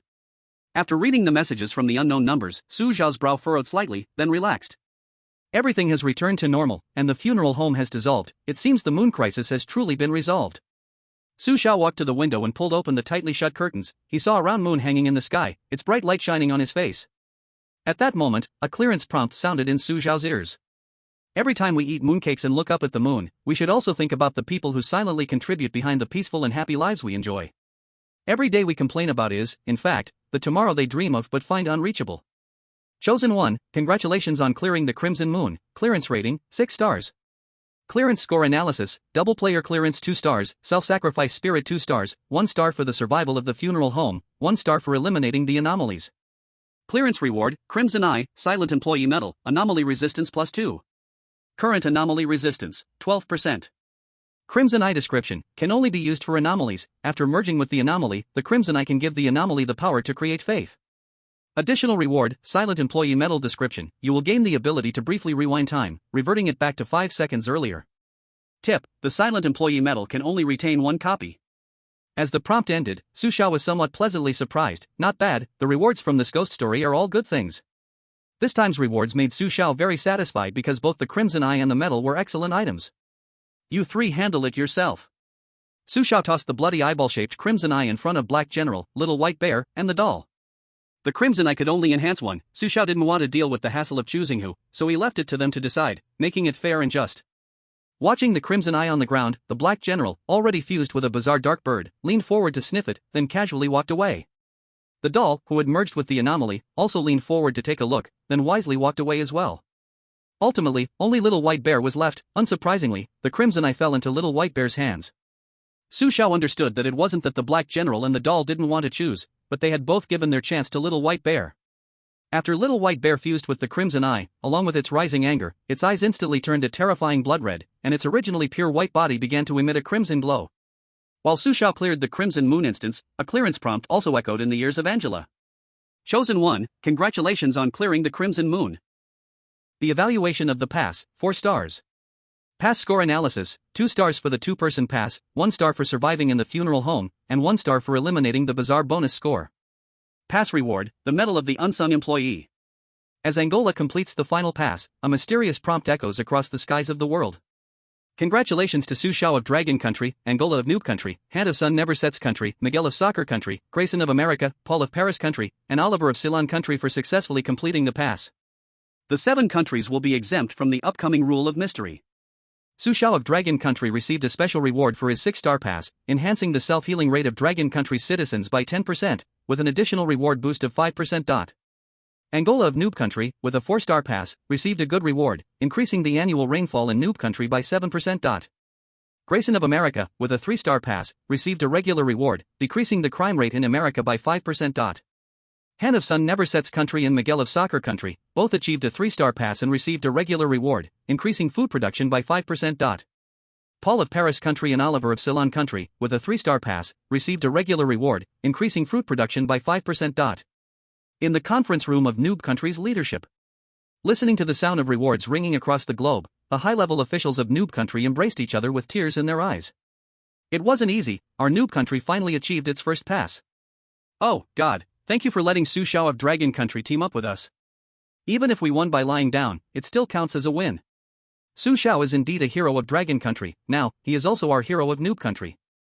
Hurry and call the high-level officials of Dragon Country, we will personally go to Dragon Country to thank them. Leader, sorry to interrupt, should we still kill the pigs from Angola? How could you ask that question? You should ask whether we should visit Angola, since we went to his home, are we afraid he won't kill pigs? However, we can't go empty-handed, let's deliver 20 big fat pigs to his home first. Leader, brilliant. While Noob Country was immersed in joy, the people of Sun Never Sets Country and the other 3 countries were also dancing happily. Today is definitely a special and joyful day for these 4 countries. In the conference room of America's leadership, the atmosphere was tense. The high-ranking officials of America looked troubled. Grayson could have scored higher, which part went wrong? How can we catch up with Su Xiao of Dragon Country? Actually, Grayson has done his best. I don't want to hear any explanations now, I only believe what I see.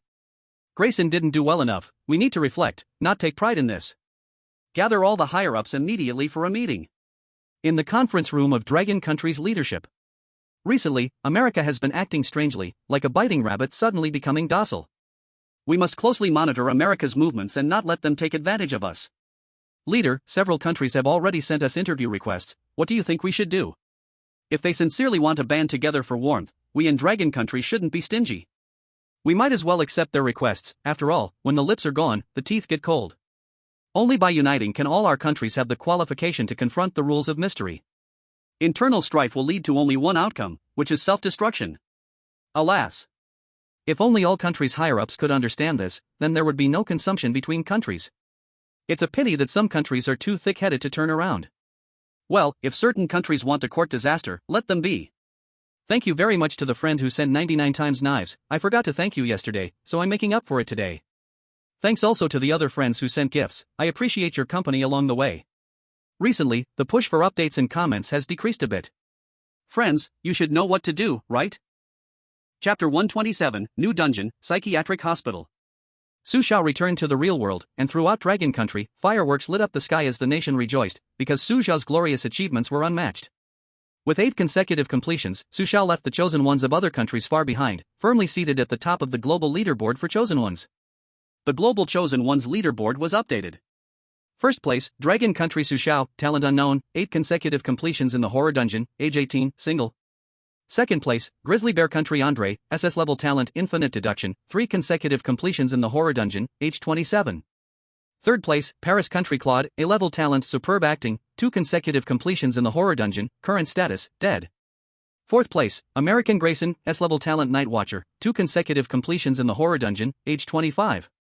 In the real world, Su Xiao had become a beloved idol for people around the globe, with fervent fans from other countries flocking to Dragon Country just to catch a glimpse of him. However, countless fans were disappointed, as Su Xiao's every move was under the protection of elite forces in Dragon Country. To meet Su Xiao was simply unrealistic, he would never appear alone in public view. Yet, some fans had a burst of inspiration, printing Su Xiao's handsome image on posters to hang by their beds, motivating themselves at all times. And the poster boldly displayed 4 large characters. War God Baido. 3 days later, just after relaxing in the real world, Su Xiao was pulled back into the world of horror by the rules. The randomly selected countries for this challenge are Dragon Country, Grizzly Bear Country, exempt this time, America, Sun Never Sets Country, Football Country, Westland Country, Paris Country, Non-National Country, East Island Country. This challenge takes place in the horror world, Psychiatric Hospital. In the Psychiatric Hospital, your duty is to care for the patient's emotions and prevent their conditions from worsening. Perhaps the patients may often behave oddly, but if you can patiently communicate with them, you might open up a whole new world. This is a national double completion challenge. There are no external hints for this challenge. Reminder, you need to use your wise brain and rational analysis to find another teammate from your country in the psychiatric hospital. Be careful, they may play any role. Please uncover the truth behind the abandoned psychiatric hospital within 3 days. As the horror hints fell, Su Xiao frowned slightly, as he stood in a dimly lit hospital, wearing a symbolic white coat. Another double completion challenge, but this one seems different from the amusement park in Crimson Moon. I actually need to find my own teammate. Is there a hidden trick in this? Though Su Xiao didn't know what would happen if he abandoned his teammate, he could judge from the hints that a teammate was likely a key part. However, directly searching like this seemed a little too easy, didn't it? While Su Xiao pondered with a furrowed brow, a hand landed on his shoulder, and a low, hoarse voice came from behind. New doctor? Follow me. Su Xiao frowned, as the plot was developing too quickly. He didn't even know the rules yet. Confused, Su Xiao turned around and saw a doctor in a white coat standing in front of him, and oddly, this doctor was wearing an animal mask. The mask was lifelike, perfectly fitted, as if it had grown on the doctor's face. A mask? To increase difficulty and confuse the vision? Su Xiao frowned deeply, but after a moment of thought, he followed the doctor into an office. The doctor's office was very tidy. The only thing making Su Xiao uncomfortable was the mixed smell of various medications filling the room, a bit pungent. Newcomer, my name is Lu Defa. I'm your colleague. You need to read this doctor's code first. I have something to take care of. I will let you know what you need to do later. Lu Defa said, placing a doctor's code into Su Xiao's hands, and then walked out of the office. Su Xiao frowned slightly, and in that moment, a question suddenly arose in his heart. Could Lu Defa be the teammate I am looking for? Could it really be this simple? Su Xiao didn't rush to conclusions. He directly opened the doctor's code. Mental Hospital Doctor's Code. Code 1, as a mental hospital doctor, please do your duty well. The process may not be easy, but please be patient with the patients. Code 2, leaving your post during working hours is strictly prohibited. If discovered by the director, you will face severe punishment. Code 3, please take your medication on time and administer medication to the patients on time. This will stabilize your emotions with theirs. Code 4, patients may sometimes make requests. If the requests are too strange, you may directly ignore them or walk away. Code 5, during night shifts, it is forbidden to enter patient wards. If you hear patients shrieking, please call a nurse and do not enter the ward alone. Code 6, most nurses in the hospital are female. If you see male nurses, please remain calm. They are just temporary workers hired by the hospital. Code 7, temporary workers are not trustworthy. Please do not talk to them, as they may lead you to make wrong decisions. Code 8, patients may do frightening things to intimidate you, but no matter what, do not show panic, as this may cause dangerous actions from the patients. Code 9, after midnight, if you see patients or nurses enter the bathroom, please immediately lock the bathroom door and escape their line of sight. Code 10, the hospital elevator must not be used. There are only 3 floors in the hospital, and there is no basement. Code 11, if you find a ward named critical illness patients, please escape immediately. Do not open the ward door or listen to any sounds inside. After reading the doctor's code, sharp-eyed Su Xiao noticed that there were 2 lines of small text on the last page of the code. The font was blood red, and it was unclear who had written it. Do not trust the female nurses in the hospital. The male nurses are the ones to trust. Do not take the medication they give you. They are trying to control your thoughts and actions. After reading the small print on the last page of the doctor's code, Su Xiao frowned in contemplation. The 2 lines looked hastily written, clearly not in a normal state. They seemed to be written in a rush. Who could have left these 2 lines? It seems they are trying to help me. Su Xiao frowned, tore off the last page of the doctor's code, crumbled the paper into a ball, and then threw it to the black general. Chapter 128, A Simple Test. After reading the doctor's code, Su Xiao took a brief look around the office. There was nothing special, just a very small and ordinary room. To uncover the truth behind the abandoned mental hospital, I must not miss any details. Su Xiao frowned and then instructed the black general to search the entire office. The black general searched for a while but found no useful clues, only a stack of patient files and a small mirror in the drawer.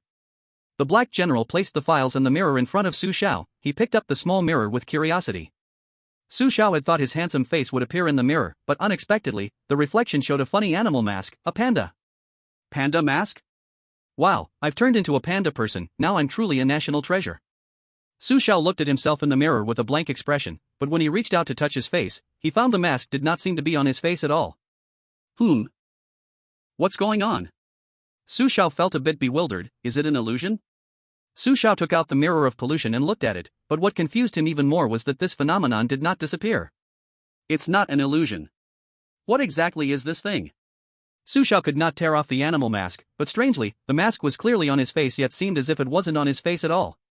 It's really not that simple.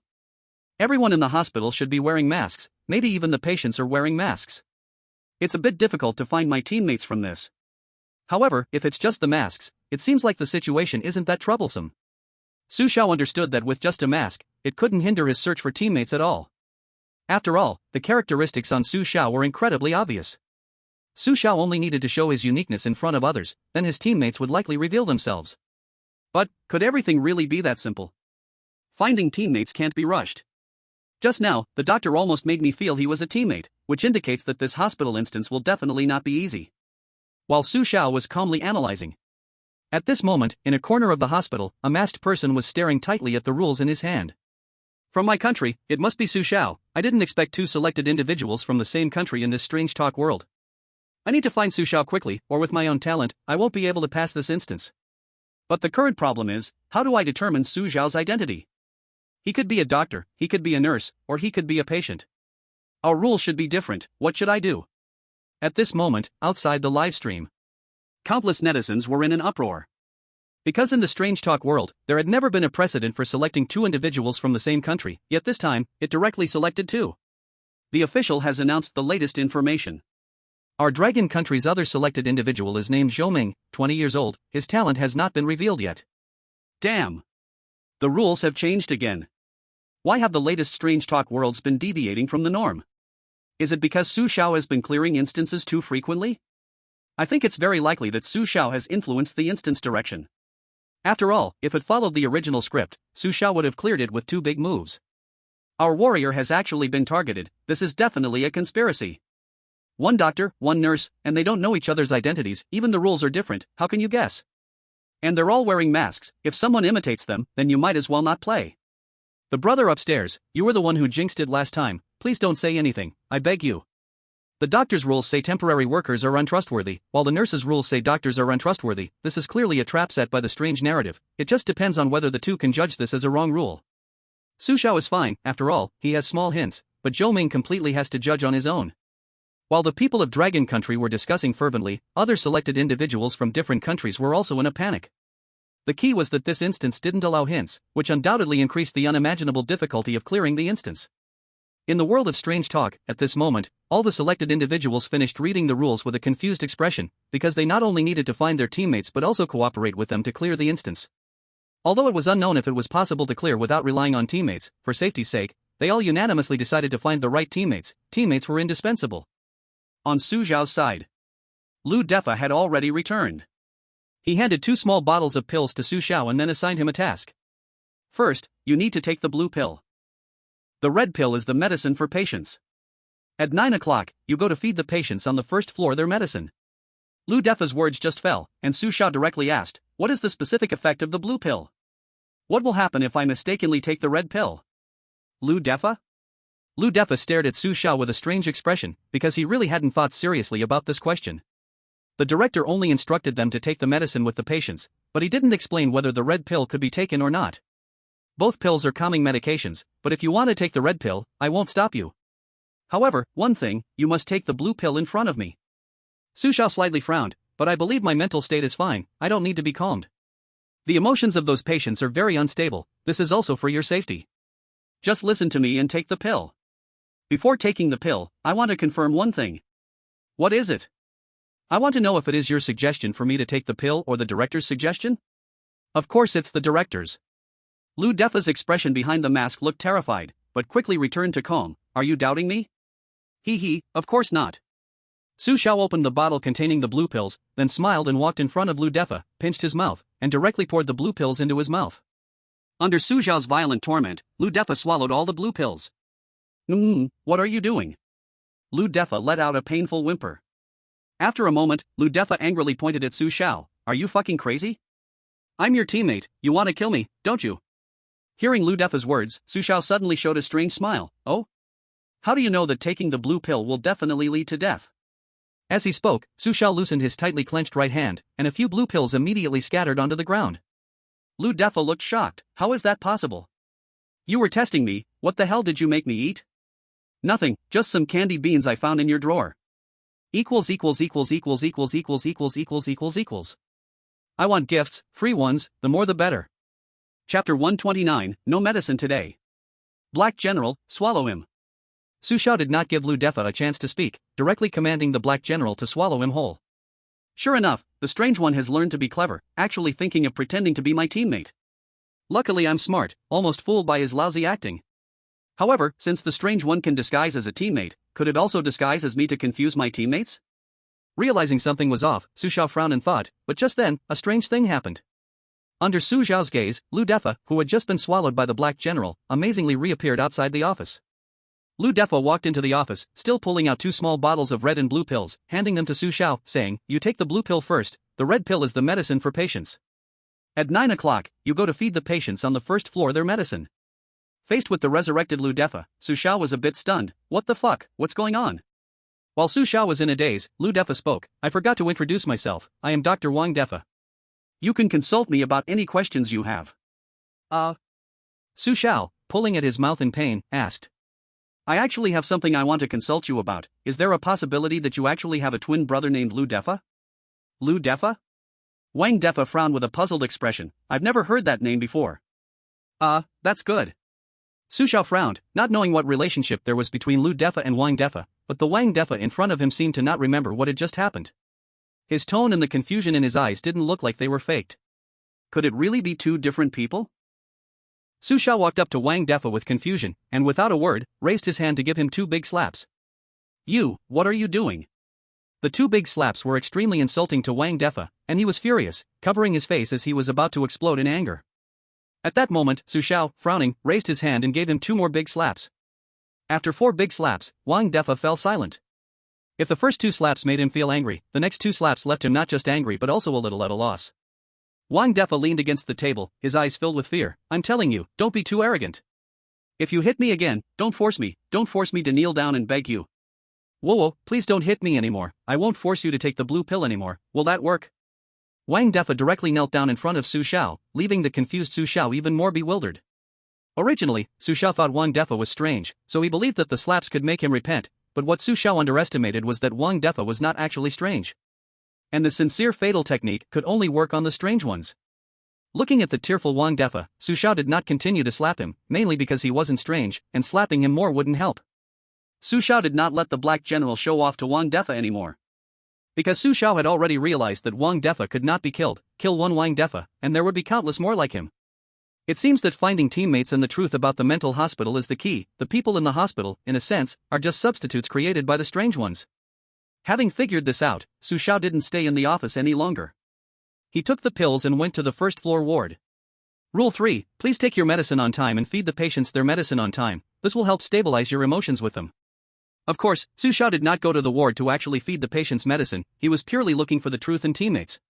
On the first floor, room 101. He opened the door to room 101, and as soon as he stepped inside, he saw 2 patients with peculiar postures standing on the bed. Patient A held a broom, his expression slightly excited. Kid. You have to keep an eye on this knife. Why? This knife is going to be very cool. After saying this, Patient A pulled out the wooden stick in the middle of the broom and sidled toward Su Xiao. Watching Patient A's actions, Su Xiao did not dodge but simply said calmly, it's time for your medicine. Oh. Hearing that it was time for medicine, the wooden stick that was about to hit Su Xiao suddenly stopped, and then he turned to hit Patient B instead. You bastard. Patient B was caught off guard by this hit. He clutched his thighs in pain, rolling on the ground while wailing, ouch, my egg shattered, my egg shattered. Watching this funny scene, Su Xiao couldn't help but laugh, turning to Patient A and asking, why did you hit him? Because he deserves it, he's always the least enthusiastic about taking his medicine. I'm always the most enthusiastic about taking medicine. Patient A looked at the patient on the ground with a proud face. By the way, where's the medicine you mentioned? Hurry and take it out, I love taking the red pills the most. Patient A said as he prepared to reach for the pills, but Su Xiao stepped back and said, no medicine today. No medicine?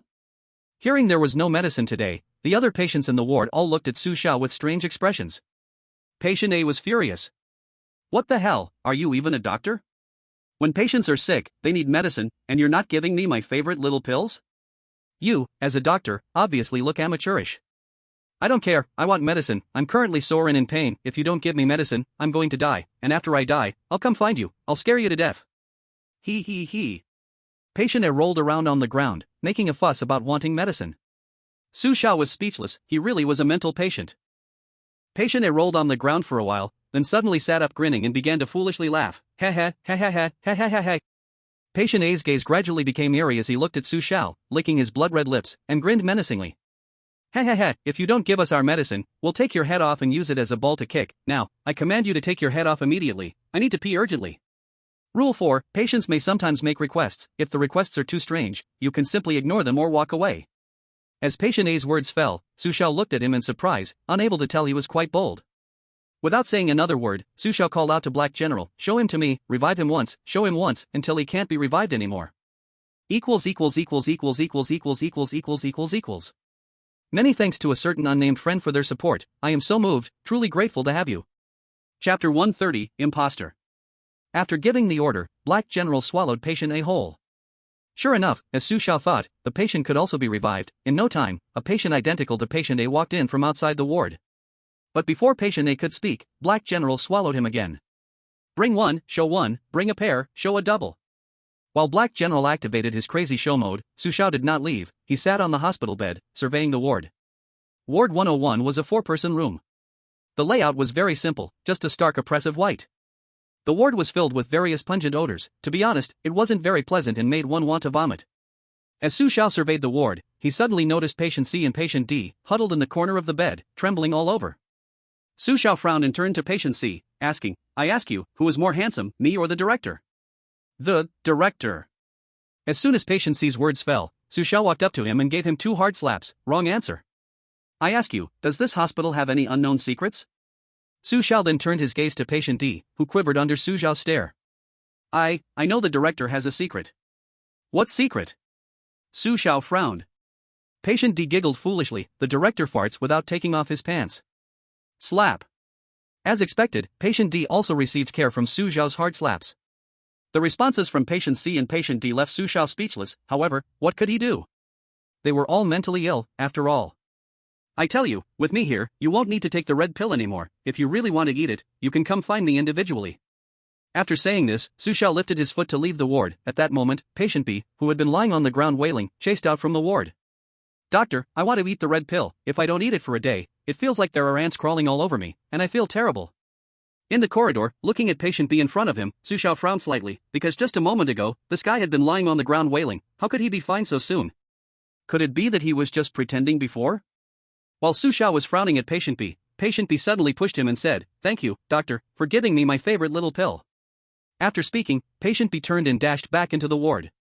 Facing patient B's strange behavior, Su Xiao did not feel puzzled, because at that moment, he was holding a small paper ball that patient B had just stuffed into his hand.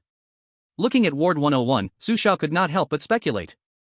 The small print behind the medical rules is likely left by someone in the hospital, perhaps, besides me and another teammate. The person who left the small print is the only one in the hospital who can provide help. Could it be that this patient just now is? Su Xiao furrowed his brows tightly. However, he did not rush to conclusions, but found a hidden corner to open the paper ball. They are all insane, but I am the only one who is sane. Looking at the content on the note, Su Xiao's furrowed brows were not eased but instead became even more deeply creased. The way the information was obtained is too simple. If this is really how the truth of the mental hospital can be uncovered, then the completion time wouldn't even take 3 days, not even half a day. Is it an illusion? The strangeness of this dungeon seems to be able to see the deepest desires of a person's heart. Su Xiao still crumpled the note into a ball and threw it to Black General, then Su Xiao left room 101 and continued walking toward room 102. In room 102. When Su Xiao opened the door to room 102, he saw a doctor who looked exactly like him in terms of appearance and height. And strangely, the doctor had Su Xiao written on the name tag hanging on his chest. Even stranger, a small black teddy was following the doctor, and it looked exactly like Black General. Damn it, I actually caught one. Dare to impersonate me, you're going to regret this. Looking at the doctor in front of him, Su Xiao was immediately furious. The real one was facing the fake one, and of course, he had to teach him a lesson. Before Su Xiao could say anything, Black General directly pounced on the fake Black General, and the fake doctor immediately realized something was wrong and ran for the door. Su Xiao didn't hesitate. Little white bear, chase. In room 102, the fake Black General was soon torn in half by the real Black General. The fake Black General seemed to be all show, lacking the combat power of the real Black General. Soon, the little white bear that had just chased out of the room came back, but it seemed a little downhearted, using its small hands to gesture in the air. Su Xiao roughly understood what it meant. It meant that after chasing, the fake doctor suddenly disappeared. Disappeared? This strangeness seems a bit crafty. It not only misled my judgment, but it even impersonated me to mislead my teammates, and even Black General can be impersonated. If teammates easily believe the imposter, the consequences would be unimaginable. I must quickly find my teammates. Perhaps they are in some room on the first floor now.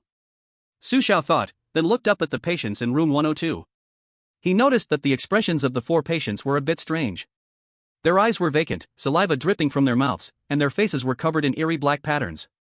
Did I come too late? Did the fake doctor already give them the red pills? Su Xiao frowned slightly. What exactly is the red pill? Could it be that the hospital is using it to control all the patients? Su Xiao had doubts in his heart, but facing this situation, it was obviously impossible to gather useful information. Su Xiao decisively exited room 102. Just as he stepped out of the room, Su Xiao ran into someone with director written on the name tag. The director was also wearing an animal mask and had a standard, destructive Mediterranean hairstyle. Upon seeing the director patrol, all the doctors in the hallway immediately stopped and respectfully bowed, but at that moment, Su Xiao suddenly had a magical idea in his mind. Without thinking, Su Xiao directly ran toward the director, sprinting to the back of the director, jumping 2 meters high, and delivering a powerful slap to the back of the director's head. The powerful slap landed, and the director staggered from the sudden blow to his head. Who the hell hit me? The director steadied himself in anger, holding his swollen head, ready to curse, but at that moment, Su Xiao grabbed his shoulder. Su Xiao grinned widely and said, "Baldy Chang, I searched all over for you, and here you are. So, how did the circumcision surgery go? Don't forget to leave a 5-star review. The free gifts keep coming." Chapter 131, If I'm wrong, you can bring it up, but I won't change. Who the hell is Baldy Chang? Translated _ content. Are you crazy? I'm the director. The director looked furious, his whole head buzzing. It was obvious. Su Xiao's sudden big slap was really something special. Seeing the director's face full of anger, Su Xiao pretended to be dumb and paused. Damn, did I mistake the person? Sorry, you really look too much like my friend Bol Chang. I got excited and made a mistake, I'm really sorry. Su Xiao looked very sincere, apologizing again and again. The director wanted to get mad, but seeing Su Xiao's good attitude, he generously said, "Look carefully next time. I'm the director, not Bald Chang." Okay, director, it's all my fault this time, next time I'll look clearly. After speaking, Su Xiao turned and left. Watching Su Xiao walk away, the director, whose back of the head was swollen high, suddenly had a confused look in his eyes. He touched his destructive Mediterranean hairline and muttered. What kind of normal person would be called Bald Chang? The name sounds ugly and kind of weird. At this time, when the farce happened, many doctors and nurses were watching around, all of them looking shocked at the director. The director also noticed the eyes around him, so he cleared his throat and shouted. Just a mistaken identity just now, don't stand here, go back to your posts. The director had absolute authority. As soon as he spoke, all the doctors and nurses in the hallway obediently scattered and went back to their own posts. The doctors and nurses' attitude made the director very satisfied, and he immediately forgot the unpleasant thing just now and continued to inspect each ward. However, just as the director arrived at the door of Ward 103, Su Xiao, who had just left, suddenly came back. Su Xiao suddenly sped up, jumped, then gave another plain but powerful big slap, once again landing right on the red and swollen back of the director's head. Ow, who the hell hit me again? 2 big slaps in the same spot, this time the director held his head and squatted down in pain. The director was ready to curse, but Su Xiao appeared in front of him again. Bald Chang, I finally found you. You don't know, just now I met someone in the hospital who looked exactly like you, it was so awkward. Su Xiao stepped forward to greet the director, but the director shouted in pain and anger, "Damn it, I'm the one you mistook just now." Su Xiao. Su Xiao stayed silent for a moment. Then kept pretending to be dumb. Shit, not again, is it you again, director? How can it be this coincidental? What do you think, it's just that coincidental? This time the director was truly furious, he looked up at Su Xiao's chest badge, and saw the word Su Xiao written on it. Looking at Su Xiao's name, the director frowned, then got ready to punish Su Xiao strictly. But at this moment, Su Xiao stared at the director with a sincere face. Director, actually it's not my fault I mistook you, it's your Mediterranean hair that's too eye-catching. I admit my eyesight is bad, but does it matter? Anyway, I'm not the one who's hurting, right? You bastard. Su Xiao talked nonsense seriously, the director was furious and about to curse, but Su Xiao shook his head and patted the director's shoulder. Director, your liver fire seems a bit strong, why are you so angry? It's not worth it to hurt your body. If I'm wrong you can say it, it's no big deal, anyway I won't change. When Su Xiao finished, the director was stunned. To be honest, he had never seen someone like Su Xiao, who could be so shameless but talk like it was all serious. The director held the back of his head and stood up, just about to turn around and show his authority as director to Su Xiao, but Su Xiao didn't follow the rules, he gave the director another big slap. I'm going to dissect you. This was the third big slap the director took, he was extremely angry and was about to explode on the spot. Seeing the dean really angry, Su Xiao didn't linger any longer and quickly transformed into a yo-yo to escape. Still want to run? I won't let you go. Seeing Su Xiao make a run for it, the already irrational dean decisively chose to chase after him, but soon, he lost sight of his target on the first floor. Come out. Get out here, you. If you have the guts to hit someone, then have the guts to show yourself. Su Xiao, you're dead. I told you, even Jesus can't save you. The dean stood angrily in the center of the first-floor lobby, yelling furiously at the first floor.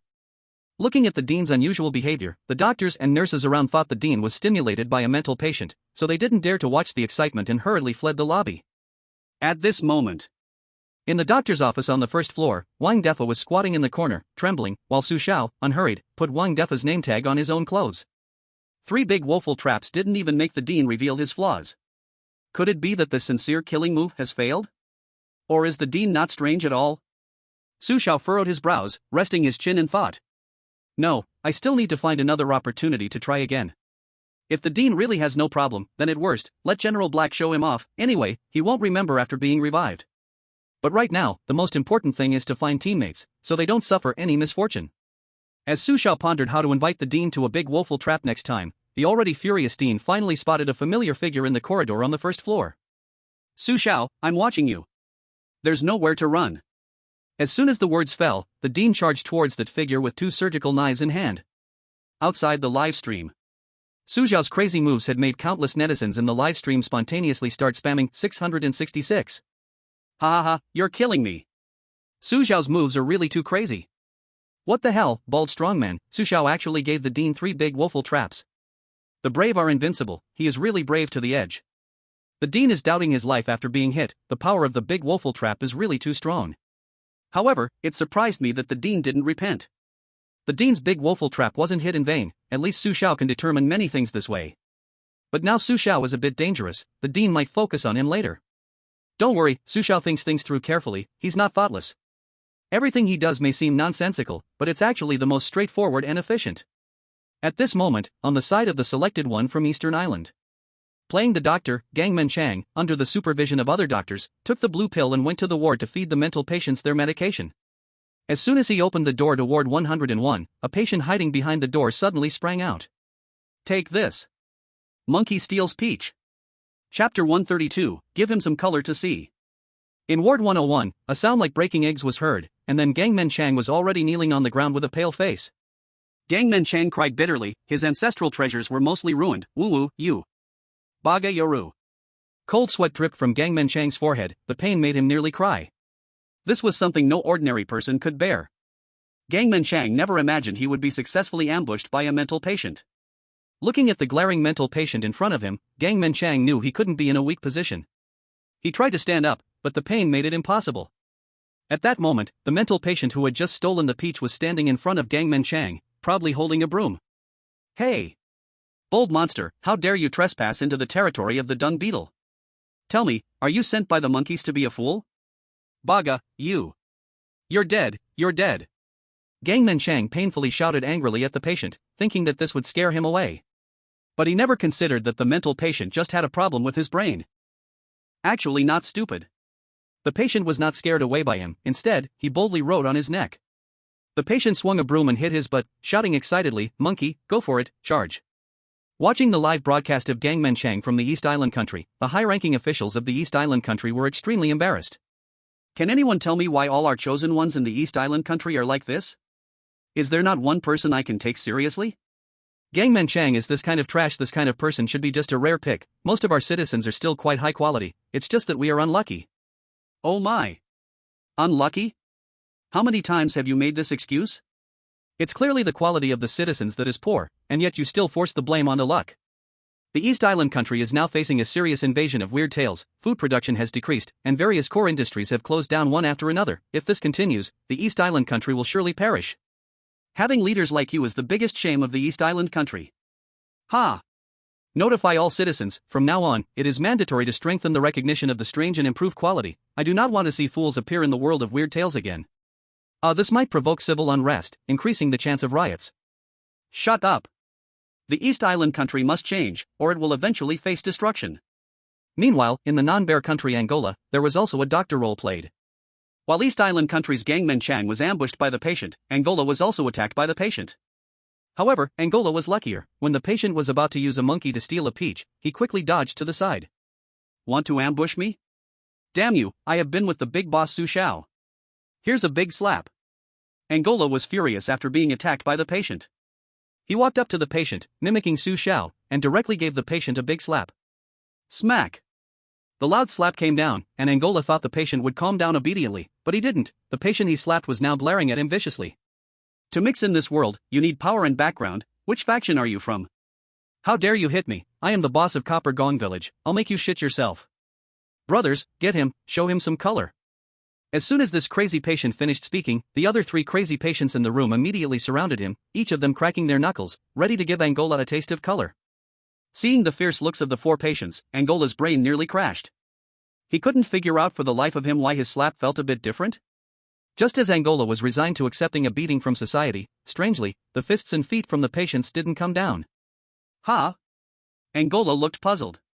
But soon, he understood what these crazy patients were up to. He saw the crazy patients turning to pull out their underwear. Patient A excitedly shouted, "Look, red."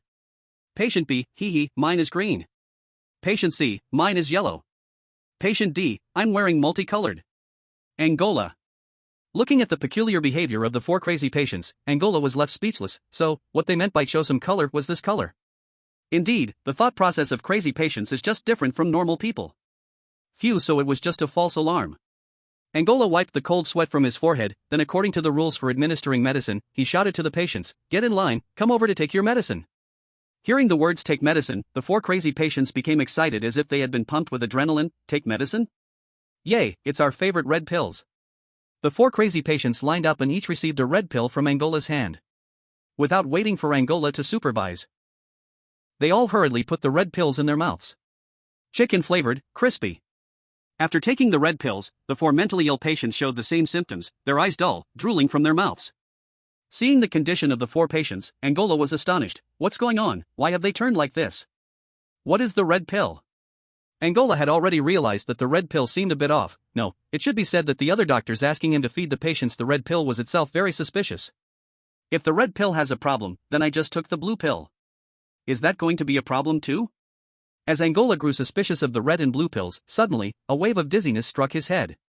Moments later, the dizziness faded, and Angola's previously puzzled expression became clear again. At that moment, he looked up at the 4 patients again, and they had already quietly fallen asleep. They're all asleep? It seems the red pill really is a calming medicine. Angola felt a bit strange. He always had the feeling that some of his memories had been erased, but he couldn't remember what exactly was missing.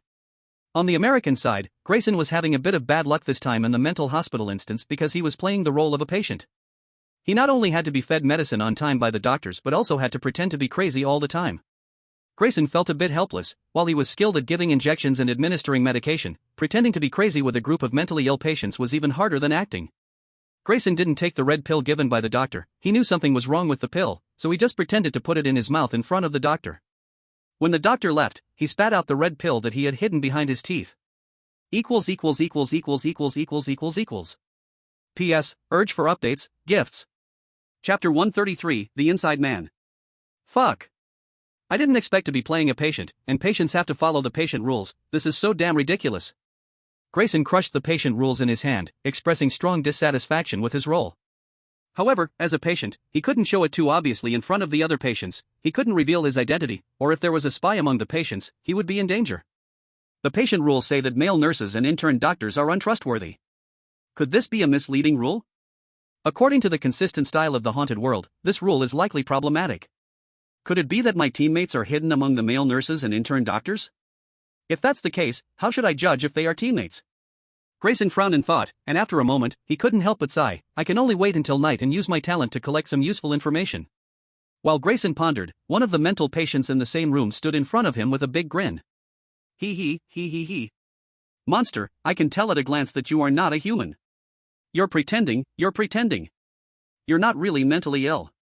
Patient has stared at Grayson with a silly smile, his eyes filled with a sinister light. Grayson paused for a moment, took a deep breath, then stood up and kicked patient A out. Grayson angrily said, "Fuck you. Saying I'm not mentally ill? You're the one who's not mentally ill, your whole family is not mentally ill." As Grayson finished speaking, the other 2 patients suddenly froze, and then applause erupted in agreement. Grayson's words sparked agreement from patient C and patient D.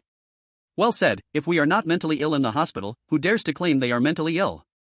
I am mentally ill and proud. How could ordinary mortals comprehend the joy of being mentally ill? Obsolete. Too obsolete. We are not the outcasts, we should be the rulers of this world. Before patient C could finish speaking, Patient D jumped up and gave him a big slap on the face. Damn it! If you finish your lines, what am I supposed to say? Who doesn't feel a bit crazy here? At that moment, patient A also got up from the ground, grinning foolishly at Grayson. He, looks like you really are crazy, and quite badly. Unlike me, I'm actually not crazy, I'm just an undercover agent hiding among the crazies. Undercover agent? Is an undercover agent a ghost? Patient C leaned towards patient A and asked. Patient D walked over too, pretending to be deep and said, as far as I know, an undercover agent is not really a ghost, but some kind of outrageous sneaky behavior. Patient C, Mom, I'm so scared, the undercover agent is going to eat me. Patient D. Patient D, I already said an undercover agent is not really a ghost, I really doubt if you were actually crazy, you don't even know this, you were seriously embarrassing us crazies. Patient C, I don't believe it, unless you let him go to the bathroom and eat a chunk of Oreos for me to believe. Patient D was speechless for a moment, decisively turned to patient A with a generous look and patted him on the shoulder. Go, brother, go to the bathroom and prove yourself. This time, it was patient A who was speechless. On the side, watching the ridiculous scene in the ward, Grayson was trying to suppress his laughter, almost bursting out. I have to say, the conversations among the mentally ill were really interesting, but amidst the talks of the three patients, Grayson also caught some useful information. For example, patient C mentioned the ruler of the world, and patient A spoke of an undercover agent. Understanding what the ruler of the world exactly means still needs to be figured out, but the so-called undercover agent, in general circumstances, they would not expose themselves. If the undercover agent openly reveals their identity, there are only two possibilities: either they are not a real undercover agent, or they are very smart and know how to use reverse thinking.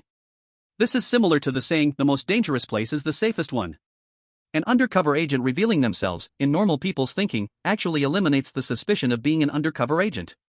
But at that moment, Grayson didn't think that way. He also didn't believe patient A's self-exposure as an undercover agent was due to him rambling because he was crazy.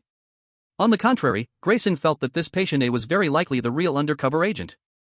An undercover agent? Just as I thought, there must be an undercover agent among the patients, otherwise how could the hospital guarantee that the pills control all the patients? The pills have issues, as can be seen from patient C and patient D's reactions after taking the pills. However, patient A didn't show the same symptoms, indicating a problem. He, like me, hasn't taken the red pill. Realizing that patient A might have issues, Grayson didn't raise an alarm. As long as he didn't break the rules, he wouldn't be in danger in the hospital for now. Grayson honestly lay down on the bed, ignoring the other mental patients, pretending to be tired and starting to sleep by himself. However, Grayson wasn't truly sleeping, he was just pretending to be asleep to observe the movements of the other patients. Not long after Grayson closed his eyes, patient C walked to the front of his bed. Patient C's voice came, "No ambition, what time is it, and you're sleeping? Even the crazies need to enrich their spiritual world at all times. What if you die suddenly and can chat with King Yama?" Patient D replied, "Don't talk about him, I've said so much that I'm tired. No matter what time it is, I'm tired, and I need to sleep." Patient C, "Humph. You sleep, I sleep too." As the voices of patient C and patient D fell, the ward soon filled with snoring sounds.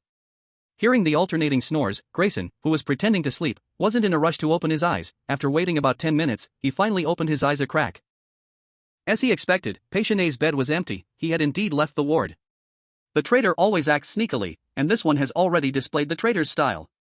Grayson had a faint guess in his heart. Not long after Grayson pretended to be asleep, patient A returned quietly. About 10 minutes later, a doctor in a white coat appeared at the door of the ward. "Knock, knock." The doctor knocked hard on the door twice, then shouted into the ward, "Patient in bed number 2, come out here immediately." "Bed number 2? Isn't that me?" Hearing the doctor shout at the door, Grayson furrowed his brows. Could it be that patient A knows I didn't take my medicine, so he informed the doctor about me? Old 6, he really is old 6. Chapter 134, the bigger the man, the easier to deceive. Hearing the doctor's shout, Grayson looked helpless but still braced himself to get out of bed. There was no way around it, after all, this was one of the rules. Patient Code 2, no matter what the doctor asks of you, you must respond immediately, or else you will witness the true terror of the doctor. Grayson ran quickly to the doctor without even putting on his shoes, mimicking a mental patient. Doctor, are you calling me? Are you going to reward me with a little red pill? Hurry, give it to me, I love red pills the most. Standing at the door of the ward, Grayson stretched out his hand to the doctor, asking for a red pill, looking greedy just like other mental patients. In response to Grayson's antics, the doctor said nothing, he only frowned and stared at Grayson for a while. After a moment, the doctor directly pulled Grayson to a concealed corner. At this point, the doctor spoke, "No need to pretend, I already know your identity." "Great, I finally found you, Grayson. I'm from America too, and my name is Lucas. the doctor said excitedly, extending his right hand to Grayson in a friendly manner. Looking at the doctor's outstretched hand, Grayson hesitated for a moment but still shook it. Lucas, are you really my teammate? How did you discover my identity? To be honest, I didn't discover your identity, it was a mental patient who told me. The doctor exclaimed excitedly. That mental patient must be a long-term infiltrator among the patients, your identity has been exposed. Fortunately, he found me right away and wanted me to deal with you. Thanks to him, otherwise, I wouldn't have been able to find you, Grayson, my teammate. Teammate? What teammate? The doctor's words made Grayson suddenly alert, he quickly pulled back his hand and turned hostile. Are you crazy? Don't shout nonsense. I'm not your teammate, I'm a mental patient. How can a mental patient be a teammate with a doctor? Grayson's abrupt change in attitude left the doctor, who claimed to be Grayson's teammate, stunned. The doctor frowned. Grayson, I know your identity, I really am your teammate. You have to believe me, the patient who was just in the same room as you is the traitor. You must believe me so we can uncover the truth of the mental hospital together. The doctor's thoughts were somewhat frantic, he seemed afraid that Grayson wouldn't believe him. But what he didn't know was, the more agitated he became, the more suspicious Grayson grew of him. Are you a lunatic? Who said I'm called Grayson? My name is Lucas. From now on, please call me Lucas, thank you. After Grayson finished speaking, he didn't waste any more words with the doctor in front of him, he turned around and walked straight back to the ward. Watching Grayson's departing figure, the doctor's eyes suddenly flashed with a strange emotion, but he didn't pursue it further and turned to leave. Once the doctor turned away, Grayson, who had almost exposed too much, broke into a cold sweat on his back. Just now, Grayson almost believed the doctor. But it was the doctor's second sentence that made Grayson feel uneasy. Grayson understood that if patient A was the mole, why would he seek out a doctor he completely didn't trust? The mole wouldn't be foolish enough to do such a thing. This didn't make sense at all. Furthermore, the doctor, pretending to be Grayson's teammate, even went as far as selling out patient A. This seemed to prove his loyalty, but in reality, he wanted to make Grayson believe him. A true teammate would never need to do such a thing. The name of the teammate the doctor mentioned should be real. He couldn't possibly use a fake name to deceive me. If I'm right, he must have gotten information from Lucas and then pretended to be Lucas to fool me. I hope Lucas is still alive, otherwise, this situation will be very unfavorable for me. Meanwhile, outside the live broadcast, many netizens were praising Grayson for his clever response. Grayson almost exposed himself just now, luckily, at the last moment, he figured out the doctor might not be a teammate. If he had trusted that doctor, the consequences would have been unimaginable. Wow! Who would have thought, tough guy Grayson isn't brainless after all? Clearing the haunted house dungeon twice in a row, only a fool would call him brainless. Don't be fooled by Grayson's tough exterior, the bigger they are, the easier it is to deceive them. If Grayson clears this dungeon, he should be able to climb up to third place on the global leaderboard, even standing shoulder to shoulder with Andre. Too bad Andre is on vacation in Dragon Country, otherwise, I would be really curious to see how he would deal with this tricky situation. On Su Xiao's side. At this moment, Su Xiao was standing in front of the fake doctor who had just been dealt with by the director, looking at the fake doctor lying motionless on the ground. Su Xiao grinned and sarcastically said, "Ha ha ha ha. My move to use someone else's knife to kill really is brilliant. The director dealt with the fake doctor, which is like helping me get rid of the person who was pretending to be me. The director really is a good person. Looks like the director didn't waste his big bribe. When people eat soft food, they get short hands. The director ate the bribe, and his efficiency is really high." After giving a small compliment to the director, Su Xiao adjusted the Wang Defa badge on his chest and then walked proudly towards the other rooms on the first floor. On the first floor of the hospital, there were a total of 12 patient rooms. Su Xiao entered rooms 103, 104, 105, 106, 107, 108, and 1091 one by one. These rooms were all in normal condition, of course, this normal was only in Su Xiao's eyes. When Su Xiao entered room 110, just as he opened the door, a twisted ghost face suddenly leaned toward him. Rule 8, patients might do things to scare you, but no matter what, do not show panic, as this might provoke the patient into taking dangerous actions. Damn it, here's a big bribe for you. Su Xiao acted quickly, landing a big bribe slap on the twisted ghost face. Strange things happened. The ghost face froze for a moment, then, as if in remorse, it covered its face and started crying. Whoa, doctor, punish me, I shouldn't have scared you. Whoa, other doctors say I am sick, and I'm seriously sick. A huge thanks to Mingqiu's Winter for the 2 God-level certifications and gifts. I'm so touched. This is the first time I've received such certifications. Recently, I noticed fewer updates being pushed. It's painful and heart-wrenching. In the end, I misjudged. The new year is coming, and I've been quite busy lately. So the big update I've been planning has been delayed until after the new year. It might be pushed back, but it will never be absent. Now starting the big update plan for the draft event. Each day, if the book review increases by 1,000, a new chapter will be added. If comments increase by 2,000, a new chapter will be added. If fans increase by 2,000, a new chapter will be added. For every 1,000 gifts, a new chapter will also be added. This is the big update plan. I'll keep track of it, and after the new year, I'll begin the big update. Gifts are not compulsory, really not compulsory, especially for students. Please don't go crazy with gifts. Do you have a serious illness? Su Xiao looked at the patient with a twisted ghost face in confusion, frowning and saying, if you're sick, you must treat it. Don't ever give up on treatment. After speaking, Su Xiao directly ordered General He, come, treat this one. Wow, wow. Upon receiving Su Xiao's command, General He showed sharp teeth and was ready to gulp down the ghost-faced patient whole, but at that moment, the ghost-faced patient screamed in fear. The ghost-faced patient shrank back towards the corner of the wall, crying, no, no. I didn't mean to run away, don't dissect me, don't dissect me. Monsters, all monsters, you are all monsters. Go away, I want to leave here, leave. The ghost-faced patient screamed in terror as General He prepared to end him, but Su Xiao stopped him. Under Su Xiao's puzzled gaze, the ghost-faced patient ran desperately out of the ward, full of fright. However, he didn't get far, his head suddenly burst open like a watermelon. With a bang, brain matter and blood instantly stained the white walls of the corridor, and the ghost-faced patient's body slumped down. Witnessing this scene, Su Xiao frowned deeply. Wasn't he a weirdo? Why did he die? Dissection, monster, this mental hospital is indeed not that simple. I think I suddenly found some truth. The death of the ghost-faced patient was not without value, his appearance provided Su Xiao with much useful information. But the only regret was that the information he provided was too little, and before he could give more, he had already met with misfortune. After the ghost-faced patient died, doctors and nurses in the hospital corridor walked past him, bizarrely without a single person stopping.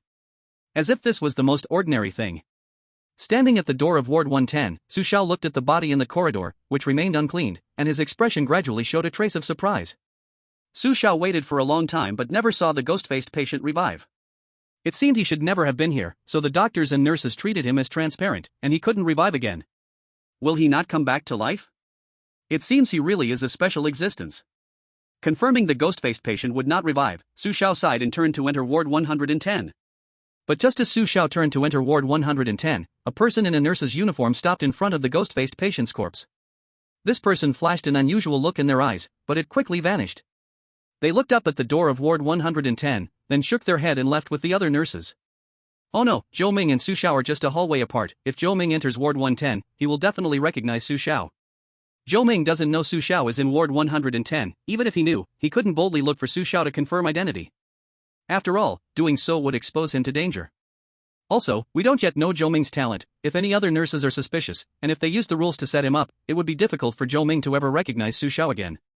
Netizens in the live chat felt sorry for the missed recognition between Su Xiao and Zhou Ming. At this moment, Zhou Ming, after leaving the corridor with the other nurses, entered Ward 101 to soothe the patient's emotions. Upon entering the ward, Zhou Ming took out a tranquilizer and injected it into each patient. After finishing the injections, Zhou Ming went to Ward 102 to repeat this operation. When it was time for patient 106, just as Zhou Ming was about to take out the tranquilizer, a mental patient suddenly ran up to him, acting frantic. The patient directly stuffed a note into Zhou Ming's hand. The patient laughed foolishly. He, just now a doctor came by, he said we don't have to take medicine anymore. Nurse, does that mean I also don't need to get injections? Holding the note given by the patient, even if Zhou Ming was slow to react, he understood what the patient meant. Looking at the patient before him, Zhou Ming frowned. At this moment, Zhou Ming felt very troubled, because the nurse's rules stated that he must give the patients tranquilizers on time. Although Zhou Ming didn't know why this was necessary, he followed this rule to survive. Now, the appearance of this patient made Zhou Ming suddenly have an illusion, perhaps giving the patient tranquilizers was a wrong rule to begin with. The rule was just leading him, preventing him from obtaining useful information. Zhou Ming's frown deepened more and more. After a moment, Zhou Ming took a deep breath, gratefully looked at the patient in front of him, and said, "The tranquilizers are gone, you all wait in the ward, I will go get some more." Zhou Ming found an excuse to exit the ward, and went to a corner where no one was around, opening the note. On the note, there were only 2 words written. Doctor? Zhou Ming didn't immediately understand what doctor meant, but the next moment he suddenly realized. The patient just mentioned that there was a doctor who entered this ward before me, and it seemed that the patient deliberately stressed the pronunciation of the word doctor. If I'm not mistaken, this patient seems to want to give me a hint, and the content of the note just confirms this point. But the question is, why does this patient choose to help me? Zhou Ming frowned, thinking for a long time but couldn't figure out why the patient would choose to help him. However, Zhou Ming also noticed that the previous patient seemed different from the others. No matter, since it is confirmed that Su Xiao's role as the doctor, finding him greatly narrows down the exclusion range. According to the patient's hint, Su Xiao should also be on the first floor. I have to find him as soon as possible. After reading the note, Zhou Ming did not throw it into the trash can but directly put it in his mouth, chewed it a few times, and swallowed the note. Zhou Ming did not hesitate too much. After a brief thought, he started searching in the wards on the first floor. However, what Zhou Ming did not know was that every move he made was being monitored, and the person watching him had a familiar name on the badge on their chest. Zhou Ming searched each ward, but he did not see Su Xiao's figure. He felt a bit anxious because his actions had already violated the nurse's code. Code 2, leaving the post without permission during working hours is strictly prohibited. If discovered by the director, severe punishment will be imposed. Chapter 136, I, Wang Defa, am not someone you can command at will. Zhou Ming anxiously searched for Su Xiao, and when he arrived at room 110, he finally saw that familiar figure he longed for. Zhou Ming was very familiar with Su Xiao's back. He could almost be considered a fan of Su Xiao. Looking at Su Xiao in front of him, Zhou Ming did not rush to greet him. Perhaps due to the strange nature of the hospital scenario, he did not dare to rashly identify himself. But just then, Su Xiao turned around and saw Zhou Ming. They looked at each other, speechless. After a moment, Zhou Ming couldn't help but said, Su Xiao, is it really you? Who are you? Su Xiao asked, puzzled. Zhou Ming replied, I am Zhou Ming from the Dragon Country, and I am also your fan. Fan? Su Xiao looked puzzled and furrowed his brow, then spoke, you mean you are my teammate? Yes. Zhou Ming nodded. Su Xiao said, great. Finally found you, I'm glad you're still alive, Zhou Ming. As he spoke, Su Xiao opened his arms towards Zhou Ming. Looking at Su Xiao's outstretched hands, Zhou Ming was slightly stunned, because in his memory, Su Xiao seemed to never have made this gesture. Su Xiao's personality was always steady, although sometimes he felt a bit unreliable. The final results proved that everything he did was reliable. As Zhou Ming hesitated, Su Xiao seemed to see through his thoughts, smiled, and then the Black General walked out from his feet. If you doubt my identity, there's no need, the Black General and I are one and the same. If you think you can get past without teammates, then I wish you good luck. Su Xiao was slightly angry. Listening to Su Xiao's tone, Zhou Ming, who was in doubt, didn't rush to make a decision. He cautiously glanced at Su Xiao, then at the Black General. Zhou Ming frowned and suddenly waved at the Black General. Black General, come here. As soon as he finished speaking, the Black General did not hesitate and ran over to him, wagging his tail. However, Zhou Ming changed his face instantly and kicked the Black General away. Damn silly dog. At the moment he kicked the Black General away, Zhou Ming already knew that the person in front of him was not the real Su Xiao. Although he looked almost identical to Su Xiao, in essence, there was a big difference between him and Su Xiao. Moreover, the Black General was not a dog. It wouldn't wag its tail to please anyone, except for Su Xiao. Almost no one could command it. Did you see through me? But it doesn't matter, you have already violated the rules, and I can kill you now. Looking at Zhou Ming, who was ready to escape the ward, the imposter Su Xiao suddenly looked ferocious. His face began to rot, turning into a writhing, twisted ghost face. Stay here, you cannot discover the truth of the mental hospital. Struggling will only add to the pain. Only by calmly accepting death can you become part of my body. As soon as the imposter Su Xiao finished speaking, a pitch-black arm suddenly tore through his chest, bursting out. This arm was strangely long. If you looked closely, it was actually made up of stitched-together limbs. This eerie arm was covered with countless eyes, but all of these eyes were tightly shut. Stay here, since you have exposed your identity and violated the rules, you cannot live any longer. A smirk appeared on the imposter Su Xiao's face, and as soon as his voice fell, that strange black arm reached directly for the desperately fleeing Zhou Ming. It really is a trap. Since there's no way to escape, I'll fight you to the death. Seeing the strange arm rapidly grabbing towards him, Zhou Ming knew he had no chance to run. Since it was like this, he might as well fight with all his might. Although the final outcome would also be death, at least in the eyes of the outside netizens, he was at least brave in resistance. How can a person resist the bizarre? Ridiculous, humans are the most ridiculous creatures. Zhou Ming's resistance made the imposter Su Xiao's creepy laugh, and at that moment, the imposter Su Xiao's eerie arm had already tightly gripped Zhou Ming's throat. No matter how Zhou Ming struggled, it was useless. Die. Ridiculous, foolish thing. That eerie arm suddenly tightened, and the next second, it was about to crush Zhou Ming's neck. But just at this critical moment, a low growl suddenly came from behind Zhou Ming. Wow wow wow. With the low growl sounded, the imposter Su Xiao's movements suddenly paused. When he reacted to kill Zhou Ming again, he found that Zhou Ming had broken free from his control. The imposter Su Xiao turned in confusion. Then he saw a person standing beside Zhou Ming, wearing a panda animal mask, and on his badge were the big characters Wang Defa. Get lost, you blind fool, how dare you disturb me?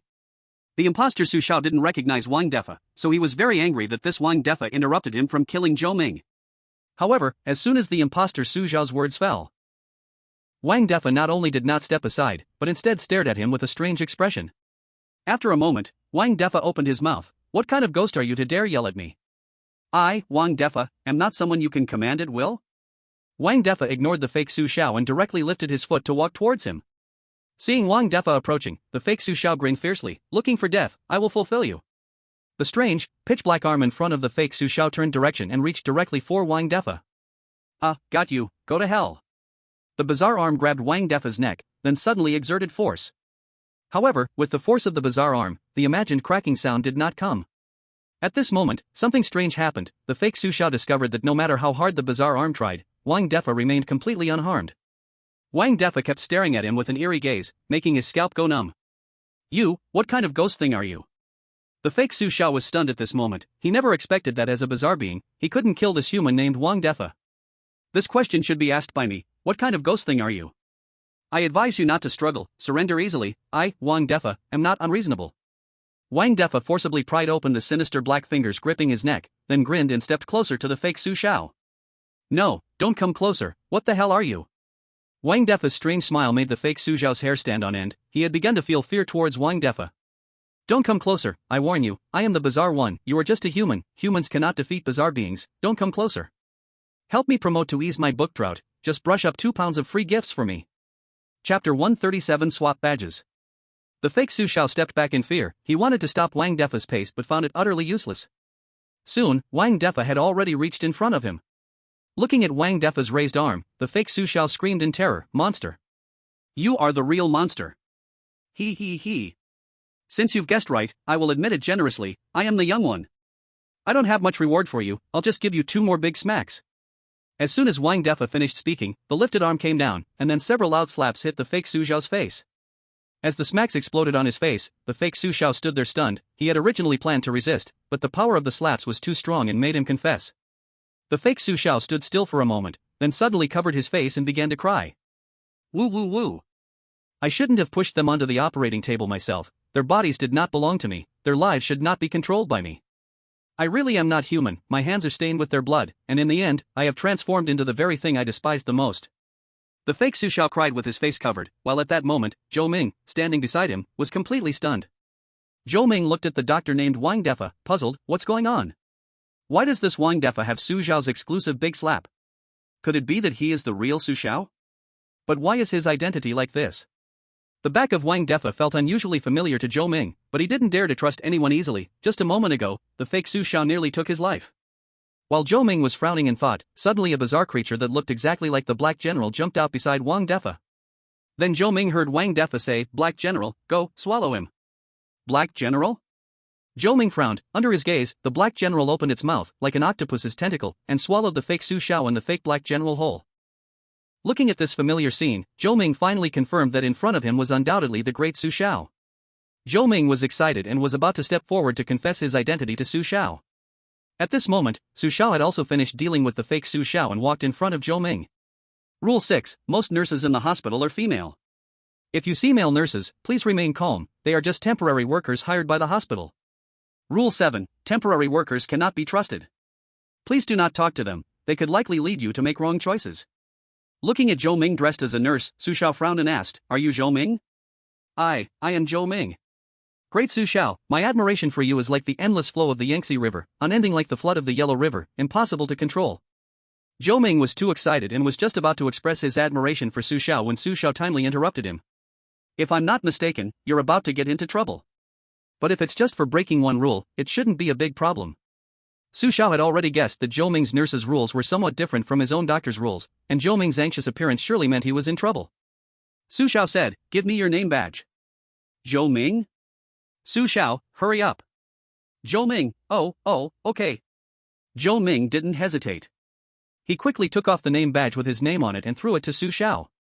After taking Zhou Ming's name badge, Su Xiao casually threw back the badge that said Wang Defa.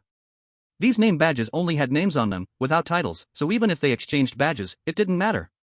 Continue to hide your identity and try to search for all clues in the hospital. If necessary, I will actively find you.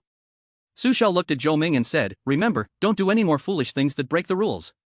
You cannot resist the strange power.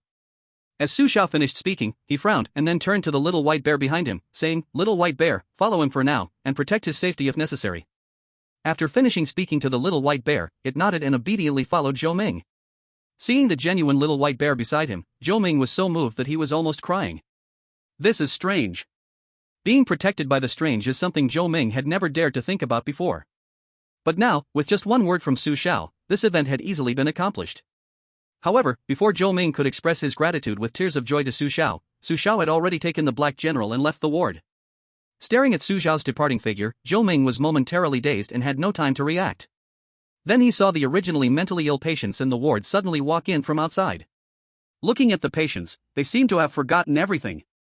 It seems that Great Su Xiao has already helped me solve my worries. Great Su Xiao, forever a god. At the moment Zhou Ming successfully recognized Su Xiao, the citizens of Long Kingdom cheered joyfully. Great Su Xiao is finally here. If he had come a moment later, Zhou Ming would have been finished. Zhou Ming's rule-breaking actions were somewhat risky, but luckily Great Su Xiao solved his crisis. Now with Little White Bear's protection, he should be safe. No doubt, Great Su Xiao is amazing. The war god of the Baido is indeed not to be underestimated. While the citizens of Long Kingdom cheered for Su Xiao and Zhou Ming's recognition, selected ones from other countries were also gradually facing the test of true and false teammates. On the side of the Sun Never Sets country, Hunter had just confirmed his identity with a doctor in the ward.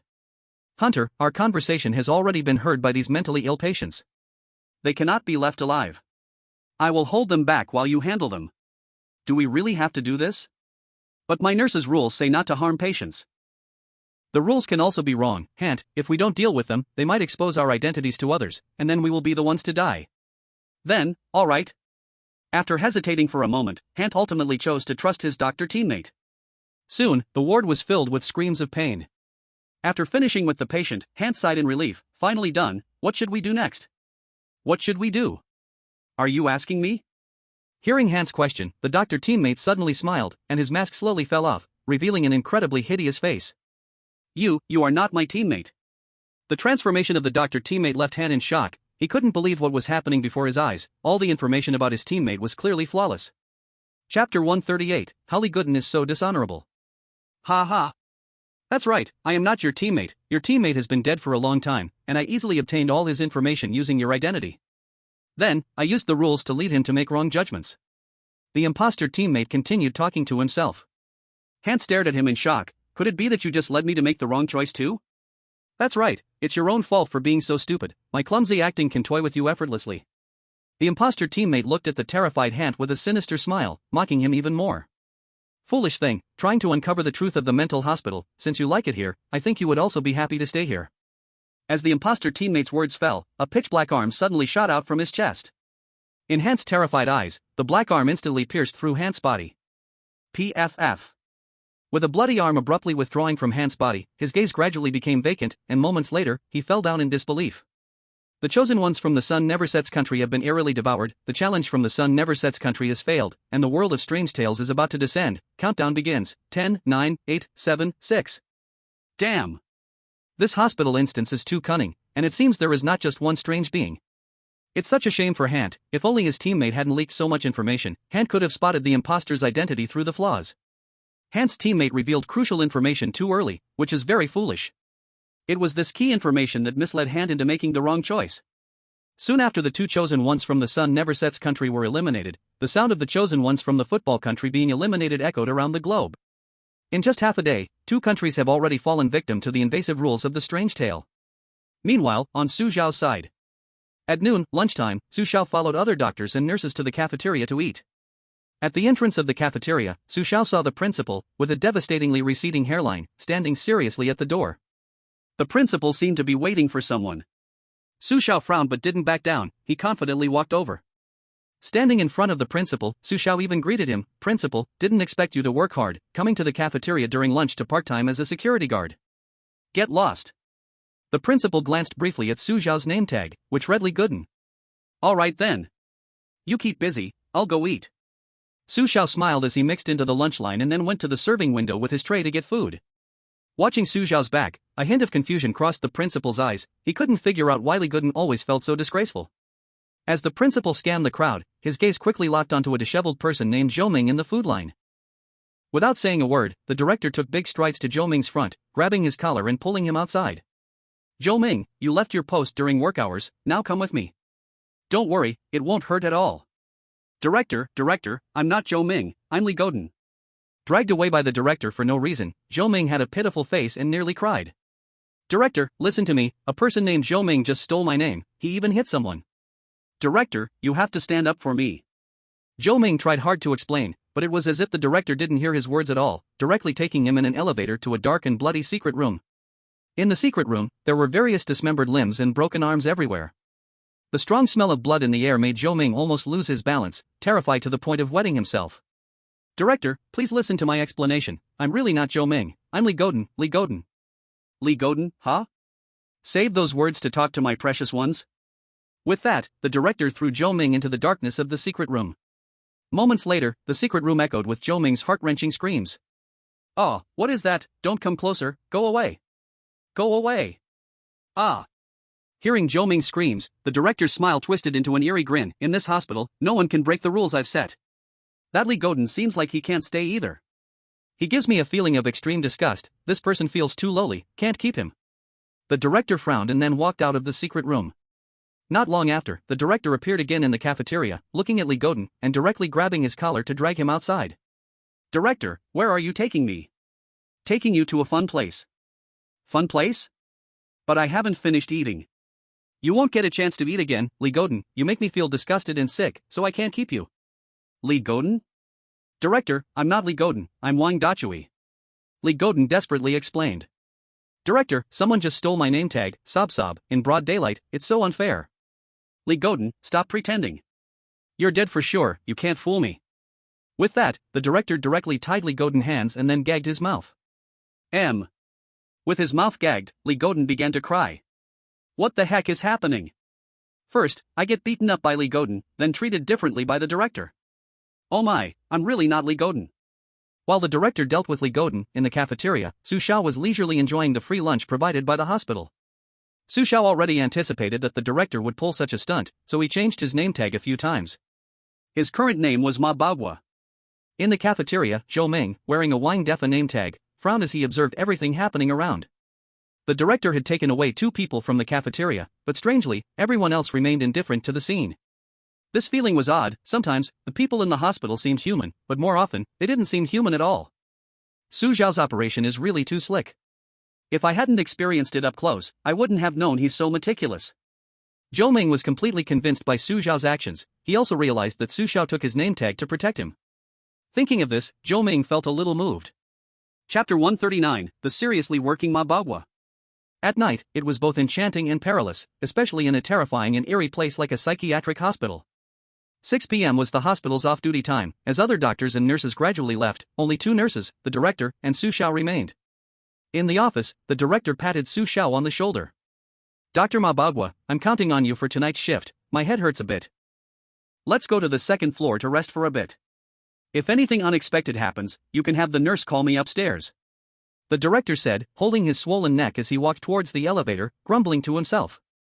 The world is going downhill, young people don't know how to respect their elders, and they dare to ambush this 60-year-old comrade. Oh dear, even thinking hurts. The director left, clutching his neck, while Su Xiao watched his departing figure, a wicked smile forming on his face. He wants me to be on duty while he runs off to rest. What a good plan. Is there no justice or law? Since you set the rules, I'll let you taste the pain of being ruled by the rules. In the mental hospital, Su Xiao's task was straightforward. He just needed to check for abnormalities among the patients on the 1st floor periodically. If there were no abnormalities in the wards, Su Xiao could slack off and rest. However, Su Xiao had no intention of checking those wards. He simply sat in the doctor's office to relax. Rule 2: Leaving your post during working hours without permission is strictly prohibited. If found by the director, severe punishment will follow. When it was time for the checks, a nurse walked into the office with a check record book. "Dr. Ma Baogua, it's time for the checks, we need to check on the patients." "I'm not going. Whoever wants to go can go." Su Xiao's attitude was straightforward. The nurse was stunned. "Dr. Ma Baogua, the director assigned you to be on duty, you must follow the hospital's regulations." "We really need to go." "I'm not going." What serious doctor would go? Su Xiao remained firm in his stance. His determined attitude left the nurse speechless. Watching Su Xiao leisurely sitting with his legs crossed on the sofa, the nurse felt a bit helpless. Dr. Ma Baogua, if you don't follow the hospital's regulations, I will have to tell the director. The nurse brought up the director, thinking it would make Su Xiao give in, but it didn't. Su Xiao's attitude was still unchanged. In fact, it was even worse than before. Get lost. Don't disturb my rest, or I'll give you 2 big slaps. Dr. Ma Baogua, I advise you. The nurse was about to bring up the director again, but Su Xiao didn't listen to her nonsense. He stood up and gave her 2 big slaps. Smack. The slaps landed, and the nurse covered her face, looking pitiful. You actually. Smack. Before the nurse could finish her sentence, 2 more slaps landed on her face. The nurse's face was knocked askew. She cried out, "What, you're too much. I will tell the director to fire this heartless doctor." The nurse covered her face and ran out of the office crying. Seeing that he had achieved his goal, Su Xiao stretched and clicked his tongue. TSK, nurses sure are sensitive, she likes to report, huh? Just to my liking. Su Xiao grinned, then left the office, turning around to grab medical tools and slip into the patient room. Before long, the crying nurse returned with an angry director to the office, and the director looked around the empty office, puzzled. Where is he? Didn't you say Dr. Ma Baogua left his post during working hours? Where is he now? I don't know either. The nurse looked bewildered. She truly had no idea what Ma Baogua was up to. Humph. Come with me to the wards. If Dr. Ma Baogua is in the wards now, then you. Humph. The director shot a sharp glance at the nurse, making her shiver. The director didn't linger in the office. To verify the nurse's claims, he took her to the wards on the first floor. In Ward 103, the director saw the diligent and responsible Dr. Ma Baogua. At that moment, Dr. Ma Baogua was checking the patient's temperature, heartbeat, examining the eyes and tongue. Is this what you call leaving your post? Watching the hard-working Dr. Ma Baogua. The dean looked gloomily at the nurse next to him. The confused nurse was a little bewildered at that moment. Dean, no, it's not like this. He said himself he wouldn't examine the patients. I advised him, and he even gave me a few big slaps woo-woo. The nurse felt extremely wronged, but the scene before her made it impossible to explain clearly. Who would have thought Ma Baogua would play such tricks? Humph. Do you think I am blind? Ma Baogua is clearly working seriously. Just now, I assigned the duty to Dr. Ma Baogua. What problem could he have? You saw it too. Now the one who left the post is you, not him. The dean said coldly, unless it's work-related, don't disturb me at night again, otherwise, humph. After the dean finished speaking, he waved and left, leaving the nurse in a state of confusion. Looking at everything before her, the nurse couldn't figure out what was going on. At this moment, Su Xiao, who had been diligently examining patients, suddenly stopped her work. Su Xiao walked in front of the nurse and directly handed the medical instruments to her. You continue to check them, I'm going to rest in the office. Remember, don't file small complaints again, or you won't have a good outcome. After Su Xiao finished speaking, she glanced at the nurse, who looked wronged, and suddenly felt a twinge of pity. Pa. This looks much more symmetrical. Looking at her masterpiece, Su Xiao satisfiedly clapped her hands, then lifted her foot to walk towards the office. Once Su Xiao was far away, the stunned nurse dumbly touched her burning hot cheeks. She really cried, crying heartbreakingly. Woo-woo, everything just now was an illusion. Why doesn't the dean believe me? This doctor is unprofessional. Dean, you really have to stand up for me. The nurse cried, throwing aside her work and running to report to the dean. Not long after, the dean appeared at the ward door again in a furious mood. You better be telling the truth, otherwise, if I find out you slandered Dr. Ma Baogua again, you'll see. Dean, really, it's true. That Ma Baogua seems to have a big problem. He's not mentally stable. He was really slacking off in the office just now. This time, the nurse was very certain. She believed Ma Baogua couldn't pull another trick. Chapter 140, I am the Great Demon King. The nurse's tone was very determined.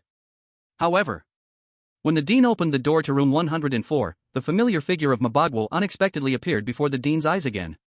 This time, Ma Baogua noticed the dean and took the initiative to greet him and the nurse. Dean? Didn't you say your head hurt and wanted to rest? Why did you come to the ward? Hurry, go rest, I can handle these small matters in the ward. Ma Baogua said with concern on his face, then turned his gaze to the nurse beside him.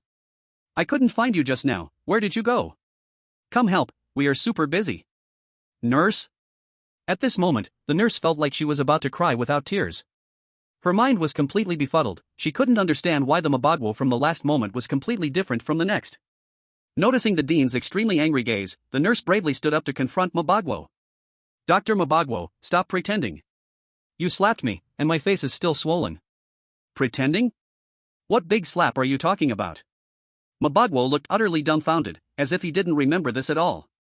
His actions rendered the nurse utterly speechless, and at that moment, the dean's gaze was becoming colder and colder, as if he were about to devour someone. Dean, let me explain.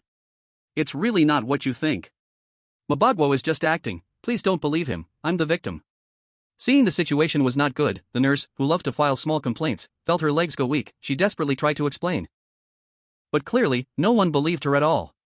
The director's eyes gradually turned dark. He suddenly yanked the nurse's hair, tearing off a whole piece of her scalp as blood gushed out. I hate being disturbed for no reason the most. I forgave you the first time, but this time, I'll make you pay the price for lying. Director, please believe me, I didn't lie. It was Dr. Mabagwa who lied, he's the one who lied to you. The nurse struggled unwillingly, but her struggle was completely useless. Director, take care, I won't see you off. Su Xiao waved at the director, watching his figure slowly disappear into the distance. A smile slowly crept up on Su Xiao's lips. I told you not to tattletale, you'd get nothing good out of it. But you just didn't believe me. Still too young. Don't listen to old people, and you'll suffer right away. Su Xiao shook his head, then took out the doll from his pocket and said to it, follow the director, see where he takes the nurse. Stay hidden, don't let him see you. As Su Xiao finished speaking, the doll nodded, then disappeared into the dark hallway. Looking in the direction the doll disappeared, Su Xiao rested his chin on his hand, frowning slightly. I keep feeling like the director isn't very smart, which shouldn't be. The head of a hospital shouldn't be like this. Su Xiao kept feeling the director was strange, but he couldn't quite say what was off. Besides having low intelligence, the director didn't seem to have other problems. As Su Xiao frowned and thought about the director, a painful wailing suddenly broke his thoughts. The wailing came from room 106. Room 106? Looking toward room 106, Su Xiao frowned. Moments later, Su Xiao lifted his foot and walked toward room 106. Rule 5, during night duty, it is forbidden to enter patients' rooms. If you hear a patient wailing, call a nurse. Do not enter the room alone. Standing outside room 106, Su Xiao didn't hesitate and directly pushed open the door. Then he saw the patient lying on the bed, wailing in pain. The patient was very thin, and now he was rolling on the bed, crying out in agony. Seeing Su Xiao enter the room, the patient suddenly jumped up from the bed and grabbed onto Su Xiao's leg. Doctor, I'm dying, please give me the red pill, I beg you, give it to me. The patient begged Su Xiao for the red pill, and seeing the pleading on the patient's face, Su Xiao frowned slightly. Su Xiao didn't give the red pill to the patient, because Rule 3 made it very clear. If Su Xiao followed Rule 3, then his gift would stop working, and he would lose the protection of his gift. Besides, Su Xiao also knew that the red pill was just a drug to control the patient's mind. It couldn't ease the patient's pain or cure any illness. The red pill is already gone. Doctor, you're lying. This morning the other doctors gave us the red pills. There must still be some left. Are you trying to keep them for yourself and not give us any? Other doctors? The patient's words immediately made Su Xiao alert. Su Xiao slightly frowned. Could it be that after I left the room, other doctors came in? Why? Just to make the patient obedient and take the medicine again? Su Xiao knew that the hospital gave medicine to both patients and doctors, only to better control them. Also, Su Xiao believed the nurses were taking medicine too. No doubt, the hospital is controlling the doctors, nurses, and patients. And the director seems to be under control too. The director's behavior already shows everything. At first, I thought the director was the one secretly controlling the hospital, but now it seems like the truth in this hospital is more complicated than I thought. Is the hospital running some kind of experiment? Or did the experiment fail, and something strange took over this hospital? Based on what he knew now, Su Xiao could only deduce this much of the storyline in this mental hospital. There are still many mysteries yet to be solved. Now I just wait for the puppet to come back and see if it can bring me some useful information. Su Xiao was deep in thought when suddenly, the patient who had just clung to his thigh asking for a red pill mysteriously slipped a note into his hand. Doctor, since there's no red pill, I'll obediently go to sleep. Remember, my name is the Big Demon King. As soon as he finished speaking, the patient had already nimbly laid down on the bed. Watching the patient's strange behavior and actions, Su Xiao suddenly froze, feeling puzzled. Most patients in the hospital didn't have names, they only had numbers. Whenever doctors or nurses entered the ward, the patients were called by their numbers, like Patient A, Patient B, Patient C, Patient D for room 103. No one could be said to remember these patients' names. And now, the patient actually told Su Xiao his name was the Big Demon King. This didn't seem like a coincidence at all. The note given by the patient could prove this. Back in the office, Su Xiao opened the patient's note with a serious expression. Recently, the popularity of books has dropped quickly. Is it because the content is no longer appealing, or has the freshness worn off? Chapter 141 Hints that could not be conveyed. The note was hastily written with some words. The dean is a good person. Crossed out. The dean has problems, do not trust the dean. There are important things in the storage room on the second floor, they might help you. The content of the note was very brief, but the information revealed was enormous. However, after Su Xiao finished reading the note, he slightly furrowed his brows. I feel like I've seen this handwriting somewhere before. Right. The hints behind the doctor's rules. Su Xiao suddenly realized, no wonder I feel familiar with this handwriting. It turns out the hints behind the doctor's rules came from the same person. Although the hints behind the doctor's rules didn't help Su Xiao much, they revealed one piece of information. Not everyone in the hospital was under the control of drugs. Su Xiao had been guessing who might have left him the hints. Now he finally understood, it was this patient called the Big Demon King. The Big Demon King, huh? Su Xiao frowned in contemplation, excluding the previous patient who misled me. For now, the Big Demon King seems to be the only person worth trusting in the hospital. But, should I trust him? What's the harm in trusting him once? It's not like I have anything to lose. The note is not a rule, so whether to believe the content on the note was of little significance to Su Xiao. It is certain that the dean has problems, but what important things could be in the storage room on the second floor?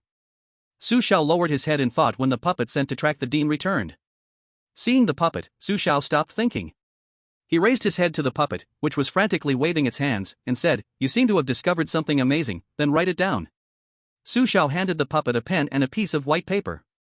The puppet organized its thoughts, then grasped the pen with both hands and began to write wildly on the paper. After a moment, the puppet finished its wild writing, and Su Xiao also picked up the page filled with crooked, ghostly symbols. Elevator, secret room, monster, nurse eaten. Darkness, cannot see the monster. The monster speaks, the substitute can never achieve the desired effect, stupid, too stupid. After reading the content of the note, Su Xiao slightly frowned and looked at the puppet, asking, "Are you saying that there is a secret room in this hospital, which can only be accessed by the elevator, and that there is a monster in the secret room that has eaten the nurse?" Hearing Su Xiao's question, the puppet, who couldn't speak, nodded like a chick pecking at rice. Su Xiao continued to ask, "In the secret room, it's completely dark. You can't see what the monster looks like. Did the monster just talk to the director by itself?" As Su Xiao's words fell, the doll nodded again. Seeing the doll nod twice, Su Xiao had a vague guess confirmed. If the monster is cursing the director, then the current director is just a replacement. Who is the real director? Complicated, very complicated. Su Xiao gently rubbed his temples. He could feel that the hospital was not as simple as it seemed on the surface. Su Xiao rubbed his temples, feeling exhausted. At this moment, in East Island's Gang Menchang's side. Ever since he was ambushed by a mental patient in the morning, Gang Menchang had been limping as he walked. How dare those crazy people ambush me? At night, Gang Menchang's face was filled with resentment. In his current state, clearing the level was harder than climbing to the sky. No, I need to find some medicine to treat myself. Dragging this out like this, I'll be finished before I clear the level. Gang Menchang planned that after checking these wards, he would return to the doctor's office to treat his wounds. He had been busy for almost a day, and he still hadn't had time to treat his wounds. It was really a pain. Coming out from Ward 105, Gang Menchang heard wailing from Ward 106. Hearing the cries, Gang Menchang frowned because the doctor's code 5 stated that upon hearing a patient scream, one should not enter the ward alone, but must enter with a nurse. So, Gang Menchang let the nurse enter the ward first to confirm there was no danger, then he limped in himself. Upon entering Ward 106, Gang Menchang saw the patient lying on the bed, crying out in pain. The patient saw Gang Menchang and suddenly leaped up from the bed, just about to run over to hand a note to Gang Menchang. But at that moment, Gang Menchang, already afraid of being ambushed by a patient, called the nurse beside him. "Quick, stop him, he's trying to harm me." As Gang Menchang's voice fell, the nurse immediately blocked the patient in front of him. The patient frowned slightly, trying to hint to Gang Menchang. "I am the Dark Lord, I am the Dark Lord, doctor, hurry, come with me, I have something fun to show you." Dark Lord? Hearing the Dark Lord's ramblings, Gang Menchang couldn't understand. He urged the nurse, "This patient must have forgotten to take his medicine, quickly, give him the red pill." Dark Lord? The Dark Lord was dumbfounded.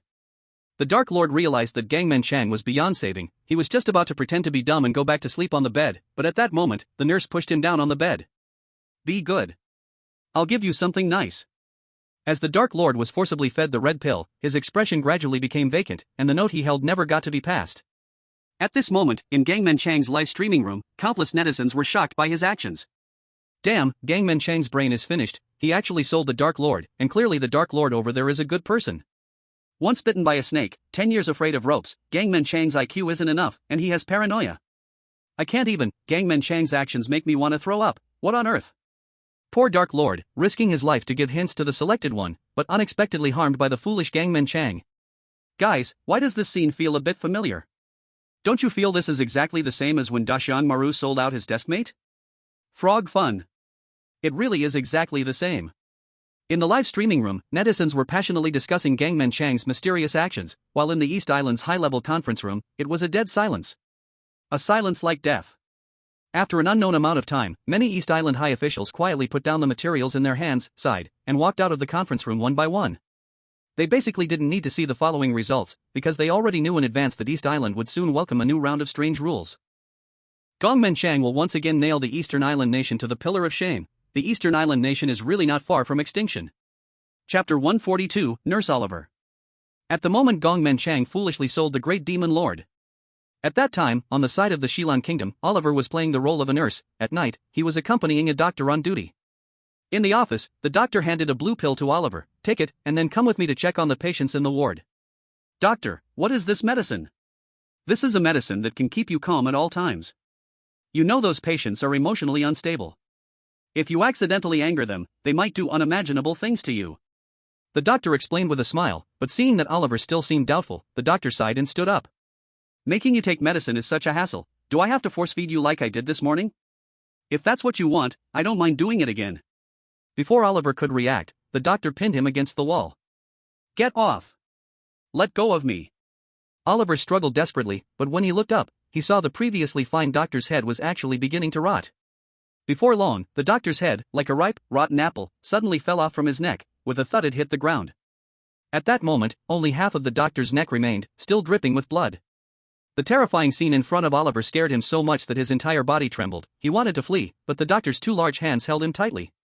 In Oliver's terrified expression, a new head emerged from the doctor's broken neck.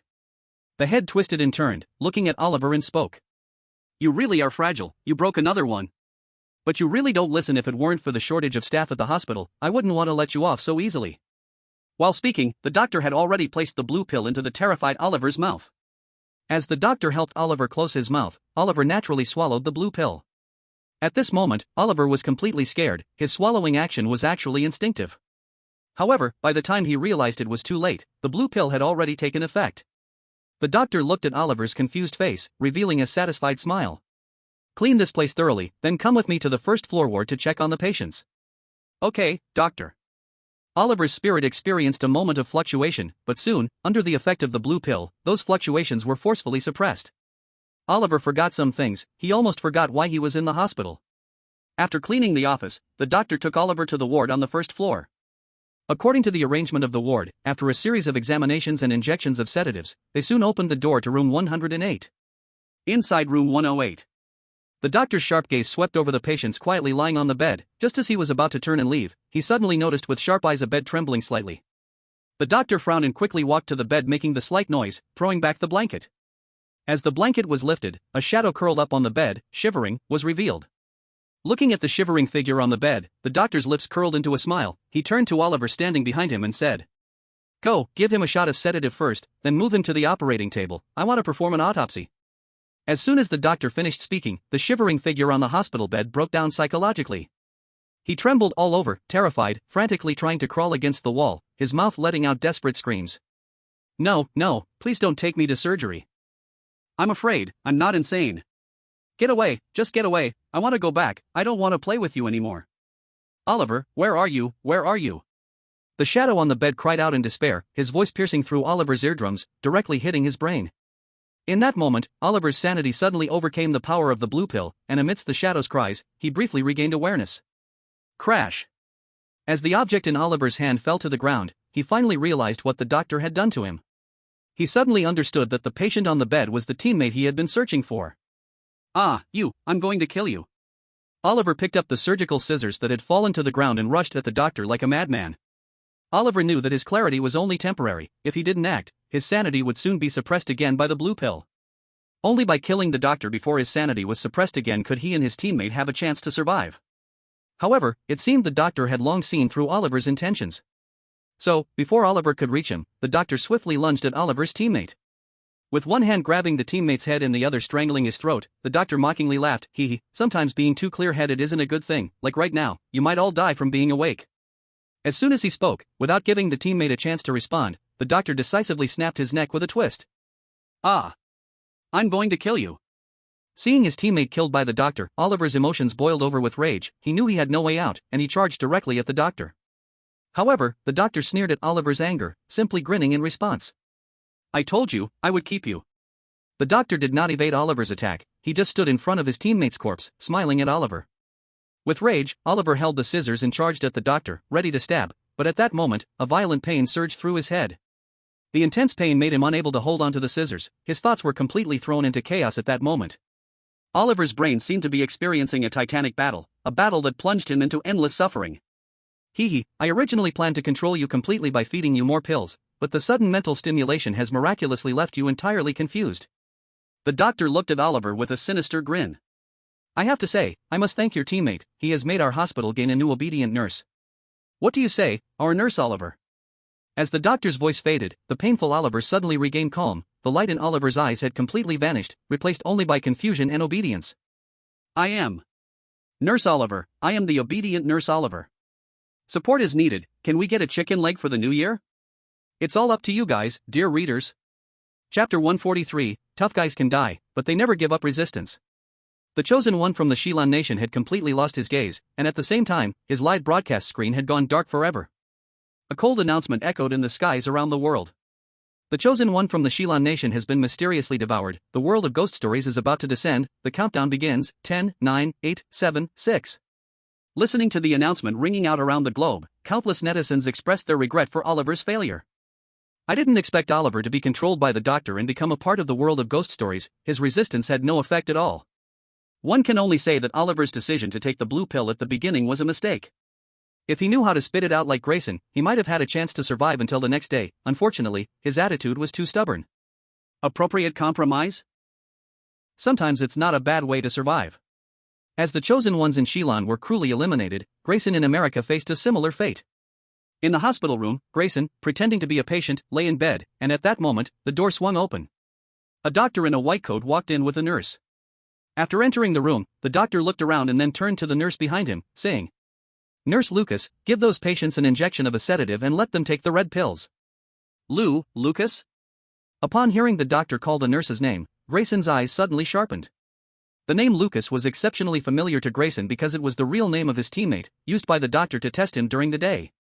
Could this nurse be my teammate? Fortunately, my teammate is really still alive. Grayson furrowed his brow, pondering, and couldn't help but quietly look up, sneaking a glance at Lucas, whose expression gave Grayson a bad feeling. Something's off, my teammate doesn't seem right. Did he take the blue pill and get controlled? Damn it, my teammate is right in front of me, but I can't find a chance to confirm his identity. If I miss this, it might be hard to find another opportunity. Grayson carefully contemplated inside. No, I must find a way to confirm my teammate's identity. The effects of the blue and red pills should only last a few hours, otherwise, we wouldn't be given medication on schedule. Now I need to think about how to keep Lucas here and get rid of the doctor. As Grayson struggled to devise a plan, at that moment, his teammate had already approached him with the sedative. Injection. I'm giving you an injection. Medicine. You have to take medicine when you're sick. Lucas's eyes were slightly downcast, and Grayson couldn't see his gaze, but he kept repeating the same few phrases. As Lucas stood before Grayson, preparing to inject him, Grayson suddenly grabbed his arm. Lucas, wake up, can you hear me? If you can hear me, please respond, brother. Grayson used the visual blind spot to pull Lucas's body, blocking the doctor's view, and tried to communicate with Lucas in a whisper that only the two of them could hear. But to Grayson's disappointment, his words fell on deaf ears, he received no response from Lucas. Can't you hear me? Grayson felt a bit disheartened. Brother, don't be afraid, I will find a way to deal with the doctor.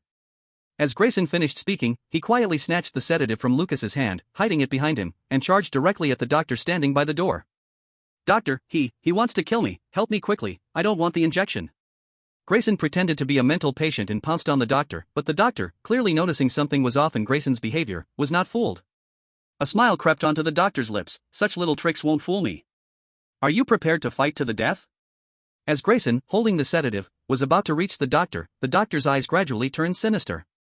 His hand twitched oddly, and a moment later, two pitch-black, eerie arms emerged from the back of his hand.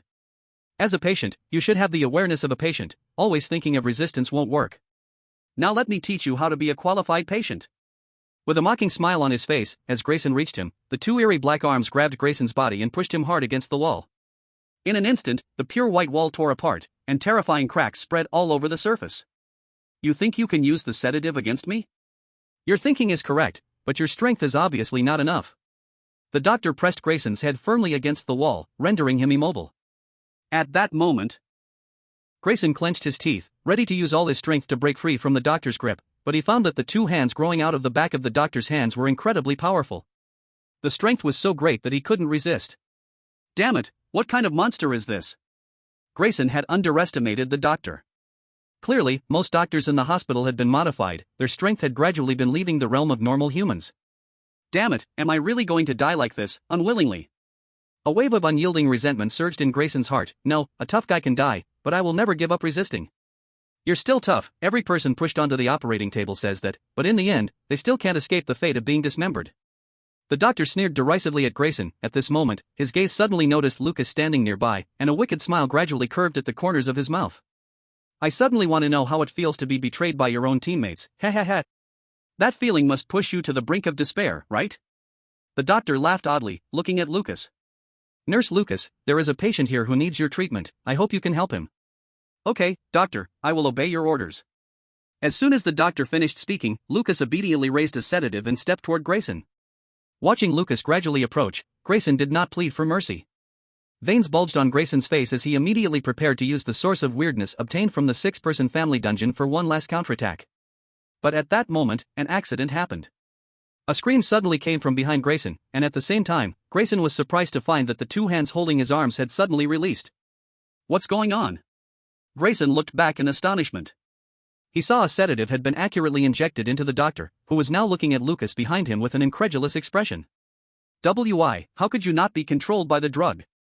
Chapter 144, The Top Rival. Faced with the doctor's disbelief, Lucas, who had initially appeared dazed, miraculously regained his brilliance, smiling as he pulled out the syringe from the doctor's body. The drug? Are you talking about these things? Lucas gracefully pulled out a few small blue pills from his pocket, then scattered them on the ground. Lucas smiled and said, to be honest, I never took the pills you gave. You might not know, I'm a magician, best at illusions. Impossible. If it was only an illusion, how could your gaze be disguised so convincingly? The doctor roared, unable to believe that Lucas, who had always been under his control, had turned the tables on him. Disguising one's gaze is indeed very difficult, but have you forgotten that the chosen ones come with innate talents? Forget it, you wouldn't understand if I explained it to you, just go die in peace. Lucas extended his voice, and with the falling of his words, a sharp scalpel had already appeared in his hand, as he simply made a circle around the doctor's neck. A bloodied head had already rolled off from the doctor's neck. Watching Lucas's action, Grayson was completely stunned. He didn't know how to react for a moment. While Grayson was dazed, Lucas looked at him with disdain and said from a superior position. Grayson, perhaps you're curious why the sedative worked. That's because these doctors have something in their bodies that doesn't belong to them. The sedative can cause some rejection reactions in their bodies. Of course, the sedative was mixed with extra ingredients. However, your reckless behavior almost ruined my plan. From now on, everything will be directed by me. If there are no problems, then it's decided like this. Lucas took out a handkerchief. Gently wiping the blood off the surgical knife, he scrutinized Grayson. I really don't understand why you chosen ones are trampled underfoot by Su Xiao from Dragon Country. I've watched his live streams, he only succeeded by luck. However, I guess I don't need to understand because I've finally arrived in the world of weird tales. Ha ha ha. From now on, this will be my stage. At this moment, outside the live stream, countless netizens frowned deeply at the astonishing turn of events in Grayson's broadcast. Damn. This Lucas feels so strong, he completely overshadows Grayson's brilliance. Everyone else is afraid of being chosen by the world of weird tales, but Lucas seems really excited. What a madman. It's over. I feel like, up until now, Su Xiao's #1 rival has emerged. Lucas will definitely be someone Su Xiao has to pay attention to. What kind of luck does America have? First, we got S-class talent Grayson, and now we have another freak, Lucas. America is about to soar. We still don't know what Lucas's talent is. If he's also drawn as SS class, he might really become Su Xiao's fiercest rival. In America. In the high-level meeting room. At this moment, the American high-ups all fixed their eyes on Lucas's livestream, and his calm and composed demeanor filled them with wild joy. God. Oh my God. After Grayson and Grayson, America has finally produced another Lucas. Lucas's talent is definitely not simple. Just by his display of confidence, I can conclude that. Plus, his identity as a magician in reality means it won't be long before he crushes Su Xiao of Dragon Country. Dragon Country has been stealing the spotlight lately. Countries are flocking to Dragon Country, throwing olive branches, almost forgetting that America should be the world's #1. We must show those fence-sitters how Dragon Country submits beneath the feet of America. Dragon Country, Su Xiao, prepare to welcome America's counterattack. In the world of weird tales. When both Su Xiao and Grayson from America found their respective teammates, Paul from Paris and Angola from the non-emirate also found their teammates. Compared to Su Xiao and Grayson, Paul and Angola didn't experience much danger, and their search for teammates was considerably simpler and easier. Of course, Ogun from East Island had no teammates, as his fellow countryman was killed by a madman right at the beginning. So far, outside of Ogun, who traded the Demon King for no hint paper, all other chosen ones have received the hint paper from the Demon King. Time, the next day. Today, the chosen ones who received hint papers, including Su Xiao, plan to go to the storage room on the second floor of the hospital. Because according to the instructions on the Demon King's paper, there is something very important in the storage room. After having lunch and during the nap time, Su Xiao leisurely walked toward the elevator on the first floor of the hospital. In the hospital corridor, the lights flickered on and off, and in the dark shadows, it seemed there were crawling figures wriggling. Gazing at the tightly closed, pitch-black elevator and listening to the faint, eerie screams coming from inside, Su Xiao frowned slightly, and then pressed the elevator's opening button. Rule 10, the hospital elevator must not be used. The hospital has only 3 floors, and there is no basement. Ding dong. As the elevator doors slowly opened, dim lights illuminated the ground before Su Xiao, and the horrific scene inside the elevator revealed itself to him. Inside the elevator, the walls were covered with dried bloodstains, and terrifying claw marks along with irregular bloody handprints were everywhere on the elevator walls. Looking at those claw marks, Su Xiao almost felt he could see the despair of those doctors when the director dragged them into the elevator. If the claw marks were left by the people in the hospital. So, whose masterpiece are these bloody handprints? Those blood handprints do not look like they were left by a person in despair, they seem like something left by someone leisurely and refined. But who has the time to waste, leaving handprints in an elevator? Su Xiao pondered for a moment, then stepped into the elevator. The doors closed, and so did the lights inside the elevator. Standing in the elevator, the dark surroundings did not affect Su Xiao's mood. He calmly pressed the button for the second floor with his finger. Just as he pressed the button, Su Xiao felt a chill at his neck, as if something was wrapped around it. I don't need a scarf, thank you. I'll give you 3 seconds to disappear from my neck, or I will show you what true oddity is. As soon as Su Xiao's words fell, a childish voice echoed behind him. Hey, are you a doctor? Doctor, can you help me find a red scarf? That scarf was lost in the hospital, it's very important to me. It was left to me by my mom. If you help me find the scarf, I promise to protect you when you go to the 3rd floor, how about that? Chapter 145, a mirror, a rusty scalpel. A red scarf? Protect me? Hearing the childish voice from behind, Su Xiao let out a scoff. Little one, are you sure your tiny arms can protect me, instead of me protecting you? Humph. Don't underestimate me. Mom said I'm a brave man, and I always keep my word. Alright then, I will try to help you find it. If I find it, I will come back to find you. Really? Yay! Let's make a pinky swear, hang high, 100 years without changing. As the childish voice fell, the lights in the elevator returned to normal, still dim but better than before. However, even under the dim light, Su Xiao noticed that the bloody handprints on the elevator walls had noticeably increased since before. Su Xiao looked around but did not see any sign of children. He couldn't help but frown slightly. Was that just now strange? Things seemed to be getting more complicated. The bizarre appearance of the elevator confirmed an important thing for Su Xiao. It seems that there are not just one force in the mental hospital. If we compare the director, doctors, nurses, and patients to one force, then the chosen ones are the second force. And the strange child that just appeared may very well be the third force in the hospital. At present, Su Xiao is unsure of the relationship between the first and third forces, which is why he feels things are rather tangled. If according to previous speculation, the director is merely using patients for some kind of experiment, then the role of the chosen one should just be to stop him. But now, with the emergence of the third force, it seems to make the truth of the hospital even more elusive. Su Xiao has very little information at his disposal, so what he can speculate is also limited. No matter what, let me go check out the storage room on the second floor. perhaps things will make progress. In fact, Su Xiao doesn't really need to be so troubled about piecing together the story, but he has realized that the subsequent strange tales will only get harder.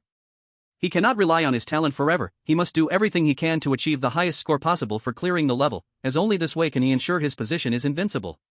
Talent isn't almighty, now there are more and more custom rules aimed at him, and Su Xiao does not want to suffer a disastrous defeat because of his own complacency. If so, what is the point of all his hard work until now? His utmost effort to clear the level is not just to reveal the truth of the world, but to help humanity open a milestone in the world of strange tales, right? Only by completely resolving the influence of the rule-based tales can humanity truly catch a breath. Ding dong. The elevator arrived at the second floor of the hospital, and the doors opened. Su Xiao walked out of the elevator. Walking past the wards on the second floor of the hospital, Su Xiao found that there were also mental patients on the second floor. The second floor also had dedicated doctors and nurses, just like the layout on the first floor of the hospital. After wandering around the second floor, Su Xiao finally stopped at the end of the corridor, where he saw a large door covered in dust. Above the big door were the 3 words storage room. The door to the storage room was not locked, no, to be precise, the lock had been broken by someone. The lock is actually broken, which saves me from having to force the door and cause unnecessary noise.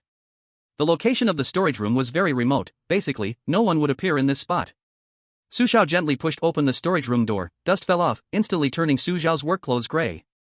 After a moment, Su Xiao successfully entered the storage room. Inside the storage room, all kinds of discarded medical tools were piled up, including old beds and chairs. Su Xiao scanned the small storage room in front of him, and soon, his gaze locked onto an old-fashioned safe in the corner that stood out the least. A safe. Looking at the safe that unexpectedly appeared here, Su Xiao frowned slightly, then let the black general step forward to open the safe and take out its contents. Inside the safe, there were 2 items. A mirror and a rusty scalpel. A mirror? A scalpel? Looking at the 2 items in his hands, Su Xiao did not know what they were for, they seemed like just 2 ordinary things. In the hospital, scalpels are common, but what can a rusty scalpel do?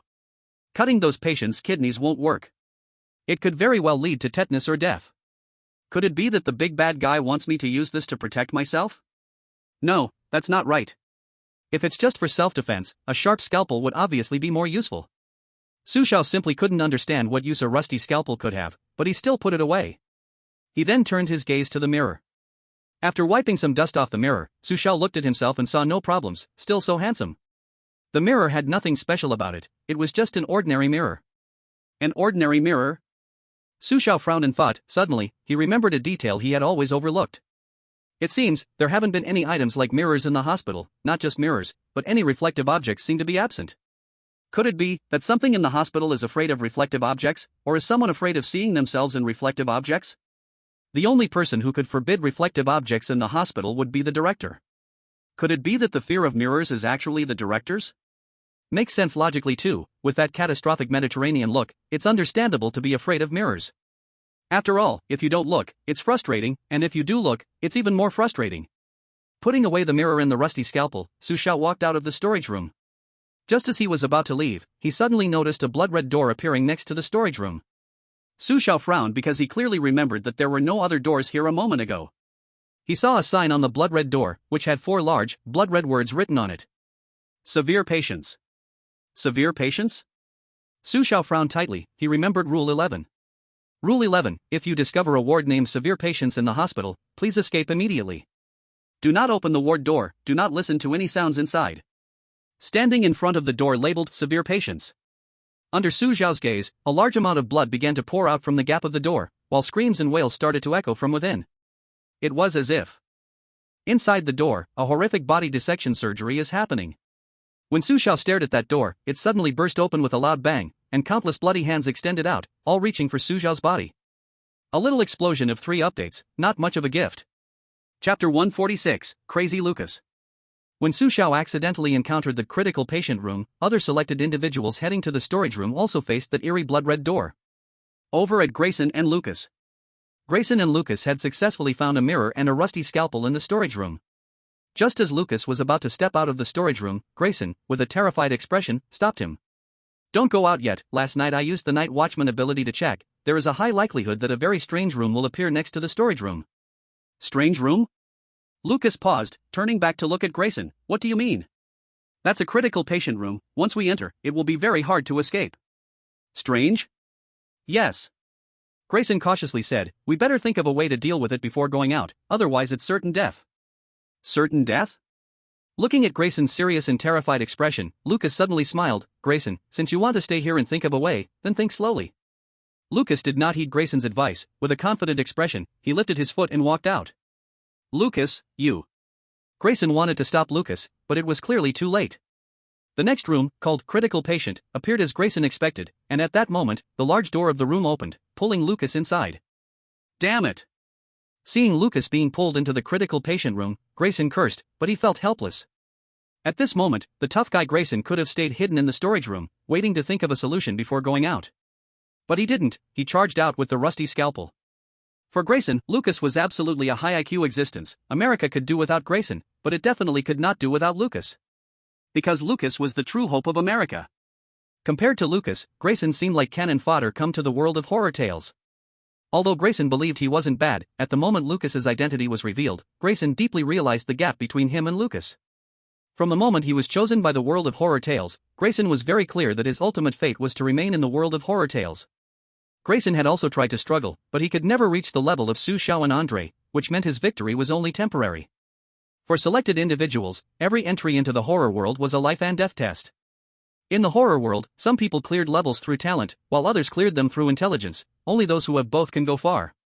But Grayson had a clear understanding of himself. He was lacking in both areas, so it was destined that he wouldn't go too far. Although Grayson was trying his best to pass through, he understood that it was just a brief delay. His complete stay in the horror world was merely a matter of time. Since Lucas, who surpassed him, had already appeared, Grayson needed to be prepared to exit at any time. Though this was very sad, reality was this cruel. Inside the Critical Patient room, when Grayson burst in with the rusty scalpel, he saw blood and corpses everywhere. The corpses on the ground seemed to be patients. They died in a very tragic manner, their heads completely detached from their bodies, and their heads glaring with pale eyes. Grayson frowned. Looking up, he saw Lucas standing on the hospital bed, covered in blood and with a mad expression. At this moment, Lucas is holding a scalpel against the patient's neck with one hand, while fiercely pressing down on the patient's head with the other. Lucas laughs maniacally and eerily. He, you think you can stand against me? You really underestimate yourself. Just as Lucas's words fall, the knife strikes down. In an instant, the last patient in the critical care room has been decapitated.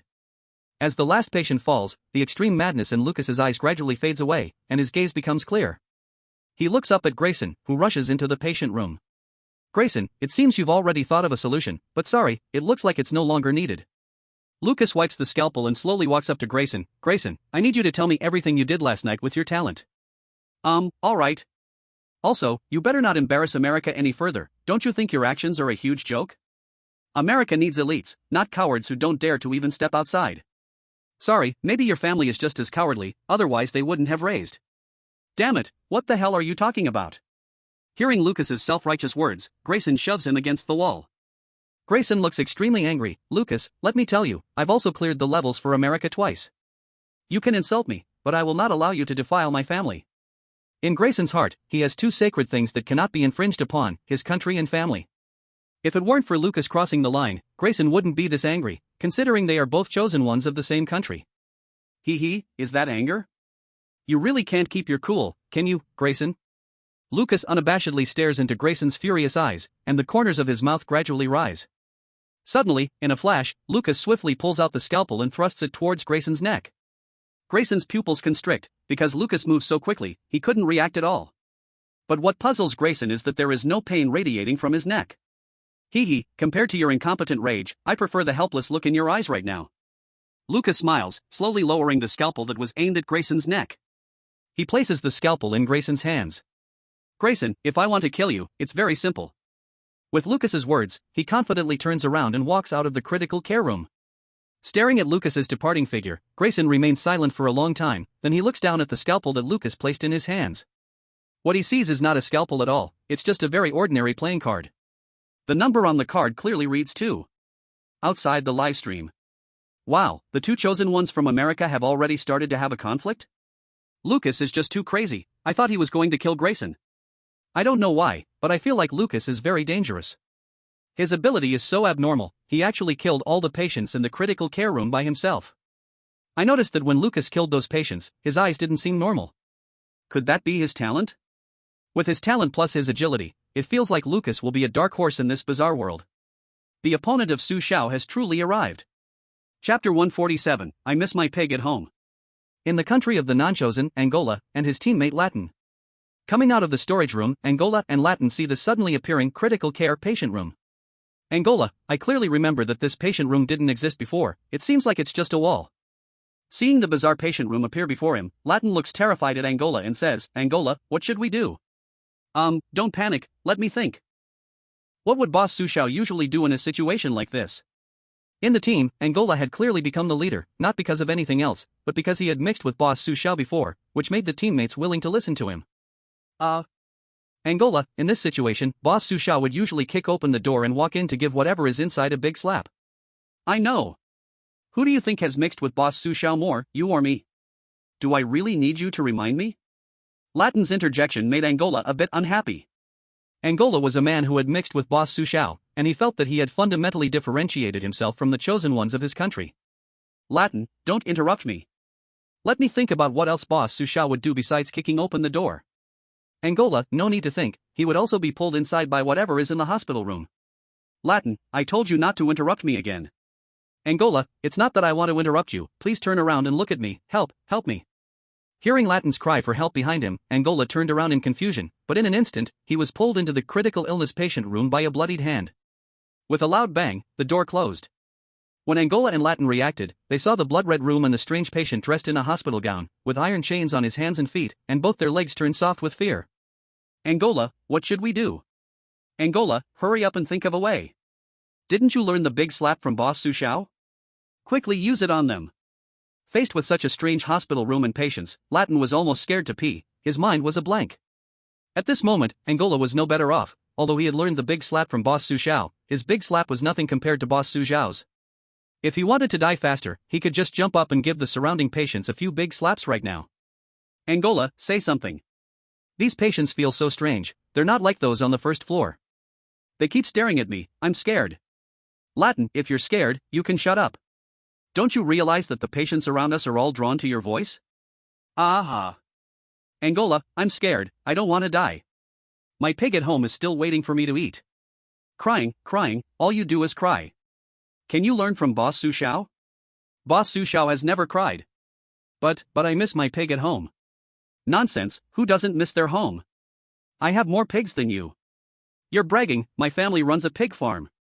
Angola, stop talking nonsense, let's think about how to get out, you can't just rely on me, you have to think too. It's not that I don't want to think, it's that I can't think of anything. My head is blank, like someone stuffed a cotton candy in it. Angola. There's no time. If it really doesn't work, cover for me, I'll escape. And me? You can watch me escape. Latin? While Angola and Latin were discussing how to escape, the surrounding strange patients had already surrounded them. The way these patients looked at Angola and Latin was like they were looking at a delicious meal. What are you looking at? Here's a big slap for you. As the patients closed in, Angola took the lead to strike. He sprang up and gave one of the patients a big slap, then shouted at Latin, what are you waiting for? Run. Oh, okay. Latin reacted and directly took off running. But it seemed that the direction he was running in was a bit off. Seeing Latin's strange escape route, Angola was shocked. What are you doing running into the hospital room? Head for the front door. Angola, damn it, why didn't you say so earlier? Latin yelled in frustration and then turned to run towards the front door, but at that moment, a few patients blocked his path. Looking at the eerie patient, Latin knew he definitely couldn't escape, so he could only shout for Angora's help. Angora, help me, I want Barbie to stop. Figure it out yourself. At that moment, Angora was struggling to save himself, so he had no extra energy to care about Latin. Don't come over, you can't come over. Angora had already run to the door of the ward, but what made Angora despair was that the tightly locked door of the ward couldn't be opened no matter what. Angora could only lean against the door and roar at the patient slowly dragging the iron chains closer. Get away, or I'll let you taste the power of Boss Su Xiao's big tricks. Don't come over, don't come over. At that moment, Angora was so scared his heart felt like it was going to jump out of his throat. Leaving Boss Su Xiao's protection, he realized that the situation was not as simple as he imagined. Just dealing with these patients was already too much for him. In the ward, Angora and Latin were filled with despair. But just when they thought they were about to face death, with a bang, the door of the ward actually opened by itself. Then, strange bloody handprints crawled into the ward, first stopping in front of Angora and directly throwing him out of the ward. Not long after, Latin was also thrown out of the ward. With a bang, the door of the ward closed again, and Angora and Latin were already slumped in the corridor, gasping for breath. Latin, still shaken. Angora, what was that just now? I don't know, but it seems to be the thing we encountered in the elevator. You mean? Latin was about to say something, but at that moment, those eerie bloody handprints crawled up the corridor, already in front of Latin and Angora. A child's tender voice came. Don't forget our agreement, help me find the red scarf, and I will reward you. As the voice finished, the blood-red handprints gradually disappeared, and the oppressive feeling around them also dissipated. The eerie scene made Angora and Latin glance at each other. They both saw the disbelief in each other's eyes, so it really was him. Good thing we made a deal with him, otherwise we wouldn't have been able to survive. Author's contribution of the plot is time-consuming, laborious, and brain-racking. Pushing for book recommendations, please, the traffic is running out. Chapter 148, The Suspicious Hospital Rules. In the world of strange tales, on the other side, Gangman Chang from the East Island didn't receive a hint, so he did not take the elevator to the second floor. Gangman Chang stayed on the first floor of the hospital. However, just after coming out of the bathroom, Gangman Chang unluckily encountered a room named Critical Patients. The Critical Patients room seemed to appear randomly, and its location was not fixed. Without surprise, Gangman Chang was directly dragged in by those bloody hands mercilessly. Once inside the ward, Gangman Chang saw all the eerie things in the ward, but in his extreme terror, he didn't have time to escape before he was tackled to the ground by the patients. As a painful scream escaped Gangman Chang's mouth, his live broadcast was instantly covered in bright red. A chilling announcement of strange tales rang out. East Island Selected 1 was eerily devoured. The world of strange tales is about to descend. Time begins to count down. 10, 9, 8, 7, 6. On Su Xiao's side. Su Xiao was standing in the critical patients ward, but unlike other selected ones, Su Xiao was not panicking, only looking calm. Looking at the eerie ward and the approaching patients, Su Xiao frowned slightly, not wasting time, and directly ordered the Black General to devour those patients. Safe and sound, opening the door and walking out of the ward, Su Xiao saw bloody handprints all over the corridor. These handprints were just like the bloody handprints seen in the elevator, as if left by a child. Su Xiao frowned slightly. It's that child, why would he appear here? Is he planning to save me? Under Su Xiao's gaze, the bloody handprints in the corridor gradually disappeared. For some unknown reason, the child did not appear but left directly. The child left, and Su Xiao also did not stay on the second floor of the hospital. He took the elevator back to the office on the first floor. In the office, Su Xiao noticed a new set of rules on the desk. It was named Hospital Rules. Su Xiao opened the hospital rules, and bright red caught his eye. Hospital Rule 1, if you want to know the truth of the mental hospital, please go to the hospital's basement immediately, there you will find the answers you seek. Hospital Rule 2, at all times, the third floor of the hospital is a place you must never set foot on. Hospital Rule 3, the director cannot be trusted, do not believe anything he says. Killing the director is your only chance of survival. Hospital Rule 4, after the director's death, please go to the third floor, the exit from the hospital will appear on the third floor. Hospital Rule 5, be sure to follow the above rules, violators will suffer eternal damnation. After reading the 5 hospital rules, Su Xiao frowned slightly. I remember that the font on the back of the doctor's rules was written in blood, but this hospital rule is clearly not from the Dark Lord's hand. The tone and font are different. Looking at the hospital rules in his hand, Su Xiao even had the illusion that this document did not seem to come from the hospital or the director. The doctor's rules were written by the director, Su Xiao knew this. But the problem is, if the hospital rules were also established by the director, how could he create rules that lead to his own death? This is hard to understand. Wait. If there really are 3 forces in the hospital, then the rule to kill the director is very likely written by it. Is its purpose to make the chosen one and the director mutually destroy each other? Considering the situation in the hospital, the chosen one does not have the ability to fight against the director, unless the chosen one can master the means to resist the director, otherwise. Thinking of this, Su Xiao's eyes suddenly sparkled. He took out the mirror and the rusty surgical knife he found in the storage room. I seem to understand, the mirror and the surgical knife might be the weapons to deal with the director.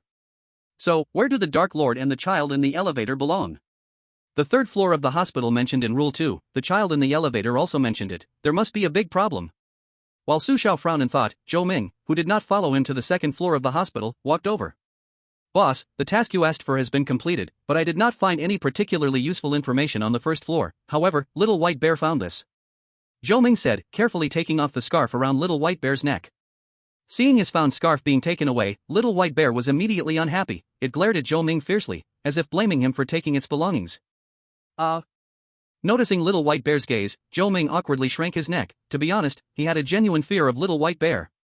Although Little White Bear was ordered by Su Xiao to protect him, Zhou Ming had never dared to truly treat Little White Bear as a bodyguard. What a joke, Little White Bear was strange. If it wanted to harm him, it would just take a finger. Looking at Zhou Ming's fearful expression towards Little White Bear, Su Xiao couldn't help but chuckle, but he also knew that Little White Bear would not harm Zhou Ming because of him. Su Xiao took the red scarf from Zhou Ming's hand and then looked at him and asked, "Zhou Ming, how did you find this?" I actually didn't find it, it was Little White Bear who found it." Zhou Ming scratched his head, speaking honestly. "Little White Bear?" Su Xiao was not surprised. He turned to Little White Bear, who was waiting for praise. "Well done, but this item does not belong to you, we must return it." Hearing that the scarf had to be returned to someone else, the Little White Bear's eyes instantly turned red, but it was not out of anger, rather it looked wronged. Watching the Little White Bear's expression, Su Xiao frowned slightly, because he simply did not understand why the Little White Bear was so attached to this scarf. Perhaps, even Su Xiao had not noticed. In the amusement park Instance Bear World, there were two tourists who had been turned into a little black bear doll and a little white bear doll. And around their necks, they also wore this kind of red scarf. Seeing the Little White Bear's emotions about to overflow, Su Xiao decisively interrupted it. "Let's go, it's time to end this all." "Where are we going?" Zhou Ming asked. "To the third floor." "To the third floor?" Zhou Ming frowned, then took out the hospital rules he was holding and handed them to Su Xiao. "Boss, before going up to the third floor, why don't you take a look at this first?" Su Xiao took the hospital rules handed to him by Zhou Ming and glanced at them. They were the same as the rules he had received. "It seems the problem indeed comes from the third floor. Let's go, let's meet the hospital's most hidden secrets on the third floor." As soon as Su Xiao finished speaking, he directly lifted his feet and walked towards the elevator on the first floor. Seeing this, Zhou Ming did not hesitate and quickly followed. Chapter 149 Let Go, This is what Mom left for me. In the dim and flickering elevator, Su Xiao encountered the strange child again. This time he was sticking to the wall of the elevator. When the strange child first appeared in view, Su Xiao noticed that his entire body was pitch black. "Hee, doctor, did you find my red scarf?" The strange child looked at Su Xiao with a face full of hope. "Of course I found it." Su Xiao took out the red scarf. "Here, it's for you." "Hooray!" "Thank you, doctor." The strange child thanked Su Xiao and reached out to grab the scarf, but at that moment, a funny scene happened. The Little White Bear also reached out. Two small hands pulled at the scarf simultaneously. The scarf was being tugged by a white paw, and the strange child was stunned. When he saw the Little White Bear, he instantly looked angry and said, "Let go, that's what my mom left for me." The Little White Bear refused to back down. "I'll say it again, that's what my mom left for me. If you don't let go, I'll hit you." The Little White Bear. In the elevator, the Little White Bear and the child faced off, neither willing to give up the scarf. Mom said, "Kids shouldn't fight, but today I will teach you a lesson."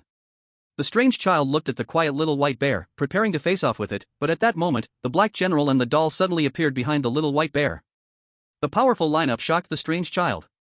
This time, it was the strange child who had nothing to say. After a moment of silence, the strange child suddenly began to cry, wiping his tears with a wronged expression. "Woo, you guys are bullying me, using your numbers against me. Woo, that's the scarf my mom left for me." Seeing the strange child's face full of grievance, Su Xiao sighed and spoke to stop him. "Little White Bear, give the red scarf back to him, that's his thing in the future. Any items like scarves will be given to you first." Su Xiao said this because he knew that he could not take anything from the hospital instance unless it was actively rewarded to him.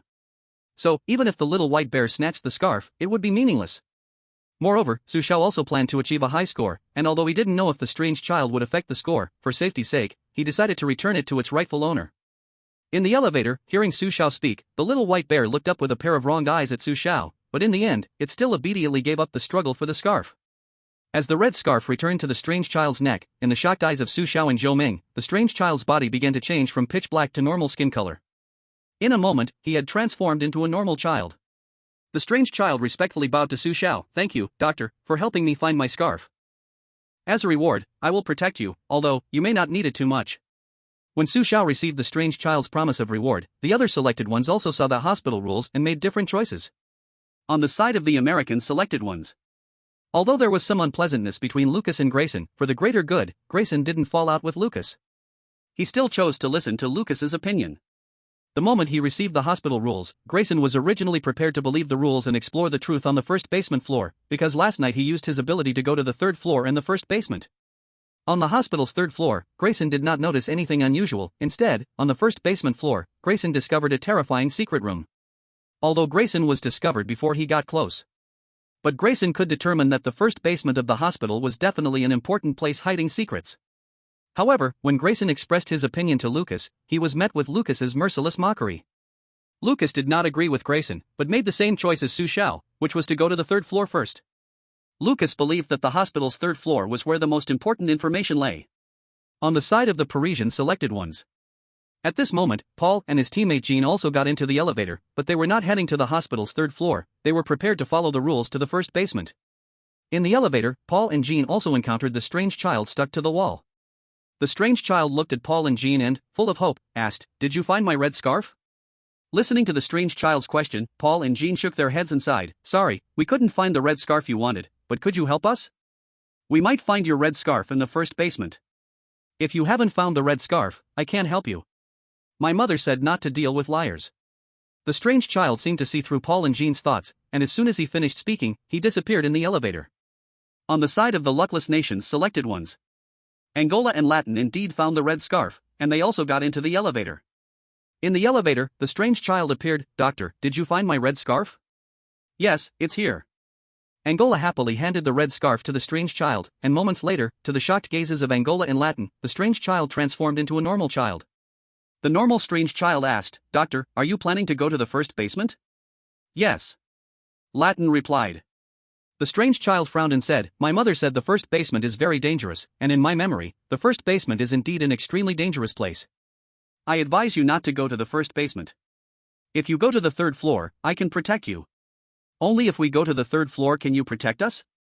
Then aren't we very dangerous going to the first basement?" Angola originally thought that giving the scarf to the strange child would earn them his full protection, but unexpectedly, the strange child refused to go with them to the first basement. Seeing this situation, Latin asked Angola, "Angola, what should we do? Should we still go to the first basement?" Maybe we should first check the third floor. The first basement is too dangerous, and going to the third floor might give us more useful information." "But won't going to the third floor violate the rules?" "We can't worry about so much right now, the rules aren't necessarily correct, and we can only take a gamble." Latin, alright, but what about the mirror and scalpel we found earlier? Scalpel? At the mention of the scalpel, a strange emotion flashed in the strange child's eyes. "If you are going to the third floor, you can't bring things like surgical knives, otherwise, I can't guarantee your safety. P.S. I'm back, wahahaha." Chapter 150, Strange and Blurry Shadows. In the world of weird tales, Su Xiao and Zhou Ming took the elevator to the third floor of the hospital. Hospital Rule 2, no matter what, you absolutely cannot step on the third floor of the hospital. Strangely, the third floor was empty and dark, with all the patient room doors tightly closed, and the corridor was shrouded in complete darkness. The scene before them felt somewhat eerie. The feeling the third floor gave Su Xiao was completely different from the first and second floors. It felt like the third floor was completely separated from the first and second floors, like an independent existence. "Don't walk around, I know the third floor the best. If you follow me, you definitely won't get lost." Su Xiao and Zhou Ming stood in the corridor, gazing at the abnormalities of the third floor when the strange child stepped forward and spoke. Hearing the strange child's words, Su Xiao frowned slightly. Su Xiao was deep in thought. If the strange child isn't lying, he must have been to the third floor many times. There must be something that attracts him here. What could it be? As Su Xiao pondered, the strange child continued to add, "By the way, everyone here really doesn't like things like surgical knives. If you have any on you, it's best to throw them away." "Everyone?" The strange child's words once again raised Su Xiao's suspicions. However, Su Xiao didn't ask further and didn't choose to throw away the rusty surgical knife. He looked down at the strange child. "Is there anything fun on the third floor? Can we wander around?" "Of course, you are my friends." The strange child smiled happily, then skipped ahead to lead the way. Seeing the strange child's appearance, Zhou Ming beside him looked puzzled and said, "Boss, let's observe quietly." "Oh." Following behind the strange child, they stopped at the door of room 301. Knock, knock, knock. Under Su Xiao and Zhou Ming's gaze, the strange child knocked on the door of room 301. What puzzled Su Xiao was that despite the strange child knocking several times, the door remained tightly closed. This strange phenomenon also puzzled the strange child, who scratched his head. "Strange, where did the uncles go? They were always in the room before." Knock, knock, knock. Not lingering at the door of room 301, the strange child continued to knock on other closed room doors. Time flowed. Disappointed, the strange child knocked on all the room doors, yet there was no sound coming from inside. By the end, tears welled in the strange child's eyes. They must not want to play with me anymore. Mom, I want to see Mom." The strange child's voice choked, and at that moment, Su Xiao suddenly heard a faint sound of a door hinge moving from room 307. The sound lasted only a brief moment before room 307 fell silent again. What was that sound just now? Could there really be someone in these rooms? Su Xiao frowned slightly. He stepped forward to the door of room 307 and knocked. As Su Xiao knocked, he listened carefully to the sounds inside the room, but strangely, that subtle noise did not occur again. Everything felt like an illusion. Is it my illusion? Su Xiao frowned, but he didn't give up. In the strange child's surprised gaze, he took out the rusty surgical knife. Sai Shu. As Su Xiao drew a long scratch on the door of the room with the surgical knife, the surrounding darkness suddenly seemed to come alive. Bang! A door to a patient room opened, and then more doors opened. Bang, bang, bang, bang. In an instant, all the patient room doors opened simultaneously, and eerie, dark figures slowly walked out from those rooms. These figures were blurry, their appearances and shapes indistinguishable, and the only thing visible was their incredibly red, angry eyes. Big boss, what should we do? Looking at the strange shadows closing in, Zhou Ming's nerves instantly became tense. Zhou Ming was sure these shadows could no longer be called humans. In response to Zhou Ming's question, Su Xiao did not answer. Su Xiao just looked thoughtfully at those shadows. At that moment, the strange child excitedly ran toward one of the shadows. But before he could reach that shadow, he was caught by other shadows and thrown away. Bang! The strange child slammed heavily against the wall, wiping his confused tears. Everyone, what's wrong with everyone? The strange child suddenly reacted. He angrily ran toward Su Xiao. It's you. I told you not to bring the scalpel. It's you who made everyone become like this. Facing the accusation from the strange child, Su Xiao sighed. You are wrong, it's not me who made them like this. I should say, they were originally like this. You lie, you're tricking me. The strange child did not believe what Su Xiao said, but Su Xiao also had no intention to explain too much to a child. Even if he explained, he might not understand. Little White Bear, keep an eye on him.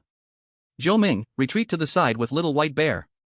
Su Xiao instructed Little White Bear to take the strange child to the side and also led Zhou Ming away from the hospital room. Watching Zhou Ming and Little White Bear retreat far away, Su Xiao turned back to look at the strange, blurry shadows around. He saw those shadows beginning to mutter some chilling words. Tear, sew, cut, combine, pain, struggle, despair, blur, anger, revenge. Hearing the mutterings of these strange shadows, Su Xiao furrowed his brow. He thought he might guess the identity of these shadows. These people should be the patients pushed onto the experimental operating table, which is also why they are enraged by the sound of the scalpel. For some reason, they still retain consciousness and have survived in this strange way. No, they are not truly alive, they are more like a vengeful resentment driving them. As he looked at the shadows continuously approaching, before Su Xiao could speak, the Black General directly sucked two of the shadows into its belly. At that moment, a bizarre thing happened. The two shadows that were just eaten suddenly revived and reappeared in front of the Black General the next second. Wow! The Black General did not believe in evil. It opened its mouth and sucked in two more shadows, but this time, the result was still the same. Looking at this bizarre scene, Su Xiao frowned and stopped the Black General. No need to try again, they are bored of resentment. Unless the resentment is eliminated, they cannot be cleared. Su Xiao looked down at the rusty scalpel in his hand, and a plan suddenly formed in his mind. It seems I must go to the -1 floor to thoroughly uncover the truth of everything, but I will not participate in your matters. Thanks to Kylin Gue Ling for the master certification. Thank you for being here. Chapter 151, Lucas's talent guess. At that time. In America, Lucas and Grayson also embarked on the 3rd floor under the guidance of the strange child. Because Grayson helped the strange child find a scarf, the strange child agreed to protect them. On the 3rd floor, the plot was basically the same as with Su Xiao. First, the strange child knocked on the door, and then Lucas took out the scalpel to enrage those strange shadows. Seeing the shadows enraged and coming out of the hospital room, Grayson was somewhat shocked. Grayson looked at Lucas, confused. What exactly do you want to do, crazy person? You're really insane. Facing Grayson's confusion, Lucas did not explain, he just opened his mouth and laughed outright. Ha ha ha. So it really is like this, I was right. Ha ha ha. Grayson? Watching Lucas laugh maniacally, Grayson suddenly regretted coming to the 3rd floor with this guy. Grayson could not understand why Lucas would do such a thing. Angering the shadows on the 3rd floor was definitely not the safest way to pass. As Grayson hesitated on how to deal with the strange shadow before him, Lucas suddenly spoke up. Grayson, if you're scared, you can go back to the 1st floor now. Continue being a coward, perhaps that would be more suitable. What the hell are you joking about? Lucas's words made Grayson's veins pop with anger. Grayson was not really a coward, he was just overly cautious. So, his past attempts to pass through had always been safe, without anything particularly outstanding.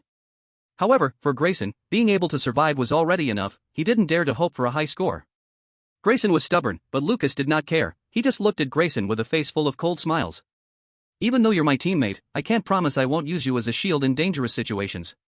Grayson, you know I would do that, because you're right, I am a complete lunatic. Then, good luck to you. As soon as Lucas finished speaking, he elegantly pulled out a piece of red cloth from his waist. Like performing magic, Lucas slowly unfolded the cloth, covering his body. When the red cloth fell to the ground, in a blink, Lucas had already disappeared from his original spot. Staring at the suddenly vanished Lucas, Grayson's gaze suddenly hardened. At that moment, Grayson's mind was hit with a strong shock. No matter what, Grayson could not believe Lucas had just vanished into thin air. Even if Lucas were a magician, he could not disappear instantly. As is well known, magic is merely a trick, it is not real magic and cannot do as it pleases. However, Lucas's disappearance felt so real. If Grayson's eyes had a problem, surely the eyes of every viewer in the world would not? Holy shit! Holy shit, holy shit! What did I just see? Lucas disappearing, a living person? Confirmed, Lucas is not a magician, he is definitely a magician. What the hell is going on? Can any wise viewers explain this? The live stream in Lucas's channel exploded, and the viewership surged, almost rivaling Su Xiao. While countless viewers expressed disbelief at Lucas's actions, a comment rolled in like thunder, shocking everyone once more. I think I can explain what just happened. Really, is it true? Bro, please tell me what's going on. I'm begging you, if I don't know the answer today, I'll die for you. Amid the countless curious comments from viewers, the user who just spoke began to explain. Actually, it's easy to understand. I don't know if you noticed, but just before Lucas disappeared, his eyes turned a strange gray. Based on this clue, I deduced that Lucas's sudden disappearance was not magic, it is likely related to his unique ability. And most abilities simply do not grant Lucas such a bizarre power. So, combining Lucas's previous performance, I can roughly speculate that his ability should be related to using strange powers. Strange powers? Are you saying Lucas can use strange powers? I would guess it's like that. As the viewer finished speaking, the stream in Lucas's channel suddenly experienced a rare moment of time standing still, and the comments stopped scrolling. However, the time freeze lasted only a moment. After a brief pause, the comments started rolling again. 666, I give this analysis full marks. Holy shit, why didn't I think of that? No wonder Lucas has such strong combat skills. Now that it's said, it seems to make sense. Yeah, for the strange, suddenly disappearing is not that difficult, since Lucas can use strange powers, this is not a challenge for him. Using strange abilities, won't there be any side effects? After all, there's no such thing as a free lunch in this world. In the non-lucky country, Angola and Latin are here. Angola and Latin also took the strange child to the third floor, but Angola didn't take out a scalpel, he just casually browsed with Latin on the third floor. Everything on the third floor seemed normal, of course, except for those tightly closed ward doors. Angola, it seems like there isn't any information we want here, what should we do now? I don't know what to do either, let me think, what would Su Xiao do in this situation? Angola, should we head to the basement? And no, let's not go there for now, the basement is too dangerous, I think we should check the second floor to see if there is any information we want. What if there's nothing on the second floor? Then, we'll just go back to the first floor. Aren't we going to the basement anymore? What for? Are we going to seek death? Latin. On the other side, Paul and Jean, unlike Su Xiao and Lucas, did not receive help from the strange child, but they still decided to take the risk and head to the basement to seek the truth. Hospital Rule 1, if you want to discover the truth of the mental hospital, please go to the basement immediately, there you will find the answers you seek. Ding dong. As the elevator door slowly opened, a strong, bloody wind blew in. Smelling the nauseating stench of blood in the air, Jean could barely stand, and he said anxiously. Paul, maybe we should go back, it's too eerie and strange here. No way, all the clues point to here, there must be secrets of the mental hospital hidden, as long as we find these secrets, we can clear the game. But what if our idea is wrong? Today, I'm releasing 2 chapters in advance, this time we're not going to the underworld, right? Comments, reviews, book shortages, gifts, and urging updates, let's go with the 5-piece set. New Year's gifts are not accepted, only the 5-piece set is welcomed. Chapter 152, The Strange Basement. Jean, we have no way back, and you don't need to worry too much, the 2 items we found in the storage room should be of help to us. Will those 2 items really be useful? Of course, at least I believe in my judgment. After a brief moment of thought, Paul and Jean finally stepped out of the elevator. As the elevator slowly closed, the weak light inside disappeared. Standing in the basement of the hospital, the entire basement was silent, shrouded in darkness, with only a few dim yellow lights flickering in a few places.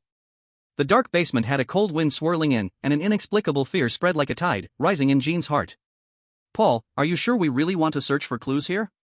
Jean, don't let fear overcome you. We are not cowards, we are humans who bravely pursue the truth. But, in this kind of environment, it's easy to think of terrifying things. I can't stay calm. It's okay, take this scalpel, it should be useful in critical moments. Paul said, handing the rusty scalpel to Jean, while he tightly held onto that mirror. Jean, let's split up and look for clues here. If you encounter danger, scream loudly, and we'll take the elevator out of here at the first moment. Okay.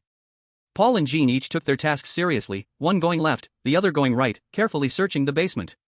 Before long, Jean made a discovery. Paul, come over, I found something.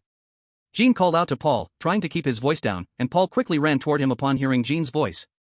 However, at that moment, neither Paul nor Jean noticed that the lights in the basement were going out, one by one. Jean, what did you find? Paul asked excitedly as he ran in front of Jean. Jean pointed with his finger. Shoo. Listen. What? Paul looked puzzled, then his expression turned strange. Drip sound? Where does the drip sound come from on the first basement floor? Let's go, take a look. As soon as he finished speaking, Paul and Jean cautiously moved toward the direction of the dripping sound. They hadn't walked far before they stopped in front of a creepy hidden room. Outside the room, there were many iron bars, and hanging on the bars were dark objects. The dripping sound was indeed coming from those dark objects. Paul, what are those objects hanging on the bars? Why do they look so much like people? People? Jean, don't scare me. How could those strange shapes possibly be people? Paul, I'm really not scaring you, those objects, they really seem to be people. As he said this, Jean's voice involuntarily rose because, under his gaze, one object hanging on the iron bar clearly twitched. Paul, let's really go back, it feels too strange here. Jean, you stay here and don't move, I'll go check it out first. Compared to Jean, Paul was clearly braver. He also understood that if the truth wasn't found, death was equally unavoidable. Paul cautiously approached the object hanging on the iron bar. Because the light on the first basement floor was too dim, he couldn't see clearly what it was from so far away. As Paul got closer, he finally saw what those objects hanging on the iron bars were. No doubt about it. They were people. It was really people. Although these people were either missing arms or legs, and some even had no heads, they were indeed people. Hiss. There were at least a dozen corpses hanging on the iron bars. Seeing so many corpses, Paul couldn't help but gasp. What the hell is going on? As Paul's gaze swept over the corpses, he was suddenly stared at by a pair of bloody eyes, sending shivers down his spine. The key point was that those eyes even blinked. Damn, what the hell? Seeing this eerie scene, Paul was just about to turn and leave, but at that moment, the owner of those eyes suddenly spoke weakly. Help me, please.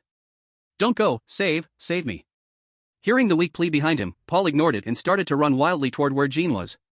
However, at that moment, the lights above suddenly went out, and in the darkness, Jean's scream followed. Ah! Paul, save me! Jean, what's wrong? Jean's scream filled Paul with a bad premonition, and Jean's voice suddenly stopped.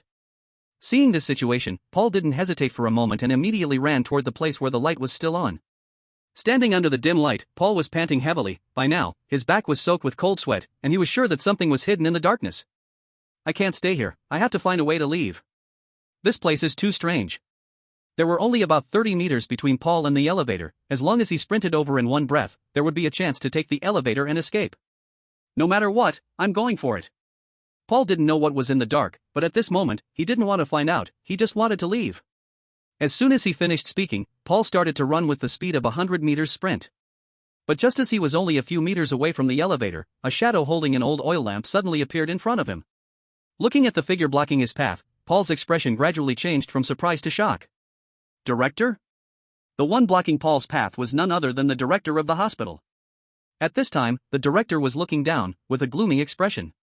You shouldn't be here, everyone who comes here is already dead. If you had just stayed obediently in the hospital, you wouldn't regret the foolish choice you made today. The director muttered, his voice hoarse and deep, sounding as unpleasant as a saw cutting through wood. After listening to the dean's words, Paul's expression changed from respect to indifference. It's really you are indeed the mastermind behind all this. It seems I did not come to the wrong place, just had a bit of bad luck. Paul's words made the dean let out a strange cold laugh. No, you are far from it, you are so far from the so-called truth, foolish thing. As the dean's words fell, the oil lamp in his hand began to flicker wildly. Suddenly, Paul felt a cold wind hit him. By the time Paul reacted and looked down, he found a large hole had been dug in his chest by the dean's arm. Paul frowned tightly, he couldn't believe it. As the dean's elongated arm began to stir inside Paul's body, a scream of pain suddenly erupted from Paul's mouth. Chapter 153, Loyalty to the Country, That Loyalty to the Country. The chosen ones of Paris are being eerily devoured, a world of strange tales is about to arrive, the countdown begins, 10, 9, 8, 7, 6. A cold announcement rang out in the skies above the world. The true mastermind behind the scenes is indeed the dean. Unfortunately, even if your guess is correct, it won't help, because Paul and Jean overlooked too many details. Didn't Paul and Jean get a scalpel and a mirror in the storage room? Why does it feel like they are having no effect? Or is it that their way of using it is wrong? The rusty scalpel should be useless against the dean. From the operations of Su Xiao, the scalpel's use is limited to dealing with those shadowy figures on the third floor. The scalpel is something that cuts and ends those figures' lives, so its appearance makes them feel anger and hatred, and correspondingly, the scalpel should also make them feel fear. The chosen ones of Paris are being weirdly eliminated, and now only the chosen ones from 3 countries remain in the hospital instance: Dragon Country, America, and Non-Oil Country. At this moment, on Su Xiao's side, Su Xiao had already led Zhou Ming to escape from the 3rd floor of the hospital. Su Xiao did not take the elevator but chose the stairs. Behind him were those bizarre figures from the 3rd floor, clinging like sticky candy. Zhou Ming was very puzzled by Su Xiao's action of angering those figures but then resolutely choosing to escape. "Big guy, why do we have to? Don't ask too much, just do as I say, and I promise you can clear the level." Zhou Ming felt he wasn't stupid, but he really couldn't understand Su Xiao's actions. Could this be the aura of a big guy? Could this be the so-called clinging to a big thigh and lying flat? After thinking for a moment, Zhou Ming decided to do something. Lying flat was just too embarrassing. "Big guy, if I lie flat like this, there's no experience at all. Look at what I can do." What to do? Su Xiao looked at Zhou Ming with a strange expression, propped his chin and thought for a moment, then took out the scalpel and handed it to Zhou Ming. "Go, cut out their kidneys." Zhou Ming? Upon hearing he was asked to cut out kidneys, Zhou Ming immediately shrank back and waved his hands. "Is there something simpler?" "Yes, lead those people to the basement." I think that's better off not doing it." After a moment, Su Xiao and Zhou Ming finally appeared in the basement of the hospital. The basement was filled with silence, eeriness, darkness, and blood. Everything in front of them was worse than expected. Su Xiao frowned slightly and then spotted the iron railings hanging with people, as well as the dean holding an oil lamp. "I didn't expect to bump into an acquaintance here." Looking at the eerily standing dean under the iron railings, Su Xiao grinned, instructed Zhou Ming a bit, and then charged straight ahead, directly circling to the back of the dean. As he approached the dean, Su Xiao jumped up and raised his hand to deliver a powerful blow to the back of the dean's head. "Your mother must be paying more for groceries." As Su Xiao's words fell, the dean was knocked straight to the ground. "Ouch, who the hell hit me?" The dean clutched his head in pain, howling. The originally eerie and terrifying scene was turned into something quite comical by Su Xiao. In the distance, Zhou Ming watched Su Xiao's outrageous antics. He was directly stunned. Zhou Ming swallowed hard. The Baido warlord is truly the Baido warlord. When he makes a move, it's extraordinary. On the ground, the dean wailed and screamed for a moment, then immediately crawled up from the floor. However, before he could turn back to see who hit him, Su Xiao directly grabbed his hand. Hello, Dean, don't you remember me? I am Ma Baogua, the one who serves the country with loyalty." "Ma Baogua, huh? You are doomed." Hearing Su Xiao's self-introduction, the dean became furious. A pitch-black, sinister hand reached out directly towards Su Xiao's body. "Ma Baogua, doctor, you shouldn't be here. Everyone who comes here never lives to leave."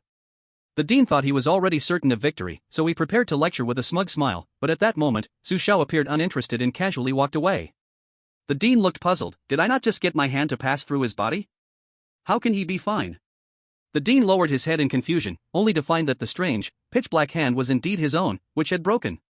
As expected, the dean's mouth erupted once more with a horrifying scream. "Ma Baogua, I am going to take your kidneys, dissect your body, and I want you dead." The dean was enraged, his Mediterranean hairstyle flowing wildly. However, just as the dean was shouting and preparing to tear Su Xiao apart, shadows suddenly surged out from the staircase. Looking at the figures arriving late on the 3rd floor, Su Xiao decisively pointed at the dean. "Get him, kill him." With Su Xiao's command, those originally angry and confused figures suddenly rushed toward the dean with fury, as if guided by something. This scene left Zhou Ming dumbfounded. Zhou Ming, in shock, spoke. Su Xiao, what on earth is going on? Why did those figures on the 3rd floor suddenly listen to you? They are not listening to me." Su Xiao shook his head and explained, "They only hate a certain scalpel." "Scalpel? Zhou Ming did not understand Su Xiao's meaning, but Su Xiao did not elaborate. He lowered his head and thought. If the one dissecting these patients is the dean before me, then the moment they see the dean, they should go after him. But strangely, these patients did not. They only discovered the scalpel that I left on the dean, which caused them to feel angry at him. It can be seen that the dean in front of me is likely just a substitute. The information brought back by the puppet was actually this meaning. As Su Xiao furrowed his brows in thought, the dean, who had just shouted about wanting to kill Su Xiao, was now fleeing in panic. Damn it, why are you chasing me? I am not the one who killed you, don't come after me. The dean shouted in terror. Clearly, he knew the identities of these patients, but he might not be the mastermind behind it all. He only knew some inside information. The dean was running quickly, but because there were too many patients, he soon found himself cornered. Damn it, why are you seeking revenge on me? I am just a participant, not. The dean cursed angrily, but before he could finish his words, he saw the scalpel that had been glued together with 502 glue behind him. Upon seeing the rusty scalpel, the dean finally understood what was happening.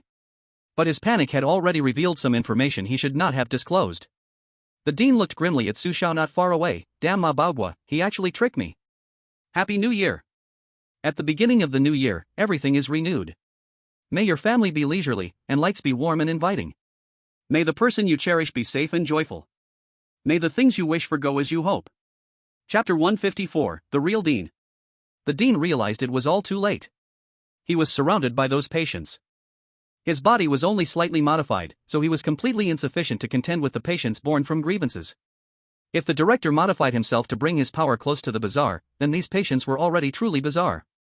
Amid the director's screams, those patients had already angrily torn his body apart, with each piece of his body split like a toy, a sight too horrible to bear. Watching the terrible state of the director, Zhou Ming, who had entered the world of strange tales for the first time, nearly vomited. Although he had watched many live broadcasts of the Strange Tale world on screen, it was far from the impact of being there in person. If the Strange Tale copy could be compared to a battlefield, then it would definitely be a scene of corpses everywhere, drenched in blood, like in darkness that could not be directly faced, layer by layer being peeled away in front of you.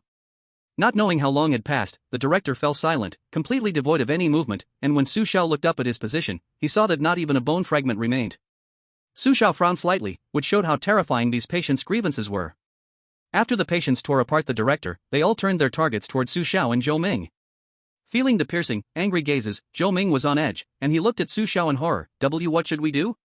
At this time, of course, we sit back and watch the show. By the way, do you have any sunflower seeds? No. Su Xiao's words made Zhou Ming pause for a moment. Zhou Ming found it hard to understand. At a time like this, he was still thinking like a bystander, and the key point was, there were no seeds to eat. As Zhou Ming wore a face of fear, suddenly, the door to the secret room on the basement floor exploded with a loud noise, and with a bang, the door flew open. Under the gaze of Su Xiao and Zhou Ming, an extremely ugly and strange monster walked out from the secret room.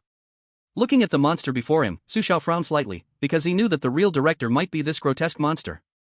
The monster stood 3 meters tall, neither human nor animal, its body was extraordinarily thick, and it had a total of 9 heads. 9 heads were distributed all over its body, and on its neck was a face of utter hatred. At this moment, all 9 heads were sizing up Su Xiao and the patients on the 3rd floor. Soon, the monster looked directly at Su Xiao and spoke. Good means, you can actually lead these patients to me, proving that you are close to the truth.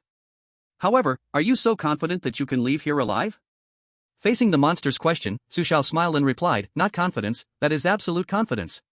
Absolute confidence? The monster suddenly paused in its expression, then a meaningful smile appeared at the corner of its mouth. You want to explore the truth, then I will return you a truth. Behind me, in this secret room, are all the answers you want, but whether you can live to open it depends on your choices and means. I will definitely explore the truth, but before that, I want to know one more thing. What thing? Are you really the director of the mental hospital? Am I the director? The monster suddenly laughed up to the sky. Ha, since you've already guessed the answer, why bother asking me?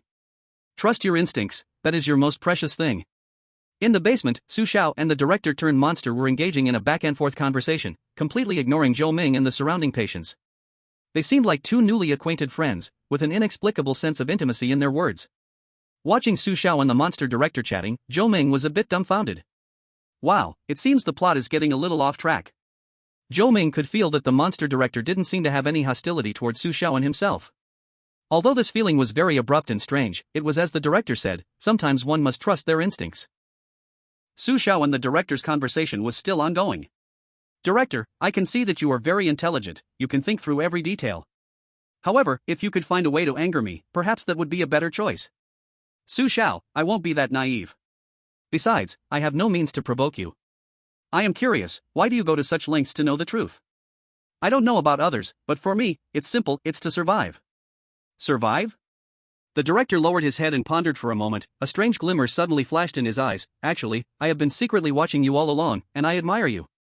Let me fulfill your wish with this ugly, unworthy body. I have worn this shell for so long that I have forgotten who I am. They only know I appear glamorous, but inside, I have rotted completely. As soon as the director finished speaking, he stepped forward towards the patients on the third floor. Watching the director's actions, Su Xiao frowned deeply. At this moment, Su Xiao did not know whether the director was good or bad, but the director's words just now were enough to make Su Xiao realize that his judgment had gone awry. Is it possible that my judgment is not the whole truth, and the director is not merely the author of this tragedy? There might be more hidden truths here? During the conversation with the director, Su Xiao sensed that the director had no hostility towards him from start to finish. He did not seem like he wanted to kill Su Xiao, but more like he wanted Su Xiao to understand certain things, certain truths. It seems that what is in the secret room should be able to unravel all the mysteries in my heart. However, from the director's words, I also sense a threat of crisis. If this crisis does not come from the director, then who could it come from?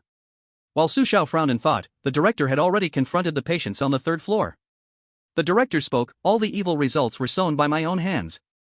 Since that's the case, I accept your anger. As soon as the director's words fell, the angry patients began to rebut and lament. Accept? What are you going to use to accept it? Did you care about our struggles when you pushed us into the lab? We are mentally ill, but we are also human. Hypocritical. Return our bodies. Unforgivable, we will not forgive you. Kill him, kill everyone in the hospital, kill them, they all deserve to die, deserve to die. The patient's anger had reached its peak. Looking at the consequences he had created with his own hands, a bitter expression appeared on the director's face. The hospital is innocent, they are innocent. No matter what, we should not involve the entire hospital. At least its original intention was good, wasn't it? If that's the case, let's put an end to this. Equals. Once again, thanks to Kailan Gue Ling for granting the master certification. Thanks to friends. By UBU. Chapter 155, The Monster Director's Diary. As soon as the director finished speaking, under Su Xiao's gaze, the patients strangely began to merge, and in a moment, they transformed into a grotesque monster that was even uglier than the director. The monster resembled a round belly, squeezing various sinister faces inside, while countless pale white arms extended around the belly. Looking at this monster, the director did not seem surprised. Re-merged into a strange power, huh? The director smiled bitterly, glancing at his grotesque body, shaking his head slightly. Originally, this body was not meant to deal with you. But since you have already become it, then this body has to fulfill its mission. With just you? Do you even deserve it? The faces of the merged patients were extremely hideous. Under constant pressure, the eyes on their faces turned blood red, looking exceptionally bizarre. The monster wasted no time. Its heart was driven by the belief of revenge, urging it to kill the sinful monster before it. As the eerie figure took the lead, a series of stretching, snowy white arms swiftly reached for the dean's body. The dean refused to back down. Besides the head on his neck, the 8 heads on his body began to shake. A force comparable to the eerie entity was gradually born. Not far away. At this moment, Su Xiao and Zhou Ming stood aside, watching the fierce battle between the dean and the eerie being. Zhou Ming was somewhat confused. He couldn't understand why the dean suddenly started fighting with the eerie entity. Meanwhile, they had completely become the overlooked targets. While Zhou Ming was in a daze, Su Xiao interrupted him. Stop looking, by the time they finish fighting, it will probably be our turn next. Huh? What do you mean? Zhou Ming's mind was still in a fog, but Su Xiao didn't explain. He just lifted his foot and walked toward the secret room. Seeing this, Zhou Ming quickly followed him. In the secret room. The light in the secret room was crimson, and various severed limbs were visible everywhere. The room was filled with the smell of blood, decay, and a mixture of various drugs. There should be clues here, look carefully. Su Xiao frowned, leading Zhou Ming as they began to search in the secret room. Although the room was not large, the dim light made the search incredibly difficult.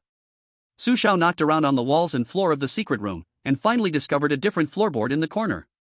This must be the spot. Su Xiao opened the floor tile and, sure enough, found a hidden compartment inside, neatly storing some documents and a diary. Su Xiao picked up the documents, and in the crimson light, he could clearly see that these were all about the patient's records. Could it be that these are the records of the patients used for experiments? The dean actually kept these things. But why? Filled with doubts, Su Xiao handed the documents to Zhou Ming and then picked up the long dusty diary. Gently brushing off the dust from the diary, Su Xiao slowly opened this notebook that might contain the whole truth. He turned to the first page of the diary. The psychiatric hospital dean, casual notes. It's actually the dean's diary. Su Xiao frowned slightly and turned to the second page. Year X, month X, day X, weather, heavy rain. Today is my first day as the dean. I must work hard to relieve the worries of the patients. Year X, month X, day X, weather, heavy rain. I have been working in the psychiatric hospital for a month, but what puzzles me is that for the entire month, it has rained heavily every day. Is it not welcoming my arrival? Year X, month X, day X, weather, heavy rain. I have been working for a year, but lately I have noticed that patients, nurses, or doctors frequently disappear in the hospital. Did they leave the hospital? Why did they vanish without a word? Year X, month X, day X, weather, still heavy rain. Damn the cursed weather, it makes for a really frustrating work environment. Can anyone tell me why people keep disappearing in the hospital? Year X, month X, day X, weather, heavy rain. Today, I decided to start investigating this matter. Year X, month X, day X, weather, heavy rain. I found some clues, but it seems that something is preventing me. I cannot fight against it. Year X, month X, day X, weather, heavy rain. It's over, our hospital is doomed, more and more people are becoming its followers, and I feel I can't hold on much longer. Year X, month X, day X, weather, heavy rain. We have decided to take desperate measures. We decided to find a way to fight against it ourselves. A doctor proposed human modification, but I vetoed him. Year X, month X, day X, weather, heavy rain. Today, I feel very heavy-hearted. More and more doctors and nurses come to ask me to modify them, but I still stick to my principles, yet I don't know how much longer I can hold on. Year X, month X, day X, weather, heavy rain. 2 years, it has been raining for 2 whole years. There is no sign of the rain stopping, just like my life, it's been terrible. Today, I decided to conduct human modification experiments. The first to sign up is the best doctor in this hospital. Year X, month X, day X, weather, heavy rain. The weather, heavy rain. The transformation experiment failed, 5 doctors and nurses died on the operating table, and my heart was filled with sorrow. Year X, month X, day X, the weather, heavy rain. Today, I used my own body for the experiment. I thought I would die, but a miracle happened, and the experiment made groundbreaking progress. Year X, month X, day X, the weather, heavy rain. I gained the initial power to fight against it, but that was not enough, far from enough. Year X, month X, day X, the weather, heavy rain. More and more people joined the experiment. In the process of transforming myself, I also transformed them, and the test subjects were those misled by it. Although I knew they were innocent and should not die like this, I had no other choice. Year X, month X, day X, the weather, clear. Today is the happiest day since I took office because the heavy rain has stopped, ha ha. We finally defeated it with our own strength. Year X, month X, day X, the weather, heavy rain. We were too early to celebrate. Unconsciously, resentment has covered the entire hospital. Its influence still exists, and its power is even stronger than before. Heavy rain poured down again. I stood in the rain, unsure of why I did all this, and I doubted my choices for the first time. Year X, month X, day X, the weather, heavy rain. I am grateful for the doctors and nurses who have always accompanied me. Because of their support, I could stay true to my heart. Year X, month X, day X, the weather, heavy rain. They all disappeared, leaving me alone. Was I really wrong? Year X, month X, day X, the weather, heavy rain. I used its power to resurrect all the doctors and nurses. I fed them blue pills every day just to prevent them from remembering the fact that they were dead. The patients were still under its influence. I controlled them with red pills, making them immune to its effects. Both kinds of pills have some side effects. I know this in my heart, but there are always pros and cons to things. Year X, month X, day X, the weather, heavy rain. The experiment failed. I lost control. I became a complete monster. I ordered them to lock me in the basement's secret room, never to see the light of day. Year X, month X, day X, the weather, heavy rain. Goodbye, the career I loved and devoted myself to. Goodbye, the warm and gentle winds and sunlight. The pen is sealed, monster principle. Happy New Year. The sun has light, the moon has shine. Rich and prosperous, long life and health. Happy Spring Festival, endless joy. Chapter 156, The Cost. The content of the diary ends here. Su Xiao's fingers were stiff at the monster principle's sealed chapter, not turning further, and the empty pages afterwards had no meaning to turn. So this is what they call the truth? The psychiatric hospital was already strange. The principal transformed himself to fight against it, thinking he killed it once, but it was not completely killed. The principal pushed patients onto the operating table, creating more resentment. After death, the resentment fused again with the strange essence, turning into the new strange essence now? What about the child in the elevator? Was it an accident? Su Xiao frowned and turned to look at Zhou Ming, only to find Zhou Ming, who stood behind, was already in tears. At this moment, outside the live broadcast, countless netizens shared Zhou Ming's reaction, all in tears. They were all moved by the principal's fighting spirit. Forgive me, I couldn't hold it together anymore when I saw the final sealed chapter of the monster principal. Whoa, me too, this hospital used to be the place where the principal's dreams began, only later, some things changed here, and so did the principal. The principal was always trying to fight against it, but he also understood that human power is limited, so he had to make the wrong choice. The so-called bad people in our eyes, in fact, their original intention is not bad, it's just that in the end, they cannot find a resolution and they become bad people in the eyes of others. The principal was a person who dared to fight against fate, although his mistakes cannot be forgiven, his spirit can make people reflect deeply. Back to the world of strange tales. After Su Xiao learned the truth about the mental hospital, he did not stay in the secret room any longer and took the emotionally collected Zhou Ming out of the room. As soon as he left the secret room, Su Xiao saw that the director had been driven to a disadvantage by the strange things, and he had only 3 of his 9 heads left in a horrific state. The director's own head on his neck had lost one eye, and a large amount of blood was flowing down from his eye socket. As Su Xiao stared at the monster-like bulge on the director's back, the director's head also turned towards him. The director's expression was a strange smile, and his eyes looked extremely desolate. It seems you have already discovered the truth. In my life, I seek not for great achievements and would not dare to regard myself as a hero, for I know I am not worthy of those 2 words. In this world, if one person remembers me, I have no regrets. As the director finished speaking, a calm acceptance of death appeared at the corner of his mouth. Su Xiao was just about to call the Black General for help, but the director firmly rejected him. Don't waste your thoughts on me. I am a person who deserves to die. This is my best ending.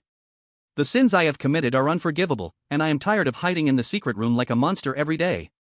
Death is not terrifying to me, on the contrary, only through death can I find relief and atone for my sins. The director's voice echoed throughout the basement, perhaps he had already made this decision long ago. Goodbye, to the career I poured my blood into, I will use my life to end all of this.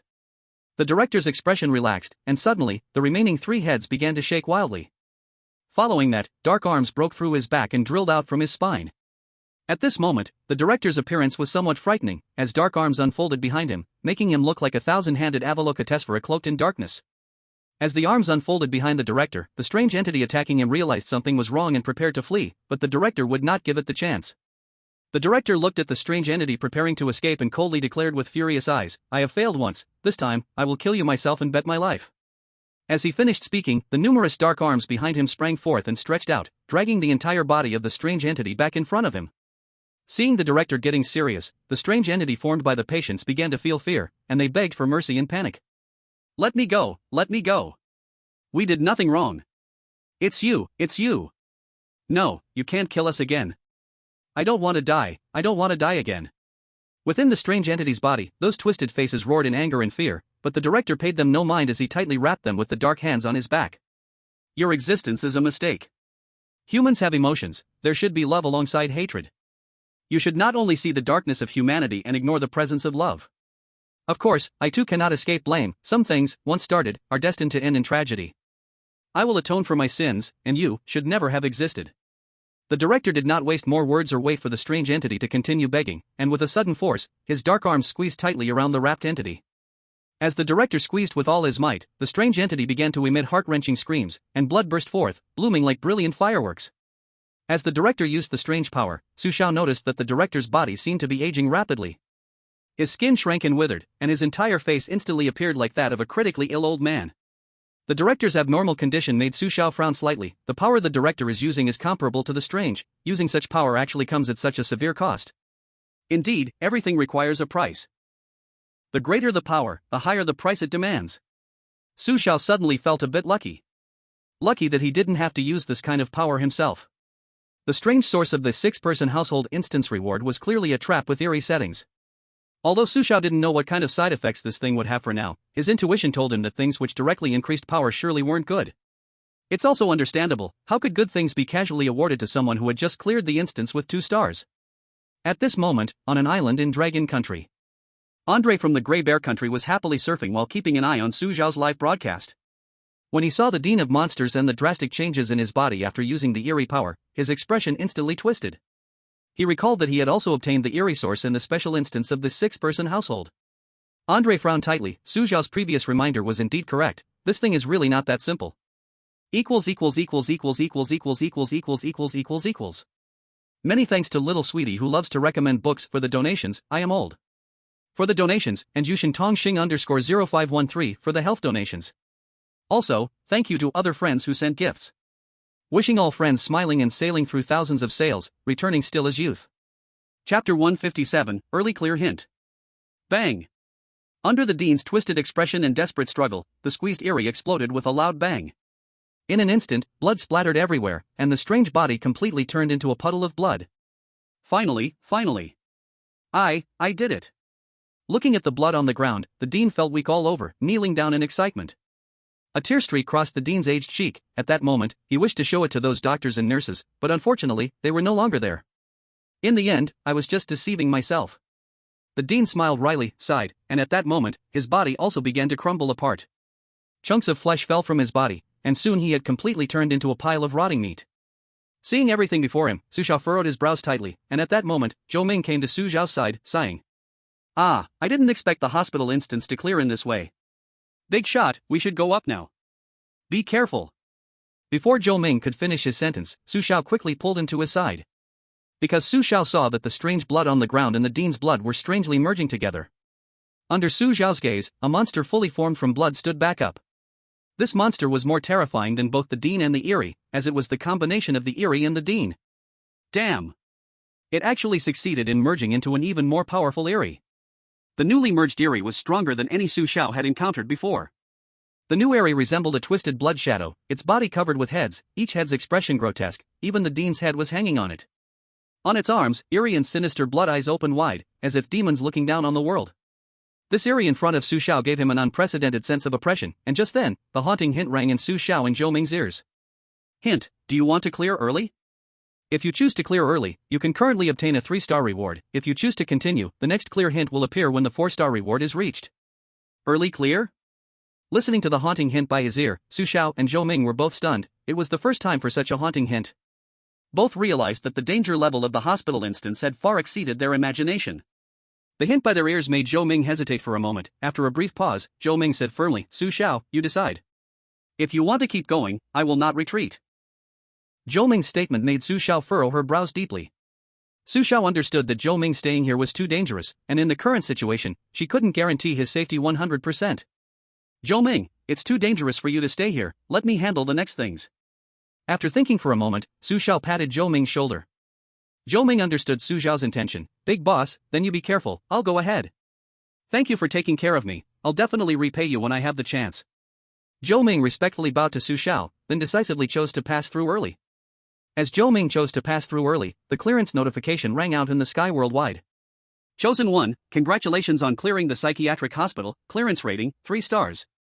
Clearance rating analysis, gained 1 star for earning the elevator child's recognition, 2 stars for uncovering the truth of the psychiatric hospital.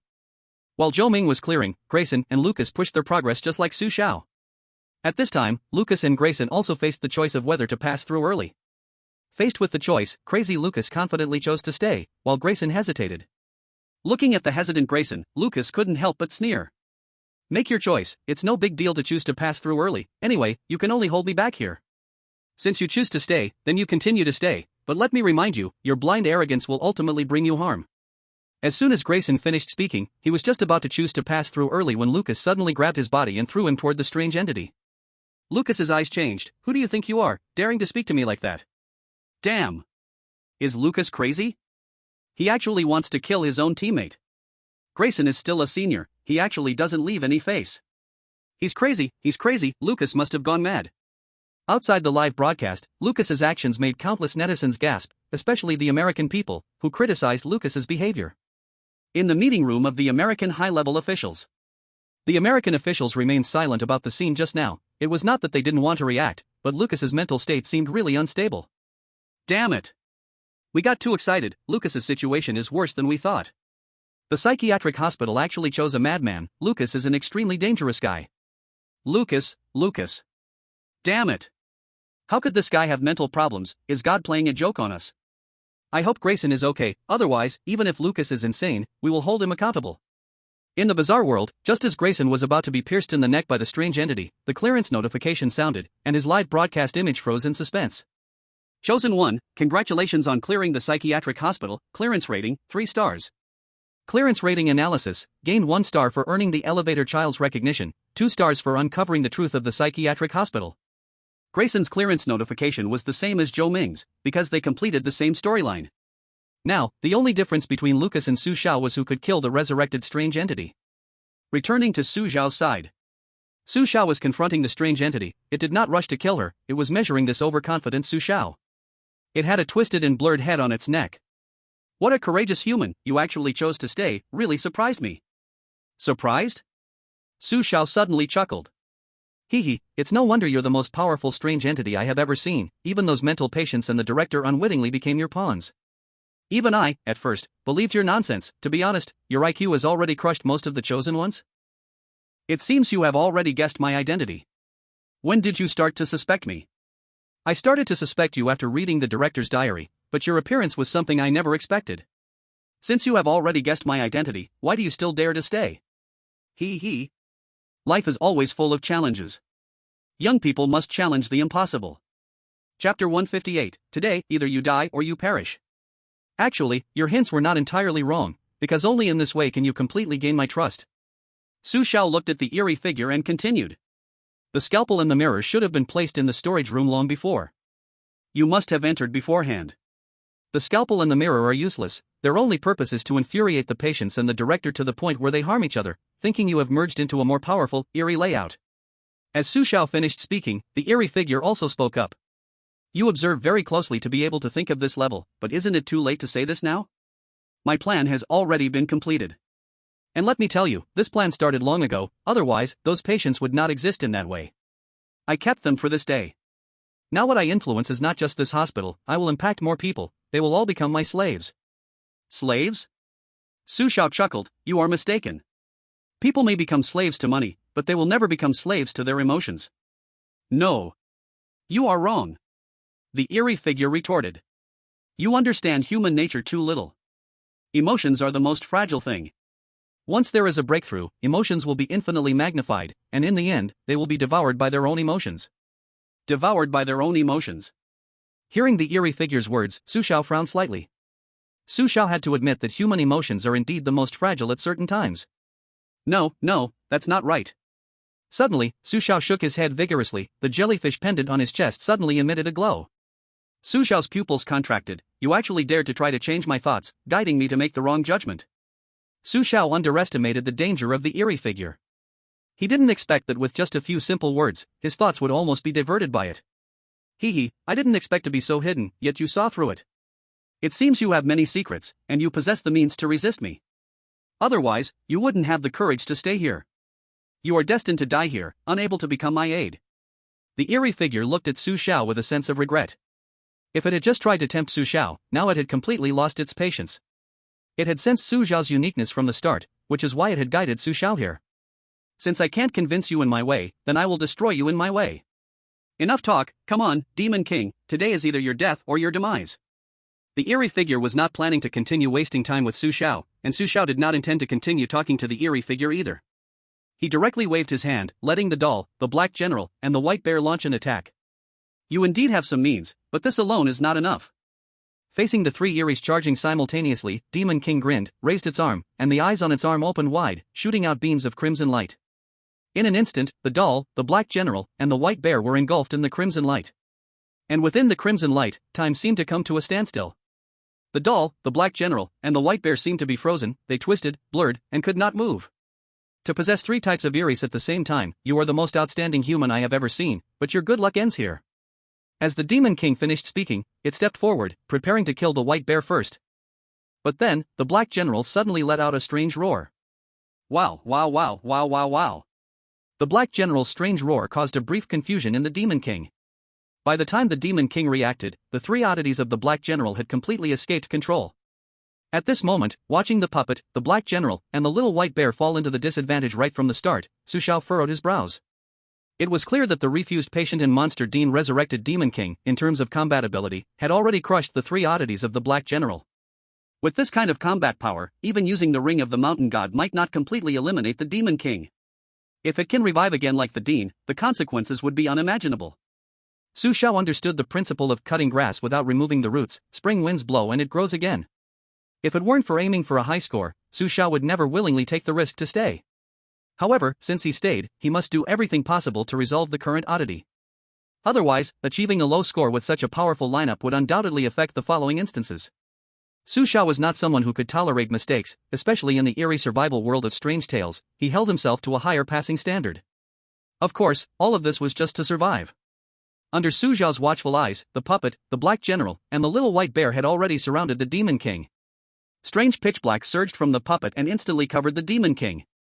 The little white bear's eyes burst with angry light, its entire body instantly turned a strange crimson color, and a powerful faith spread, enveloping the entire hospital. At this moment, the Black General's pupils also turned blood red, just like that strange bird from Hongshui Academy. Its mouth continuously let out weird low growls. Under the onslaught of the puppet, the Black General, and the little white bear, the heads within the body of the Demon King began to madly scream and laugh. They seemed to mock the Black General's three oddities for their overconfidence, and also seemed to mock Su Xiao for his ignorance of death. After a moment, the laughter of those heads stopped, the chaos inside the Demon King's head disappeared, and the pitch-black strangeness that covered its body was instantaneously dispersed. Even the power of faith that the little white bear burst forth could not affect it. Seeing the Demon King easily escape the siege again raised its hand, its arm emitted a scarlet glow, and those strange eyes on its arm all focused on the Black General. Under the gaze of countless strange eyes, the Black General's body suddenly twisted and blurred, as if an eerie power was pulling the Black General, preventing it from returning to normal. While the Black General was influenced by the stronger eerie power, the Demon King had already raised another arm, and its target this time was actually Su Xiao. As the scarlet glow enveloped, a suffocating sense of despair instantly spread in Su Xiao's heart. However, before this emotion could spread, the jellyfish pendant on Su Xiao's chest emitted a deep blue light. As the light of the jellyfish pendant surged, Su Xiao's mental state was pulled away from negative emotions, returning to normal. At the same time, the three oddities of the Black General were preparing to launch another attack, but at that moment, a figure wearing a red scarf appeared at the staircase entrance of the first basement level. It was the strange child from the elevator. At this moment, Su Xiao and the Demon King both focused their gazes on the strange child. Su Xiao's gaze held shock and disbelief, while the Demon King's gaze held suspicion and tremor. Noticing the Demon King's abnormal gaze, Su Xiao frowned slightly. Su Xiao knew that the body of the Demon King was not only governed by itself, and that trace of abnormality in the Demon King might be the key to defeating it. Under Su Xiao's watchful gaze, the strange child took one step after another toward the Demon King. Each step he took. In the body of the big devil, the patients' heads trembled slightly. "Mom, Mommy, everyone." The strange child's eyes glimmered with tears. He looked at his completely transformed strange mother and everyone, reaching to remove the red scarf wrapped around his neck. To everyone's surprise, he did not turn back to his previous self. He still maintained his current appearance, as he had become an extremely normal child. "Mom. I never dared to step into here, because every time I stepped in, I would remember the moment you were pushed onto the operating table for dissection. Mom, I was originally a dead baby tossed aside in the elevator, but I miraculously survived, all thanks to the director who used his power to sustain my life. I know he was redeeming. I hate the director, I hate him for killing you and everyone else, but I hate myself even more. Although I know the director is the culprit who caused everyone's death, I did not take revenge on him. Mom. I remember you were conscious for a moment when you were pushed onto the operating table. You said, 'Don't have hatred, don't blame Mom, don't blame the director.' I wonder if you still remember." The director also repented, and now, he has ended his own life to atone for his sins. He was wrong, but we should not make the same mistake again. Because of everyone, because of Mom's love, I can be reborn now. Perhaps all of this was already planned by the director, but that doesn't matter anymore. What matters now is that I no longer have to face you with a shape that is neither human nor ghost. This is Mom's wish, I know, this is everyone's wish." The strange child raised the red scarf, speaking with tears in his eyes. As in his narration, the patients' heads inside the big devil's body began to struggle wildly. It seemed they wanted to break free from the big devil's control. "Damn it!" Feeling the abnormality in his body, the big devil cursed angrily, his eyes panicking. "It was I who saved you, you should obediently serve me. The director killed you, you should hate him. Kill that child, and we will have no ties." The appearance of the strange child completely disrupted the big devil's plan. The big devil raised his hand, ready to kill the strange child, but at that moment, one of the women's heads inside his body bit down hard on another patient's head. This scene made the big devil furious. "No, you can't kill each other, you can't weaken my power this way. Who is that child? Why is he worth your sacrifice? No. No." The big devil's body twisted and struggled, and those patients knew they could not stop the big devil, so they willingly chose to weaken him through mutual slaughter. The scene happening inside the big devil's body shocked Su Xiao, who stood by, while the strange child had already shed tears. Mom, everyone. Looking at the big devil's bloodied body, the strange child's eyes were blurred by tears. He understood that everyone was doing all of this to protect him. In the strange child's memory, he often heard laughter from outside while in his mother's belly. Although the strange child did not know why he had this memory. But since he learned that his mother was pregnant, those mental patients often tried to make her happy, and at that time, the strange child could feel his mother's joy. Perhaps the mental patients had a richer mental world, they were just like ordinary people except when they were ill, when they couldn't even recognize themselves. The memories in his head washed over the strange child's nerves again and again. The strange child shook his head forcefully, trying to force out a smile. The strange child slowly walked in front of Su Xiao, handing the red scarf into Su Xiao's hands. Doctor, thank you, I know you need it more than I do at this moment. I have my mother's love and everyone's love, I am no longer afraid. The red scarf? The strange behavior of the child made Su Xiao slightly stunned, but before Su Xiao could react, the little white bear rushed over and snatched the scarf away. The little white bear held the scarf, rubbing its face against the red scarf, unwilling to let it go. After stroking it for a while, the little white bear put the red scarf back around its neck. But when the red scarf returned to the little white bear's neck, its entire pure white body suddenly began to turn pitch black. Damn it, it won't turn dark again, will it? The little white bear's abnormality made Su Xiao frown deeply. If the little white bear was influenced by negative emotions again, it would completely lose control. Bang! Bang! Bang! As the little white bear's body deepened in blackness, the surrounding buildings began to crack under pressure, and at this moment, the Dark Lord also noticed this side. Damn, what power is this? The Dark Lord's power was being constantly weakened, and he could only watch in anger as everything unfolded, unable to stop it. Under the terrified gaze of the Dark Lord, the little white bear's eyes turned crimson, its body completely covered in darkness, its aura surpassing that of the Dark General and the puppet. Watching the little white bear's change, Su Xiao's heart, which had just tightened with nervousness, immediately relaxed. Good, it seems like it's not negative emotions. This aura. Could it be George? No, it should be the little black bear. Could it really be the little black bear from the amusement park? For some reason, upon sensing the aura of the little black bear, Su Xiao felt a strange excitement because such an entrance style seemed unprecedented. Could it be because of that red scarf? Then what is its role? While pondering, Su Xiao seized the great opportunity to deal with the Dark Lord, decisively using the Mountain God's ring on the little white bear. In an instant, the power of the Mountain God's ring surged into the little white bear's body, and the little white bear's body underwent a bizarre and terrifying change. The little white bear distorted and blurred, as if being swallowed by darkness. A crimson moon slowly rose in its eyes, and mist surrounded it, completely transforming it into a shadow. In the mist, the little white bear's eyes were crimson, an incredibly terrifying power of faith erupted, and the strange power directly pulled those mentally ill patients out of the Dark Lord's body. Feeling the power being swiftly extracted, the Dark Lord's gaze instantly turned ferocious. He wanted to stop it, he wanted to fight back against the little white bear. But unfortunately, the little white bear was no longer the existence he could contend with. No! No! They belong to me! The Dark Lord screamed frantically, but in his eyes, those patients had already knelt down in reverence. As they chanted the strange incantation, the little white bear's power soared. At this moment, the moon outside the hospital had turned crimson. The entire hospital, no, the entire world of weird tales was influenced by the little white bear. They all knelt down in reverence towards the moon. However, there was no act of devouring, only pure faith. At this moment, the little white bear's power reached its peak because it influenced the entire world of weird tales. But only Su Xiao noticed that the little white bear's body could not bear this power. Its body hidden in the mist was collapsing. The terrifying and bizarre power, the little white bear is currently incapable of handling it. As more and more acts of faith emerged, at most just a few seconds, the little white bear would be crushed by this force. The peak experience card was about to expire. Su Xiao looked at the little white bear with worry, and the little white bear seemed to understand its situation. The little white bear hesitated not at all and stepped forward to pin the stunned Dark Lord to the ground. No, I cannot lose. Every step was in my plan. No, it cannot be.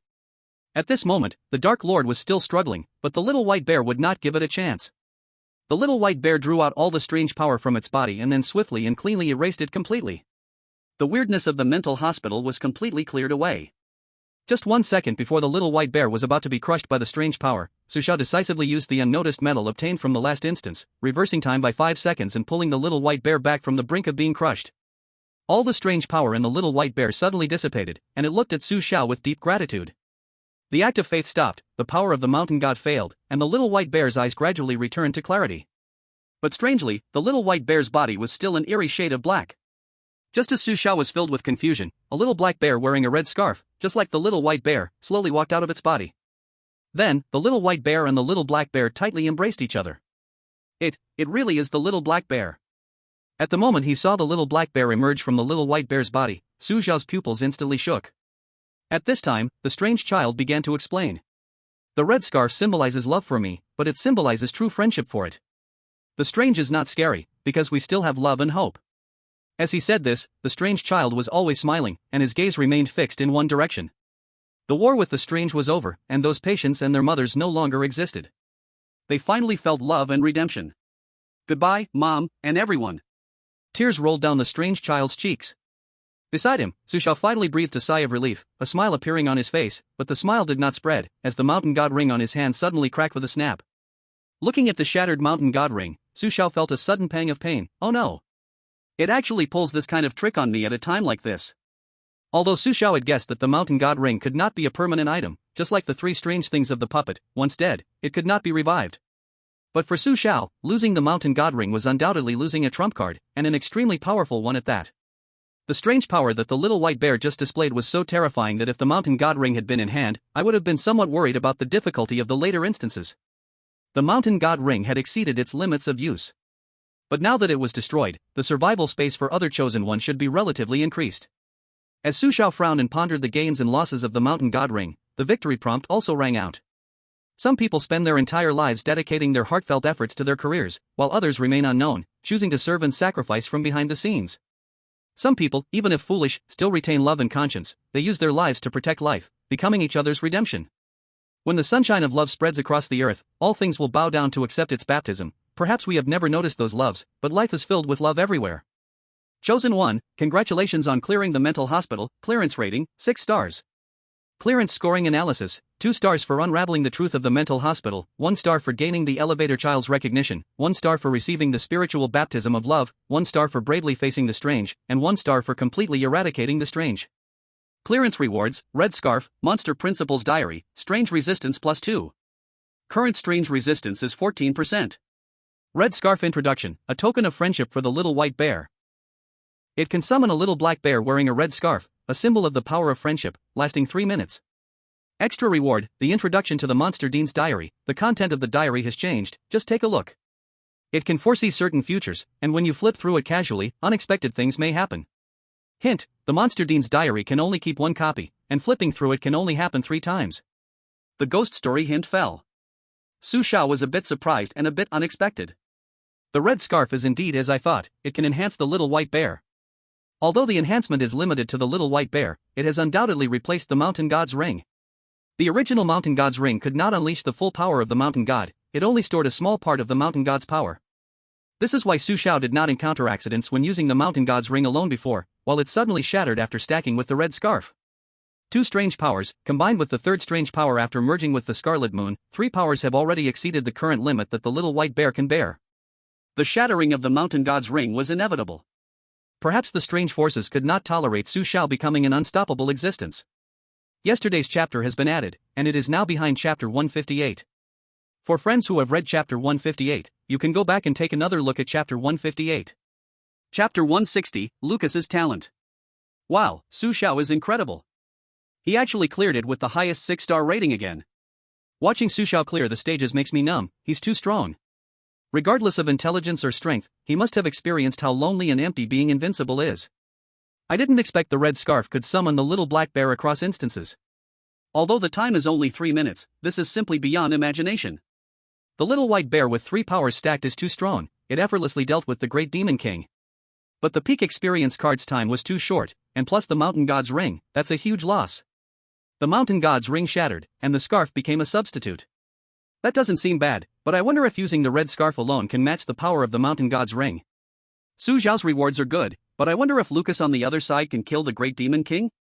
Lucas's chances seem slim, even Su Xiao is having difficulty. No matter how great his talent is, it's hard for him to completely kill the great demon king. Ha! Why are Angola and Latin from the non-emperor country still lingering on the first floor of the hospital? Are they planning to give up, or do they have other plans? In the livestream, countless netizens were cheering for Su Xiao's clearance. At this moment, on Lucas's side, Lucas's situation was not ideal. Although he had long guessed the identity of the Great Demon King, he underestimated its strength. In the battle with the Great Demon King, Lucas was very awkward. His talent was pushed to its limits at this moment. Lucas was incredibly lucky because, besides Su Xiao, he was the second lucky one favored by the goddess of fortune.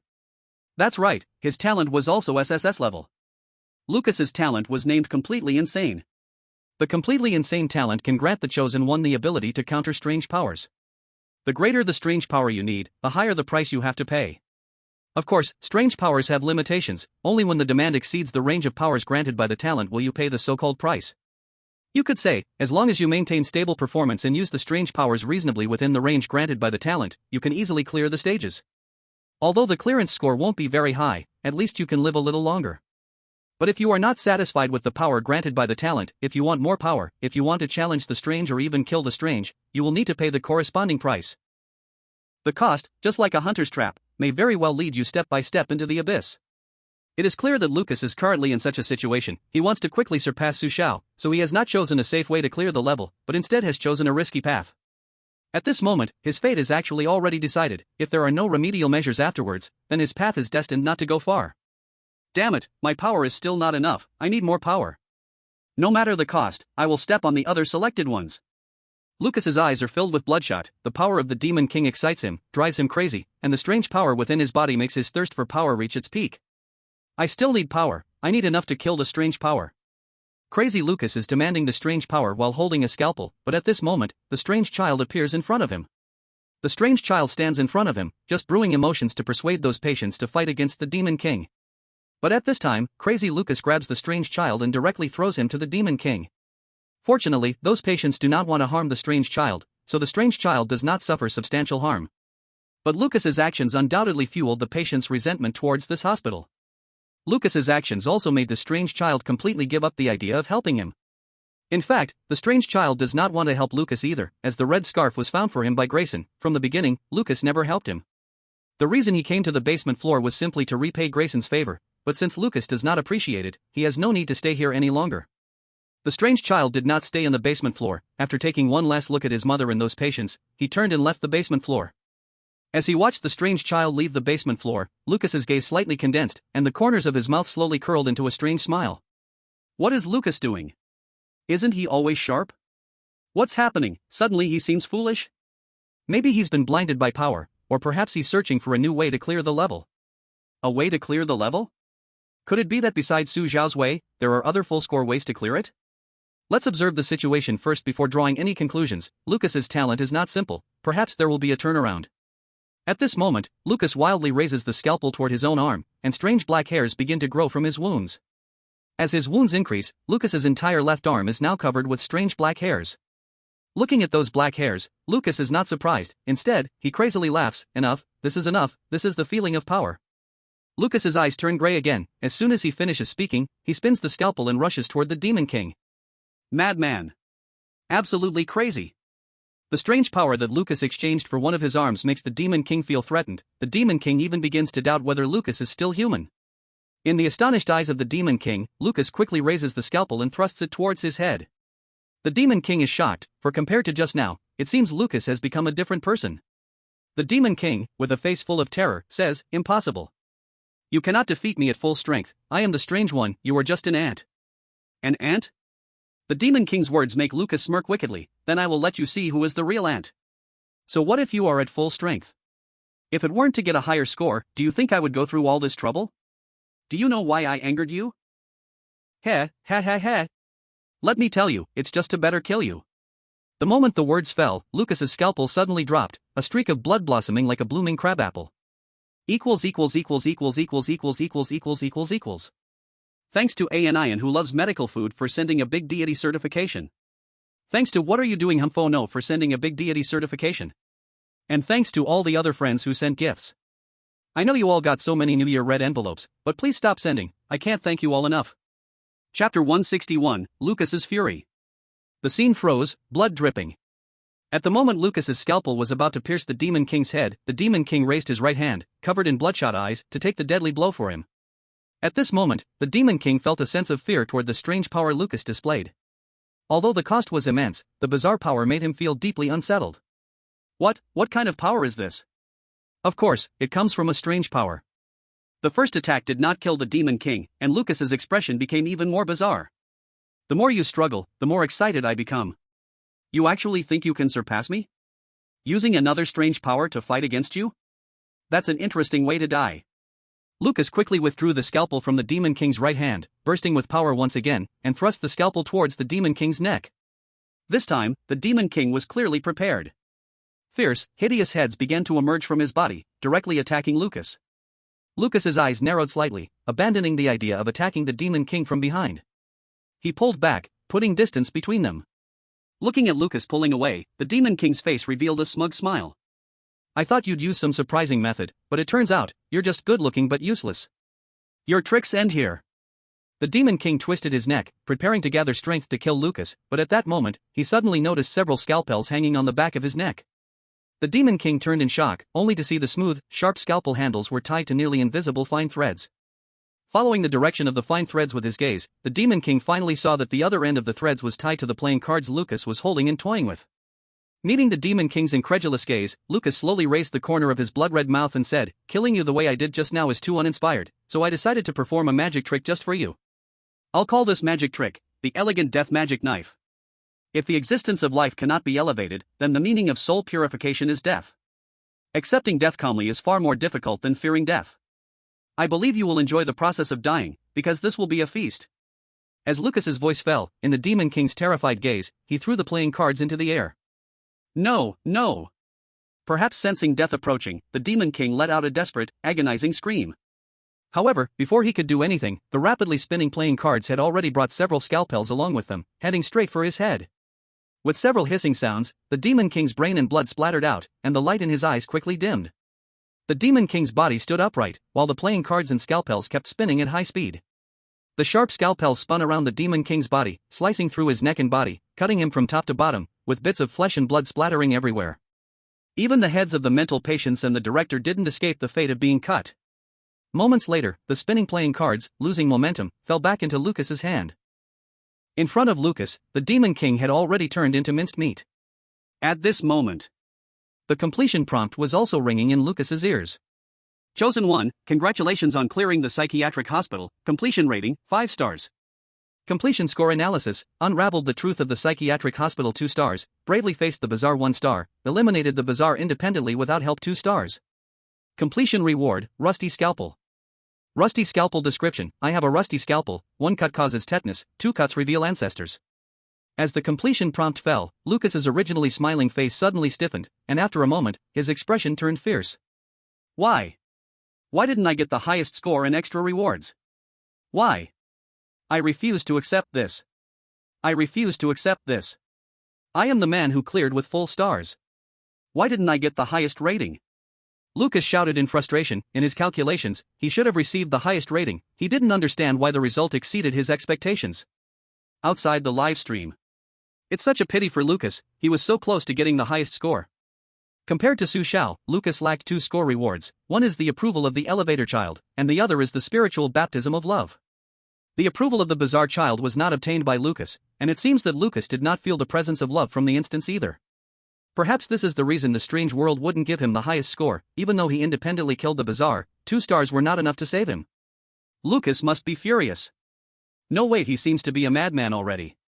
Compared to Su Xiao, Lucas suffered much more. Although Su Xiao lost the mountain god ring, he got a scarf and a diary, and even increased his resistance to the bazaar. Besides a scalpel reward, Lucas has nothing else and even lost an arm for nothing. If I'm not mistaken, Lucas's talent is at least SS level, maybe surpassing that level is not impossible. It's a pity that globally only talents of S level and below are publicly available, otherwise, we would know what Lucas's talent really is. While Su Xiao and Lucas successively cleared the psychiatric hospital instance, the unlucky Angora and Latin were still slacking on the first floor. On the first floor of the hospital, Angora and Latin sat in the office, fully fed and satisfied. Angora, are you sure this slacking off is really okay? How are we going to clear and go back? What's the rush?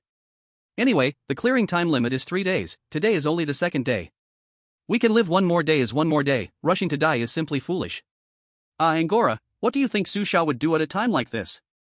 Latin's question plunged Angora into deep thought. He seemed to be back in the instance of the Crimson Moon, shouting 666 for Su Xiao. Angora's gaze gradually became dreamy and proud. If Su Xiao were here, he'd definitely go down to the basement level. No matter what monsters are down there, he'd give them a good beating to make them obey. Angora, my house doesn't have a TV or a phone. Is Su Xiao really as amazing as you say? I haven't read any books, don't lie to me. Look at your unworldly demeanor. If the street punks from your neighboring village heard you doubting their idol, you'd surely get a beating. Chapter 162, Cooperation, Crisis. Outside the live stream. Countless netizens were amused by the conversation between Angora and Latin. While laughing, they were also puzzled by their actions. They couldn't figure out what exactly they wanted to do. Even the higher-ups in the unlucky country were confused at this time. Now, in the psychiatric hospital instance, only Angora and Latin remained. Although the dungeon limit is 3 days, if they keep staying on the first floor without taking action, there is no chance of clearing the dungeon at all. What are Angora and Latin doing? Dragging this out isn't a solution. It's a shame we can't use hints, otherwise, we could guide them on how to clear it. Even just a 3-star clear would satisfy us. Sigh, these two together probably don't have an IQ that reaches a whole number, let's not hope for them to clear it. Unless a miracle happens, we should activate the backup plan and immediately seek help from the Dragon Kingdom. They should lend us a hand. Since Angora was successfully flown by Su Xiao in the last dungeon, the non-chosen country already has the posture of a little brother to the Dragon Kingdom. They not only frequently visit the Dragon Kingdom, but also donated some of their scarce food resources to the Dragon Kingdom for free. Of course, the benefits they reap from doing this are beyond their imagination. The Dragon Kingdom already intends to unite all countries in the world to combat the world of strange tales, so they are not stingy. They sold the latest developed ships to the non-chosen country. It can be said that the non-chosen country has now reached a friendly alliance with the Dragon Kingdom. The strength of the Dragon Kingdom is also rising, and it won't be long before the Dragon Kingdom leaps to become the world's #1 power. In the world of strange tales. Time, the 3rd day. Today, after Angora and Latin finished lunch, they finally decided to end their slacking behavior. To be safe, Angora and Latin went back up to the 3rd floor of the hospital. Previously, they found no useful clues, and now, still none. Angora, I think we should give up on exploring the 3rd floor. We've been here twice, and there's nothing here, those ward doors can't be opened. Latin suggested. Angora thought for a moment and nodded. Alright, let's go directly down to the 1st floor, fear of death isn't heroic. I don't enter hell, what comes next? Okay, I think I remember it as I don't enter hell, you enter hell. You enter hell? That's not right, is it? That's right, it's I who enter hell. You enter hell, no mistake. While descending to the -1st floor, the strange child did not follow. The strange child will not give any hints to the chosen ones. The secret of the 3rd floor needs Angora and Latin to unravel themselves, but clearly, neither of them possesses the intelligence for that. In fact, if either Angora or Latin could use the rusty scalpel to lure those patients and bring them to the -1st floor, they might have been able to clear with 3 stars. But they overlooked too many details in the hospital, leading to them missing a lot of important information.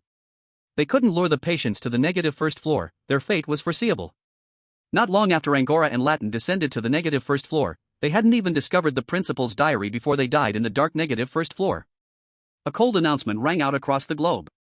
Non-chosen country's chosen one was strangely devoured, the world of strange tales is about to descend, the countdown begins, 10, 9, 8, 7, 6. At the moment all chosen ones completed the challenge, a voice resonated once more across the globe. Congratulations to Su Xiao from the Dragon Kingdom, Zhou Ming from the Dragon Kingdom, Lucas from the United States, and Grayson from the United States for successfully clearing the dungeon. The 2 countries will be exempt from this rules-based strange tales arrival. Su Xiao from the Dragon Kingdom cleared with 6 stars and received a special reward. The memory of the Dragon Kingdom's citizens increased by 10%, gaining an extra enhancement of 5%. Zhou Ming from the Dragon Kingdom cleared with 3 stars and received a standard reward. Air pollution levels in the Dragon Kingdom decreased by 5%. Lucas from the United States cleared with 5 stars and received an excellent reward. The disease resistance of U.S. citizens increased by 10%. Grayson from the United States cleared with 3 stars and received a standard reward. The probability of riots in the United States decreased by 5%. The voice of the strange tale disappeared, and most countries that participated in this strange tale dungeon challenge were in tears. Only the Dragon Kingdom where Su Xiao was located. It has always remained firm. As long as Su Xiao does not fall, the Dragon Country can always hide behind Su Xiao and develop steadily. With the chosen ones being transported back to the real world, the people of the Dragon Country are still passionately welcoming their heroes. As soon as Lucas from the US was transported back to the real world, he was immediately sent to a top hospital by the US high officials. Besides wanting to confirm Lucas's mental state, the US high officials also wanted to check on Lucas's arm issue. After spending a whole morning in the hospital, Lucas was finally diagnosed by top psychiatric experts. He is ill. And he has a serious illness. This mental illness is hard to cure, it will attack at random times, causing Lucas to indiscriminately attack anyone around him during episodes. Lucas's mental state is extremely unstable, like a time bomb that could explode at any moment. When the US high officials learned about Lucas's condition, they were all worried because Lucas is the only one who drew an SSS-level talent among the US chosen ones. The US cannot afford to give up Lucas, just like the Blue Rose cannot give up its Chelsea. However, Lucas's mental condition is not the most serious, it is his arm that is worse.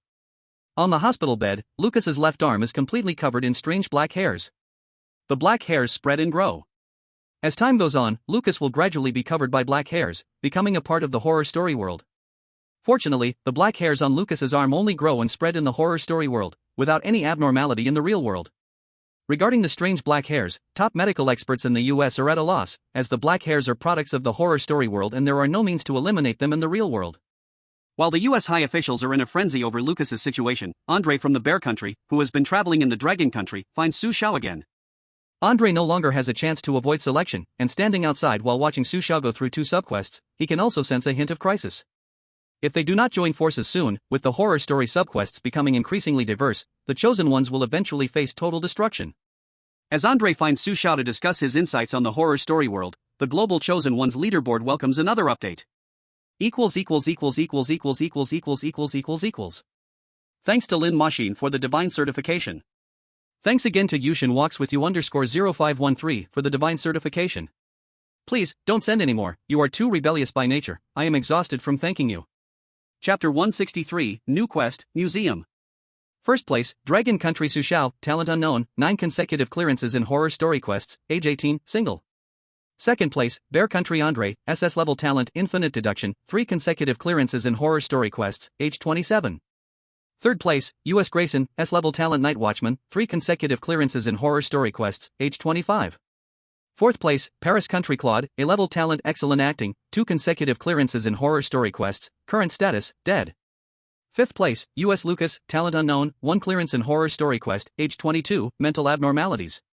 The latest update of the Global Chosen Ones leaderboard shocks countless web users. What's going on? Lucas's talent has actually been hidden as unknown, this confirms it, his talent is at least SS level or above. Lucas's talent is too strong, if there weren't restrictions, he could be nearly equal to the great Su Xiao. Given the current situation, Lucas can't become the next Su Xiao. If he can't eliminate the effects of the strange powers, he will be doomed to not go far. Bear Country Andre has run out of chances to avoid selection, will he finally team up with the great Su Xiao? If they join forces, it will be something to anticipate. Unknowingly, the great Su Xiao has participated in the Horror Story Worlds Challenge 9 times. A few days until the new year, I wonder if Mr. Su Xiao can make it back in time. Let us hope our Dragon Nation has a good new year. 3 days later. In the real world. As the new year approached in Dragon Nation, Su Xiao and other selected ones welcomed another random selection from the world of Strange Tales. Of course, this random selection does not include those who cleared the last Strange Tale dungeon. The countries participating in this random selection for the challenge are Dragon Nation, Bear Nation, American Nation, India, Australia, Pickled Vegetable Nation, Tunisia, Rwanda, Mauritius. This challenge in the world of Strange Tales, Museum. Welcome to the largest museum in this city, where you will encounter various bizarre exhibits. The museum is free to enter, and it welcomes all visitors, but please be sure to follow the taboos that exist within the museum. This Strange Tale world is for single-player completion. This challenge offers 2 hints from the outside world. Reminder, the museum has lost too many exhibits, please strive to find these exhibits and return them to their original places. You have 3 days to coordinate with other selected ones from different times and spaces to complete the challenge and escape from the museum. A museum? As the voice of the Strange Tale faded, Su Xiao frowned slightly. This time, the dungeon format seems to have changed again, now it requires cooperation with other selected ones to pass? In Su Xiao's memory, the last time this kind of collaboration appeared was in the Big Blue Mountain dungeon, but at that time, he only cooperated with Claude from Paris Nation. But now, the museum surprisingly requires multiple players to cooperate to clear it, which undoubtedly increases the difficulty of the dungeon. I hope those selected ones can be cautious, otherwise, trying to get a high score might just fall apart. Su Xiao took a deep breath and then stepped toward the towering museum ahead. At this moment, the museum was bustling with visitors, and Su Xiao entered alongside some tourists. As soon as he walked into the museum, a staff member dressed in black uniform handed him a manual introducing the museum's history and exhibits. The staff member cheerfully said, "I wish you a pleasant experience." After speaking, the staff member turned and left, and Su Xiao opened the museum manual. It was thin, containing only 10 pages. The first 9 pages contain normal content, merely an introduction to the museum and the rare exhibits it collected. On the last page of the manual, it listed the taboos that visitors must abide by after entering the museum. Museum Volume A. Taboo 1. Upon entering the largest museum in this city, you will admire the most unique exhibits. While admiring these exhibits, all photography and filming is prohibited. Taboo 2. The museum houses many famous people and paintings, all of which share a common feature: they are all landscape and abstract realism without any paintings of people. Taboo 3. Please do not make loud noises in the museum. No matter what happens, even if the museum collapses, please remain silent. Taboo 4. The museum staff all wear black uniforms. If you see staff in other colored uniforms, do not believe anything they say. Taboo 5. The museum does not house any living creatures. If you happen to encounter a talking fish or a blind cat, please proceed immediately to the director's office on the 3rd floor. Taboo 6. The director's office is safe. Taboo 7. If you escape from the director's office, that is not the director. The real director has turned into a monster. Taboo 8. There is a restroom on the 2nd floor of the museum, which has intentionally been covered with over 900 mirrors for added fun. This is normal. Taboo 9. Upon exiting the restroom, if you find the 2nd floor pathway has changed, please return to the 1st floor via the leftmost corridor. Taboo 10. There is no wax figure gallery in the museum. If any staff recommend that you visit a wax figure gallery, do not pay attention to him. Taboo 11. If you follow the above taboos and finish visiting the museum, then congratulations, you can safely leave the museum. Just walk out the museum's door to exit. The taboos in Manual A only have 11 rules, and Su Xiao knows without thinking that there must be a Manual B. It's nothing complicated, just familiar habits. The new dungeon is actually a museum, and it's a collaborative dungeon just like Mount Daluo. However, this dungeon is for multiple players, so the difficulty will inevitably increase. This dungeon is interesting. While following the taboos, you also need to find the missing exhibits. Strangely, there are no hints about the whereabouts of these exhibits. It's too hard. It's really difficult to get a high score. I just hope the other chosen ones don't hold us back. This type of dungeon clearly emphasizes score control, and the performance of the other chosen ones will likely affect Su Xiao. Su Xiao will really appreciate it. He is often targeted, and the key is that there is no way to deal with it. Su Xiao, it's okay. If the dungeon targets me, then I'll target everyone in the dungeon. I'm invincible, so do as you please, and by the way, treat them to some local specialties. Thanks again to the buddy. What are you doing, Mouch, for the great gift? Thanks again to I'm old for sending the god level certification. What are you doing? Don't send it anymore, ouch. Omega? Thanks Q. Chapter 164, The Strange Famous Painting. In the museum. Su Xiao looked at the first taboo in Manual A, and was just about to smile, but suddenly realized he didn't have his phone. Taboo 1. Entering the largest museum in this city, you will appreciate the most unique exhibits. During the appreciation of these exhibits, all photo and video recording activities are prohibited. Su Xiao frowned slightly. This was not difficult for him at all. He walked directly in front of a visitor, and amidst the visitor's astonished gaze, took out his phone and started snapping pictures of the exhibits. After taking the pictures, Su Xiao casually put the phone back into the visitor's pocket. Visitor? The visitor looked bewildered. But he didn't stay bewildered for long. A group of security guards in black uniforms rushed out and quickly subdued him. Let go of me, where are you taking me? The visitor struggled desperately, but he realized it was futile. The guard said coldly, sorry, you violated the museum's regulations. Now we need to take you away. You have the right to remain silent. Silent? The visitor was speechless and struggled even harder. What the heck? Why should I be silent? Didn't you see that guy took pictures with my phone? We saw it, but the phone is yours, and that guy identified you as the one who threatened him. I threatened? I ordered him. The visitor was furious. He turned to face Su Xiao and started cursing loudly. You bastard, I hope you get what's coming to you. Don't sleep with your eyes open tonight. Let's see if I can deal with you. Your ancestors, running out of righteousness. The visitor continued to rant, but his voice was getting softer because he was being forcibly dragged away by the security guards.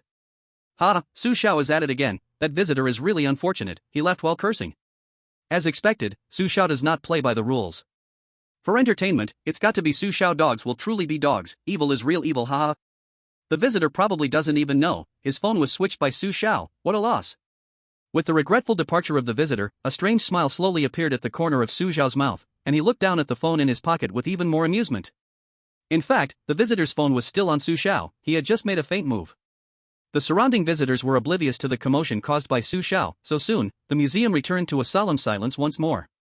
Having rebelled against the first taboo, Su Xiao slowly approached the exhibits on the first floor of the museum and began to observe those exhibits carefully.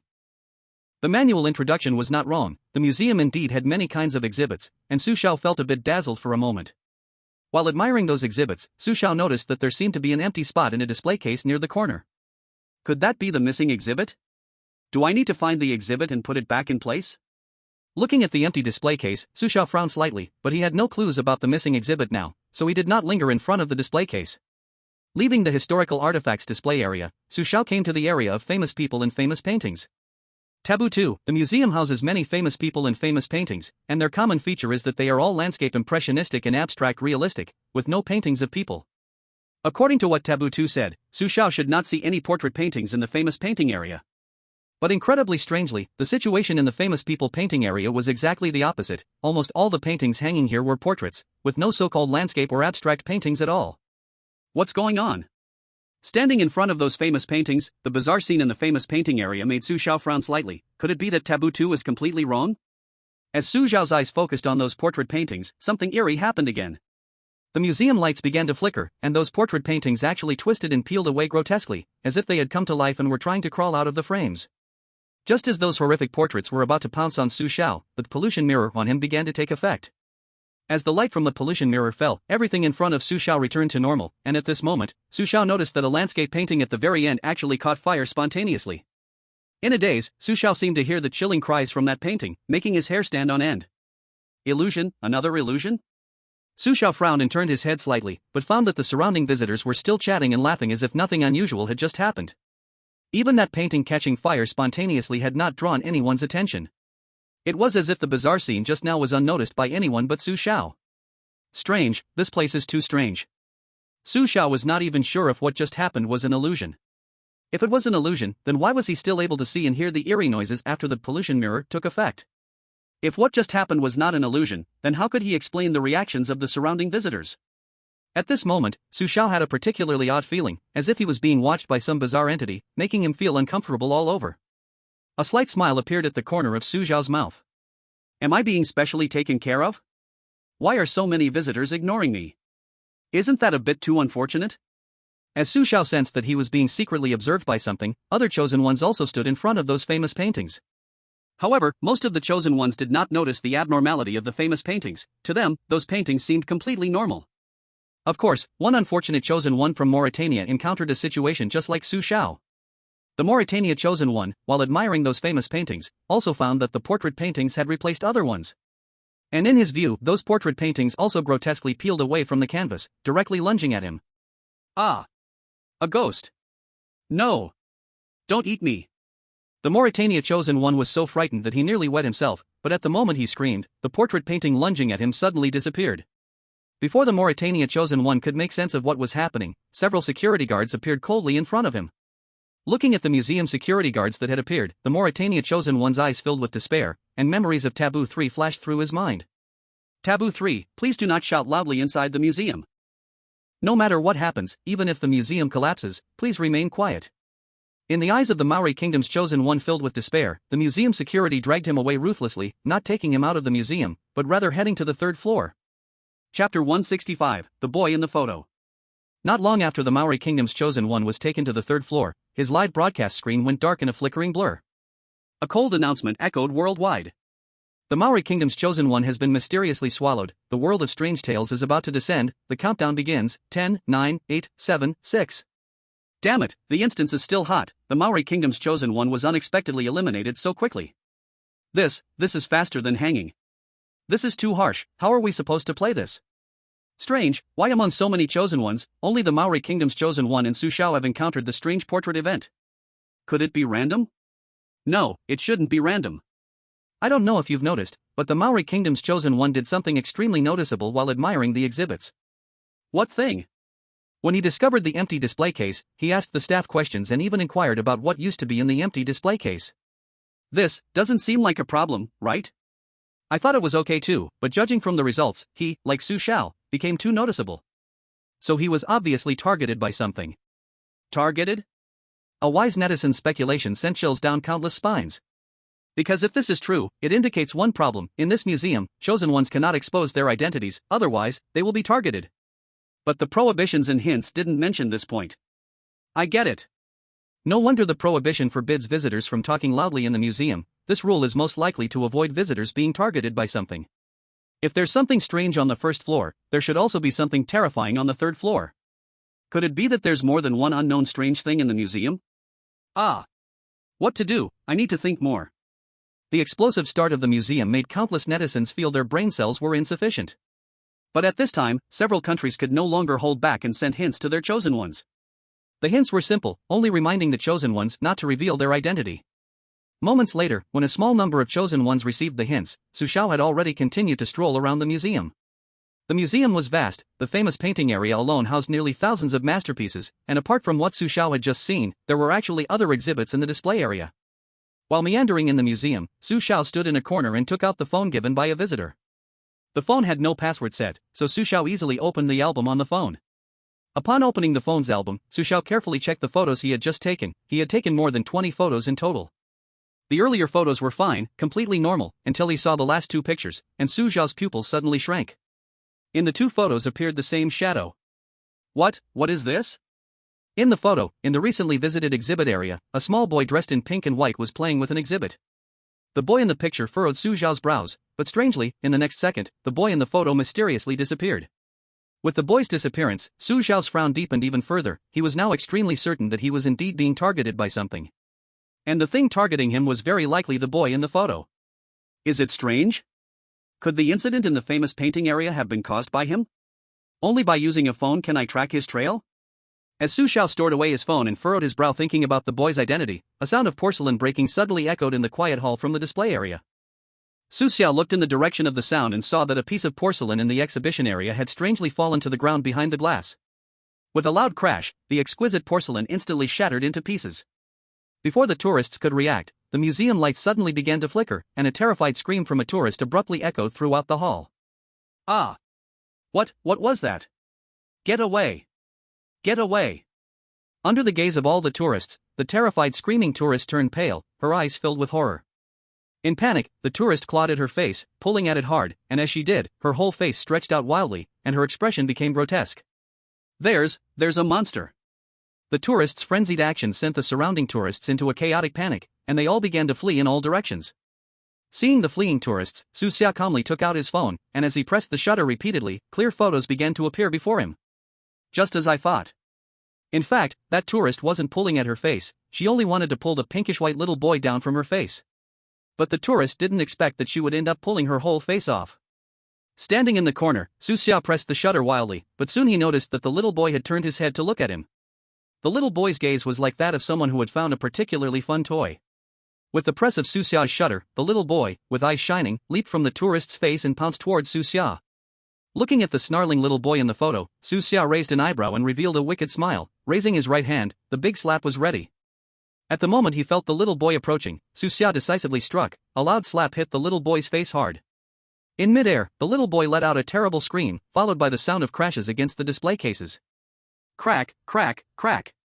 At this moment, Su Xiao naturally did not miss the chance to take photos rapidly. The little boy's helpless retreat was clearly recorded. After taking the photos, Su Xiao checked on his phone. He saw that the little boy's eyes were glistening with tears as he ran away, and half of his face was already swollen high. Playing with me? You're still too young. The little boy's figure gradually faded from the photo, but that did not affect Su Xiao's good mood. The slap just now was really too satisfying. The prediction was just perfect.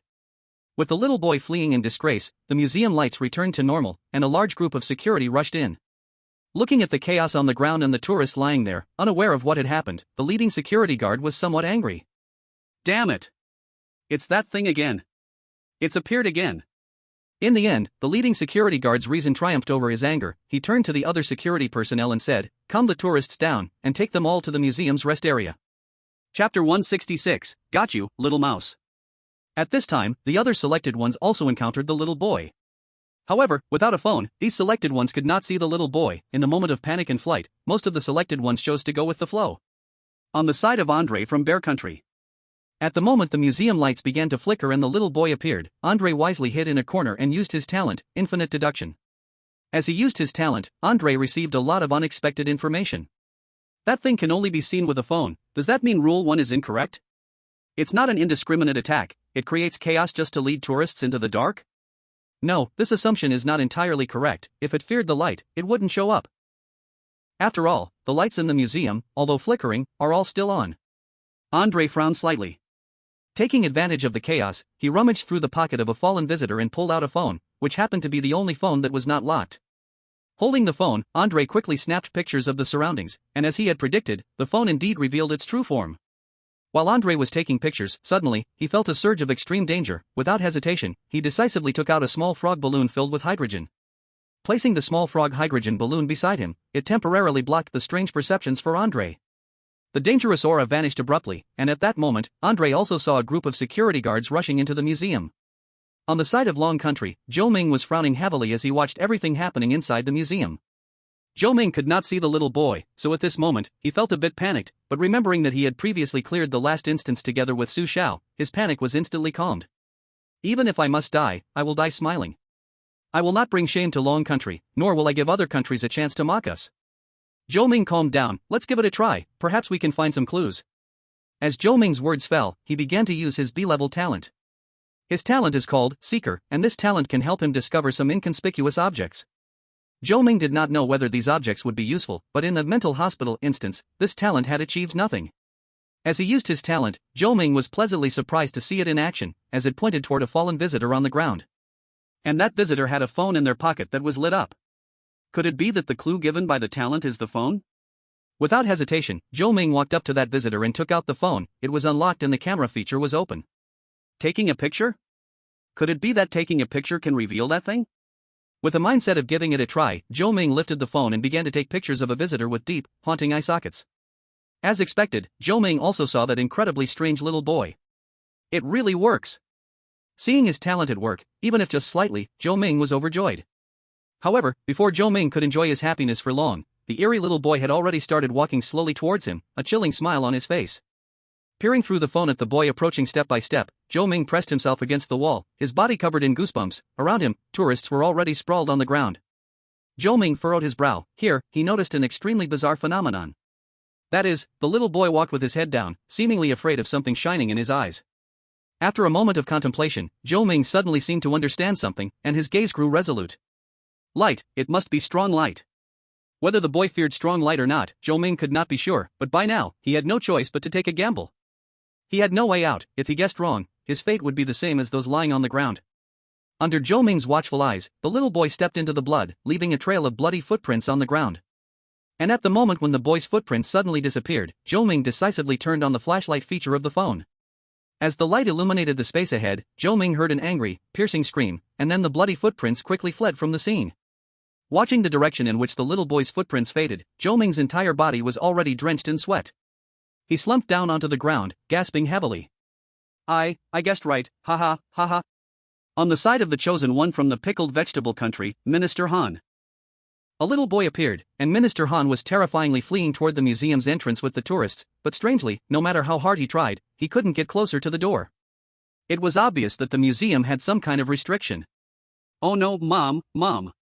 I don't want to die yet. Somebody save me, help, help. Minister Han was in a panic. Above his head, the lights in the museum flickered, as if they were about to plunge into darkness at any moment, and around him, more and more tourists began to scream in horror. Minister Han watched in terror as the faces of those tourists stretched longer, their necks and eye sockets sinking deeply. As he saw more and more tourists fall down, Minister Han's heart was filled with fear, and even the alerts sent to him by the high-ups from his country had no effect. After the last tourist beside him collapsed, Minister Han suddenly stiffened. He felt an extremely cold pair of hands gripping his neck. No. Don't kill me. I don't want to die yet. Minister Han cried out desperately, his abilities useless in such a sudden situation. He could only helplessly wait as that icy hand tightened around his neck. However, just as Minister Han was about to meet his end, a large group of museum security rushed out in time. Help! The leading security guard shouted, and then bright lights turned on, shining down on Minister Han. Minister Han heard a scream, and then he felt the pressure around his neck suddenly release. When the security helped him up, Minister Han was already exhausted, almost scared to the point of wetting himself.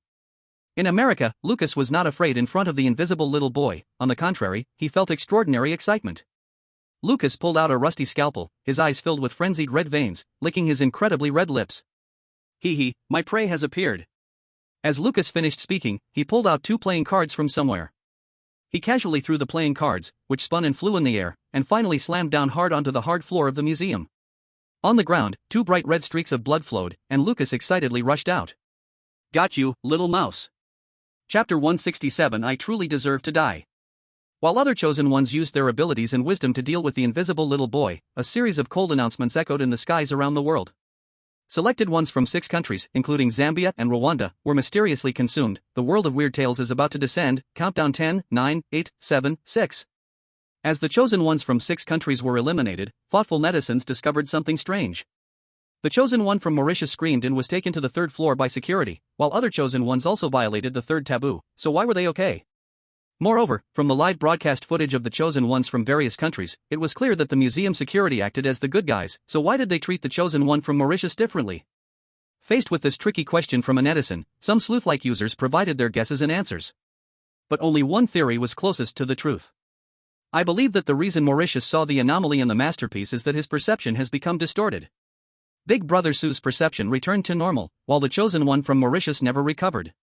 And the security guard probably knew the reason, so he decisively sent the chosen one from Mauritius to the 3rd floor, where indeed there was an anomaly.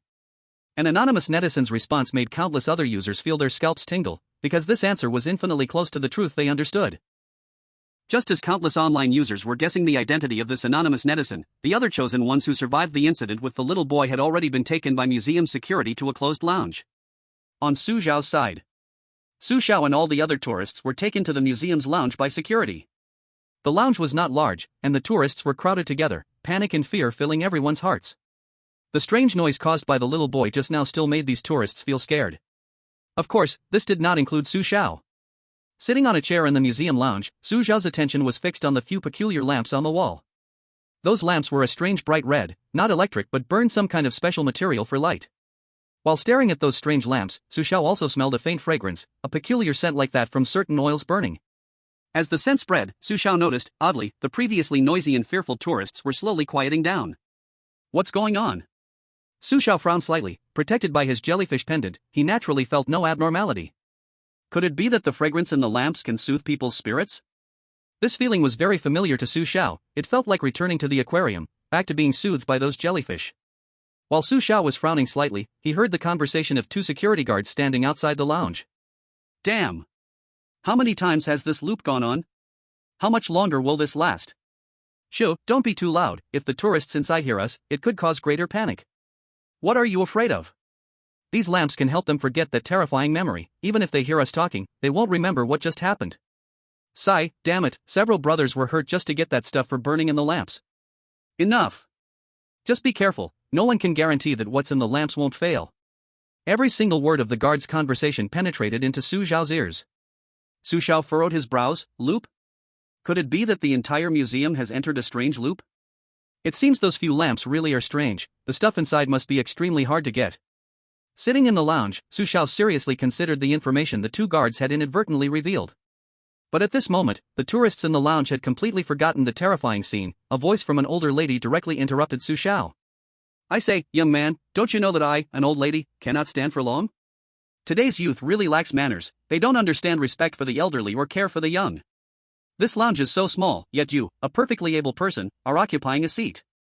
A middle-aged lady stood in front of Su Xiao, hands on her hips, glaring as she criticized him. There were many tourists in the lounge now, but there were only a few seats, so the lady wanted to rest because her legs were tired. Glancing around, the middle-aged lady targeted Su Xiao, believing he was young and easy to bully, which led to this scene. This lady, shouldn't you reflect on what you are saying? Looking at the middle-aged lady's haughty princess-like expression, Su Xiao felt awkward enough to dig a 3-bedroom apartment with his toes. Just as Su Xiao prepared to stand up and show the lady the power of his combat skills, he suddenly realized he had been sitting too long and his legs had gone numb. Damn it! Thus, a humorous scene unfolded. In the lady's lofty gaze, Su Xiao struggled to rise, hands gripping the chair as he stood, but when his feet moved, it was extraordinarily painful. Seeing the look of pain on Su Xiao's face, the middle-aged aunt suddenly became stiff. As the tourists around witnessed this scene, those who initially intended not to get involved suddenly revealed disgusted expressions towards the aunt. The atmosphere shifted dramatically. Pooh! What kind of person is this? Some people today are truly shameless, having healthy limbs yet making a disabled young man give her his seat. She's lost all her face. Exactly. She lacks manners and yet criticizes others. I think she is like the brother of that shameless dancer. Disrespecting the old, no wonder now when elders fall no one helps, it's all people like this who are responsible. Listening to the tourists around publicly pointing fingers at her, the middle-aged aunt's face alternated between green and white, as she hadn't expected that by picking on a soft target she would hit a steel plate. Now, facing the moral high ground accusations from numerous tourists, she felt a deep regret and had no strength to argue. The aunt had no mood to rest in the lounge, she shamefully covered her face and ran out, even giving herself a harsh slap. Woo woo. I really deserve to die. The middle-aged aunt left in guilt, while Su Xiao was still in a state of confusion. What's going on? Su Xiao felt somewhat annoyed. He had originally wanted to teach the aunt a lesson, but now it seemed unnecessary, because the aunt would feel guilty for her actions today for a lifetime. Chapter 168, Even a pervert thinks it's perverted. Young man, just sit in your seat, that aunt was being unreasonable, you don't need to pay her any mind. Right, you don't need to fear such people, if she dares to do wrong again in the future, we will stand up for justice. Surrounding tourists looked at Su Xiao with pity and sympathy, their sense of justice overflowing as if they had rid the world of a great harm. Suddenly receiving concern from many strangers, Su Xiao was inexplicably touched. For some reason, a fitting lyric popped into his mind. The light of righteousness shines upon the earth. Justice may be late, but it will never be absent. Under the watchful eyes of the tourists, Su Xiao didn't sit back down but shook his legs, then, to the astonishment of those around him, he lifted his foot and walked out of the lounge. At that moment, the tourists were all stunned. Holy crap. Young man, your legs. It's fine, my legs just fell asleep. Legs fell asleep? A gentle breeze blew, and the tourists collectively turned to stone. At that moment outside the live broadcast, what just happened instantly ignited the previously dull stream. Numerous netizens were laughing uncontrollably. Ha, didn't see this coming, what a twist. Su Xiao really showcased it, who would have thought that a leg falling asleep could make that middle-aged aunt feel guilty for life? Middle-aged aunt, the world isolates me while I am ridiculed, I will keep my silence. Ha ha, I bet the middle-aged aunt won't dare to snatch seats from young people anymore. This world suddenly has a bit more justice. After leaving the lounge, Su Xiao returned to the exhibition hall of the museum, and at that moment, the traces from the earlier appearance of the little boy had all been cleaned up. Their efficiency is really high. Su Xiao frowned slightly, then took out the Monster Director's Diary from the last mission reward. The Monster Director's Diary can foresee the future, though it doesn't explicitly say what future it can foresee. Su Xiao didn't plan to save it for last. After pondering for a moment, Su Xiao decisively opened the first page of the diary. As Su Xiao opened the diary, a passage of bright red text suddenly appeared on the originally blank page. Zhou Ming from the Dragon Country will die. Zhou Ming? Staring at the bright red text in the diary, Su Xiao's pupils constricted sharply, and at that moment, beneath this phrase, another new text appeared. On the second floor, talent will lead Zhou Ming to fall into the abyss, it is a trap, absolutely do not touch. Talent? Could Zhou Ming's talent kill him on the second floor of the museum? The content in the diary made Su Xiao furrow his brow. At this moment, the high-ranking officials of Dragon Country were closely watching everything in Su Xiao's livestream. When they saw the words appearing in the diary, the high-ranking officials of Dragon Country immediately held an emergency meeting. Zhou Ming, like Su Xiao, was a citizen of Dragon Country, a hero that the high-ranking officials did not want to abandon. So, after a brief discussion, the high-ranking officials of Dragon Country unanimously decided to use their valuable hint opportunity to warn Zhou Ming. On Zhou Ming's side, just coming out of the museum's lounge, Zhou Ming received a warning from the high-ranking officials of Dragon Country. Zhou Ming frowned slightly. What's going on? They actually used a hint opportunity to warn me not to use my talent on the second floor of the museum. Is there something wrong with my talent? Forget it. Since it's a hint from the high-ranking officials of Dragon Country, I have reason to believe them unconditionally.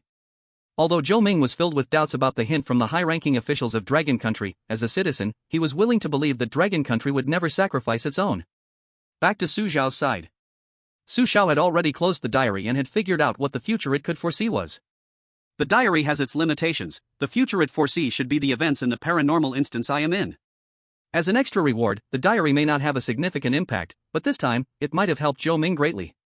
Regarding the future foreseen in the diary, Su Xiao was not too worried now because he knew that the high-ranking officials of Dragon Country would definitely send a hint to Zhou Ming. After continuing to stroll around the first floor of the museum, Su Xiao did not find any unusual occurrences, even the invisible little boy from earlier did not appear in his phone screen. As noon approached, Su Xiao decided to go to the second floor to check the situation. With the guidance of the staff on the first floor, Su Xiao took the stairs to the second floor of the museum. As soon as he stepped onto the second floor of the museum, a chilly wind swept past Su Xiao's neck, and a familiar feeling of being watched arose at that moment. Am I being watched by something again? But it doesn't seem to be that little boy from the first floor. What could it be this time? The feeling of being watched on his back was intense, but when Su Xiao turned around, there was nothing there. Su Xiao frowned, then relaxed his brows after a moment and walked toward the restroom on the second floor. The second floor of the museum basically had no exhibits. There were red rooms, but all the doors were tightly closed. After wandering around, Su Xiao finally found the restroom on the second floor of the museum, but the restroom in front of him made his head spin. Taboo 8. There is a restroom on the second floor of the museum, and to add a fun element, the restroom is deliberately covered with over 900 mirrors, which is normal. I really don't know which genius designer created this. Why would they put over 900 mirrors in the restroom?